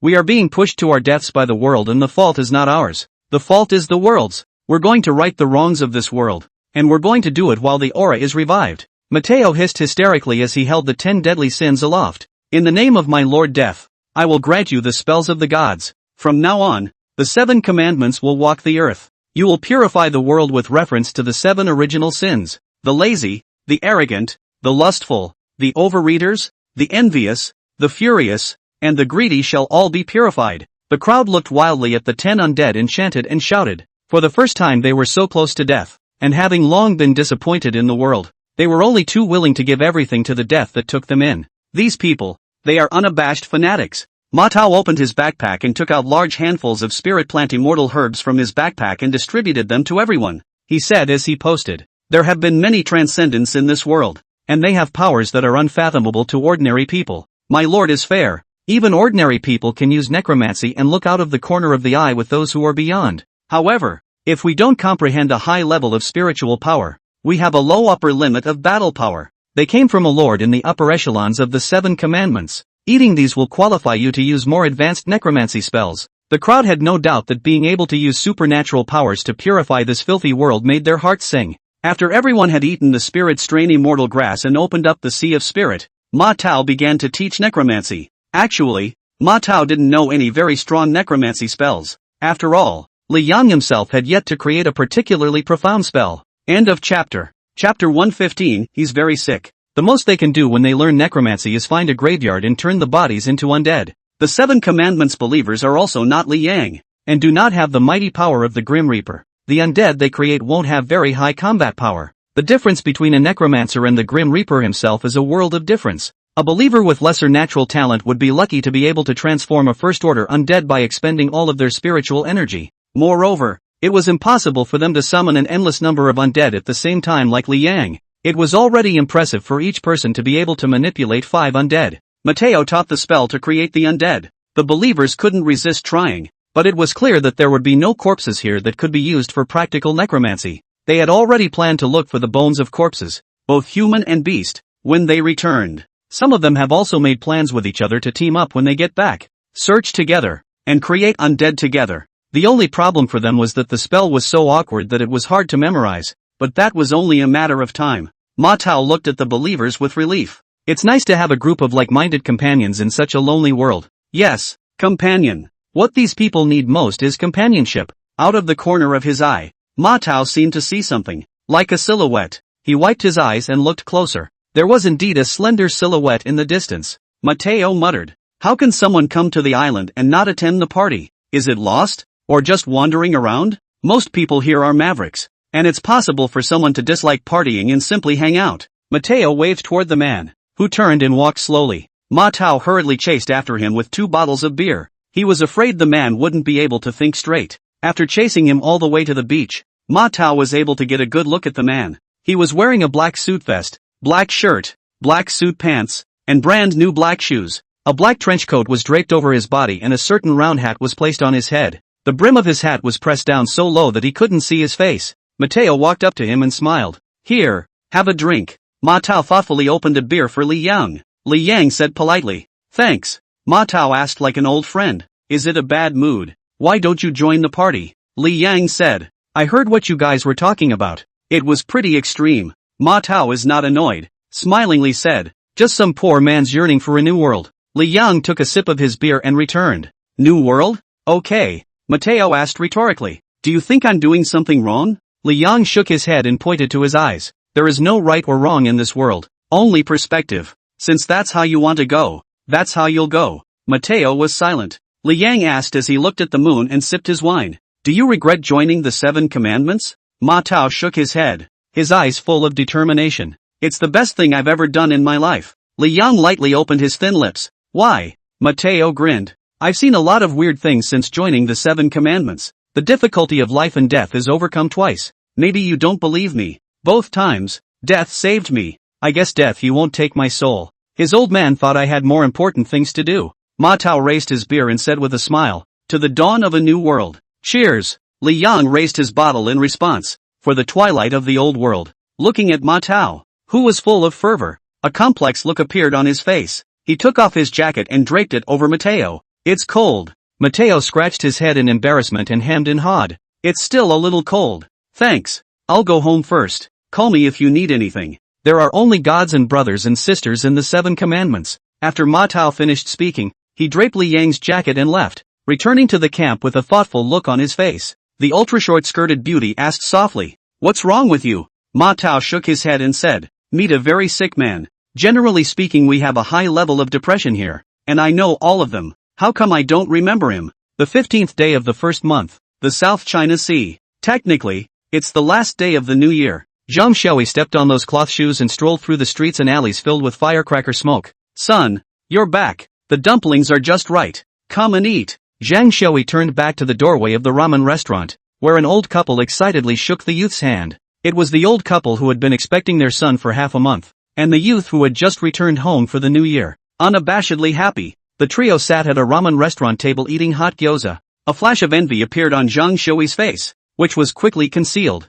He yawned, tucked his hands into the sleeves of his robe, and seemed to flee as he walked to the quiet park and sat down in a small pavilion. Zhang Xiaoyi placed his arm on the stone table and leaned on his head, his thoughts racing. He missed his mundane home too. He just didn't have the face to go back. Dad hated it and his sister didn't like herself. At that moment, Zhang Xiaoyi heard the sound of someone on the phone. Ha ha ha, he's been pretty good to me, but I belong to my good brothers, not to him alone. We women have to love ourselves. It's good to sell and have fun. That uncle just now is so fierce and rich, much better than my family's mouth. Don't mention that green bastard in my house. It's disgusting. He begged me not to make trouble. Is it possible? I'm all about bringing the man home and holding the wedding photos and that. Zhang Xiaoyi furrowed his brows and twisted his head, wanting to see who had disturbed his purity. It was a heavily made-up woman with a look of otherworldly exhaustion on her face, dressed in a cool dress. After the woman hung up the phone, she saw Zhang Xiaoyi and a winking smile appeared on her face. Little Taoist is lonely this time of night. $200. Let's be lovebirds for a while. Zhang Xiaoyi bristled and looked away from the woman to stop looking at her. The woman sensed Zhang Xiaoyi's coldness and secretly cursed. I'm afraid it won't work, right? At that moment, there were footsteps. The woman's eyes lit up and she exited the kiosk with a smile on her face. Are brothers too bored to go out so late? Sister will relieve you of your boredom? Zhang Xiaoyi's body stiffened and his face stared intently. It was 7 red-robed men shrouded in white red robes, and they had an uncomfortable, eerie aura about them. The woman, still unaware of the catastrophe, pandered and flirted in front of the 7 red-robed men. 7 red-robed men surrounded the woman, all reaching out and putting their hands on the woman's shoulders. He who lusts, let him be purified. The woman sensed a hint of something wrong and shuddered. 7 people together is fine. Don't scare me, guys. The nails of the 7 red-robed men instantly became long and pierced the woman's throat. The woman covered her gurgling, bleeding neck and collapsed limply. Zhang Xiaoyi hurriedly walked over to the woman's side and checked her vital signs.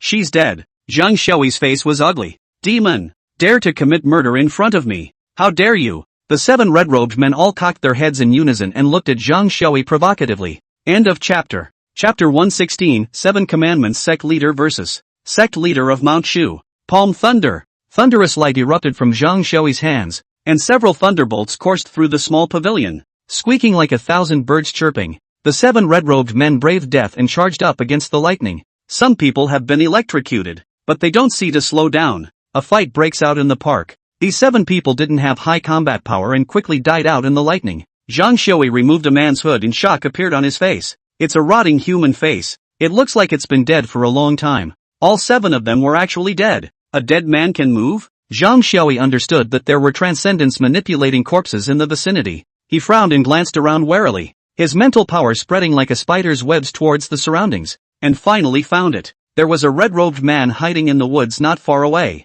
He chased towards the woods, and the red-robed man knew he was exposed, and quickly fled after being surprised. The red-robed man was obviously unable to match the speed of Zhang Xiaoyi, who was comprehending the power of Thunder Law. It soon caught up with them. Stop! Zhang Xiaoyi reached out and grabbed the red-robed man. The red-robed man dodged and his red robe was ripped off by Zhang Xiaoyi. Zhang Xiaoyi froze. This was a blonde beauty. Almost okay. A low voice came from the depths of the woods, and another red-robed man walked out. The difference was that this red-robed man was holding a withered tree root with runes and formations written all over it. The blonde beauty hurriedly hid behind the red-robed man and coldly looked at Zhang Xiaoyi. Zhang Xiaoyi stretched and yawned, asking with false eyes, "It's been a really long time since we had a good fight. First of all, who are you guys?" The red-robed man said in a deep voice. "We are members of the 7 Commandments, followers of the King of Hell." Zhang Xiaoyi's brows furrowed. The 7 Commandments would be something he hadn't heard of. King of Hell. He remembers that in the ancient tomb, in the vision of the 8-foot bride,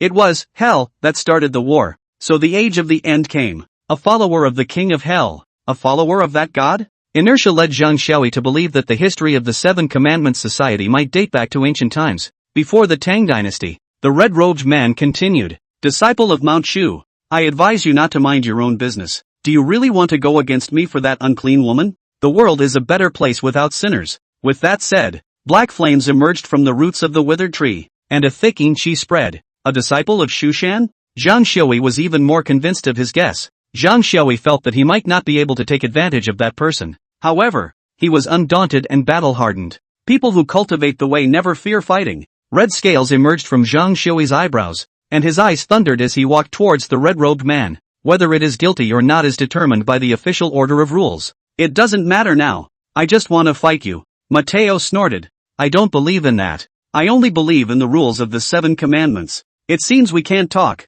So let's fight. With a wave of the 10 deadly sins in Ma Tao's hand, 10 terrifying undead appeared. Zhang Xiaoyi's body was intertwined with lightning and instantly appeared within the circle of 10 undead. It wasn't like Zhang Xiaoyi was surrounded by the undead, but rather it was like he surrounded the undead. After a fierce battle, Zhang Xiaoyi was panting deeply and had some wounds on his body. Ma Tao wasn't doing well either, with 8 out of 10 undead killed in battle. Although the undead could be slowly recovered and resurrected with spiritual power after returning to the 10 deadly sins, for the time being Mateo's combat power was greatly reduced. Rather underestimated you, Ma Tao said, commanding the 2 remaining undead to come to his side. Mateo and the blonde rode on the undead and ran towards the outside of the park. Even if Zhang Xiaoyi had the intention to chase after him, his mental power was not enough and his physical strength was too exhausting. It's impossible to keep up with the undead on legs. Zhang Xiaoyi took out his phone and dialed a number. The South China Sea branch of the Security Administration? I'm Zhang Xiaoyi, Labor Park Lake Pavilion.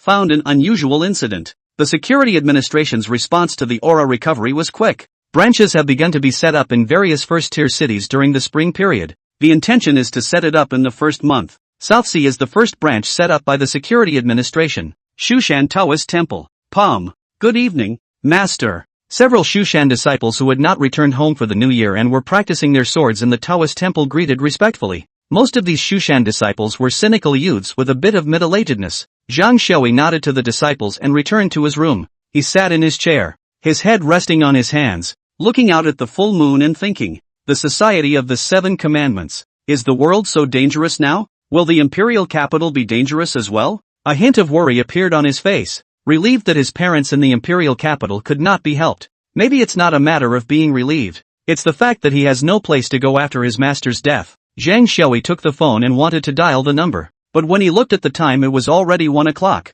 He should have gone to bed early, right? He searched for a while and sent a text message to his mother. Are you and my dad okay? His mother was surprisingly awake and replied quickly. Your father is dying. Zhang Xiaoyi froze for a moment. Father is sick? Is mother not sleeping at this hour? Is she taking care of father? Zhang Xiaoyi dialed the phone. Mom, what's wrong with my dad? It was quiet there for a moment. Said the man. Your father is sick. Why don't you come back here? Zhang Xiaoyi was rarely nervous. Can't father's disease be cured in the empire? How serious is this? The spirit strain fairy herb should work fine. When his father became a transcendent, he could try to help him heal with his spiritual power himself. Zhang Xiaoyi asked. Which hospital? The mother over there said. Too sick to be cured. At home. Zhang Xiaoyi hung up the phone and searched for flight information. The earliest would be tomorrow morning. But there are still tickets for the high-speed train. It arrived almost the next morning as well. Zhang Xiaoyi hurriedly booked his ticket and walked towards the outside of the Shushan Daoist temple. Zhang Xiaoyi wasn't the only one who couldn't sleep this late night. South China Sea. Mid-level villa. Study room. The room was full of scrap paper with all kinds of spells and formations drawn on it. Li Yang took a pen and kept performing calculations on the new paper. His brows tightened with extreme concentration. After the last ounce of spiritual energy was consumed, Li Yang crumpled the paper bubbling with black aura on the desktop into a ball and casually threw it away. He leaned back in his chair, his feet resting on the desktop, and lit a cigarette, his mind spinning in ghostly circles. After obtaining the 4th talent, Li Yang was not in a hurry to study spells with great power. Spells. In this world, he could almost be said to be immortal already. In terms of combat power, he was a 4th-ranked Shinigami, and also possessed the 8 Apostles and the Devil's Club. He didn't care if he had the power to burn the sky and boil the sea. What he wanted was to truly ascend to God and grasp the divine handle. Besides, leveling up would awaken new talents. And one of the new talents would always have a talent with a powerful combat ability.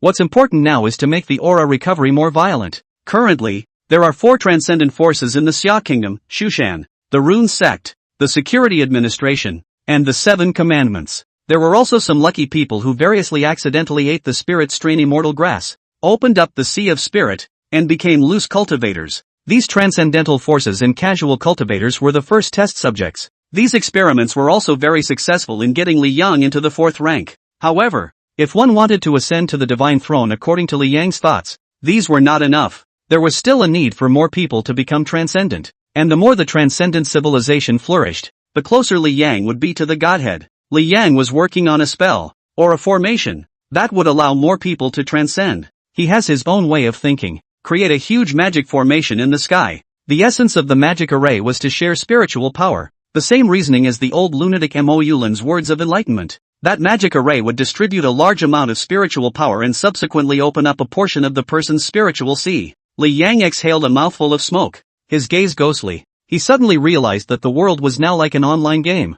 Zhang Xiaoyi, Mo Yulin and others were internal players. The next vision of heaven and earth then makes some of them second test players. The more players there are, the more liver players have, the more Li Yang, the game developer, gains. End of chapter. Chapter 117, Zhang Xiaoyi's home. Li Yang tempered himself for a moment. His mental strength recovered quite a bit, and he continued to act out the incantation. The night almost passed, and Li Yang finally carved the Daigodon magic array model. Li Yang rubbed his face and detected the magic array. Black energy appeared in his hand and gently tapped it into the magic formation. Black flames emerged from the 7 formations around the magic array, and spiritual energy followed the patterns in the magic array towards the center. The most central eye of the formation is the key to the magic formation. A large amount of shared spiritual energy was precisely what was shared out from the array eye. That is to say, a portion of the future gets the spiritual power shared out of the formation eye. Supporting a magic array requires a huge amount of mental power. So the natural candidates to support the operation of the magic array were the apostles.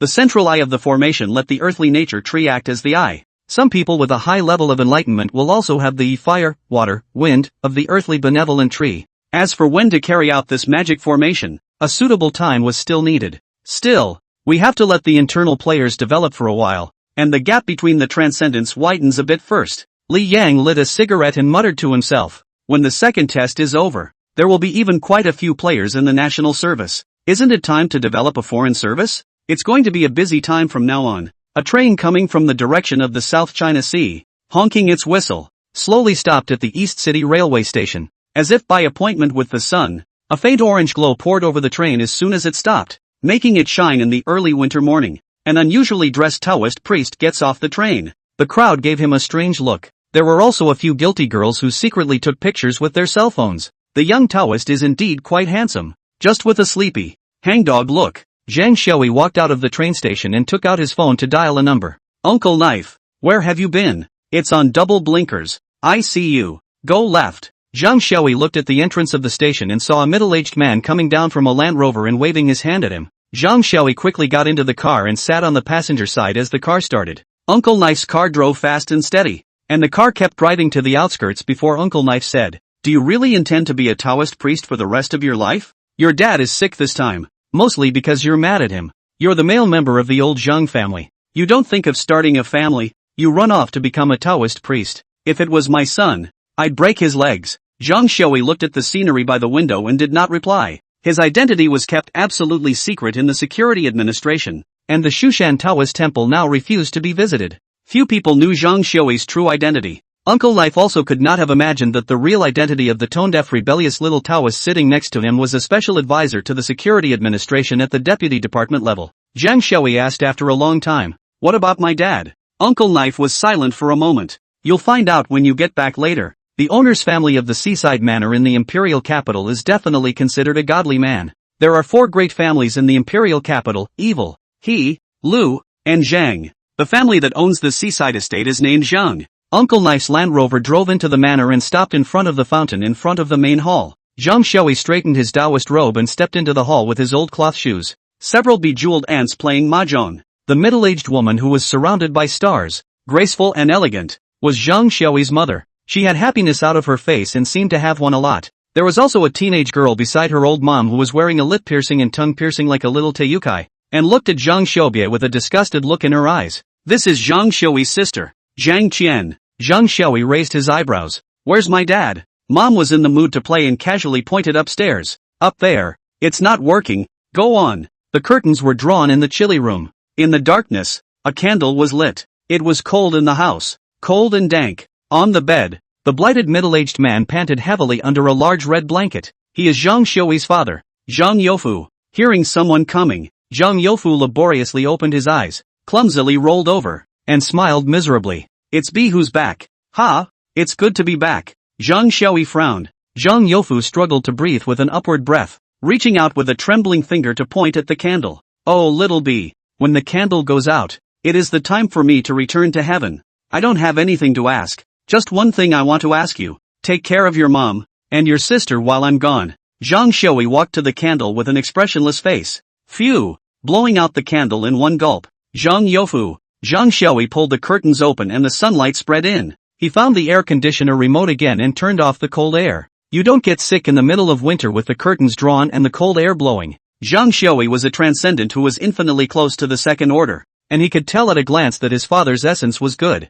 Zhang Youfu angrily lifted the covers and pointed at Zhang Xiaoyi and cursed. "I'm not even doing it for you? I have such a big body. You have to become a monk?" Zhang Xiaoyi looked at Zhang Youfu with false eyes. "If you guys wanted to find me back then, you would have found me a long time ago. Why wait for me to find my way home on my own?" Zhang Youfu sighed. "I know you have a grudge for letting you drift away these past few years, but I've got something to hide. My father had many enemies in his life, and it was a time of life and death for him. It's not necessarily a bad thing for you to run to the Taoist temple for refuge." Zhang Xiaoyi hugged his arms and looked at Zhang Youfu with a cold smile. "I'll look like I'm just going to watch you bull asterisk asterisk asterisk asterisk." Zhang Youfu was in a hurry. "You really don't believe me? Back then there was a lot of trouble with the evil family. That old thing from the evil family also sent his kid to become a monk. The strife with the evil family hadn't ended until now. Your sister would have been sent out of the country, too, because she came back for New Year's. Actually, your mom and I have missed you all these years, especially your mom,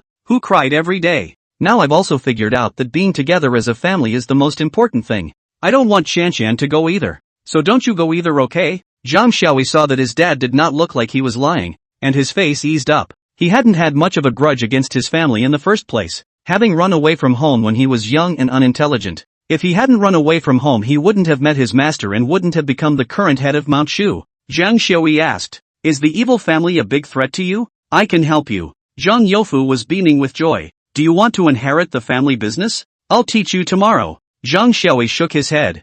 Zhang Youfu bristled. What? You're going to make a law to ask the old lord to help me? Zhang Xiaoyi gasped and laughed. I'm the head of Shushan, you believe it or not, covering our family. The identity of the SSA advisor is to be kept confidential. Zhang Youfu obviously didn't believe it. The matter of aura revival is still known to too few people. There was a knock on the door. The Zhang family's daughter, Zhang Qian, walked in. She first glared at Zhang Xiaoyi without a good face. Zhang Qian is still young and sees things very simply. In her opinion, Zhang Xiaoyi was an irresponsible brother, running off to become a monk on a whim and not coming back to visit for so many years. What? You want to inherit the family business by picking the Zhang family to come back after they've completely established themselves in the imperial capital? It's shameless. Zhang Qian walked to the bed to assist her father. Dinner. Zhang Youfu said yes again and again. Let's eat first. After dinner, Zhang Qian shot a disgusted glance at Zhang Xiaoyi's Taoist robe. My mom even prepared a special vegetarian dish for you, Zhang Xiaoyi said smilingly.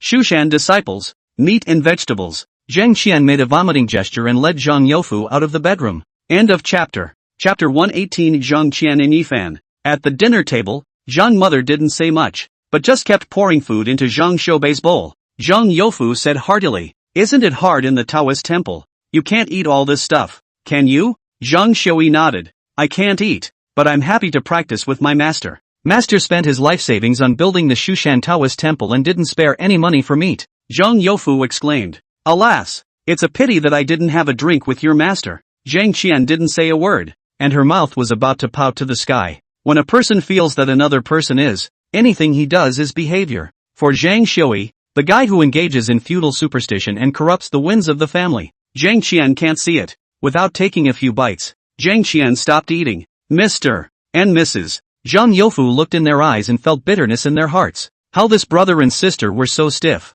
Zhang Xiaoyi didn't care and went upstairs to rest after eating. Uncle Knife walked into the door of Zhang Xiaoyi's room. Oh little bee, what do you lack here? Your father ordered me to buy it for you. Uncle Knife used to be a big brother in the underground world of the imperial capital, and was taken in by Zhang Youfu when he was shipwrecked. He is now Zhang Youfu's bodyguard and will also handle Zhang Youfu's dirty work on the dark side. These days, what kind of big businessman doesn't kill in black and white? Zhang Xiaoyi sat on the windowsill, leaning on his chin and looking at the seascape, asking lightly, Uncle Blade, what's going on with the evil family? A trace of indignation appeared on Uncle Blade's face, which he quickly covered up and said, it wasn't supposed to be said to you, but you're the son of the Zhang family. Sooner or later, you'll inherit the family business. The evil family is just a bunch of rats who like to do things behind their backs. 2 workers died a few days ago, but the sheriff's department just can't catch anyone, saying it was an accident. The site was also ordered to be closed for inspection. Oh, I don't know how the evil family did it. Zhang Xiaoyi smelled an unusual flavor. How are you sure it was an evil family member who killed the man? Uncle Knife said. It's been half a month in a row, and our site has either caught fire or the walls have collapsed. There are also workers who say they see ghosts at night. When people died a few days ago, there were also workers who said they saw ghosts. The worker who saw the ghost is now insane and there is no way to use what he said as evidence. I've also had a master look at feng shui, and I've spent a lot of money, but I can't see anything. I am not a believer in ghosts. I only believe in trickery. Zhang Xiaoyi knitted his brows slightly. This sounds like an anomaly no matter how it sounds. Uncle Blade mused for a moment. Actually, don't blame Chanxian too much for treating you poorly. A few days ago that fake Taoist priest cheated your father out of a lot of money and said your sister is a heavenly fox star, specializing in killing family members. So your sister is a little, to you. Zhang Xiaoyi nodded. His sister already had a strong opinion of him, and the fact that the fake guru had discredited the Taoist priest made her opinion of him even stronger. Zhang Xiaoyi didn't care about this and opened his mouth after thinking about it. Where is the construction site? I'll go to the construction site later. Uncle Knife froze for a moment, looking Zhang Xiaoyi up and down, his mind dawning. Young master is also a Taoist priest. He struggled up inside. Will you take the young master to the construction site or not? Take it to the construction site. Mr. Zhang surely doesn't want the young master to sell those tricks of the Taoist priests. If you don't bring it to the construction site, how can you say that the young master wants to contribute to the Zhang family? You can't discourage the young master. Before Uncle Knife could finish his mental struggle, he heard snoring. Looking up, the young master leaned against the window and fell asleep. Quiet sleeping state. I've heard that the young master is sleepy as hell, but I didn't expect to fall asleep just like that. Uncle Knife exited and carefully closed the door. During the night, Zhang Xiaoyi woke up and looked out the window in a daze. The estate was lit up with bright streetlights. There were 3 or 5 security guards patrolling. A red Ferrari pulls out of the estate. Cynthia? Out so late? Zhang Xiaoyi mumbled, stretched lazily and walked downstairs. Head-on collision with the maid. Zhang Xiaoyi asked casually, "Where's Cynthia going so late?" The maid said respectfully, "Mrs. out at this hour. I think she's going to the bar." Zhang Xiaoyi raised his eyebrows. "Is it safe to go out this late?" The maid said, "Mr. Zhang bought all those bars that Miss always goes to. There's no problem with security." Zhang Xiaoyi's brows furrowed, and there was inexplicably some uneasiness in his heart. His cultivation level was getting higher and his intuition was getting better. Zhang Xiaoyi said, "Talk to my dad. I'm going out for a spin." The maid froze. "Mr. and Mrs. Zhang have gone out for a reception, so you should give them a call." Zhang Xiaoyi nodded and walked out of the hall. Wee hours of the morning. Imperial Insulator Bar. The powerful music was so loud that, except for the DJ, the rest of the people talking had to get very close to be heard. It kind of brings people closer together. What matters is the distance between men and women. Come to the bar to play. Most of the hunters, they quickly stared at a little girl dressed in Zhangqian. Someone tried to come up and strike up a conversation, but was blocked by a large man with a tattooed dragon and tiger. This big man's name is Biao, and this bar is the venue he looks after. The man with the crooked idea snapped and left. Zhang Qian looked at the men with disdain, and then looked at brother Biao with more admiration. This girl has worshipped underground culture since she was a child, and the 13 girls in the movie Potter's Bazaar, Chan Ho Nam, is her idol. She can't look at the rich, the powerful. She likes these assholes. Zhang Qian smiled and said, "Pio is so powerful." Pio gave a big jabbing smile. Hey, this is nothing. I'm with Blade, who was a lot fiercer than me back in the day." Zhang Qian's eyes glanced at a youth with a raw face. The young man had blonde hair, earrings, an arm tattooed with the word, and an ancient ring on his hand. The blonde young man had a pen and paper and was not sure what he was drawing. Is it reading and studying? So alternative. Zhang Qian came to be interested. "Who's that? How come I haven't seen it before?" Pio said. Called Yi Fan. New here. Not very talkative. Zhang Qian took the wine and walked over to Yi Fan, putting her hand on Yi Fan's shoulder with a big grin. "That's a pretty cool tattoo you got there, little brother. Let's see what you wrote." Yi Fan returned. "Learning to draw charms yet?" Zhang Qian's face instantly darkened. "Why are there so many people engaging in feudalistic superstitions these days?" Pio said as he walked over and looked at the time. "It's getting late, and Blade has orders that you must be home by 2 o'clock. Fan, Chiu, Fai, you 3 drive and follow Miss. The young lady must be assured of her safe arrival home." Chao and Hui were overjoyed. Sending Missy home can pull in a lot of feelings. Zhang Qian was dissatisfied. "Not going home. There's a stinking Taoist priest at home. Why don't you help me teach him a lesson and get rid of him?" "Brother Biao." Pio thought for a moment. "It's young Master Zhang Xiaoyi who's talking about it." Qian, aren't you making things difficult for me? If I move young Master Zhang, Brother Blade can skin me." Zhang Qian bristled.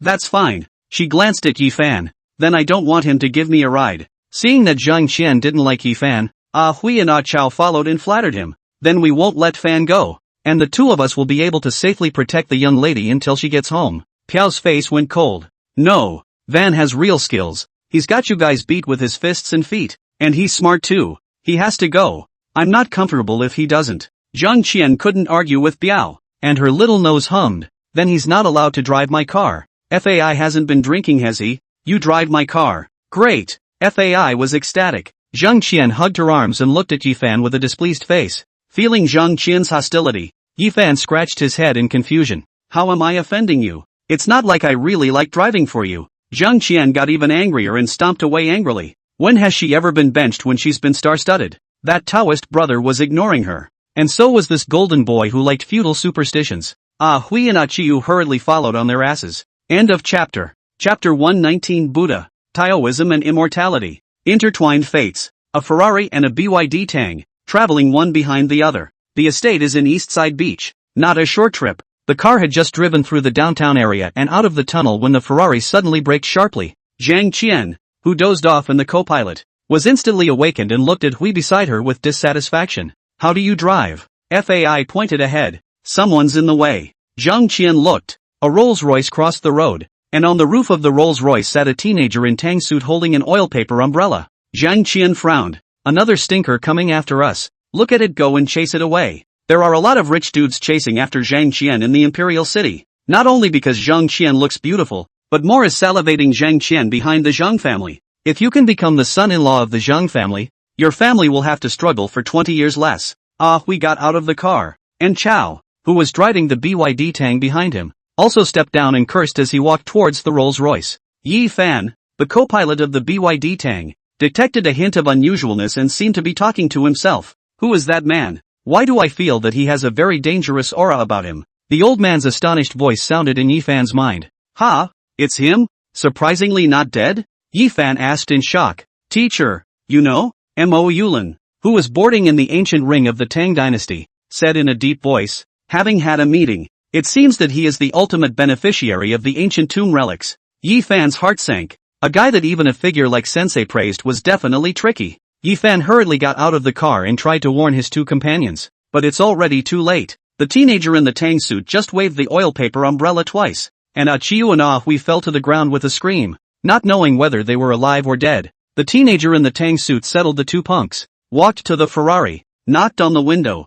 and courteously said, "Is it Ms. Zhang?" Zhang Qian had been shocked and confused. This young man in a Tang suit could do evil magic. How did an oil paper umbrella manage to knock out two jerks who fight all the time? She pulled on the car door with a death grip. You, don't hurt me, my father is Zhang Youfu. She could only hope that her father's name would scare this teenager. The corners of the teenager's mouth pulled up. That's right then. My name is Evil Kirin. Haven't you heard of me? Miss? Zhang Qian looked at the evil Qilin in horror. Are you the young master of the evil family who left the house? When the evil Kirin heard the word monk, his face went cold and his oil paper umbrella crashed against the glass. The Ferrari's superdense glass actually shattered right through. Zhang Qian screamed in terror. Just then, a talisman paper came swiftly like a flying bird. Boom! There was a popping sound in the air. The evil Qilin covered his ears. His head was dizzy, and he looked at Yi Fan coming down from the BYD Tang behind him and narrowed his eyes dangerously. It's you? So you're a rune sect disciple. As one talisman after another flew in, the evil Qilin could only quickly retreat. Yi Fan ran to Zhang Qian's car and stared at the evil Qilin dead in the face. Kid, you have good eyesight. When you see a rune sect disciple, why don't you retreat? The evil unicorn snorted. That rune sect patriarch is quite qualified to say that. However, even if he comes in person, I'm not afraid. Yi Fan's face instantly turned cold as he lowered his head and said in a deep voice, Miss, you go first. Zhang Qian's eyes were shocked. The one who saved himself was this punk he despised the most. The one who saved his life was also the metaphysics that he could not see. The talisman paper drawn by this punk named Yi Fan actually did have mystical powers. It wasn't a feudal superstition. Zhang Qian hurriedly climbed into the driver's seat, started the car, and called out the window. Yi Fan, what will you do if I leave? Go together. Yi Fan coldly looked at the evil Qilin. He's from the evil family? There happens to be a bit of a grudge, and I'd like a good fight. In Yi Fan's mind, Mo Yulin said quietly, you could die. Yi Fan snorted. If you have cultivated immortality, you will still be afraid of death? Mo Yulin laughed out loud. Good boy. I like your character. Worthy of being a disciple valued by my heavenly age Taoist. Zhang Qian couldn't hear Mo Yulin's voice and only heard Yi Fan say, evil family members? I happen to have a bit of a grudge, but I would like to have a good fight. Since you've cultivated immortality, would you still be afraid of death? Zhang Qian had little stars in her eyes. It's so crazy. It's so cool. It tasted like a never-ending jungle grudge. It was the fact that the talisman paper could explode, and the fact that Yi Fan was an immortal cultivator was hard to accept for a while. Zhang Qian didn't know that the transcendental world could be much more dangerous than the underground rivers and lakes. The evil unicorn slowly held open the oil paper umbrella. None of them can leave. When the oil paper umbrella was opened, scarlet energy filled the air like smoke. The 8-foot bride in a big red wedding dress appeared beside the evil unicorn. Sagittarius. The moment the terrifying 8-foot bride appeared, the air around her went cold.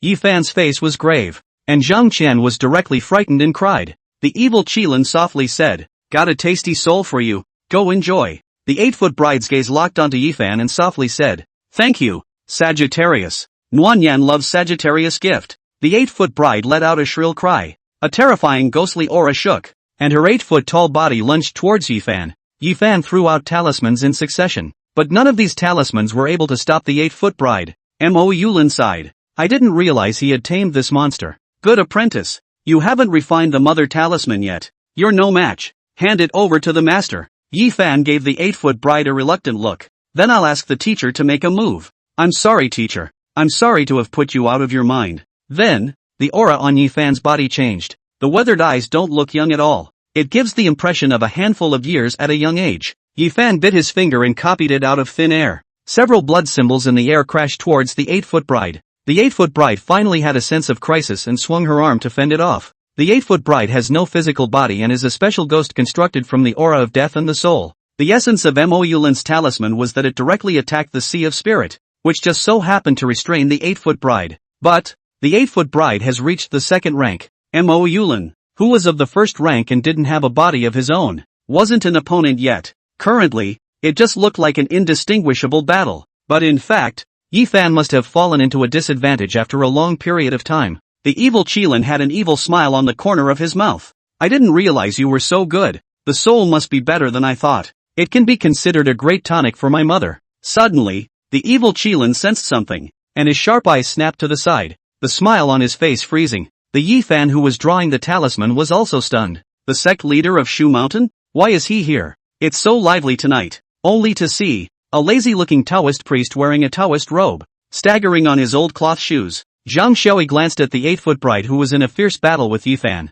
rested both arms on the shattered window of the Ferrari, and yawned. What's a little girl's family doing here in the middle of the night if she's not going home? Didn't mom tell you? It's not a good thing if you don't come home in the middle of the night. Zhang Qian looked at Zhang Xiaoyi in surprise. Why are you here? Her face showed anxiety. You're a little cutie. What? Can't you see what's going on? There's a car behind us. Get in and run. Zhang Xiaoyi raised an eyebrow. What about you? Why don't you run? Zhang Qian wiped her tears and glared angrily at the evil Qilin. Is my mother the one who abandons her brother and runs away by herself? I'll run this bastard over. Zhang Xiaoyi was dumbfounded. Good. Worthy of being my Zhang Xiaoyi's sister. The evil Qilin frowned and raised his voice. What did you say your name was? Taoist? The old host said that you must not make an enemy of 3 people in your life. Those 3 had the words Ming, Van and Bi in their names. Is this fulfilled? In Zhang Qian's shocked eyes, changes occurred on Zhang Xiaoyi's body. Red scales emerged in Zhang Xiaoyi's brow, and his eyes flowed with thunderous light as he cocked his head. Sect Master of Mount Shu, Zhang Xiaoyi. End of chapter. Chapter 120, The Gods of the Sea. The smile at the corner of the evil Qilin's mouth grew more and more prevalent. Ma'am, help the Sagittarius slaughter them. The 8-foot bride's body was covered in ghostly energy, and her size seemed to increase by a few more points. Roaring, since it is the order of the Sangha, Guan Yan will kill these 2 thieves. Zhang Xiaoyi made a bow, his voice slightly respectful. The last time I fought with Senior was not yet finished. Lately the poor Taoist has grown quite a bit, so I'd like to ask Senior to give me some guidance. Zhang Xiaoyi still respected the ancient former powerhouses from hell. After the words were spoken, thunderbolts roamed around Zhang Xiaoyi's body like fine snakes, his aura climbing to its peak. In the next second, thunder exploded under Zhang Xiaoyi's feet and he instantly disappeared in place. Zhang Xiaoyi's figure appeared above the head of the 8-foot bride, holding a ball of thunderbolt and trembling with the 8-foot bride. Yi Fan sighed. What a handsome tactic. I can't be left behind. Old Taoist. Yi Fan slapped his chest and sprayed out a mouthful of blood.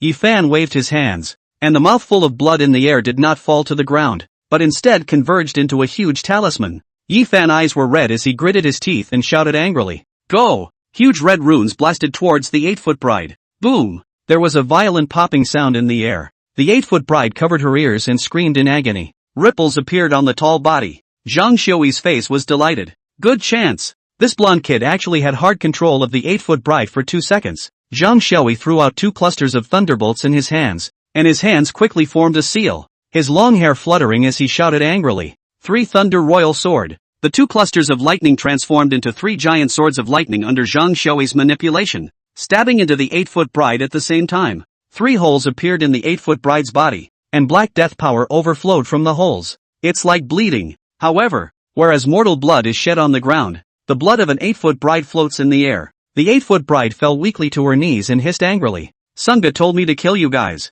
Why aren't you dead yet? The evil unicorn uttered. Warm smoke. Come back. Sagittarius? The 8-foot bride looked at the evil unicorn in disbelief. The evil unicorn lowered his eyebrows. You're hurt. Let's go first. The 8-foot bride shook her head, ready to fight again. The evil Qilin's voice went cold. Come back. I'll be heartbroken if you get hurt. The fact that the evil Qilin did not cause the 8-foot bride to continue fighting with Zhang Xiaoyi and the others was not really because of love. Some days ago, the evil Qilin, following the turtle money calculating divine Taoist technique taught by the old host, found out that there were 2 relic-like chances coming up. He had to conserve his strength for the opportunity and could not deplete the power of the 8-foot bride at this time. The old host had real skills, and through the battle with Zhang Xiaoyi and Yi Fan, he was even more convinced of the old host's ability. The old host's words about the fate of the ghost host were fulfilled. The 8-foot bride's body perked up with excitement. "Thank you for your concern, Sunga." The 8-foot bride turned into a cloud of red mist and hid into the evil Kirin's oil paper umbrella. Evil Kirin looked deeply at a few people, got inside the Rolls-Royce and started the car to leave. Neither Zhang Xiaoyi nor Yi Fan went after them. If they really fought for their lives, the two of them wouldn't be able to take advantage. Mo Yulin said within the sea of spirit. "Don't look at that little Taoist young. He's an expert who has touched the benthic phantasm, the hallowed sect leader of Mount Shu. You have to be a little more respectful." After saying that, he returned the control of his body to Yi Fan, who clasped his fists at Zhang Xiaoyi in a raw manner. "Greetings to the sect leader of Mount Shu." Zhang Xiaoyi looked at Yi Fan with a complicated expression. "A rune sect disciple? Alas, it's a pity about Patriarch Mo. In the battle at the ancient tomb, poor Tao admired Patriarch Mo's style. I didn't expect a generation of talisman masters to be backstabbed by a villain. Fortunately, Patriarch Mo has a senior disciple like you, which can be considered comforting to the spirits in heaven." Yi Fan froze for a moment. This sect leader of Mount Shu knew his master, and seemed to know him well. Teacher being backstabbed by a villain? Why hadn't the teacher told himself about this? What kind of place is the rune sect? And who is the villain who backstabbed master? Yi Fan continued. "Many thanks to the sect leader of Mount Shu for caring about my master. And thank you to the sect leader of Mount Shu for coming to his aid." Zhang Xiaoyi shook his head. "I'm also trying to save my sister." Zhang Xiaoyi walked to the front of the car, looked at Zhang Qian, who was already dumbfounded, and said, "Still not going home?" Zhang Qian woke up like a dream. Oh, well, go home." Zhang Xiaoyi pointed at Ah Hui and Ah Chao who were lying on the ground and said to Yi Fan, "They're both fine. They just fainted. Just go back and rest for a few days, please," he said and got into the passenger side of the Ferrari. "Drive." Zhang Qian stole a glance at Zhang Xiaoyi's handsome side face. The eyes were no longer disdainful, but worshipful. "This brother is so good. Is he a god? It can fly and thunder again." The car started and drove out a long way. Zhang Xiaoyi suddenly turned red and a mouthful of blood spurted out. The reason for leaving the battlefield in such a hurry then was so as not to show his cowardice, and he had suffered a considerable amount of injuries in the battle just now. Zhang Qian hurriedly braked and said in a shocked voice, "Brother, what's wrong with you?" Zhang Xiaoyi wiped the blood from the corner of his mouth and said with a bitter smile, "Not bad for an ancient powerhouse." Even after most of his cultivation and spirituality had been worn away, his battle power was still terrifyingly strong. "It's not for mere mortals like me." Evil Qilin returned to the evil family mansion with a gloomy face. Evil Yushui had just returned as well, and had his arm around a very dusty woman. Evil Kirin remembered that this woman was called Jiao Jiao, and was snatched by Evil Yusher Scale from the hands of a punk. He suddenly remembered something and asked at Evil Wu Scale, "What was the name of the blonde kid you kicked out of the house the day I came home?" Evil Yusher Scale was a bit intimidated by this gloomy brother. Gulping and tensing up, called Yi Fan. The evil Qilin's eyes snapped round at the sound. "You said, his name is Yi Fan?" Evil Yusher Scale was even more terrified in his heart and smiled sarcastically. Brother, that kid is just an ordinary punk.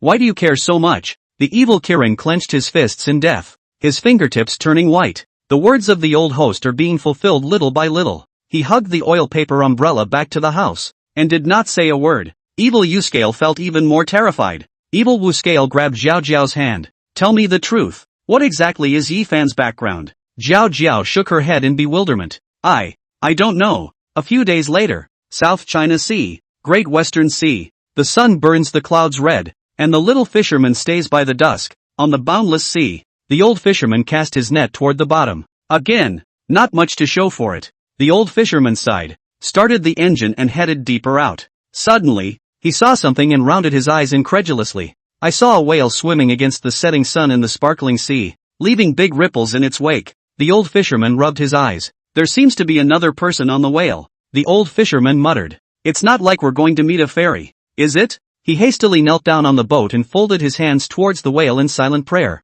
After that whale-riding deity entered that sea in front of him, the sea became unsettled and many small whirlpools appeared. The old fisherman's face became horrified. "It's a storm coming." How? A gust of wind came strangely, and in an instant it set off a shocking wave, and the small fishing boat was like a drifting leaf in the sea. The old fisherman rushed to call for help and pray in the direction where the whale had disappeared. The behemoth appeared in the waves. The vanishing whale. Boom! the whale crashed into the sea, breaking up huge waves. The sea spread out towards the sides of the small fishing boat. The gale subsided, and the old fisherman kowtowed twice and hastily turned around and sped toward the east. End of chapter. Chapter 121, The Apostles Gather. Li Yang stood on the island and snapped his fingers, and the zombie whale let out a long cry and dived to the bottom of the sea. The island looked to others as just plain lonely, with little sign of life on it, just a forest. In Li Yang's eyes, the isolated island was filled with mist and swarms of ghosts. Last year, on the day Chen Yushi gained the power of the fallen angel, Li Yan was also promoted to the third rank.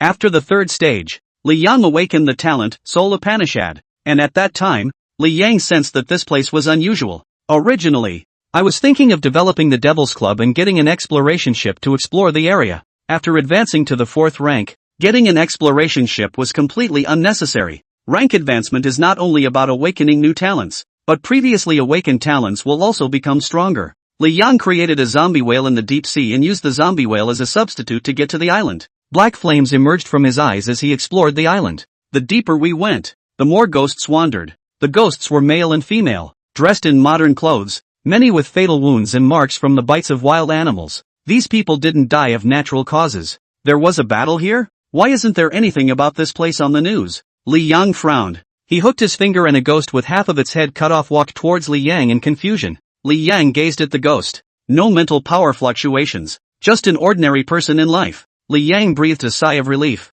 He had thought that the world had already had transcendentalists a long time ago. If there were transcendents in this world who were older than himself, Li Yang would find it interesting, but he would also feel uneasy. Li Yang continued to explore super forward and saw a dead bone on the ground. Dead Bones held a tattered pamphlet in his hand. Li Yang bent down and picked up the booklet. The cover had 4 words written in ballpoint pen: Hunter's Handbook. The contents were so corroded that it was impossible to read, and only a map was vaguely visible. Li Yang muttered, Hunter's Handbook? What kind of adventure company is Hunter? Go back and you can look it up. He wouldn't assume that the hunters spoken of here were hunters who simply hunted. There are a lot of souls on the island, and there aren't this many people in an ordinary expedition company, so it should be a well-heeled expedition company. Li Yang speculated that an organization called Hunter had come to the island on a mission and was wiped out by the group. Having lost so many lives for the mission on the island, Li Yang was even more curious about the island. Li Yang followed the map and found a hole in the ground that was hidden by the woods. He entered the hole in the ground. Inside, there are 9 floors, each one not too small, filled with oddly shaped stalactites. Li Yang headed down. The 9th floor was hidden deep, and the sight of the 9th floor shocked Li Yang to the core. He had never seen such a spectacle before. Standing on the 9th floor of the ground, one could actually see a dark sea in front of them. Li Yang had to marvel at the ingenious work of nature. That's a good place. Might as well make this the next relic. Li Yang snapped his fingers. A magic formation appeared, and an undead drilled out of it. The undead fell to their knees and opened their mouths as wide as they could. The mouth was torn and exaggeratedly large. The undead reached out towards his mouth, and a huge, pitch-black sword was pulled out of his mouth, respectfully handing it to Li Yang. Li Yang received the giant sword and felt the raging power within it. It was a weapon with extraordinary power created after a long period of maneuvering. This was different from the ancient ring of the Tang dynasty that Mo Yulin had boarded. This was a weapon with true destructive power. Li Yang threw the giant sword into the dark sea. After returning to the ground,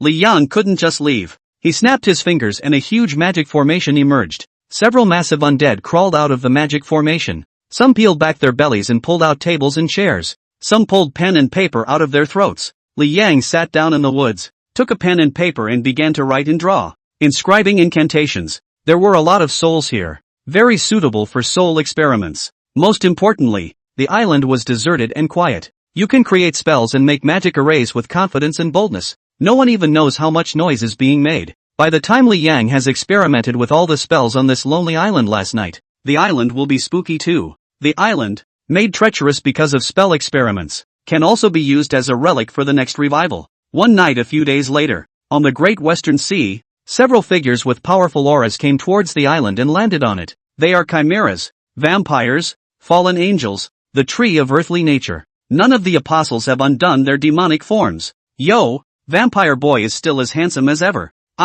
It's still Master Tree who came quickly. Zhang Shurai hugged her arms and greeted the rest of the apostles with a smile. The 100 faces of the human nature tree had their eyes closed, as if they were resting with their eyes closed. The vampire Du Yongming frowned in disbelief. Where are the rest of the apostles? Shen Yushi said quietly. The Black Witch and the three-headed dog from hell can't fly or swim. A cat and a dog, both of which kinda hate water and don't have wings. Zhang Shurai covered her mouth and laughed. That's no card. Zhang Shurai also bold. No longer the previous coy little anchor. Even dare to flirt with the rest of the apostles. The main reason is still the courage given by their own strength.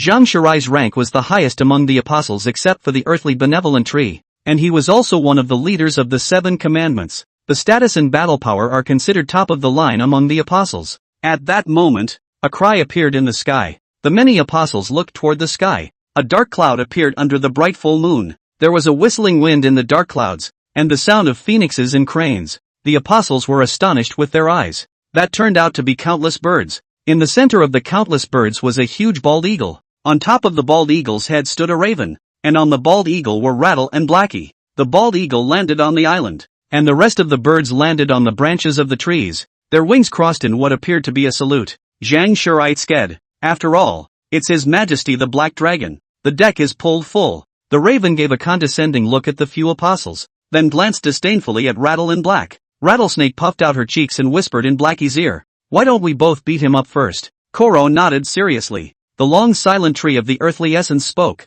"Stop it. The master is waiting for us." The crowd quieted down. Although the human Hanjiki was the last apostle to join the demon club and ranked 7th, the human Hanjiki was powerful in battle and was still the right hand of the god of death. The apostles more or less gave some face to the earthly benevolent tree and walked into the island. The more you walk around the island, the more alarmed you become. They didn't realize there were places like this in Xia. Everything here has weird psychic fluctuations. None of it is that simple. I don't know if this was made by the owner or if it was there originally. Upon entering the woods, Rattle found a desk, jumped into the chair, and picked up a piece of paper on the desktop. On the paper were drawn magical formations, labeled with the bearings of the various apostles in the magical formations. She bristled darkly. "Nasty Li Yang, you couldn't wait for me to come along and take me back. Hitching a ride with a crow and having to be despised by that stinking bird." Thinking so, on the surface the Rattles changed to a face of awe. "The master has gone and told us to follow the magic formation." End of chapter. Chapter 122 Twin Moon Symbiosis. The 7 apostles stood in the orientation of the magic formation, demonic power surging. They mouthed the incantation that Li Yang had left behind, and the surroundings became quiet. Even the sound of the wind blowing the leaves was gone. Red magic formations appeared at their feet. As the incantation became louder and the speed of the words increased, ripples appeared in the red magic formation. The collection. The fiery red border of the magic formation spread out in all directions like a tidal wave, instantly covering the entire island. After Li Yang's experiments on the island, the remaining spirits were all absorbed by the giant red magic array. After absorbing the spirit body, the energy to support the magic array filled up. Boom! With a roar, the giant red magic array instantly split into 6, stacked like a pile of paper. Like giant pillars of arcane fire red, the 7 apostles moved. They chanted an incantation, and the 6 magic arrays rose into the air and quickly disappeared, floating towards the 6 cities chosen by Li Yang. Li Yang would like to make a huge magic formation in the sky, like the moon for all of Xia to see and radiate more places. But, what a magic array that would have to be. As we all know, the moon just looks small. Even if Li Yang advanced another step, it was impossible to create a moon that was visible to all the people of Xia. The 100 faces of the human essence tree revealed a look of gravity. Each of the 6 giant magic arrays had a special connection to it, and it was the centerpiece of the transcendent world's second test. After the remaining few apostles finished creating the magic array, they passed their spiritual power to the earthly essence tree. There were only 3 people in this world who knew how to share spiritual power spells: the god of death, Li Yang, the earthly benevolent tree, Bodhi, and the rune sect patriarch, Moyulan. One of the reasons why the human essence tree had become the eye of the formation was also because it knew how to absorb the spiritual energy transmitted by others, and it also knew how to share it out. During the process of transmitting spiritual power for the earthly essence tree, a small incident that was hard to detect occurred. The change in the raven's eyes was hidden from itself. When he first appeared on the stage and the crowd marveled at the Black Dragon Emperor's platitude, Raven's face showed an undisguised pride. Now what? The raven felt the power of the other apostles as it passed on its spiritual power, and it realized that it was so weak. Raven's eyes were full of disbelief. It's no wonder that Raven is weaker than the other apostles. While the other apostles were practicing, Raven was collecting minions. While the other apostles were working on their natural skills, Raven was still collecting minions. It had only taken a quarter of the power of the Hell's 3-headed dog, and it hadn't made any effort to cultivate. So naturally its battle power was no match for the rest of the apostles. The human being tree murmured. Emperor Black Dragon. Focus. The raven's eyes went cold at the corners of his eyes and he focused up. Changbai Mountain. A small, snow-white fox dozes at the entrance to a cave. Suddenly it sensed something and perked up its ears alertly. Opening its eyes to look around, doubt showed in its eyes. The snow-covered hole in front of him actually squirmed slightly. Immediately afterward, a few grasses drilled out of the snow and bloomed vigorously on a winter night. Spring came early?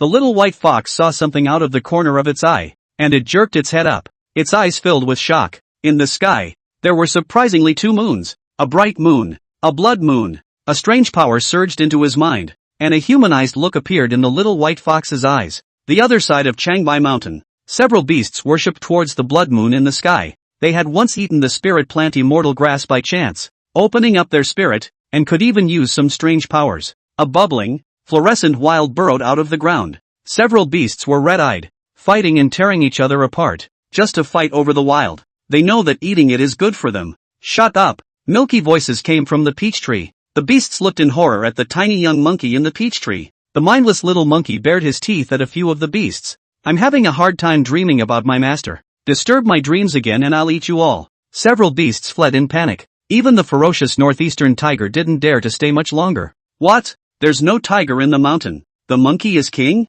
This little golden monkey is the boss of the Changbai Mountains. No one can beat it. Lotus City. A young couple in down jackets, sitting side by side on a park bench. They are a little nervous and shy on a first date. The girl kept her head down and her face red. Do you love me or not? The boy responded with a quick lift of his head. Love. At that moment, the boy saw something and stared at the sky with dead eyes full of disbelief. There was actually a blood moon in the sky. He was appalled. Love. Hey, South China Sea. Su Yutong held a cup of coffee and stood in front of the floor-to-ceiling window of the office of the Detai Group building, her face staring at the sky with a grave expression. Downstairs, it was a crowd of eaters with cell phones filming the spectacle of a blood moon in the sky. The internet has been bristling with stories about the spectacle of the twin moons rising together. I told you the aura was revived, didn't I? I don't think the authorities will be able to hide it. You have to believe in science. It's just a spectacle of nature. Bunch of illiterates. Is this what your natural wonders look like?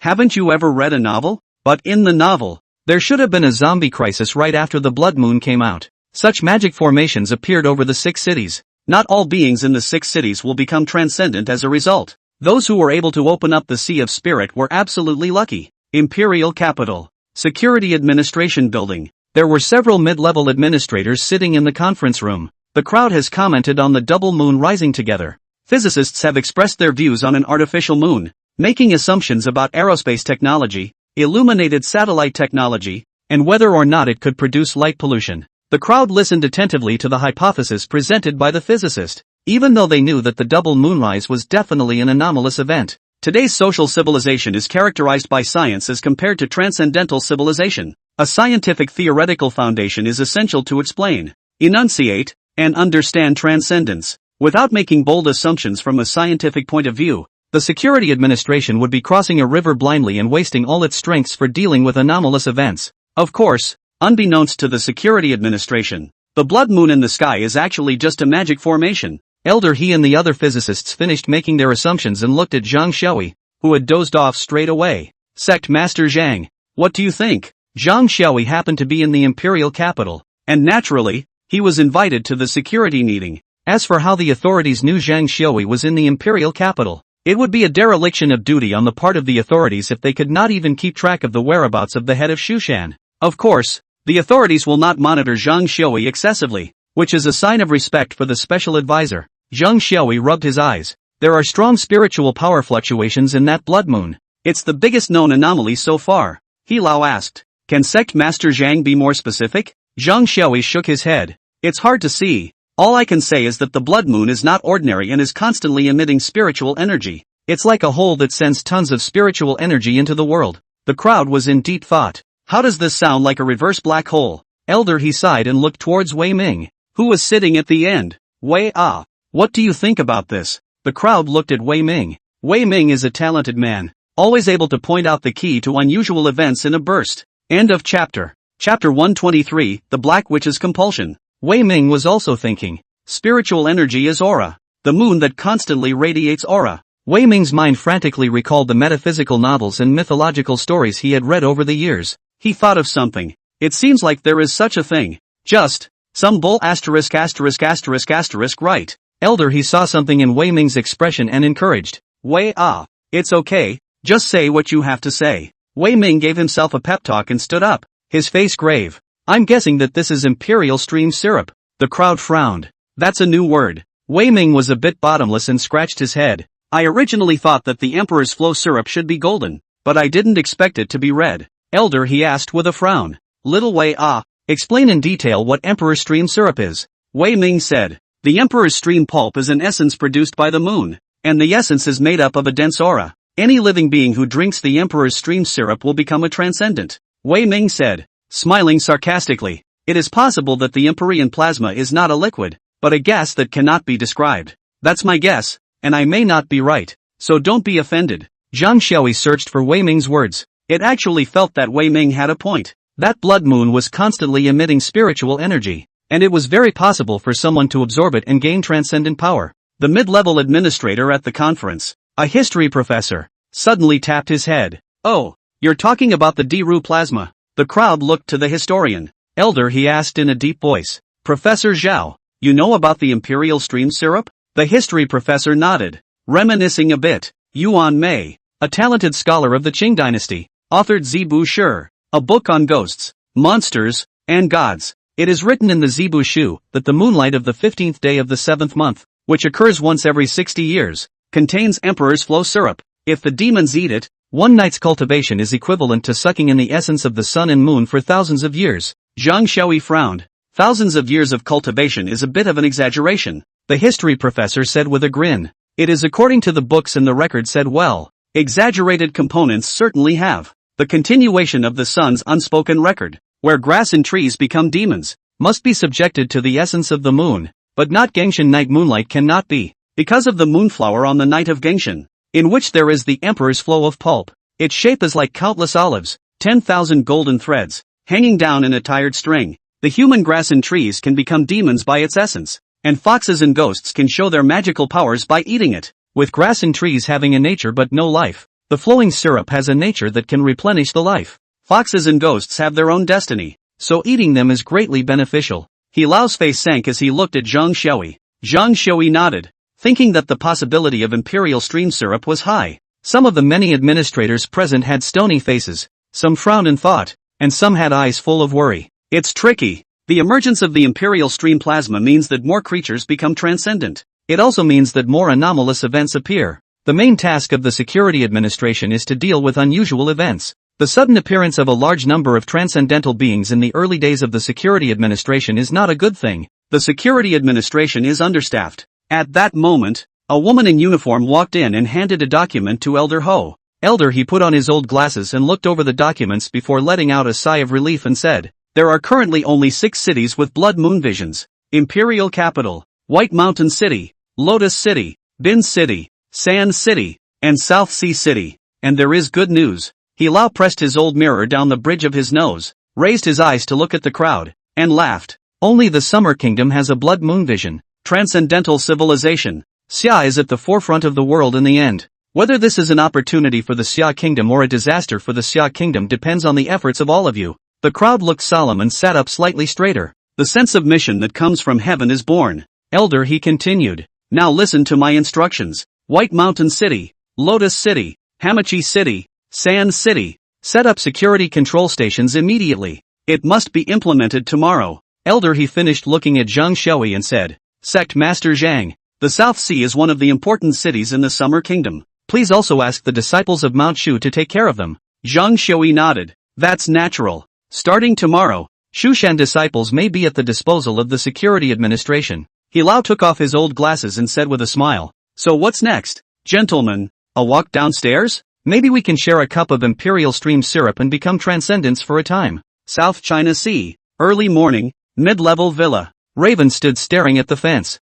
It had been distracted since returning from the island. With things on my mind, I haven't gone to collect minions for a few days, Rattlesnake said to Big Black as she teased him in the yard. It's been a long time since Little Crow has been out and about fooling around. Do you think it could be that the bird's eggs have been stolen and he's too upset? Raven gave Rattle a hard stare. Rattlesnake didn't even look up, continuing to rub Big Black's doggy head. Look at that. A small bird with a big temper. TSK TSK TSK. The raven's pair of bird eyes glowed with a cold light. That spoke to Raven's heart. Even the heartless little monkey from Changbai Mountain is almost more powerful than it. The corner of Shaking Bell's mouth hooked up in a meaningful smile, scratched Dahei's ear and said, "That island is Li Yang's copy for mortals. Guess what goodies he put in there as a reward for passing?" Rattle, Crow, and Dahei knew the most secrets about Li Yang. Li Yang never deliberately hid anything from them. Rattle's comment made Raven turn her head sideways and listen intently as Rattle spoke. Rattlesnake seemed to be talking to himself. "You said it's not powerful enough on its own.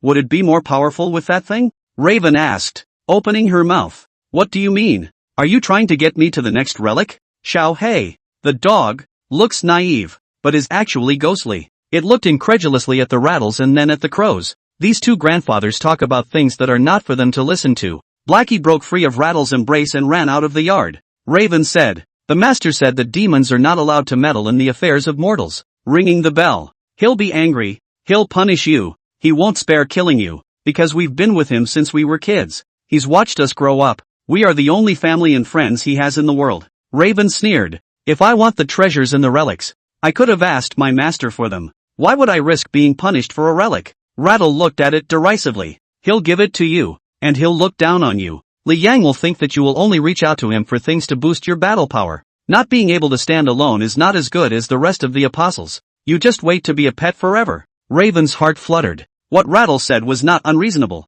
It's not very talented. It's just a crow that stole some of the power of the three-headed dog of hell. Unlike Rattles, you can enhance your mental power by drawing on negativity. Unlike Zheng Shirai, he could enhance his spiritual power by drawing on his lust. Ravens can only enhance their mental powers through meditation. It also has average qualifications, and its meditative cultivation of spiritual power is slow. Raven wants to be powerful too. How about, venture out to the ruins and give it a try? At most, he will receive a beating from Li Yang, and he definitely won't die. Rattle spoke again. "Do you know why the master doesn't let demons attend the relics?" Raven froze and shook her head. Rattlesnake gave a sarcastic smile. "Because demons are so powerful. It's a descending blow against those mortals in the ruins. And you, my Raven friend, you are too weak. Maybe you can't even rob those mortals. So what? Even if you go to the relics, it won't disrupt Li Yang's plan." Raven's eyes were cold and frightening for a moment. End of chapter. Chapter 124, The Crow and the Bodhi.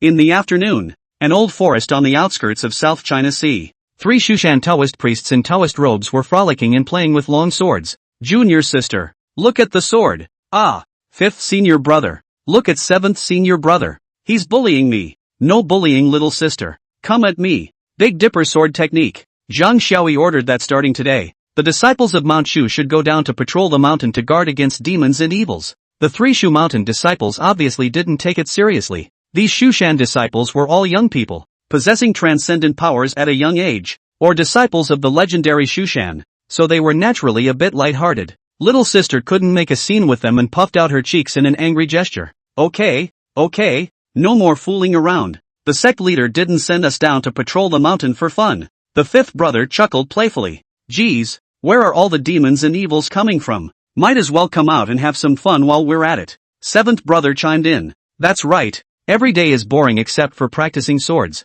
School starts in half a month, so I won't be able to little sister play then. The youngest sister smirked. When I get into your college too, we'll be not only fellow siblings, but alumni. Most of the Shushan disciples were still students. Some were born and raised in the South Seas, attending classes during the day and going to Shushan at night to practice their swords. It's natural to go to MT Shushan to practice if there's no big deal during the summer and winter vacations. The 5th senior brother put away his sword and said, I've heard people say maybe there'll be a special university for transcendence in the future. The 7th brother sucked in a breath of cool air. Hiss, doesn't that mean that the world is really going to change drastically? You guys, do you think there will really be a lot of demons in the future? The youngest sister came energized at this. If there really is a demon that plagues the earth, it depends on whether or not this sword of mine agrees. The youngest sister spoke with a fluttering brow, just in time to see a crow land on a branch. The youngest sister set up her stance in the manner of a female sword fairy, frowning and pointing her sword at the crows.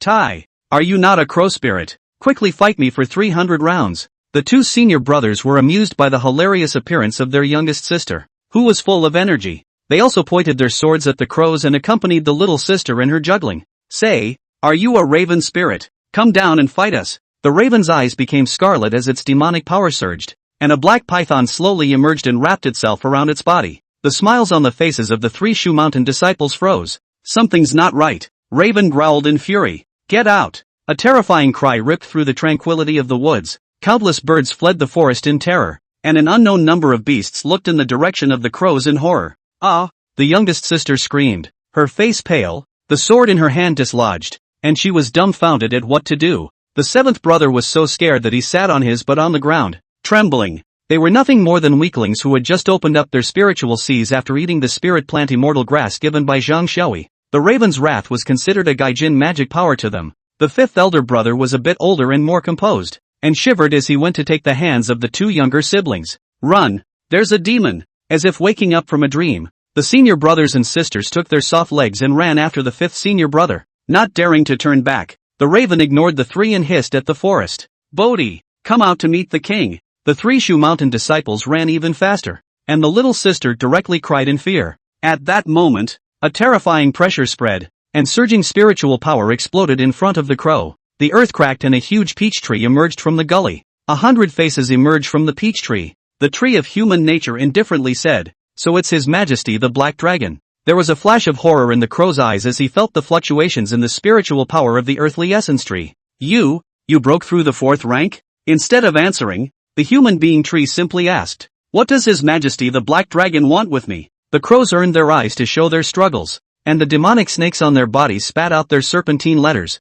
staring dangerously at the earthly benevolent tree. It was only after a long time that the crow said, you have the ability to change forms of all things. Turn this king into a human. Changing shapes, one of the gifts of the fraud demon, is now one of the gifts of the earthly benevolent tree. The tree of human nature asked, what does your majesty want to become human for? Raven replied graciously, the king is going to participate in the next island relic. Become a human being and hide the king's true form. I don't want to be found out that I'm evil. That way, it'll take less of a beating from him. When the human essence tree heard that the crows had dared to participate in the relics, it didn't fluctuate too much emotionally and said indifferently, so it's because you want to participate in the relics, and you want to reduce your master's chastisement. The raven asked with a chortle, his bird eyes fluttering. Will you help me? The human nature tree replied, help, on condition. Raven asked in a hushed voice, on what terms? The human nature tree path. If your majesty encounters a small monkey when traveling to the island, please look after it. Raven froze. That's it? Raven's eyes showed sarcasm. How can a peach tree grow a heart if it's not a peach tree? No problem. That monkey is in danger. This king will protect him. The tree of human nature said yes. A green ball of light emerged from one of the branches, only to see a bright and attractive peach take shape. Raven looked envious. The tree of human nature has 7 gifts, 4 talents from the fraudulent magic potion and 3 from the infernal warlock potion. As for Raven herself, she only had 1 talent, magic serpent protection. The demonic serpent bodyguard talent came from the hellish 3-headed dog in the house, and the hellish 3-headed dog only had 3 talents as a result. 2 undead poked their heads out of the canopy and picked the peach and handed it to the raven. The crows pecked and a white light emitted from their bodies. After a few moments, a change occurred in the raven. A black boy with long black hair and black eyes appeared on the branch. The teenager watched in surprise as his body changed, and once again looked at the earthly essence tree with eyes filled with greed. Actually, we can come up with a few more conditions. You give me a few more peaches and I'll distribute them to the people of my great black empire. The tree of human nature faintly said, no. After saying that, the earthly essence tree disappeared into thin air. Shushan Taoist Temple. Junior sister and 7th brother hid in the human emperor hall and shivered. I've been back for a while now, and I still haven't gotten over it. It's like dementia. 5th senior brother and Zhang Xiaoyi reported what they had seen and heard today. Zhang Xiaoyi's face was full of gravity. Are you sure that crow cried out for Bodhi? The 5th senior brother was shocked and trembled. Right. Zhang Xiaoyi rubbed his chin. The only one named Bodhi in this world is Grandmaster Bodhi, right? He asked. What else did you hear? The 5th brother said as he struggled to remember. As you know, sect leader, I majored in the 5 senses, and my ear power is different from normal people. I heard the raven say relic loud and clear. Zhang Xiaoyi pondered. Could it be that a new relic has appeared? Looks like this relic isn't ordinary. Got to notify Elder Ho. Zhang Xiaoyi frowned at the 2 disciples, his sleepy eyes a bit more cool. The disciples of Mount Shu were scared into grandchildren by a demon. Shame on them. After saying that, He whisked his sleeve and left the human emperor hall. End of chapter. Chapter 125, Wiener, Imperial Capital. Wei Ming drove the car to the entrance of a courtyard house. The owner of the courtyard is named Lu. The Lu family, one of the four great families of the Imperial Capital. The head of the family, Lu Changzhen, director of the Imperial Capital Discipline Inspection Bureau. An imperious woman stood in the doorway smiling. Wei Ming took out a fruit basket and milk from the trunk of the car and walked towards the door, smiling happily. Sister, I came to see you. This was the person he admired the most, the proud daughter of heaven, Wei Na. When she was a student, she was someone's child in someone else's mouth, grew up to be a big sister, and eventually married into a rich family. I wonder how many people died of jealousy. Wei Na patted Wei Ming's shoulder. Good boy, strong, get in the house. Wei Na welcomed Wei Ming towards the house and was greeted by an old woman. The old woman wore a black cheongsam with emerald green neck and thumbs. This is Lu Changgen's wife, Wei Na's mother-in-law. That aside, his own family is also a merchant family. Wei Ming greeted him with a quick hello. Hello, auntie. The old woman looked at the milk and fruit in Wei Ming's hand, her fingers subconsciously plugging her nose. Put it on the doorstep. Wei Ming was a little embarrassed and left the milk and fruit at the door.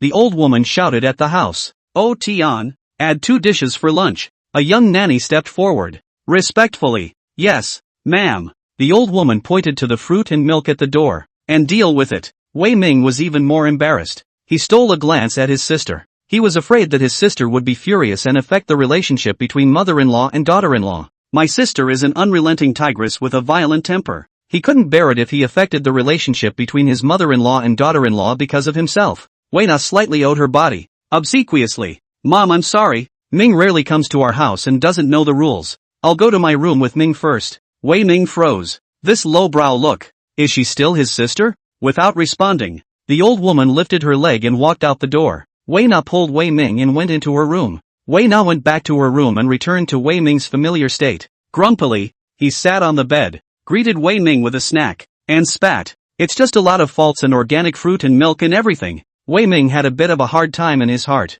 Looks like the sister who married into the family has had a rough time of it. Wei Ming lowered his eyebrows. Where's my brother-in-law? Wiener said. At work, just reassigned to the South Seas Marine Security Bureau. Transferred from the Imperial Capital to the South China Sea, and then from the South China Sea back to the Imperial Capital in a couple of years. This is called a flat tune and can be taken one step upwards. It was also fortunate that Wei Na's husband had the opportunity to go to the South China Sea to gild the lily thanks to the Green Sanatorium incident. Wei Ming said, actually, you could move out. Weina shook her head. Mother-in-law won't agree. Your brother-in-law couldn't stay away from his mom, and now he's all in a hurry to get back to the empire.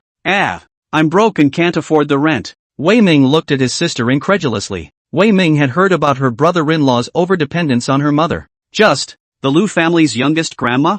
No money? Weina smiled. Don't look at me like that. The Lu family is strict about their daughters-in-law. I rarely even go out. Anger appeared on Wei Ming's face. Doors don't even let out? What is my sister now? Housewife? Sister is no bottle. She had been a school bully since she was a child. And she was a popular figure at the Imperial University of Political Science and Law. A senior student majoring in law and order. How could a freedom-loving woman live like this? Weina said quietly. Akira, you have to realize that choices come with a price. Our family is poor. Sister, I don't want to live in poverty. Weina is not in love with the young master of the Lu family who was madly pursuing her in college. She loves the power of the Lu family. Purposeful love comes at a price. And she can't ask for bread and a faraway place at the same time. Wei Ming's heart felt hard as if it was blocked with a stone. And Lu Xian doesn't care about you? Weina bristled. He listens to his mother-in-law. A lot of women who marry into the family are like this. The surface is glamorous. Who suffers and who knows? Wei Ming asked in a low voice. Lu Changjian is seriously ill. What are your plans? Weina blinked her eyes. I'm the daughter-in-law of the Lu family. So I'm sure I'll work together with the Lu family. Hey, that's not right. How did you know your father-in-law was sick? The secrecy of this matter has been kept. Wei Ming looked at his sister seriously. I'm not the clueless me I used to be. I can protect you now. And I don't need you to do anything more for me. Weina froze for 2 seconds. Smiled and stroked Wei Ming's head in relief. Good. Sister will wait for you to grow up quickly and protect sister and your nephew in the future. Nephew? Wei Ming hurriedly looked at his sister's slightly bulging belly. He thought it was because his sister had gained weight, but it turned out that she was having a baby. My nephew. The connection of the bloodline made Wei Ming feel more than just love for the little life in his sister's womb. There was also an unspeakable sense of responsibility for his offspring. Wei Na didn't see the change on Wei Ming's face and grabbed Wei Ming's hand. She had a lot of things she wanted to tell her brother. Again, she didn't know where to start, so she talked about the gossip of the empire. What evil son of a family even became a monk?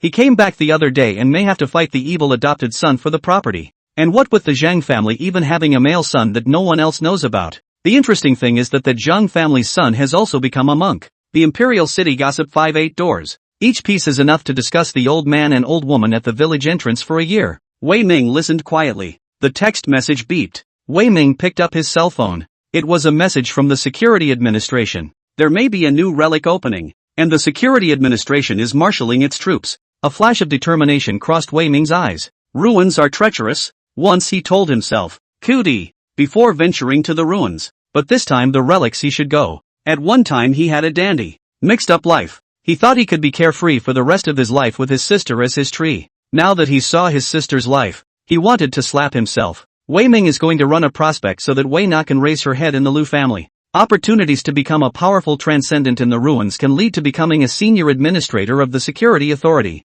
At that time, he could be his sister's backer. Wei Ming suddenly stood up and interrupted his sister's gossip. Sis, there's a mission. I have to go first. A flash of panic appeared in Wei Na's eyes and she asked reluctantly, can't you stay for dinner? She gritted her teeth. Why don't we go out to eat? Wei Ming had nothing but heartache in his eyes. I'm going on a business trip to the South China Sea, and I'll be with you when I get back from my business trip. Sister's a gold digger? Sister obsessed with a powerful family? None of this delayed Wei Ming's heartache for his sister's canary life today. Weena sighed and smiled slightly. Good, good. Come see your sister more often. I'll call your brother-in-law later. You go see your brother-in-law. You, thanks to the Lu family, you're able to work for the Nanhai Security Bureau, so we have to be grateful. Wei Ming nodded. Wei Ming left Lu's house and drove to the security administration. Go upstairs and knock on He Lao's office. Wei Ming stood at attention and said solemnly, Intermediate Administrator Wei Ming, requesting to participate in the next relic. Elder. He took off his old glasses, surprise written in his old eyes.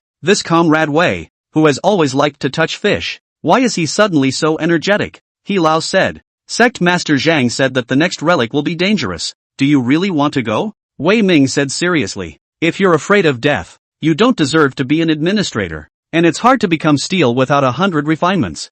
I'm going to be a part of the Summer Kingdom, a part of the crown. So please give me the chance to grow. Elder Ho applauded. Good. You'll lead the next relic. Wei Ming raised an eyebrow. I'm leading the team? What about Master Zhang? Elder. He said quietly. He is first and foremost the head of Shushan, and secondly a special advisor to the Security Administration. The next relic. Sect leader Zhang also attached great importance to leading the disciples of Mount Shu to explore it. Through the blood moon, Sect Master Zhang had sensed that a patch of sea near the South China Sea was abnormal, probably the location of the next relic. The fact that he was willing to share this information was good enough. Wei, the Security Bureau is short of a good gatekeeper, and you, work harder. Wei Ming stood at attention, chest out and head up, promised to live up to the commissioner's trust. Wei Ming didn't know that a thin aura of desire appeared on his body. The power of desire is growing, and it may not be long before it becomes the power of desire that can create desire potions. End of chapter. Chapter 126, Chao Yi's Desire Potion, 2 chapters for those who like Chao Yi,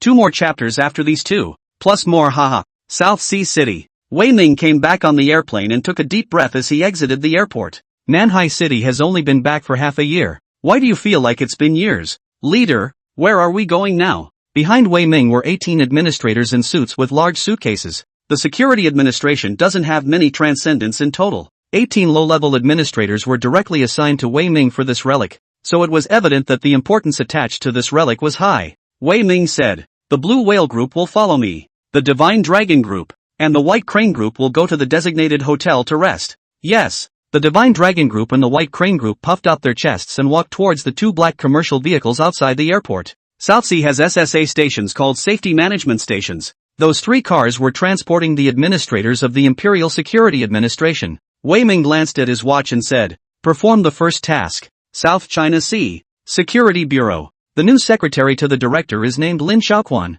a senior graduate of the University of Political Science and Law. Lin Xiaoquan pushed open the door of the director's office and looked at Chao Yi, a touch of worry and sadness on his face. Chao Yi's eyes were red. He smelled of alcohol and a woman's perfume, and was covered in hangover seeking. This senior was once the dream man of countless police officers. How did he become like this? Lin Xiaoquan knocked on the doorframe. Chief, Chowie opened his eyes in a daze and rubbed his groggy head. What is it, Koizumi? Is there some big case? After saying this, Chowie paused for a moment, then smiled to himself. What a big case these days. It's an unusual event if there is one. Oh, isn't there a safety station for unusual events? What do you need the sheriff's department for? After the incident at the Green Retreat, Chowie has been very negative. I don't know when the South China Sea power brokers became so united. When the black and white on the keys play off each other, there won't be any cases for the sheriff's department to handle. A pair of invisible hands integrated all the resources of the South China Sea. Only Chowie was left out. He felt he had pursued a lonely quest for power, and got his ass kicked by two transcendentalist punks a year ago. Chowie thought about building up his physique and practicing his marksmanship in order to be able to be useful in the face of extraordinary criminals. But he underestimated transcendental criminals. 3 bodies were found in the old town on the 2 days of Spring Festival. The body was covered in bite marks. Chowie tries to solve the case with all these years of experience and knowledge, but it's been half a month and there's not a single clue. He suspected that the 3 were transcendents attempting to infiltrate a home to commit a crime, but the 3 didn't realize that the owner's family was a stronger transcendent. No evidence, just intuition and reasoning. The other day 2 people came in who claimed to be security stations administrators. The administrators seriously criticized Chowie and told him to remember to call the security station to report anything in the future. Chowie was confused. In all his years in the sheriff's system, it was the first time someone had told him to remember to report something. It was also after that time that Chowie was devastated. Director of the South China Sea Security Bureau.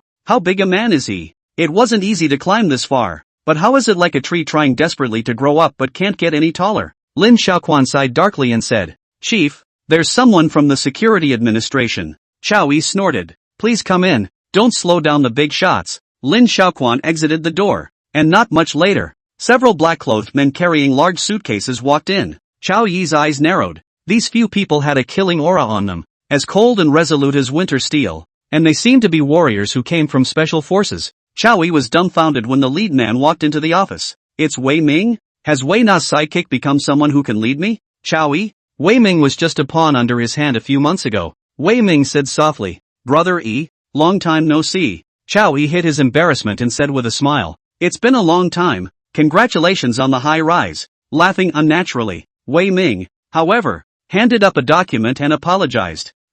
That's the rule. Sign the non-disclosure agreement first. Chow Yi's smile froze. He took the pen and paper and signed his name to the non-disclosure agreement. The nose of one member of the Whalebird group shrugged and frowned. Did you drink last night? The law and order regulations prohibit the consumption of alcohol on non-rest days. Another member of the Whalebird group said, Director Chow, you are required to verbally narrate the contents of the document and to verbally. Boo! Chow Yi slammed the table and stared with red bloodshot eyes, close to roaring. What level are you? Is it judging me? Call Elder Ho. Give it to the Imperial Inspectorate. I'll take the skin off now. The 2 Whalebird group members had ugly faces. Wei Ming hastily glared at the 2 Whalebird group members. Director Chow is an old man. Why do I need you guys to remind me? You guys go out first. The 2 Whalebird crew members looked at each other. Although it is not in line with the rules, you can't go against Wei Ming's orders. After the members of the Whalebird group left, Chow Yi sat back in his chair and looked at Wei Ming with a leathery smile. You're really mixed up, but Weena has a good brother.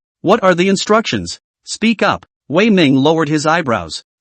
I'm so sorry. I did come with a mission. Wei Ming took out a map and pointed to an area. As of today, the cooperation of the sheriff's department is needed to seal off this area of the sea. Chow Yi took the map and nodded. I'll notify the Marine Sheriff's Department right away. Both the Marine Sheriff's Department and the Transportation Sheriff's Department are under the jurisdiction of the Sheriff's Department in the policing system. Chow Yi suddenly frowned, trying to understand something, and looked up to ask, Is there an unusual event coming up? Wei Ming searched for a moment and said, Yes, it's serious. There may be many transcendentalists coming to the South China Sea. The security of the South China Sea will depend on brotherly when the time comes. Chow Yi's eyes crossed with a touch of gloom. How come the aura is revived when it's fine? Those transcendentalist criminals are even more hateful than common criminals. Chow Yi solemnly said, I'll take care of it. Wei Ming continued, If there are case that the sheriff's department can't settle, he will have to notify the safety management station early. Chow Yi's eyes narrowed and he bowed his head. Yes. The following day, a tsunami inexplicably appeared in the Great Western Sea, and a typhoon arrived. The typhoon came so strangely that the South China Sea Meteorological Bureau, SCSMB, did not detect any warning at all. Chow Yi knew that an unusual event had occurred. A handful of people were hurrying through the rain in the pouring streets. Qiao Yi's car didn't dare to drive too fast, and no matter how much the windshield wipers rubbed against the glass, the heavy rain would still form a curtain of water that would affect his vision. The car stopped in front of a pharmacy. The clouds were dense, the sky was a little dark, and the pharmacy had to keep its lights on day and night. Qiao Yi stepped out of the car without an umbrella and had become a soupy mess by the time he walked into the pharmacy. A voice with a magnetic edge in its huskiness rang out. Need something? Qiao Yi looked over at his boss who was sitting at the bar reading a book. I know you are not an ordinary person. Can you teach me to cultivate immortality? It took great courage for Qiao Yi to come to this boss. End of chapter. Chapter 127, Opening of the Relic. Li Yang held his cigarette, his deep eyes glancing through the curls of smoke as he surveyed Qiao Yi's body. Rain-soaked vigilante uniforms, lovely eyes, and most importantly, the strong power of desire. Qiao Yi's power of desire was the most intense Li Yang had ever seen. Bar none. Li Yang withdrew his gaze. Cultivating immortality? It's just the self-delusion of mortals. But I have the power you want. He returned his attention to the book. But what can you give me? Qiao Yi moved closer to Li Yang, propped his hand on the table and whispered, I'd give everything I have if it gives me transcendent power. Even a tiny bit. Li Yang didn't raise his head. You don't have anything I can see. Qiao Yi froze. The sheriff's chief doesn't have anything that Li Yang sees? The mind recalled the woman who had maneuvered the auger that night. To be able to make that kind of mess at night, and for that street not to have any exposure the next day, was enough to show that the owner himself was powerful in the South China Sea. Qiao Yi thought for a long time and said seriously, if I had superhuman strength, I'd climb higher, and I'd always have what you want. Li Yang pulled up the corners of his mouth. That's quite a shot you've got there. Black runes emerged from his eyes. Can't help but wonder what your desires are? How far would you fight for that desire? Tell me your desires and I can give you a little of what you want. Qiao Yi was secretly surprised as he watched the change in Li Yang's eyes, but his face did not show it. This is the quality of a sheriff's department chief. He gazes. I want power. I want supreme power. Black runes emerged from Li Yang's eyes. The power of desire from Qiao Yi's body surged into the runes in Li Yang's eyes. In the bar table, a desire potion like an abyss slowly takes shape in the desire magic jar. Qiao Yi watched Li Yang take out a paper cup from the bar. Amazingly, the paper cup somehow slowly floated black water. Li Yang pushed the paper cup containing the desire potion towards Qiao Yi. This is what you want. Drink it and you'll have access to transcendent powers. This was only a portion of the desire potion. Li Yang didn't take out all of the desire potion from the desire magic jar. Qiao Yi looked at the cup of potion out of his mind. You just gave it to me? It's the free stuff that's the most expensive, because it implicitly indicates the price tag. Tell me what it will cost me. Li Yang pushed the potion towards Qiao Yi. Since you said it was a secret price tag, that's what you should know. Do you still dare to drink? Qiao Yi grinned. If you're not afraid of me reneging on my debt, what do I have to fear? Qiao Yi picked up the cup of potion and poured it into his mouth in one gulp. An arcane message surged into Qiao Yi's mind. Hooker, a messenger of death's deprivation of souls, with the power to judge them. When the hooker possesses the full gift and reaches the 9th rank, he can gain the power of a demigod. Mental power level 1. Awakening talent, heart scale. Heart scale. The black color of Qiao Yi's pupils was spreading, and the entire whites of his eyes became as black as ink. This is the power of a transcendent? My power is far stronger than those transcendent criminals. He looked at Li Yang in a daze, the corners of his eyes twitching slightly. To the casual observer, Li Yang is still the same Li Yang who sits at the bar and reads a book. However, in Qiao Yi's eyes, Li Yang exuded a terrifying pressure. The feeling, like a god or a devil. Qiao Yi wanted to look more closely, and his eyes unconsciously radiated spiritual power.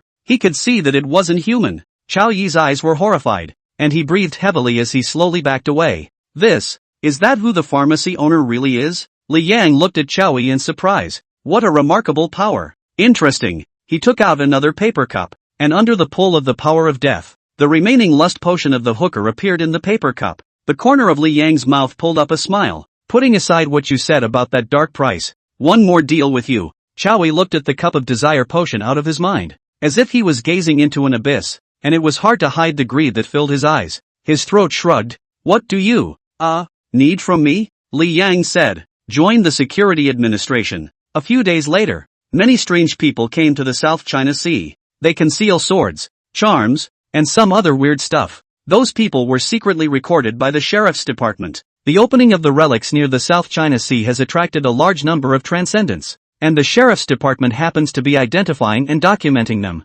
Stricter traffic management and marine policing by the South China Sea Security Bureau. Patrol cars can be seen on the road almost every day. It was doubtful that so many strange people were pouring into the South China Sea, which remained in perfect order, without a hint of disorder due to the arrival of outsiders. The upper echelon thought it was the work of Chow Yi, the director of the Security Bureau. In fact, these transcendents were nothing more than a group of passing mayflies to the South Seas. The Devil's Club is above all transcendentalists. The only reason the Demon Club is so peaceful right now is because it's secretly building up its power and doesn't care to get involved in mortal rivalries. On this day, the surface of the Great Western Sea was unsettled. After the tsunami and typhoon had completely passed, a number of ships appeared on the sea. There are fishing boats, yachts, day boats, and official security boats. Security boats set up barriers at the mouths of various bays to detect incoming and outgoing vessels. There were casual cultivators posing as fishermen, pretending that they were the ones who fished. The administrator on the vigilante ship snapped his fingers, and a wisp of flame emerged, watching the casualty in disbelief. It was only then that the civilian casuals realized that the official transcendent agency had long been in place. All the loose cultivators were honest and lined up honestly to be tested and receive registration. It was good that the officials didn't intend to monopolize the relics and allowed the casual cultivators to enter that mysterious sea. There were helicopters flying overhead, and some casuals thought they were the transcendents going to the mysterious waters. They asked defiantly, "Why don't those people have to be inspected? Is it because they have money?" The official answer given was that those were clans that had long been registered. It was only then that the casual cultivators realized that there were actually quite a few transcendents who had already started their own sects. When the scattered cultivators finished their testing and entered the mysterious sea, there was one thing after another that surprised them. There were little Taoist priests with thunder wrapped around their bodies flying with their swords. There were young men in tang costumes holding oil paper umbrellas walking in the air. Most jaw-dropping of all, there's a little monkey riding the waves on a shark. These means made the casual cultivators envious, and they realized how big this world really was. One really isn't that heavenly destiny protagonist. One is but a pawn among many lucky ones. It's like the 100,000 heavenly soldiers who surrounded the monkey. Approaching an island, the sea becomes strange. A tiny whirlpool formed on the calm sea. Suddenly, a horrible tentacle burrows out to sea and pulls a fishing boat into the deep. The casual cultivator disappeared from the crowd's view without even letting out a cry of surprise. P.S. 2 more in a bit, plus more. So please listen to the author bleep a little first. Haha. Kowtowing, hugging, thanking. The writer was diagnosed today with severe anxiety plus severe depression and is actively working with treatment. Not selling out. Don't care to sell out. Y'all read on. I told you. The author's writing skills shouldn't be like this. The author is obviously very strong. Used to be a dominant presence on the list too. Okay, haha. The problem is that there is less and less inspiration. And my inspiration comes from passion. From dopamine. The doctor said that depression is when the brain doesn't produce dopamine anymore and gave me medication that will improve later. What I'm trying to convey is that when I get better, this book will get better. Now what about? Could you please comment on this chapter and tell us what the author did wrong with this book? The writer will actively take on board comments, reflect, and judge himself. I hold myself to a very high standard of what I write, and I don't allow myself to write a pile for everyone to read. The book actually has an ambush every 10 chapters or so that will blow up at the end. I'm also sure you all enjoyed the Desire Magic Jar story as well. So could it be possible to work with the author to get this story right? Please review this book and criticize the author to your heart's content. 2 extra chapters as a thank you. End of chapter. Chapter 128, Terrifying Teenage Demon Race. The loose cultivators all panicked. It was the first time they had seen such a monster, only to see several tentacles break through the sea level once again, ruthlessly slapping between the scattered cultivators. Several ships scattered. Some of the scattered cultivators went to rescue the rest of the scattered cultivators that the stranger didn't know, and when they dived into the sea, they saw the horrible thing that made their hearts stop beating. It was a huge octopus. An octopus with 16 dark green eyes each as big as a millstone and a mouth full of huge fangs protruding from it. The entire body was as big as a 3-story villa. People with deep-sea phobias are afraid they'll just piss themselves. Several tentacles of the demonic octopus rushed out of the sea again, this time targeting the helicopters in the air. From the helicopter, several well-dressed men flung out yellow charms. Boom, boom, boom. The air made a violent popping sound. The tentacles of the demonic octopus deflected and smashed into the surface of the sea, and many more transcendents were victimized. The casuals on the sea cried out. They regretted coming to this unlucky relic. That night they felt something in their hearts and sensed that something was happening in the Great Western Sea. They also all had a strange dream at night, in which they were told that an opportunity had arisen in the Great Western Sea. Thus, all of these loose cultivators rushed towards this part of the South China Sea. They had thought that they were the protagonists of heaven's destiny, thinking that they were going to win and marry a rich white woman and go to the peak of their lives. Who would have thought that the world of transcendentalists was so treacherous? The stuff in mythology is all for fun and whoever really encounters it has numbclaws. Demon! Don't hurt anyone! The Shushan sect leader, Zhang Xiaoyi, who was flying with his sword in the sky, struck out. Thunder flashed in his eyes and red scales emerged out of his eyebrows. Zhang Xiaoyi made seals with both hands, and thunder appeared out of thin air, killing towards the demonic octopus. The demonic evil octopus let out an ear-piercing hissing scream, and countless casual cultivators covered their ears in agony. The sea was electrically conductive, and this move not only hit the demonic octopus hard, but also short-circuited some of the ships. Sect Master, take it in. Master, let's do it. The Shushan disciples on one of the cruise ships called out. Lightning kept striking the sea, and sooner or later they would suffer the waves. The one who suffered the most was the Shu Mountain disciple in the driver's cab. He's from out of town and this boat is the lifeblood of the family. That palm move straight up ate up a lot of precision electronic parts out of whack. Good thing it's still open. Yo, it's the sect leader of Shushan? It's been a long time. He. I'll help you. A big, milky gulp came. The little monkey on the surface of the sea riding a shark was covered in flames and rose up to the sky. Hot flames of vengeance swirling towards the demonic octopus. The fire of vengeance is strong and not extinguished by mundane flames. This demonic evil octopus was nothing more than a terrifying physical body, and didn't have any strange skills that could stop the flames from burning. The little monkey dropped down, stood on bended knees over the shark, and called out, "Hiya!" The shark leapt out of the sea with a long leap, and the little monkey harnessed the shark to keep throwing flames at the demonic octopus. Seeing such powerful support, the casual cultivators raised their fighting spirit and slashed with their weapons or attacked with fireballs, wind blades, and water arrows. As the fight rages on, the little monkey looks to the sky in displeasure. That helicopter wasn't even in the fight, heading straight for the island. Not only that helicopter, but also the young man in a tang suit with an oil paper umbrella, ignored the battle and followed the helicopter closely. The little monkey was disgruntled. Why did you run away? How unrighteous. Monkey scratches his head. Hey, Sect Master Shu Mountain. The umbrella in that person's hand looks familiar. The little monkey's eyes burned with flames, and the firelight transformed into two flashlight-like rays that shone on the tang-suited teenager. It saw a red, shadowy aura wrapped around the teenager in the tang suit. The little monkey called out, "It's him! I remember. He's holding the umbrella from the relics." Zhang Xiaoyi's eyes darkened. Evil family, evil unicorn. The evil family is very powerful in the imperial capital. It was fortunate that he had become a transcendent. Otherwise the Zhang family did not know how much bullying they had suffered because of the appearance of the evil Qilin. Zhang Xiaoyi suddenly saw something and snapped.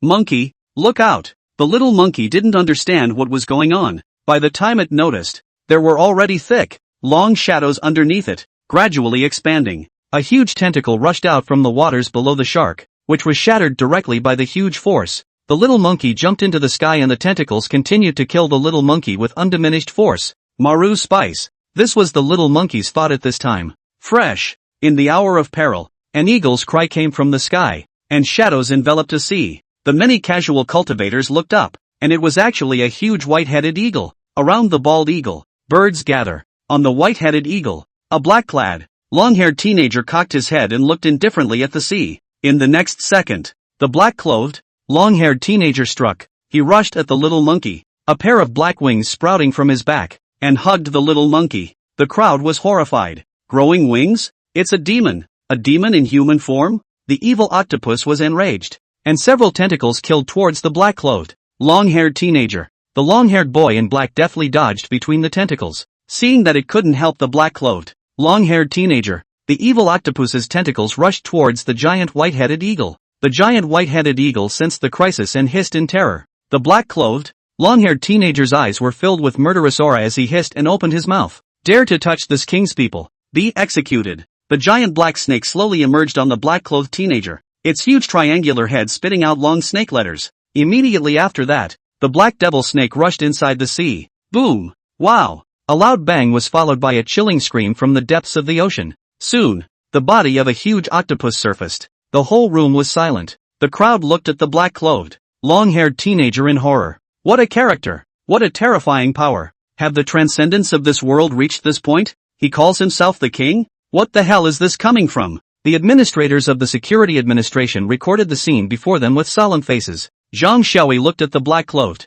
long-haired teenager stonily. This teenager is powerful. Among the scattered cultivators, Yi Fan, who was traveling on a fishing boat, whispered, "Teacher, What is this man? Mo Yulin spoke after a moment of contemplation. There are too many terrifyingly strong people in this world, and you've only seen this one. You know, it was only the hell of the Tang dynasty that was as strong as it was. You, cultivate well. Cultivate master's spiritual awareness body gathering technique to its peak, and you may not be worse than them. Yi Fan said seriously. Disciple, keep in mind, in his eyes was ambition. An ambition to get drunk and cut loose with the strongest men in the world. The black-clad, long-haired boy, deep in his heart, grabbed the back of the little monkey's neck and flew up above the white-headed eagle. The little monkey scratched his head, embarrassed. Thank you, big brother, for saving me. The long-haired boy in black cocked his head at the little monkey. A peach tree asked me to take care of you. The little monkey froze. You know my master? The long-haired teenager in black was not talkative. The white-headed eagle let out a long whistle and flew towards the island. End of chapter. Chapter 129. Greedy Transcendent. There are also all sorts of ocean demons on the surface. Luckily, those demons were quite a bit weaker than the evil octopus, and the casual cultivators were able to kill them with a concerted effort. However, there are still many casual cultivators who are afraid of this sea, afraid that they will not dare to take a sea bath in this life, and the deep sea phobia has left a mark. The casuals were turned off by the Islands of Opportunity and begged the sheriff's department to send them back. The sheriff's department also spoiled the stragglers, and a sheriff's boat carried the stragglers back to land. Only half of them actually reached the island. It was already dark. The stars ripped through the night with an eerie wink. The Transcendents didn't dare to explore deeper and rested in the forest. Each has a campground. Yi Fan and Zhang Shoui knew each other and also followed the Shushan disciples in the same camp. As the two of them chatted idly, Heartless Monkey landed beside the duo on a swing in the woods. Yi Fan looked at the little monkey curiously. It was the first time he had seen a demon. Yi Fan called out to Mo Yulin in his mind. Teacher, do you know this demon? Mo Yulin replied. It's called Li Xin Ape, Taoist name Heartless, and I think it also has the inheritance of a great person. Yi Fan secretly admired his master for being so knowledgeable. Zhang Shoui handed the Heartless Monkey a cup of water. Didn't that demonic Taoist friend of yours take you away? Why are you back? The heartless little monkey squirmed. He got tired of me talking too much and kicked me out. Zhang Shoui found it funny. You guys used to know each other? That one is truly the strongest transcendent I've ever seen. The mindless little monkey shook his head. He said he knew my master. Zhang Shoui also did not pursue who the heartless little monkey's master was. It's even more important not to cross the line between friends. The heartless monkey put down his glass of water and immediately tensed up. By the way, he told me not to stay in the woods for long. It's dangerous here. Zhang Shoui did not doubt, let alone hesitate, and immediately got up. Shushan disciples, admonish your fellow disciples to leave the woods immediately. The Shushan disciples didn't dare to disrespect the orders of the sect leader and got up to carry out the sect leader's mission. Suddenly, the light dimmed as fast as the eye could see. It was as if someone had flicked a switch and quickly turned out the lights. Zhang Shoui said in a deep voice. It's late. Soon the woods changed. The thick canopy of trees lit up with a fascinating luminescence. A number of faint fluorescent dots fluttering in all directions. The fluorescent dots gradually expanded, scattering in every corner of space. The crowd had the feeling of being in the Milky Way. Someone female casual cultivator covered her mouth and exclaimed in shock. Oh my god. It's so beautiful. Is this a fairy island? Zhang Shoui looked at the female casual cultivator with the eyes of a retard. Those who have never experienced the ruins of an ancient tomb will never understand that danger is everywhere in the ruins. What's going on? Watch the ground. The ground squirmed as a tree root broke out, actually tearing a casual cultivator right through. That female loose cultivator woke up like a dream, her face pale. What's going on? Zhang Shoui angrily shouted. Back away from the woods. After saying that, Zhang Shoui's eyes erupted with thunder as he rushed into the woods with his sword to cut down the roots of the demon tree. The heartless little monkey also burned with flames and rushed into the dense forest to help Zhang Shoui. Yi Fan gritted his teeth. Teacher, can I go to the rescue? Mo Yulin asked. Why? Yi Fan said. Without the sect leader of Shushan and fellow heartless Taoist beheading the sea demons on the road, my disciple might have died at sea. They were in danger to save others, and the disciple is unwilling to see them die. Mo Yulin said in relief. This is the kind of bosom that a person of cultivation should have, unlike your big senior brother. Yi Fan froze for a moment. Teacher, who exactly is big brother? Has he done you wrong? Mo Yulin said once, not willing to say more, just said, go ahead if you want to. Master will step in at the critical moment. Yi Fan's face showed joy. There's no need for the teacher to make a move. Disciple can handle it. Yi Fan held the talisman and rushed into the sea of trees. This sea of trees was the product of Li Yang's experiments, and even the apostles found this place tricky. and the degree of menace was evident. Luckily, Yi Fan, Heartless Monkey, and Zhang Shui, all of whom were the best amongst the transcendents, were barely able to resist. Just as the scattered cultivators gradually withdrew from the dense forest, fluorescent lights like stars in the woods fell into the land. A fluorescent grass peeks out of the ground. The eyes of the casual cultivators who had managed to exit the dense forest were straight. Those grasses can help one achieve transcendence, and are a rare treasure. This stuff can be taken out and sold for a sweet each. The red-eyed casual cultivators unexpectedly killed back. Zhang Shui burst into a rage. What are you doing? Danger! The scattered cultivators who had originally fought to the death to save Zhang Shui and the others unexpectedly revealed their dissatisfaction towards Zhang Shui. They went so far as to think that Zhang Shui and the others had known that the spirit plant immortal grass would appear and wanted to drive them away to monopolize the spirit plant immortal grass. South China Sea. Mid-Levels Villa. The tree of human nature is in the hall, creating a water screen that reflects the scene in the remains of the island. Li Yang watched the unknowing loose cultivators kill their way back to the secret realm, and the corner of his mouth pulled out a sneer. Greed was one of the original sins he detested most, and the desire of the human heart he found most amusing. Rattled Sked. You can be so bad. That said, does it do you any good if these transcendents die? It doesn't do you much good to have so many transcendents dead, does it? Li Yang lit a cigarette and spoke. Do I have to protect those transcendents like pandas? There will be more and more transcendents in Xia. The sooner you become a transcendent, the broader your future prospects will be. These people are the precursors to the transcendents of the Summerland.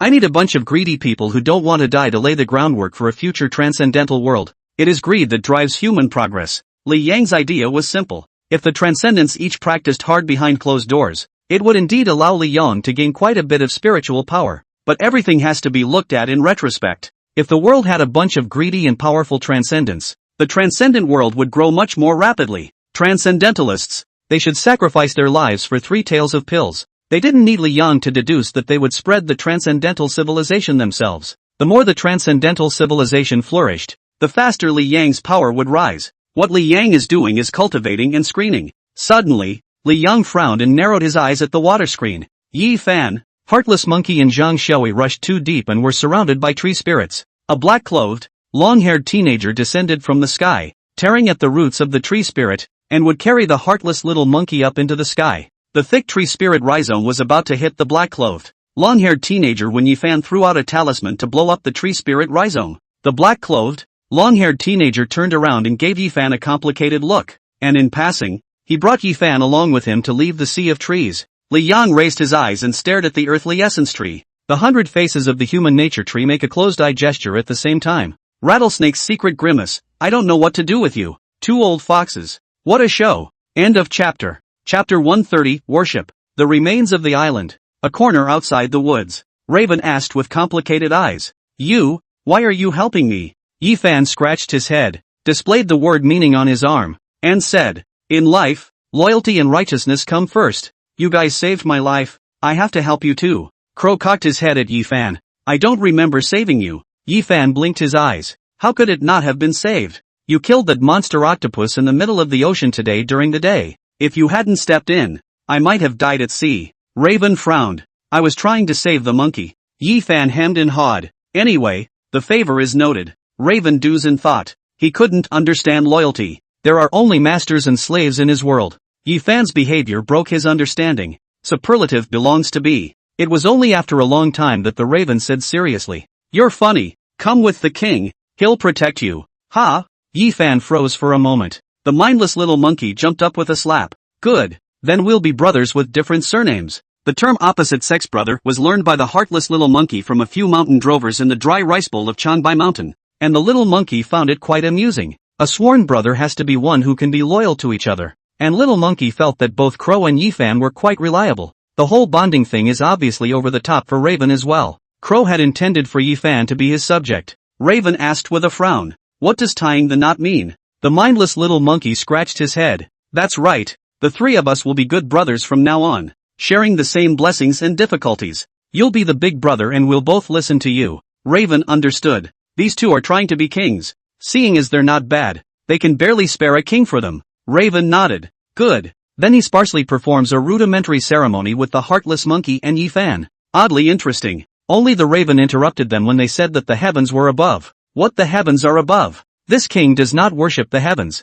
Raven knelt down to where the ocean was and said solemnly, "Death is upon me. I, the Black Emperor. Death is what Raven believes in." Hearing the name Death, Heartless Monkey remembered the voice in his head. When justice cannot be done, then the fires of vengeance from hell are noble. The heartless little monkey hurriedly said, "I, Li Hard Ape." Yi Fan also followed the duo's example and said seriously, "I, Yi Fan." It didn't matter to Yi Fan who the Grim Reaper was. Mo Yulin in Yi Fan's ring immediately figured out something when he heard the name. Was this teenager, who called himself the Black Emperor, also a powerful member of the ancient hell? Mo Yulin couldn't help but sigh. TSK, TSK, TSK, you brat. You're so lucky. This big brother of yours is not simple. Well, a raven, a monkey, and a punk, and it's just a sparse bonding. Crow is the oldest, Monkey is the second, and Yi Fan is the third. In the distance, a pair of eyes had been staring at them. The eyes immediately withdrew their sight and quickly disappeared as Raven looked back if she felt anything.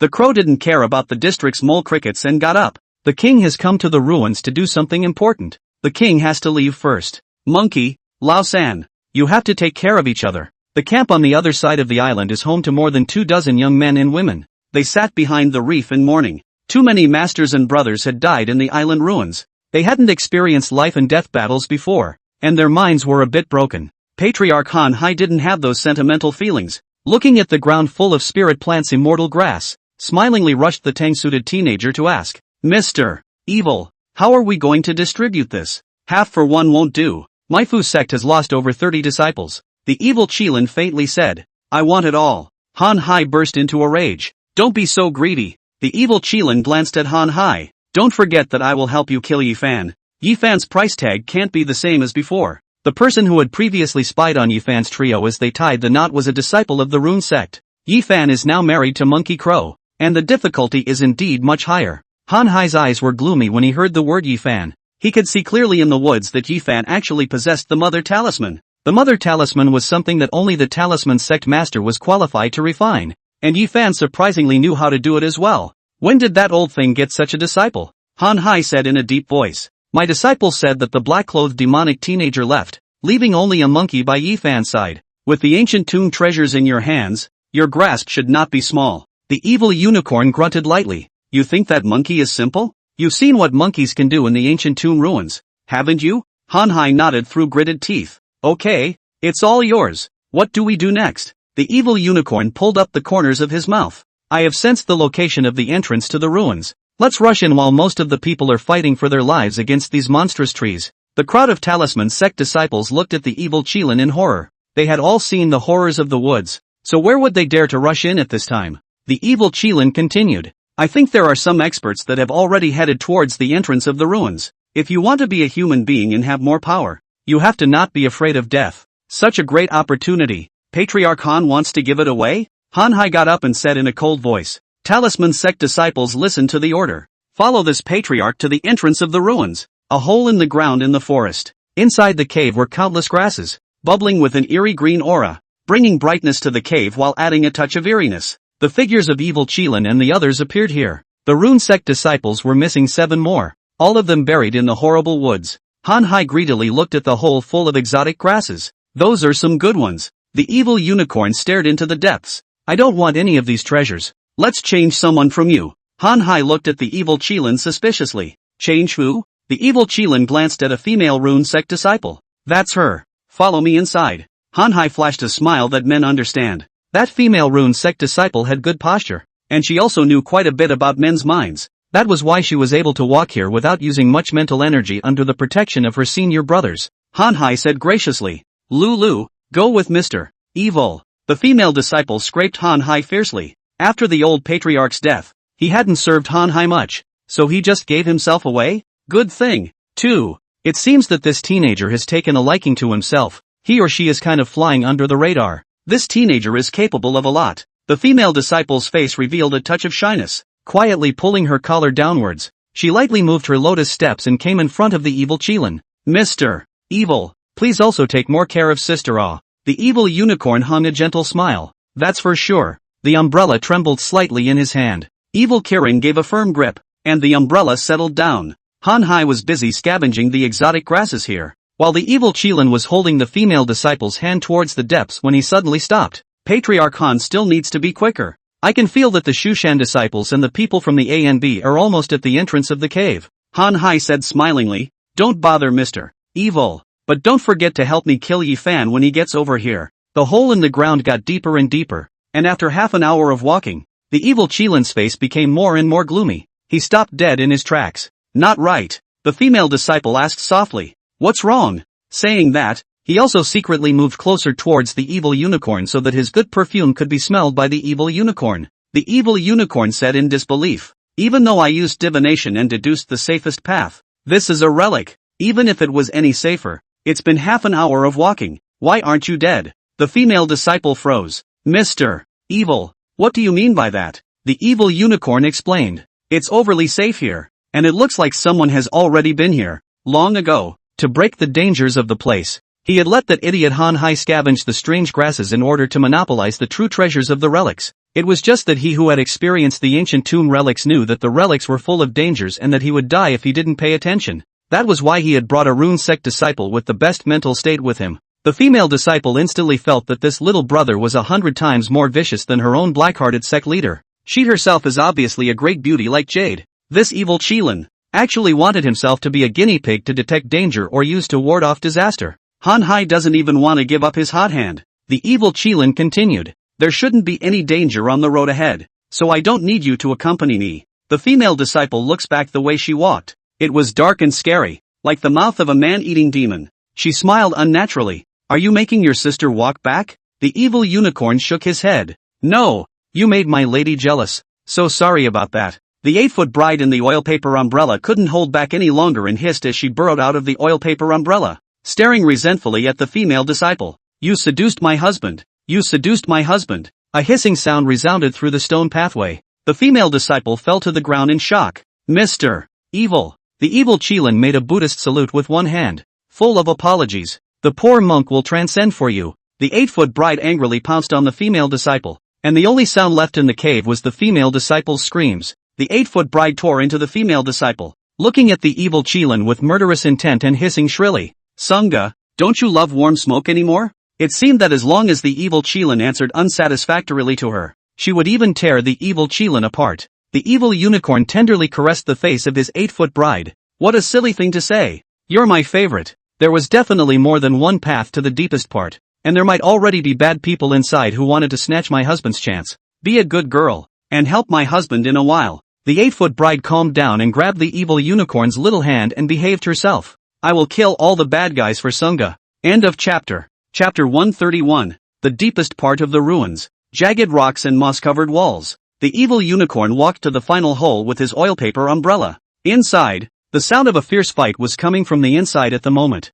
The evil Qilin's face sank. Did someone else get there first? Half hidden behind the stone wall, he turned sideways and cautiously peered inside. A giant sword with an odd shape floated on the dark surface of the sea. In front of the giant sword, a black-clothed, long-haired teenager formed his hands into claws and maneuvered a black demonic serpent to wrap around the giant sword in death. The giant sword trembled violently, occasionally emitting a horrifying sword sound. The teenager was struggling to tame the giant sword. A dozen blonde foreigners were surrounding the teenager. Since the teenager's entire mind was focused on taming the giant sword, he was only defending or dodging the attacks of those geezers, and he couldn't even spare a hand to return the favor. The evil unicorn, the leader of the geezers, had seen it before. It was Lilith who had left him in the tomb. He had investigated Lilith using the evil family's contacts. If it was difficult for others to find out Lilith's background, the evil family could easily do so, because Chen, the director of the South China Sea Green Sanatorium, was originally a dog of the evil family,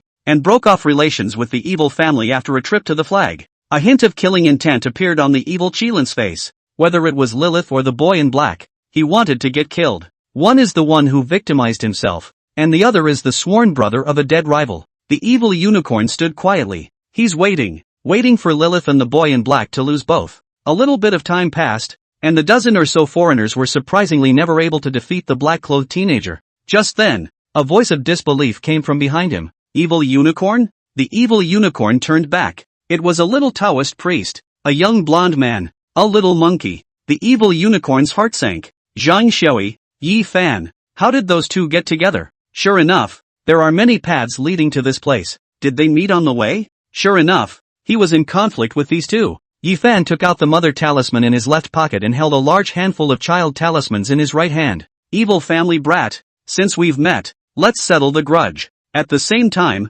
spiritual energy intertwined around them, forming a spider web invisible to the naked eye. This was a use of the spiritual awareness body gathering technique. The little monkey was on fire. Since its third brother's enemy, it's mine. Red scales emerged from Zhang Xiui's eyebrows. It would be great to kill the evil Qilin here, and it would solve a big problem for the Zhang family. A large amount of red smoke emanated from the oil paper umbrella in the evil Qilin's hand. The figure of the 8-foot bride emerged, and without saying a word he killed towards the two men and the monkey. He is very weak inside. It was already difficult to deal with Yifan and Zhang Xiui, but this time there was another powerful demon monkey? Isn't this God's way of killing him? At this point, two more groups arrived here. The evil Qilin showed a joyful face and said in a loud voice, Patriarch Han, if we don't kill Yifan at this time, when will we wait? These two groups of people. One group was the Rune clan and one group was the administrators of the security administration. Han Hai's eyes were filled with jealousy when he saw the spiderweb of spiritual power around Yifan.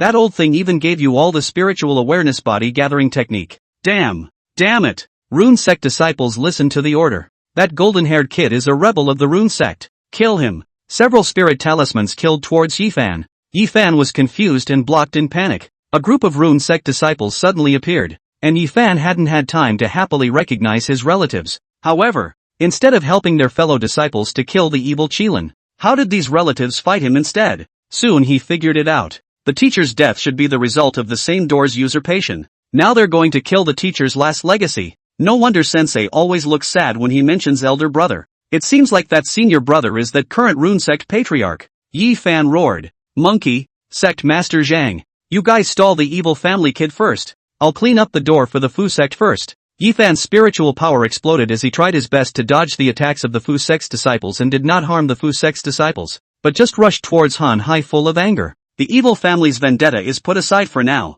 and the one who broke the teacher's heart must die first. With less help from Yifan, Zhang Xiaoi and the heartless little monkey's suppression of the 8-foot bride gradually weakened. The battle was hard to win. The administrators of the security administration looked at each other in disbelief. What's with the fight right off the bat? Wei Ming thought about pointing at Han Hai angrily. Him. The administrators sniffed and killed Han Hai with their standardized weapons. Han Hai said in shocked anger, I have an agreement with Master He. As long as I do not violate the law and order regulations, the officials will not take action against me. Officer Wei Ming, why is this? Is there some kind of misunderstanding between us? Wei Ming exclaimed. I saw you guys take a shot at Taoist Zhang. Taoist Master Chung is my senior special advisor to the Security Bureau. You are assaulting the police. You are in violation of safety regulations. Wei Ming didn't know what was going on, but know that Shushan and the security administration have been tied together. He had to do everything he could to help Shushan, and he couldn't let the head of Shushan get cold feet. Listening to their words, the evil Qilin's eyes went round as he looked at Wei Ming uneasily. What did you say his name was? Wei Ming? People with names like B, Fan and Ming are all out, right? This hole in the ground isn't going to be its own graveyard, is it? The battle was getting messy, and the upper wall of the stone path was dropping slag straight down. Cold sweat broke out on the evil Qilin's forehead, unable to fight anymore, and his heart was getting scared. He grabbed the oil paper umbrella and stormed inside the stone cave. All that was left of that sea in the cave of stone was the raven desperately trying to tame the giant sword. The evolvers of the God Creation Organization had hidden themselves after sensing the movement outside the cave entrance. They only wanted the treasures within the relics and didn't want to cause trouble. The evil Kirin was the one who was fighting while keeping his eyes open. After all, it was the 8-foot bride who was fighting, and he was just watching, similar to a summoner who relied on his pet to fight. He could see the hiding place of those few people from the God-making organization. The evil Qilin laboriously climbed to the top of a reef, huffing and puffing as he looked down at the group of foreigners hiding behind the reef. His own battle prowess was not high, relying solely on his 8-foot bride, and his stamina was not great. Lilith locked eyes with the evil unicorn. Surprised, it's you? The evil unicorn gasped for air. You, help me. Lilith clasped her arms in a cold voice. What's it to me if you guys are fighting amongst yourselves? The evil Qilin no longer looked at her and held his breath as he shouted at the charging Zhang Xiaoi, Taoist Zhang, and the official brothers outside. Disturbing law and order in the South China Sea. The people behind the South China Sea Green Sanatorium are here. Aren't the disciples of Shushan upholding peace in the world? Isn't it official to maintain law and order in the Summerland? Are you going to kill me for personal vendetta? Or are you going to kill the villains first for the greater good of law and order? The evil Kirin was drenched in sweat after shouting, and his tang suit was wet. He bent his knees and half-kneeled on the reef, quickly calmed his breathing, and addressed Lilith seriously. Beauty, their pack is going to kill you first. We'll just have to live and die by each other. Lilith said with a murderous glare. I should have killed you in the tomb in the first place. The evil unicorn waved his hand. There are too many people trying to kill me today, so you'll have to wait. You go stop that monkey and leave the Taoist to me. End of chapter. Chapter 132, The Magic Sword. Deep in the cavern of the earth, the air of the grim supermarket was filled with tension. The Transcendents were divided into two groups. Swords drawn. The Rune Sect, the God Creation Organization, and the evil Qilin were on the same front. Security Administration. Shu Shan, Zhang Shui, Yi Fan, and Monkey are on the same page. The two groups were evenly matched. One has to admire the evil unicorn for having a couple of tricks up his sleeve with this propped-up dweller. It was clear that he had come alone, but he had pulled two groups of forces to fight alongside him. Even the evil Qilin was the temporary leader of the two groups of forces. This was because both the Rune Sect and the God Creation Organization thought that the other party was reinforcements from the evil Qilin. No one would offend the evil Qilin in this life and death situation. The evil unicorn whispered as he stood on the reef. Warm smoke. The tall figure of the 8-foot bride appeared in front, just half a body shorter than the evil Qilin. Sagittarius. The evil Qilin pointed at Zhang Shui. Kill. With a stern cry from the 8-foot bride, a great melee began. The 8-foot bride took on Zhang Shui. Han Hai took on Yi Fan. Lilith, who possessed spiritual power and her battle power had gone up another level, took on the heartless little monkey. Lilith was very fond of the monkey, and this kind of transcendental monkey was given to her father. Who would have loved it? The Rune Sect disciples, on the other hand, battled with the Shushan Mountain disciples, the Security Administration administrators. The battle became more and more intense, with fire and lightning flashing in the air. Runes and incantations were strewn across the sky, and swords were in shadow. The Transcendents were more composed. They all understood that who would get the chance, or even who would survive, depended on who would fight harder. The evil unicorn gritted his teeth and swore darkly. If he didn't kill the ones this time and he made it back alive, he must create an organization of Transcendents. Then, kill all those assholes who tangled with his fate. Well, the 8-foot bride didn't disappoint the evil unicorn. The 8-foot bride was alone against Zhang Shui, who quickly fell into a disadvantage and struggled to resist. The evil Qilin's eyes blossomed with surprise as he reached out his hand towards warm smoke and shouted,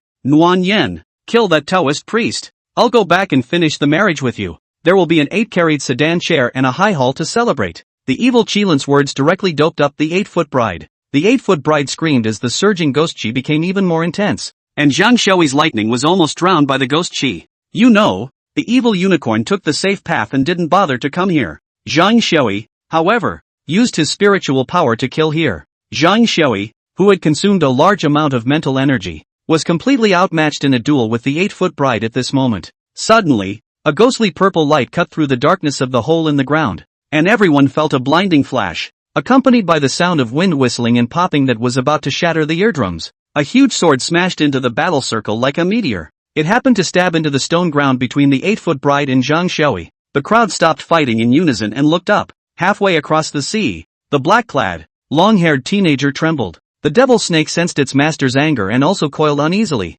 spitting its snake letters and hissing. The black-clothed, long-haired teenager looked at the huge sword unwillingly. Why won't you submit to the king? What the hell kind of restraints did he put on you? This magic sword had Li Yang's magic array prohibition in it, and the crows were unable to break it at all. Without being able to break this prohibition, it would be impossible for it to control the magic sword and use the transcendent power in it. The little monkey milked up towards the sky. Big brother, leave that broken sword alone. Your two younger brothers are going to be bullied to death. A dense murderous aura instantly erupted from the crow's body as he coldly stared at the little monkey. Who dares to touch this king's personally appointed prince? It was reasonable to say that if the crow called himself the king, then he himself was the king. In fact, the crows call themselves the king just because they think it sounds good. He thinks he's the emperor's. The little monkey was pointing wildly through the crowd. Just her, just him, and him. The raven laughed in anger. Well, a sword against this king. You also dare to go against this king.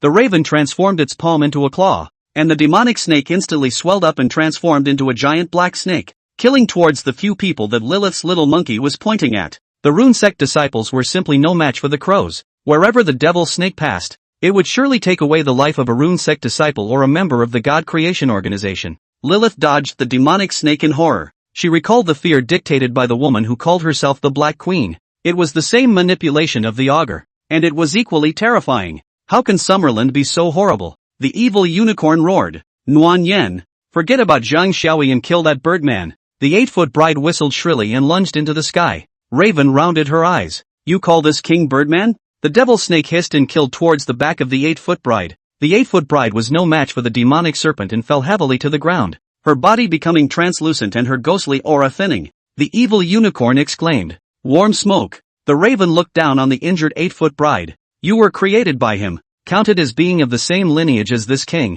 This king will not kill you. These words exploded like muffled thunder in the hearts of several transcendents who had experienced the ancient tomb ruins. They all knew that the 8-foot bride was a powerful man before the Tang dynasty. It's just that the 8-foot bride was sealed for too long, went crazy, and was somehow taken in by the evil unicorn. This black-clothed, long-haired teenager, could he also be a pre-Tang dynasty character? Could he be from hell too? This is an ancient powerhouse. No wonder he always referred to himself as the king. How could modern people call themselves that? Han Hai immediately knelt down. Great king. It's all a misunderstanding. The scene gets weird. Because of the presence of Raven alone, all of them lost the will to fight, and there was no need to fight. While the minds and eyes of the entire crowd were focused on the crow, Wei Ming kept staring at the magic sword. His breath caught and he moved slowly towards the magic sword. No one is focusing on the magic sword, and how can they control it when people think that even ancient times can't help them? And Wei Ming needed this magic sword. As long as he obtained this magic sword, he could become a senior administrator in the security administration. Power, status, everything. Wei Ming wants to be successful and he wants to support his sister. He definitely did not want his sister to live so humbly in the Lu family. Furthermore, why should the imperial capital only have 4 great families and not one more Wei family? 100 years from now, future generations will record it as such. Wei Ming, the ancestor of the Wei family, seized the clan-suppressing magic sword in the hands of an ancient powerhouse in the relics, creating a transcendent family in one fell swoop. Wei Ming looked at the magic sword, the tip of his nose sweating as his brain raced. Is there any metaphysical novel that says how to get a spirit weapon to recognize its owner? He knew nothing else, and relied on the countless metaphysical novels accumulated by a 10-year-old bookworm to get to where he was today. At this point in time, one can only rely on those metaphysical novels in one's head. Wei Ming suddenly remembered something. Recognize the Lord? Right, recognize the Lord. Spiritual weapons without masters are all required to drop blood to recognize their masters. Is it just a matter of dripping blood?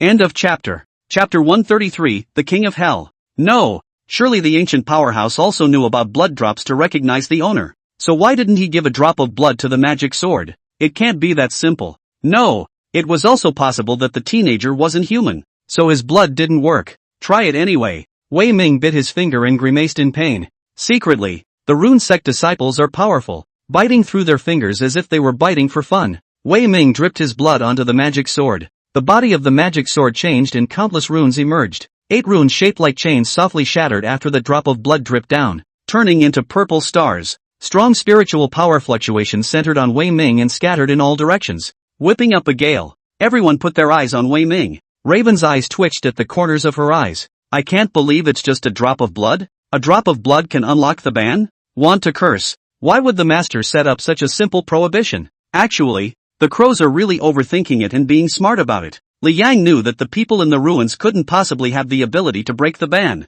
so he used the simplest way. The key to breaking the ban is blood. Perhaps, Li Yang and Wei Ming are reading the same novel, right? The surroundings changed as the spiritual energy rolled through. The people were no longer in a hole in the ground, but in a battlefield. The few people who had attended the last tomb ruin knew that it was an illusion. The austere fall wind came from the west, sweeping over the light and shadow people who emanated golden light from the sky. It spreads over the vast land of rivers and seas, skimming over the tiers of chariots, rolled banners, and tens of thousands of generals, riding on a penetrating murderous aura. He rolled up an ancient city. At the top of the city, a large, broad, strong hand held a huge sword, trembling slightly. The general is armed with a huge sword. All generals listen to the order. Kill all the so-called heavenly gods. The scene shifts. The war seemed to be over, leaving only mountains of corpses of generals. The light of the setting sun shone on the earth, reflecting the blood that flowed into a river and shaking it. The light figure was gone, and that general looked around in confusion. The view switched to the general's first view. And the relic crowd heard the general's heavy panting and saw what he saw. A man with black flames in his eyes took one bloody step at a time and paced up to the general. General said, "Ha! Ha! I am ashamed of His Majesty the Emperor." The man with black flames in his eyes opened his mouth, his voice hoarse and very magnetic, like a true god whispering, "With a mortal body, wrestling with the transcendent, you've done much more than that, and your emperor won't blame you." The general said reluctantly, "Oh gods, can you give me another chance to fight with the generals and those false gods again?" The man with black flames in his eyes raised his hand to stroke the top of the general's head. "When the false gods attempt to enslave mortals again, the aura will be revived and your sword will have the power to cut down the gods. This power of the decimator has a share in the warriors under your command. Rest." The general's head dropped and the huge sword slipped from his hand, only to see the unjust souls on the battlefield whistling and rushing towards the giant sword. The giant sword became uncommon. The ghostly purple fire burned, and the wronged souls cried out.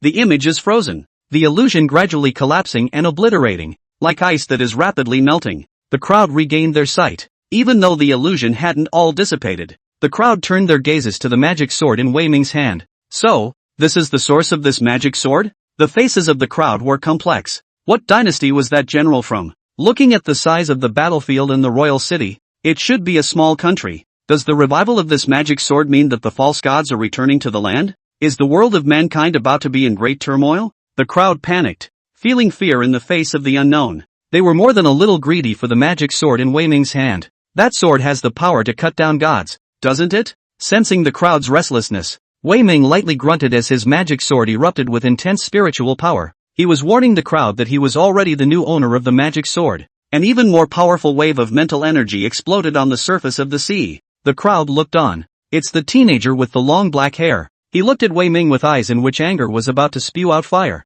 Raven said reluctantly, "What gives you, a mere mortal, access to that sword? If you're a transcendent, even a weak transcendent, that's fine. But you don't even have a bit of spiritual power fluctuation on you. On what grounds?" An intense murderous aura swept from the crow, leaving ripples on the surface of the sea. Zhang Xiaoyi sensed that something was wrong and stood silently in front of Wei Ming. Shushan and the security administration are a united front. The evil Qilin laughed out loud and suddenly knelt on one knee on the ground, rushing at the crows to clasp his fists and respectfully say, "Elder, it was Junior who was rude earlier. In order to make up for the mistake, I will snatch back the demon sword for you." If the crows didn't make a move to help Zhang Xiaoyi and the others, the evil Qilin had every chance to kill Zhang Xiaoyi, Yi Fan and the others. Yi Fan's face changed. Big brother. He was truly afraid that the crows would suddenly start helping the evil Qilin against the security bureau, and against Shushan. The crow interrupted Yi Fan's words and stared dead at the evil Qilin. "What did you call the king?" The evil unicorn froze.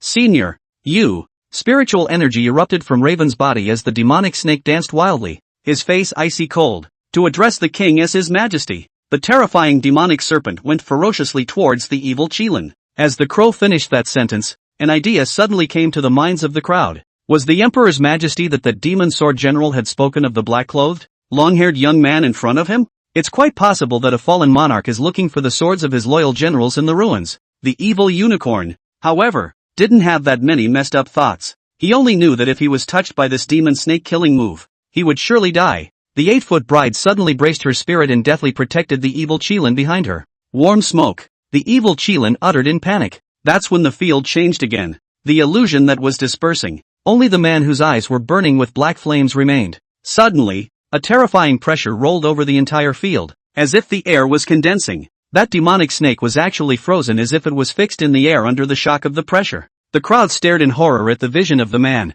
The man's illusion, surprisingly, moved and actually stepped out of it. What level of ancient greatness is this? He paced, each step stepping on the heart chakra of the crowd. Terrifying, unsettling, awe-inspiring. Some people have the audacity to try to see through men with their mental powers. With a scream, the man covered his eyes and rolled all over the ground. He saw unpeoplable abyss. The man snapped his fingers, and the black talismans turned into chains and wrapped themselves around the long-haired teenager in black. Yi Fan shouted loudly, "Big brother, watch out!" The unstoppable black-clothed, long-haired teenager, that ancient powerhouse who called himself the Black Emperor, had obvious fear on his face. He shivered, shrugged his throat nervously, and finally fell to his knees as if he had lost all his strength, his proud head bowing heavily. My Lord Death. End of chapter. Chapter 134, the last chapter of the relic. The raven fell to its knees and kept trembling. "Lord, Master, forgive me. Li Yang's eyes were frighteningly cold, and black runes emerged in his eyes.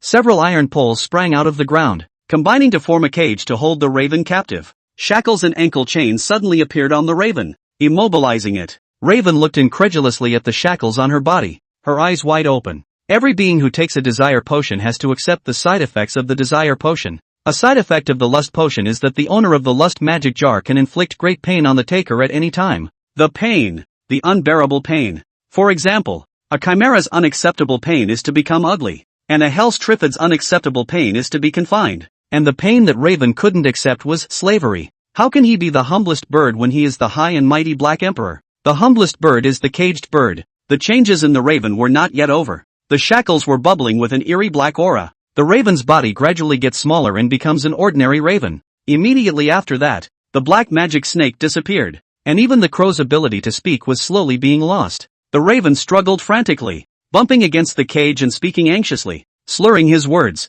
Lord, Lord, forgive me. Crows originally had no desires. However, no one can escape from the torment of desire after tasting it. The crowd looked at the crow struggling in pain and looked at Li Yang in horror. What kind of being is this? And what means is this? The mighty Black Emperor. Subdued just like that? The heartless little monkey was so anxious that it scratched its ears as it stumbled to Li Yang. You spare big brother. Li Yang's gaze lingered on the heartless little monkey. A hint of complexity passed through his eyes. Is this the monkey that swallowed his desire? You let my big brother go. Yifan grabbed a handful of runes and charged up towards Li Yang. The heartless little monkey was horrified. Third brother, that's the king of hell. Yifan attacked without any fear. I don't care if he's the king of hell or God. It's my big brother who's getting his ass kicked. Li Yang glanced indifferently at Yifan. Spiritual power as vast as the sea surged out. Yifan spat blood from his mouth and flew backward several meters, covering his chest and looking at Li Yang unwillingly. Mo Yulin's sigh resounded in Yifan's mind.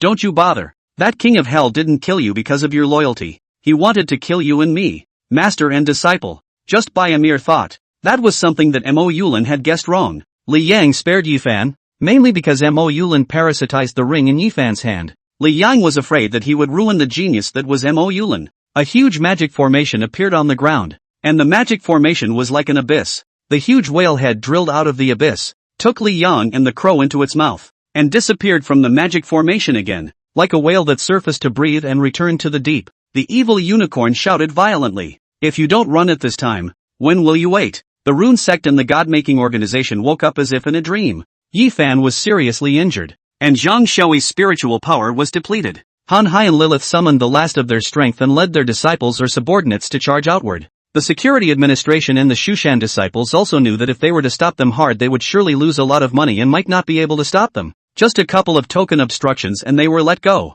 Zhang Shoui gazed at the location where Li Yang had disappeared for a long time before saying, Disciples of Mount Shu, return to Mount Shu. Shushan's harvest this time has been great. With those spirit plants and immortal herbs, it was enough to flourish Shushan. One of the administrators of the security administration walked up to Wei Ming and asked in a low voice, Sir, what do we do now? Wei Ming was writing something with a pen and paper, and the administrator curiously approached him. Only Wei Ming wrote on the paper, Anomaly files, records, abnormal creature serial number 001, codename, King of Hell. Introducing, the ancient and even more ancient lord of the mysterious hells. The meaning of hell doesn't preclude it from being the real hell of legend. Anomalous creature serial number 002, codename, Black Emperor. Introduction, an ancient monarch of a small kingdom. The Black Emperor is related to the King of Hell. Anomalous creature serial number 003, codename, 8-foot bride. Introducing, the Dawn's hellish strongman. Unusual item serial number 001, codename, oil paper umbrella. Introducing, ancient hellish powerhouse, the spirit weapon parasitized by the 8-foot bride. Abnormal item serial number 002, codename, magic sword. Introduction, sword of a general of a small country in ancient times. The administrator asked frostily. You are? Wei Ming said after taking a rough note. This information material must be retained at the bureau. The overworld is too dangerous for me to guarantee that I'll return to the bureau with my memories or my life intact. In the future, everyone going out on missions must ensure that they record their habits. Electronic devices cannot be used in the ruins, and the only way to record information is through pen and paper. South China Sea, Mid-Levels Villa. Da He kept his raven form, the shackles on his body having been lifted. At the moment he was crouching in the courtyard, seemingly on his knees in repentance. The black dog was far from the ground, cowering in a corner of the courtyard, his eyes quietly looking over to the crows. Rattlesnake sat on the balcony, her two little legs wobbling with gloating. The aroma of a meal came from the villa. Li Yang's voice came out. Eat! Rattle jumped down and bounced into the house. The black dog passed by Raven with his tail between his legs, then ran merrily back inside. The raven's bird eyes were lowered and drooping. A short while later, Rattle ran into the courtyard carrying a table, and then the meal was served to the table. She brought the black dog's dog food bowl, and after raking a good portion of her meal into it, she sat down obediently at the table. Li Yang walked out with a cigarette in his mouth and a bowl of soup in his hand, placing it on the table. He dropped the cigarette and faded. Big Black, get on the table. Crow froze for a moment, staring blankly at Li Yang. Li Yang frowned. Isn't it possible to become human? Crow surprised up and transformed into the form of a black-clothed, long-haired teenager, sitting honestly at the table and picking up chopsticks to feast on the food. Li Yang glanced at Rattle. What are you looking at? If you don't eat, go upstairs. Rattlesnake hemmed and hawed and picked up his chopsticks. Li Yang lit another cigarette and watched the crows finish eating, then said faintly, finished eating? Then let's go. The raven's body shuddered violently. Where to? Li Yang said. Go wherever you like. Crow looked at Li Yang incredulously. Is this an eviction? Li Yang said quietly, growing up and not listening. Shall I shout, long live the emperor? If you want to be an emperor, go out and be one yourself. End of chapter. Chapter 135, The Demon Race. Raven shook her head in a huff. Don't be angry, master. I won't dare to do it again. I'll stay by your side when I'm no longer emperor. Li Yang said. There's always a penalty for doing wrong. Raven scrambled to her feet and ran out into the courtyard to kneel. Head bowed. Any punishment will do. Don't kick me out. Shaker quietly put down his chopsticks as the black dog buried his head in his rice bowl. No one dared to make a sound at this time, and it was quiet. Li Yang slowly smoked a cigarette and said, in the island ruins, it's fortunate that you and that monkey and the blonde kid bonded as brothers. Have you ever thought about what would happen if they were not your brothers, but your enemies? In the island ruins, those more powerful transcendents join hands to surround you. Do you have the life to live? The raven was silent. Li Yang extinguished his cigarette and continued. You were obviously one of the first ones to gain demonic power, but you're weaker than any of the demons. Instead of thinking about cultivation, you're thinking about sidewalks. To go so far as to deviate from my orders and fight for what's in the ruins without authorization. What's funny is that you didn't snatch it. I'm disappointed in you. The raven's head dropped even lower, its head dropping to the ground. Li Yang said, I'll give you 2 tasks to complete and you can come back. Raven lifted her head in a hurry. You say, Li Yang said. First, the spiritual power reaches the 4th rank. Second, to become the demon race's emperor in the true sense of the word. The crows understand the meaning of Li Yang's first mission. And the second mission, what it means, how can not figure out. What's a demon? The term touched a blind spot in his knowledge. Li Yang said, the aura is recovering quickly, and there are already quite a few beasts that are psychic and have transcendent powers. Those transcendent beasts are the demon race. The demon clan needs a great demon to govern them, so go manage those demons. There are only 2 things that can happen when a large number of beasts become transcendent. The first, those beasts begin to be unable to meet their existing conditions of existence, or become more territorial, leads to attacking the human life cycle or killing any humans that trespass into the territory. The result of this is that one becomes an enemy of mankind and is killed by mankind. The skin and flesh of these transcendent beasts were not yet up to the level of being able to withstand bullets. The second, humans discover those transcendent beasts and start catching them on a large scale. Just enslaving those transcendental beasts and breeding those transcendental beasts is considered good. The greater likelihood is slicing. Either of these 2 scenarios would be a fatal blow to the demon race. All those transcendent beasts could provide Li Yang with spiritual power, and they were all Li Yang's wealth too. The best way to stop both from happening is to restrain and organize the demon race. This would require a demon emperor to appear. Raven sniffed and asked in a small voice, let me govern the demon race? After I become the emperor of the demon race, won't I never be able to return? Li Yang said, you can choose another demon to help you manage the demon race after it is unified. Raven remembered her newly minted king, the little monkey called Li Hard Ape. It was still quite good for this emperor of his own to go to Li Yang's side and let Demon King Li Xinzuan help him rule the demon race. The raven bowed deeply. Master, I leave you my legions of ravens, even if you can use them to pass a message. Li Yang waved his hand. The raven bowed again, spread its wings, and flew off into the distance. The following day, South China Sea, God-making organization manor. Inside the basement lab, there is something appalling about this living area.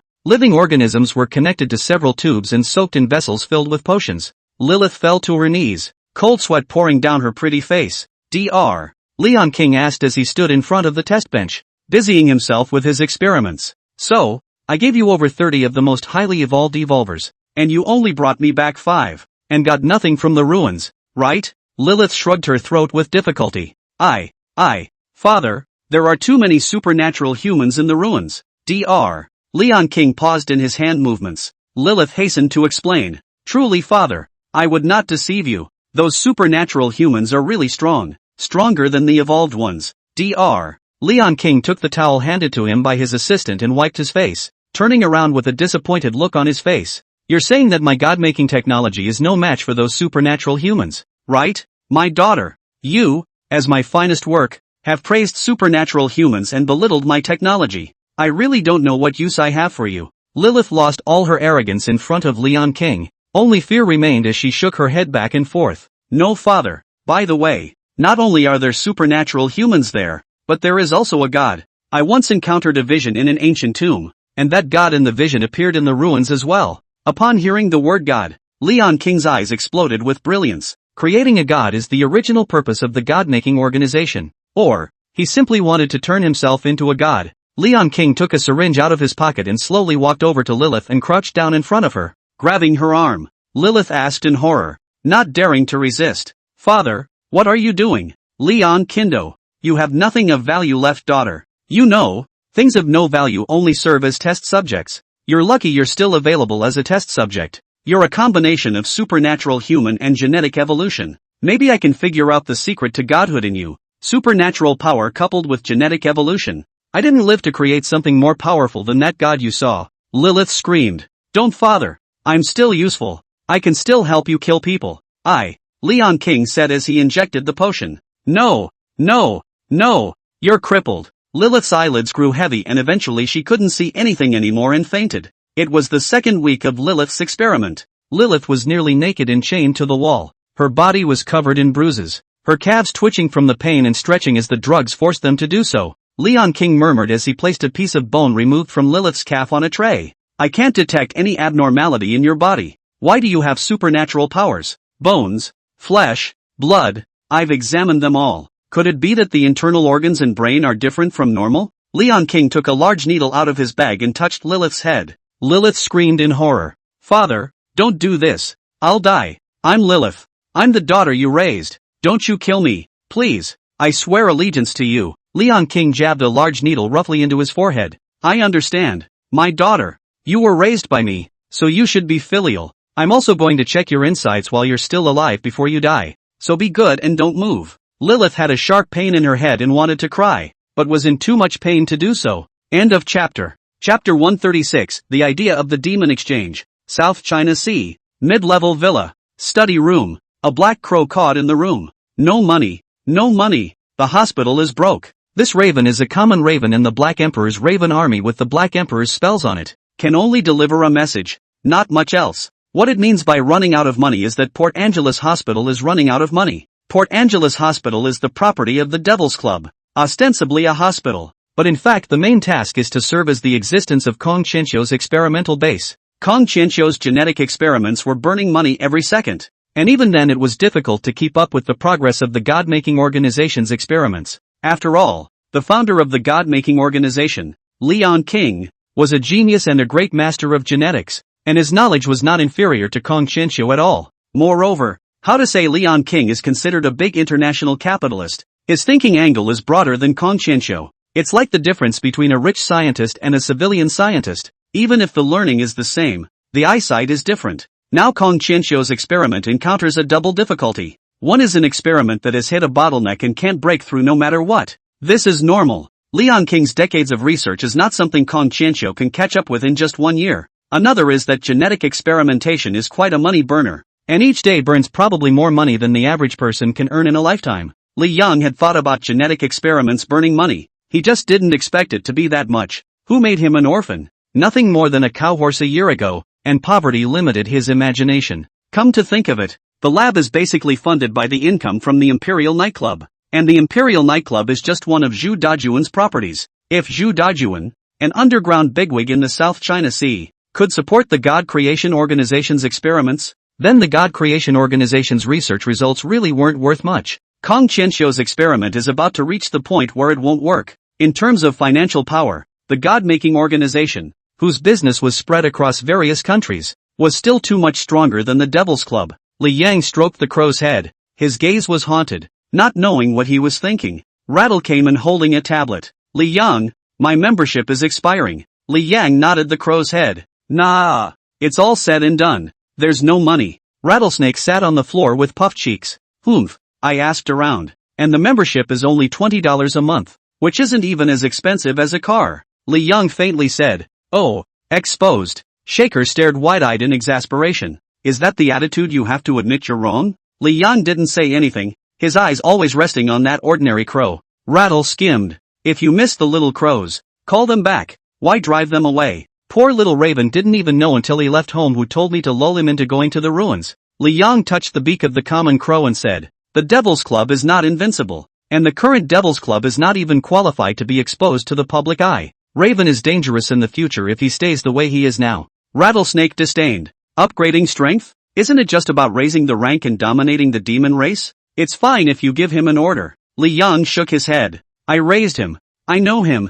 Likes to play smart. Only by pushing him can he really go for it and improve himself. It's not likely that he won't want to come back after becoming the Demon Emperor. Get out. And don't ask me to recharge my membership until the task I gave you is complete. Li Yang said. A black flame emerged from his hand and gently tapped on the crow. The crow's eyes became dark and fluttered its wings towards the outside of the villa. Rattlesnake gave a disgruntled grunt and left, clutching her tablet like a little whiny. In fact, if she wanted a membership, she could fill it up for 100 years even if a month's membership was really worth a car. Devil's Club don't know how many people want to kiss her ass. The underground female big brother, Snake Master, is even one. Just barring that, she just wanted to manage Li Yang to ask for it. Whether it's food, drink, or fun. Li Yang picked up his pen again, and with one click, he dotted black dots on his notebook. The notebook had a few words written on it, the Devil's Exchange. Li Yang lit a cigarette and pondered. Kong Qianxiu has two troubles at the moment. One is that the experiment has hit a bottleneck and needs more experimental data from the pioneers. This one's not hard. Leon King's lab was now in the South China Sea, and Li Yang was well aware of the location. Just let Du Yangming find this old foreigner. The moment Leon King came to the South China Sea, he was already Li Yang's meat on the chopping block. A turtle in a jar. Hasn't he been kept until now? Just for this time? Leon King never comes to the South China Sea, always abroad. Li Yang really can't do anything with him. Even if Leon King was in another city in Xia, Li Yang had no way to move him. But Leon King came to the South China Sea, and the South China Sea is Li Yang's territory. As for the money needed for the experiment, the Devil's Club accelerates just fine. In the conception, the Devil's Exchange was a subsidiary property of the Devil's Club. With the gradual development of the transcendental civilization and the official government's rush to the transcendental civilization, the market about the transcendental industry can be opened. Selling spirit plant immortal herbs, selling the fruit of the earthly benevolent tree, selling spiritual artifacts, and even selling Devil's Club memberships and desire potions. Of course, the desire potion for sale could not be a complete serving, just a portion of the desire potion. Also, the Devil's Exchange can acquire desires. The items sold at the Demon Exchange weren't worth much to Li Yang. The purchaser pays the price to buy it, becomes a transcendent, and will also provide Li Yang with spiritual power. It's not $1 million business. $1 million business is modest. The Devil's Exchange is a more functional apothecary and an institution that can be semi-public. The Devil's Exchange can create more transcendence and make more money. More importantly, the Devil's Exchange can develop the power of the Devil's Club in disguise. Connections. The Devil's Club was the route that Li Yang used to take charge of the transcendental and mundane worlds. There's been an aura revival going on lately, and the Devil's Club has stalled. The Devil's Club was the root of Li Yang's foothold in this world. Li Yang's gaze was haunted. His deep eyes were like the bottom of a deep lake, suppressing wild hopes as he muttered to himself. Aura recovery and the development of the Devil's Club have to go hand in hand. Sooner or later, a transcendental civilization will flourish and the Devil's Club can be exposed to the public. The Devil's Club at that time would be the most powerful force in Blue Star. The major transcendent powers, the official nations, will call the Demon Club a holy place. The first hospital of Nanhai Medical University, Nanhai, China. A newlywed couple walks out of the hospital doors. The airy, quiet woman looked lost and murmured down. I don't have a problem. You don't have a problem. Why can't we have a baby? Is there something wrong with the hospital's inspection? Is there something wrong with me that wasn't detected? Why don't we go to the imperial capital and check it out? The man's heart ached as he watched the woman's guilty look. He knew it wasn't the woman's problem. It was most likely his own. Because, well, he's a vampire. End of chapter. Chapter 137. The man's name is Du Yangming. Married to his wife, he has been looking forward to the birth of a new baby. But there has been no movement in his wife's stomach. Du Yangming suspected that the reason for this was because he was a transcendent being. He sometimes wondered if he was even human. If it's not human, can it still bond with a human? Du Yangming secretly asked Kong Qianqiu this question, but the transcendental civilization was too barren for Kong Qianqiu to answer. Kong Qianqiu just said that he would find the answer when the experiment went on. Du Yangming touched his wife's head and softly said, "It's okay, let's wait." A lot of people prepare for 3 or 4 years before they can have a baby. There was a hint of shame in his tone. Du Yangming didn't dare to tell his wife that he was a vampire. It's the only secret to his wife. His wife, Li Mingyue, sensed Du Yangming's low spirits and self-reproach, and immediately adjusted her mindset and smiled. I mean, it's too much of a loss. If I had known it would be so difficult to get pregnant, then all the condoms I wore before I got married would have been for nothing, wouldn't they? I used to be worried sick about getting pregnant out of wedlock. Du Yangming was visibly confused by his wife's words of tiger and wolf. That's when he saw something out of the corner of his eye. On the pole, a crow watched him stonily. This is Death's Raven? Du Yangming patted his wife's head and softly said, "You go home first, I have something to do." Li Mingyue glanced at Du Yangming. It had been a long time since he had gotten used to Du Yangming's sudden need to leave. Ever since Du Yangming was burned, he's been weird. It is good that Li Mingyue is not an unintelligent woman. Good behavior. Okay, I'll go home and make dinner and wait for you to come back. After saying that, Li Mingyue waved and stopped a cab to leave. Du Yangming turned into the alley with a grave expression on his face, and Crow followed. Test article disposal room. The place was littered with mutilated limbs, rotting flesh, and a mess of animal parts. Those things let out a silent moan. Lilith's body was casually left here, her pretty face dead. The discarded experiments here are burned and destroyed at regular intervals. In a few days, the world will be devoid of everything about Lilith. Suddenly, Lilith's body twitched. I don't want to die. The alien, who was both an evolved and supernatural human, had a meager amount of life left in him after having all of his internal organs, and even his brain, thrown out. Her hands unconsciously rummaged through the trash for something. I don't want to die. I don't want to die. Despair turned to thick juice and flowed freely in the terrible darkness. Lilith found something and held on for dear life. That's a dog's heart. It didn't matter what the entrails of whatever it was, she just wanted to fill her empty belly cavity with a brain. She felt that as long as she was whole, she could live. All Lilith wanted was to live. And that was true before she met her father. And it's true now. In fact, it's all futile. It's all a deathbed delusion. Without the miracle, she would have ended up, at best, with an abdomen full of animal entrails. She stared at her listless eyes as she continued to rummage. Look for anything that hasn't rotted and might still be useful. The kidneys of sheep, the stomachs of cows, messing around with their stomachs. What a tenacious life. A voice came out quite abruptly. Lilith couldn't see anything or hear if it sounded good or not. She was an evolutionary who was sensitive to air vibrations. Also, a supernatural human. With the vibration of the sound, she sensed that someone was coming. Lilith opened her mouth and filthy blood gushed out. She tries to swallow, but it's hard, so she just spits it out as best she can. Lilith tried to make a pleasing, fawning, pleading face, but couldn't. Lilith couldn't control the muscles in her face. She could only say with a grimace, "Save me, will you? Help me. I'll kill for you." Lilith added after she finished, "I can still sleep with you. I'm well proportioned and still a virgin." She was completely unaware that she was now completely unattractive in the slightest, even horrible, disgusting. Lilith felt someone hugging her, someone whose body temperature was cool, cooler than her own. Air. Lilith's neck seemed to be impaled on something. A strange power entered her body. Miraculously, the intestines connected, the lungs began to breathe, the heart began to beat, and the kidneys cooperated with the heart in admitting blood. Lilith's pupils became mesmerized. The wounds began to heal and the heart beat stronger. Lilith looked ahead blankly, trying to see who had saved her. She saw it. It was a man in a black suit with bandages around his bare parts. He had scarlet eyes and 2 fangs in his mouth. Lilith's eyes rounded in horror. It's like a vampire? For some reason, Lilith felt that Du Yangming had a very strong sense of affinity in him, as if Du Yangming is her father. Suddenly, Lilith had a blank look on her face. An arcane message flooded into Lilith's mind. Vampire. Death's favorite. The king of the night. The ruler of black magic. Vampires are immortal and will recover from any injury, no matter how heavy. In the darkness of the night, vampires recover from their injuries at an extremely fast rate.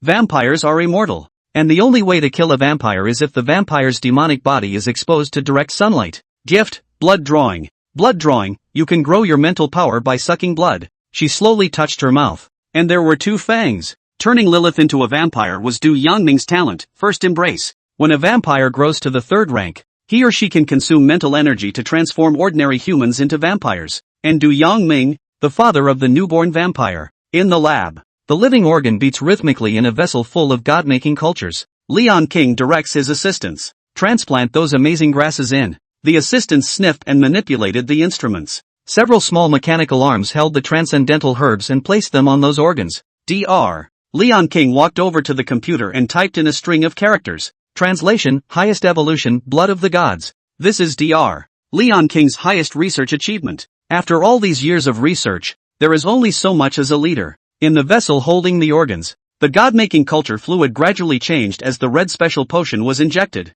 The blue culture liquid, bubbling up a lot, gradually turned into a golden color. Leon King looked at the vessel with his old eyes wide with anticipation. The organs and transcendental plants in the vessel changed. Transcendental plants, like parasites, entwine themselves around organs as if they were the most fertile ground. The golden potion provides the organs with life force, and the transcendental plants are dependent on them for survival. Several aides began to report back. Organ vital status stabilized. The highest evolutionary potion. Perfect fusion. Stable state of special plant life. Uncertain if supernatural powers are present. An aide said excitedly. Doctor, the highest evolutionary potion. The first time it has been combined with a biological organ. Succeeded. Perfect fusion. While ordinary genetic evolution potions could allow people to gain speed and strength beyond human limits, the highest evolution potion was one that no one could withstand the medicinal properties of. Miraculous plants, evolved organs, these 2 things together, surprisingly, withstood the medicinal properties of the highest evolutions. Leon King hastily removed a drop of golden potion from it and operated various precision instruments to study it. After a series of tests, Leon King ordered, pointing to an assistant, quickly, send the organs back to headquarters immediately. P.S. Everyone's comments have been received. I'll update later on November 4th. Should be noon or afternoon. I'd like to settle down and think about thoughts. I think everyone has a point. Both the main character's B-frame and the supporting character's traits have to be raised a bit. Thanks for the advice, brothers. End of chapter. Chapter 138, The Shock of Vampires to Westerners. Leon King stared obsessively at the organ soaking in the golden liquid. Several assistants skillfully disassembled the tubing outside the container and reconnected it to a mobile battery and several mobile computers. The helicopter is parked outside. The aide who had followed Leon King for years fond. Congratulations to Dr. Organs capable of carrying, supreme evolution, appeared. Soon in the future, the strongest evolver will be born. Leon King couldn't help but smile at the corners of his mouth when he heard that.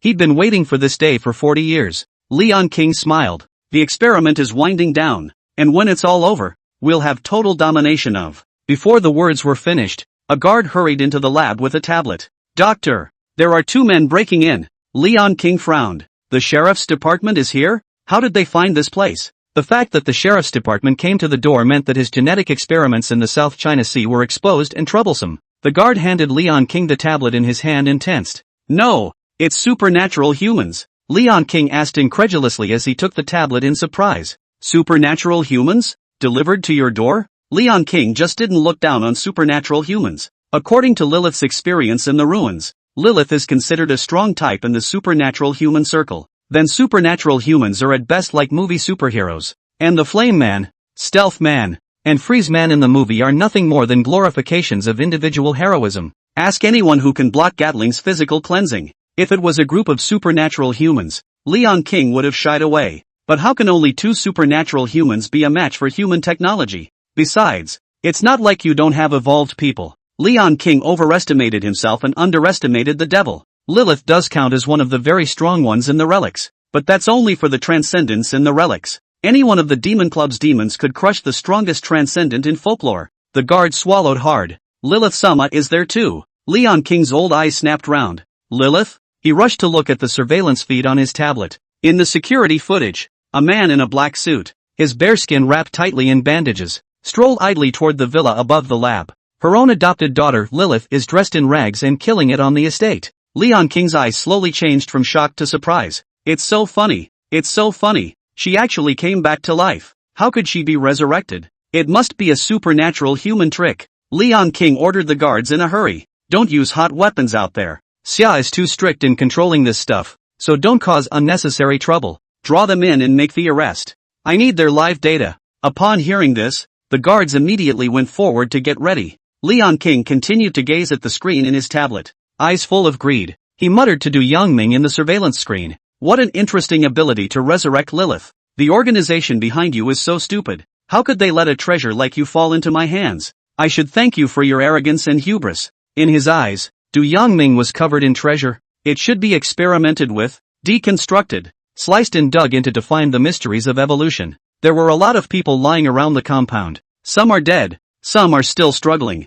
Du Yangming was indifferent to all of this. He was no longer the ordinary physical education teacher he was half a year ago. Killing, blood, could make his cold vampire heart beat a little. Du Yangming didn't rush to patch up the guards who were still alive. The master gave the task of getting all the data from Leon King's experiments. Leon King can also slaughter by the hand if he gets the chance. The most important thing is still to get Leon King's research data. It was too late to care about the guards. Entering the villa under Lilith's guidance. Finding the elevator. Pressing the button after facial recognition. Du Yangming looked at the elevator door and asked, "How are you feeling?" Lilith was slightly alarmed in the face of Du Yangming's question. "I'm okay." Du Yangming continued. "Would you not be able to get down in the face of your father?" Lilith said after a moment of silence. "I was in a war-torn country as a child. The sister is dead. The brother is dead. I just want to live. Whatever it takes to live." Du Yangming's brows furrowed slightly. I don't know if I was dissatisfied with Lilith's answer or if I felt sympathy for Lilith's childhood encounter. The elevator doors opened, and in front of them was a group of loaded guards and dozens of ball evolvers. Lilith subconsciously touched her shoulder and felt nothing. She instinctively tried to hold the guitar, but her special guitar was in the lab. Du Yangming's face was puzzled. Where did these people get so many guns? The thought that this was a god-making organization was released again. "My daughter, are you going to betray your father?" In the distance, came the voice of Leon King. Lilith looked at Leon King, who stood in the distance, a hint of fear on his face as he shuddered. "I just want to live." Leon King opens his arms and laughs. "My daughter, I underestimated your potential. Come back to my arms. I won't be so cruel to you, though I will still experiment with you. You will not die, I swear." That old and calm look was like he was certain of Lilith, as well as Du Yangming by Lilith's side. The fear on Lilith's face grew. This father is the devil. She kept her head down and took a careful half-step back. The fear of Leon King is etched in his bones. A large, broad hand held Lilith's waist, and Lilith looked up at the man beside her. Du Yangming's eyes gradually turned blood red as he faintly said, "You are an heir of my blood and bear the power of the gods. There is no need to fear anything but God." Du Yangming unbuttoned his suit and took it off and put it in Lilith's hand. "You can't harness this power perfectly yet. I'll teach you, like a seasoned eagle teaching its young to fly." Leon King snorted and waved his hand towards Du Yangming. "Don't move your guns. It's best if you can be taken alive. I wouldn't want the first wound of such an interesting life to be a gunshot wound instead of a scalpel incision." The evolvers whistled towards Du Yangming. "There's a strong blood aura on those evolvers. Very greedy." A rich blood aura erupted from Du Yangming's body. He moved swiftly, stepping in a dance of death, transforming into a life-harvesting demon in the lab. Every punch and kick is a kill shot. There were evolvers with deep dents in their chests, evolvers who flew dozens of meters backwards and knocked over test benches, and evolvers who simply had their throats ripped out. The superior natural enemy of humans in the food chain is the vampire. Leon King had a stunned expression. How could there be such powerful supernatural humans? How is it that evolvers look like sheep to him? Did he take it lightly? Leon King shouted angrily without his previous lightness and calmness. "Beat him to a pulp." The loaded guards raised their firearms to aim at Du Yangming. The muzzle of the gun spat out tongues of fire, and a storm of metal plummeted. A disdainful light smile appeared at the corner of Du Yangming's mouth, and the bandage on his back suddenly tore, exposing a pair of bat wings to the air. "What?" Leon King shuddered. "Vampires?" God knows how shocking this scene was to a Westerner. End of chapter. Chapter 139. A hard head. This isn't some supernatural human. This is a legendary creature. Vampires. Leon King's pupils quake as he stares in horror at the scene before him. The wings on the vampire's back protected himself so tightly that no bullets could break through the defenses as they poured in. Even if the bat's wings are damaged and full of holes, they will recover quickly. Leon King murmured as his eyes grew dull. Vampires. The legend is true. What Lilith saw in the ruins was really a god. There's something strongly religious about vampires. Vampires exist. Would it be strange for the world to have a god? After witnessing this legendary creature with his own eyes, Leon King's thoughts drifted far away, and his entire body was like petrified. Even Lilith, who had followed Leon King for many years, had never seen Leon King like this. Leon King remembers his childhood. The dark family. The simple, old, poverty-stained house is littered with the totems of the Heaven's Gate religion. Inside are parents who pray every day. In the inner room were the screams of her sister, who had just been circumcised. That priest said that only circumcised women are faithful and beloved by the god of Heaven's Gate. Leon King also has an ugly tattoo on his chest. The meaning of that symbol in Heaven's Gate religion is slave. The priest says that only men who admit to being slaves of the gods will be favored by the god of the heavenly gates. Then the sister committed suicide. Because, the night my sister went to boarding school for the first time, she saw that her roommate was different from her. The slave symbol on his chest was also a lifelong source of shame. Leon King swore at his sister's funeral. If there really is a god who fools all beings, then he must create a god to repay the gods for their arrogance. Du Yangming stretched out his hand, and his entire arm transformed into countless bats, swooping towards the guards with a sharp whistle. The bats chewed through the guards' veins, sucking blood greedily. This was the advanced dark magic Du Yangming's had comprehended after reaching the third rank. The screams of the guards brought Leon King back to his senses. His eyes gradually filled with hatred. Du Yangming carried a pair of huge bat wings on his back as he walked towards Leon King. The master had said that, by the way, he could kill this old man too. Leon King stared at Du Yangming. I was the one who was gullible. I didn't realize that there really are creatures like you in this world. Lilith did say there was a little talking monkey in the ruins, but a vampire is too much of a shock for a Westerner. Legends that materialize in this moment, Leon King said as he pulled a pill out of his pocket and stuffed it into his mouth. In just a moment, Leon King rapidly grew in size, and his lab coat instantly shattered. The pupils in Leon King's eyes faded away, leaving only the whites of his eyes. In front of Du Yangming was a white-haired old man who was over 3 meters tall, with muscles bulging high all over his body and veins writhing like small snakes. Leon King laughs maniacally and blasts away with a punch of you god. The wind from the punch messed up Du Yangming's short hair. Du Yangming throws a punch to the face. Boom! After a loud bang, the air shook violently, and an ear-piercing popping sound actually appeared. The two of them each stepped back a few meters. Du Yangming looked at his limp right hand in disbelief. The bone had cracked. Vampires aren't weak in terms of physical strength. How did you get beaten up by a mortal? This old man, he's already at the third stage of transcendence, right? Leon King is even worse. The moment he paired fists, his large fist shattered right into pieces, and 3 of his fingers went who knows where. He looked at his hands incredulously. Did an evolution of this intensity just shatter? How come it's as fragile as paper? Du Yangming's right hand had recovered rapidly at a speed visible to the naked eye, while Leon King's right hand would never recover. Du Yangming said seriously, kind of a thing. I kind of want to turn you into my blood heir and tame you slowly. Unfortunately, the order given by Li Yang was to kill Leon King. Leon King's right hand is bleeding like a watery grave, but there's no look of pain on his face,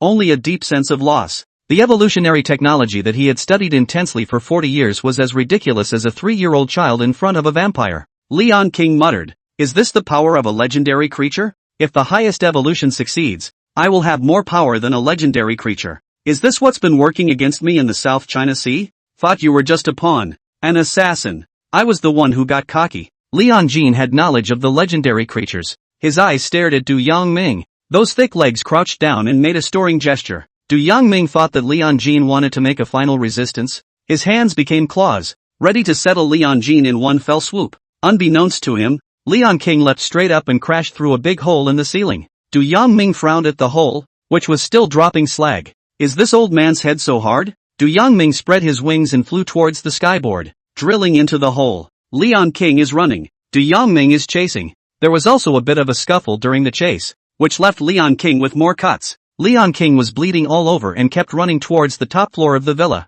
The villa's 3 or 4 floors of luxurious decoration were actually reduced to rubble by the chase. Faintly, Du Yangming heard a fan-like noise, which grew louder and louder as he chased. When he reached the 5th floor, Du Yangming saw through the window. It was a helicopter that was hovering above the 5th floor windows. The door of the helicopter opened and an assistant in a white coat threw out the ladder and beckoned anxiously toward Leon King. Leon King slammed the windowpane and grabbed the ladder securely. The helicopter surprisingly tilted down because of Leon King's weight, but fortunately the pilot was experienced and quickly stabilized the aircraft. Du Yangming stood in the shadow of the window, looking coldly at Leon King. can't stand in the sunlight after being turned into a vampire. Leon Jean, whose heart was filled with a sense of celebration after the robbery, took 2 deep breaths, looked back, looked deeply at Du Yongming, and said in a cold voice, "Don't think you can kill me just because you're a legendary creature. When I get back, I'll..." Before the words were finished, Du Yongming cut his arm and blood flowed out. The blood that flowed out turned into countless bats that whistled shrilly towards Leon King.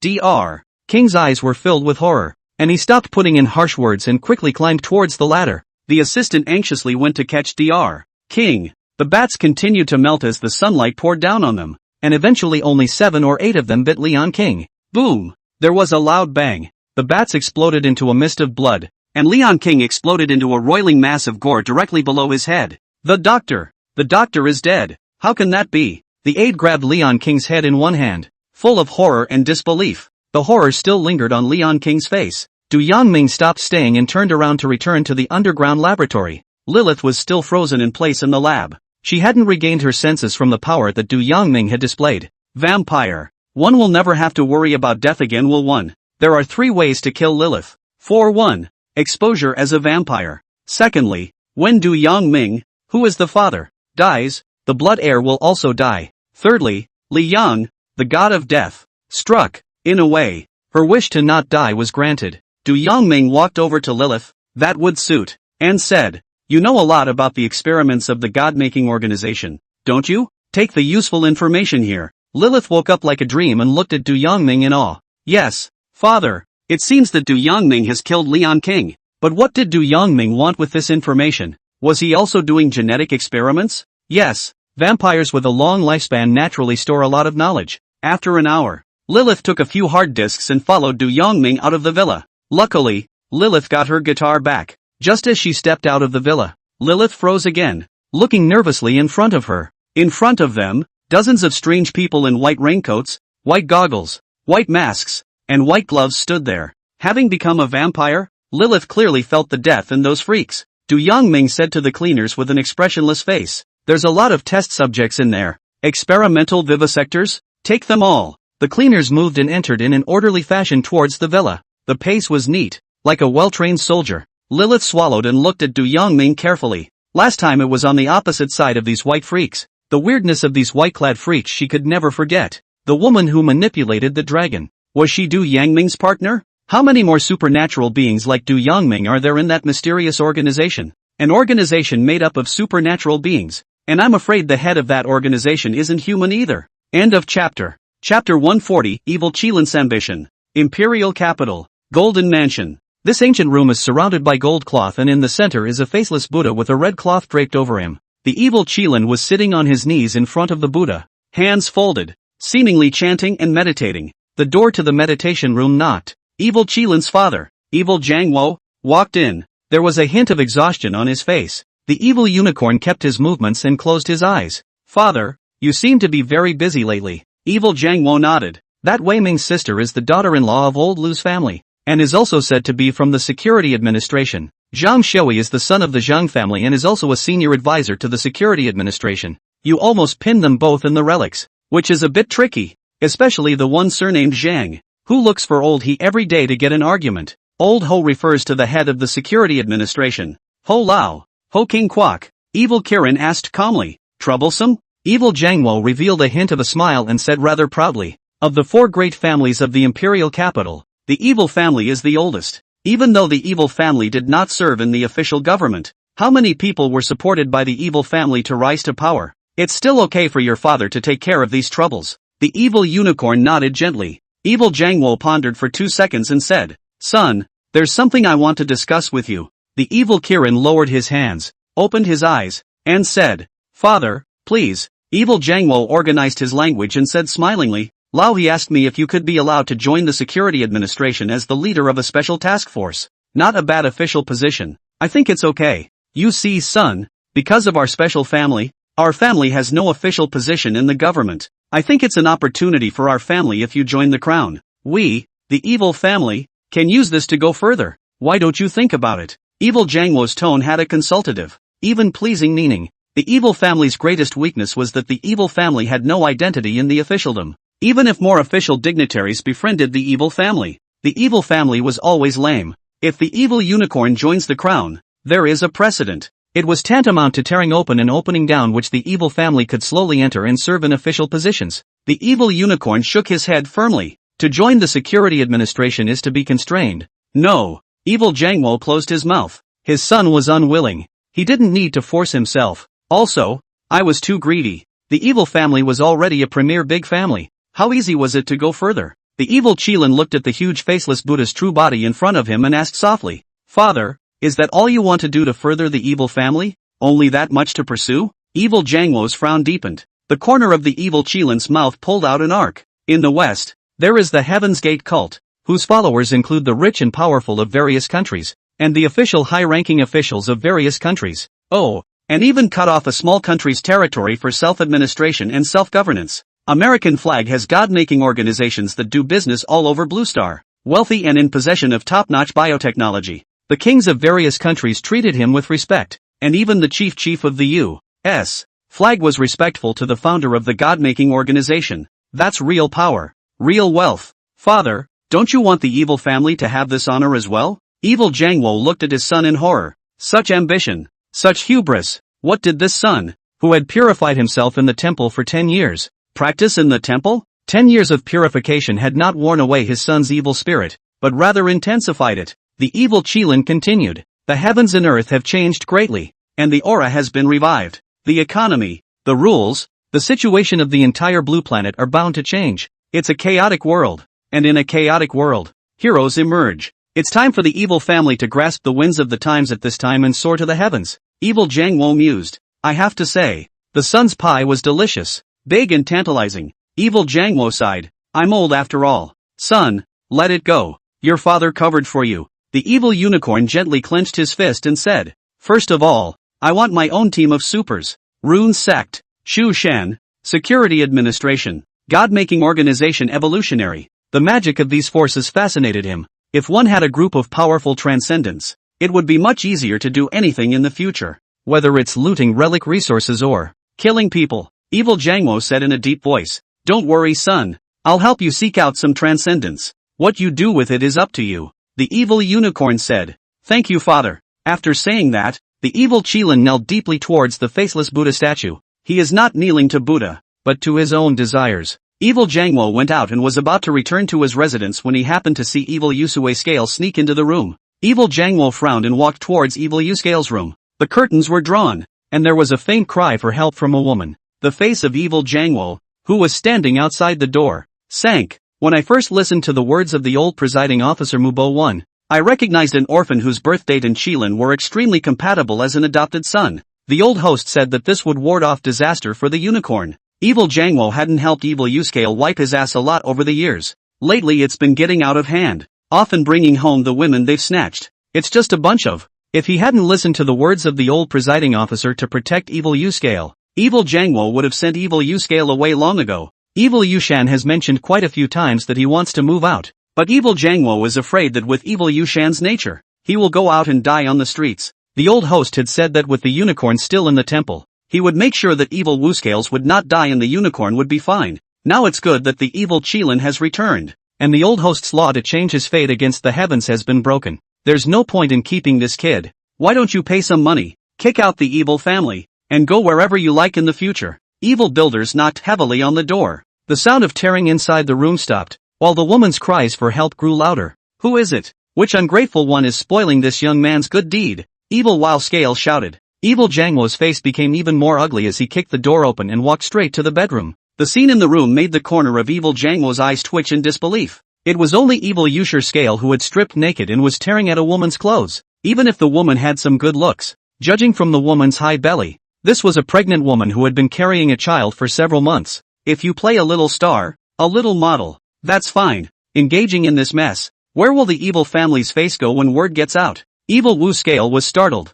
Father, father, the woman cried out when she saw the evil builder. Help me. I still have a husband. Help me will you? Evil Jangwo said with a cold face. Come out, he said and whisked his sleeves away. Evil Yushue hurriedly put on his clothes and walked out of the room with his head down. When he exited the door, evil Yusue Scale bowed his head with a face full of fear. He also knew it was dishonorable, and he blamed it mostly on the group of foxy friends. After evil Kirin's return, Evil Uscale felt his position in the family threatened. He told his fox friends that he hadn't been doing as well as he would like lately, and that a kid had made a bad move. Find a pot-bellied woman to screw around with. Bump for good luck. Pregnant. Transportation. End of chapter. Chapter 141 Development of the Devil's Club. Evil Jangwo looked at his indisputable adopted son and became more and more depressed. Kirin is back, and I really should have gotten him out of the evil mansion earlier. Give Evil Uscale a sum of money to be a rich man, and consider it payment for keeping the unicorn out of trouble. Now it seems that this kid is getting ridiculous.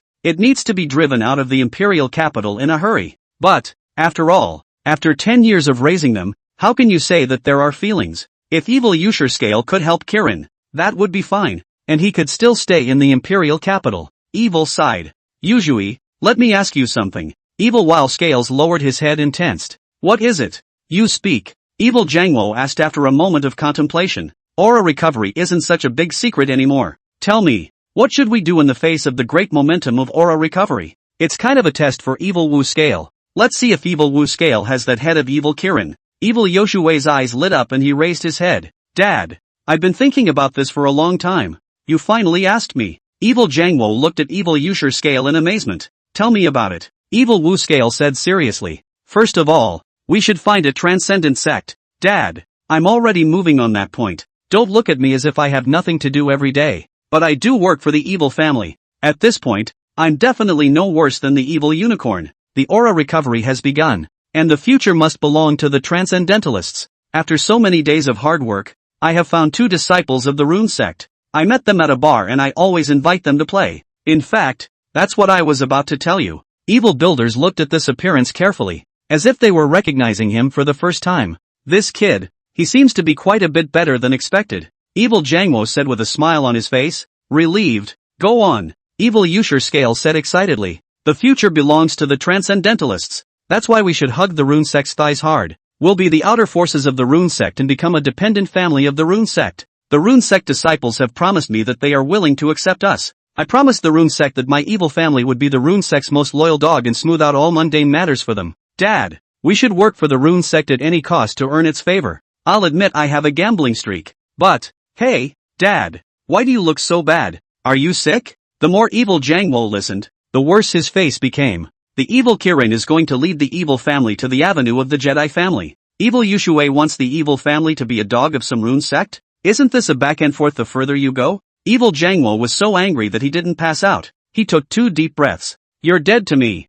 I'll give you a sum of money to do what you like and leave the empire. Don't come back without me calling you. Evil Uscale froze for a moment, and then ecstasy appeared on his face. Dad, really? Can I go out and live? I'll go into business and make a big dent. Let me show you that I'm definitely no worse than a unicorn. Evil builders waved their hands. That's never going to happen. Just don't get me in trouble. After Evil Jangwo finished speaking, he headed towards the main residence when he suddenly remembered something and stopped in his tracks. Kirin said that he had a death sentence in the South Seas. You have the same destiny as him, so you can't go to the South Seas either. And clean up that woman in your house. Whether or not Evil Uscale will die in the South China Sea, Evil Jangwo is indifferent. Evil Uscale and Evil Qilin have the same destiny, and Evil Jangwo is worried that Evil Uscale going to the South China Sea will cause trouble for Evil Qilin. After Evil Jangwo left, Evil Yoshue's face became gloomy as he clenched his fists in death. Ever since the Evil Qilin returned, his status has become lower and lower. He was going to hate the evil unicorn.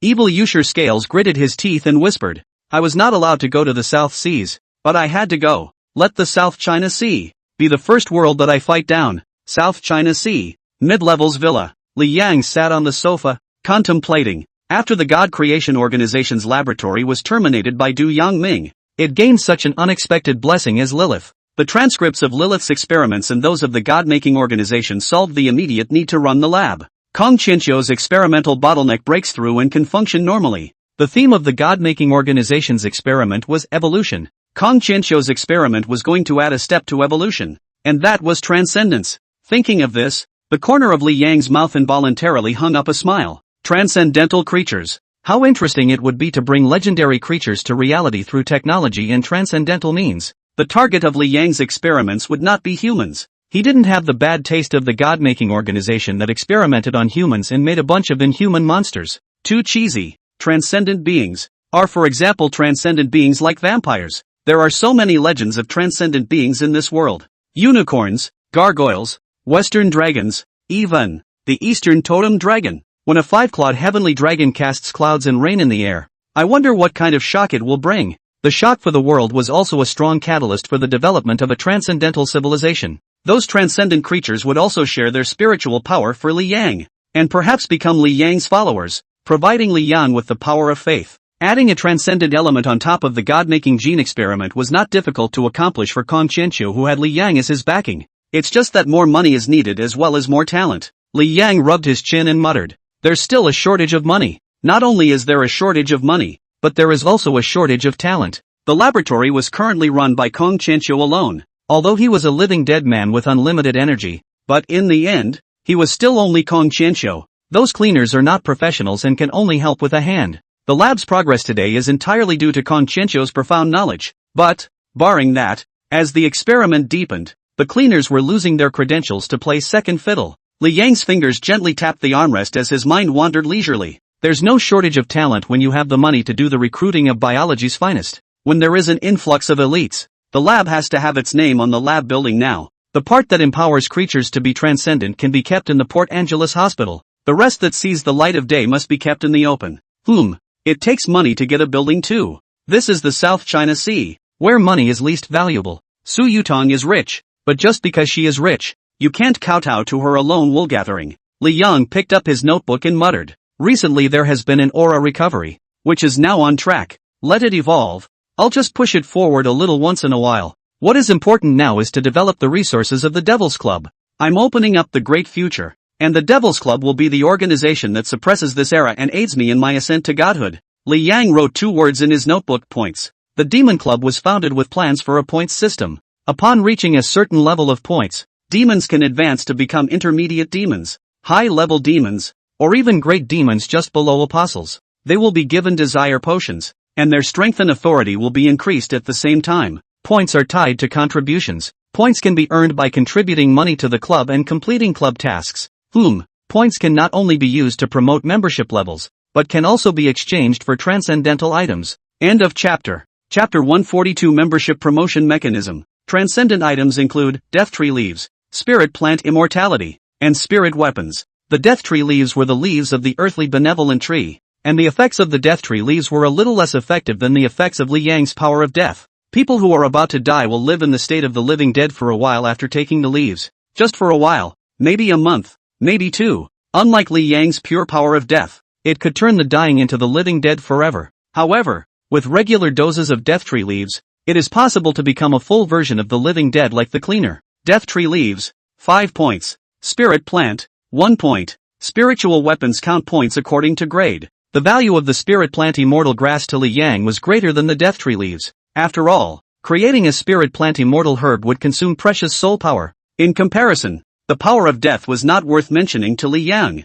However, the Death Tree Leaf was equivalent to a lifespan, and the thing called lifespan was precious to anyone other than Li Yang. Li Yang paused his pen, pondered seriously, and murmured, "How much is the right amount of money for a point? No, money can't buy points. Points can only be earned by doing quests. Intermediate members have higher privileges in the Devil's Club and also receive a lust potion. Promoting members is what drives demons and the hierarchy of demons. In other words, promoting membership levels is an effective way for demon clubs to manipulate demonic behavior. That's why promoting members can't be done with money alone. If Li Yang wanted money, he could have issued a donation mission, like donating $1 billion for 20 points or something like that. Of course, members traded points among themselves, and that was fine with Li Yang. Li Yang searched for a moment. 1,000 points qualify for promotion to intermediate member. With 1,000 points and having completed the promotion task, you can become an intermediate member. Points will be displayed in the membership card. The membership card created by the Black Witch is more than just proof of demonic status.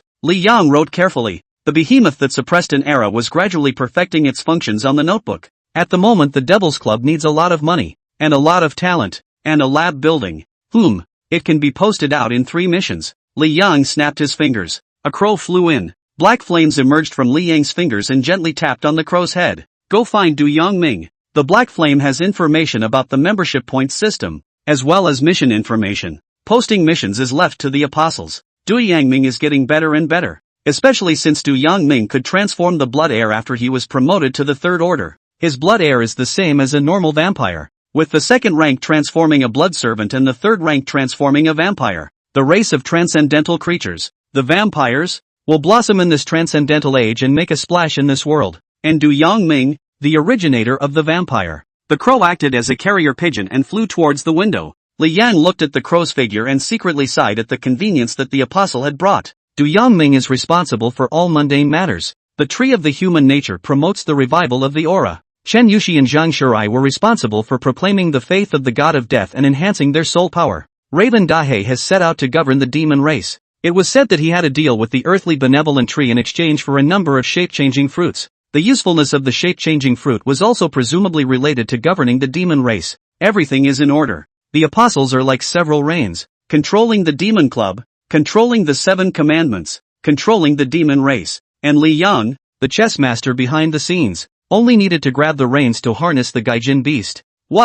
Which jerks a lot? Just at this moment, a discordant voice rang out beside Li Yang. Li Yang glanced aside at the rattles with a black face. She was clutching her cell phone, giddy with excitement as she watched Naruto blast pass. Oh, almost forgot about this little loser. Where did she get the membership to watch the video? Oh, so it's my cell phone. I said, where did my cell phone go? When did she steal my cell phone? Li Yang snatched the cell phone. Don't play with your cell phone until you've done your job. Rattlesnake got upset all of a sudden and sat down on the couch holding her arms in exasperation. Li Yang asked, flipping through his cell phone, did anyone call me? Rattle skimmed. Who's going to be looking for you other than a greeting text from your bank? There was one fraudulent text message, and I scratched it straight away. Fraudulent text messages? A flash of suspicion appeared on Li Yang's face. It stands to reason that his phone number is privately protected from nuisance calls and harassing texts. The only people who can text him are people they actually know, other than the bank. Li Yang opened the scam text message that the ringer was talking about. Brother, I don't have money for tuition. Can you give me some money? Well, the smell of fraud is strong. Li Yang looked at the sender number. Cell phone number from White Mountain City. Not a virtual phone number. The phone rang again. The same text from the same number. I'm sorry, I don't want to bother you, but I'm really short $3,000. Li Yang thought for a moment and called the number back, which was quickly answered on the other end. Hello? Which one are you? Li Yang spoke first. Are you brother Li Yang? It was a young girl's voice on the other end. The young girl's voice was full of timidity, embarrassment, and consternation. Li Yang raised his eyebrows. Still really know me? He responded. Well, I am. There was a few seconds of silence there before he whispered. I'm Wang Shuzheng's sister. Li Yang froze for a moment. The 3 words Wang Shuzheng are the key to unlocking dusty times. For a split second, it pulled Li Yang's thoughts back to his high school days. After his grandmother left, he became poorer and more self-conscious, not having a good time in school, besides being demeaned by teachers and bullied by classmates. It was one of his darkest times. Wang Shuzheng, nicknamed Big Crooked, is his roommate. To Li Yang, Wang Shuzheng and his relationship is not much good, not to the heart and soul kind. Wang Shuzheng, on the contrary, hugged Li Yang and cried on the day of graduation. He was kind of Li Yang's only friend. Li Yang, who is naturally cool, has not contacted Wang Shuzheng since graduating from high school. I also heard about Wang Shuzheng later. Some say he went to college, but instead of going to school, he returned to his hometown of Baishan City to work. Li Yang's voice softened. It's you. I've heard about you from your brother. How's your brother doing? Wang Shuzheng had bragged about his sister to him, but Li Yang couldn't remember what Wang Shuzheng's sister's name was. He was gone last year. The young girl's voice trailed off, her emotions low. Li Yang frowned. The young girl said carefully, my brother gave me this phone number before he left. He said he could come to you if he was in trouble and said you were my other brother in the world. I got into the South China Sea Civil Aviation University last year, but I'm $3,000 short of the cost of clothing for this semester. Can you help me? After a long time, Li Yang said, where are you? The young girl over there answered in a hurry. I'm in my dorm room at the South China Sea Civil Aviation University. Li Yang said, wait for me. End of chapter. Chapter 143, Trusting an Orphan on His Deathbed. Countless thoughts rose. After hanging up the phone, those thoughts fell away again. He hadn't felt this way in a long time. Is this a deathbed request? There is no greater promise for a man than the dying promise of a brother. Is there? What kind of trust is that? Wang Shuzheng should have said no, and did treat Li Yang as a brother. The sister that Big Crooked entrusted with his life is so timid as to make this call to herself for $3,000? Li Yang's heart was a bit unfavorable. Even if Li Yang didn't treat Big Crooked as a life and death brother, but that was after all the only friend. the only one who helped him in high school. If it was a god, there must be no ripples inside.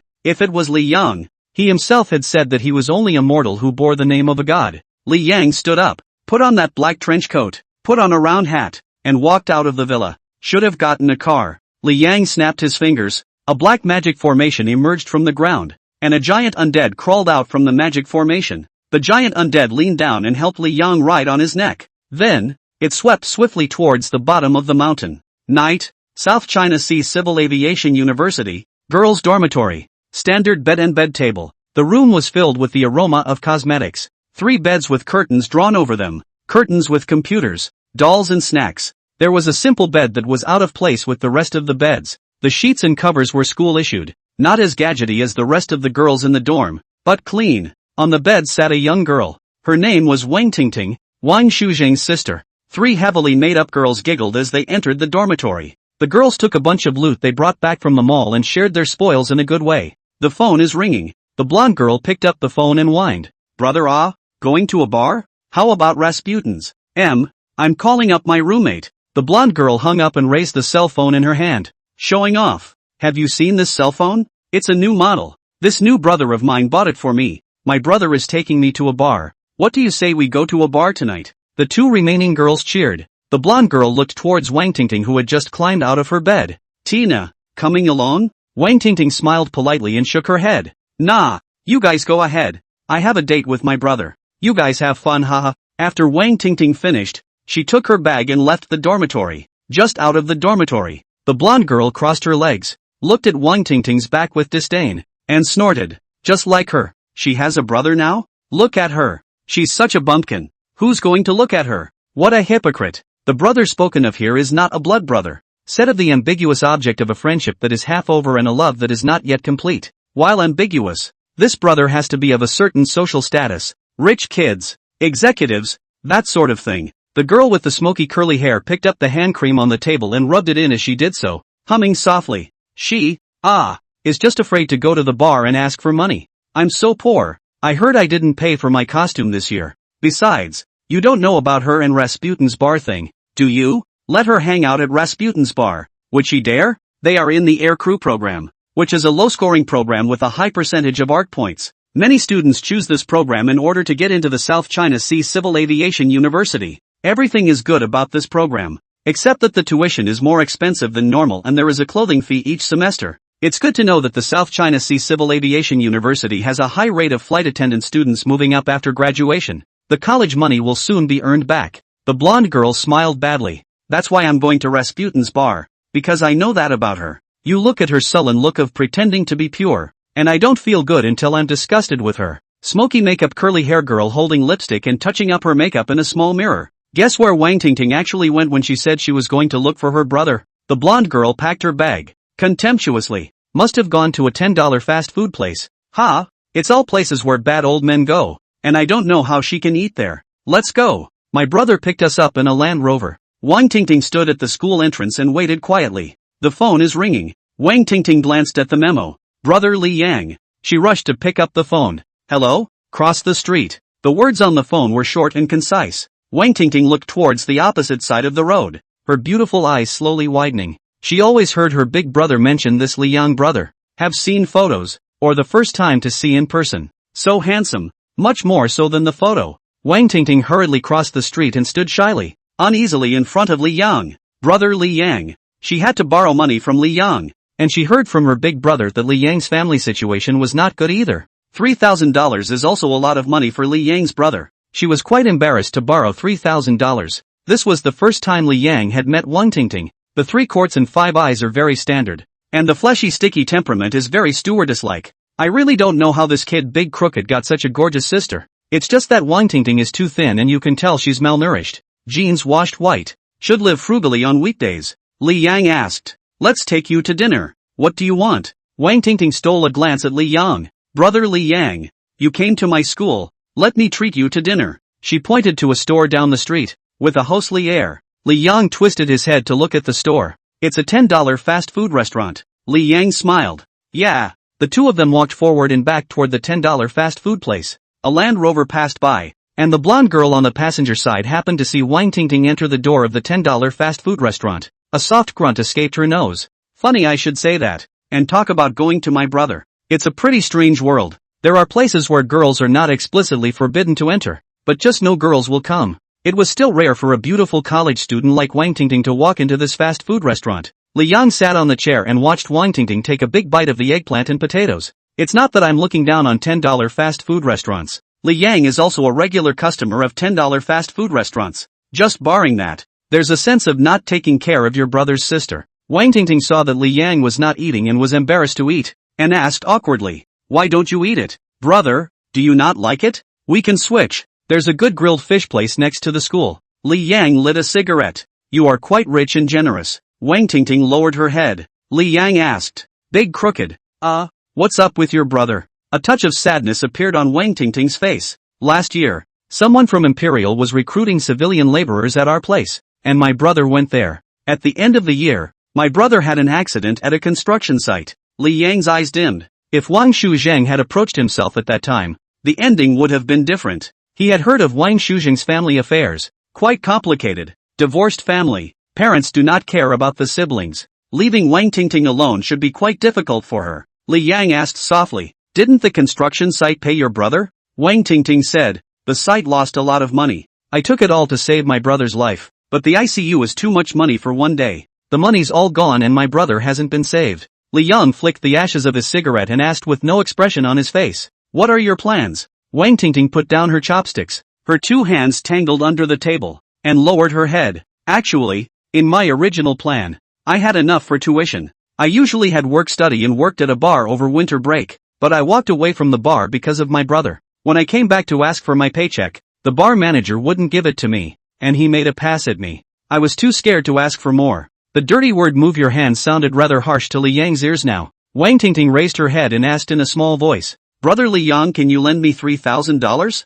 I'll give it to you on summer vacation this year." Li Yang extinguished his cigarette. "Which bar?" Wang Tingting froze for a moment. "Rasputin. What's wrong?" Li Yang got up. To paycheck, and by the way, I'll introduce you to someone. For a god to give a woman a head start for $3,000 is no card, but for Li Yang, it would be a loss of face if the deceased's daughter was not taken care of. P.S. Tina wine will be useful later. End of chapter. Chapter 144, The Mysterious Big Man Outside Rasputin's Bar. Outside Rasputin's bar, the sound of a powerful DJ can be faintly heard. The most common thing parked outside the door is a luxury car. Few people who actually drink drive these cars to bars. Luxury cars are for hunting, or a rich, little tycoon bringing his lover on a date. In short, it's just pretending. Anyone who's willing to come to a bar and play hard to get is a big shot. The porter in the white shirt stood at the door, and whenever he saw a limousine stop, he would trot to open the door, and the row was sure to be given. The next most numerous are cabs.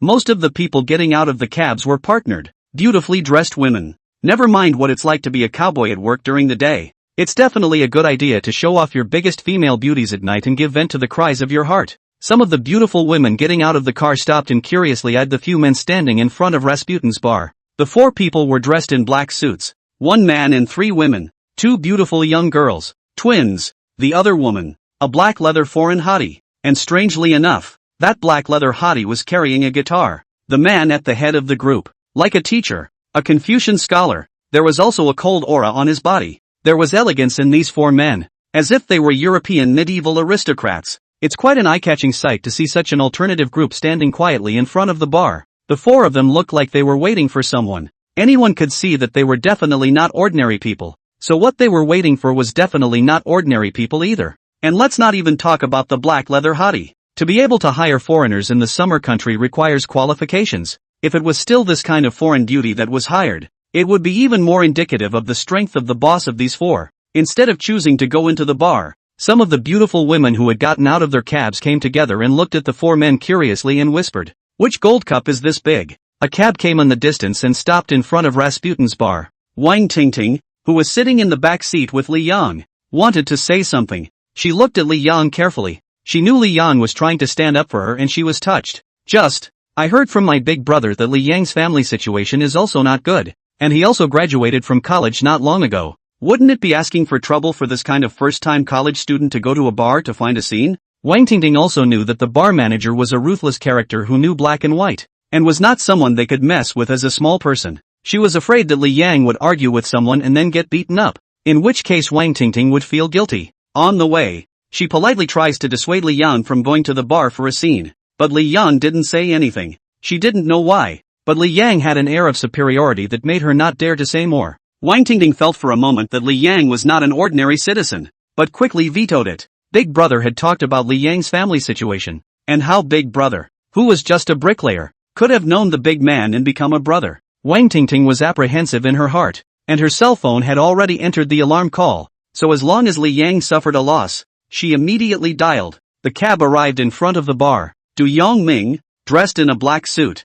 jogged to the cab door and pulled it open. Wang Tingting looked at Du Yongming in surprise through Li Yang. Rasputin's doorman? It shouldn't be. The man in the suit doesn't have the air of a doorman. It's more like a leader. Why would he help open the door? Is it a case of mistaken identity? Du Yongming was detailed enough to keep his hand on the car door frame and lean down respectfully. Master. Wang Tingting froze. Master? He called brother Li Yang his master? Master. A title you only hear in novels. But you've heard it in reality? Li Yang nodded flatly and got out of the car as Du Yongming waited on him. The two twin girls in suits stood in a line at the door of the car and immediately lowered their heads the moment Li Yang got out of the car. Lilith, dressed in a black suit, ran to the other side of the car and pulled the door open as well. Lilith said respectfully in her standard summer dialect, Miss, please get out of the car. Wang Tingting froze and looked at Lilith. Although the black leather woman did not fit the aesthetics of the summer people, this black leather woman was really beautiful. Also, she has a unique aura about her. It's like a fictional outlaw international hit woman. Wang Tingting got out of the car very confused and didn't come back to her senses for a long time. Li Yang looked at Lilith indifferently. This is the woman who fought with herself for half a year in the South China Sea? Du Yongming introduced in a low voice. Her name is Lilith, Leon King's adopted daughter. Didn't help out much at the lab. After Lilith invited Wang Tingting out of the car, she followed the two teenage girls as they stood obediently in a line. Lilith surreptitiously raised her eyes to glance at Li Yang. Lilith was thinking, Lord Du is a vampire. And what is the status of this young man that Lord Du calls his master? She wouldn't be foolish enough to think that the head of an organization made up of transcendent beings and transcendent humans would be an ordinary human. Du Yongming raised his chin towards the two suited girls and introduced them. They used to be cleaners, and I thought they were pretty good, so I converted them into vampires. The sisters, one named Lu Yuan Yuan and the other Lu Meng Meng. Lu Yuan Yuan had worked as a pheasant in the old city to make ends meet and to pay for her sister's tuition. Li Yang nodded slightly and said to Wang Tingting with a sideways glance, I'm usually busy. He'll be looking after you from now on, so contact him if you need anything. Du Yongming glanced at Wang Tingting. Very aromatic virginal flavor. He didn't dare to speculate on Wang Tingting's identity freely and asked tentatively, Master, this is, Li Yang returned, the daughter of an old friend, studying in the South China Sea. Take more care of her. Du Yongming understood. The master is a Shinigami with an endless lifespan, walking around the mortal world in a human body. It was inevitable that he would have a few human friends. This young lady is the daughter of the master's friend. I believe, the lifespan of a mortal is short. And to be able to impress a god with his limited life, one can imagine how deep the friendship is. How could he dare to slack off on a friendship that could make a god take it seriously? Du Yongming once again looked at Wang Tingting with a touch more respect in his eyes and said seriously, Please rest assured, Master, that the young lady will not be wronged. Li Yang stopped talking and lifted his leg towards the bar. Wang Tingting also dizzily followed. His own big brother? Who even had this kind of awesome friend? Didn't you say he was poor too? If Big Brother has such a great friend, how come he's living such a miserable life? Could it be that Big Brother was afraid that substances would taint their friendship, so he was unwilling to seek Li Yang's help? The reason for telling yourself that Li Yang's brother is poor is that you don't want to bother him? On his deathbed, he was uneasy about himself, which is why he told him that if he was in trouble, he could look for brother Li Yang? Wang Tingting thought wildly. The gazes of those beautiful women on the sidelines looked at Wang Tingting with envy and even some jealousy. Obviously average size and looking green. How come it's so scenic? The young man in the black trench coat and round hat was definitely a mysterious big shot. The aura is strong and the way you raise your hand is honorable. Do bigots like these green apples these days? Wang Tingting felt the women's eyes, very uncomfortable, lowered her head, and accelerated her pace. Inside the bar, powerful music detonates the atmosphere. Under the female DJ's passionate lyrics, the men and women in the audience screamed and cheered and danced like crazy. On the first floor of the large card table, 3 of Wang Tingting's roommates were talking to an arm man. The blonde girl, in particular, was scratching her head and acting intimate with the arm man. The other 2 roommates were a little envious, they could see that the arm man had money and was willing to give it to his sister. And it's so dignified that the bar's drink supervisor keeps coming to toast after the arm man arrives. Who wouldn't want such a good brother? The girl with the smoky curly hair was a little offended, and said with a slight grimace, "Nan, you haven't said what your brother really does." Mentally searching for a shelf. No way. One day you're in a bar acting like a dirtbag. The next day you're in a factory screwing screws hard kind of thing. End of chapter. Chapter 145. Ju Dajuan's points mission. How could the blonde girl not know what her plastic best friend was thinking? Just in time to take advantage of her brother's awesomeness and hit her hard in the face. The blonde girl threw her arms around the arm man and pouted. "Yow. Just tell them about your glorious deeds." The armchair man was a little tipsy from the drink, and with this gentle ecstasy from the blonde girl, he came to his senses. He opened a bottle of beer and grinned. "Do you guys know Bear?" They shook their heads, only able to make out that the name Bear was supposed to be a gag for some underground big brother. The man with the arm laughed softly. "So have you heard of Wolf?" The curly-haired, smoky makeup girl remembered something at once, blinking her big eyes at the arm man. "Which brother Wolf? Is it the one from Emperor Entertainment?" Crazy Wolf's name was still famous in the Aircrew Academy of the South China Sea Civil Aviation University. A small portion of the girls from the Aircrew Academy worked as princesses and even desk girls in Ju Dajuan's field.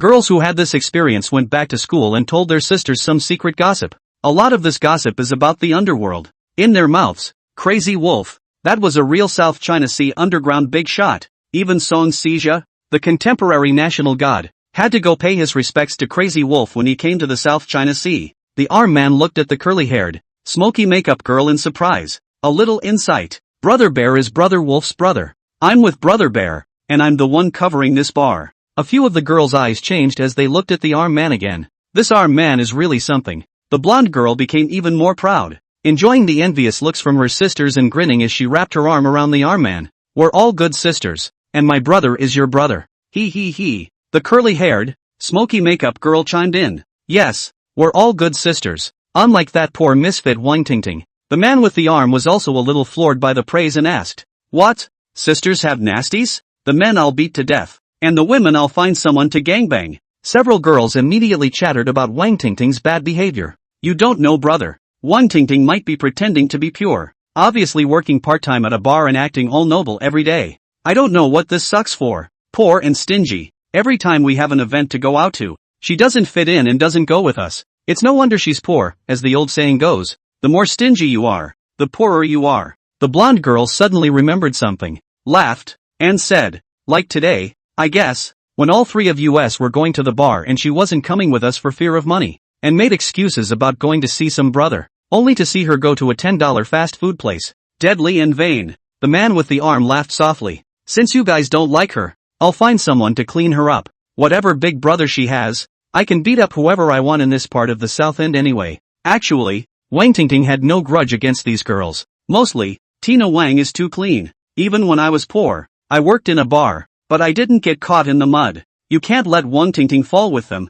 That's only degrading and attacking. In the world of the crows, innocence is a sin. At that moment, the blonde girl suddenly saw something and asked, pointing to the entrance of the bar on the side of the dance floor, "Isn't that Wang Tingting? Who's that guy next to her?" The crowd looked towards the entrance of the bar and saw Wang Tingting, as well as the man beside Wang Tingting. The man's aura was powerful, with a kind of high esteem. Between his hands and feet, he is all noble. He didn't fit in with the noisy bar environment. It was as if a pampered lion had entered the chaotic sheepfold with high pride. The man was followed by 4 other men and women in suits, like friends and bodyguards. The girl with curly hair and smoky makeup was silent for a moment. She's really looking for her brother? Her brother is quite handsome backwards. So classy. The man with the arm felt that he had lost face and said disdainfully, "Handsome can be a meal? What's important for a man is to be able to do it. I'll call the brothers at the bar door and see what's going on with them standing at the door." The man with the arm made a phone call and then snickered at a couple of the girls.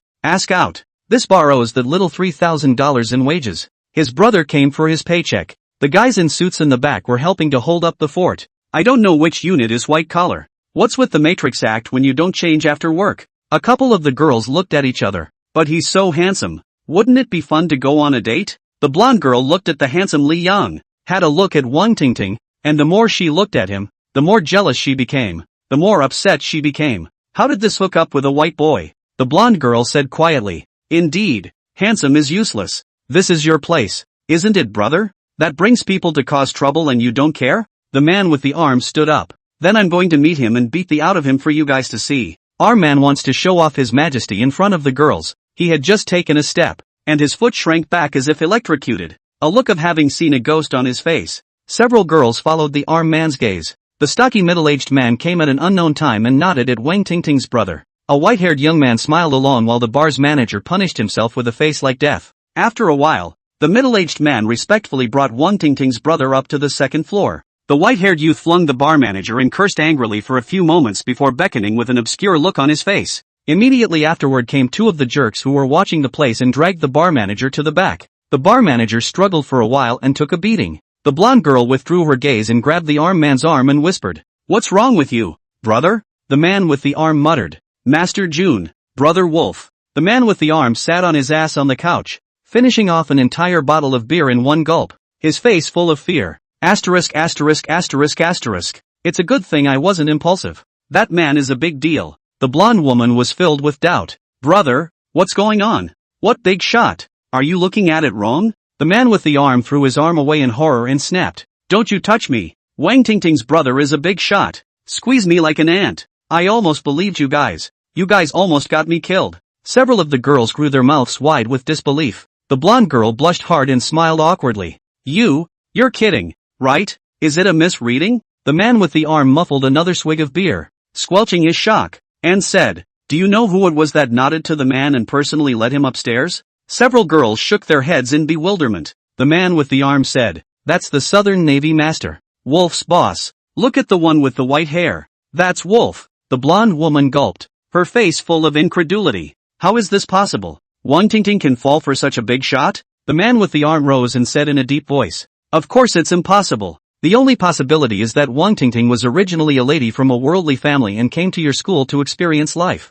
You guys messed with her, so let's hope she's not a big fan. I'm done with the bill, so don't contact me again." The arm man, under the shocked gazes of several girls, jogged his ass to the door of the bar, nodding his head in greeting Wang Tingting. Two twin girls in suits stopped the arm man like two gatekeepers. The man with the arm snapped and left. The blonde girl gulped, her face full of horror. What about this? Rasputin Bar, second floor. Lilith and Du Yongming stood solemn at the entrance of the office, full of strangers, acting as door guards. Inside the office, Li Yang walked behind the desk and sat in the boss chair, taking out a cigarette from his pocket and holding it in his mouth. Shu Dajuan took out his lighter and fearfully tried to light it. Li Yang raised his eyes indifferently. Shu Dajuan's movements froze and he slammed to his knees. Where does he get off lighting Death's cigarette? Li Yang lit his cigarette. Green smoke curls up in vain. Shu Dajuan's body, kneeling on the ground, trembled slightly from fear.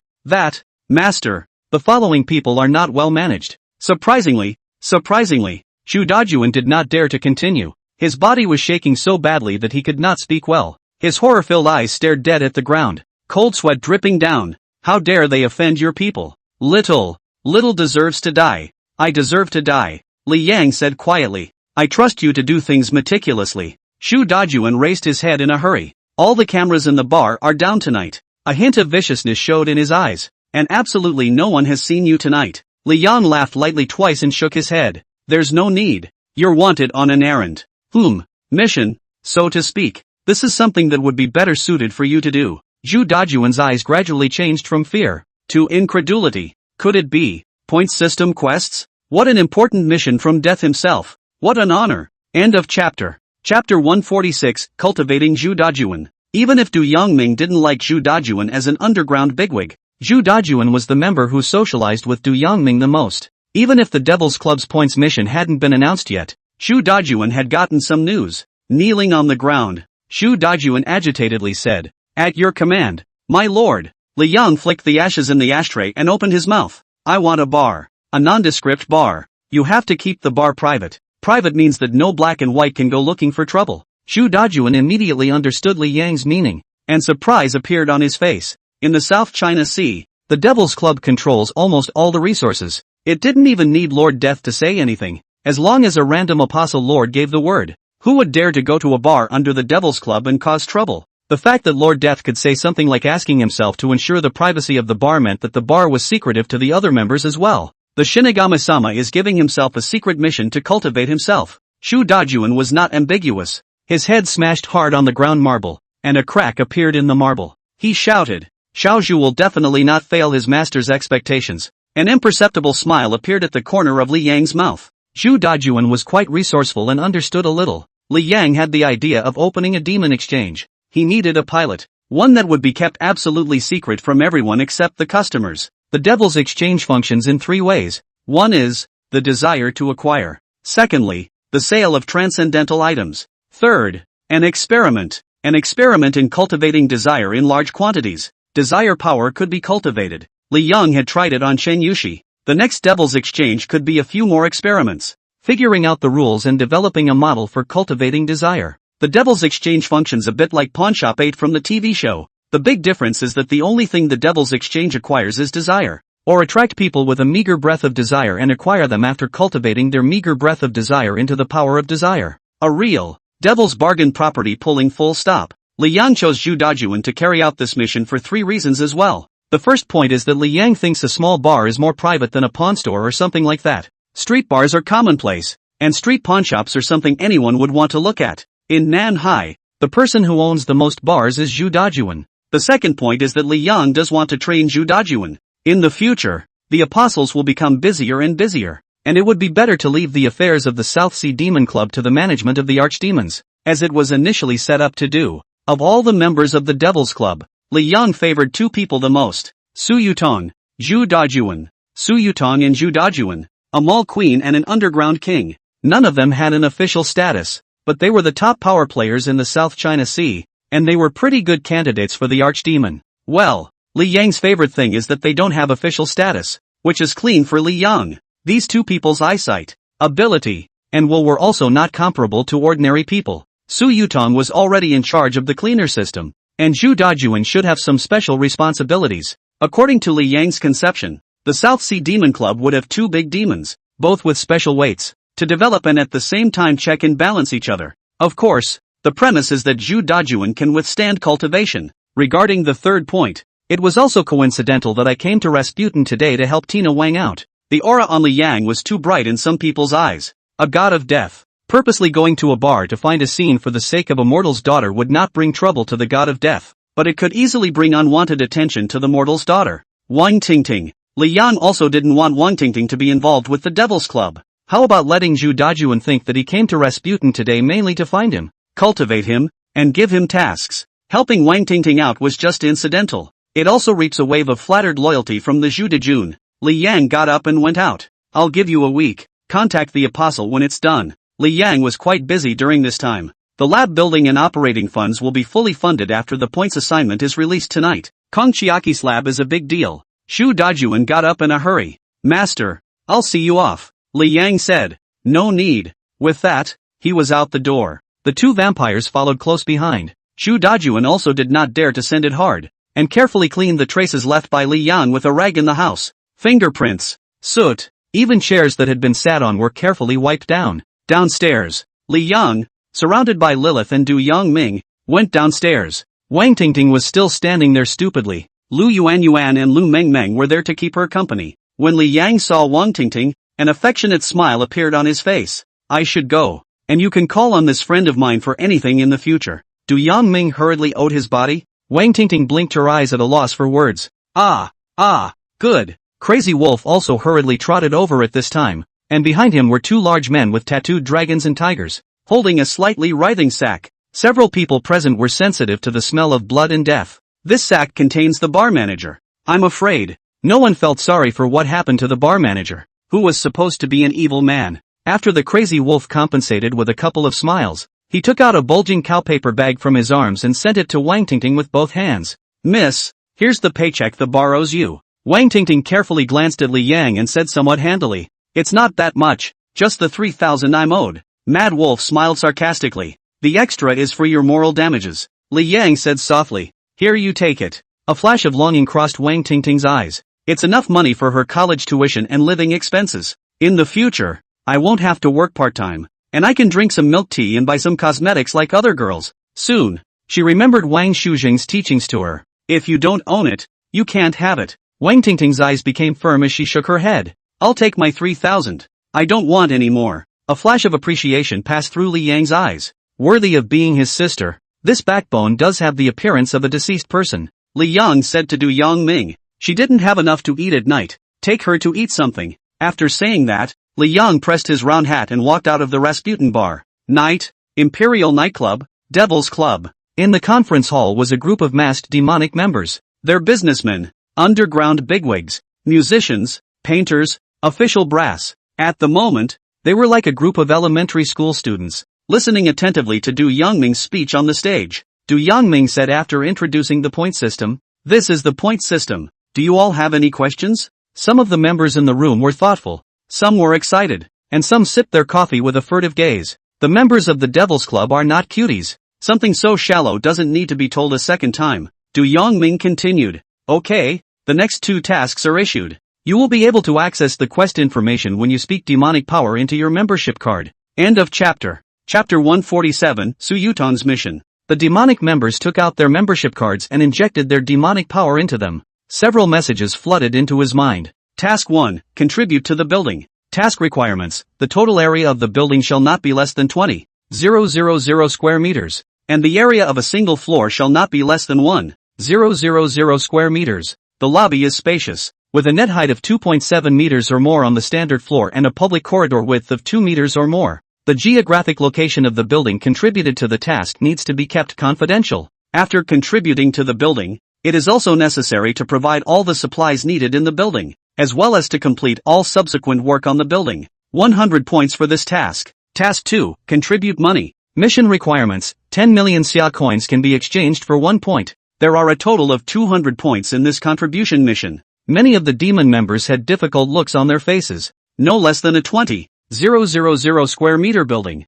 How much does that cost? South China see this inch of land. Such a building, plus the facilities that may be needed. How to be 1.5 billion. The points thing is really good. You can redeem superb items and accumulate points to become a mid-level member. Not to mention the mysterious permissions of the intermediate members. Let's talk about the death tree leaves in the transcendent items. $10 million could be exchanged for 1 point, and 10 points could be exchanged for death tree leaves, or 100 million. You know, the famous mogul king gambler was given hundreds of millions of dollars to renew his life for a year, still in an unhealthy and ailing state. The points are definitely worth it, but for some members who are not from a business family, it definitely requires more consideration. Some members were still weighing the pros and cons when a message had flooded into the minds of many. Task 1 has been taken. Task 2 has been taken. 200 points have been cleared. They don't want it. There are people who do. Du Yongming glanced at Su Yutong. The 2 tasks were actually both rounded up by Su Yutong, and even the integral tasks that contributed money were all taken away.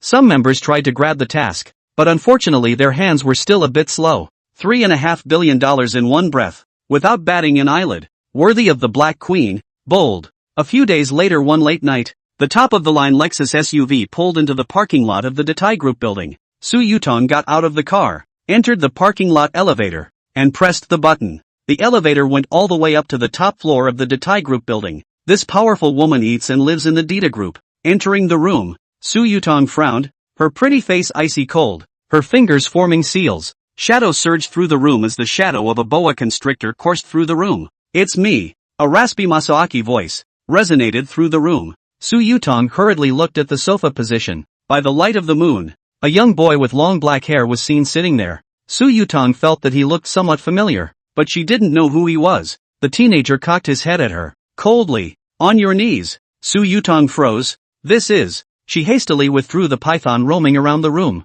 respectfully kneeling on one knee and bowing her head. "My lord has never seen his majesty in human form, so please forgive my rudeness." 1 knee to his majesty, 2 knees to death. The teenager seemed tired and waved his hand. "Forget it, get up." The teenager is none other than Raven Dahak, who resembles Li Yang in every move. Su Yutong got up and stood obediently in front of the crow. Raven mused for a long moment before speaking. "Have you seen the master lately? He, okay?" Su Yutong shook her head and said, "My Lord Death's whereabouts are not for a slave like me to know. Perhaps the other apostolic lords are clear. But, a new points system issued by the South Sea Demons Club. I grabbed the points mission as well. I guess that kind of decision-making would be my Lord Death's intention." The reason why it was emphasized that it was the South China Sea Devils Club was because Su Yutong thought that there were Devils Clubs in other cities as well. Su Yutong was afraid that she would give the crows the wrong information. Raven mused, head bowed. He missed being with his master. "I originally thought that being an emperor was easy. But, That group of demon race is too stupid. Raven wants to go home. Half the time. The Raven sighed. Since you've been given an errand, get it done, Su Yutong said with some anxiety in her eyes. My Lord Death's quest. Somewhat difficult. The room instantly had a surge of demonic energy, and the crows stared angrily at Su Yutong. You can't finish this mission, and you still dare to take it? How dare you scorn my master? Su Yutong looked at the crow in horror, swallowed and tensed. It's not like that. The task would have seemed simple enough. Contribute 2 billion xia coins, contribute an experimental building, and handle the building's various qualifications. I can accomplish all of these. It's just that the mission calls for recruiting some highly skilled researchers. I don't know what kind of talent would be considered to fulfill the requirements of the mission. A nice collection of talent has been included in the last few days as well. But according to Lord Du Yangming, those students from ordinary prestigious universities do not meet the requirements of the mission. Those guys are all high achievers,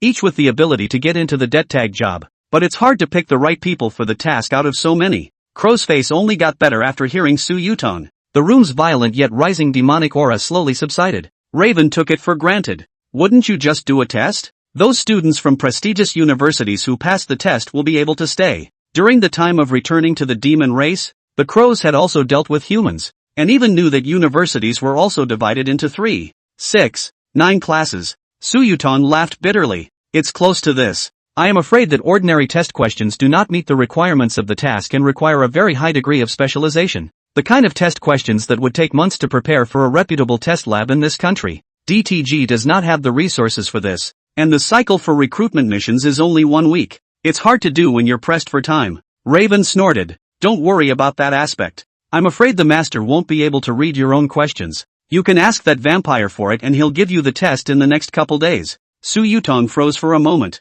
The Devil's Club still has this kind of power? Raven's face rose. Su Yutong hurriedly explained. I'm not doubting the power of the Demon Club. I know that the Devil's Club is nobly deployed by the gods and must be more powerful than any mortal can imagine. But a mortal test question. Such a small thing. Could the Devil's Club also? Su Yutong said that this test questions is a very small thing. But in fact it is not small. Science, that's a special area that belongs to the mundane. The common people have also been resisting theology with science. The test questions that even the Detai group couldn't get must be comparable to the International Cambridge Biology Competition, or even deeper. This kind of question Su Yutong didn't think the Devil's Club could get it. It is as if the gods can call the wind and rain, but may not be able to compose poetry. Raven laughed softly. The Devil's Club is all-encompassing. It could be construed that the Devil's Club is a historic library. Among them are not only the writings of great literary figures, but also novels by small web authors. That's something you don't have to worry about. The crows will brag for their masters,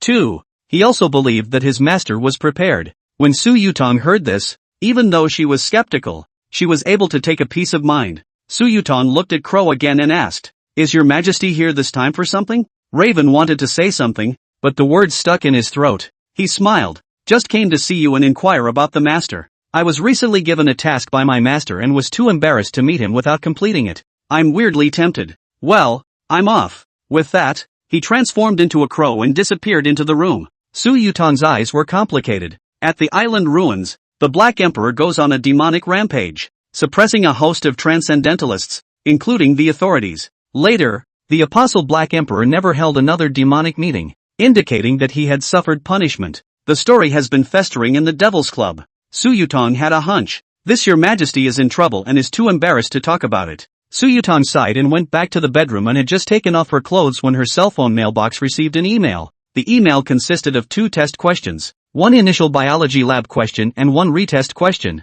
There was quite a lot of stuff written in the test questions, and she couldn't read it at all. Su Yutong froze for a moment. Want to doze off and get a pillow? Nope. Su Yutong was violently shocked. We were just discussing the test questions with His Majesty. His Majesty just left and the test questions were sent? Explaining that what just happened was all within the sight of a certain being? Was that being's sight on the Black Emperor? Or on all the Demon Club members? Cold sweat broke out all over Su Yutong's body when she thought of this. The next day, the airport. 30-year-old Zhao Pengcheng sat in the waiting room, impatiently answering his mother's phone call. Gee, Mom, you don't know. I'm definitely going back to American flag. A lab in New York has accepted me. Mother Zhao, aren't there any labs in the South China Sea? The salary is not low, right? Why are you always thinking of going abroad? Zhao Pengcheng said disdainfully. Mom, You don't know the gold content of foreign labs. It's not comparable to ordinary labs. Besides, now that the big lab in South China Sea is saturated with staff, why should I go to the small lab? I'd still like to learn a little more in the big lab. I am not short of money in the future, Zhao Pengcheng said while rubbing his index finger and thumb on one hand. If anyone paid attention to him, they would have noticed that Zhao Pengcheng actually had tiny fires between his two fingers. This is a transcendentalist. This was the reason why Zhao Pengcheng was quite confident in himself. With an advanced degree in magical powers from a superhero movie, this is a proper protagonist template. In the future, in foreign countries, the bag to get rich, and then raise a few big foreign horses. Properly the peak of life. At that moment, the cell phone beeped with a message tone.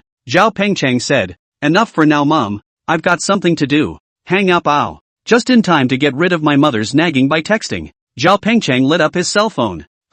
It's not a text message. It's an email? Is it a test question? As I recall, it's a small lab. What could be an awesome title? End of chapter. Chapter 148, 6 Paths Biotechnology. Zhao Pengcheng remembered. Had submitted a number of resumes myself. There was no shortage of people in the big labs, and he didn't care to go to the small ones. This lab is a small lab with a small reputation. Zhao Pengcheng reviewed this test paper with the playful mood of pointing out the rookie. As he checked the contents of the email, his face gradually changed. Zhao Pengcheng did not pay much attention to this lab at first. However, after Zhao Pengcheng read the preliminary exam questions in the email, his face gradually became grave. There was so much information mixed in with the questions of the exam inside, and the level of professionalism contained was not inferior to his mentor, if not even stronger. He graduated from a prestigious foreign university, and his mentor has published articles in Nature Biology Weekly. Zhao Pengcheng understood that this laboratory was not as simple as he thought. He read the exam questions carefully,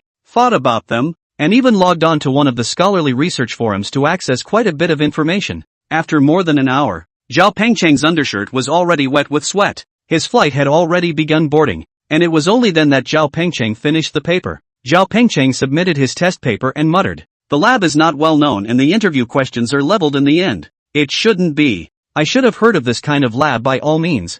Zhao Pengcheng shook his head and got up to stand in line at the boarding gate. "There is still some regret in my heart." Zhao Pengcheng was still satisfied with his answer. He was quite curious about the score the other man had given him. Can't even wait to see the results. Unfortunately, he answered too deeply, and the other party was afraid that he would have to review it for a long time. I wonder if the other person would be devastated to find out that he lost out to a great talent like himself. Zhao Pengcheng couldn't help but put a smile on the corner of his mouth when he thought of this. After checking the tickets, Zhao Pengcheng got on the ferry. The cell phone rang. Zhao Pengcheng took out his cell phone and froze. Surprisingly, the opposite side gave a reply. So fast. Zhao Pengcheng glanced at the time. Only 15 minutes had passed? He didn't know that the one who came up with the paper was none other than the titan in the field of biology in Xiao Kongqianqiu. If it wasn't for the fact that the email needed to be forwarded to Kongqianqiu by the Datai group, Kongqianqiu would have replied faster. Zhao Pengcheng hurriedly clicked on the email. The other party drew annotations under all the answers to his papers. There are messages or revisions about which areas are lacking and which ideas are good. It's like a college language professor who very casually puts a grade school essay critique. In just a few words, Zhao Pengcheng benefited greatly. Zhao Pengcheng felt as if he was sitting in front of a learned mentor who was patiently instructing him. Buzz. The ferry started up and was about to close the doors. Wait! Zhao Pengcheng shouted out in a hurry and flew down the ferry. Outsiders look at what's going on. But insiders look at what's going on. Question writer and critic with considerable knowledge of bacteriology, immunology, biology, and virology. Responding to an email so quickly means that the big guy is sitting right there in that lab. For a researcher like Zhao Pengcheng, who just graduated from graduate school, having a strong PhD to lead in conducting the project is more important than money. The following day, South China Sea Development Zone. The building was very new, and was originally an office building under the name of the Datai Group. All aspects meet the requirements of the points task. The company is now called Rokudo Biotechnology Company, Ltd., and has become a company that focuses on biotechnology and immunology experiments. This license was formerly known as Bacchus Biotechnology Company. The company wasn't operating well, so someone bought it and renamed it to the current 6 Paths Biotechnology Co. Limited. 6 Ways Biotechnology Company, Ltd., has no opening ceremony, just quietly started operation. Zhao Pengcheng drove to the downstairs of 6 Roads Biotechnology Company. He never expected that there would be such a large laboratory in the development zone. Zhao Pengcheng entered the interior of the building and called the elevator. He was here for a retest and was idly bored, curiously surveying the lab building environment from side to side. Off to the side, in the reception area, the receptionist is answering the phone with a professional smile, her words gentle and efficient. Sharp footsteps sounded, and a woman with a folder hurriedly swept past Zhao Pengcheng. The elevator door opens and the man in the suit walks out with a hurried and athletic pace, clearly a business elite. The entire laboratory building operates in an atmosphere of professionalism and efficiency. Zhao Pengcheng secretly sighed, not realizing that there was such an efficient laboratory working environment in Xia. What he didn't know was that Six Paths Biotechnology Limited had really been established for a very short time. Most of these elite white-collar workers are new to the job and are very busy opening up for Six Paths Biotech. Only Zhao Pengcheng, the core elite talent of the laboratory, has not yet been formally inducted, and today is the retest. Zhao Pengcheng took the elevator to the 8th floor, which was the office area and the location of their retest. The pantry on either side of the hallway overlooks the coffee maker, couches. Zhao Pengcheng is quite satisfied with the working environment here now. Followed the review location in the email and walked inside a translucent glass conference room. He took a random seat and glanced around at his competitors. Tisk Sking. Surprisingly, there are some foreigners from developed countries here. That tells you one thing. Six Paths Biotech has a really good benefits package. Zhao Pengcheng didn't dare to relax anymore and responded seriously. At this moment, the whispered conversation of two people next door attracted Zhao Pengcheng's attention. It said that the owner of this company has quite a deep relationship with the Datai Group. How do you know that? Any insider knowledge, bro? That's not true. I think I saw Mr. Su from Datai when I came up. And you know such great men? She gave a lecture at our school when I was in grad school. Zhao Pengcheng sucked in a breath of cool air. Nanhai de Tao Su Yutong. An academic elite like him is certainly clear. When Su Yutong's career first became successful, in order to attract talents, various famous universities went to give lectures. It was a king sitting high in the clouds, a world away from the masses. Zhao Pengcheng thought of something and his eyes gradually became fiery. If he was merely a scientific researcher, he wouldn't have been able to put his finger on someone like Su Yutong in his life. But, now he's a shifter. It may not be impossible to have an encounter with a female president. After a while, a dark-skinned hottie in formal attire and golden body proportions walked in. Lilith was originally the adopted daughter of Leon King of the God-making organization, and is also slightly skilled in biotechnology and has good management skills, more than enough to be an executive at a new lab. Du Yangming intended to leave the Six Paths Biotechnology Company mainly in Lilith's hands. The test will begin next. No flipping through materials or talking to each other during the retest, or you will be blacklisted forever in the talent pool.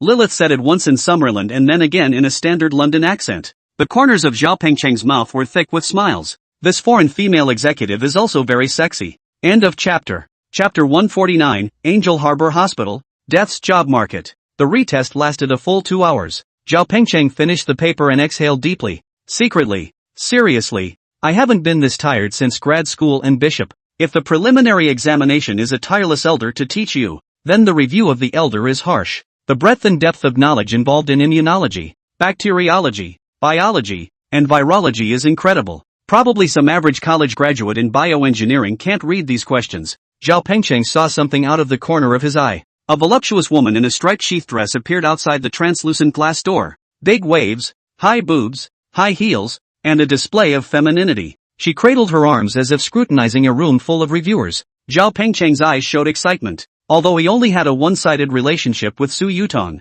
he could never forget Su Yutong's condescending and cold temperament. This woman is Su Yutong. I heard people say that the Datai Group and this biolab had a close relationship. And it was true. Zhao Pengcheng began to think blindly. The protagonist from the small staff, against the female president of the novel story. In Zhao Pengcheng mind brainstorming, he's just a regular researcher? It didn't matter. What mattered was that he was a shifter. The kind that breathes fire. He stole another glance at Lilith, who was in the middle of invigilating the exam. She sat up straight, her two beautiful legs folded together. Due to her race, her two long legs were almost longer than Zhao Pengcheng's life. Lilith, who was 1.7 meters tall, was even wearing a 10-centimeter high heel, and her golden ratio was about to explode. A hint of a smile appeared at the corner of Zhao Pengcheng's mouth. Cold female president. Hot female executives. This is not the urban long AOT on strategy mission. Lilith noticed Su Yutong, got up, and twisted her small waist toward the door. Curiosity rose in Zhao Pengcheng's heart. You can use your mental powers to secretly listen to what these two great beauties are talking about. It seems like this way, you can indirectly approach two great beauties. Zhao Pengcheng held his breath and concentrated. his spiritual energy gathering in his ears to enhance his sense of hearing. His use of spiritual power was still rough, far inferior to Mo Yulin and Yi Fan, but barring that, consuming a lot of mental energy can still have about the same effect. He heard it clearly. Mr. Su, that lord will be here today? Lilith and Su Yutong have fought, not fought, and are considered acquaintances, since she was only loyal to Du Yangming, who was in the position of father, and Du Yangming's master, the mysterious head. She was conversing with Su Yutong on a completely equal level. Besides, Lilith thought to herself that she, who had become a vampire, might not be a match for Su Yutong, even wanted to try another fight. Su Yutong didn't care about Lilith's attitude and nodded. Yeah, right away. Zhao Pengcheng listened to the conversation between the two, disbelief showing on his face. Your Honor? I'm afraid these two women in positions of power wouldn't call the mayor that. Did you mishear yourself? Zhao Pengcheng wanted to listen more closely. Suddenly, two gazes that were cold to the core swept over. Zhao Pengcheng's face showed shock and he hastily withdrew his spiritual power. Discovered? How can it be? Are those two women also transcendentalists? Or a transcendent who was countless times more powerful than him? The two icy lines of sight were still scanning the examination room, and Zhao Pengcheng hurriedly pretended to think hard about the examination questions. Cold sweat actually dripped down his temples onto the test paper. Su Yutong faintly said, "Forget it, a stray fish, no harm done." Lilith nodded. These days it wouldn't surprise either of them to suddenly have some transcendent in front of them, nor would they think that this weak transcendent could do anything out of the ordinary. It's not like this transcendent can beat the guardians hidden in Six Paths Biotech and won't have access to the core. What did it matter if he was mortal or transcendent? Having overheard them, knowing that there was a certain existence above Su Yutong, who would believe it? Steady footsteps appeared in the hallway. Lilith and Su Yutong stopped talking. Zhao Pengcheng perked up his ears and listened, not daring to use his spiritual power again. All that could be heard were the footsteps of what was supposed to be a man. After the man passed through the corridor rang with the sound of Lilith's and Su Yutong's high heels, which should have followed the man. Zhao Pengcheng couldn't help but raise his head and only saw a small piece of black clothing that appeared to be a trench coat. And after that, there were Lilith and Su Yutong's sexy bodies. Zhao Pengcheng swallowed a mouthful of saliva hard, and cold sweat beaded on his face. Infinite panic was born in his heart. That black corner of the garment seems to be a corner of the heavenly palace. He thought that he was the protagonist of the novel template, because of a glimpse of the corner of the heavenly palace. But the heart is scared and trembling, no longer dare to arrogance. Too many people in this world think of themselves as protagonists. It's just an unnamed character among the 100,000 heavenly soldiers.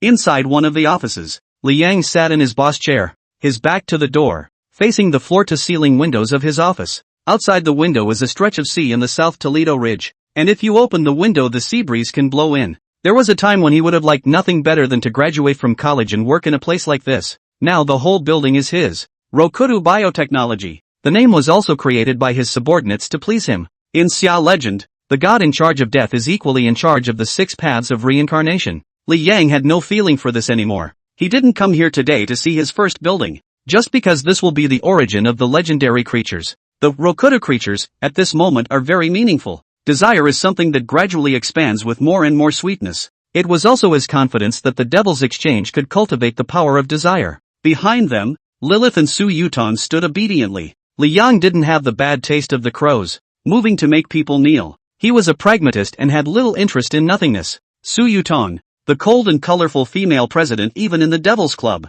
was in a condescending posture. But facing Li Yang, she dispersed her pride and bowed her head in a gentle voice. Master, His Majesty the Black Emperor was here 2 days ago. Su Yutong knew that it was necessary to explain this kind of thing to his master. To be closely associated with the erring apostle without voluntarily informing death of it, she was afraid of breaking the taboo. Li Yang just said lightly, got it. Lilith whispered back, my lord, the retest pass rate is not low. There will be roughly 35 core researchers at 6 Paths Biotechnology. There are about 380 outside researchers. If you count the assistants, there are about 1,500 recently available employees in the research department. 1,500 employees in the research department is a pretty good setup for a lab in the biotech field. But that wasn't enough for Li Yang. The relationship between these research department employees and Sixth Way Bio is a dirty money deal, paycheck to paycheck relationship. Li Yang wanted a group of employees to have a deeper, transcendent, life and death relationship with 6 Paths Bio.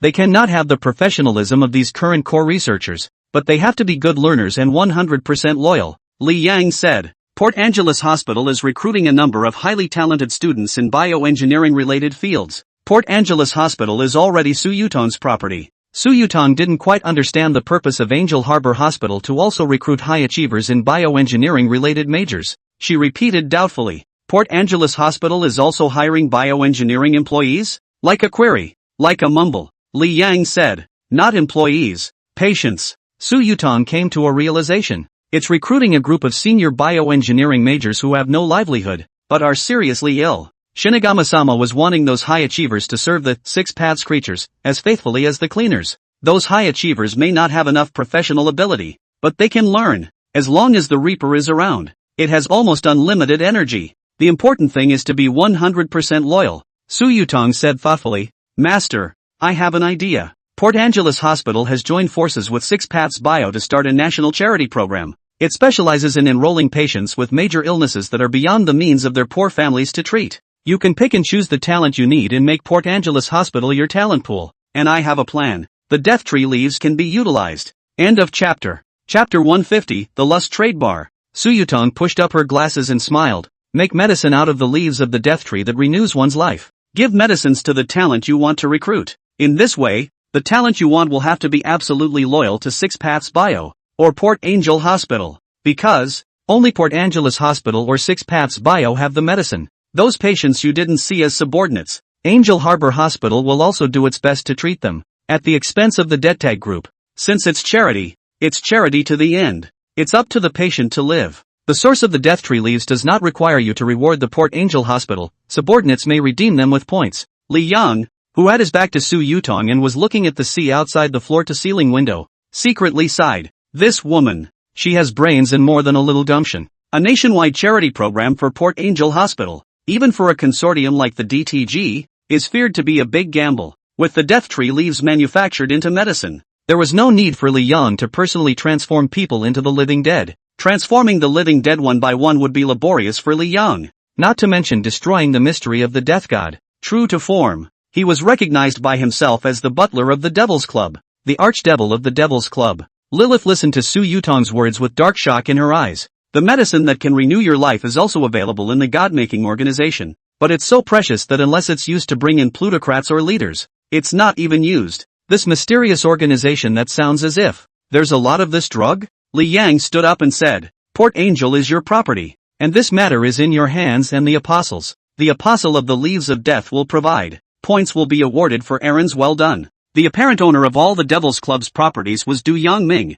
Industries include Emperor Nightclub and Six Ways Biotechnology Limited. Only Port Angeles Hospital is special. Angel Harbor Hospital was originally the property of another demon member, and was later purchased by the Detai Group under Su Yutong's manipulation. Su Yutong's purpose was simple, to get close to the core of the Devil's Club. Even if she didn't know the secret of the underground lab, even if there was no possibility of knowing it, she was going to do her best to move towards the core of the Devil's Club. It's her tactic. The important thing about Port Angeles Hospital is the underground labs, and the labs are kept absolutely secret. It doesn't matter to the Devil's Club which member's property Port Angeles Hospital is on. When Su Yutong heard Li Yang's words, her beautiful pretty face revealed delight. Thank you, Master. Joint errands with the apostles are another step closer to the heart of the Devil's Club. Money? Doesn't matter. Money is just a tool to pry resources. Su Yutong positioned herself as a master of money rather than a slave. Late night, South China Sea, Southern District, Tranquility Street. The Tranquility Street strip of neighborhoods is rather run down,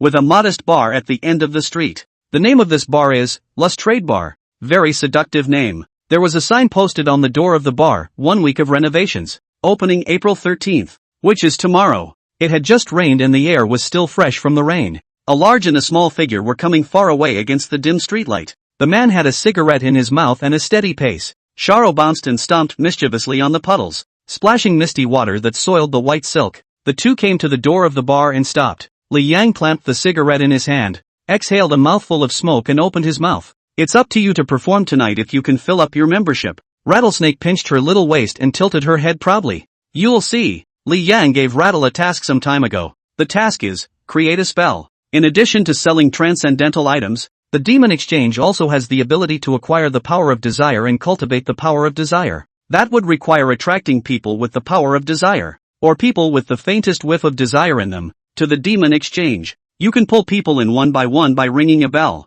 but it's too inefficient. And there is more than one devil's exchange in the future. So, this would require a spell to be cast on the demon exchange to draw in people who have the power of desire and the aura of Twitter desire. It's been a month since this mission. And it's been a month since Rattlesnake has seen Naruza. She's going crazy holding it in. She's getting withdrawal reactions. Finally, after casting a spell on the bar tonight, I'll get a year's membership, Li Yang said. Start your show, ringing the bell. Instead of a spell, it's the Black Witch's curse, and I'll show you what I'm made of tonight. Li Yang frowned. Where did you learn that crap? Shaking Bell's face became grave. His eyes became deep, and his pupils changed into purple vertical pupils. She held out a hand to the bar. I curse you. I curse you for struggling in the filthy darkness. I curse you as abominable as the abyss. I curse you that the pure in heart do not care to tread. I curse the people who harbor desires within you to be fond of you. I curse you to be a vortex of desire for the next 100 years. And 100 years after that, a purple glow emerged from the hand that was ringing the bell. As the ethereal voice echoed down the street and drifted everywhere, an ominous, uncomfortable force descended upon the bar. The Black Witch's curse is complete. Li Yang took a drag on his cigarette, and black runes emerged from his eyes. He was observing the curse of ringing the bell and also checking out the current bar. If there was a transcendent adept in pupil magic, they could tell that the bar was burning with a disturbing purple flame at the moment. It's the Black Witch's curse. Li Yang took in the unfolding path of the curse, the details of the veins. His fourth talent was Inferno Spell, which could theoretically mimic all spells into a version of hell that was uniquely Li Yang's. Li Yang's was also not bad at being enlightened in this aspect of creativity, and was soon able to turn this curse into his own spell. Rattle had a slightly tired look on his little face after doing everything. It's mentally draining. Rattlesnake tilted her head and held out her little hand as if asking for something. No, this curse will have an impact on the entire south side. In the future, those who possess the power of desire in the southern district, or who have many desires in their hearts, will be guided to this bar in the underworld. So give me my membership. Li Yang glanced at Rattle. You proved you're not a little punk. The membership was filled up long ago, so go back and watch Naruza. A joyful look appeared on Shaking Bell's face, followed by an incorrect state as her body went limp and fell forward. Li Yang spat out his cigarette and held the rattles as soon as he could. He frowned as he checked the status of the rattles, and after a moment, his frown unfolded. It was just a case of overexertion of mental energy and falling asleep from too much exhaustion. A smile appeared at the corner of Li Yang's mouth. You're still a little punk. Since becoming the Black Witch, this gentle smile Rattlesnake had never seen on Li Yang. Unfortunately, I haven't seen it this time either. Li Yang picked up the rattles and walked down the deserted street towards the location of his home. Rattlesnake murmured with her eyes closed. I'm Uchiha Rattles. I'm Wonka Sharingan. 100 Chimera to drain Li Yang dry. The streetlight stretched the shadows of the two of them. End of chapter. Chapter 151 Customers of the Devil's Exchange.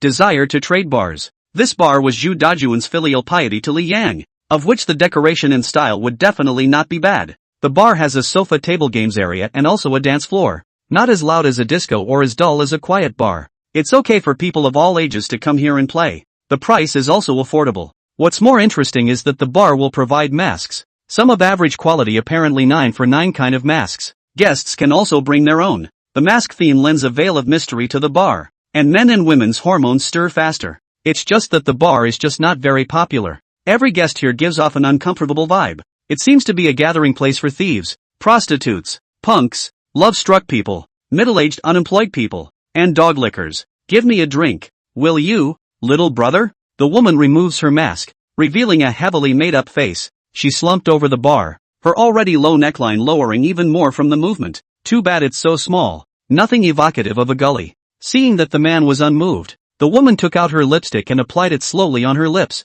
also biting her lips flirtatiously. Send me a drink and I'll let you taste my lipstick. It wasn't like she had to have a free glass of wine. Women are just trying to hit on the man bartending at the bar. The man was strange, reading all the time. This bar is obviously full of flirty women, radiating mad femininity. But he doesn't even look at them. In his eyes, that book in his hand was the world. Despite the white weeping mask, he was well built, with broad shoulders and probably a six-pack, especially the alternative vibe, which was nothing like his own punk boyfriend. Totally two worlds of people. Women just want something to happen with that very attractive man. The man said as he looked at the book. Nothing here is free. The woman rolled her eyes widely. It's so unsettling. The man closed the book. You can trade my wine for other things, like desire. The woman got the man's hint and pressed her entire body against the bar. licking her lips in a flirtatious manner. I can go to the bathroom right now to solve your desires. Oh. A smirk passed out of the corner of the man's eye. You start with your desires. What person who comes here to hang out isn't unhappy with their life?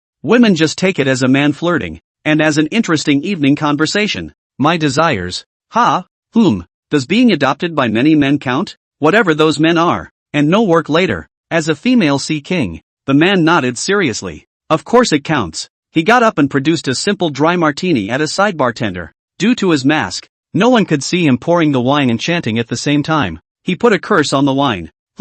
Learned that trick from a cat. The man placed the glass of wine in front of the woman, and there was a piece of paper next to that glass. He took the pen from the breast pocket of his black shirt and handed it to the woman. Drink this and you'll have a rotten future. There's no shortage of them willing to pay for your money. Although it's not like the people who like you are all that rich. For King Neptune, a little goes a long way, and that money is enough for you. Sign this deed and the drink is yours. The woman's face showed caution. Is it not douchey to sign a document that you don't know what it is for a glass of wine? What if it's some kind of loan document? The woman glanced at the piece of paper, which read, Desire Trading Contract, Desire Trading Pact. The desires of the indentured belong to the one who presents the deed. The desire of the indentured is bought off with a glass of wine. When one day someone seeks out the indentured servant for a desire, the indentured servant may not refuse. The deed is effective when it is signed. The woman understands. It's a sort of themed game bar in this bar. Not to be spoiled, the woman took a pen and signed her name to it. Zhao Yuding.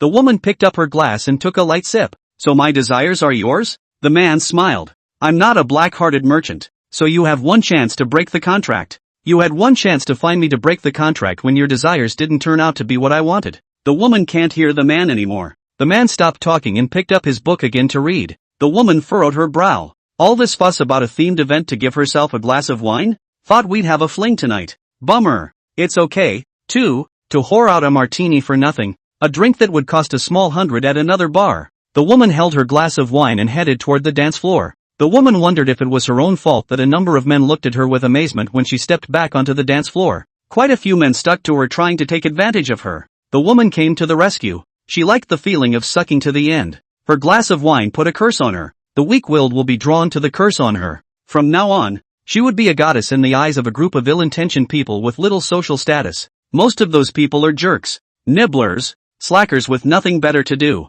Because she only attracts the weak-willed. But anyone who has righteousness in his heart, or who has money and power, must have conviction and will. If one attracts such strong-willed people, it is not a curse but a blessing. That's why Li Yang said she'll rot in a million ways, satisfy the desires of her heart, and slowly, she will ask for more. Slowly, nourishing the breath of desire. The breath of desire gradually transformed into the power of desire. Li Yang was doing a high-volume experiment, which was why Li Yang was personally sitting at the desire trading bar as a bartender. When this formed a pattern, he could create some desire trading merchants, and that's when he could be a shirker. In the future, the Devil's Exchange won't be the only one. This is just a pilot. At that moment, another woman walked into the bar. Li Yang's eyes were fixed on the woman. The woman wasn't good looking, even a little too plain, dry and thin, with a face with lots of freckles, and features that weren't as well defined, and not a lot of hair. The reason that woman attracted Li Yang was because of the faint scent of desire on her.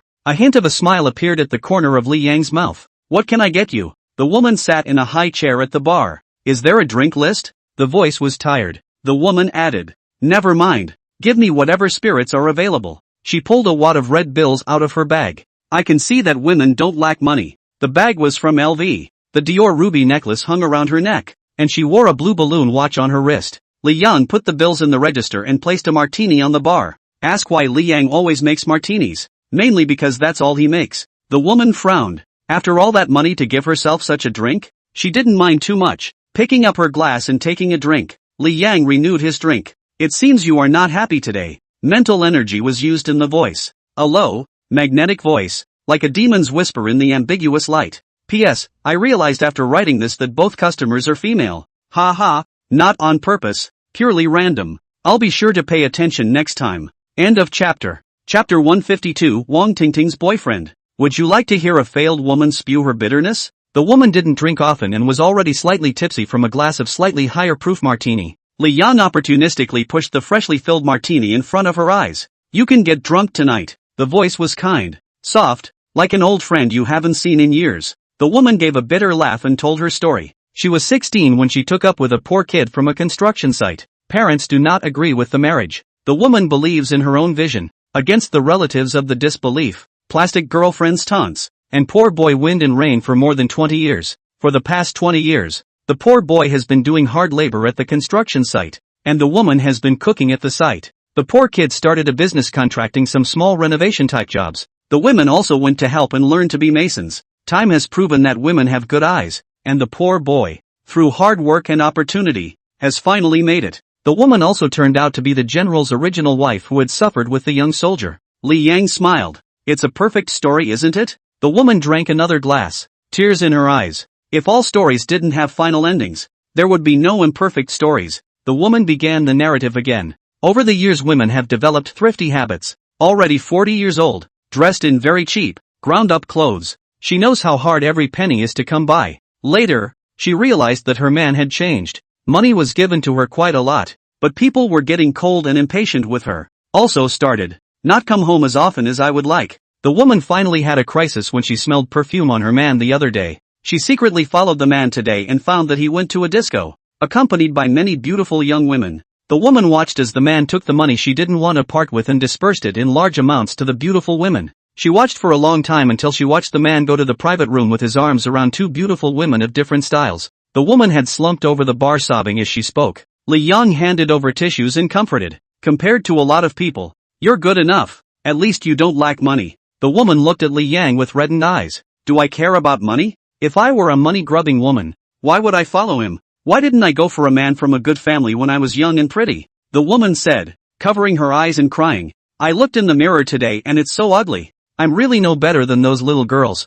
All those years of hard work made the woman look old. Moreover, she hadn't bought any big-name cosmetics, let alone gone to a beauty salon to take care of herself. 40 years old looks like 50. The woman held her glass, tears falling toward it. The little girls nowadays are all so watery. What am I going to do to compete with them? I was wrong. I shouldn't have saved money. No. I'm supposed to make hard on his money. Beauty salons, yoga studios, gyms. I should always look good. A woman should always make sure her weapons are sharp. She raised her head and looked at Li Yang, bewildered. Brother, do you think there are pills of regret in this world? She wasn't looking for an answer, because she knew the answer. Don't tell the future to people who are confused about the future, because they are confused about the future precisely because they see it. Li Yang sidled up to the bartender. Martini, dry Weetabix, is the recipe for the martini cocktail, or some people like to add a little mint. However, Li Yang added some special ingredients on top of the recipe. A peach from the tree of human nature.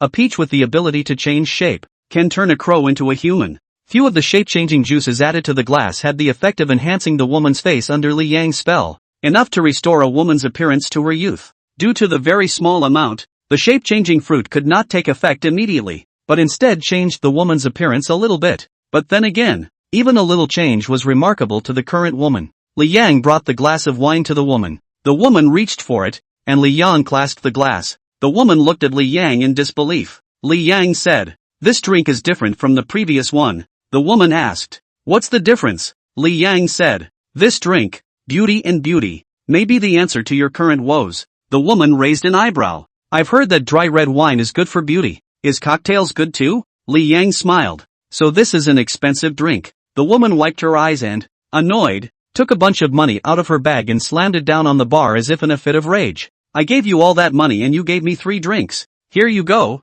all of it. This money is a curse." The woman felt that Li Yang was treating herself like an ingrate. Thanks to her, she almost considered this man a friend. Li Yang ignored the banknotes scattered about, and his eyes were as ghostly as a bottomless abyss. "The price of this drink is desire." The woman's eyes became misty and she mumbled a repetition. "Desire?" Li Yang took out a contract. "I need you to make a contract with me. At a future date, I or my people will come to you with a deed. When that day comes, you'll need to pay for your desires." The woman looked at the words above the deed. Desire Trading Pact. Upon signing, the deed takes effect. The woman took the pen, complexity on her face, and after a long time signed her name on the deed. "I'm so drunk to believe something so ridiculous. Thanks for making me laugh. Although your joke was pretty cold and I didn't get your point." Li Yang took the deed and looked at the signature on it with a satisfied smile on his face. Lin Ing Xin. The woman took a drink from her glass. After this little episode, she wasn't in a crying mood and surveyed the bar decor and said,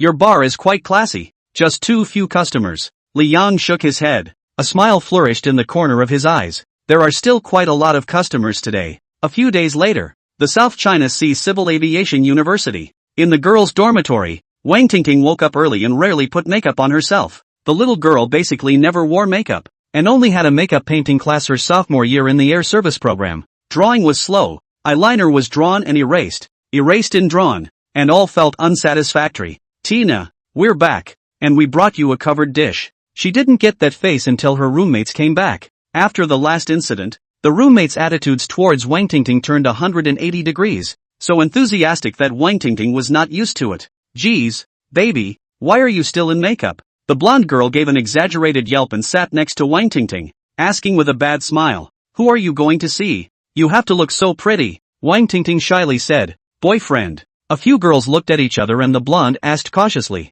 "It's the man who accompanied you to the bar the other night? Which one?" Wang Tingting froze, then reacted and hurriedly shook her head. "That one really is my brother." End of chapter. Chapter 153. Seeing is not believing. The blonde girl blinked. "When did you get a boyfriend? Why don't you reveal anything? Is it from our school?" Wang Tingting said, "It's not from our school, it's from Imperial. There's been online dating going on, and he came to the South China Sea the other day and said he wanted to see me. That online dating partner has been soft-pedaling Wang Tingting for days, just wanting to meet. Wang Tingting has been embarrassed to meet, but that online dating object Dead Pursuit is also finally let Wang Tingting loose. Besides, he cared for Wang Tingting in every possible way, and every day he was so soft and gentle that it was too good to be true. I'm sure I'll be dressed up to meet my little love interest today." The blonde hurriedly grabbed her eyebrow pencil. "Here, let me help you." A Mercedes SUV pulled up in front of the school. Evil Wu Scale is in the driver's seat. There were also two richly dressed young men sitting in the back row. These two were Rune Sect disciples and Evil Yusher Scale's fox friends. After Rune Sect master Han Hai was seriously injured in the ruins, he had been recuperating in the sect, and no one had bothered with the affairs of the people below him. The two Rune Sect disciples then ran to the South China Sea to follow Evil Wu Scale in complete abandonment and dashing. The patriarch wouldn't blame them anyway after he recuperated. They could say that this trip out of the clan was for the clan to do an errand. There was a rich family that wanted to be a clan-affiliated family, and this trip out of the clan was to do this. If Han Hai knew that these two Rune Sect disciples were going to the evil family, Han Hai could beat them to death. Where was the evil Qilin of the evil family for them to mess with? "Wu Scales, does this girlfriend of yours look better than the other days? What's wrong with looking good? You can't sleep for you. It's just a pity. It's bad luck for her to follow evil Yushui. It's really better to follow us." The two Rune Sect disciples casually joked. In the past few days, following Evil Wu Scales had met quite a few of his girlfriends, and all of them had ended quite badly. Evil Yusher Scales said with a smile, "Pretty is pretty. Been staring at it for a long time, just won't even send me a picture of my legs. That chick is weird and doesn't want to transfer money to her. It's also good to have an appointment." Evil Wu Scales turned back to him. "Didn't you two tell my fortune yesterday? Did you get the results?" The two Rune Sect disciples' faces became grave. "The two of us are not as capable of deduction as the sovereign, but we can see that you will encounter a great opportunity in the South Sea, and if you grasp it well, you will soar. This chance is not a small one, and it took my brother and I a whole night to surmise your fate. You must thank my brother and sister." Evil Yusher Scales' face revealed a smug smile. "I knew it. Wolves traveling thousands of miles to eat meat. I've been earning quite well from my recent short video venture, so I'll definitely be able to return to the Imperial City in style." Just after Evil Yushui finished his words, the car window was knocked, and outside the window was a clear and pretty face. "It's Wu Scale." Evil Yusher Scale hurriedly opened the car door and smiled. "Honey, you're even prettier than in the picture." Wang Tingting got into the car with a red face, only to realize that there was someone else in the back seat of the car and asked in shock, "Are these two your friends?" Evil Yusher Scale nodded and introduced himself. "Yes, this is Brother Lu, and this is Brother Zhao." Wang Tingting greeted nicely. Jealousy flowed from the eyes of the two Rune Sect disciples. It's true that they are rich, they can ask out such pretty girls casually. Soon, the two were relieved. "So what if you're rich? Can you cultivate immortality?" They were noble immortal cultivators,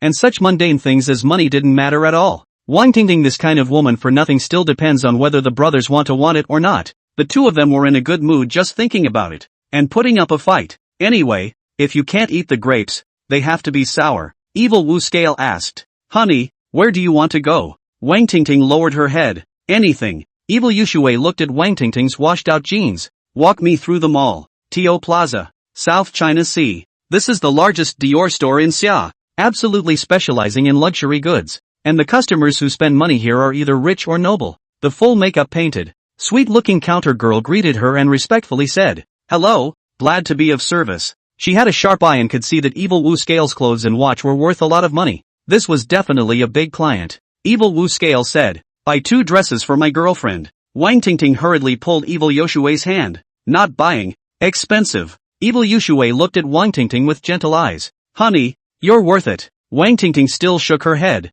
resisting. Evil Yushu coaxed, "Just try it on. I want to see what you look like in a nice dress." Evil Wu Scale softly attracted a lot of people's gazes. Wang Tingting felt embarrassed and could only nod her head. "Just trying, not buying. I'm so sorry, Missy." The counter girl grinned. "Gee, it's okay. If you say you won't buy it, who knows if you'll end up buying it. This girl's boyfriend looks rich." She immediately pulled Wang Tingting around the women's clothing area. "I don't know whether it's Tio's corporate culture or sales techniques, but the salesman will go for a costume that matches the person's astrological sign, magnetic field, and is quite compatible with their temperament." The counter girl was very professional and quickly matched a set of dresses for Wang Tingting. Wang Tingting looked at the mirror in a fidgety manner and couldn't believe that this was herself. She had never seen herself look so moved. A flash of amazement appeared in the eyes of Evil Yushu Scale. "Do you like it, honey?" Wang Tingting subconsciously nodded her head and hurriedly shook it again. "Don't. It's too expensive." Evil Yushu Scale smirked. "What's expensive? You need to know that you deserve all the good things in the world. Wear away and go back to the car to brighten up Zhao and Lu's eyes." Wang Tingting still wanted to refuse, and Evil Yuscale's face was ugly, as if he was about to lose his temper. Wang Tingting was afraid that Evil Yuscale was in a hurry and was a little scared, and hurriedly said, Yeah, I'll take it." Only then was Evil Yushu satisfied, picking up Wang Tingting's whitened jeans in disgust. "Throw it away. Nothing like that is worthy of wearing on you. Take it and throw it away." Wang Tingting's eyes showed reluctance. "Don't throw it away. You can still wear it." Evil Yushu Scale began to soften his words again. "Do you not care what I think at all? I've been with you for so long. Can't you satisfy me? I just don't want you to live the hard life you used to live, and I want you to say goodbye to the past. Can't we start a whole new life with a little ceremony?" The counter girl envied. "Look how much your boyfriend loves you. I envy you." Wang Tingting was knocked off her feet by Evil Wu Scale's sweet words. She hadn't been in love in the first place either. It was her first love. Evil Wu Scales boarded up his face. "Are you listening to me or not in the end? Are you still my baby?" These words hit the bullseye directly, causing Wang Tingting's face to blush as she whispered, "I'll do as I'm told. I'll throw." Wang Tingting finished, walked towards the trash can and threw the old clothes in. Wang Tingting walked back and whispered, "Thank you, Evil Yusue Scale. Aside from my 2 brothers, you are the best person to me." Evil Yusue revealed a wry smile. "Thank me for what? Honey, go ahead and pay for it." Wang Tingting froze. "Ha?" Evil Yusue raised his cell phone to Wang Tingting and screamed exaggeratedly. *******, big sister. This dress is $38,000. You let me pay for it?" This voice attracted the attention of many guests. Wang Tingting awkwardly looked around and said, "Didn't you buy it for me?" Evil Wu Scale practically shouted towards the surroundings. "Big sister, I'm dating you, not being your ATM, okay? You pay for what you like. You don't even give your hand, and you ask for $38,000? The onlookers cast contemptuous, mocking, sneering looks at Wang Tingting. It's obvious. A gold-digging whore comes to a luxury store and tries to swindle her boyfriend out of his money, only to have him turn the tables on her. Cool. That's how gold-digging whores should be fixed. Take a video and post it online. Prepare to be cyberstormed as well as manhandled girl. Wang Tingting's eyes reddened, and without saying a word, she walked to the garbage can to fetch her old clothes and put them back on. However, the trash cans are gone as well as the clothes. She saw something out of the corner of her eye and hastily fixed her eyes toward the door. It's Evil Wu Scale's friend, Cho, who was walking out the front door with a black garbage bag. Wang Tingting understood something. Evil Wu Scale ran over to him with his cell phone raised. "Whoa, you pay quickly. Don't delay everyone." Wang Tingting's tears fell downward as she complained. "I'm out of clothes. No clothes, no money to pay. Go back naked?" Evil Yushu scaled with a wicked grin. "Geez, didn't you throw your clothes in the trash yourself?" There were even more onlookers, pointing at Wang Tingting as if they were stabbing a sword into her whole body. Wang Tingting crouched on the ground, scared, fearful, panicked, and helpless. Evil Wu Scale gave Wang Tingting's face a close-up. "Why don't you just take off your clothes and stop holding everyone up? The salesgirls are pretty busy too, and it's not easy to beat the workers. Don't you mess up like that, It's all pretty ugly. Evil Wu Scale knows that the number of likes for today's video is absolutely very high. And what Zhao said about flying high is just around the corner. End of chapter. Chapter 154, Twin Sisters. Wang Tingting covered her ears, not wanting to hear anything around her, like an ostrich in danger, burying its head in the dirt. At that moment, a warm coat was draped over her. Wang Tingting's stiff body was warmed and gradually eased, carefully lowering her hand and raising her eyes. It was a clear face. Wang Tingting remembered her. This was one of the two twins that followed Du Yangming. Look at her mature and stable appearance. It's the older sister. Yu Wan. Lu Yuanyuan wore a black business shirt and a black suit draped over Wang Tingting and lowered her eyebrows in deference. Miss, are you okay? Wang Tingting is obviously 5 or 6 years older than Lu Yuanyuan, but in front of Lu Yuanyuan she looks like a child who has not grown up. She wiped her eyes. I lost my clothes. Where did Lu Yuanyuan not know what was happening? Normally, there would be Du Yangming's blood servant to protect Lu Yuanyuan. It was Saturday. She and her sister had no classes and took it upon themselves to secretly protect Wang Tingting. It was considered to be taking on some work for his teacher Du Yangming, and it was a way of repaying the favor of the god of death. Evil Yuscale thought that it was someone who wanted to back up Wang Tingting, but it turned out to be a young girl who was even younger than Wang Tingting. A sneer appeared at the corner of Evil Yoshue's mouth. Call her miss? Think it's some kind of female urban dragon pride storyline? Think acting like this will make you look like Wang Tingting is some kind of rich lady? Don't be ridiculous. Who's a rich lady wearing that floor-length stuff? If it was the evil Qilin here, he definitely wouldn't act rashly, because the evil Qilin could definitely detect the Tarzan-like confidence in Lu Yuanyuan. Evil Wowscales raised his cell phone high and shouted, Mom, your lady doesn't pay for her clothes. She wants to whore herself out. Do you pay for her? Brainless? Brainless indeed. But you can't make money without being brainless when you eat the bowl of short social opinion videos. The more brainless it is, the more people call it good and the more people buy it. So did the crowd of onlookers watching the fun. The more evil Yushue, the vulnerable boyfriend, screamed and made a scene, the more they despised Wang Tingting. Too much fun. Gold-digging whore treats her boyfriend like an ATM. Boyfriend doesn't buy it, then comes a little BFF acting to help her pretend to be a rich lady. What kind of divine skit is this? Lu Yuanyuan helped Wang Tingting up and said, Mo, pay. It was then that people realized that there was another young girl outside the crowd who looked exactly like Lu Yuanyuan. She's the younger sister, Lu Mengmeng. Lu Mengmeng asked to the counter sister, how much? The counter girl said awkwardly, 38,000. I can apply for a discount for you. Lu Mengmeng took out a card. Hard work.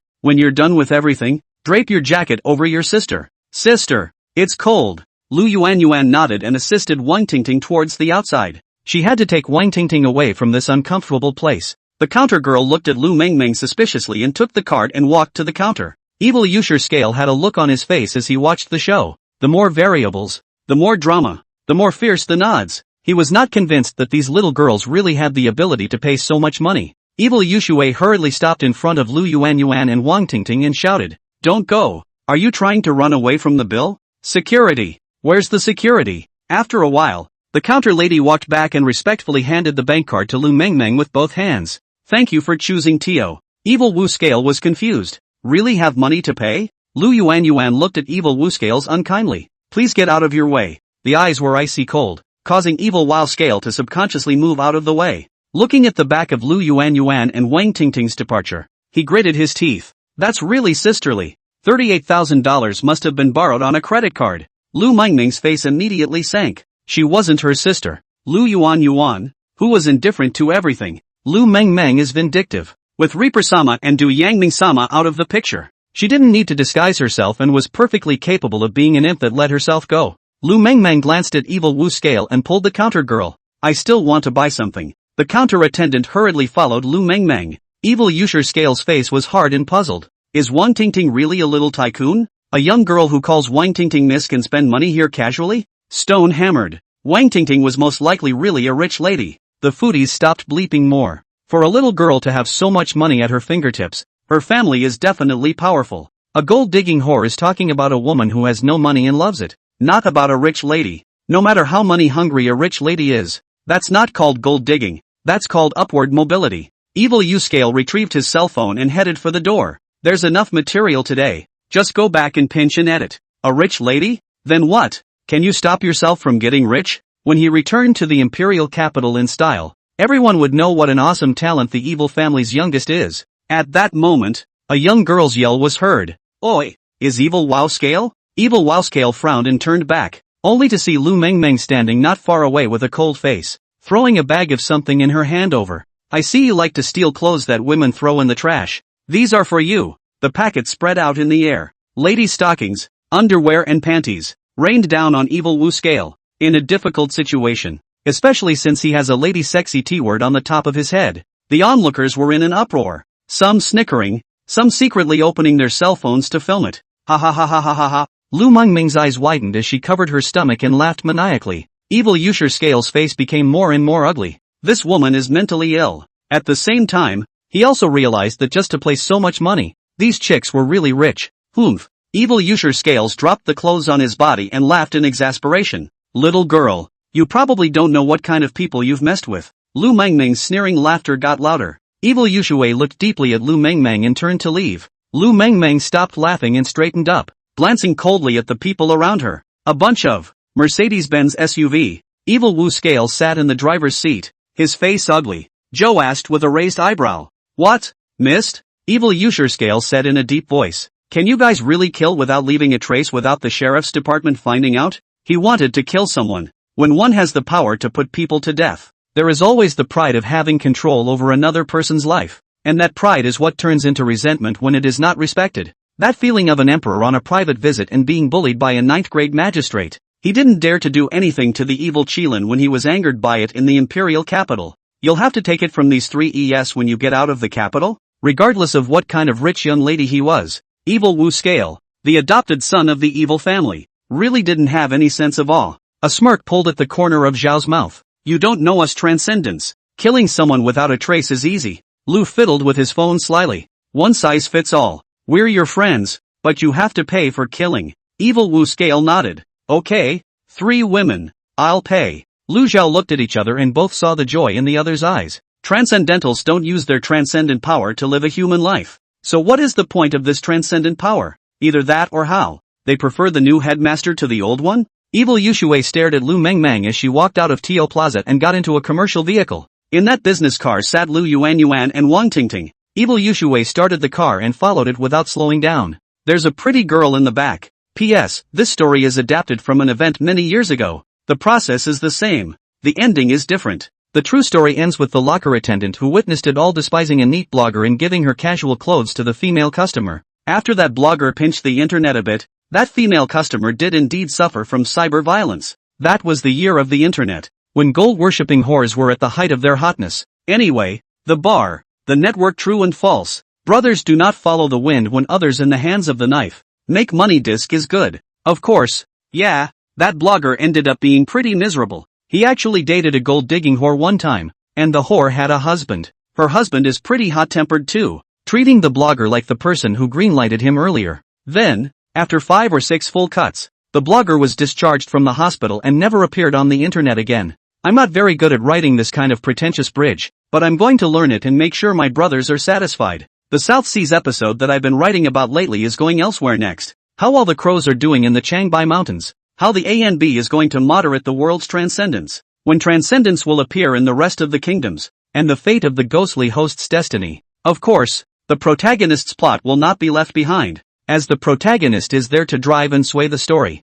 The various storylines will eventually converge in Rome. It's not the end of the story even after an ordinary world ends up being a transcendent world. There's been quite a bit of ambush laid down earlier. It's just very cryptic. Readers of the last book may pick up on some of the clues. Many of my brothers have asked me if I will finish the book. The author has never unicized and is bound to finish the book. The ending of the last book was pretty much a failure, and I'm sure it will improve after I've learned from my experience. As for how many words, I'm sure more is better. Thank you brothers for growing up with your humble servant. If you have a comment, make it, and the pack will listen to it. Then again, the problem with the author's penguin setup isn't aimed at the adult reader. Got cyberstormed a couple years ago. All kinds of messy push te. He went so many places hung my contact information. The author is there whenever the reader adults seek him out. One last kowtow to you all. Thanks for enjoying my story. Brothers and sisters, happy double 11. Burst a few soaps, I see the wealth to find a date. A rattle on a peach tree. End of chapter. Chapter 155, Blood. At night, the black commercial car parked in front of the South China Sea Civil Aviation University. Wang Tingting got out of the car. wiped her tears, and said guiltily, "Sorry for the trouble, I'll pay you back for the clothes." Sitting in the back seat, Lu Yuan smiled gently. "You are that gentleman's sister. It's our fault for making you suffer. Go back now." Lu Mengmeng pulled down the driver's side window and said thievishly, "Make a deal. You don't tell Lord Du Yangming that we didn't take care of you. And this dress is even." Wang Tingting hurriedly waved her hand. "I'm not going to tell them off." Lu Mengmeng made a face. "Then I'll see you next time. I'll find you for hot pot next time." After leaving Tio Plaza today, Lu Yuan was also accompanying her sister in order to comfort Wang Tingting, and the three girls didn't miss out on strolling around the South China Sea all afternoon. Wang Tingting broke into a smile. "Good. Be safe on the road. Sister, there's a car following us behind us for a long time." In the black commercial car, Lu Mengmeng in the driver's seat glanced at the rearview mirror and said, "The cleaners had each undergone special training, and although they were no match for the military's professional scouts, their counter-surveillance abilities were not comparable to those of ordinary people." Evil Yu Scale thought that he was tracking very stealthily, but in fact, in Lu Mengmeng's eyes, it was a child playing house. Lu Yuan sighed. "Ugh, get rid of it if you can." The corner of Lu Mengmeng's mouth pulled out a wicked smile. "Why can't we have some fun?" Lu Yuan frowned. "Don't make a mess," Lu Mengmeng said. "Sister, don't you feel anything?" Lu Yuan didn't understand. Lu Mengmeng said, "Killing aura. That's Evil Wu Scale in that car in the back. There were two other transcendents in the car. I'm guessing they're after us, or simply want to kill us. The two of us are fine. The average transcendent is no match for us. But what about Miss? The transcendents are going to assassinate Miss. Once there's an eventuality, how can we explain to my lord? In this part of the South China Sea, Lu Yuan and Lu Mengmeng are not afraid to kill. The cleaner will clean up the marks and is very professional." Lu Yuan pondered for a moment. "Tell that to Mr. Du." Lu Mengmeng shrugged. "You forget that on this day every month, Mr. Du is so busy that his phone is turned off. Today was the day that Du Yangming hosted the demon meeting at the Demon Club." Lu Yuan said, "Well, find a quiet place and make it clean. The night is getting deeper and deeper." The black business drives into the alleys of the old town. The Mercedes SUV pulled up at the side of the road and three people got out of the car. Those three people walked towards the alley. Two little beauties. "Hello again." Evil Wow Scale looked at Lu Yuan and Lu Mengmeng at the end of the alley. A cold smile on his face. Ha. It's so pretty. It's kinda hard to get rid of it. Don't worry. It's a dead end or an old town. You can take your time. The two Rune sect disciples seemed to be judges who dominated the lives and deaths of humans. Lu Yuan leaned against the side of the car and sighed. "This just isn't going to go away today, is it?" She didn't want to kill anyone and really didn't want to cause unnecessary trouble. Being watched and followed by the Transcendents made it even more impossible for her to return to the base. So, it had to be done. Evil Wow Scale lit a cigarette and said in a deep voice, "I don't know what your identities are, but there is a kind of person in this world that you can't afford to mess with." Lu Yuan snorted. Evil Yusher Scale felt that he was being looked down upon and said quietly, "Is it true that you don't believe I dare to kill you? The world is a big place, bigger than you can imagine. There's a kind of person in this world who won't leave any traces even if he kills you. Brother Zhao, Brother Lu, let them see it before they die." The two Rune sect disciples let out a cold snort from their noses, tilted their heads arrogantly, and extended their hands. The two runes were suspended in the air. The corner of Evil Yoshue's mouth pulled out a smile. "See? He's just trying to play hard to get." Lu Mengming's eyes contained sarcasm and she had a playful mind. She covered her chest and stepped back in horror, screaming like a little schoolgirl. "Oh my god. You guys, you're gods. Brother, I was wrong. Spare us." Evil Wu Scale shook his head. "You don't realize what you're doing wrong." A glint crossed his eyes and he spoke in a deep voice. "You were wrong, in that you messed with the wrong person, in the wrong place, at the wrong time. Brother Zhao, Brother Lu, kill them." If there was a casting call for Urban Dragon Pride, Evil Wu Scale would be up to the task. Lu Mengmeng powerlessly knelt on the ground, holding her arms and lowering her head, trembling and seemingly desperate. "Oh, two little beauties like Jade, don't cry. We'll be gentle. If I had known it would come to this, why did I bother? The people who messed with Evil Young are all dead." The two Talisman sect disciples were full of bad jokes, holding the talisman paper towards the two young girls. You guys are really." Lu Mengmeng's delicate body trembled more and more. "It really is so cute." Lu Mengmeng jerked her head up, her face distorted with excitement, eyes scarlet, fangs protruding, a pair of bat wings piercing the suit and exposing it to the air. Asterisk. The two Rune sect disciples were so frightened in the face of this turn of events that they couldn't even hold their runes steady. You what a monster. Lu's liver and gall bled. He didn't even want the talisman paper anymore, and he rolled and crawled towards the outside of the alley. He. Sweet-smelling brother, don't run. Lu Mengmeng laughed maniacally and pointedly, leapt forward and sat crouched on Lu's back like a night cat, her cold tongue licking Lu's neck. Can't help it. Brother smells too good. Auntie, I was wrong.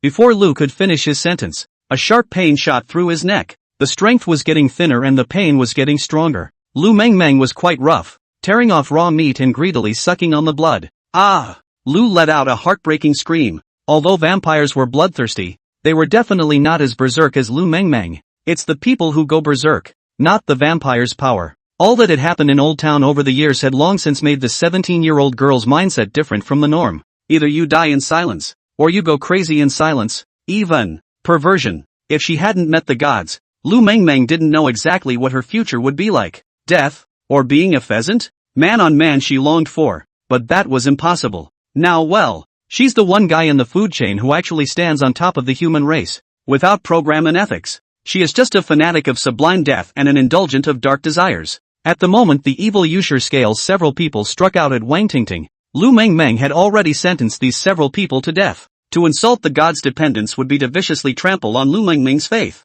Image from the web, the snake and the woodcutter, the crazy batch sister and the highly cold sister. End of chapter. Chapter 156, Chowie, the soul snatcher. The smell of blood was strong in the alley, and the thrill of such an atmosphere flew unchecked. Evil Uscale was trembling, his pants were wet, and his cigarette was extinguished with only the butt still in his fingers. Lu Mengmeng dropped the warm corpse in her hands, her big eyes staring at Evil Uscales with a face full of sadness. Brother, you've become less sweet. The blood and flesh Lu Mengmeng liked was the blood and flesh after suddenly becoming fearful in excitement. At that time, the blood and flesh were different from the usual state. The blood becomes sweeter and the meat more flavorful. All that remained of Evil Yusher scale was fear. Lu Mengmeng stood up, her small face, the tips of her hair, her suit, all stained with blood. She licked the blood from the corner of her mouth and smiled sweetly. Brother, you smile a well.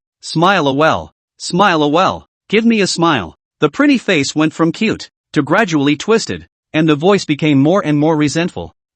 Evil Wu Scale turned to run, and his legs collapsed to the ground. He kept crawling backwards. Don't come over. You don't come over. I am the young master of the evil family of the imperial capital. You can't kill me. My father won't let you go. Lu Mengmeng froze for a moment. The evil family? I think I heard Lord Du Yongming mention it. Lu Mengmeng turned to look at her sister, her eyes inquiring about her sister's meaning. Lu Yuan said quietly, turns out it has a background. That's all the more reason not to keep it. Lu Mengmeng laughed playfully. Then I can't keep you, little brother. Lu Mengmeng pounced on Evil Uscale and stabbed her claws into Evil Uscale's heart. The next second, blood splattered everywhere. Lu Mengmeng lowered her head and frowned after a while. Difficult to eat? Sour. Lu Yuan had gotten used to her sister's insanity and said after fiddling with her cell phone for a while, the cleaners will be here in a minute. Come on, I'll drive. Lu Mengmeng nodded her head obediently and followed her sister to the car with a bounce. Old Town. One family finely furnished residence. Wedding photos hang above the bedroom bed. In bed, the woman is the heroine of the wedding photo, but the man is not the hero of the wedding photo. The man's name is Chowie. In his sleep, Chowie awoke with a jolt, sat up, and stared stonily out the window. The white lotus root-like arm rested on Chowie, and the woman said in a daze, "What's the matter? My husband won't be back. He's too busy fooling around with the vixen. Sleep a little longer." Chowie pushed the woman away, got dressed, and got out of bed. Just now he sensed a very evil force nearby. The woman woke up completely and grumbled. "Are you leaving? Will you come back for me? I could have children for you. I really love you so much." Chowie, who was standing in the doorway, turned back. Leave it all to fate. The woman looked at the man's broad back. This man was really too attractive. She asked reluctantly, "So can I know your name?" Chowie shook his head and pushed the door out. The dimly lit alley was cleaned up so well that there weren't even rut marks. With the wind blowing gently and the streetlight soft, who would have thought there had been bloodshed here half an hour ago? Cleaners are very good at covering up traces of current events with traces of what was. So much so, that Chowie found nothing when he arrived at the scene. Chowie took a deep breath and the corners of his mouth pulled up in an arc. Mastery. Think you're doing it covertly? You can't get the smell of blood out of here. This is the murder scene. After becoming a transcendent, Chowie possessed notable mental power, which could be detailed and subtle. and his ability to solve cases was unknown how many times stronger than before, but he didn't notice anything unusual here. But the lingering smell of blood here he could clearly smell. Chow Yui closed his eyes and mumbled as he walked around the alley. 2 women. 3 men. One of the men was huge. It was at this moment that Chow Yui's ears twitched. Help! Robbery! Someone was calling for help, so far away that the sound was soft enough to reach here. Could it still be a crime? Chow Yui raised his head to look into the distance and leapt, skimming towards that side. This side of the old town is near a railroad, and there are few people on weekdays. The masked man was holding a backpack in his hands, and a man wearing glasses was clinging to the masked man's thighs in a death grip, crying and wailing. Brother, give me back my money, please. The masked man had contempt in his eyes. I'm just robbing money. I don't want to harm lives. You wouldn't risk your life for that kind of money, would you? Do all you rich people want money more than life? The man with the glasses shook his head and hugged the masked man's legs even harder, yelling at the top of his lungs. Help! Robbery! Ruthlessness appeared on the masked man's face as he kicked the glasses man in the chest. The man with the glasses spat out a mouthful of blood and fell to the ground groaning. Serves you right. Bah! The masked man spat and was about to leave when he saw a robust silhouette blocking in front of him. How can law and order be so bad in the old town, where the villains have made it a place of comfort?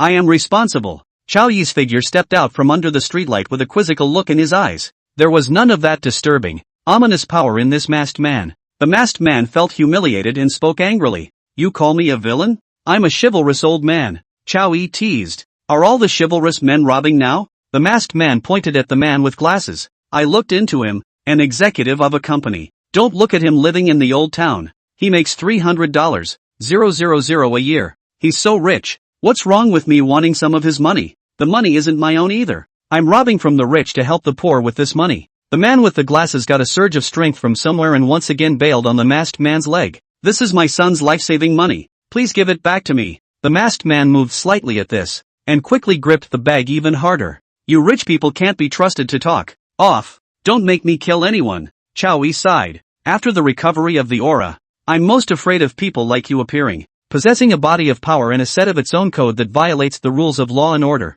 You are worse than the criminals who kill and burn. The masked man couldn't understand what Chow Yui was saying, and after staring at him for a while, he suddenly felt that Chow Yui looked somewhat familiar. He stared. I think I've seen you before, on TV. You are the chief of the sheriff's department. Chow Yui nodded appreciatively. A little insight. The masked man put down his bag with a resentful look in his eyes. Taking from the rich and giving to the poor is what I want to do, and killing you great officials is also what I want to do. My guess is that your high position is also from the wrong source, not to mention that you don't know how many people's blood you've drunk by using your power. You, more hateful than these rich people. A ball of fire suddenly appeared in the masked man's palm. The fireball flew rapidly towards Chow Yui, leaving a high-temperature mist in the air. Chow Yui let out a light laugh. 9 years of compulsory education is really wasted. Chow Yui stretched out his hand and muffled a cry. Heart scale. Strange things happen. A balance scale appeared in Chow Yui's palm. The balance scale is unreal and real. Not at all like a product of the real world.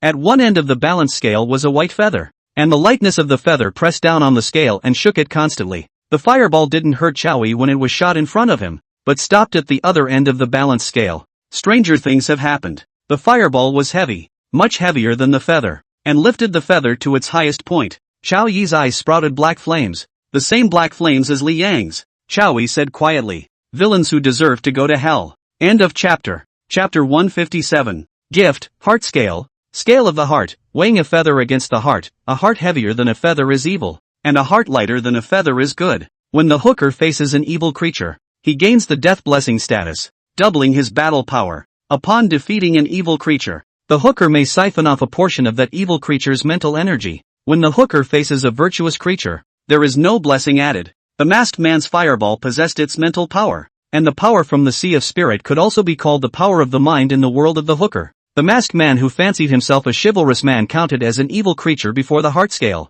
Chow Yui gains the power of death blessing, doubling his battle power. The masked man said in shock, You're actually a transcendent as well? Chow Yui snorted. Never underestimate the power of officialdom. The masked man roared and charged towards Chow Yui. Chow Yui's mental power had reached the second rank, but he had no other powerful skill talent. Heart scale, there are only 2 uses for this in battle. For one thing, when facing evil creatures, the combat power is doubled. Secondly, an enemy's first attack can be weighed by the heart scale, which means immunity to the enemy's first attack. A very strong concept level ability. But even if Chow didn't have a strong combat talent and hadn't developed combat skills, the senior student of the Department of Law and Order at the University of Political Science and Law, that body technique wasn't something to sneeze at. Chow Yi's eyes smoldered with black flames, and with the addition of his spiritual power, his strength and speed reached an unprecedented peak. A fighting technique used to its fullest. The masked man was quickly subdued and bound hand and foot. The masked man lay on the ground struggling and hissing angrily,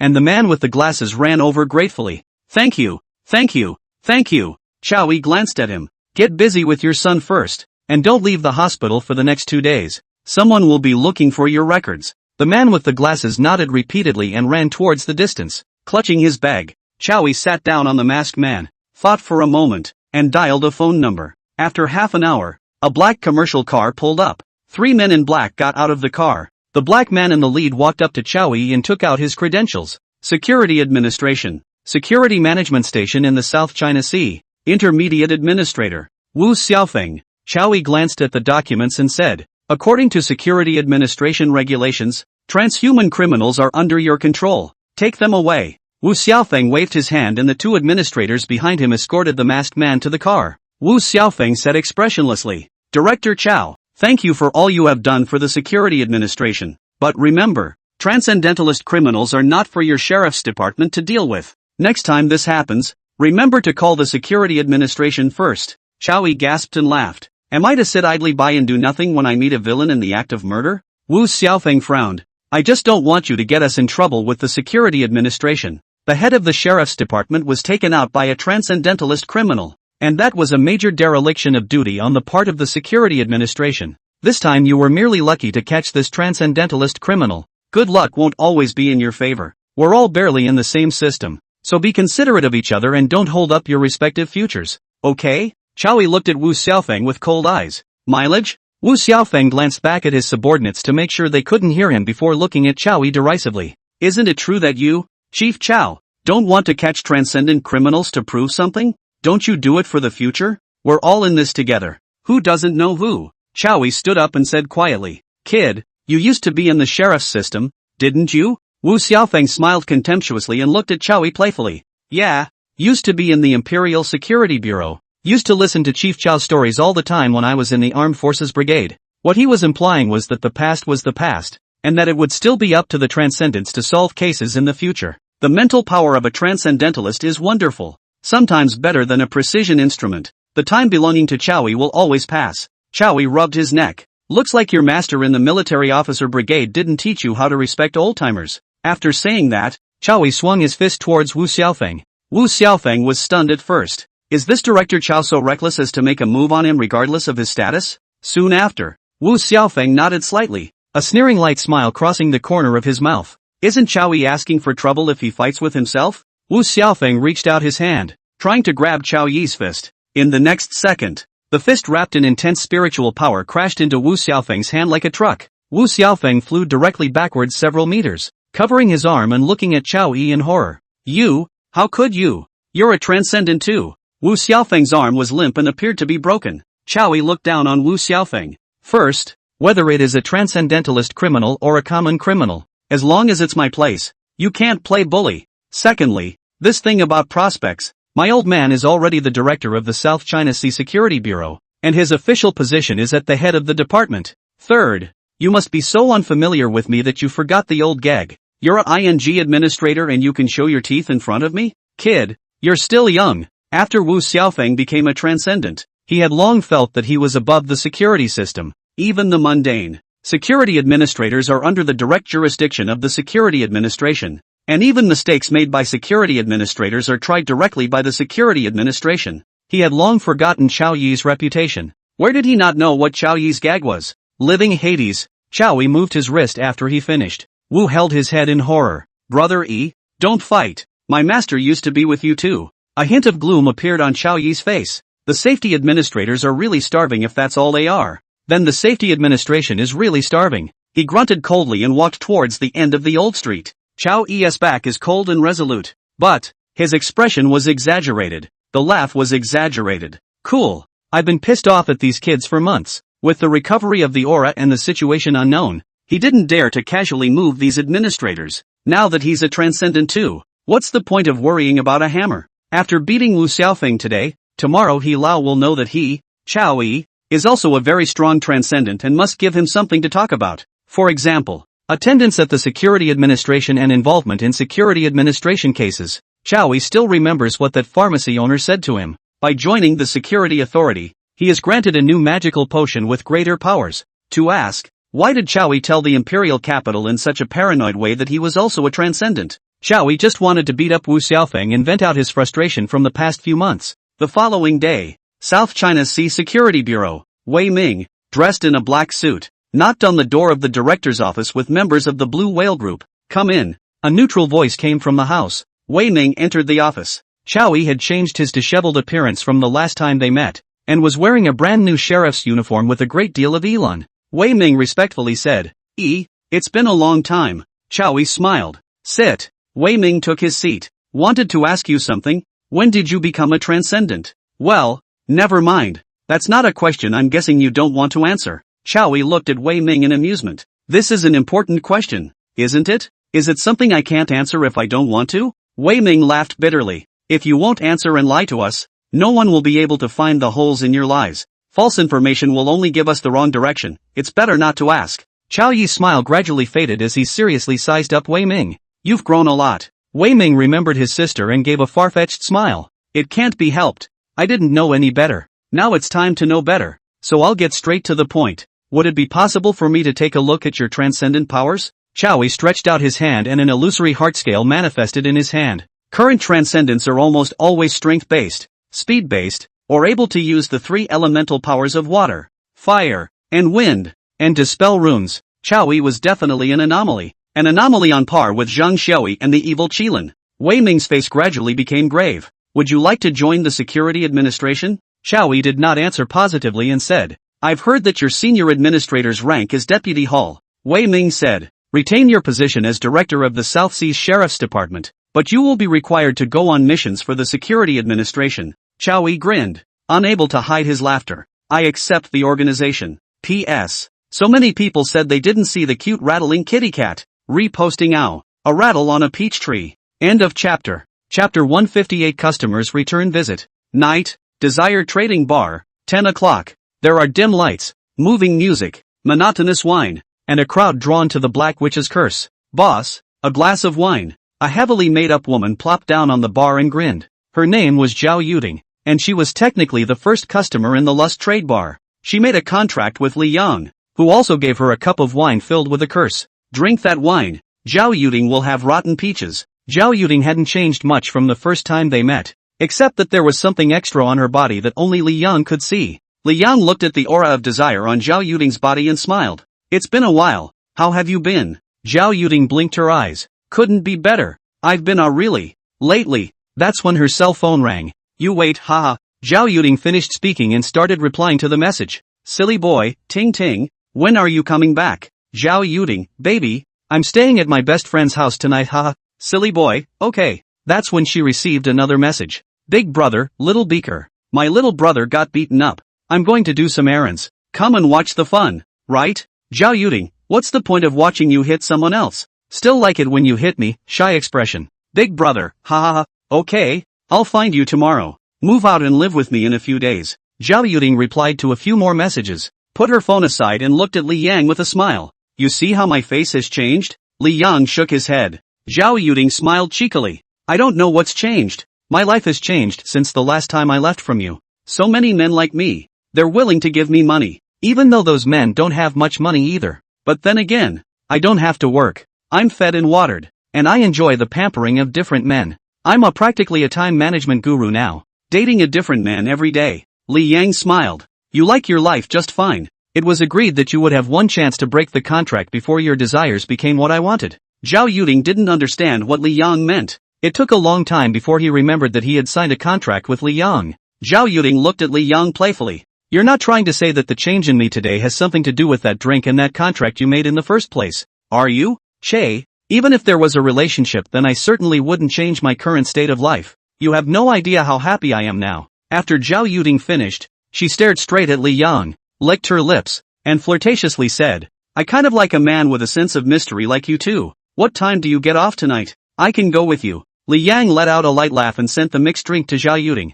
Zhao Yuding bristled. Boring. She took a sip of her drink and frowned, examining the glass. It's juice. It doesn't taste like booze. Zhao Yuding looked at Li Yang with dissatisfaction. What kind of bartender are you? Bartending with just juice and no alcohol? Li Yang kept his head down and wiped his cup. I like new life, so I drink less when I'm pregnant. Zhao Yuding froze and looked at Li Yang incredulously. How did he know? Zhao Yuding suddenly felt that this bartender was a bit evil. It was as if one had no secrets to keep before him.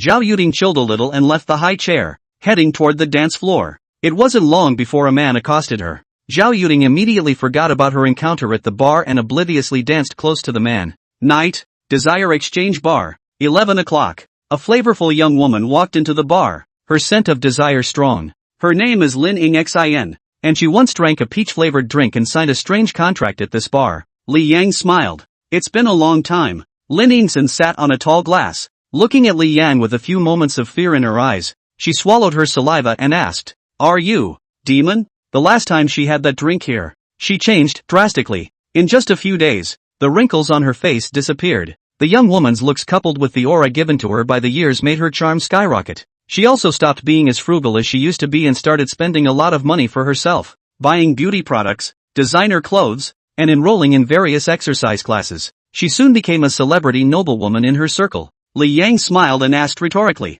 Does the answer to that question mean anything to you? Lin Xin stammered, I was just wondering if this has no side effects, or what price do I really have to pay? This magical wine shouldn't be available for my little money. Li Yang looked at the woman with a smirk. The price was agreed upon, wasn't it? Lin Xin remembered the contents of the contract. At some point, this man, or someone else, will find themselves claiming their desires. Desire, that's what that drink cost. But, what is desire? Really? Li Yang continued. Tell me, how have you been? The man still sounded like an old friend, as he had in the beginning. A touch of happiness appeared on Lin Xin's face. It's been great lately. My husband is re-enamored with me. He's always hounding me about where I get my beauty treatments done and he's talking about investing in them. He had dinner with a leader the other day and my husband was still jealous when I purposely scowled at the leader. I finally got his heart back. After saying that, Lin Xin pondered for a while and carefully looked at Li Yang. Can I have another one of those drinks? Li Yang looked into her eyes and asked, You've served your purpose? Do you need to get prettier? Lin Xin said as she gripped her bag tightly. I'm worried that one day he'll leave me again, so I'm going to become a little more attractive. Li Yang nodded and walked over to the mixing table, mixing a martini with the fruit of the earthly benevolent tree. There are two types of fruit in this martini. One is a shape-changing fruit, and the other has some of the compulsion power of the earthly benevolent tree in it. The amount of both fruits squeezed into the glass is small and will not give a woman superhuman strength. Shape change could make a woman's figure voluptuous, and compulsion could make her a little more indescribably attractive. Li Yang pushed the wineglass in front of Lin Xin. Full use, please, Lin Xin asked. Do I need to make another contract? Li Yang smiled out of the corner of his eye. No need. Lin Xin knows that free things secretly all indicate the price will be very expensive, but it was all worth it. Without the slightest hesitation, Lin Xin took a sip of that glass of wine. Late night, South China Sea,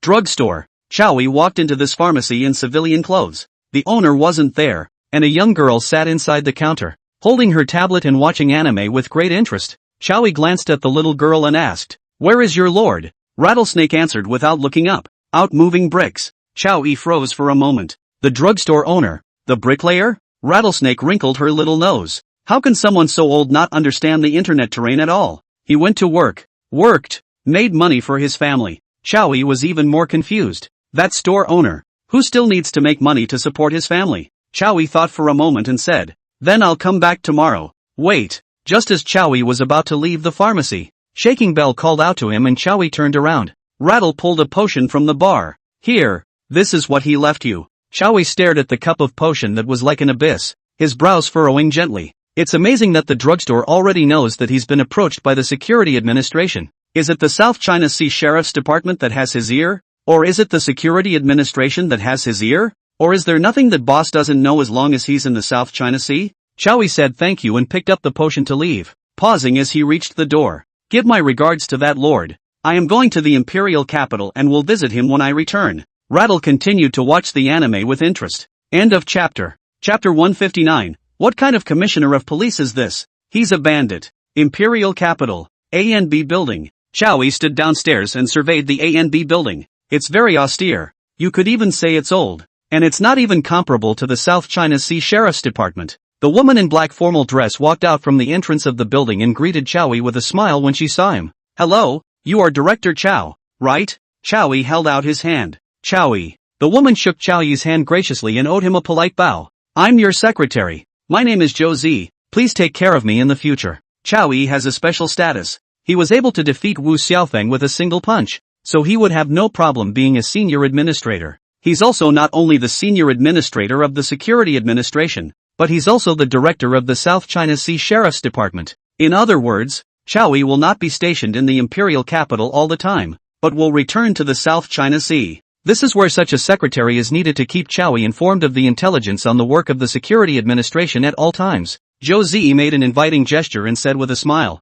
First, I'll take you to your office and go over some information for you from the Security Administration, and there will be a security management meeting later. Under Zhou Zi's guidance, Chow Yi arrived at the office that belonged to him. The office is not big, and it's no match for the imposing director's office in the South China Sea. A number of information documents were already on the desk. Chow Yi opened the top document and read it. Anomaly files. Records. Abnormal creature serial number 001, codename, King of Hell. Introducing, the ancient and even more ancient lord of the mysterious hells. The meaning of hell doesn't preclude it from being the real hell of legend. Anomalous creatures serial number 003, codename, 8-foot bride. Introducing, the Dawn's hellish strongman. Abnormal creatures serial number 009, evil unicorn. Introduction, the owner of the oil paper umbrella. The driver of the 8-foot bride. The son of the evil family in the imperial capital. Became a Buddhist at an early age. Chow Yi sighed. Worthy of being an authority? The Security Administration was established only half a year ago and already has so much information on the transcendent world.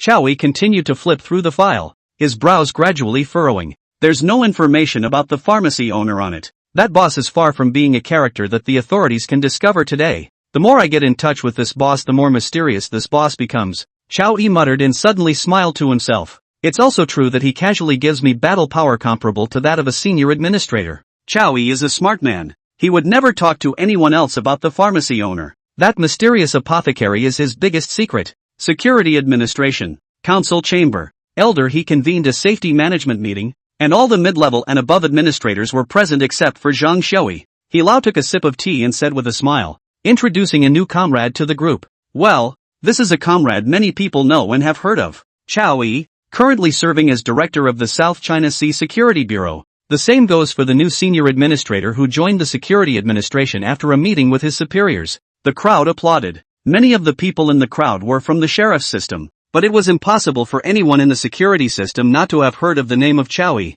the living Yama. This director Chow also has quite a deep background. Many elderly people in the security system know that he was a teacher at the University of Political Science and Law, and that Chow Yi was a student of he. There was a proposal for Chow Yi to join the Security Administration, but it was vetoed by He Lao. Elder he believes that the South China Sea is very important, and in the present day of the revival of the spiritual qi, the security of the South China Sea is even more important not to get into trouble. He was only relieved that Chow Yi was sitting in the South China Sea. Now that Chow Yi had become a transcendent, it was necessary to join the Security Administration. Chow Yi rose and gave a serious salute to the crowd. Elder he pressed his hand, signaling Chow Yi to sit down, and said, Chow, do you have any thoughts on the Security Administration at this time? The crowd looked at Chow Yi, wanting to see what critical advice this director of the South China Sea Security Bureau could offer. Chow Yi smiled. I'm going to curse next, so don't get mad. The crowd laughed at each other. Cursing? How can that be? This is the director of the South China Sea Security Bureau. That's a man of honor. Chow Yi's face sank. You guys are too spoiled for administrators. My first suggestion is that the security station should only cooperate with the sheriff's department on the case, not stop the sheriff's department from working on the case. The crowd was confused. You're really cursing, aren't you? Someone quietly looked at the elderly Mediterranean man sitting next to Elder Ho. The one who proposed this provision was none other than the posting deputy director of the Security Administration, Zheng Qian. Zheng Qian's face was ugly as he stood up and said, the aura has just been revived. Our comrades are inexperienced, and the administrators need to hone in on unusual events. By interfering with unusual events, the sheriff's department is stunting the growth of administrators. The anomalous event would also give the Security Administration access to more information about the transcendent civilization. It is important for the development of the security administration to have it specialize in unusual events. That's a pretty clear statement that the anomalies are being used as props for the security authority to brush up their experience and accelerate their growth. Chowie looked at him with cold eyes. From the beginning of the year till now, 7 cases have not been investigated because of the obstruction of the security stations. You use the lives and property of the people as a stepping stone to your growth? Let me ask all of you sitting here, what exactly was the original purpose of the security administration? Is it to turn the security administration into a powerful transcendental organization or an authority to safeguard the lives of the masses? Every word of those words is solid. Many bowed their heads. Jing Xian was so angry that he sat back in his chair and stared at Chowie for a long time, unable to speak. Of course, there were many administrators, including Wei Ming, who had little stars straight in their eyes. Wei Ming secretly said, "E-brother is E-brother. Too damn handsome ah." When the security administration was first established, everyone was still working in one direction. Then slowly, the security administration split into 2 factions with different directions. The first direction is to develop the power of the security administration as a top priority. The second direction is to make policing a top priority. There is no question of right or wrong in the 2 directions, just different positions. Elder He mediated in the middle. A middle-aged man got up and looked at Chowie disgruntledly. "Comrade Chow, if you have a meeting, speak properly. How can you contradict your superiors?" He was from Deputy Zhang's faction, so he naturally had to speak for Deputy Zhang. Chowie unscrewed the cap of the mineral water bottle and took a small sip to moisten his throat. The middle-aged man saw that Chowie had quieted down and began to preach. "I'm a lawyer by trade. I speak straight. Don't be offended if I speak harshly. You've just arrived at the security bureau." Before he finished his words, Chowie interrupted with a cold smile. "I'm a military officer by trade. Hitting people hurts. So don't blame me if I hit hard in a while." The middle-aged man's face went green and he sat down in his chair with a huff. "What a living hell. It's impossible to talk about this day. Does that look like the director of the South Sea Sheriff's Department? Simply bandits. Bandits or worse. Ahem." He Lao hung on for dear life and didn't choke on Xiao Yi's passage. He looked at Lao Zhang's green face and tried to hold in his laughter. "Ahem. Aha." He Lao did a good job of managing his expression and said seriously, "Look at you all. What a racket. We are all co-workers, and we all contribute to the Summerland. Well, Chow go on with your thoughts." The administrators in the room looked at Chowie with either admiration or dissatisfaction. Those who disliked Chowie didn't dare to take offense. No one wanted to be disliked in public. A disliked person is a disliked person, and you can't retaliate. Who would offend the director of the South Sea Sheriff's Department and senior administrator for the sake of a whim? End of chapter. Chapter 160, Xiao Yi's advice. The king of Changbai Mountain. Chowie said, "In my opinion, only the aura of the Summer Kingdom is currently being revived, and the first thing we need to do is stabilize the situation in the Summer Kingdom. The basic task of stabilizing the general situation is to put an end to the creation of criminal incidents by transcendence." This was a valid point, and some administrators began to take notes on what the South China Sea Sheriff's Department chief had to say. Chowie placed his hands on the table. With a grand gesture of a director's meeting, he said seriously, "I think there are 3 things. The first point is that now that the aura recovery has begun, unusual events are bound to become normalized. Let's not talk about transcendence, and let's not make transcendentalists taboo. We need to popularize transcendental knowledge. In the lead-up to popularizing the work of transcendence, some of the network's sequestered videos should be put out there appropriately. Give the populace something to mentally prepare for." The crowd nodded while listening. It's a bold suggestion, but it's also practical. At least some dumbass don't feel like they're the protagonists of the world and don't do things so recklessly. Ordinary people will also have a concept of the transcendentalists, greatly reducing the number of transcendentalist crime incidents that arise. Chowie continued. The second point is that in the middle of popularizing transcendental knowledge, a nationwide census of spiritual power should be launched in primary and secondary schools, gathering together elementary and middle school students with mental powers and having administrators take daily classes on mental powers in addition to normal cultural classes. The third point is the opening of an exclusive administrative prison for transcendentalists, to educate the nation's transcendentalists about safety and popularize safety regulations in the form of literature, style, and media. Transcendentals who commit crimes must receive the same punishment as common criminals. Xiao Yi's words exploded in everyone's ears like loud thunder. It's too bold. It was a breath of fresh air that changed the state of Summerland in some way. Deputy Director Zhang Qian thought for a moment and shook his head. Point 1. Point 2. I can live with that. The third point is absolutely not okay. It is not yet clear what the situation of aura recovery really is, and we need talent. Transcendents commit crimes. We should at least give a chance to take the blame. Chowie snorted. Are you planning to give the Transcendents a get-out-of-jail-free card? Criminal Transcendents. What do we want them for? Zheng Qian snorted coldly. Special times call for special measures. Seeing that the two were about to argue again, Elder he stepped forward to smooth things over. Points 1 and 2 sound good to me. We can do it first. The third point that Xiao Chao mentioned.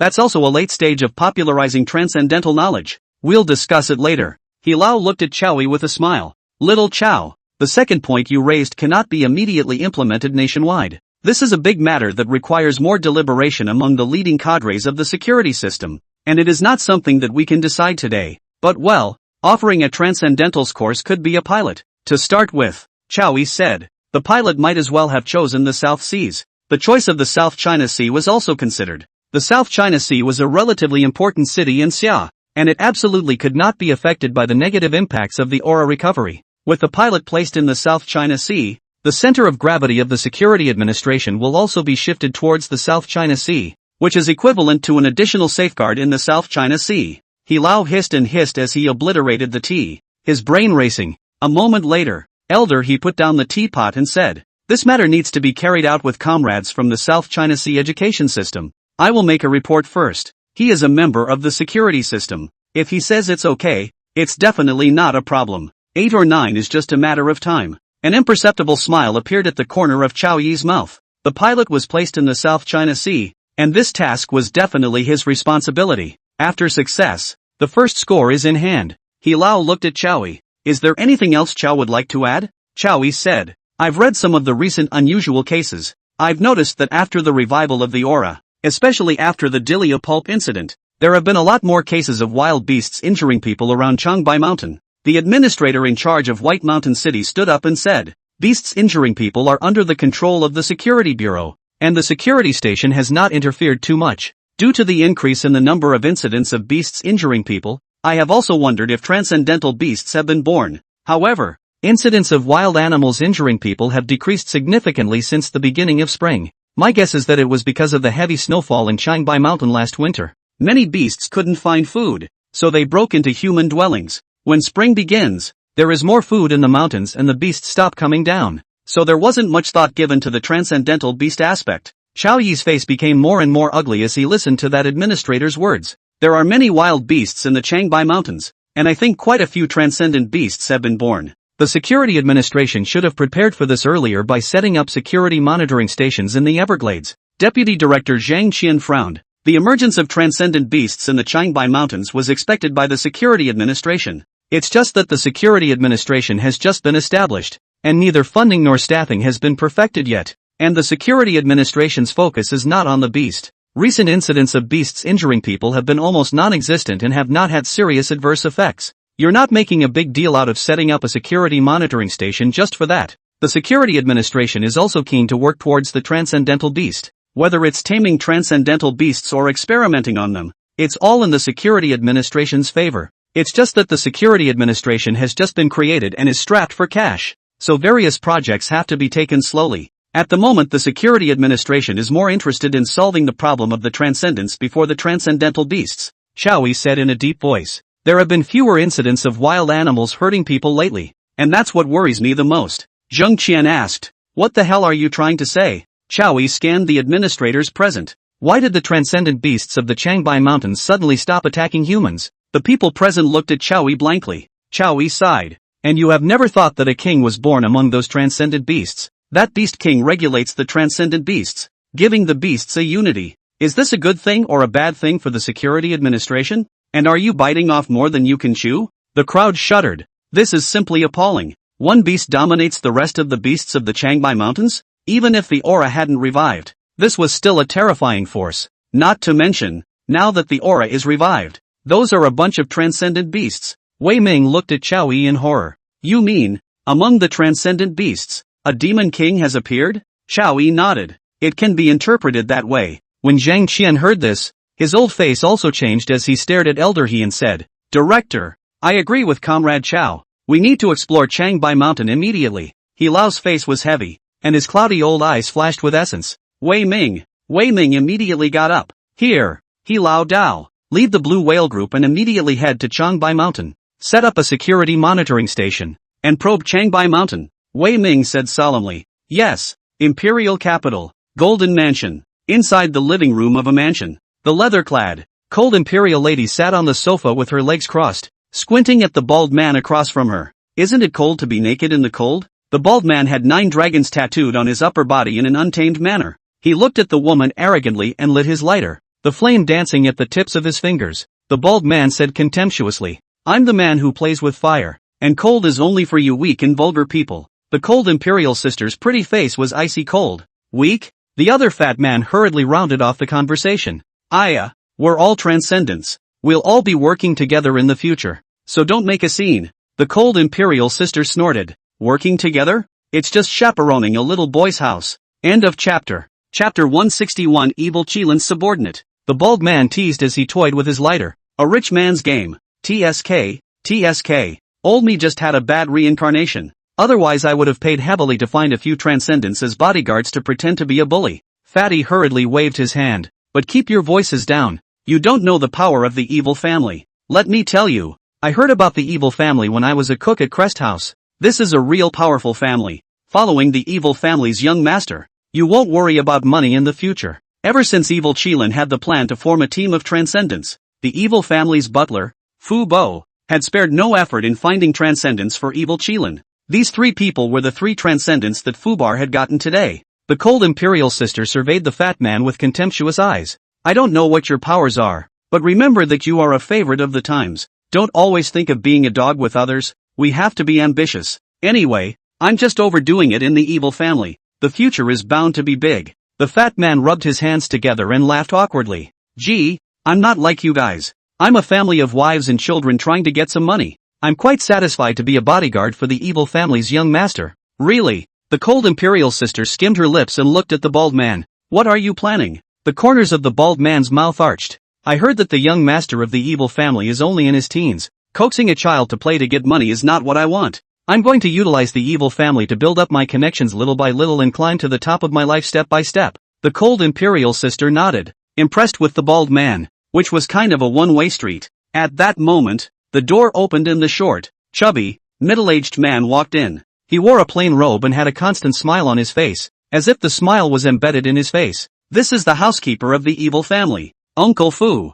Fubuki smiled. 3 of you have been waiting for a long time. The young master is here. After the words were spoken, the teenager wearing a tang suit, wearing eyes and holding an oil paper umbrella walked into the room. The 3 transcendents stood up in the face of their ultimate employer, giving some respect despite the disdain in their hearts. The evil Kirin walked to the main seat and sat down with no expression on his face. Show what you can do. The fat man fawned and rubbed his hands together. I'm fast and responsive. Evil Kirin raised an eyebrow. How fast can you run? Fatty thought for a moment. I can do 30 miles an hour. For an hour. The evil Kirin face did the math and his face darkened. It's fast enough for the fat guy's size, but you call that an ability? The evil unicorn looked at the cold imperial sister. What about you? The corner of the cold imperial sister's mouth curved up. Watch it, young master. The cold imperial sister clasped her hands in vain, and water vapor filled the air. A basin-sized ball of water takes shape. That water balloon was like a leather ball in the hands of the cold imperial sister,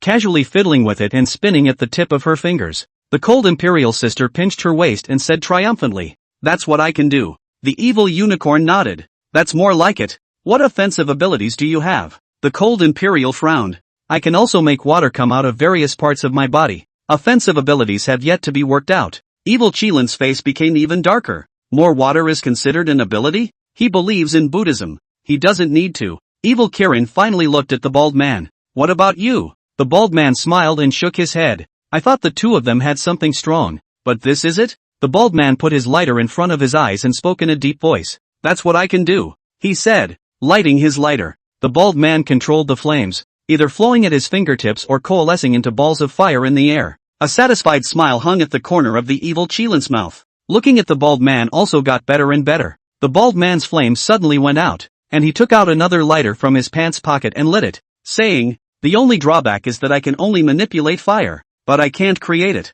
The evil Chilin's smile froze, and he asked after a moment of contemplation, "How much fire can you manipulate?" If he could manipulate a roaring mountain fire, the bald man's battle power was not low. The bald man said, "Manipulating flames consumes too much mental energy. A lighter is just right." The evil Qilin took a deep breath and looked coldly at Fu Bo. "What kind of demons are these?"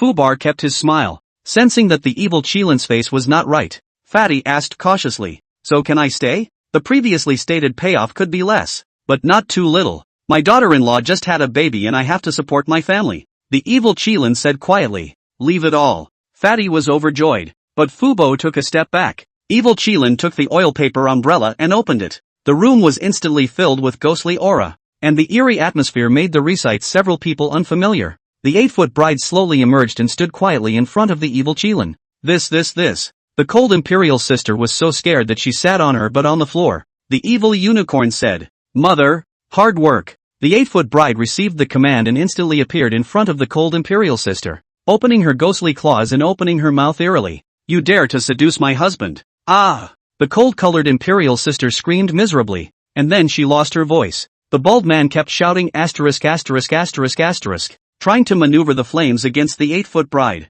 but that meager flame was a joke to the 8-foot bride, and instantly snapped her neck. The fat man fell to his knees in horror. "Young master, my old mother is seriously ill in bed. My daughter-in-law just gave birth to a child. Spare my life, spare." Before the words were finished, the fat man spurted out a mouthful of blood and collapsed unwillingly. Fubar kept a smile on his face as he watched the scene. The evil unicorn looked at the 8-foot bride, his voice softening. "Mother, can you see their ghosts?" The 8-foot bride nodded. The evil unicorn said, "Well then, as I said before, you try to see if you can get me to eat their souls." The ability of the 8-foot bride is that it can devour ghosts. The more you devour, the stronger your battle power. The ethereal voice of the 8-foot bride rang out. "The process may be painful, so bear with me, Sagittarius." The evil unicorn nodded. The 8-foot bride maneuvered the power of death to latch onto the 3 confused-faced ghosts. Slowly, he pressed towards the evil Qilin's head, where the evil Qilin's spiritual sea was located. This ability was similar to Mo Yulin's sharing spirit power, but not as subtle. What the 8-foot bride did for the evil Qilin was to roughly stuff the ghost into the evil Qilin's spiritual sea. The process wastes a lot of the ghost's energy. As the 8-foot bride pressed the 3 ghosts on top of the evil Qilin's head, the evil Qilin's eyes widened, and the tang suit on his body was immediately wet with sweat. The terrifying energy was going to burst the evil Qilin's spiritual sea. The sea of spirit was slightly stimulated, and the pain was already unacceptable to any living being, not to mention the 3 ghosts that were hardwired into it. The evil Kirin clenched his teeth in death, and the sound of teeth cracking could be heard in his ears. After a while, the evil Qilin knelt down on the ground, his eyes full of horror, gasping for air. "Mother, why do I feel like I'm in the wrong state? Like I'm going crazy?" The 8-foot bride was heartbroken. "Sagittarius, I told you that you're just an ordinary person. Devouring souls, you'll go off the deep end. You can't do that in the future." The evil Qilin's eyes were streaked with blood, and a wisp of fire sprang out as he extended his hand. He asked, wiping the sweat off his face, "That man can only manipulate fire. Why can I create flames?" The 8-foot bride said truthfully, "This, I don't know. In fact, the bald man was able to manipulate fire because the bald man possessed some weak fire elemental power from the earthly benevolent tree. The fire elemental power isn't a transcendent flame like Inferno Warlock Pyromancy, it's just ordinary fire. Regardless of how the fire elemental power was used, it still depended on the way it was used and enlightenment. Everyone's comprehension of the fire element was different. The bald man could only manipulate fire, while the evil unicorn could create it. Evil Kirin sat back in his chair weakly. "Still have to devour souls? Ah.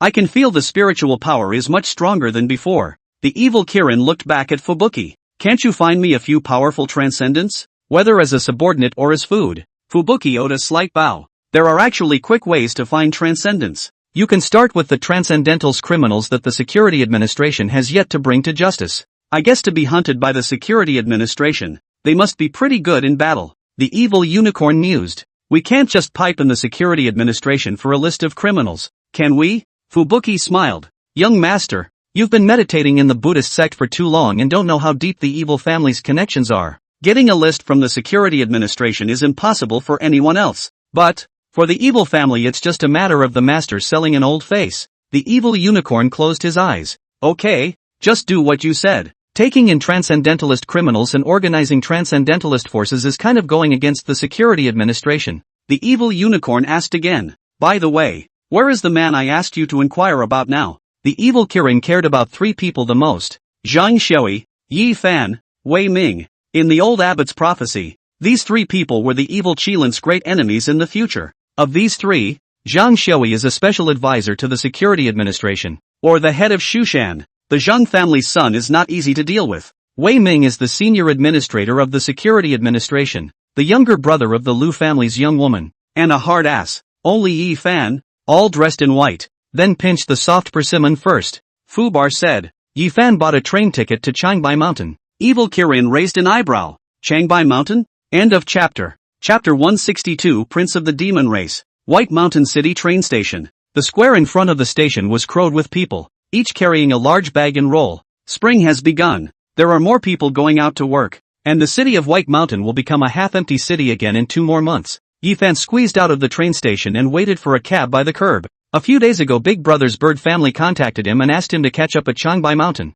After the last relic, he thought that his big brother was in dire straits. At this time, a middle-aged woman in her 40s came over with a sense of stealing and gave Yi Fan a strange smile. Hey kid, wanna see some dancing? $100. Yi Fan froze for a moment. What dance? The middle-aged woman was also hearing this kind of question for the first time, and she also froze for a moment and said, folk dancing. Yi Fan carefully sized up the middle-aged woman. You jump? The middle-aged woman pondered for a moment. Well, why don't I give you $20 cheaper? What about 80? She was afraid that Yi Fan wouldn't understand and added a sentence. Undressed. Yi Fan, after all, had been in a nightclub and immediately understood. No wonder the makeup on this older woman's face was excessively thick. So she was in the arts. He certainly does not have to be pleased with this kind of but there is no chance that the master likes it. When you're a disciple, you have to know how to honor your master. Yi Fan meditated in his heart. Do you want to see it, teacher? Mo Yulin was dissatisfied. How am I supposed to know what ethnicity she dances when she's not wearing any clothes?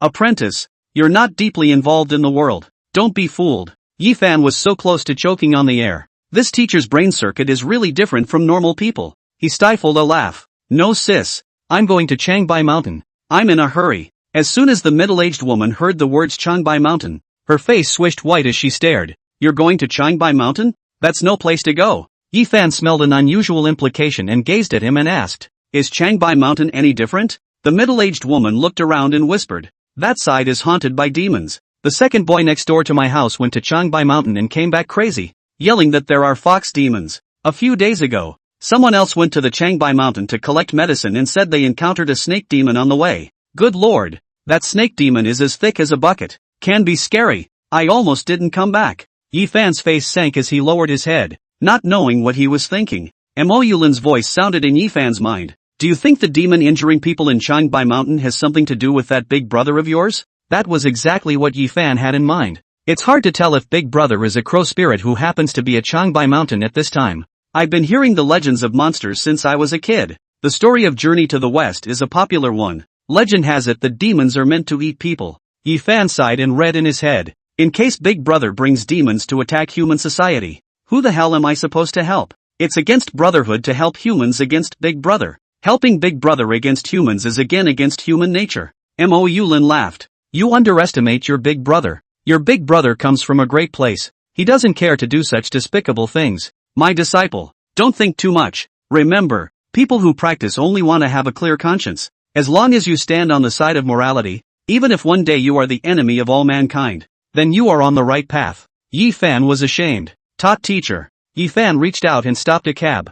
Big Mom was surprised. Kid, I know you young people don't believe in demons and fairies. I don't really believe it, actually, but it's better to believe it than not to believe it. Yi Fan looked at the Big Mom and clasped his fists and said seriously. Thanks, said the man and got into the cab. It was afternoon when we arrived at the Changbai Mountain Dry Rice Basin. Yi Fan followed the hints given by the crow and headed deeper into the dry rice basin. This deep forest is huge, and after a couple hours of walking we hadn't even reached the hinterland. Passing by a big river, Yi Fan suddenly came to a burst of urination. He couldn't hold it in anymore either, and took off his pants and plunged towards the big river. While he was soothing himself, Mo Yulin's voice suddenly rang in his head. Look out! Unusual ripples in the water. Yi Fan's alarm bells rang loudly, and he instantly adjusted backwards towards the rear. The head of a snake the size of a faceplate sprang out of the water. After the sneak attack didn't work, he stood on the water surface, spitting out snake letters, his stern triangular eyes staring at Yi Fan in death. The snake was green,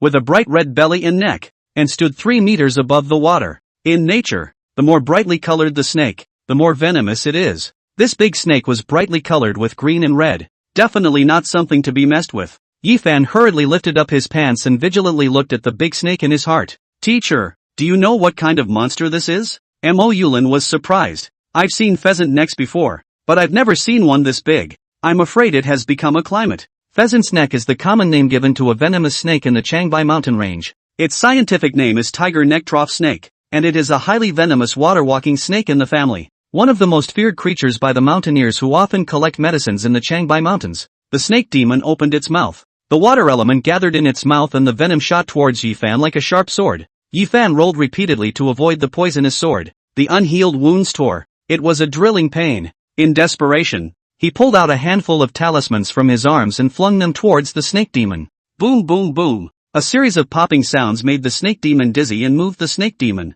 The snake demon roared and scurried out of the water. Biting towards Yifan, Yifan held his breath, took out the mother talisman, and shouted angrily, "Demon, it's your bad luck to meet little master today. Today, I will rid the people of evil." At this moment, a bewitching seductive imperial voice came from nowhere. "Elder Lu, have mercy." The snake demon looked across the river with cold eyes. There was a small snow-white fox. The snake demon opened its mouth and actually spat out human words, emitting an angry and old voice. "This kid dared to piss on my head. I'm going to skin him alive today." After experiencing the relics, Yifan was not surprised that transcendent creatures could speak. His own big brother is the crow spirit. There was only one thought in his head right now. "So you pissed on the snake demon's head? Bad. I'm the villain." The white fox licked its paw gracefully. "This little brother is His Majesty's honored guest." When the snake demon heard the word Your Majesty, fear appeared in its eyes as it twisted its head to look at Yifan unwillingly. "Since you're His Majesty's guest, I'll spare you." The white fox was like a nimble little elf, jumping on the stones of the river and hopping in front of Yifan in 3 or 2 times. "Is it Yifan?" Yifan hurriedly clasped his fists. "Greetings. Greetings, immortal nun. I am none other than Yifan." White fox covered her mouth and smiled. "A fairy girl? You talk funny. Come with me. His Majesty is asking." Yifan froze for a moment. "Your Majesty, is it my elder brother who is being spoken of?" White fox nodded. Yifan's face showed joy and he clasped his fists again. "Please lead the way, immortal nun." When the old snake demon heard this, he shivered and looked at Yifan incredulously. His Majesty said he had a queen and 2 princes. This human is the king? Oh no! He had provoked the king, and with His Majesty's temper, he was afraid that he would not have any good fruit to eat. Yifan turned around and looked straight at the old snake demon. The old snake demon swallowed his saliva with difficulty and exclaimed in his heart that he was finished. White fox frowned. "Elder Lu is just grumpy." "You." Yifan bowed and cupped his fists, embarrassed. "I'm sorry, Senior Snake Immortal. The late generation really didn't mean to offend. Today, I really miss my elder brother, so I will definitely log on to your precious place to apologize some other time." The old snake demon looked deeply at Yifan, snorted coldly and dived back into the water. "Go." The white fox blinked its soulful eyes and ran towards the opposite side of the river. End of chapter. Chapter 163, The Trouble with Crows. It's a picturesque valley. Stepping into the valley, you are greeted by a curving stream with water as clear as a mirror, and the gravel at the bottom of the riverbed is clearly visible. The air is fresh and fragrant with earth and grass. The trees are lush and rustle in the wind. There were large and small caves in the mountain walls on both sides of the valley, and Yifan entered the largest cave under the guidance of the white fox. Above the cave was a hole similar to a skylight, and the sunlight poured in, making the cave bright and full of light. Yifan looked at the scene inside the cave in amazement. The cave was excessively large, and a group of beasts sat quietly in a row. Wolves, bears, tigers and leopards, snakes, rabbits, rats and sheep. This scene is pretty weird now. It's hard to imagine that these beasts can live together in peace. These are feared to be the demons that the teacher said had become the climate. In the lean-to of the cave, there was a rough stone chair with a black-clad, long-haired teenager reclining in it. Yifan called out in surprise, "Big brother." The long-haired teenager in black was none other than Raven. Crow looked tired and squeezed out a smile when he saw Yifan coming. "Come sit." The beasts raised their heads in unison, curiously sizing up Yifan. "Is this the prince His Majesty spoke of?" Raven rounded her eyes and snapped, "All of you close your eyes to the king. What are you looking at?" The beasts hurriedly closed their eyes and sat honestly, like obedient children in kindergarten. Yifan asked as he walked down the aisle by the stone wall to the side of the crows and looked at the beasts suspiciously. "Big brother, this is..." Raven looked complicated inside. In a nutshell, the master told him to return to his master only after he had ruled over the demons and had chosen a successor to the position of emperor of the demon race. But, demons that are so stupid, trying to establish a system among the demon race is really difficult. This short time tossed him around. physically and mentally. Crow wanted to say something to Yifan, but then he wanted to stop. A difficult look. Originally, he had called Yifan here to ask this human to help think of a solution. After all, no one knows more about the building order piece than humans, but it simply can't be said. He's a high and mighty emperor. How can an emperor beg? If he could say it out loud, he would have already asked Su Yutong to find a way. I had thought that Yifan was the king, and that I would not commit a crime by looking for the king to discuss family and state affairs. However, looking at the weak Yifan, the crow couldn't let go of his face in the end and only asked a painless question. Are you okay after the relics? Are you hurt? Yifan shook his head and looked at the crow with a smile on his face. It's for the best that you're okay. It was killing me at the time. A glint came into Raven's eyes. Yifan actually dared to stand up to his master's pressure and make a move against his master for himself. This little brother recognition is indeed worth it.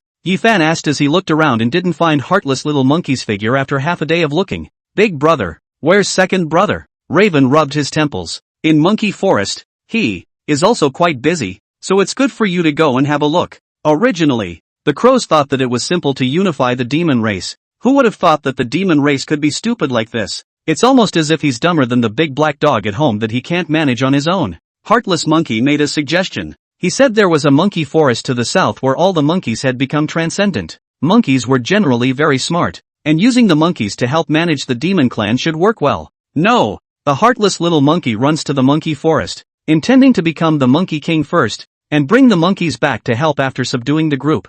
Yifan felt that his elder brother was a bit tired and thought that it would be good to meet his second brother first, so that his elder brother could rest for a while. Saying goodbye to his big brother, he walked towards the outside of the cave, led by the little white fox. Just as he stepped out of the cave, he heard the angry growl of a raven. Did the king say that you are all his people? You're all demons. You're all family. That bear, take your family out of your mouth. Says you. I saw it. That rabbit is suffocating. Yifan had always thought that his big brother was a silent demon, and it was the first time he had heard his big brother say so many words in one breath. Yifan froze and turned back to the little white fox and asked, "What's going on here?" The little white fox covered her mouth and laughed. His Majesty said that we are all demons, all of the same race, and won't let us fight within ourselves. But how is that possible? I'm a fox. There's a rabbit in there. There's a tiger. We're not even the same kind. We'll always fight. Anyway, barring that, His Majesty doesn't look at them for a moment. They fight. Let's go and take you to the Demon King. The Demon King was talking about the heartless little monkey. The crow is the Demon Emperor, and the heartless monkey is the Demon King. Yifan asked in his mind, "Teacher, how does the demon race feel different from what was imagined?" Mo Yulin was silent for a moment inside. "Your big brother is on an earth-shattering mission. Monkey Forest." Heartless Monkey stood at the edge of the monkey forest carrying a stick much taller than he was, while his old horse nestled in the grass and grazed. In the forest was the chattering of monkeys. If you ask him why he's holding a stick, it's mainly because the little white fox says that monkeys are supposed to hold sticks. Before the little white fox became a transcendent beast, it was a pet abandoned by humans. The little white fox said that her master was called a junior in human society, and that she only ate and drank and had fun every day. After the revival of the aura, she suddenly turned on her spiritual intelligence and was no longer muddled, recalling all the things she had done in the human society. Among the demon clans, the little white fox was one of the most knowledgeable. Well, according to her, there's a monkey called the Monkey King who can be awesome with a stick. The heartless monkey took 2 deep breaths, looking nervous. His plan is to find the Monkey King of the monkey forest and fight him, then become the new Monkey King in name only. The little monkey isn't afraid to fight. He's just a little bit sociopathic. I'm Lee Heart Ape. I'm the heart demon of a god. I can't be nervous. I'm going to help Big Brother fulfill his dream of ruling the demon race as boss. Not nervous. Not nervous. After a good half day, he mentally built himself up and entered the monkey forest with his head held high. The moment the heartless little monkey stepped into the monkey forest, or rather the moment the monkeys saw him, the chattering of the entire forest came to an abrupt halt. A single, dark figure, sprawled in a tree, stared straight at the golden bauble. The heartless little monkey bellowed in a milky voice, "Where is the Monkey King?" The word somehow managed to excite the monkeys. "Where is the Monkey King? Someone is looking for the Monkey King. Quickly let the Monkey King out." A brown monkey as stocky as a burly man jumped down and looked at the heartless little monkey with a grave expression on his face. "You're the one looking for the Monkey King?" The heartless little monkey said in a deep voice. "Right." The brown monkey scratched his head. "But we don't have a Monkey King here." The heartless little monkey's eyes rounded. "No Monkey King? What are you asking without the Monkey King? Playing me?" Another monkey grabbed a branch and swung to land in front of the mindless little monkey. What does the Monkey King do? This statement managed to quiet the monkeys again. They are so inquisitive that the word Monkey King sounds fun. The heartless monkey held back his fire and thought about it. The Monkey King is the boss of the monkeys. All monkeys must listen to the Monkey King. A monkey asked as he grabbed a vine and swung it in front of the heartless monkey. So does the Monkey King have fruit to eat without having to pick it? The heartless monkey nodded. Right. A monkey asked. Does that eliminate the need to catch lice? The mindless little monkey nodded. Right. An old monkey scampered down the tree and asked with wide eyes. So is it okay to just have sex with a female monkey? The heartless little monkey blushed with shame. Right. The monkeys were jumping for joy. They were oohing and jagging and crazy. Then I'm the Monkey King. I am also the Monkey King. We're all Monkey Kings. A monkey questioned. We're all Monkey Kings. So who picks the fruit? The monkeys considered this question for a moment, and in unison they pointed their fingers at the heartless little monkey. Him. The old monkey sized up the heartless little monkey for a moment and asked, Are you a female? No? The heartless little monkey was so angry that he directly dropped his stick on the ground. These monkeys are no better than that nest of demons. This job is impossible. Outside the forest, Yifan watched this scene with his jaw dropped. Are all demons like this? These things can attack human society? You're overthinking it, aren't you? The little white fox covered her mouth and snickered. End of chapter. Chapter 164, Even Demons Want to Take Lessons. 1. The little mindless monkey sat on a rock and looked away from the forest full of staggering monkeys and gawked. If I don't tame these monkeys, I won't be able to face my big brother when I return home. Ergo. The heartless little monkey heard the sound and looked to the side. Seeing Yifan trotting over, he jumped up at once. Sandy. The brotherly reunion made the little white fox feel a lot of emotions. You brothers are so affectionate. The heartless monkey scratched his head in embarrassment. That dog-headed warlord. The monkeys are stubborn and not easy to tame. Do you have a way to help me? The little white fox's face darkened at once. You're the doggone one. Call me Prime Minister Fox. It's okay to call me Fox Little 3. Due to the fact that the little white fox was so knowledgeable, he was made Prime Minister by the crows. Also because the little white fox once master is a junior. The little white fox thought when the junior can be favored, can do nothing to casually enjoy, so he named himself Fox Xiaosan. The heartless monkey apologized repeatedly. Prime Minister, quickly help me think of a solution. It's almost dark and I can't find my big brother to deliver. Fox Xiaosan's eyes darted around and thought of a solution. Whispering a few words in the heartless little monkey's ear, the mindless little monkey froze for a moment. Will this work? Fox Xiaosan said confidently. Just go for it. It was getting darker and darker. The forest was different from the city, with moonlight and starlight illuminating the entire land. The little mindless monkey sneaks up a tree and wakes up a monkey. Do you want to be a monkey general? The monkey scratched his head. What is General Monkey? Heartless little monkey said. Pretty much like the Monkey King. You just have to listen to the Monkey King. The monkey rounded his eyes. And General Monkey doesn't have to pick the fruit? The mindless little monkey nodded. The monkey jumped. And you don't have to catch your own lice? The heartless little monkey nodded and said. Just have to listen to the Monkey King. Well, I am the Monkey King. The monkey looked happily at the mindless little monkey. Okay, I'm General Monkey. This golden bauble is so smart. The heartless little monkey shook his head at this time. No, you're not qualified. You'll have to help find 5 monkey captains before you can be Monkey General. The monkey scratched his head. Captain Monkey is. The heartless little monkey said mysteriously. Much like the Monkey General. You just have to listen to the Monkey General and the Monkey King. The monkey was jumping up and down in excitement. Good. I'll do it. The little mindless monkey dismissed that monkey and went to another monkey and said exactly the same thing. Yi Fan, who was secretly observing, was staggered throughout. Isn't this just another version of the MLM people pulling the strings?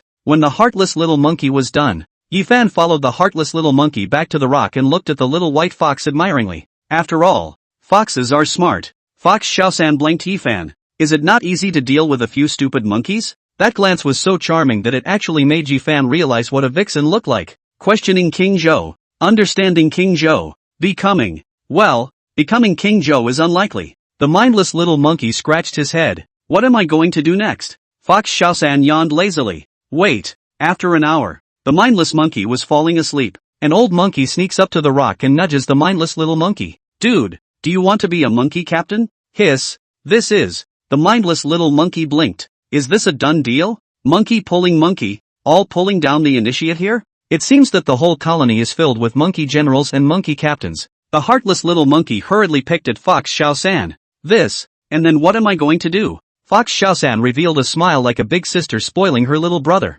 Doesn't that make you the Monkey King? Go on, Take your monkeys and monkey sons back to your cave and go home and take your time to be beautiful. The heartless little monkey jumped up in excitement, not at all dissimilar to the group of monkeys, and bounced into the monkey forest. Yifan hesitated for a moment and opened his mouth. These monkeys can manage the demon race? Fox Xiaosan looked at Yifan like he was a retard. It's a hell of a thing to manage. Watch. It's all a big mess. Silly boy. It was the first time that Yifan was despised by a fox, even if this fox was a demon that had attained the way. Inside the cave. After the monkeys entered the cave immediately became a mess. The monkeys were jumping up and down and chattering like they had ADHD. Even the beasts followed the nonsense. A pack of restless beasts had already given Raven a headache. Now there's a bunch of restless monkeys. The crows finally couldn't hold it in any longer, and the black demonic serpent rose up to the sky, releasing its demonic might inside the cave. He stared with bloodshot eyes and bared his teeth. Toss it again and eat it all. The monkeys honestly found a place to sit and watched their eyes and noses. Raven held her forehead,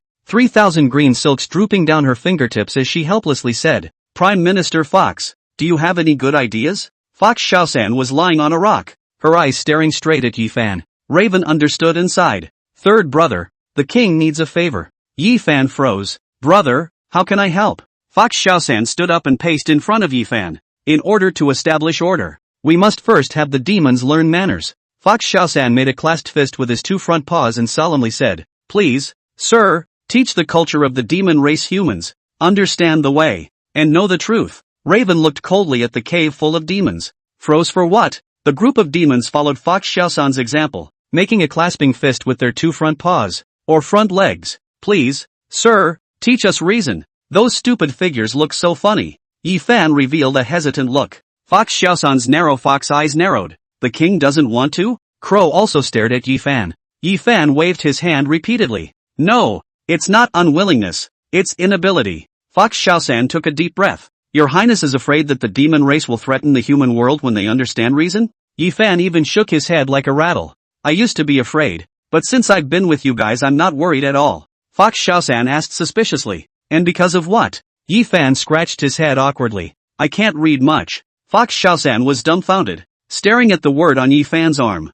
Yifan explained. This word was tattooed by a tattoo parlor owner. I really don't know how to read. Fox Xiaosan sighed. I didn't realize that His Majesty's younger brother was such a loser. The group of demons also hung their heads. Yifan couldn't bear it and said with an idea. Why don't you go find a teacher from the human community? A real teaching kind of thing. Fox Xiaosan asked in a hurry. The king is going to help us find a teacher? To teach the demon race reasoning? Ha! Yifan froze. Where is he going to find a teacher? Fox Xiaosan immediately bowed down. Many thanks to Prince Yifan. Worthy of being Prince Yifan, he did his best to worry about the demon race. Great kindness. The demon clan will never forget it. The group of demons were also happy and smiling. After you understand the reason, you don't have to be imprisoned by His Majesty in this crappy cave every day. They rushed to thank Yifan. Raven, also with a smile on his face, said with a big wave of his hand, I'll reward whoever learns Taoism well with a shape-changing fruit. The fruit of changing shape can make these demons take on a human appearance.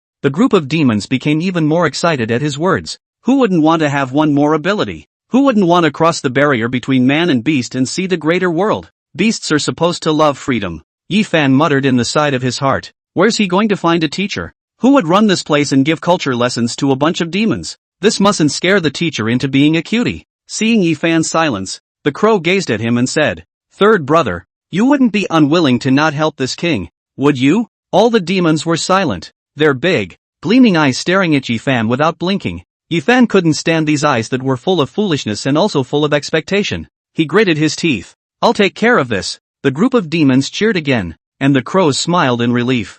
Yifan said, but, the group of demons were silent once again, waiting for Yifan to follow. Yifan spread his hands helplessly. But you have to give the teacher a place to live, too. At least have a thatched roof or something. Or, is there a dry toilet? Raven stood up and ordered the group of demons with a big wave of his hand. Tomorrow all of you will cut down trees and create a new home for your future teacher. End of chapter. Chapter 165. Even demons want to take lessons, too. Before dawn, the demons were busy. The boar demon used its tusks to dig under the roots of the tree, and the bear demon uprooted a large tree with a cry of rage. A group of rats, squirrels, and other rodent superhuman creatures polished the fallen tree to rule. The tiger demon, the wolf demon, walked around carrying tree segments. The monkeys chattered and helped with the canes. The heartless little monkey gave a milky angry cry. Look at me. Roaring flames erupted, and the weeds on the ground instantly burned to ashes. Good job, Demon King. The demons cheered. Yifan looked at the group of demons from the top of the mountain, and an idea popped into his head. These don't seem to be demons. They are a group of industrious and simple men from the mountains.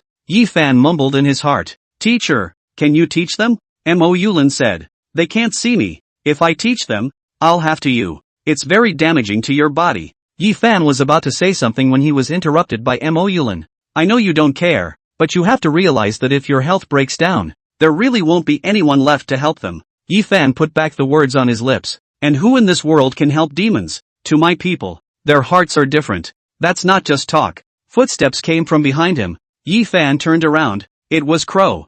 Yifan said, Big brother. The crow walked to Yifan's side and looked at the group of demons at the bottom of the mountain and said quietly, Honestly, was it difficult to find a teacher? Raven sighed. I know it's not easy, and I've thought about asking my former subordinates for help, but I just can't bring myself to do it. You are not like the king's subordinates. You are the king's brother. Yifan looked at the crow in a daze, then revealed a bright smile. Don't worry, big brother. I'll definitely find a human teacher. What Yifan valued most was friendship. How could he let Big Brother down when he trusted him so much? The sun was up and the weather was clear. A good time to catch up. Yifan walked towards the outside of the valley. The group of demons saw them off, chanting and shouting, Your Majesty, come back early. If a bystander was here, he or she would be scared half to death by the ghostly scene. Yifan glanced back at the group of cute demons, and actually had a feeling that the Monkey King had sailed out to sea to seek the way, and the monkeys were sending him off. He instantly understood the burden on Sun Wukong's shoulders. Yifan said silently, Teacher, help me pinpoint if I can help them find their teacher. Mo Yulin pondered for a moment and said, Just do good deeds and heaven will favor you. I've done my calculations, and you're having good luck today. White Mountain City. Yifan came to a noodle shop, ordered a bowl of ramen and sat on the bench to eat it. It's not good in the mountains. It's all fruit. It was the noon mealtime and the noodle shop was crowded. An old man in a long shirt moved cautiously on his crutches and stepped into the noodle shop. The noodle shop owner's wife saw the old man and hurriedly went out to greet him with enthusiasm. You're here. What can I get you to eat? The old man in the long shirt shakily pulled $1 out of his pocket. I want a bun. The noodle shop owner's wife took the dollar bill and yelled in a very long drawn-out voice towards the room. One large bowl of ramen. The long-shirt old man waved his hand in panic. Even the hand holding the walking stick was trembling. I'll take a bun, not noodles. The noodle shop owner's wife said unhappily. Scary. My business is not good today. Why don't you take care of my business? Yifan, who was watching this scene from the side, had an angry look on his face. In broad daylight, how dare you buy and sell by force? Besides, this noodle shop is doing good business. Some people have no place to sit and have to share a table. So why is this old man's noodle money so bad? This is not bullying. Yifan was just about to get up when Mo Yulin's voice rang in his head. Don't move. Watch. Only then did Yifan hold back his monstrous fire and looked on coldly. I thought the noodles were quite flavorful, but now they seem, sour. The long-shirt old man smiled bitterly and shook his head. Girl, I don't have any money. Just give me a steamed bun. The noodle shop owner's wife got even more upset and kicked $1 into her pocket. Disgruntled. You see, you think I don't know how to count, don't you? You gave me $20. Why isn't that enough? That's enough. I'll have to get you some money later. Today, the god of wealth is not in favor of the store. Can you just take care of my business, please? The old man in the long shirt sighed and shook his head. Girl, I'm blind but not deaf. You've got a popular store here. I'll take a bun. The noodle shop owner's wife looked at the long-shirt old man with complicated eyes and took out a hot steamed bun from the cage drawer and handed it to the old man. You take it. The long-shirt old man took the steamed buns, leaned on his walking stick, and walked towards the outside with a hobbling pace. Mo Yulin's voice rang in Yifan's mind. Do things steadily in the future, and don't jump to conclusions without seeing the whole picture of what's going on. Yifan's face burned. Got it, teacher. The boss's wife was also busy at this moment, wiping the beads of sweat on the tip of her nose, sitting on a chair and shaking her fan. Yifan was embarrassed to eat the noodles and got up and walked to the counter. The boss's wife smiled. Doesn't the pasta taste good? See, you didn't eat much. Yifan smiled awkwardly. Get a bottle of water. The boss's wife got up and took mineral water and handed it to Yifan. Yifan couldn't help but ask curiously, that old gentleman just now? The boss's wife wasn't busy at the moment and opened up. This old man lives upstairs. I know him. He was an elementary school diploma, so he relied on self-learning and froze, and used to teach language in elementary school. Don't look at the old man's diploma, but the classes are really good. Then there wasn't a wave of teacher layoffs and all these contract teachers with no diplomas were driven home in favor of college students. The old man also opened a cram school and was reported and couldn't open it. The boss's wife sighed as she spoke. The twine is made to be broken at the smallest point, and bad luck finds only the bitter ones. The old man's partner died a few years ago, and the old man followed it with a serious illness and blindness. Yi Fan frowned. Doesn't he have kids? The boss's wife spat. Bah! These days sensei doesn't raise children to prevent old age. The old man had 2 sons, one who worked for the sheriff's department and one who ran his own small business. Both sons are ungrateful and both covet the old house of the old man. They're all looking forward to the old man's death and robbing the house. Yi Fan sighed. This boss's wife is a nice person. That's when an absurd thought popped up. Could this old gentleman be a teacher for the demons? If you can teach elementary school students, then it must not be a problem to teach the demons. Most importantly, the old man is blind. As long as the demons cooperated well, the old man wouldn't know he was teaching demons. Yi Fan felt more and more that this idea was feasible. Negotiate with the old man about the cost of lessons, then buy some flour and rice, milk and eggs, and a pot and stove and bedding and other necessities in Hakusen City. The monsters sure can take good care of this teacher. Maybe, Big Brother can still find a way to cure the old man's eyes. Isn't this the best of both worlds? Chapter error. Backend was acting up a while ago. It's fine now. End of chapter. Chapter 166, Xiang Kunlun. A faint tidal scent could be smelled in the hallway, a smell that had built up over the years. The white plaster on the walls had peeled off, revealing the gray concrete walls inside. This house in the old building was huge, 150 square meters. The lighting is not very good. Even during the day it seems a bit dim, and most of the tiles on the floor have lost their luster and even cracked and broken. But the house had new closets and the walls were freshly painted in white. The blind, long-shirted old man sat in a rocking chair, his crutches aside, listening to the TV and nibbling on a hot bun. His name is Xiang Kunlun, a very domineering name. Rattled the squeak of a key turning in a door lock. Dad, we're back and brought you food. 2 men entered the house. They were somewhat similar to Xiang Kunlun's eyebrows, just a little more mercenary. Xiang Kunlun didn't say anything and ate the steamed buns very carefully. The 2 men also ignored Xiang Kunlun and occupied themselves in the room. Junior was rummaging around the house for something. Boss opens the fridge and the smell of rotting food comes out. He'd been wearing a mask since he'd walked in the door, and even then he'd nearly choked on the stench from the refrigerator. He stuffed the food in the refrigerator into garbage bags and replaced it with new pork, vegetables. Xiang Kunlun said as he faced the kitchen location. What's the point of bothering?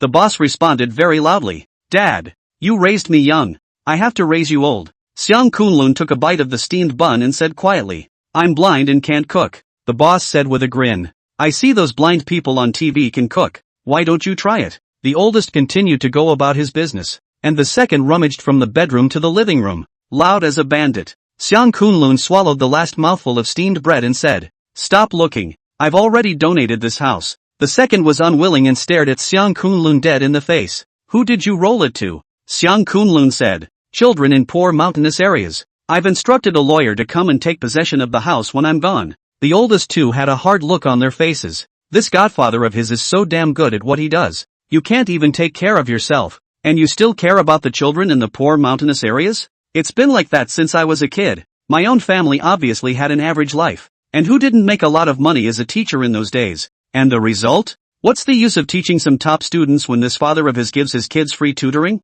That's all, but they also help poor students pay for their books. This pure holy mother of God. If the end of the world the first one to die is him. The boss wiped his hands and walked into the living room, smiling. Dad, I've put all of next month's meals in the fridge, so remember to eat them. I'll leave you to it, and you'll remember to call me if you need anything. After that, he picked up his clothes and walked out the door as if in a great hurry. You wait for me. I have something to tell you. The youngest son hurried to follow. In the corridor, the oldest 2 tugged on his big brother's arm and raged. You'll have to give me a share of the money. The boss blushed unnaturally. What money? The inheritance? I don't want that thing. I'm being filial by being so good to our dad. The second snorted. You're filial? The boss straightened up. I prepare ingredients for our dad every month. Am I not better than you? I also renovated the old house with new closets and stuff. The oldest 2 despised it. Forget what I do? I'm the sheriff. Don't think I don't know that 6 months ago you enrolled our father in a life accident insurance policy. The boss's eyes fluttered. So what? The older 2 held their arms. You know our father is blind. And you let him use an open flame? Renovating an old house. Talk a good game. A room full of formaldehyde I can't smell? You were hoping something would happen, weren't you? Brother, don't forget I'm the sheriff and I have the authority to arrest you. The boss panicked. Brother, my renovation company has not been doing well lately. You don't want to cut off my brother's life. A smile hung at the corners of his mouth. Then give me half the money. The boss could only nod. The second one showed a satisfied smile. All right, that's it for today. The imperial capital has a few leaders here today. I have to serve the bureau with the leaders, so I'll leave first. The boss raised an eyebrow. The leader of the imperial capital, coming to our hole? The second frowned. Don't ask what you shouldn't. In the old house, Xiang Kunlun sat in a rocking chair, his mouth chanting, "The Chu girl does not return. The building pillows the spring water of the creek. The moon is lonely and bright. The wind is rising again. And the apricots are scarce. 8 lines of writing, 1,000 miles of dreaming, and geese flying south." As he chanted, his calloused hand beat on his leg as if humming a song of longing for the deceased. Knock knock. There was a knock on the door. Xiang Kunlun's hand movements paused. 2 sons left their keys at home? Even if the child is at fault for a million things, the father never wants the child to not be able to return home. Xiang Kunlun stood up trembling, leaning on his crutches, and fumbled to open the door. Yi Fan stood outside the door, cupping his fists and bowing. "Old sir." Xiang Kunlun shook his head. "No money, no health care," said the man, about to close the door. Yi Fan hurriedly said, "Sir is mistaken. I'm not a salesman.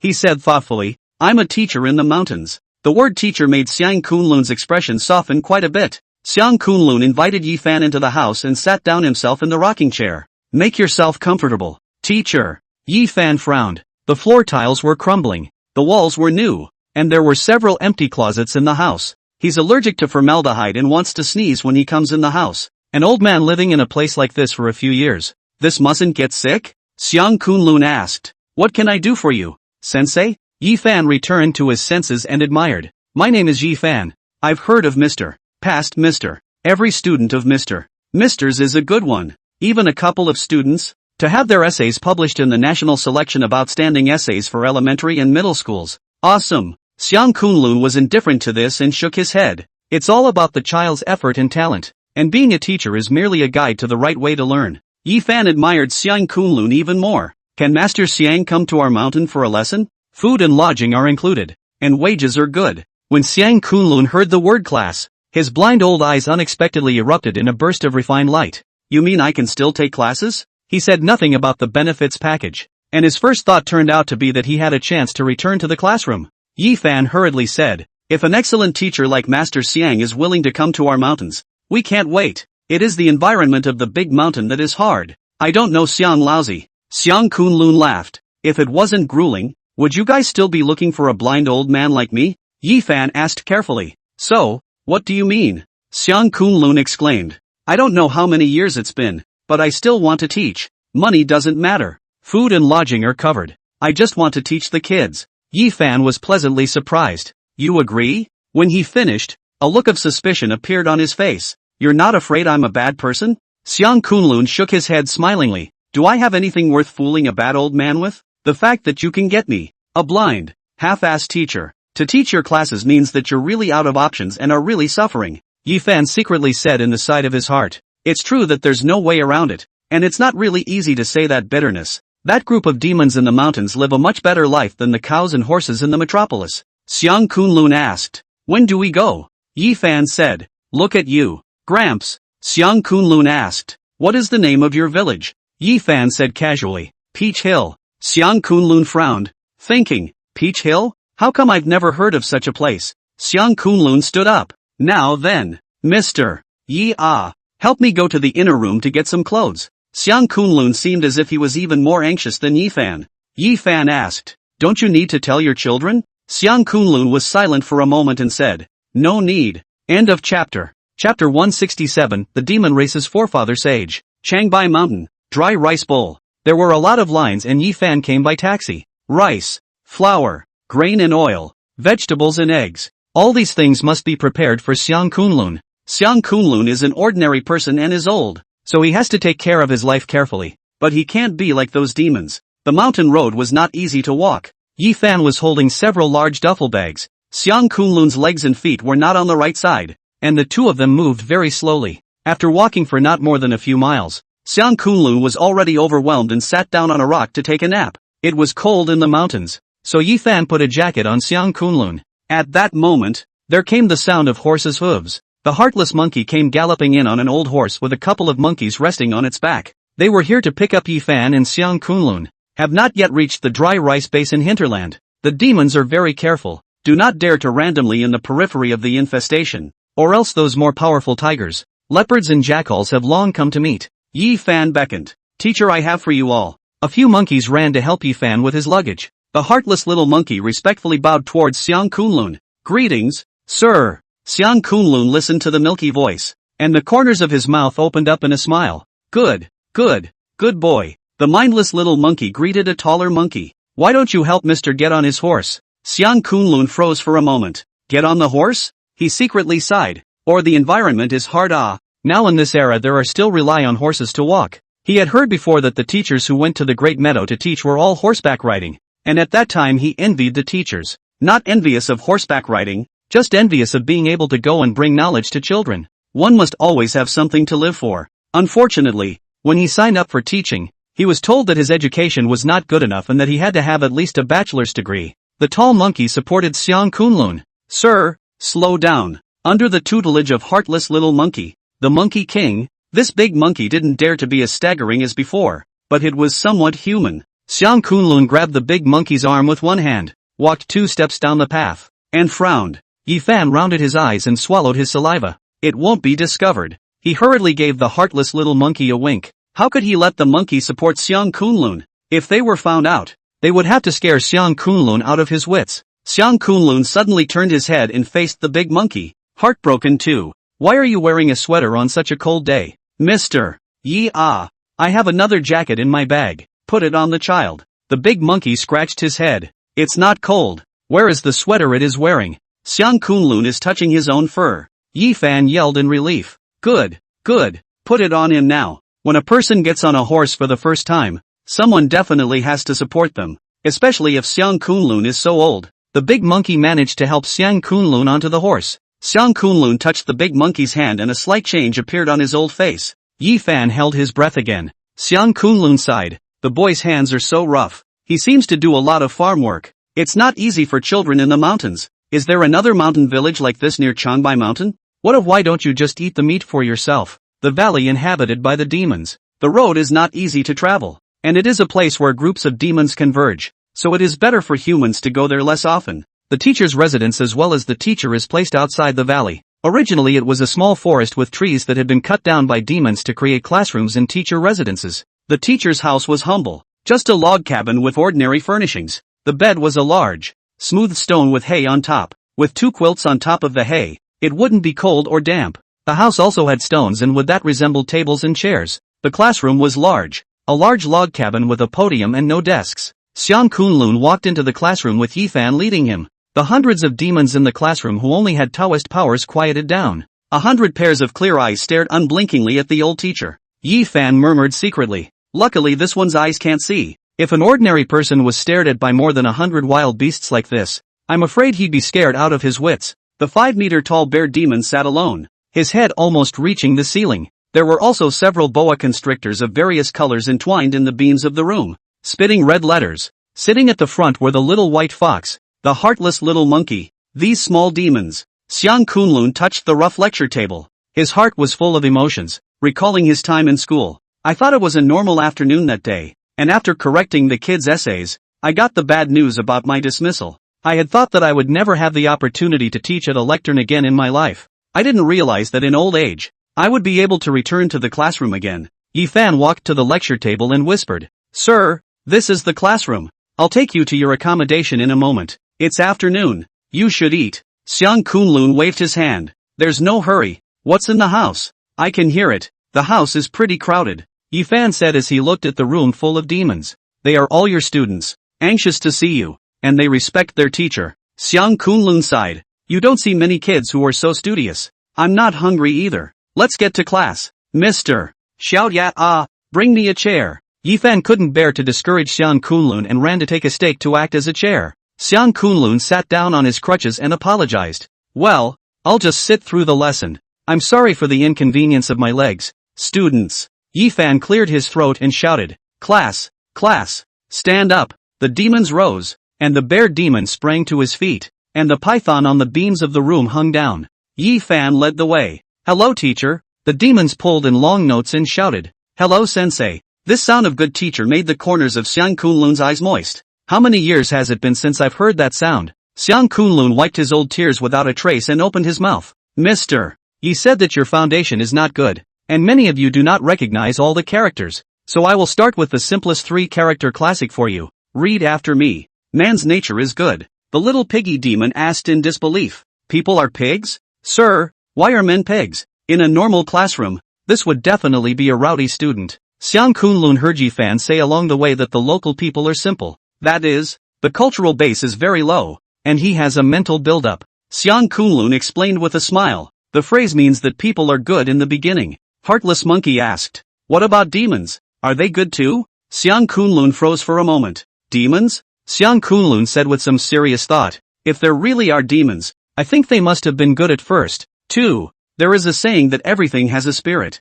The demons listened intently. They understood that as long as they learned the truth, they would have the opportunity to transform. The cultural origins of the demon race were developed in this rough log cabin. The enlightenment of the demon race was started by that very old man with a mere elementary school diploma. Yi Fan listened for a while and carefully retreated, preparing to cook for Xiang Kunlun. He went out just in time to see the crows watching Xiang Kunlun's lecture at the door. The raven had a look in his eyes and a subconscious smile on his face. It was a pride, a relief, an indescribably strange feeling grew inside the raven. It felt like a burden, exhausting and joyful. If Li Yang was here, he would have told him that that mood was called responsibility. He's a demon king and a parent. "Big brother," Yi Fan called out softly. The raven came back to his senses, the smile on his face tightening like an iceberg. He trailed off. He gave a good lecture. "This king will make him a demon master." Yi Fan repeated. "Demon master?" Raven continued with an expressionless face. "Demon ancestor sages. In the future,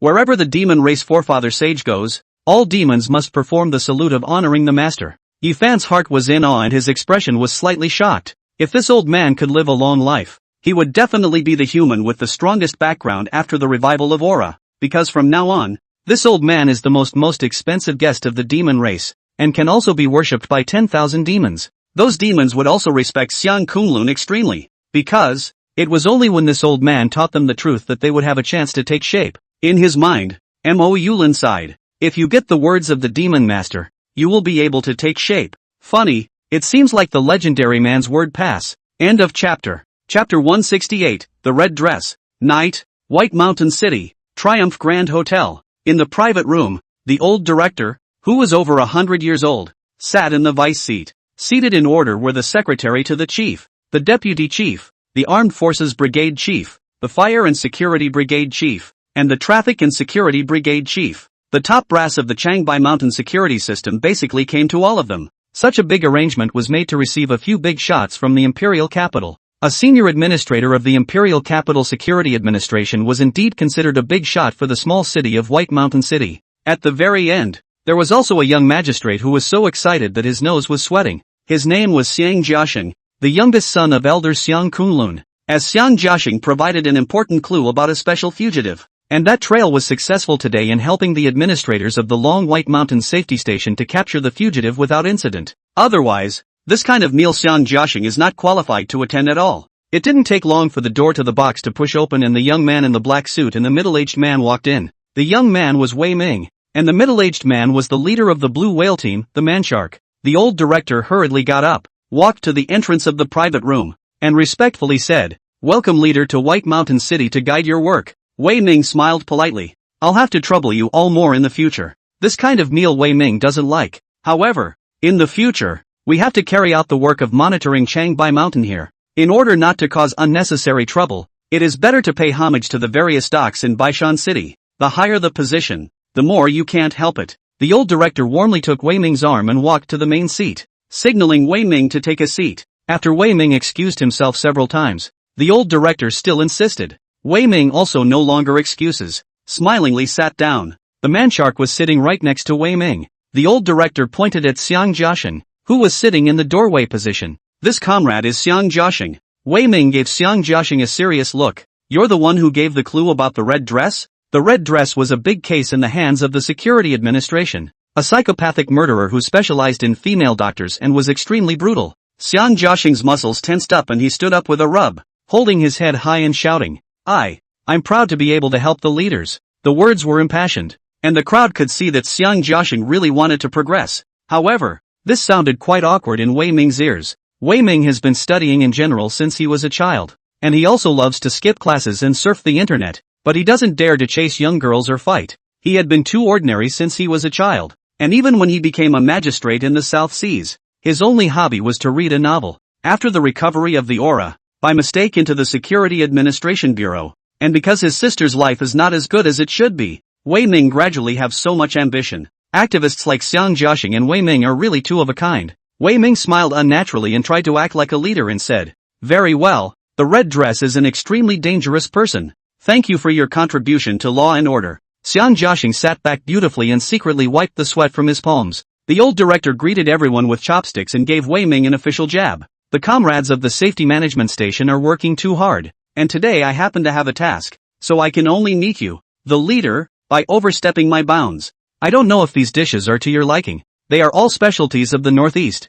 Try them. The administrators of the Changbai Mountain Security Management Station, who had successfully captured the fugitive dangerous special person Red Skirt in Jiang County this afternoon, were now escorting Red Skirt back to Baishan City. There weren't many administrators at the Changbai Mountain Safety Management Station, and this mission could be said to be a nest, so naturally no one was there to pick up the slack for the leaders of the Safety Management Bureau. Wei Ming nodded his head repeatedly, clearly uncomfortable with the enthusiasm of this scene. However, when the leader can not speak, can only look like a dedication to the cause? Xiang Jiaxing asked about the details of the discovery of the red dress. Xiang Jiaxing was nervous and tried to keep a smile on his face. The red dress feature is just too obvious. Happened to spot it at a bus stop along the way, thought it looked like a criminal wanted by the leaders, and called in a report. Wei Ming nodded. The red dress is really distinctive. At that moment, the door to the private room was suddenly pushed open by a black suit covered in blood, who was breathing heavily. Which is Whalebird leader? Wei Ming frowned.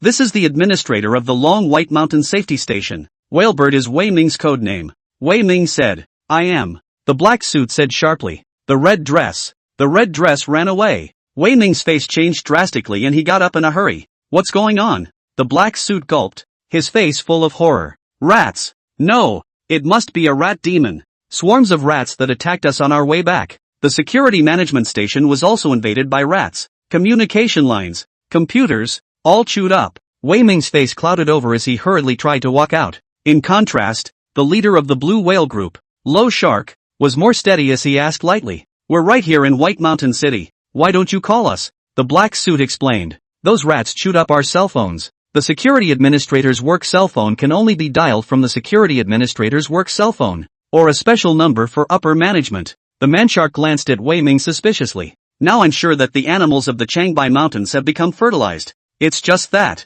Is it a coincidence that something happened in White Mountain City just after we arrived? The wild breeze around the edge of the dry rice bowl was cool. In the darkness of the night, a lean man sat on the grass. He was unkempt, with a heavy beard, and what was noticeable was the way he was dressed. The man was wearing a bright red dress and a bare hairpin in his short hair. His code name in the security administration is Red Dress, an extremely dangerous man. Beside the red dress, a couple of mice lay there quietly. The red dress looked at the mice, and there was actually a hint of horror in her eyes. At that moment, headlights came on in the distance and the van pulled up, stopping in front of the red dress. The red dress looked up. The driver was a woman, wearing a long black dress, sunglasses, and a black bandage on her forehead. The woman was filled with mystery, and she was the one who had manipulated the rats to save him. The door of the car pulled open and a young man in a tang suit clutching an oil paper umbrella came down from the car. The tang-suited teenager extended his hand towards the red dress and smiled gently. Hello, evil unicorn.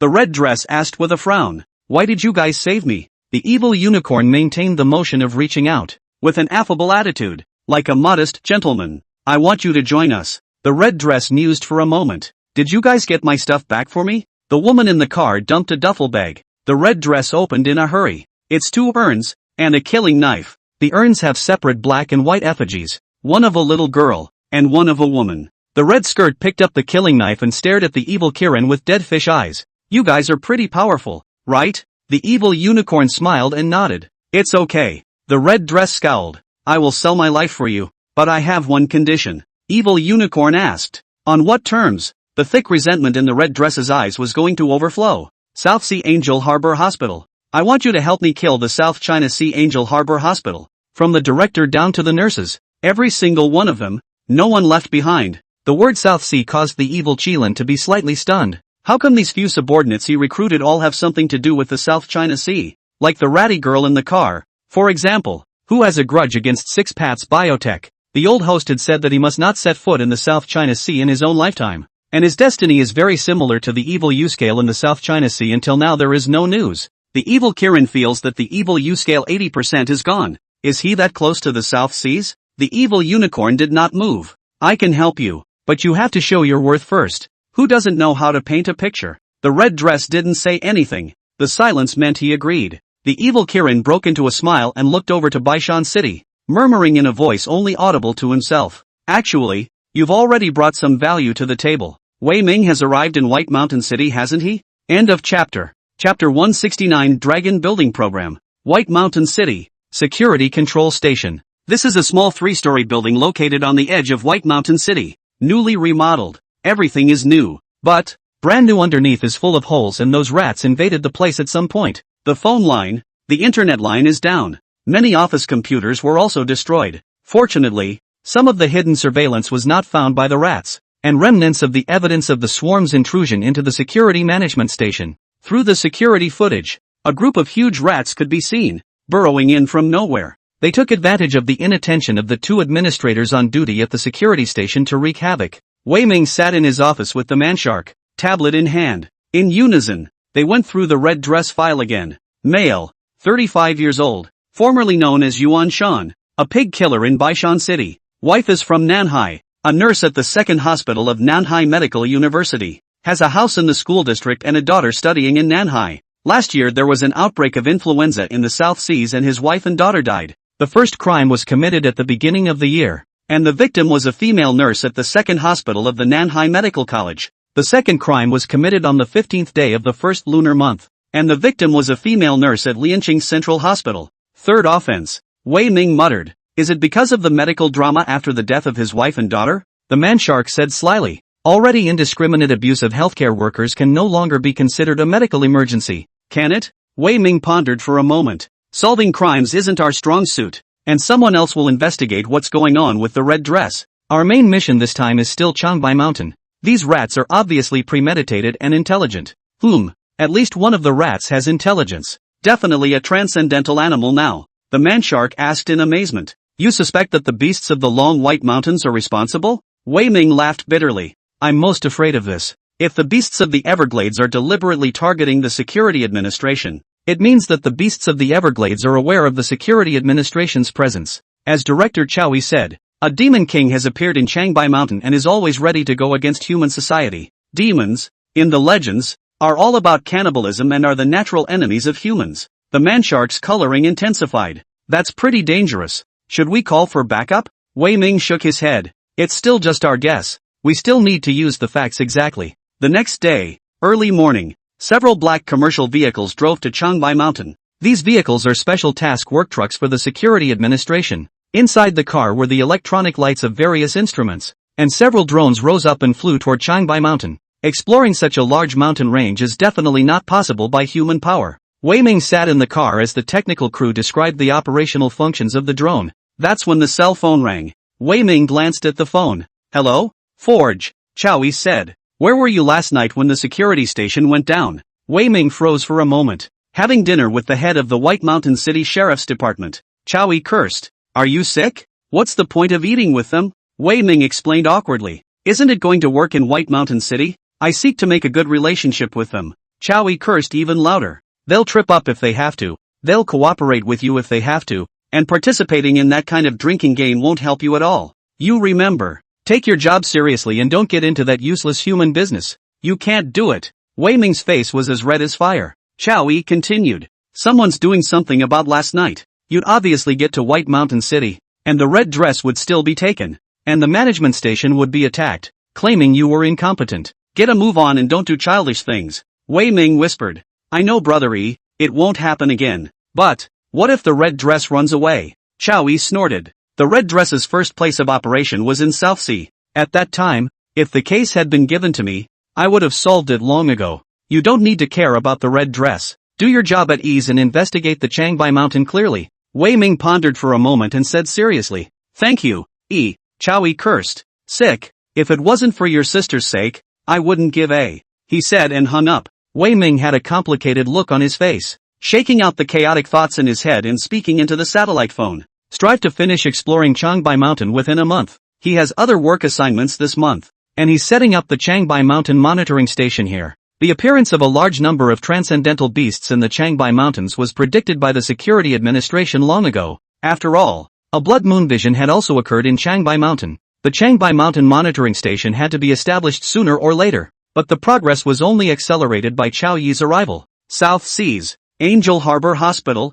Underground Lab. Du Yongming walked into the lowest level. From afar, he saw Kong Qianqiu in a white coat and Lilith in a black suit. The two of them all owed in unison. "You're here. Good evening, my lord." Du Yongming approached and looked at the huge vessel in the very center. The vessel was filled with a light green liquid, in which there was a giant python that had 4 legs and was swimming. "That looks like a 4-legged dragon. This is the #1 mission of Six Paths Biotech, the Yamaha Sutra project. Creation, the creation of legendary transcendent beings." Kong Qianqiu walked up with a tablet. He showed Du Yongming what was on the tablet and said, "Creating a true dragon is the head task at hand. You don't see that this 4-legged python doesn't have any transcendental powers, but we managed to graft the eagle's claw and tiger's paw onto the python perfectly. It was quite an important experimental success. In the future, we will graft all the antlers, fish scales, etc., to give it the appearance of a real dragon and make it several times larger. Moreover, the organs in the test subject's body will be accelerated and remodeled so that it will have the power of a true dragon,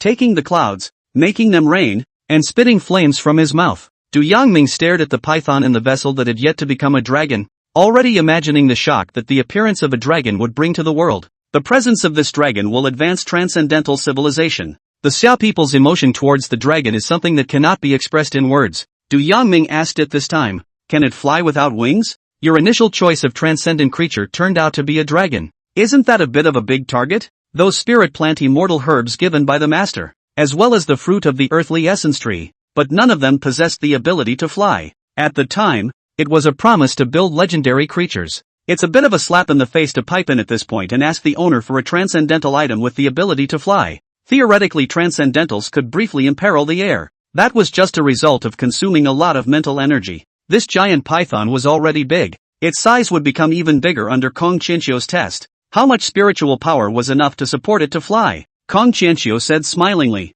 "Sure, biotech is perfectly fine. There's just too little experimental data at the moment, as well as too few of my assistants, and it's going to take too much time to create a dragon. Can you ask that being to give some manpower?" Du Yongming revealed a hint of a smile. The Lord is quite the visionary. During this time, the Port Angeles Hospital's charitable program has brought a number of talented individuals with serious illnesses to Port Angeles Hospital. These talents are the talent pool of Six Paths Biotech. Du Yongming said, "Okay, how long will it take to finish the subject if we have enough people?" Kong Qianqiu straightened up.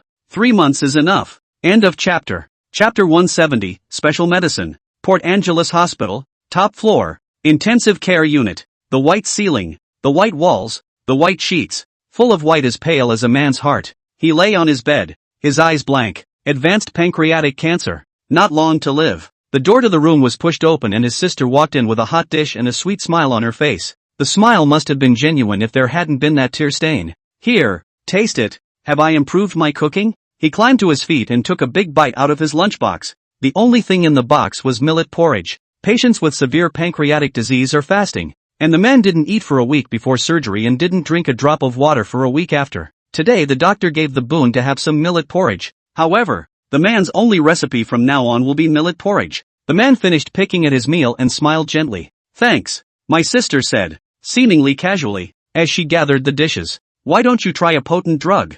The man looked puzzled, a slow frown creasing his brow. The words potent drug messed with his mind. Angel Harbor Hospital suddenly had a charity project a month ago to enroll patients with all kinds of difficult and major illnesses. This became a boon to many patients who could not afford treatment. He took a leap of faith and was admitted to Port Angeles Hospital. It is also true that, as promised, Port Angeles Hospital is free of charge for patients included in the charity program. Pancreatic cancer is treated as in a regular hospital by removing the pancreas. Patients with advanced pancreatic cancer have a maximum of 2 years to live after removal of the pancreas. Even if he only has 2 years to live, the man is grateful to Angel Harbor Hospital. But the other day the hospital people said they have a special medicine to try. Men are disbelieving. The pancreas has been removed. Where's the cure? It's not just about treating pancreatic cancer. If there was such a drug, it would definitely be for the country's bigwigs. So how could it be his turn? His sister waved her hand in front of his eyes. Are you listening to me? The man said with a hint of helplessness on his face.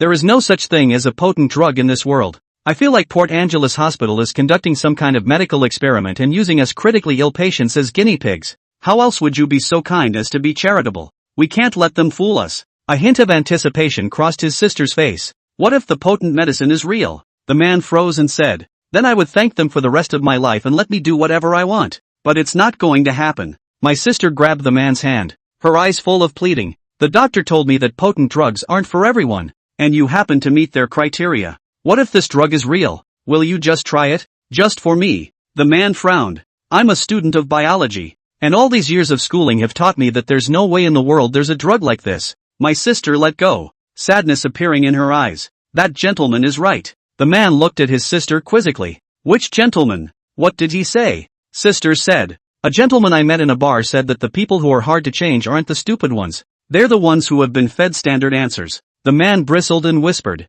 it's common sense. My teacher said current medical technology. With tears in her eyes, her sister looked at the man accusingly. What makes you so sure your teacher is right? What makes you think the world is so simple? The man was silent. My sister wiped her eyes. So what if you study well? So what if you go to a major university? You're too conceited. I've only got a year or so left to live. So what's the point of trying? The doctor said you can't take potent drugs as long as you're out of the hospital. The man sighed. Stop crying. Okay, I agree. In the evening, several doctors in white coats came into the ward. The man looked at the dervishes with some apprehension. Are you guys getting shots or? The doctor said with an expressionless face. Just take your meds, provided you sign a contract. The man had expected in his mind that it would be a confidentiality contract or something that didn't allow the word to get out about his medication. Sure enough, are you using yourself as a guinea pig? The contract was handed to the man, who froze. It's not a non-disclosure contract, it's an onboarding agreement. The man looked at the doctor in disbelief.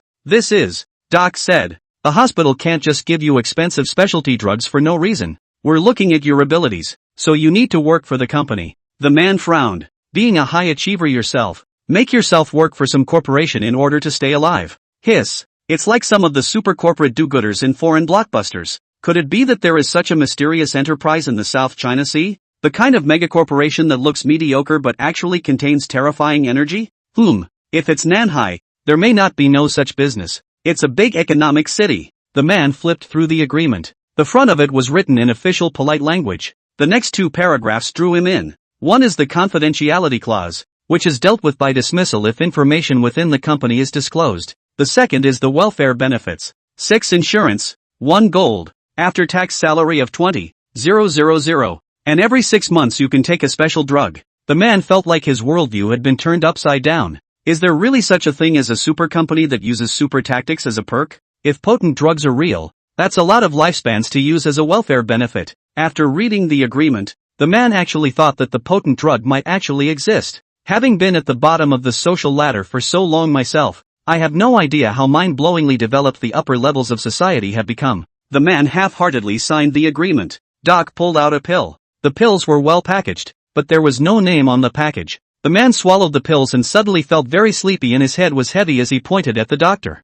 What the hell are you feeding me? The doctor said with an expressionless face. You'll be discharged tomorrow and have to report to the office at night. With that, the doctor turned away. The man went to sleep with the doctor's words in his head. We'll do your funeral tomorrow. Report in the evening. The following afternoon, the man awoke. He had thought he was done for, but he didn't expect to be alive and well. My sister was so excited that she jumped on me. Brother, you're awake. You can really sleep. How are you feeling? The man frowned, checking himself up, his face gradually becoming surprised. I seem to be getting better. I feel like I'm full of strength. The man is physically comfortable, even better than before, and his mood is much brighter. It seems that this hospital really does have a potent drug and that it is backed by a megacorporation. Pure and simple welling up on your own. That's when the man caught a whiff of a strong scent and whipped his head around to look at the plastic bag behind his sister, and my sister smiled and opened the plastic bag. Crazy Thursday. The man was in the mood for a joke and pretended to be disgruntled. Greedy cat, you know I can't eat and you're craving me with this. He was joking, but he was really craving it. If you haven't eaten in half a month, just yesterday you had some millet porridge and you're hungry. The potent medicine that the man takes is a diluted version of the death leaf, and is not as strong as the regular death leaf. You can't starve, but you still need to satisfy your appetite. My sister handed over the fried chicken. The doctor said you'll be able to eat normally when you wake up. The man screamed outright. How is this possible? With pancreatic disease, it's common sense that the only recipe from now on will basically be millet porridge. My sister, also suspicious, quickly collected the distrust from the corners of her eyes and said, "Did you forget what I told you about how you got better?" The man shut up and looked straight at the fried chicken. Whatever, just eat it. Big deal. Reintroduce the tube. The man took the fried chicken and gobbled it down. My sister looked at my brother halfway through the day without looking at him hard. Tears crossed the corners of her eyes. My brother was really well. End of chapter. Chapter 171. Anchor with Divine Fate. Toward the end of the night, two men in black walked into the hospital room and asked, "Who's Shanyu?" There was a surge of tension in the man's mind. Is this an employee of that mega company? Is this coming to get yourself inducted? The man held up his hand. I am. The two men in black said, "Come with us and we'll take you through the induction tonight. Familiarize yourself with the company for 3 days and then start working officially." Qianyu nodded and obediently got up and dressed. Facing the company that could create such a miraculous special effect medicine, Qianyu didn't dare to say a word, nor did he dare to casually ask. Shanyu greeted his sister with a feigned smile. "Joy, I'll leave you to take care of yourself. When you go to that company, it's like signing a contract of sale, right?" Qian Lele also knew that Qianyu was going to work for some very powerful company, and that was the price to pay for taking pills. That company has paid such a big price to let my brother heal. It should be very strict, probably militarized management. It should be difficult to see my brother in the future. Good thing too, at least brother is healthy. Disappointment showed in her eyes. Okay, I'll take care of myself. A man in black frowned. It's not like we won't see each other again, so what's the point of being so sad? Shanyu froze for a moment. Not to your company. The black man's frown deepened. Regular holidays, no mandatory overtime. Our company is a regular business. Shanyu blinked. How come it's not what I thought it would be? He thought he was going to be a. If you take a normal holiday, you'll make 20,000 after tax. You've got yourself a big factory. Can you be sick and still be blessed by it? Soon. Qianyu figured it out. Breaking a company confidentiality agreement can lead to dismissal. If you're fired, you don't have a potent medicine to take. You'll die. He didn't want to suffer any more sickness. He wanted to live. Also, the company that has this miracle drug must be pretty good at managing their employees. Movies can have a lot of storylines about a certain doctor stealing classified documents and then not surviving more than 10 minutes. It was too easy for a company with a sky-high background to take a small person like him.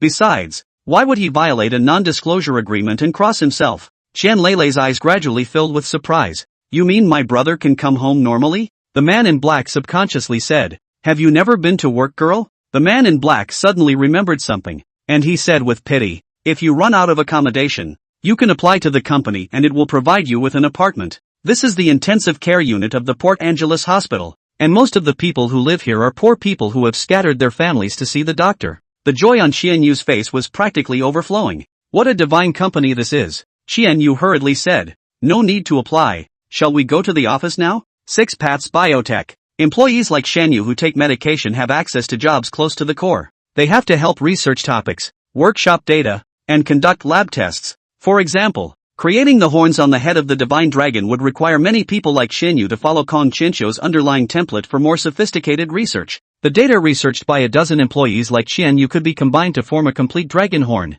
like a jigsaw puzzle. Taking out a single piece of data, Qianyu and the others wouldn't know what they were researching and would just treat it as ordinary biological scientific research. With a dozen or so figures combined, they may not be able to guess what they've made. Also, the same R&D Longhorn staff, in regulation uniforms, would be hard to meet here. Qianyu came to Six Ways Biotechnology Company and realized that there was such a large enterprise in the South China Sea. It's strange that such a big company wasn't known before. A young lady took Qianyu to familiarize himself with the environment. The functions of each floor will be clear, and then went to the personnel department to do the employee card and enter the elevator. The employee card slid down and the elevator began to descend into the underground institute that the onlookers had no access to. The entrance to the underground institute is equipped with security guards in protective suits who are cleaners. A security guard with a detector warned, cell phones, tape recorders, watches, and other personal items cannot be brought into the institute. Please go to the locker room and change into your work clothes. Shan Yu understood that this was a non-disclosure agreement. Not only are you not allowed to bring personal belongings into the institute, but you are not allowed to take anything out of the institute, not even a pen or a bottle of water. It's like working for an umbrella company in a foreign movie. Desire to trade bars. Dynamic music fills every corner, bombarding the place with hormones. Chandler sat at the bar and ordered a martini. Every late night, the bartender changes, and the new strange bartender would only mix such a drink. Qianlele was in a good mood and drank 2 martinis in a row, smilingly saying to Li Yang, "I have good news for you. My brother is cured and has gotten a super awesome job." Li Yang was smiling. "It looks like your advice worked and he's willing to try things he hasn't tried before." Chandler leaned his arm on the bar and propped up his face. "Were you a teacher before? It's not the stupid people who are hard to change. It's the people who are stuffed with standardized answers. It's so philosophical." Li Yang refilled Qianlele's martini. "That's from the book. This one's on you." Qianlele smiled and thanked him, slightly drunk, and opened his mouth. "Do you believe in aura revival?" Li Yang kept up the motion of wiping the cup. "I'd like to believe all of it," Qianlele said as she leaned over the table. "Hypocrisy is not something people generally believe, but I do believe it. I've met a ghost." "Do you believe it?" "I work as an anchor, and once I was filming a show at a suburban cemetery in the North City, and I encountered a ghost. It was especially scary, chasing me and the photographer." The work in Li Yang's hand paused for a moment, and he glanced at Qianlele in surprise. The first time he summoned the undead at the cemetery on the outskirts of the northern city, he did come across 2 people filming. Could it be her? Qianlele asked with wide eyes. "Do you believe I've met a ghost?" Li Yang nodded silently. "I believe." Chandler waved his hand and shook his head. "No, you don't believe me. You're being perfunctory." Li Yan was silent. Qianlele's fingers gently pushed the wineglass with a single click and said, "Then I was given a penalty because the company felt I was falsely filming. I reinvigorated myself and went to do a program on the day of the South Seas Dharma Conference. You won't believe it when I tell you that I met immortals who can fly on thunder and lightning. But unfortunately the photographer didn't capture it." Qianlele lifted her flushed little face. "Do you believe it?" Li Yang said. "I believe." Chandler cut. "No, you don't believe it. No sane person does." The corner of Li Yang's eye twitched slightly. Qianlele probably really does have a divine destiny like Mo Yulin said. He bumped into the Grim Reaper summoning the undead, bumped into the Shushan master who was transcendent because of the Grim Reaper, and stepped into the Grim Reaper's bar by mistake. Chandler sighed. "In fact, I'm wondering if I'm looking at this all wrong. Everyone says I'm looking at it wrong, and no one is proving it for me. Even I hope I'm looking at this wrong. These 2 things are causing too much trouble in my life. Today, I guess, the whole thing with my brother made me realize one thing. Just because you haven't seen it doesn't mean it doesn't exist, let alone that I have." Chandler straightened up, meta-pumping himself. "So, I must shoot real transcendental images and become the best anchor," Li Yang said. "So is this your desire? Do you need any help?" The words were very formatted with some mental power. Under this spiritual force, Qianlele suddenly had an intuition. If one wanted to shoot transcendental images, this boss in front of him could definitely help him. Qianlele's next reaction surprised Li Yang. Chandler shook his head. "No, I don't need anyone's help, just my own." In Li Yang's eyes was incredulity. Anyone who sets foot in this bar must be someone with desire inside. His psychic powers can subconsciously convince his guests that he can help them with their desires. But what's wrong with this girl? Possessing desires but being able to suppress them? Or can she control her desires? Interesting. Chandler got up and said, "I've already bought a train ticket to Changbai Mountain, and I'm leaving tomorrow." Li Yang raised an eyebrow. "Changbai Mountain?" Chandler said. "After the revival of aura, those deep mountains and old forests must have changed, like Shenangjia, Changbai Mountain, Yunjiang or whatever. I haven't been to the northeast since I was a kid, so I'm going to try my luck at Changbai Mountain," Qianlele said as she began to pack her things. "Oops, you wouldn't believe me even if I said aura revival or something. Anyway, I'm sure I'll be a great photographer of transcendent events. I'm off Al. Next time I see you brighten up." Li Yang pondered for a moment and said, "If you get into trouble, you can come here for shelter." Qianlele didn't care, waved his hand, and went out to take a taxi ready to leave the train station. End of chapter. Chapter 172, Crashing into a Demon. A trail at the foot of the mountain, at the dry rice bowl of Changbai Mountain, with a hiking pack on his back and a video camera in his hand. Qianlele panted as he peeled away the manhwa grass. She paralyzed with exhaustion. rested for a while, drank some water, calmed her breathing, and mysteriously spoke to the camera. According to a medicine picker, Changbai Mountain has always been infested with a mysterious group of people lately. They wore black suits and carried sophisticated instruments. I'm guessing they're from the Department of Mysteries. I also saw vigilante cars blocking off some of the main road up the mountain when I arrived. If the medicine picker hadn't told me about this trail, I never would have gotten here. Guess what, viewers? What's going on in Changbai Mountain? Adventure anchor woman, Joy, continues to report. Chandler said, turning the camera off and slinging it back onto his back, hanging the Walkman video recorder over his chest. This statement is an addendum. After some villagers at the bottom of the mountain said that the depths of the dry rice bowl would always be suddenly filled with a layer of fog lately. Fog is dangerous and it's easy to get lost. It was probably for safety reasons that the sheriff's department started banning medicine pickers from the mountains. Those men in black could be experts, specializing in investigating the mists. But one lucky medicine picker came back to say that a mysterious man whose face he couldn't see in the fog had shown him the way. And that's how he was able to get down the mountains safely. Qian Lele, who had experienced several anomalous events, thought that the mist was most likely an anomalous event, related to the revival of the aura. There was no net in the mountains. Qian Lele took out a compass to identify the direction and walked towards the direction of the fog in the medicine picker's mouth. On the other side of the Long White Mountains, several SSA work trucks were parked. Long White Mountain Safety Log, 38 days. All parts of Changbai Mountain have been scouted and there is nothing unusual. Today's work assignment: exploring the mists of the dry rice bowl of Changbai Mountain. The mists of the dry rice bowl are very suspicious, and a new relic recovery cannot be ruled out, Wei Ming said, holding the recording device. At this point, one of the administrators said, "Report." Wei Ming put down the device and said, "Say." The administrator replied, "Someone has entered the misty area." Wei Ming hurriedly looked at the display, where there was a surveillance image of the drone. The image shows a woman carrying a hiking pack towards the thickest part of the mists. The woman was nearing the edge of the mist, and the thinning fog looked flat but shielded the drone's vision. The deeper you go into the mists, the harder it is to control the drone. Wei Ming frowned and thought, is this an ordinary person? Or transcendentalist? Wei Ming said as he picked up his own long leather case. I'll take one of the cars up there and call the station if I'm not back tonight. Wei Ming planned to take the risk and check out the mists himself. The bureau had previously suffered a lot of negative repercussions due to the attack on the security station and the robbery of the red dress, and at the moment he desperately needed an achievement to prove himself. The administrator pulled Wei Ming's arm to stop him and advised, "Sir, it's too dangerous to go alone, isn't it? Get some brothers together." Wei Ming shook his head. "What's the point of taking you guys there when you're not sure if there's a demon in the mists? The administrators are all the security administration's darlings, and you can't just let them get into danger." Wei Ming himself had the certainty of retiring in one piece after entering a dangerous place. The administrator hesitated. In case there really are demons there. A hint of indignation appeared in Wei Ming's eyes. If there really are demons here, I'll slaughter all those damn rat demons first. How could he let those darn rats go so easily when they had caused him to lose face at the security administration? Qian Lele walked for a long time, and the fog was getting thicker. Without a compass,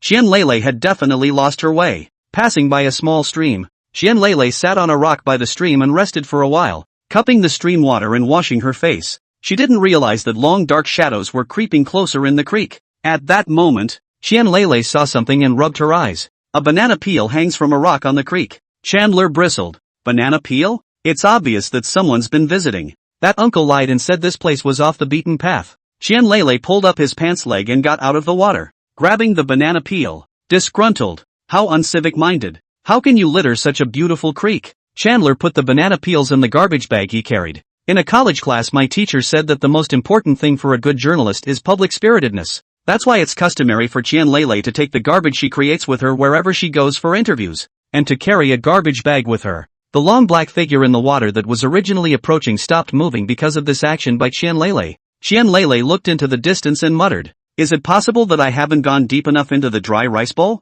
Is that why there's a tourist trail here? I've got to step it up. I've got to walk back before dark." Qian Lele walked carefully through the mist towards the depths. Qian Lele had just left when ripples appeared on the surface of the water, and the head of a large green snake burrowed out of the water, spitting out its snake letters. A hint of relief appeared in Master Lu's stern triangular eyes. This girl doll knows more manners than those monkeys. Master Lu suddenly saw something and hurriedly opened his mouth wide as the fog was dissipating. Qian Lele's screams came from the front. A humanized smile appeared on Master Ryu's mouth as he dove back into the water. Chandler slapped his chest in shock. An imperceptible puddle in front of him. If the mists hadn't suddenly dissipated, she would have likely fallen in, she said to herself. Luckily, the fog is lifting, so I need to get a grip. I don't know how long I walked, but Chen Lele walked to a large grassy area. Great log cabins on a large grassy area. The sound of an old man chanting a poem came from the cabin, as well as the sound of students following along. Chen Lele directly wanted to cry. What happened to the promise of a demon in the fog?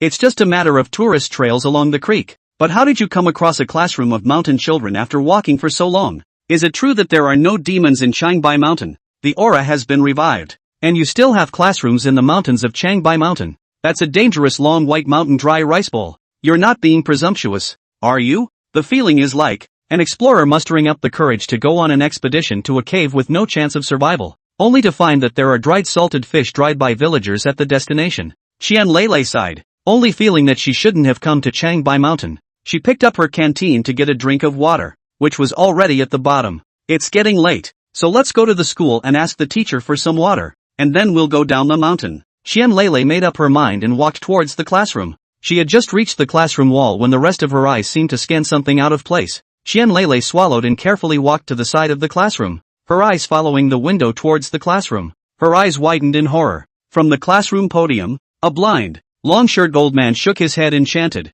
The light of the moon before the bed is suspected to be frost on the ground. Below the podium, bears, tigers, monkeys, and even the python coiled on the beams of the room shook their heads and chanted along. The light of the moon before the bed is suspected to be frost on the ground. Chen Lele hurriedly covered her mouth that almost shouted out, "Demon! Demon! Really met a demon!" And at this moment, the dog bear sitting at the window turned his huge head, his bear eyes staring straight at Chen Lele. End of chapter. Chapter 173, The Gap Between Brothers. Qian Lele panicked and headed behind her, bumping into something head-on and sitting on her but in panic. She looked in horror at the young man in modern clothes before her. The youth asked with a frown, "How did you get here?" Qian Lele's liver and guts trembled. Demon! Talking, human turned demon. Finally unable to control her mouth, she let out a piercing scream. Ah! The demons in the classroom twisted their heads in unison to turn their gazes toward Qian Lele. Ah! Qian Lele screamed even louder. Don't eat me! Don't eat me! Yi Fan hurriedly covered Qian Lele's mouth.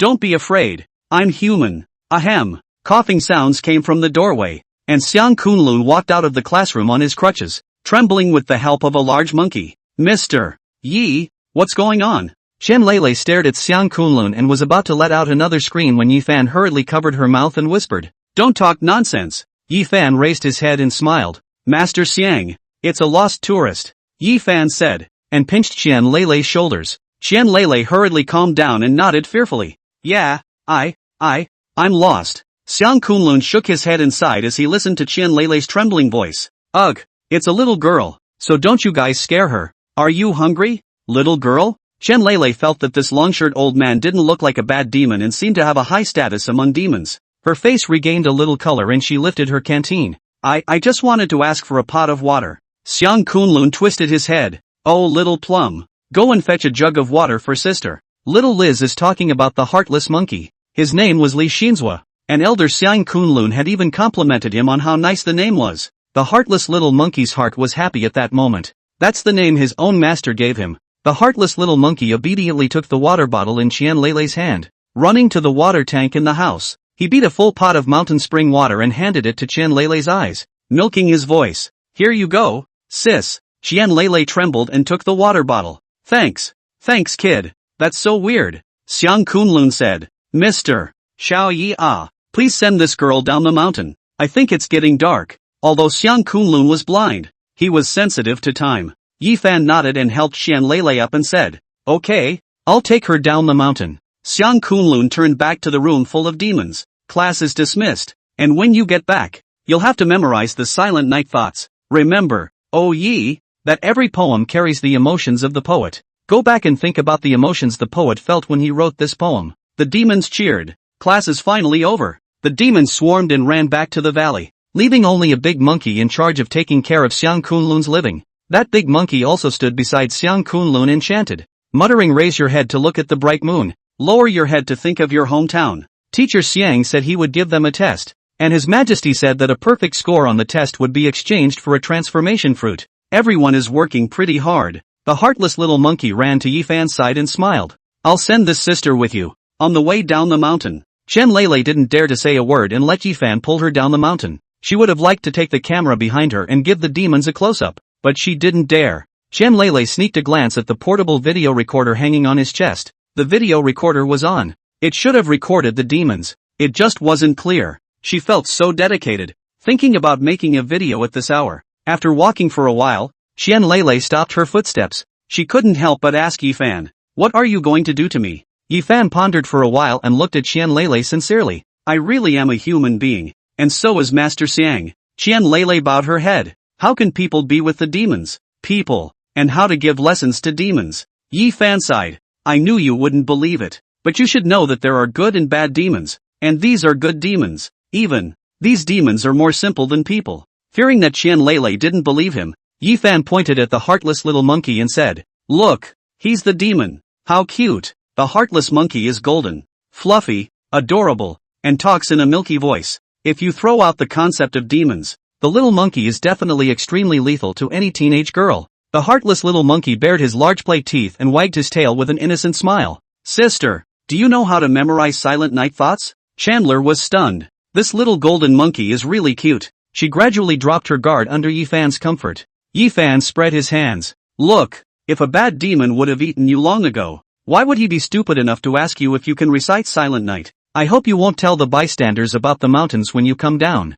I don't want humans disturbing their lives." Chen Lele had experienced 2 anomalies already, and this third anomaly could be digested quickly. She looked back at Oyama. "Those demons do look stupid and dumb. No chance they really aren't bad." Chen Lele hesitantly glanced at the portable video recorder on her chest and secretly turned it off. Slowly her eyes became firm. "Good. I won't tell anyone." She didn't want this heaven-breaking riches. At this time, the heartless little monkey interjected, smiling. "Sister, you still haven't said, do you know how to memorize silent night thoughts?" Chen Lele crouched down and smiled as if she was coaxing a small child. "Of course my sister can memorize it." The heartless monkey's eyes widened. "So tell me, what kind of emotion does silent night thoughts express in the poet?" Chen Lele said without thinking. "Homesick." Yifan stifled his laughter. "Ergo, is that cheating? Master Xiang is talking about thinking for himself." The heartless little monkey glanced at Yifan. "You're an illiterate man who doesn't deserve to talk to me." The heartless little monkey took 2 steps towards Chen Lele,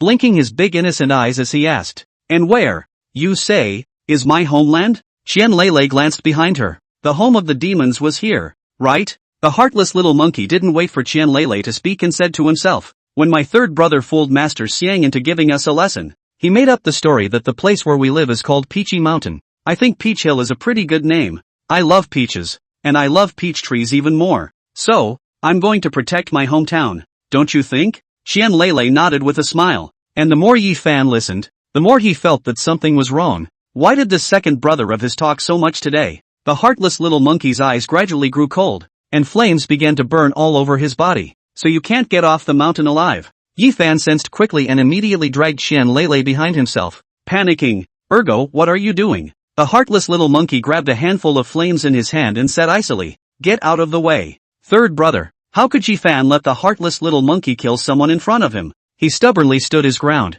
protecting Chen Lele to the death. Second brother. Is there some kind of misunderstanding? The heartless little monkey was enraged, pointing at the location of Peach Child Mountain and hissing at the top of his voice. "This is the old man's home. It's also the home of those idiots. What if we let this woman run back to her nonsense and we don't have a home anymore?" Yifan froze. She promised me she wouldn't tell the humans about Peach Hill. The heartless little monkey's eyes stared straight at Yifan. "Do you believe? Can humans be trusted?"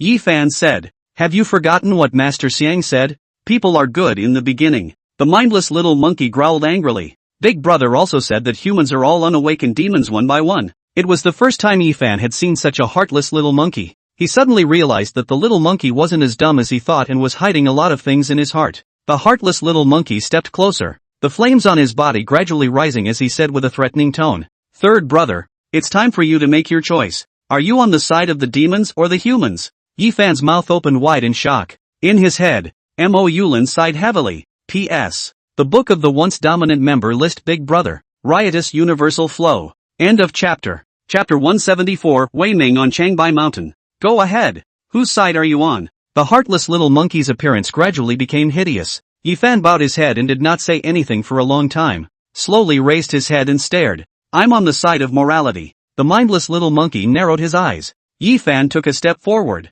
shortening the distance between him and the heartless little monkey, and firmly looked at the heartless little monkey. One day the demons will plague the world, and I will get rid of them. The day humans disturb the demon race, I will definitely kill them as well. A mountain wind rose and blew the corners of Yi Fan's clothes, and the flames on the heartless little monkey's body danced violently. The heartless little monkey took a step forward and raised his head to stare deathly into Yi Fan's eyes. The day I kill someone for no reason, you're going to accept me too. The mother talisman in Yi Fan's arms floated out. He didn't speak, but the charms floating around him, filled with the aura of killing, already said it all. The mindless little monkey unconsciously, slightly opened his mouth. A trace of guilt passed through Yi Fan's eyes. The wind stopped, and a myriad of intertwined thoughts fell away. At that moment, a roar came from the creek not far away. Demon! How dare you sneak attack me? Boy, you deserve to die. Yi Fan and the heartless little monkey looked at the stream outside the valley at the same time.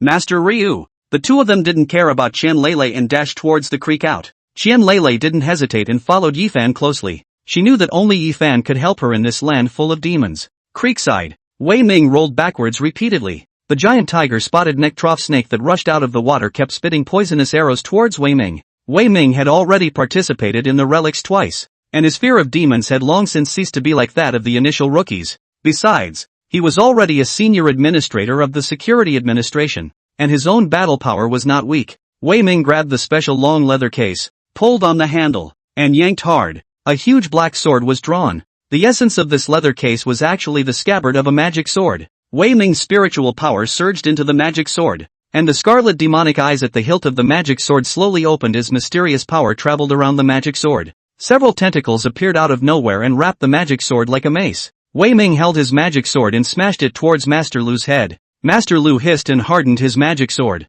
Stop! Two different voices roared in unison. These two voices were familiar to both Wei Ming and Elder Lu. Wei Ming and Master Lu simultaneously paused their figures and turned their heads to look at the two large and small figures running towards them. Wei Ming's face showed joy. Yi Fan? Fellow Daoist Heartless, quickly help me kill this demon. Wei Ming had also recognized Yi Fan in the last relics, and was overjoyed to see Yi Fan come. With an extra teammate of his own he would definitely be able to kill this snake demon. Otherwise it would be a real struggle to clean up this snake demon on his own. Wei Ming held his breath as his magic sword slashed towards Master Lu's head. Who knows? Yi Fan threw out a talisman, targeting not the snake demon, but Wei Ming. Wei Ming was shocked and retreated in a panic. Boom! Rune blast! Wei Ming looked at Yi Fan in disbelief, and his eyes quickly locked onto the heartless little monkey beside Yi Fan. This little monkey is strong and has worked with the security administration before. This snake demon was also a demon. The little monkey was a demon. Could Yi Fan be towards these demons? Wei Ming's face gradually turned cold.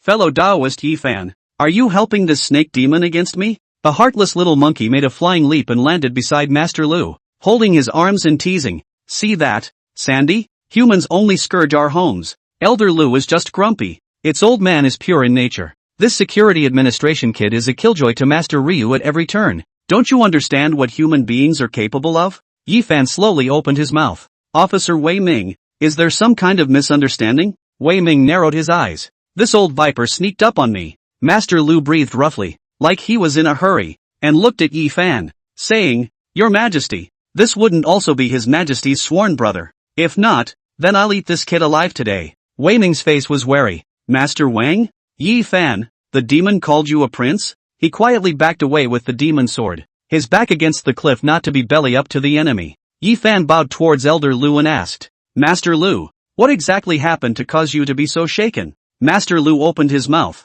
wanting to speak, and the murderous aura in his eyes gradually thickened. No one will stop me today. I'll kill him for sure. Wei Ming roared. A demon is a demon. Where's the misunderstanding? Yi Fan, if you obstruct me from getting rid of the demon today, I'll put you on the wanted list. You won't be able to hang out in a human city for the rest of your life. After speaking, Wei Ming held his sword and slashed towards Master Lu. Yi Fan grabbed a handful of talismans and charged towards Wei Ming, cursing, Are you possessed by Fa Hai? Wei Ming dodged the talisman while pointing at Elder Lu. It's not even White Susie. I'll cut you a little alive. Old Master Lu opened his bloody mouth and swallowed towards Wei Ming. The heartless little monkey clapped his hands and shouted, hugging the flames. Good. Any human who sets foot on Peachy Mountain will have to be slaughtered. Master Lu, I'll help you. Yi Fan pinched his hand and the talismans floated towards the heartless monkey. only blocking and not daring to harm the heartless monkey. Second brother. Don't add to the confusion. 2 men and 2 demons. The transcendent battle unfolded in the creek. Runes, flames, venom, magic light, and all sorts of transcendent skills exploded along the creek. Qianlele held her head and hid behind a rock. A fight between transcendents is like a gunfight in a movie. It's too dangerous. At that moment, a small white fox stood on the rock at some point, lazily licking its paws. Qianlele hastily reached out her hand, trying to carry the little fox under the rock, so that such a cute little fox would not be killed by the aftermath of the chaotic battle. The little white fox glanced at Qianlele with 1,000 charming glances and elegantly jumped away from Qianlele's outstretched hand. It looked at the standing circle, the imperial voice coming out of its mouth. His Majesty said, "If you fight again, get out of here. All of you." The words were holy writ to the demons. Master Lu stopped his hand in indignation and stared at Wei Ming unwillingly, gasping for air. Yi Fan, on the other hand, was relieved. Wei Ming's pupils quaked. The one that the heartless little monkey called Big Brother. Wasn't it the black-clothed teenager who had shaken the 4 directions in the ruins? The crow spirit? Call him your majesty? Sure enough, has a demon king appeared in Changbai Mountain? No wonder. The old viper addressed Yi Fan as the king. Yi Fan was the black-clothed teenager's sworn brother. So naturally, he was also the king. The mindless little monkey called out, "So can I get that human woman killed?" The little white fox snorted. "I said no hitting, so if you're not afraid of being chastised by His Majesty, feel free." The mindless little monkey glared at the little white fox. "But what if that woman comes down the mountain and exposes Peach Hill?" The little white fox said. "His Majesty said that she has the scent of her late husband on her, so she will definitely not do anything to harm the demons." The crows sensed Li Yang's scent on Qianlele, so naturally, they would not make it more difficult. Qianlele was puzzled in her mind. You're surrounded by transcendence? And that the transcendentalist is familiar with one of the bigwigs of the demon race? The little white fox glanced at the heartless little monkey, saw the flames on his body subside, and continued, "Prince Yi Fan, take this girl down the mountain." "Good." Yi Fan gratefully glanced at the little white fox. She stopped the fight with 3 words. The people present, including Wei Ming, didn't dare to disobey Crow's words. Who made the bigger fist the better? He looked at the heartless monkey to say something. The heartless little monkey snorted coldly and ran away without looking back. Yi Fan sighed, rushed to nod, and led Qianlele towards the bottom of the mountain. By the creek, only Wei Ming and the little fox were left, along with the exasperated Master Lu. With a smile on his lips, the little white fox jumped off the rock and stretched. "And I don't know what's wrong with all you stinky men. You all like to pee in the creek." Wei Ming mumbled unconvincingly. "What's wrong with peeing? You run this creek?" He paused in mid-sentence. "It really seems like someone else's place here. But what about peeing? It's not a capital offense." Master Lu burst into a rage when he heard this. "Pissed in my mouth." Wei Ming was stunned. "He's the one who started the whole thing, isn't he? No wonder this old viper is so angry." Shame after doing something wrong welled up in Wei Ming's heart. Soon he swept away that little bit of shame. A demon was a demon. A demon was going to eat people. What was there to be ashamed of in a fight with a demon? The little fox opened her mouth and a lazy imperial voice came out. "Humans, you're a human magistrate, aren't you? His Majesty has an invitation." Wei Ming's heart sank. Going to a monster's lair? I'm afraid it's going to be bad. End of chapter. Chapter 175. Attitude of the authorities towards the demon race. Peach Hill. In front of the schoolhouse, a group of little monkeys hugged a ball of grass and went crazy in the clearing. Squirrels lazily lay on the branches of trees, nibbling on pine cones and enjoying the setting sun. 2 ferocious giant bears sat at the mouth of the valley, holding their heads and carrying them very loudly. The light of the moon before the bed is suspected to be frost on the ground. This scene in front of him made Wei Ming suddenly feel that what was here was not a demon, but a talking animal in a fairy tale world. Wei Ming shook his head and shook the thoughts out of his head. He wasn't like Yi Fan. He was a magistrate and carried and had to think about much more. A grass ball rolled to Wei Ming's feet. A little monkey ran over on all fours, looking very raw, and mustered his courage. "I'm sorry," Wei Ming subconsciously said. "That's okay." He furrowed his brow, picked up the ball of grass that was weighing on his mind, and gave it back to the little monkey. Demons are really a bit different than in fiction. With a smile hanging at the corner of his mouth,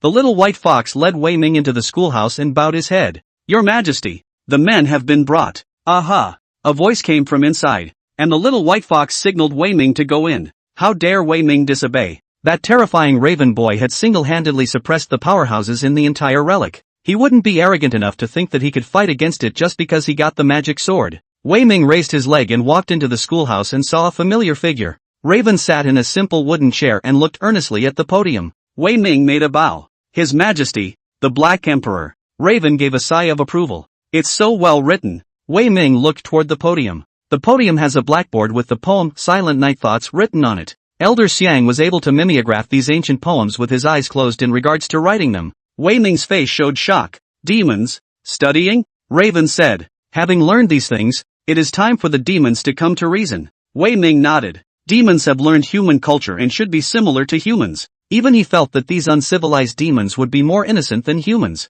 Raven pointed to the wooden stake in front of him that could be called a chair and said, his stiff face hardening as he squeezed out a small smile and said, sit. I don't know what started it, but the crows have also learned to be humane and to negotiate with people. No longer the carefree crow in Li Yang's cage, he became the sole Black Emperor as Li Yang had wished. Wei Ming thanked him and sat down. Raven said after a moment of silence, the demons don't want to get involved with humans. They just want to live quietly in their homeland. Can you talk to your emperor and tell him that the demon race will not bother you? And you will not bother the demon race. Wei Ming knew that at this moment, he was representing humanity. Although he didn't have the ability to communicate with the human emperor, the abnormal events in Xia were under the control of the security administration, and he still had some status in the security administration. Wei Ming, even if he was afraid of the crows, straightened his back and said, but the demons have already struck out against the humans. They attacked the villagers at the bottom of the mountain, and the medicine pickers who went up the mountain. Raven said blandly, this king has not been here in Changbai Mountain for long. It is true that there were once some demons that disobeyed the king and came down the mountain to attack humans. However, those disobedient demon clans are already dead. Wei Ming originally wanted to find a statement from Crow. He didn't realize that Raven was more ruthless than he thought. Not all of the humans attacked by the demons were killed, serious injuries were in the majority. The crows have already killed the demon. What else does he want to say? Raven frowned. You don't believe me? Wei Ming shook his head repeatedly. Strong people of this level are afraid that they won't bother to tell this kind of lie. Wei Ming remembered something, and a hint of gloom appeared on his face. Your rat demons have attacked the security administration and taken human prisoners with major adverse effects. Raven denied it instantly. Impossible. No demon race has left this valley since this king came to Changbai Mountain. Wei Ming lowered his head, confusion on his face. If the crow says it's impossible, it must be impossible. It wasn't the demons. Could it have been done by a transcendent who could manipulate rats? When Evil Kirin had Rat Girl attack the security administration, she was also prying into the security administration's surveillance program on Changbai Mountain, trying to use the rats to mess with the security administration's mindset and mislead the administrators into thinking that it's the Changbai Mountain demon that's doing it. But the evil Qilin didn't realize that that king of the Changbai Mountains didn't want to fight against humans. That king wanted peace. Wei Ming pondered for a moment and said, Your Majesty, if the demon race doesn't make trouble, I'm sure the security administration won't bother the demon race. Raven gave a genuine smile. Is that your promise? This king also promises that humans will not offend the demon race's territory, and the demon race will never mess with humans. White Mountain City, Security Control Station. A meeting of the top brass of the security administration was taking place on a huge display in the conference room. Wei Ming sat in front of the display, reporting on recent work. As a result of this effort, significant achievements have been made in the Long White Mountain surveillance mission, especially today. It's a breakthrough, Wei Ming said after a moment. It has been established that there is a demon race present in Changbai Mountain. It is also established that there is indeed a king in the Changbai Mountains. That king is none other than the Black Emperor. The executives of the security administration, in unison, paled. Wei Ming revealed a smile and said in a proud tone, There's no need to be alarmed. I've already made contact with that king. As long as we don't disturb the lives of the demon race, then the demon race won't come out of Changbai Mountain. The top brass of the security administration did not look joyful and stared at Wei Ming, waiting for the following. Wei Ming frowned and asked, spreading his hands, Gentlemen, isn't a peaceful situation what everyone wants to see? He Lao took a sip of tea and said, Peace is certainly good, but just the words of the demon race, can they be trusted? Wei Ming froze for a moment and said, I think it's plausible, and the demon race is not as brutal and unreasonable as we thought. He Lao raised an eyebrow. How? Wei Ming laughed. The demons are learning about humans, and the Black Emperor says the demons are understanding human reasoning. Honestly, it's still kind of hilarious to see a bunch of beasts get together and memorize Silent Night. One had to marvel at the profundity of Xia's culture, which had attracted such fascination from the demon race. I believe that in the future, humans and demons will coexist peacefully. The top brass of the security administration sniffed and their faces changed in unison. Even Elder He had a look of gravity on his face. Are you saying that those demons are learning human reasoning? Wei Ming detected an unusual flavor and asked carefully, is there a problem? Zheng Qian spoke, and he said seriously, I request an application for the sheriff's department, as well as the military, to cooperate with the security administration in the immediate control of Changbai Mountain. Wei Ming called out directly. Why? Zheng Qian snorted coldly. Those demons are learning about humans. They are grasping human reasoning. Those demons will know humans very well and will know all about their customs, habits, and even weaknesses. Should such a terrible bunch of beasts be left alone? Wei Ming's eyes were glazed over as he observed the expressions of those at the top. Xiao Yi's eyes burned. Zhang Xiaoyi closed his eyes. The remaining mid-level administrators were each worried.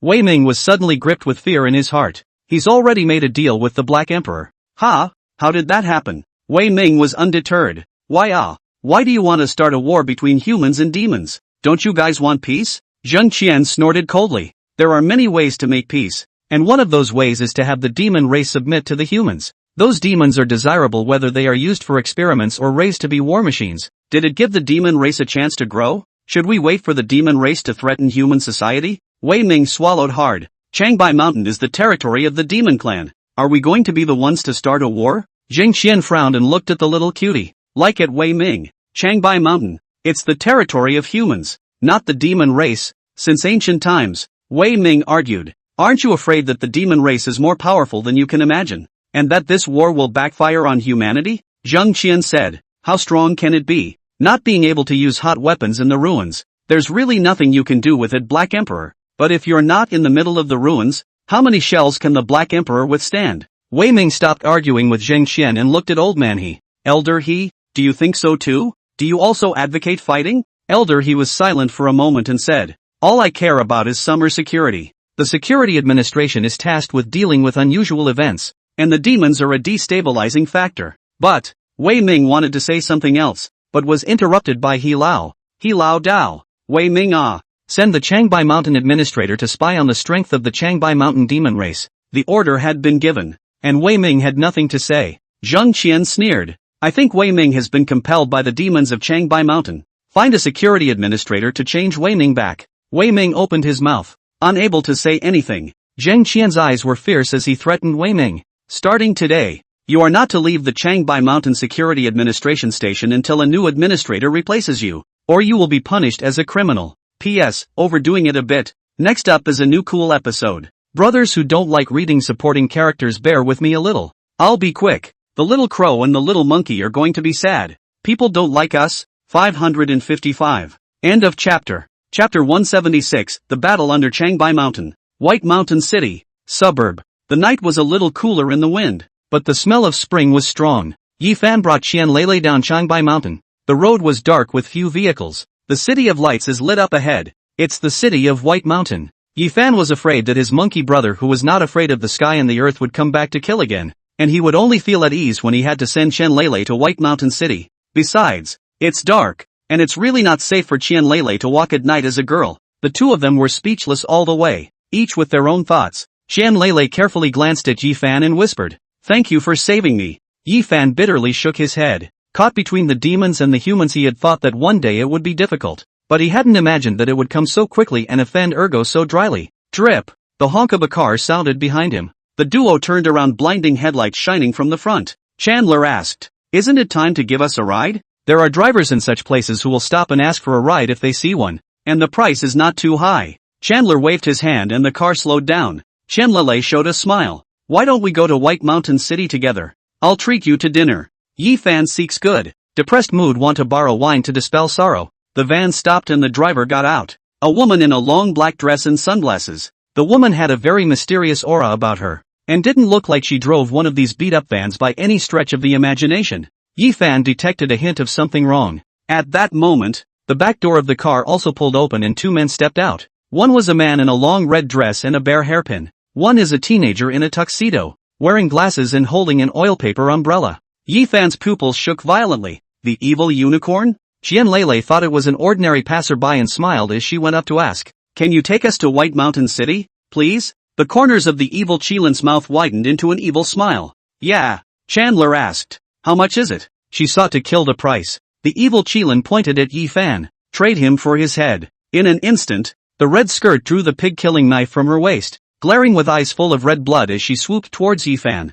Yifan exclaimed, "Joy! Run!" Saying that, Yifan pulled out the mother talisman in his pocket and flung a handful of child talismans towards the red skirt. Those who had never seen a rune sect disciple before were easily fooled by a trick, thinking that charms are killing moves. Dodging charms or slashing charms will prevent you from getting hurt. In fact, the moment the talisman was shot out, it was already a killing move. The rune burned, and the violent popping sound sent a wave of dizziness through the red dress. Mousewoman gracefully raised her finger and a very small black mouse crawled out from the collar of Mousewoman's coat and stood on her finger. Then, a cry came out of the little mouse's mouth. In the darkness of the night, there was a rising and falling squeak. Rat pack. So many rats from nowhere are converging on the highway. Qian Leilei's face turned pale, covering her chest as she kept backing away, screaming and kicking away the approaching rats with her feet. The main target of the rats was Yifan, and the rats that converged around Yifan were like a sea. Yifan pulled out a large handful of talismans from his arms and flung them towards the rats. The rats are ordinary rats, and each charm causes a massive death of rats. For a while, he couldn't help Yifan. Mouse Girl whispered, "It's on the highway. It's not good for the sheriff to come after a while. We have to be quick." The evil unicorn glanced at the red dress, which had just recovered from the vertigo. In disappointment, "Waste," the red dress said angrily. "What did you say? Get on if you can. Don't talk out of your ass." Evil Kirin did not say much and held open the oil paper umbrella. A thick ghostly aura raged as the tall 8-foot bride appeared among the rats. An ethereal voice rang out, "Sagittarius." The red dress looked at the 8-foot bride in horror. Is this what this teenager is up to? The evil Qilin stuck one hand in his pocket and pointed at Yifan. Tough on the maiden. The corners of the mouth, revealed under the 8-foot bride's red head, gradually widened and twisted. With a terrifying ghost whistle, the 8-foot bride rushed towards Yifan. Yifan secretly said that it was not good. He had seen the strength of the 8-foot bride a long time ago. Yifan whispered, "Teacher, I'm going to trouble you." Just as it was time to invite Mo Yulin on board, a milky voice rang out from the chaotic highway. "So many people, bullying my third brother, treating me as if I don't exist?" The evil unicorn frowned at the source of the voice. "Why is this monkey here?" Shock appeared on the faces of the red dress and the mouse girl. "A little monkey on fire? Demons?" Yifan said in surprise. "Ergo, you're not angry?" The heartless monkey rode his old horse, nibbled on a peach, and carried a wooden stick on his shoulder, grinning broadly. "How come you're not angry? How dare you take a swing at me over a human woman? I treat you like my own brother. You treat me like a cousin. It can't be helped. Who made you my brother? I can beat you up, but if someone else does, I'll beat him up."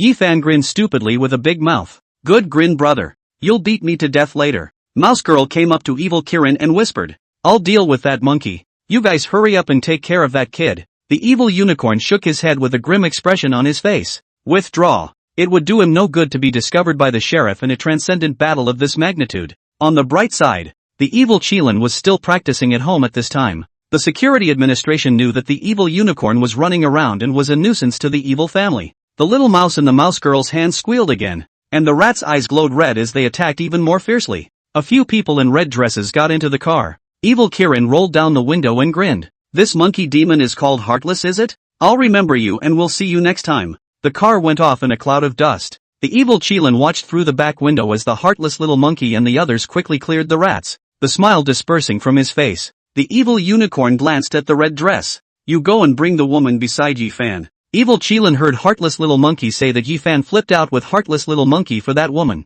indicating that that woman was important to Yifan. The red skirt was originally recruited by the evil Qilin, and this time, having seen the strength of the evil Qilin, she dared not say anything more, and honestly nodded her head. White Mountain City train station. The mindless little monkey looked like a child in grown-up clothes as he wore a coat he had shunted from somewhere over his body, holding the one Qian Leilei had bought for him, chanting while eating, "Get out of here while you can. I'll kill your pack when I'm done eating." Chandler covered his mouth and snickered. Yifan was slightly surprised. "After all that happened, you don't seem to be scared." "Gutsy enough," Qian Leilei skimmed. "If a person has been chased by a ghost once, they are basically immune to all other fears." Qian Leilei looked at the time and said, "I was going to ask you to dinner." Next time you come to play in the South China Sea, be sure to call me." It was too dangerous to follow Yifan. Qian Leilei suddenly felt that these transcendents were quite pitiful. Obviously living in a civilized world, they are often surrounded by life and death crises. Yifan said, "Good. I hope you'll keep this trip to Changbai Mountain a secret." Qian Leilei nodded seriously.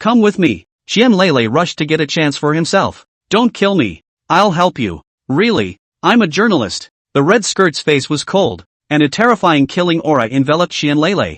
I don't want to repeat myself a second time. Qian Lele's heart was beating fast and her brain was racing, trying to think of a way to get out of the situation. At this time, 2 passenger police came over, followed by an old man. The old man pointed to the red dress and said, "It was this psycho who robbed me of my seat." He had a knife in his hand. The 2 occupants showed a wary look. "Your ticket, please, and identification." The red dress grimaced. The 2 ride-along policemen continued, "Please surrender your knives and get out of the car with us." The red dress lowered her head, left her position, and dutifully did as she was told. He wouldn't dare kill anyone in public, especially not the 2 occupants. A passenger police officer looked suspiciously at Qian Lele, who was covered in cold sweat. "Are you okay?" The red dress cast a hard look. Qian Lele knew that if she said that the red skirt was an extremely dangerous person at this time, the red skirt would jump over the wall in a hurry, and she and the 2 passenger police officers would suffer. Chandler smiled farcically. "It's okay." Watching the red dress being taken away,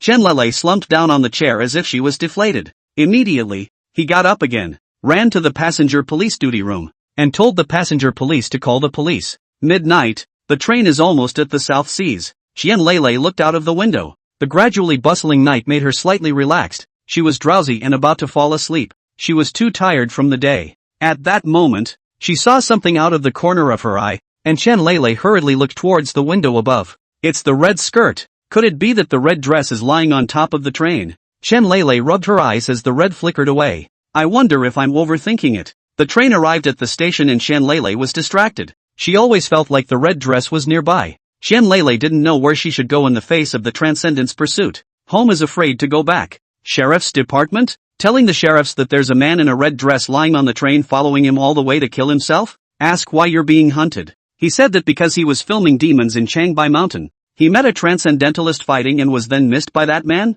Unreasonable. And she promised Yifan that she couldn't reveal what happened in Changbai Mountain. Qian Lele suddenly remembered a place. Desire to trade bars. For some reason, the bartender gave her a very reassuring feeling. Would going by myself cause him trouble? Qian Lele pondered that the red dress didn't like to kill people in crowded places, and the bar must be quite crowded. Then go to that bar, settle down and figure out what to do. Qian Lele hurriedly waved and called a car. The cab sped toward the location of the Lust Trade Bar. On the way, the cab driver suddenly asked, "Mind giving an extra ride?" Qian Lele blinked and looked out the window. That one glance was a dead giveaway. The red dress beckoned just ahead of the road. Chandler screamed, "No way! I'll give you a raise and you drive." The cabbie mumbled as he accelerated on one foot of the gas. "Scared the hell out of me. A big man wearing a red dress at night. Psycho." The cab driver quietly looked at Qian Lele in the backseat again and muttered, "With a reaction like that, I'm afraid it's also a mental illness." End of chapter. Chapter 178, The Mysterious Powerful Man in the Bar.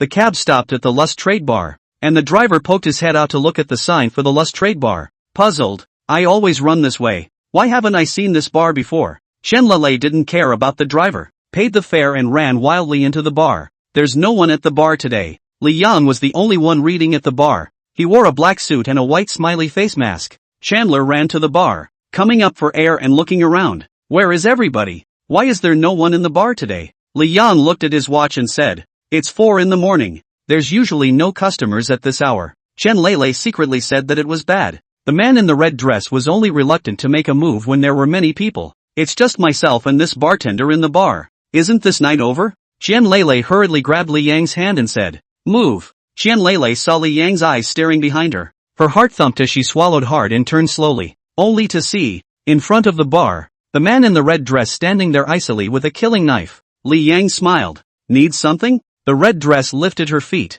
panicking Chandler with every step. He stood beside Qian Lele and stared at Qian Lele eerily. "Whatever." Qian Lele hurriedly reached out her hand to grab Li Yang, but she was dodged by Li Yang with a turn. Qian Lele watched Li Yang go to transfer martini. The panic on her face deepened and her face became paler and paler. Li Yang mixed 2 glasses of wine and sent one to the red dress. "Your drink." Another cup was pushed in front of Qian Lele. "Please." Qian Lele looked at Li Yang with eyes filled with guilt. This unmitigated disaster was brought upon him by himself. Li Yang smiled at Qian Lele. "Did you go to Changbai Mountain and get what you were shooting for?" Qian Lele nodded and shook her head again, looking carefully at the red dress beside her. Nervously, "I don't think this is the time to talk about it. You better get going. Doesn't the bartender realize that the man in the red dress is creepy? Didn't you realize the knife in this red dress's hand was dripping blood? The red dress put down her empty glass, a sneer on her lips. No one can leave. Li Yang didn't care about the red dress's words and asked a thoughtless question. Is there anything else you two want?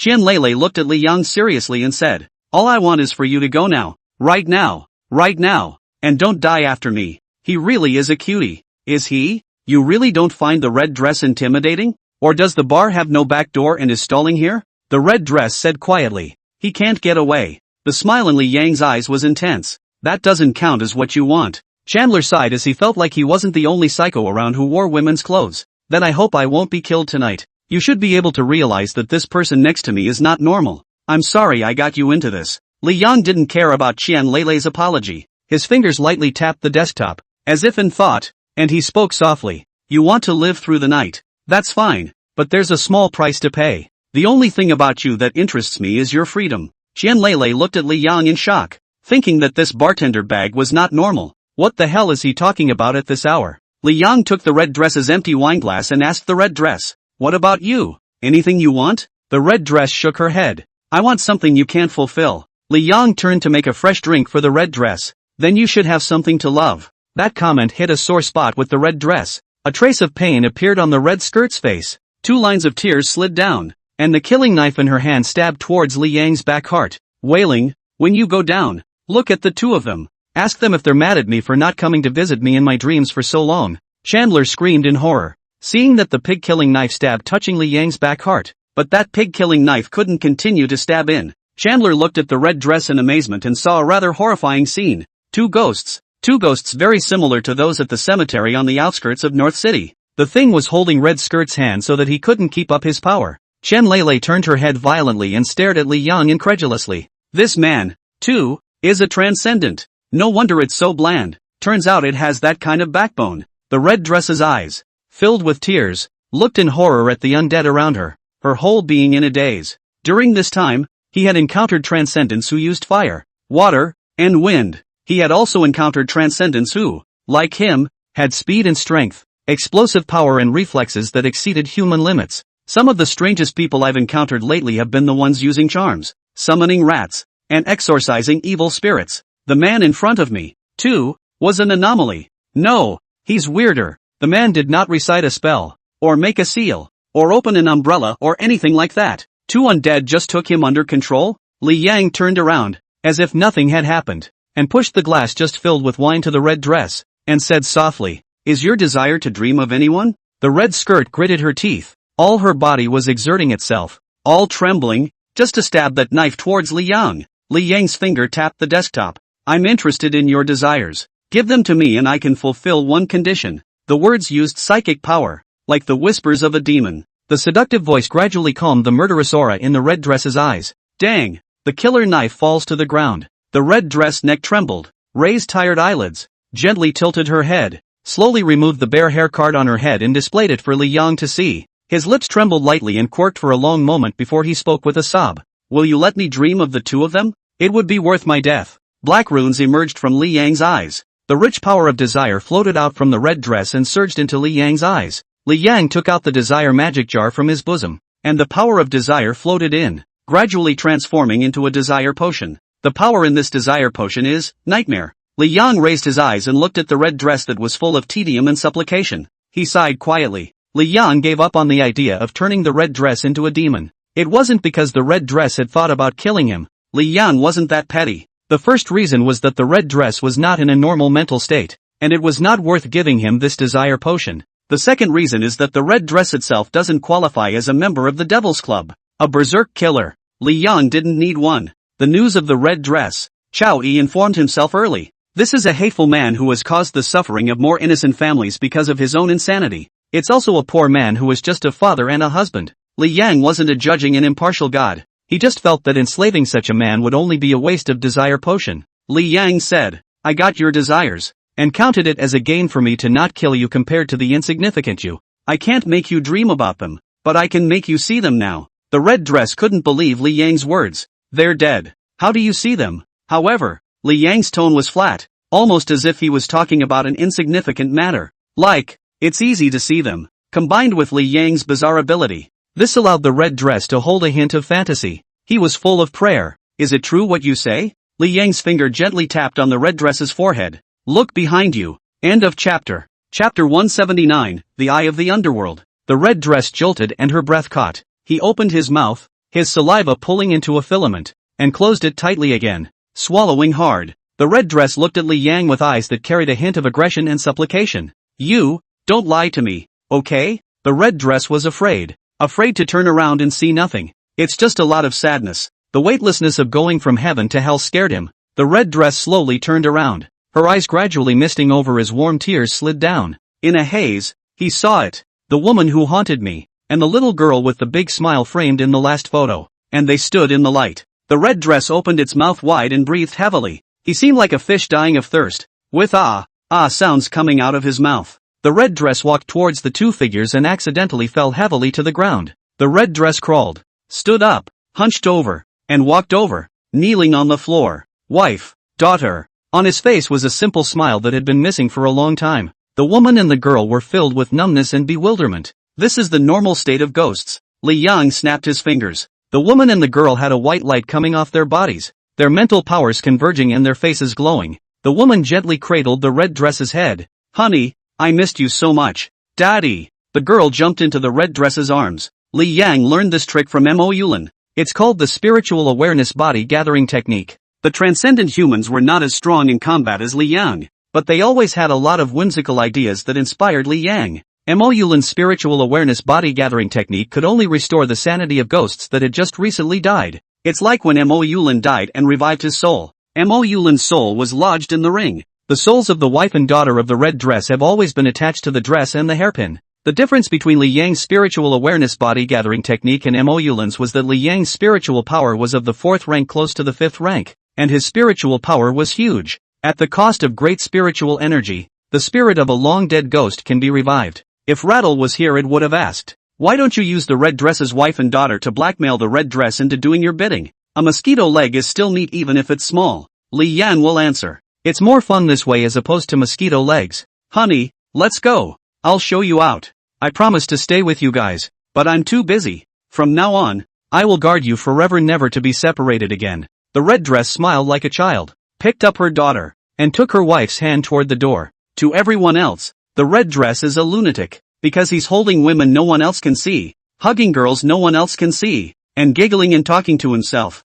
And he was wearing a bright red dress and a cartoon hairpin. In fact, the red dress would have been so mentally unbalanced that he wouldn't have cared. Li Yang said from behind the red dress, if you ever want your desire back, you can trade it for something else. The red dress paused, turned around, and bowed solemnly toward Li Yang with her daughter in her arms. The woman in that soul state also looked at Li Yang gratefully and bent down deeply. Chen Leilei's eyes widened as she watched this magical scene. What happened tonight? A horrible madman seeks himself out in a bar, and that bartender summons the undead to subdue him, and helps the red dress see his dead wife and daughter? Who the hell is this bartender? Through the battle between Yifan and those people in White Mountain City, Chen Leilei knew that the red dress was definitely not an ordinary transcendent. This bartender was definitely a powerhouse whose rank was unknown how many times higher than the red dress. How does someone like that feel comfortable being a bartender? Chandler said heartily. It's so nice that he got to meet his wife and daughter. You're awesome. Li Yang thought that Chen Leilei was a bit of a nerdy kid. Did she forget she made a deal too?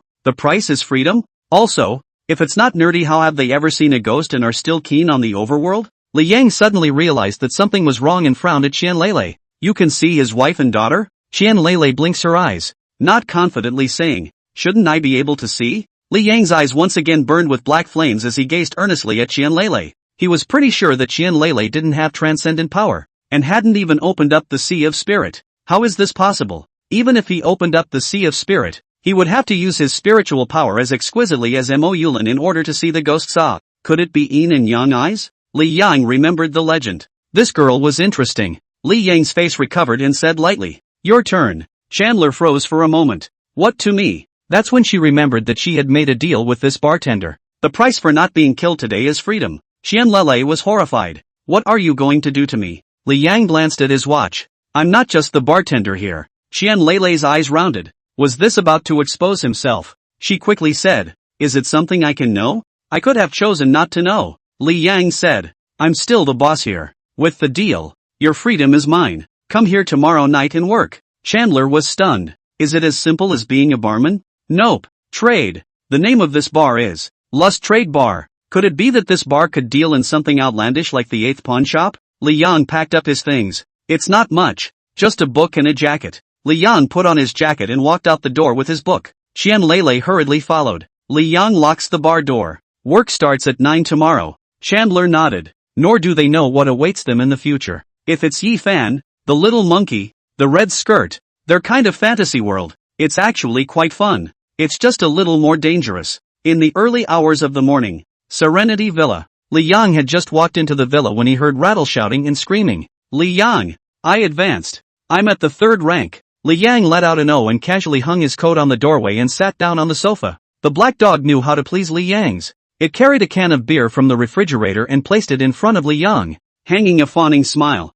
Fearing that he would turn into the downfall of a crow if he didn't pay attention, he left his home and ran off to open up in the middle of nowhere where birds don't live. Rattlesnake puffed out her cheeks in anger. My 3rd gift is strong. Li Yang glanced at this little trash. Say? Rattlesnake pinched her little waist proudly. My 3rd gift is a divining crystal ball that can see into your future. Li Yang raised his eyebrows slightly. It's really nice to be able to predict the future. Rattling the bell and reciting an incantation, a magic formation appeared and a purple crystal ball symbolizing mystery emerged. Rattle grinned. Come on, put your hand up so I can see your future. Li Yang got interested and was just about to put his hand on it when the ringing of the bell interrupted him. Wait, given your behavior of ignoring me and not being surprised just now, I decided that I'll let my Blackie try it first. Rattle grabbed Blackie's doggy paw and placed it right on the crystal ball. Spiritual energy was consumed, and Shaking Bell's eyes became dark, and there was a faint purple aura flowing through them. Shaker's face changed slightly, frowning at Blackie. Blackie shivered and quietly backed away.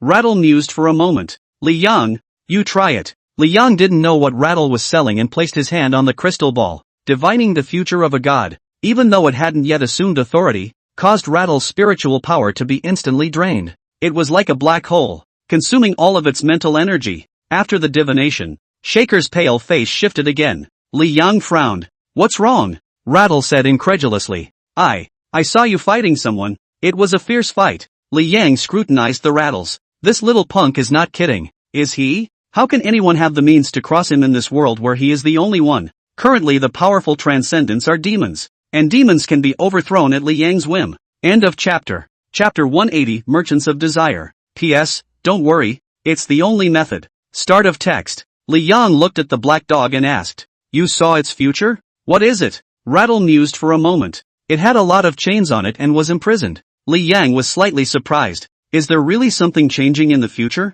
Rattle continued. Li Yang, the one who dealt with you is very strong. I can't see who wins or loses in a fight between you and him. Shaker looked at Li Yang nervously. I have a feeling that something big is going to happen in the future, and you need to prepare for it. Li Yang gave a faint O and walked towards the upstairs. Seeing how flat Li Yang was, Shaking Bell called out from behind Li Yang. Li Yang, do you not believe in my divination? It's mentally draining. Not messing with you. Upstairs. Bedroom. Li Yang held a cigarette in his mouth and lay on the bed, his mind spinning languidly. It wasn't that he didn't believe in bell-ringing divination. The Black Witch's tactics he, the King of Hell, didn't understand, but also this was a skill that people took. What kind of person would be able to fight himself and not come out on top? There is no worry in Li Yang's eyes, not to mention nervousness. On the contrary, there is a hint of cold and clear eyes. Excitement. Interesting. Li Yang got up and extinguished his cigarette, walked over to the table, and took out his notebook that he hadn't used in a long time. The text written on it is messy and disorganized. That's the Devil's Club composition. The behemoth takes shape in the real world right here on this scribbled piece of arithmetic paper. If the future is truly difficult, worry and nervousness are the most useless emotions, and growth is the only way to break the ice. He loved Marx's quote. It is not recognizing the world that is important, but changing it. In this world, if there is nothing to oppose, it is also really too boring. Li Yang held a cigarette and wrote a few words on a piece of paper. Merchant of Desire. The Desire Merchant was an idea that Li Yang had always had for creating desires and purchasing desires in the Desire Exchange. At present the Merchant of Desire is only himself. He'd been experimenting with the Desire Trading Bar, and now it seemed to be working out well. Has managed to cultivate the desire breath of several people into desire power that can be used as a desire potion. The next step to take is to reclaim the desire as agreed in the deed. The results of the experiment were good. proving the viability of the desire exchange. And the next step was to recruit desire merchants for the desire exchange. He has his eye on someone who might be able to become the first merchant of desire. Li Yang wrote a person's name next to the desire merchant, Qianlele. This girl has a couple of interesting traits. The first characteristic: she possesses desire, yet she is able to harness her desire. It's important to harness desire in a place like the Lust Trade Bar, a place filled with human glory and ugliness, the licentiousness and reserve of desire. The second feature: Qianlele surprisingly possessed the legendary yin and yang eyes. Although Qianlele could only see ghosts that possessed sanity, a little ability Li Yang does not know whether it belongs to the biological magical construction or transcendent power. The next day, South China Sea, Western District, a neighborhood. Chandler sat staring at the neighborhood altar. The cell phone rang. Qianlele took it out. It was a message from Yifan. Both of them had weighed in on each other before. Yifan, safe in the South Seas yet? I wanted to send you a message last night in case you were asleep. Qianlele revealed a bitter smile. Meet the red dress. Yifan's message followed closely. Are you okay? With just a few words, one could also feel Yifan's concern. Chandler replied, someone helped me drive away the red dress, so the red dress won't bother me from now on. After a while Yifan sent a message. What people? Immortal cultivators from the South Sea? Chandler sighed. Confidential. Just as I am confidential about the long white mountains. The screen of the cell phone was black. Qianlele pressed it twice. It was dead. Qianlele put her cell phone back in her pocket and stared at the sprouting willow tree in front of her. After a good half a day, Qianlele stood up, metal full of cheer to himself. I myself as a reporter if I can record the strange stories of the city, I pack take off By day I'm a small-time reporter in the public eye. By night I'm a mysterious urban eccentric. This is obviously cool. Dangerous to be a little scared of what's going on. It's a blessing that can't be avoided. Chandler turned around and went back upstairs. She's going to sleep. Promised that boss he'd work nights. During the night, Qianlele woke up from a nap.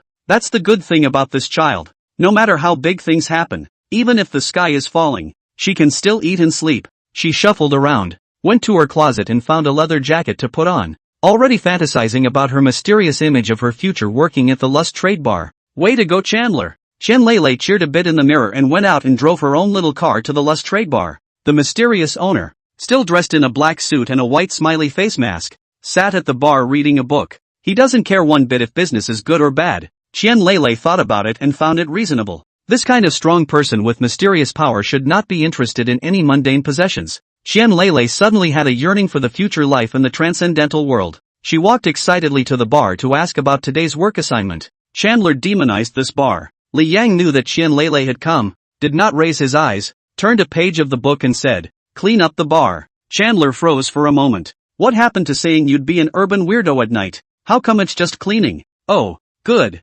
Qianlele didn't dare to hesitate and picked up a broom to sweep up near the bar. A little time passed until 12 o'clock midnight. Chandler had cleaned the bar several times, and had helped some of the customers with their drinks. Hanging around the bar with a whisk broom, Li Yang raised his head, looked at the doorway, and muttered, "There may not be many customers tonight." Qianlele blinked and looked over to the dance floor and those guests on the couch. "Isn't this crowded? What do you mean? Not many customers? Is it one of those special guests, as they say? Something like a red dress?" Li Yang closed the book, stood up, and said, "Come on, come with me tonight to collect the bill." Chandler froze for a moment. Collections? How dare someone owe this bar money? Is this the end of the line? Also, does a mysterious and powerful man like you have to learn how to collect money in person from the underground? Qianlele mentally chanted. It seems that people in the transcendental world are not immune to vulgarity. While she was thinking, Li Yang had already put on his trench coat and walked to the door. In the empty bar, a book and a white smiley face mask sat on the table.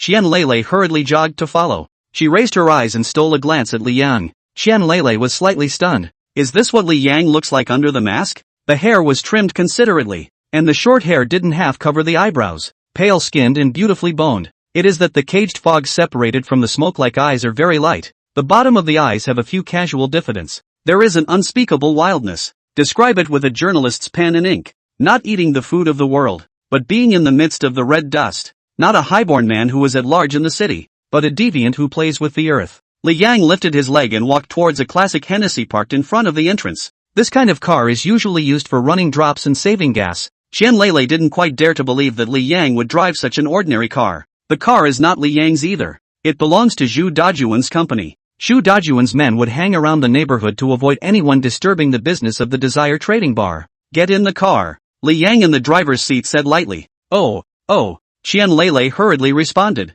got into the car, and looked back at the Desire Trading Bar. A new bartender sat at the bar, taking Li Yang's place. End of chapter. Chapter 181 Collection of Accounts, 1. This Hennessy was traveling through the city of Southsea at night. Li Yang's car drove steadily, but Qian Lele, who was sitting in the passenger seat, didn't feel like enjoying it. She was wondering if it would be dangerous in a moment. After all, it's debt collection. And you don't hear of many arms and legs missing because of debt collection in your journalistic career. The car drove for a long time and stopped in front of a star hotel. Chandler froze for a moment. This is the location of the collection agency? Before she could react, Li Yang had already gotten out of the car, striding into the hotel, and the car was unlocked. Chen Lele hurriedly got out of the car to follow up the hotel. She looked at the gilded hotel lobby, a little nervous, the tip of her nose sweating. Quietly, he hid the ashtray on the coffee table in the lounge area in his arms. If there's a fight later, at least we'll have something to defend ourselves with. This scene was watched by Li Yang.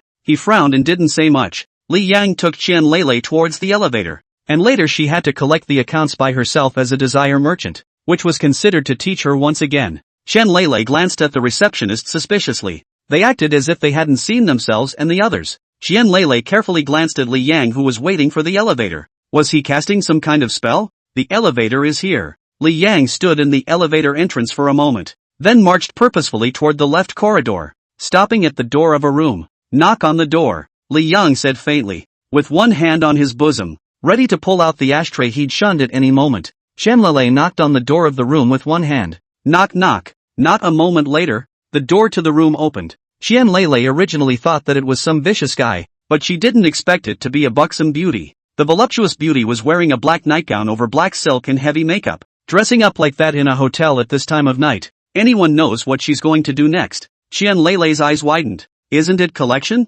Is it the wrong guy? When the plump beauty saw the duo at the door, especially Li Yang behind Qian Lele, her flirtatious smile froze and was replaced by obvious panic. Her name is Li Young Xin, and she is a guest at the Desire Trade Bar. She wasn't once this beautiful or this radiant. The original is a housewife, left out by her husband, who trades her desires for a few drinks at the Lust Trade Bar. Those glasses of wine were amazing. After drinking them, Li Yingxin changed a lot. She became beautiful, her body got better, and her voice got sweeter. Those glasses of wine didn't give Li Young Xin a new face. They made her face look good. Wrinkles fade. Skin is refined. Features are exquisite. Breasts get bigger. Waist gets slimmer. And hips are fuller. The truth is that every human woman can be beautiful without plastic surgery. Li Young Xin swallowed and asked unnaturally. You? What brings you here? It's like a child who's been caught doing something wrong. She did do something she shouldn't have. Obviously, the reason for becoming beautiful is to win back her husband's heart. But at the moment, the lover she is meeting is not her husband. At first, becoming beautiful Li Yingxin did snatch her husband back from the many mistresses. Her husband also began to take her in and out of receptions and dinners. And the partners complimented Li Young Xin on her beauty. Gradually, Li Young Xin discovered many excellent men. Those men had the drive of her husband's youth, and more money than her husband, and a more elegant demeanor and mannerisms. There was even a man who chartered a luxury cruise to Europe for her birthday. He also promised her that he could buy her a small island in the future and create a worldly paradise for her. This kind of man with substance and money deeply impressed Li Yingxin. On the contrary, her husband behaved coarsely, like a thug. Slowly, Li Young Xin lost her original intention and had a new love. Her husband, of course, noticed the abnormalities of Li Yingxin and begged bitterly to win her back. But how can it be so easy to break free from the whirlpool of desire? She's divorced. Tonight, a candlelight dinner has been prepared in the suite of a star hotel, dressed up for a romantic evening waiting for her fiancé to come and celebrate. Li Yang looked at the rich power of desire in Li Young Xin's body and revealed a greedy smile. Looks like you're having a good time. Li Yingxin poked his head out, looked around, saw no one, and said nervously, "Can we talk about what you have to do later? I'll see you tomorrow." Li Yingxin finished saying that he was going to close the door. One hand grasped the edge of the door and slowly pulled it open. Li Yingxin frowned. She had an appointment with a very powerful man and couldn't see herself pulling the strings with someone else. She was a little impatient, but didn't dare to snap. Li Young Xin sighed and said, "My boyfriend is awesome. He'll be in trouble if he sees us together." She treated Li Yang as a golden finger that she couldn't see, a secret weapon. In the future I'll meet more wonderful people like this, and I'll get better and better. And won't you get better when I get better? From now on, you'll help me become beautiful. No, it's kind of a collaboration. I don't dare say you can run amok in the city of Nanhai, but you must have whatever you want. The more Li Yingxin said, the more excited he became. But what she saw was Li Yang's indifferent eyes. Li Yang said coldly, according to the contract, your desires are mine. Li Yingxin then remembered that he signed a contract. She hadn't originally taken that deed seriously, so much so that she had asked Li Yang many times what it would cost her to drink such wine. Li Yang replied each time that she had already paid for it. A flash of fear appeared in Li Yingxin's eyes. What are you going to do? Li Yang took out from his bosom the deed that was signed with Li Yingxin's name. The power of desire in Li Yingxin's body was like a conscious flame, surging towards the contract. A moment later, the pact removed the power of desire from Li Yingxin's body. After Li Yang did everything, he withdrew the contract and turned around. Li Yingxian had a kind of intuition that as long as that man left here, he could never meet again and could never get that kind of magical wine. Li Yingxian hurriedly said, "You wait." Without pausing, Li Yang walked towards the elevator. Li Yingxin knew that Li Yang was angry, but she did not understand why Li Yang was angry. Doesn't he want to cash in when he has such means? Li Yingxian sighed, seeing Qianlei's eyes unblinking staring at her, unhappily said, "What are you looking at?" Qianlei's eyes grow alarmed. Your face." Li Yingxian remembered something and hurried back to the house to look at his face. She was confused. The chest and hips became dry, wrinkles crept up, and the skin looked tanned. Ah! Li Yingxin let out a miserable scream. Qianlei slowly backed up, a little scared, and hurriedly took a quick step towards Li Yang to chase after him. The middle-aged man holding a bunch of roses rubbed shoulders with Qianlei. It didn't take long for Chandler to hear the man's shriek of, "Who are you? What's going on here? No, you didn't look like this before. Obviously, that man is the concubine of Li Yingxin." Qianlei swallowed hard. That's collection? The bloodshed didn't happen. It was civilized. However, the level of creepiness is much more chilling than the word bloody. End of chapter. Chapter 182 Collection of Accounts, 2. The car was traveling through the streets of South Sea. Qianlei was silent for a long time before she finally spoke. Doesn't that woman love her man very much? She's trying to be beautiful for her husband, isn't she? Why did it turn out the way it did? Qianlei's future was the desire trader of the desire trading bar. And everything about that woman, Li Yang had just told for her so that she could be qualified for this particular job in the future. Li Yang said with a cigarette in his mouth, holding the steering wheel and turning. Men love the beautiful, stubborn woman they were 10 years ago. Women love the uptight, thoughtful man they were 10 years ago. Both are now different people, empty of the names they once used. Chandler sighed. So there's no love in this world at all, right? Qianlei felt that she was asking such things in vain. How can someone like Li Yang believe in love? Ask a cab driver now if he believes in love. And the cab driver has to be afraid you'll throw up in his car. Li Yang's hand holding the cigarette rested on the window, holding the steering wheel with one hand, and said, "Of course there's love in the world. It's just that those two weren't love from the start. I think it was a hormonal rush and they didn't find true love." Chandler raised an eyebrow. Hormonal urges? In the age of short videos that are growing by leaps and bounds, and in an age where everyone is bashing love, there are fewer people than pandas who believe in love. And Qianlei is in that group. Asking about that earlier comment was just an innocent little schoolgirl's exclamation. Hearing Li Yang go so far as to preach that there was love in the world, she couldn't help but go for a rebuttal. So many cheating men and women in this world. So many chattering whiners and men who don't want to go home from work. Is it all because you haven't found love? Li Yang gently inhaled a mouthful of smoke, exhaled the smoke, and opened his mouth. There are women who want motivated potentials and then find a handsome man. In the end, the man was found to be lazy and became a complainer. That's a woman's choice. There are men who want a gentle and considerate woman and then later find a sexy and beautiful woman. Eventually the woman was found to be snarky and became a sad man. That's a man's choice. They were looking for a cell phone that could make phone calls, and when they were finally attracted to a game console, they had to accept the fact that the console couldn't make phone calls. Adults pay for their choices. Shock appeared in Qianlei's eyes. Listening to Li Yang's words, she suddenly remembered a word. Regulus. Joked about the merchant in the wagon when I heard this story as a child. Turns out, the world is full of that businessman in the wagon. People sneer at the stupidity of the South, yet they all do stupid things. Qianlei said after a moment of contemplation. You're so special. I thought you were an emotionless person.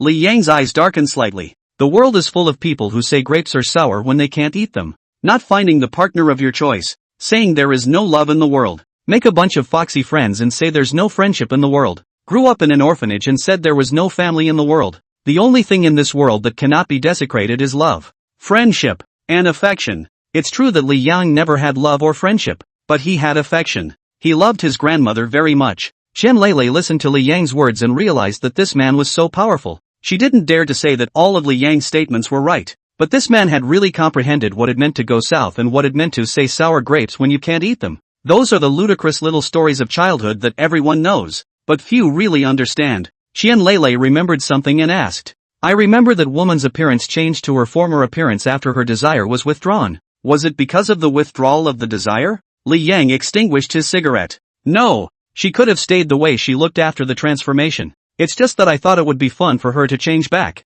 This cannot be considered a violation of the contract. The contract does not say to help Li Yang Xin forever to ensure beauty. The fact that Li Yang Xin also had the audacity to preach to the king of hell with his desires would not make Li Yang happy. Shock hid in Qian Lei's eyes. This man is becoming more and more like the devil of legend. No, I should say the legendary Satan, possessing wisdom, beyond the world.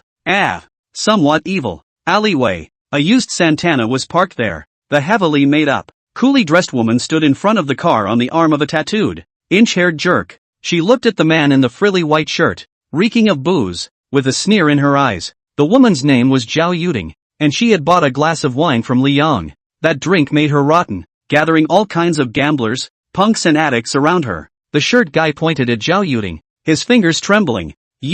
Why did you lie to me? I broke up with her. Why are you doing this? The shirt guy is a gigolo, and today is his girlfriend's 60th birthday. At the party, old baby discovers shirt guy's cell phone chats and angrily breaks up with shirt guy. The shirt guy asked Zhao Yuding out with a broken heart, but he didn't expect Zhao Yuding to kiss the inch-headed jerk passionately in front of him. Is this cheating on his feelings? Treating him like an ATM? When Zhao Yuding contracted the disease, he was the one who took the money to cure her. Old baby got angry, and Zhao Yuding left him, and he had nothing left. Zhao Yuding bristled. Look at your hangdog face. You're a soft eater. How can you be as raw as my tiger brother? The inch-headed jerk grinned. Dude, I'm not missing out on your money. Consider this your whoring money for sleeping with this my girlfriend. Get the hell out of here and I'll let it go. Asterisk. You. The shirt guy roared. The inch-headed jerk's face went cold. Give face. He picked up a slate and slammed it down on the shirt guy. This is a perennial fighter who knows where to hit without breaking someone. The shirt guy screamed and begged for mercy. The inch-haired gangster spat out a mouthful of phlegm and wrapped his arms around Zhao Yuding's waist towards the car. Zhao Yuding sweetly hugged the inch-haired jerk's hand and teasingly looked at the shirt guy. She loved it so much when she played with her emotions and had men all over the world swarming around her. The two of them were so happy that the fear on the shirt guy's face faded and was replaced by resentment. He slowly felt to his back waist and removed a dagger, his breath catching like the engine of a race car before it shoots off. Asterisk. You. The shirt guy roared, grabbed his dagger and rushed up, stabbing the inch-haired jerk in the back. The inch-headed jerk turned back incredulously. You them. The shirt guy hissed, his eyes glowing red as he stabbed the dagger into the inch-haired jerk's abdomen one at a time. The inch-haired gangster choked the shirtless man's neck to death, panic surfacing on his face as he gradually lost his strength and planted himself unconscious on the ground. Zhao Yuding stared in horror and covered her mouth in death. This soft-eating sensation kills. Surprisingly, she wasn't the least bit scared, and even a little bit proud. Doesn't it make her look attractive to have a man kill another man for her? Isn't that a talking point? The shirt guy suddenly turned around and stared at Zhao Yuding dead in the face. Zhao Yuding felt a hint of bad luck and forced a smile. Don't be impulsive. I'm still willing to be your girlfriend. You. Before the words were finished, Zhao Yuding's eyes suddenly became horrified, and she looked down in horror. She had a dagger in her abdomen. Zhao Yuding stared blankly at the man in front of her. The man was like an out-of-control beast, the dagger in his hand stabbing into his abdomen one at a time,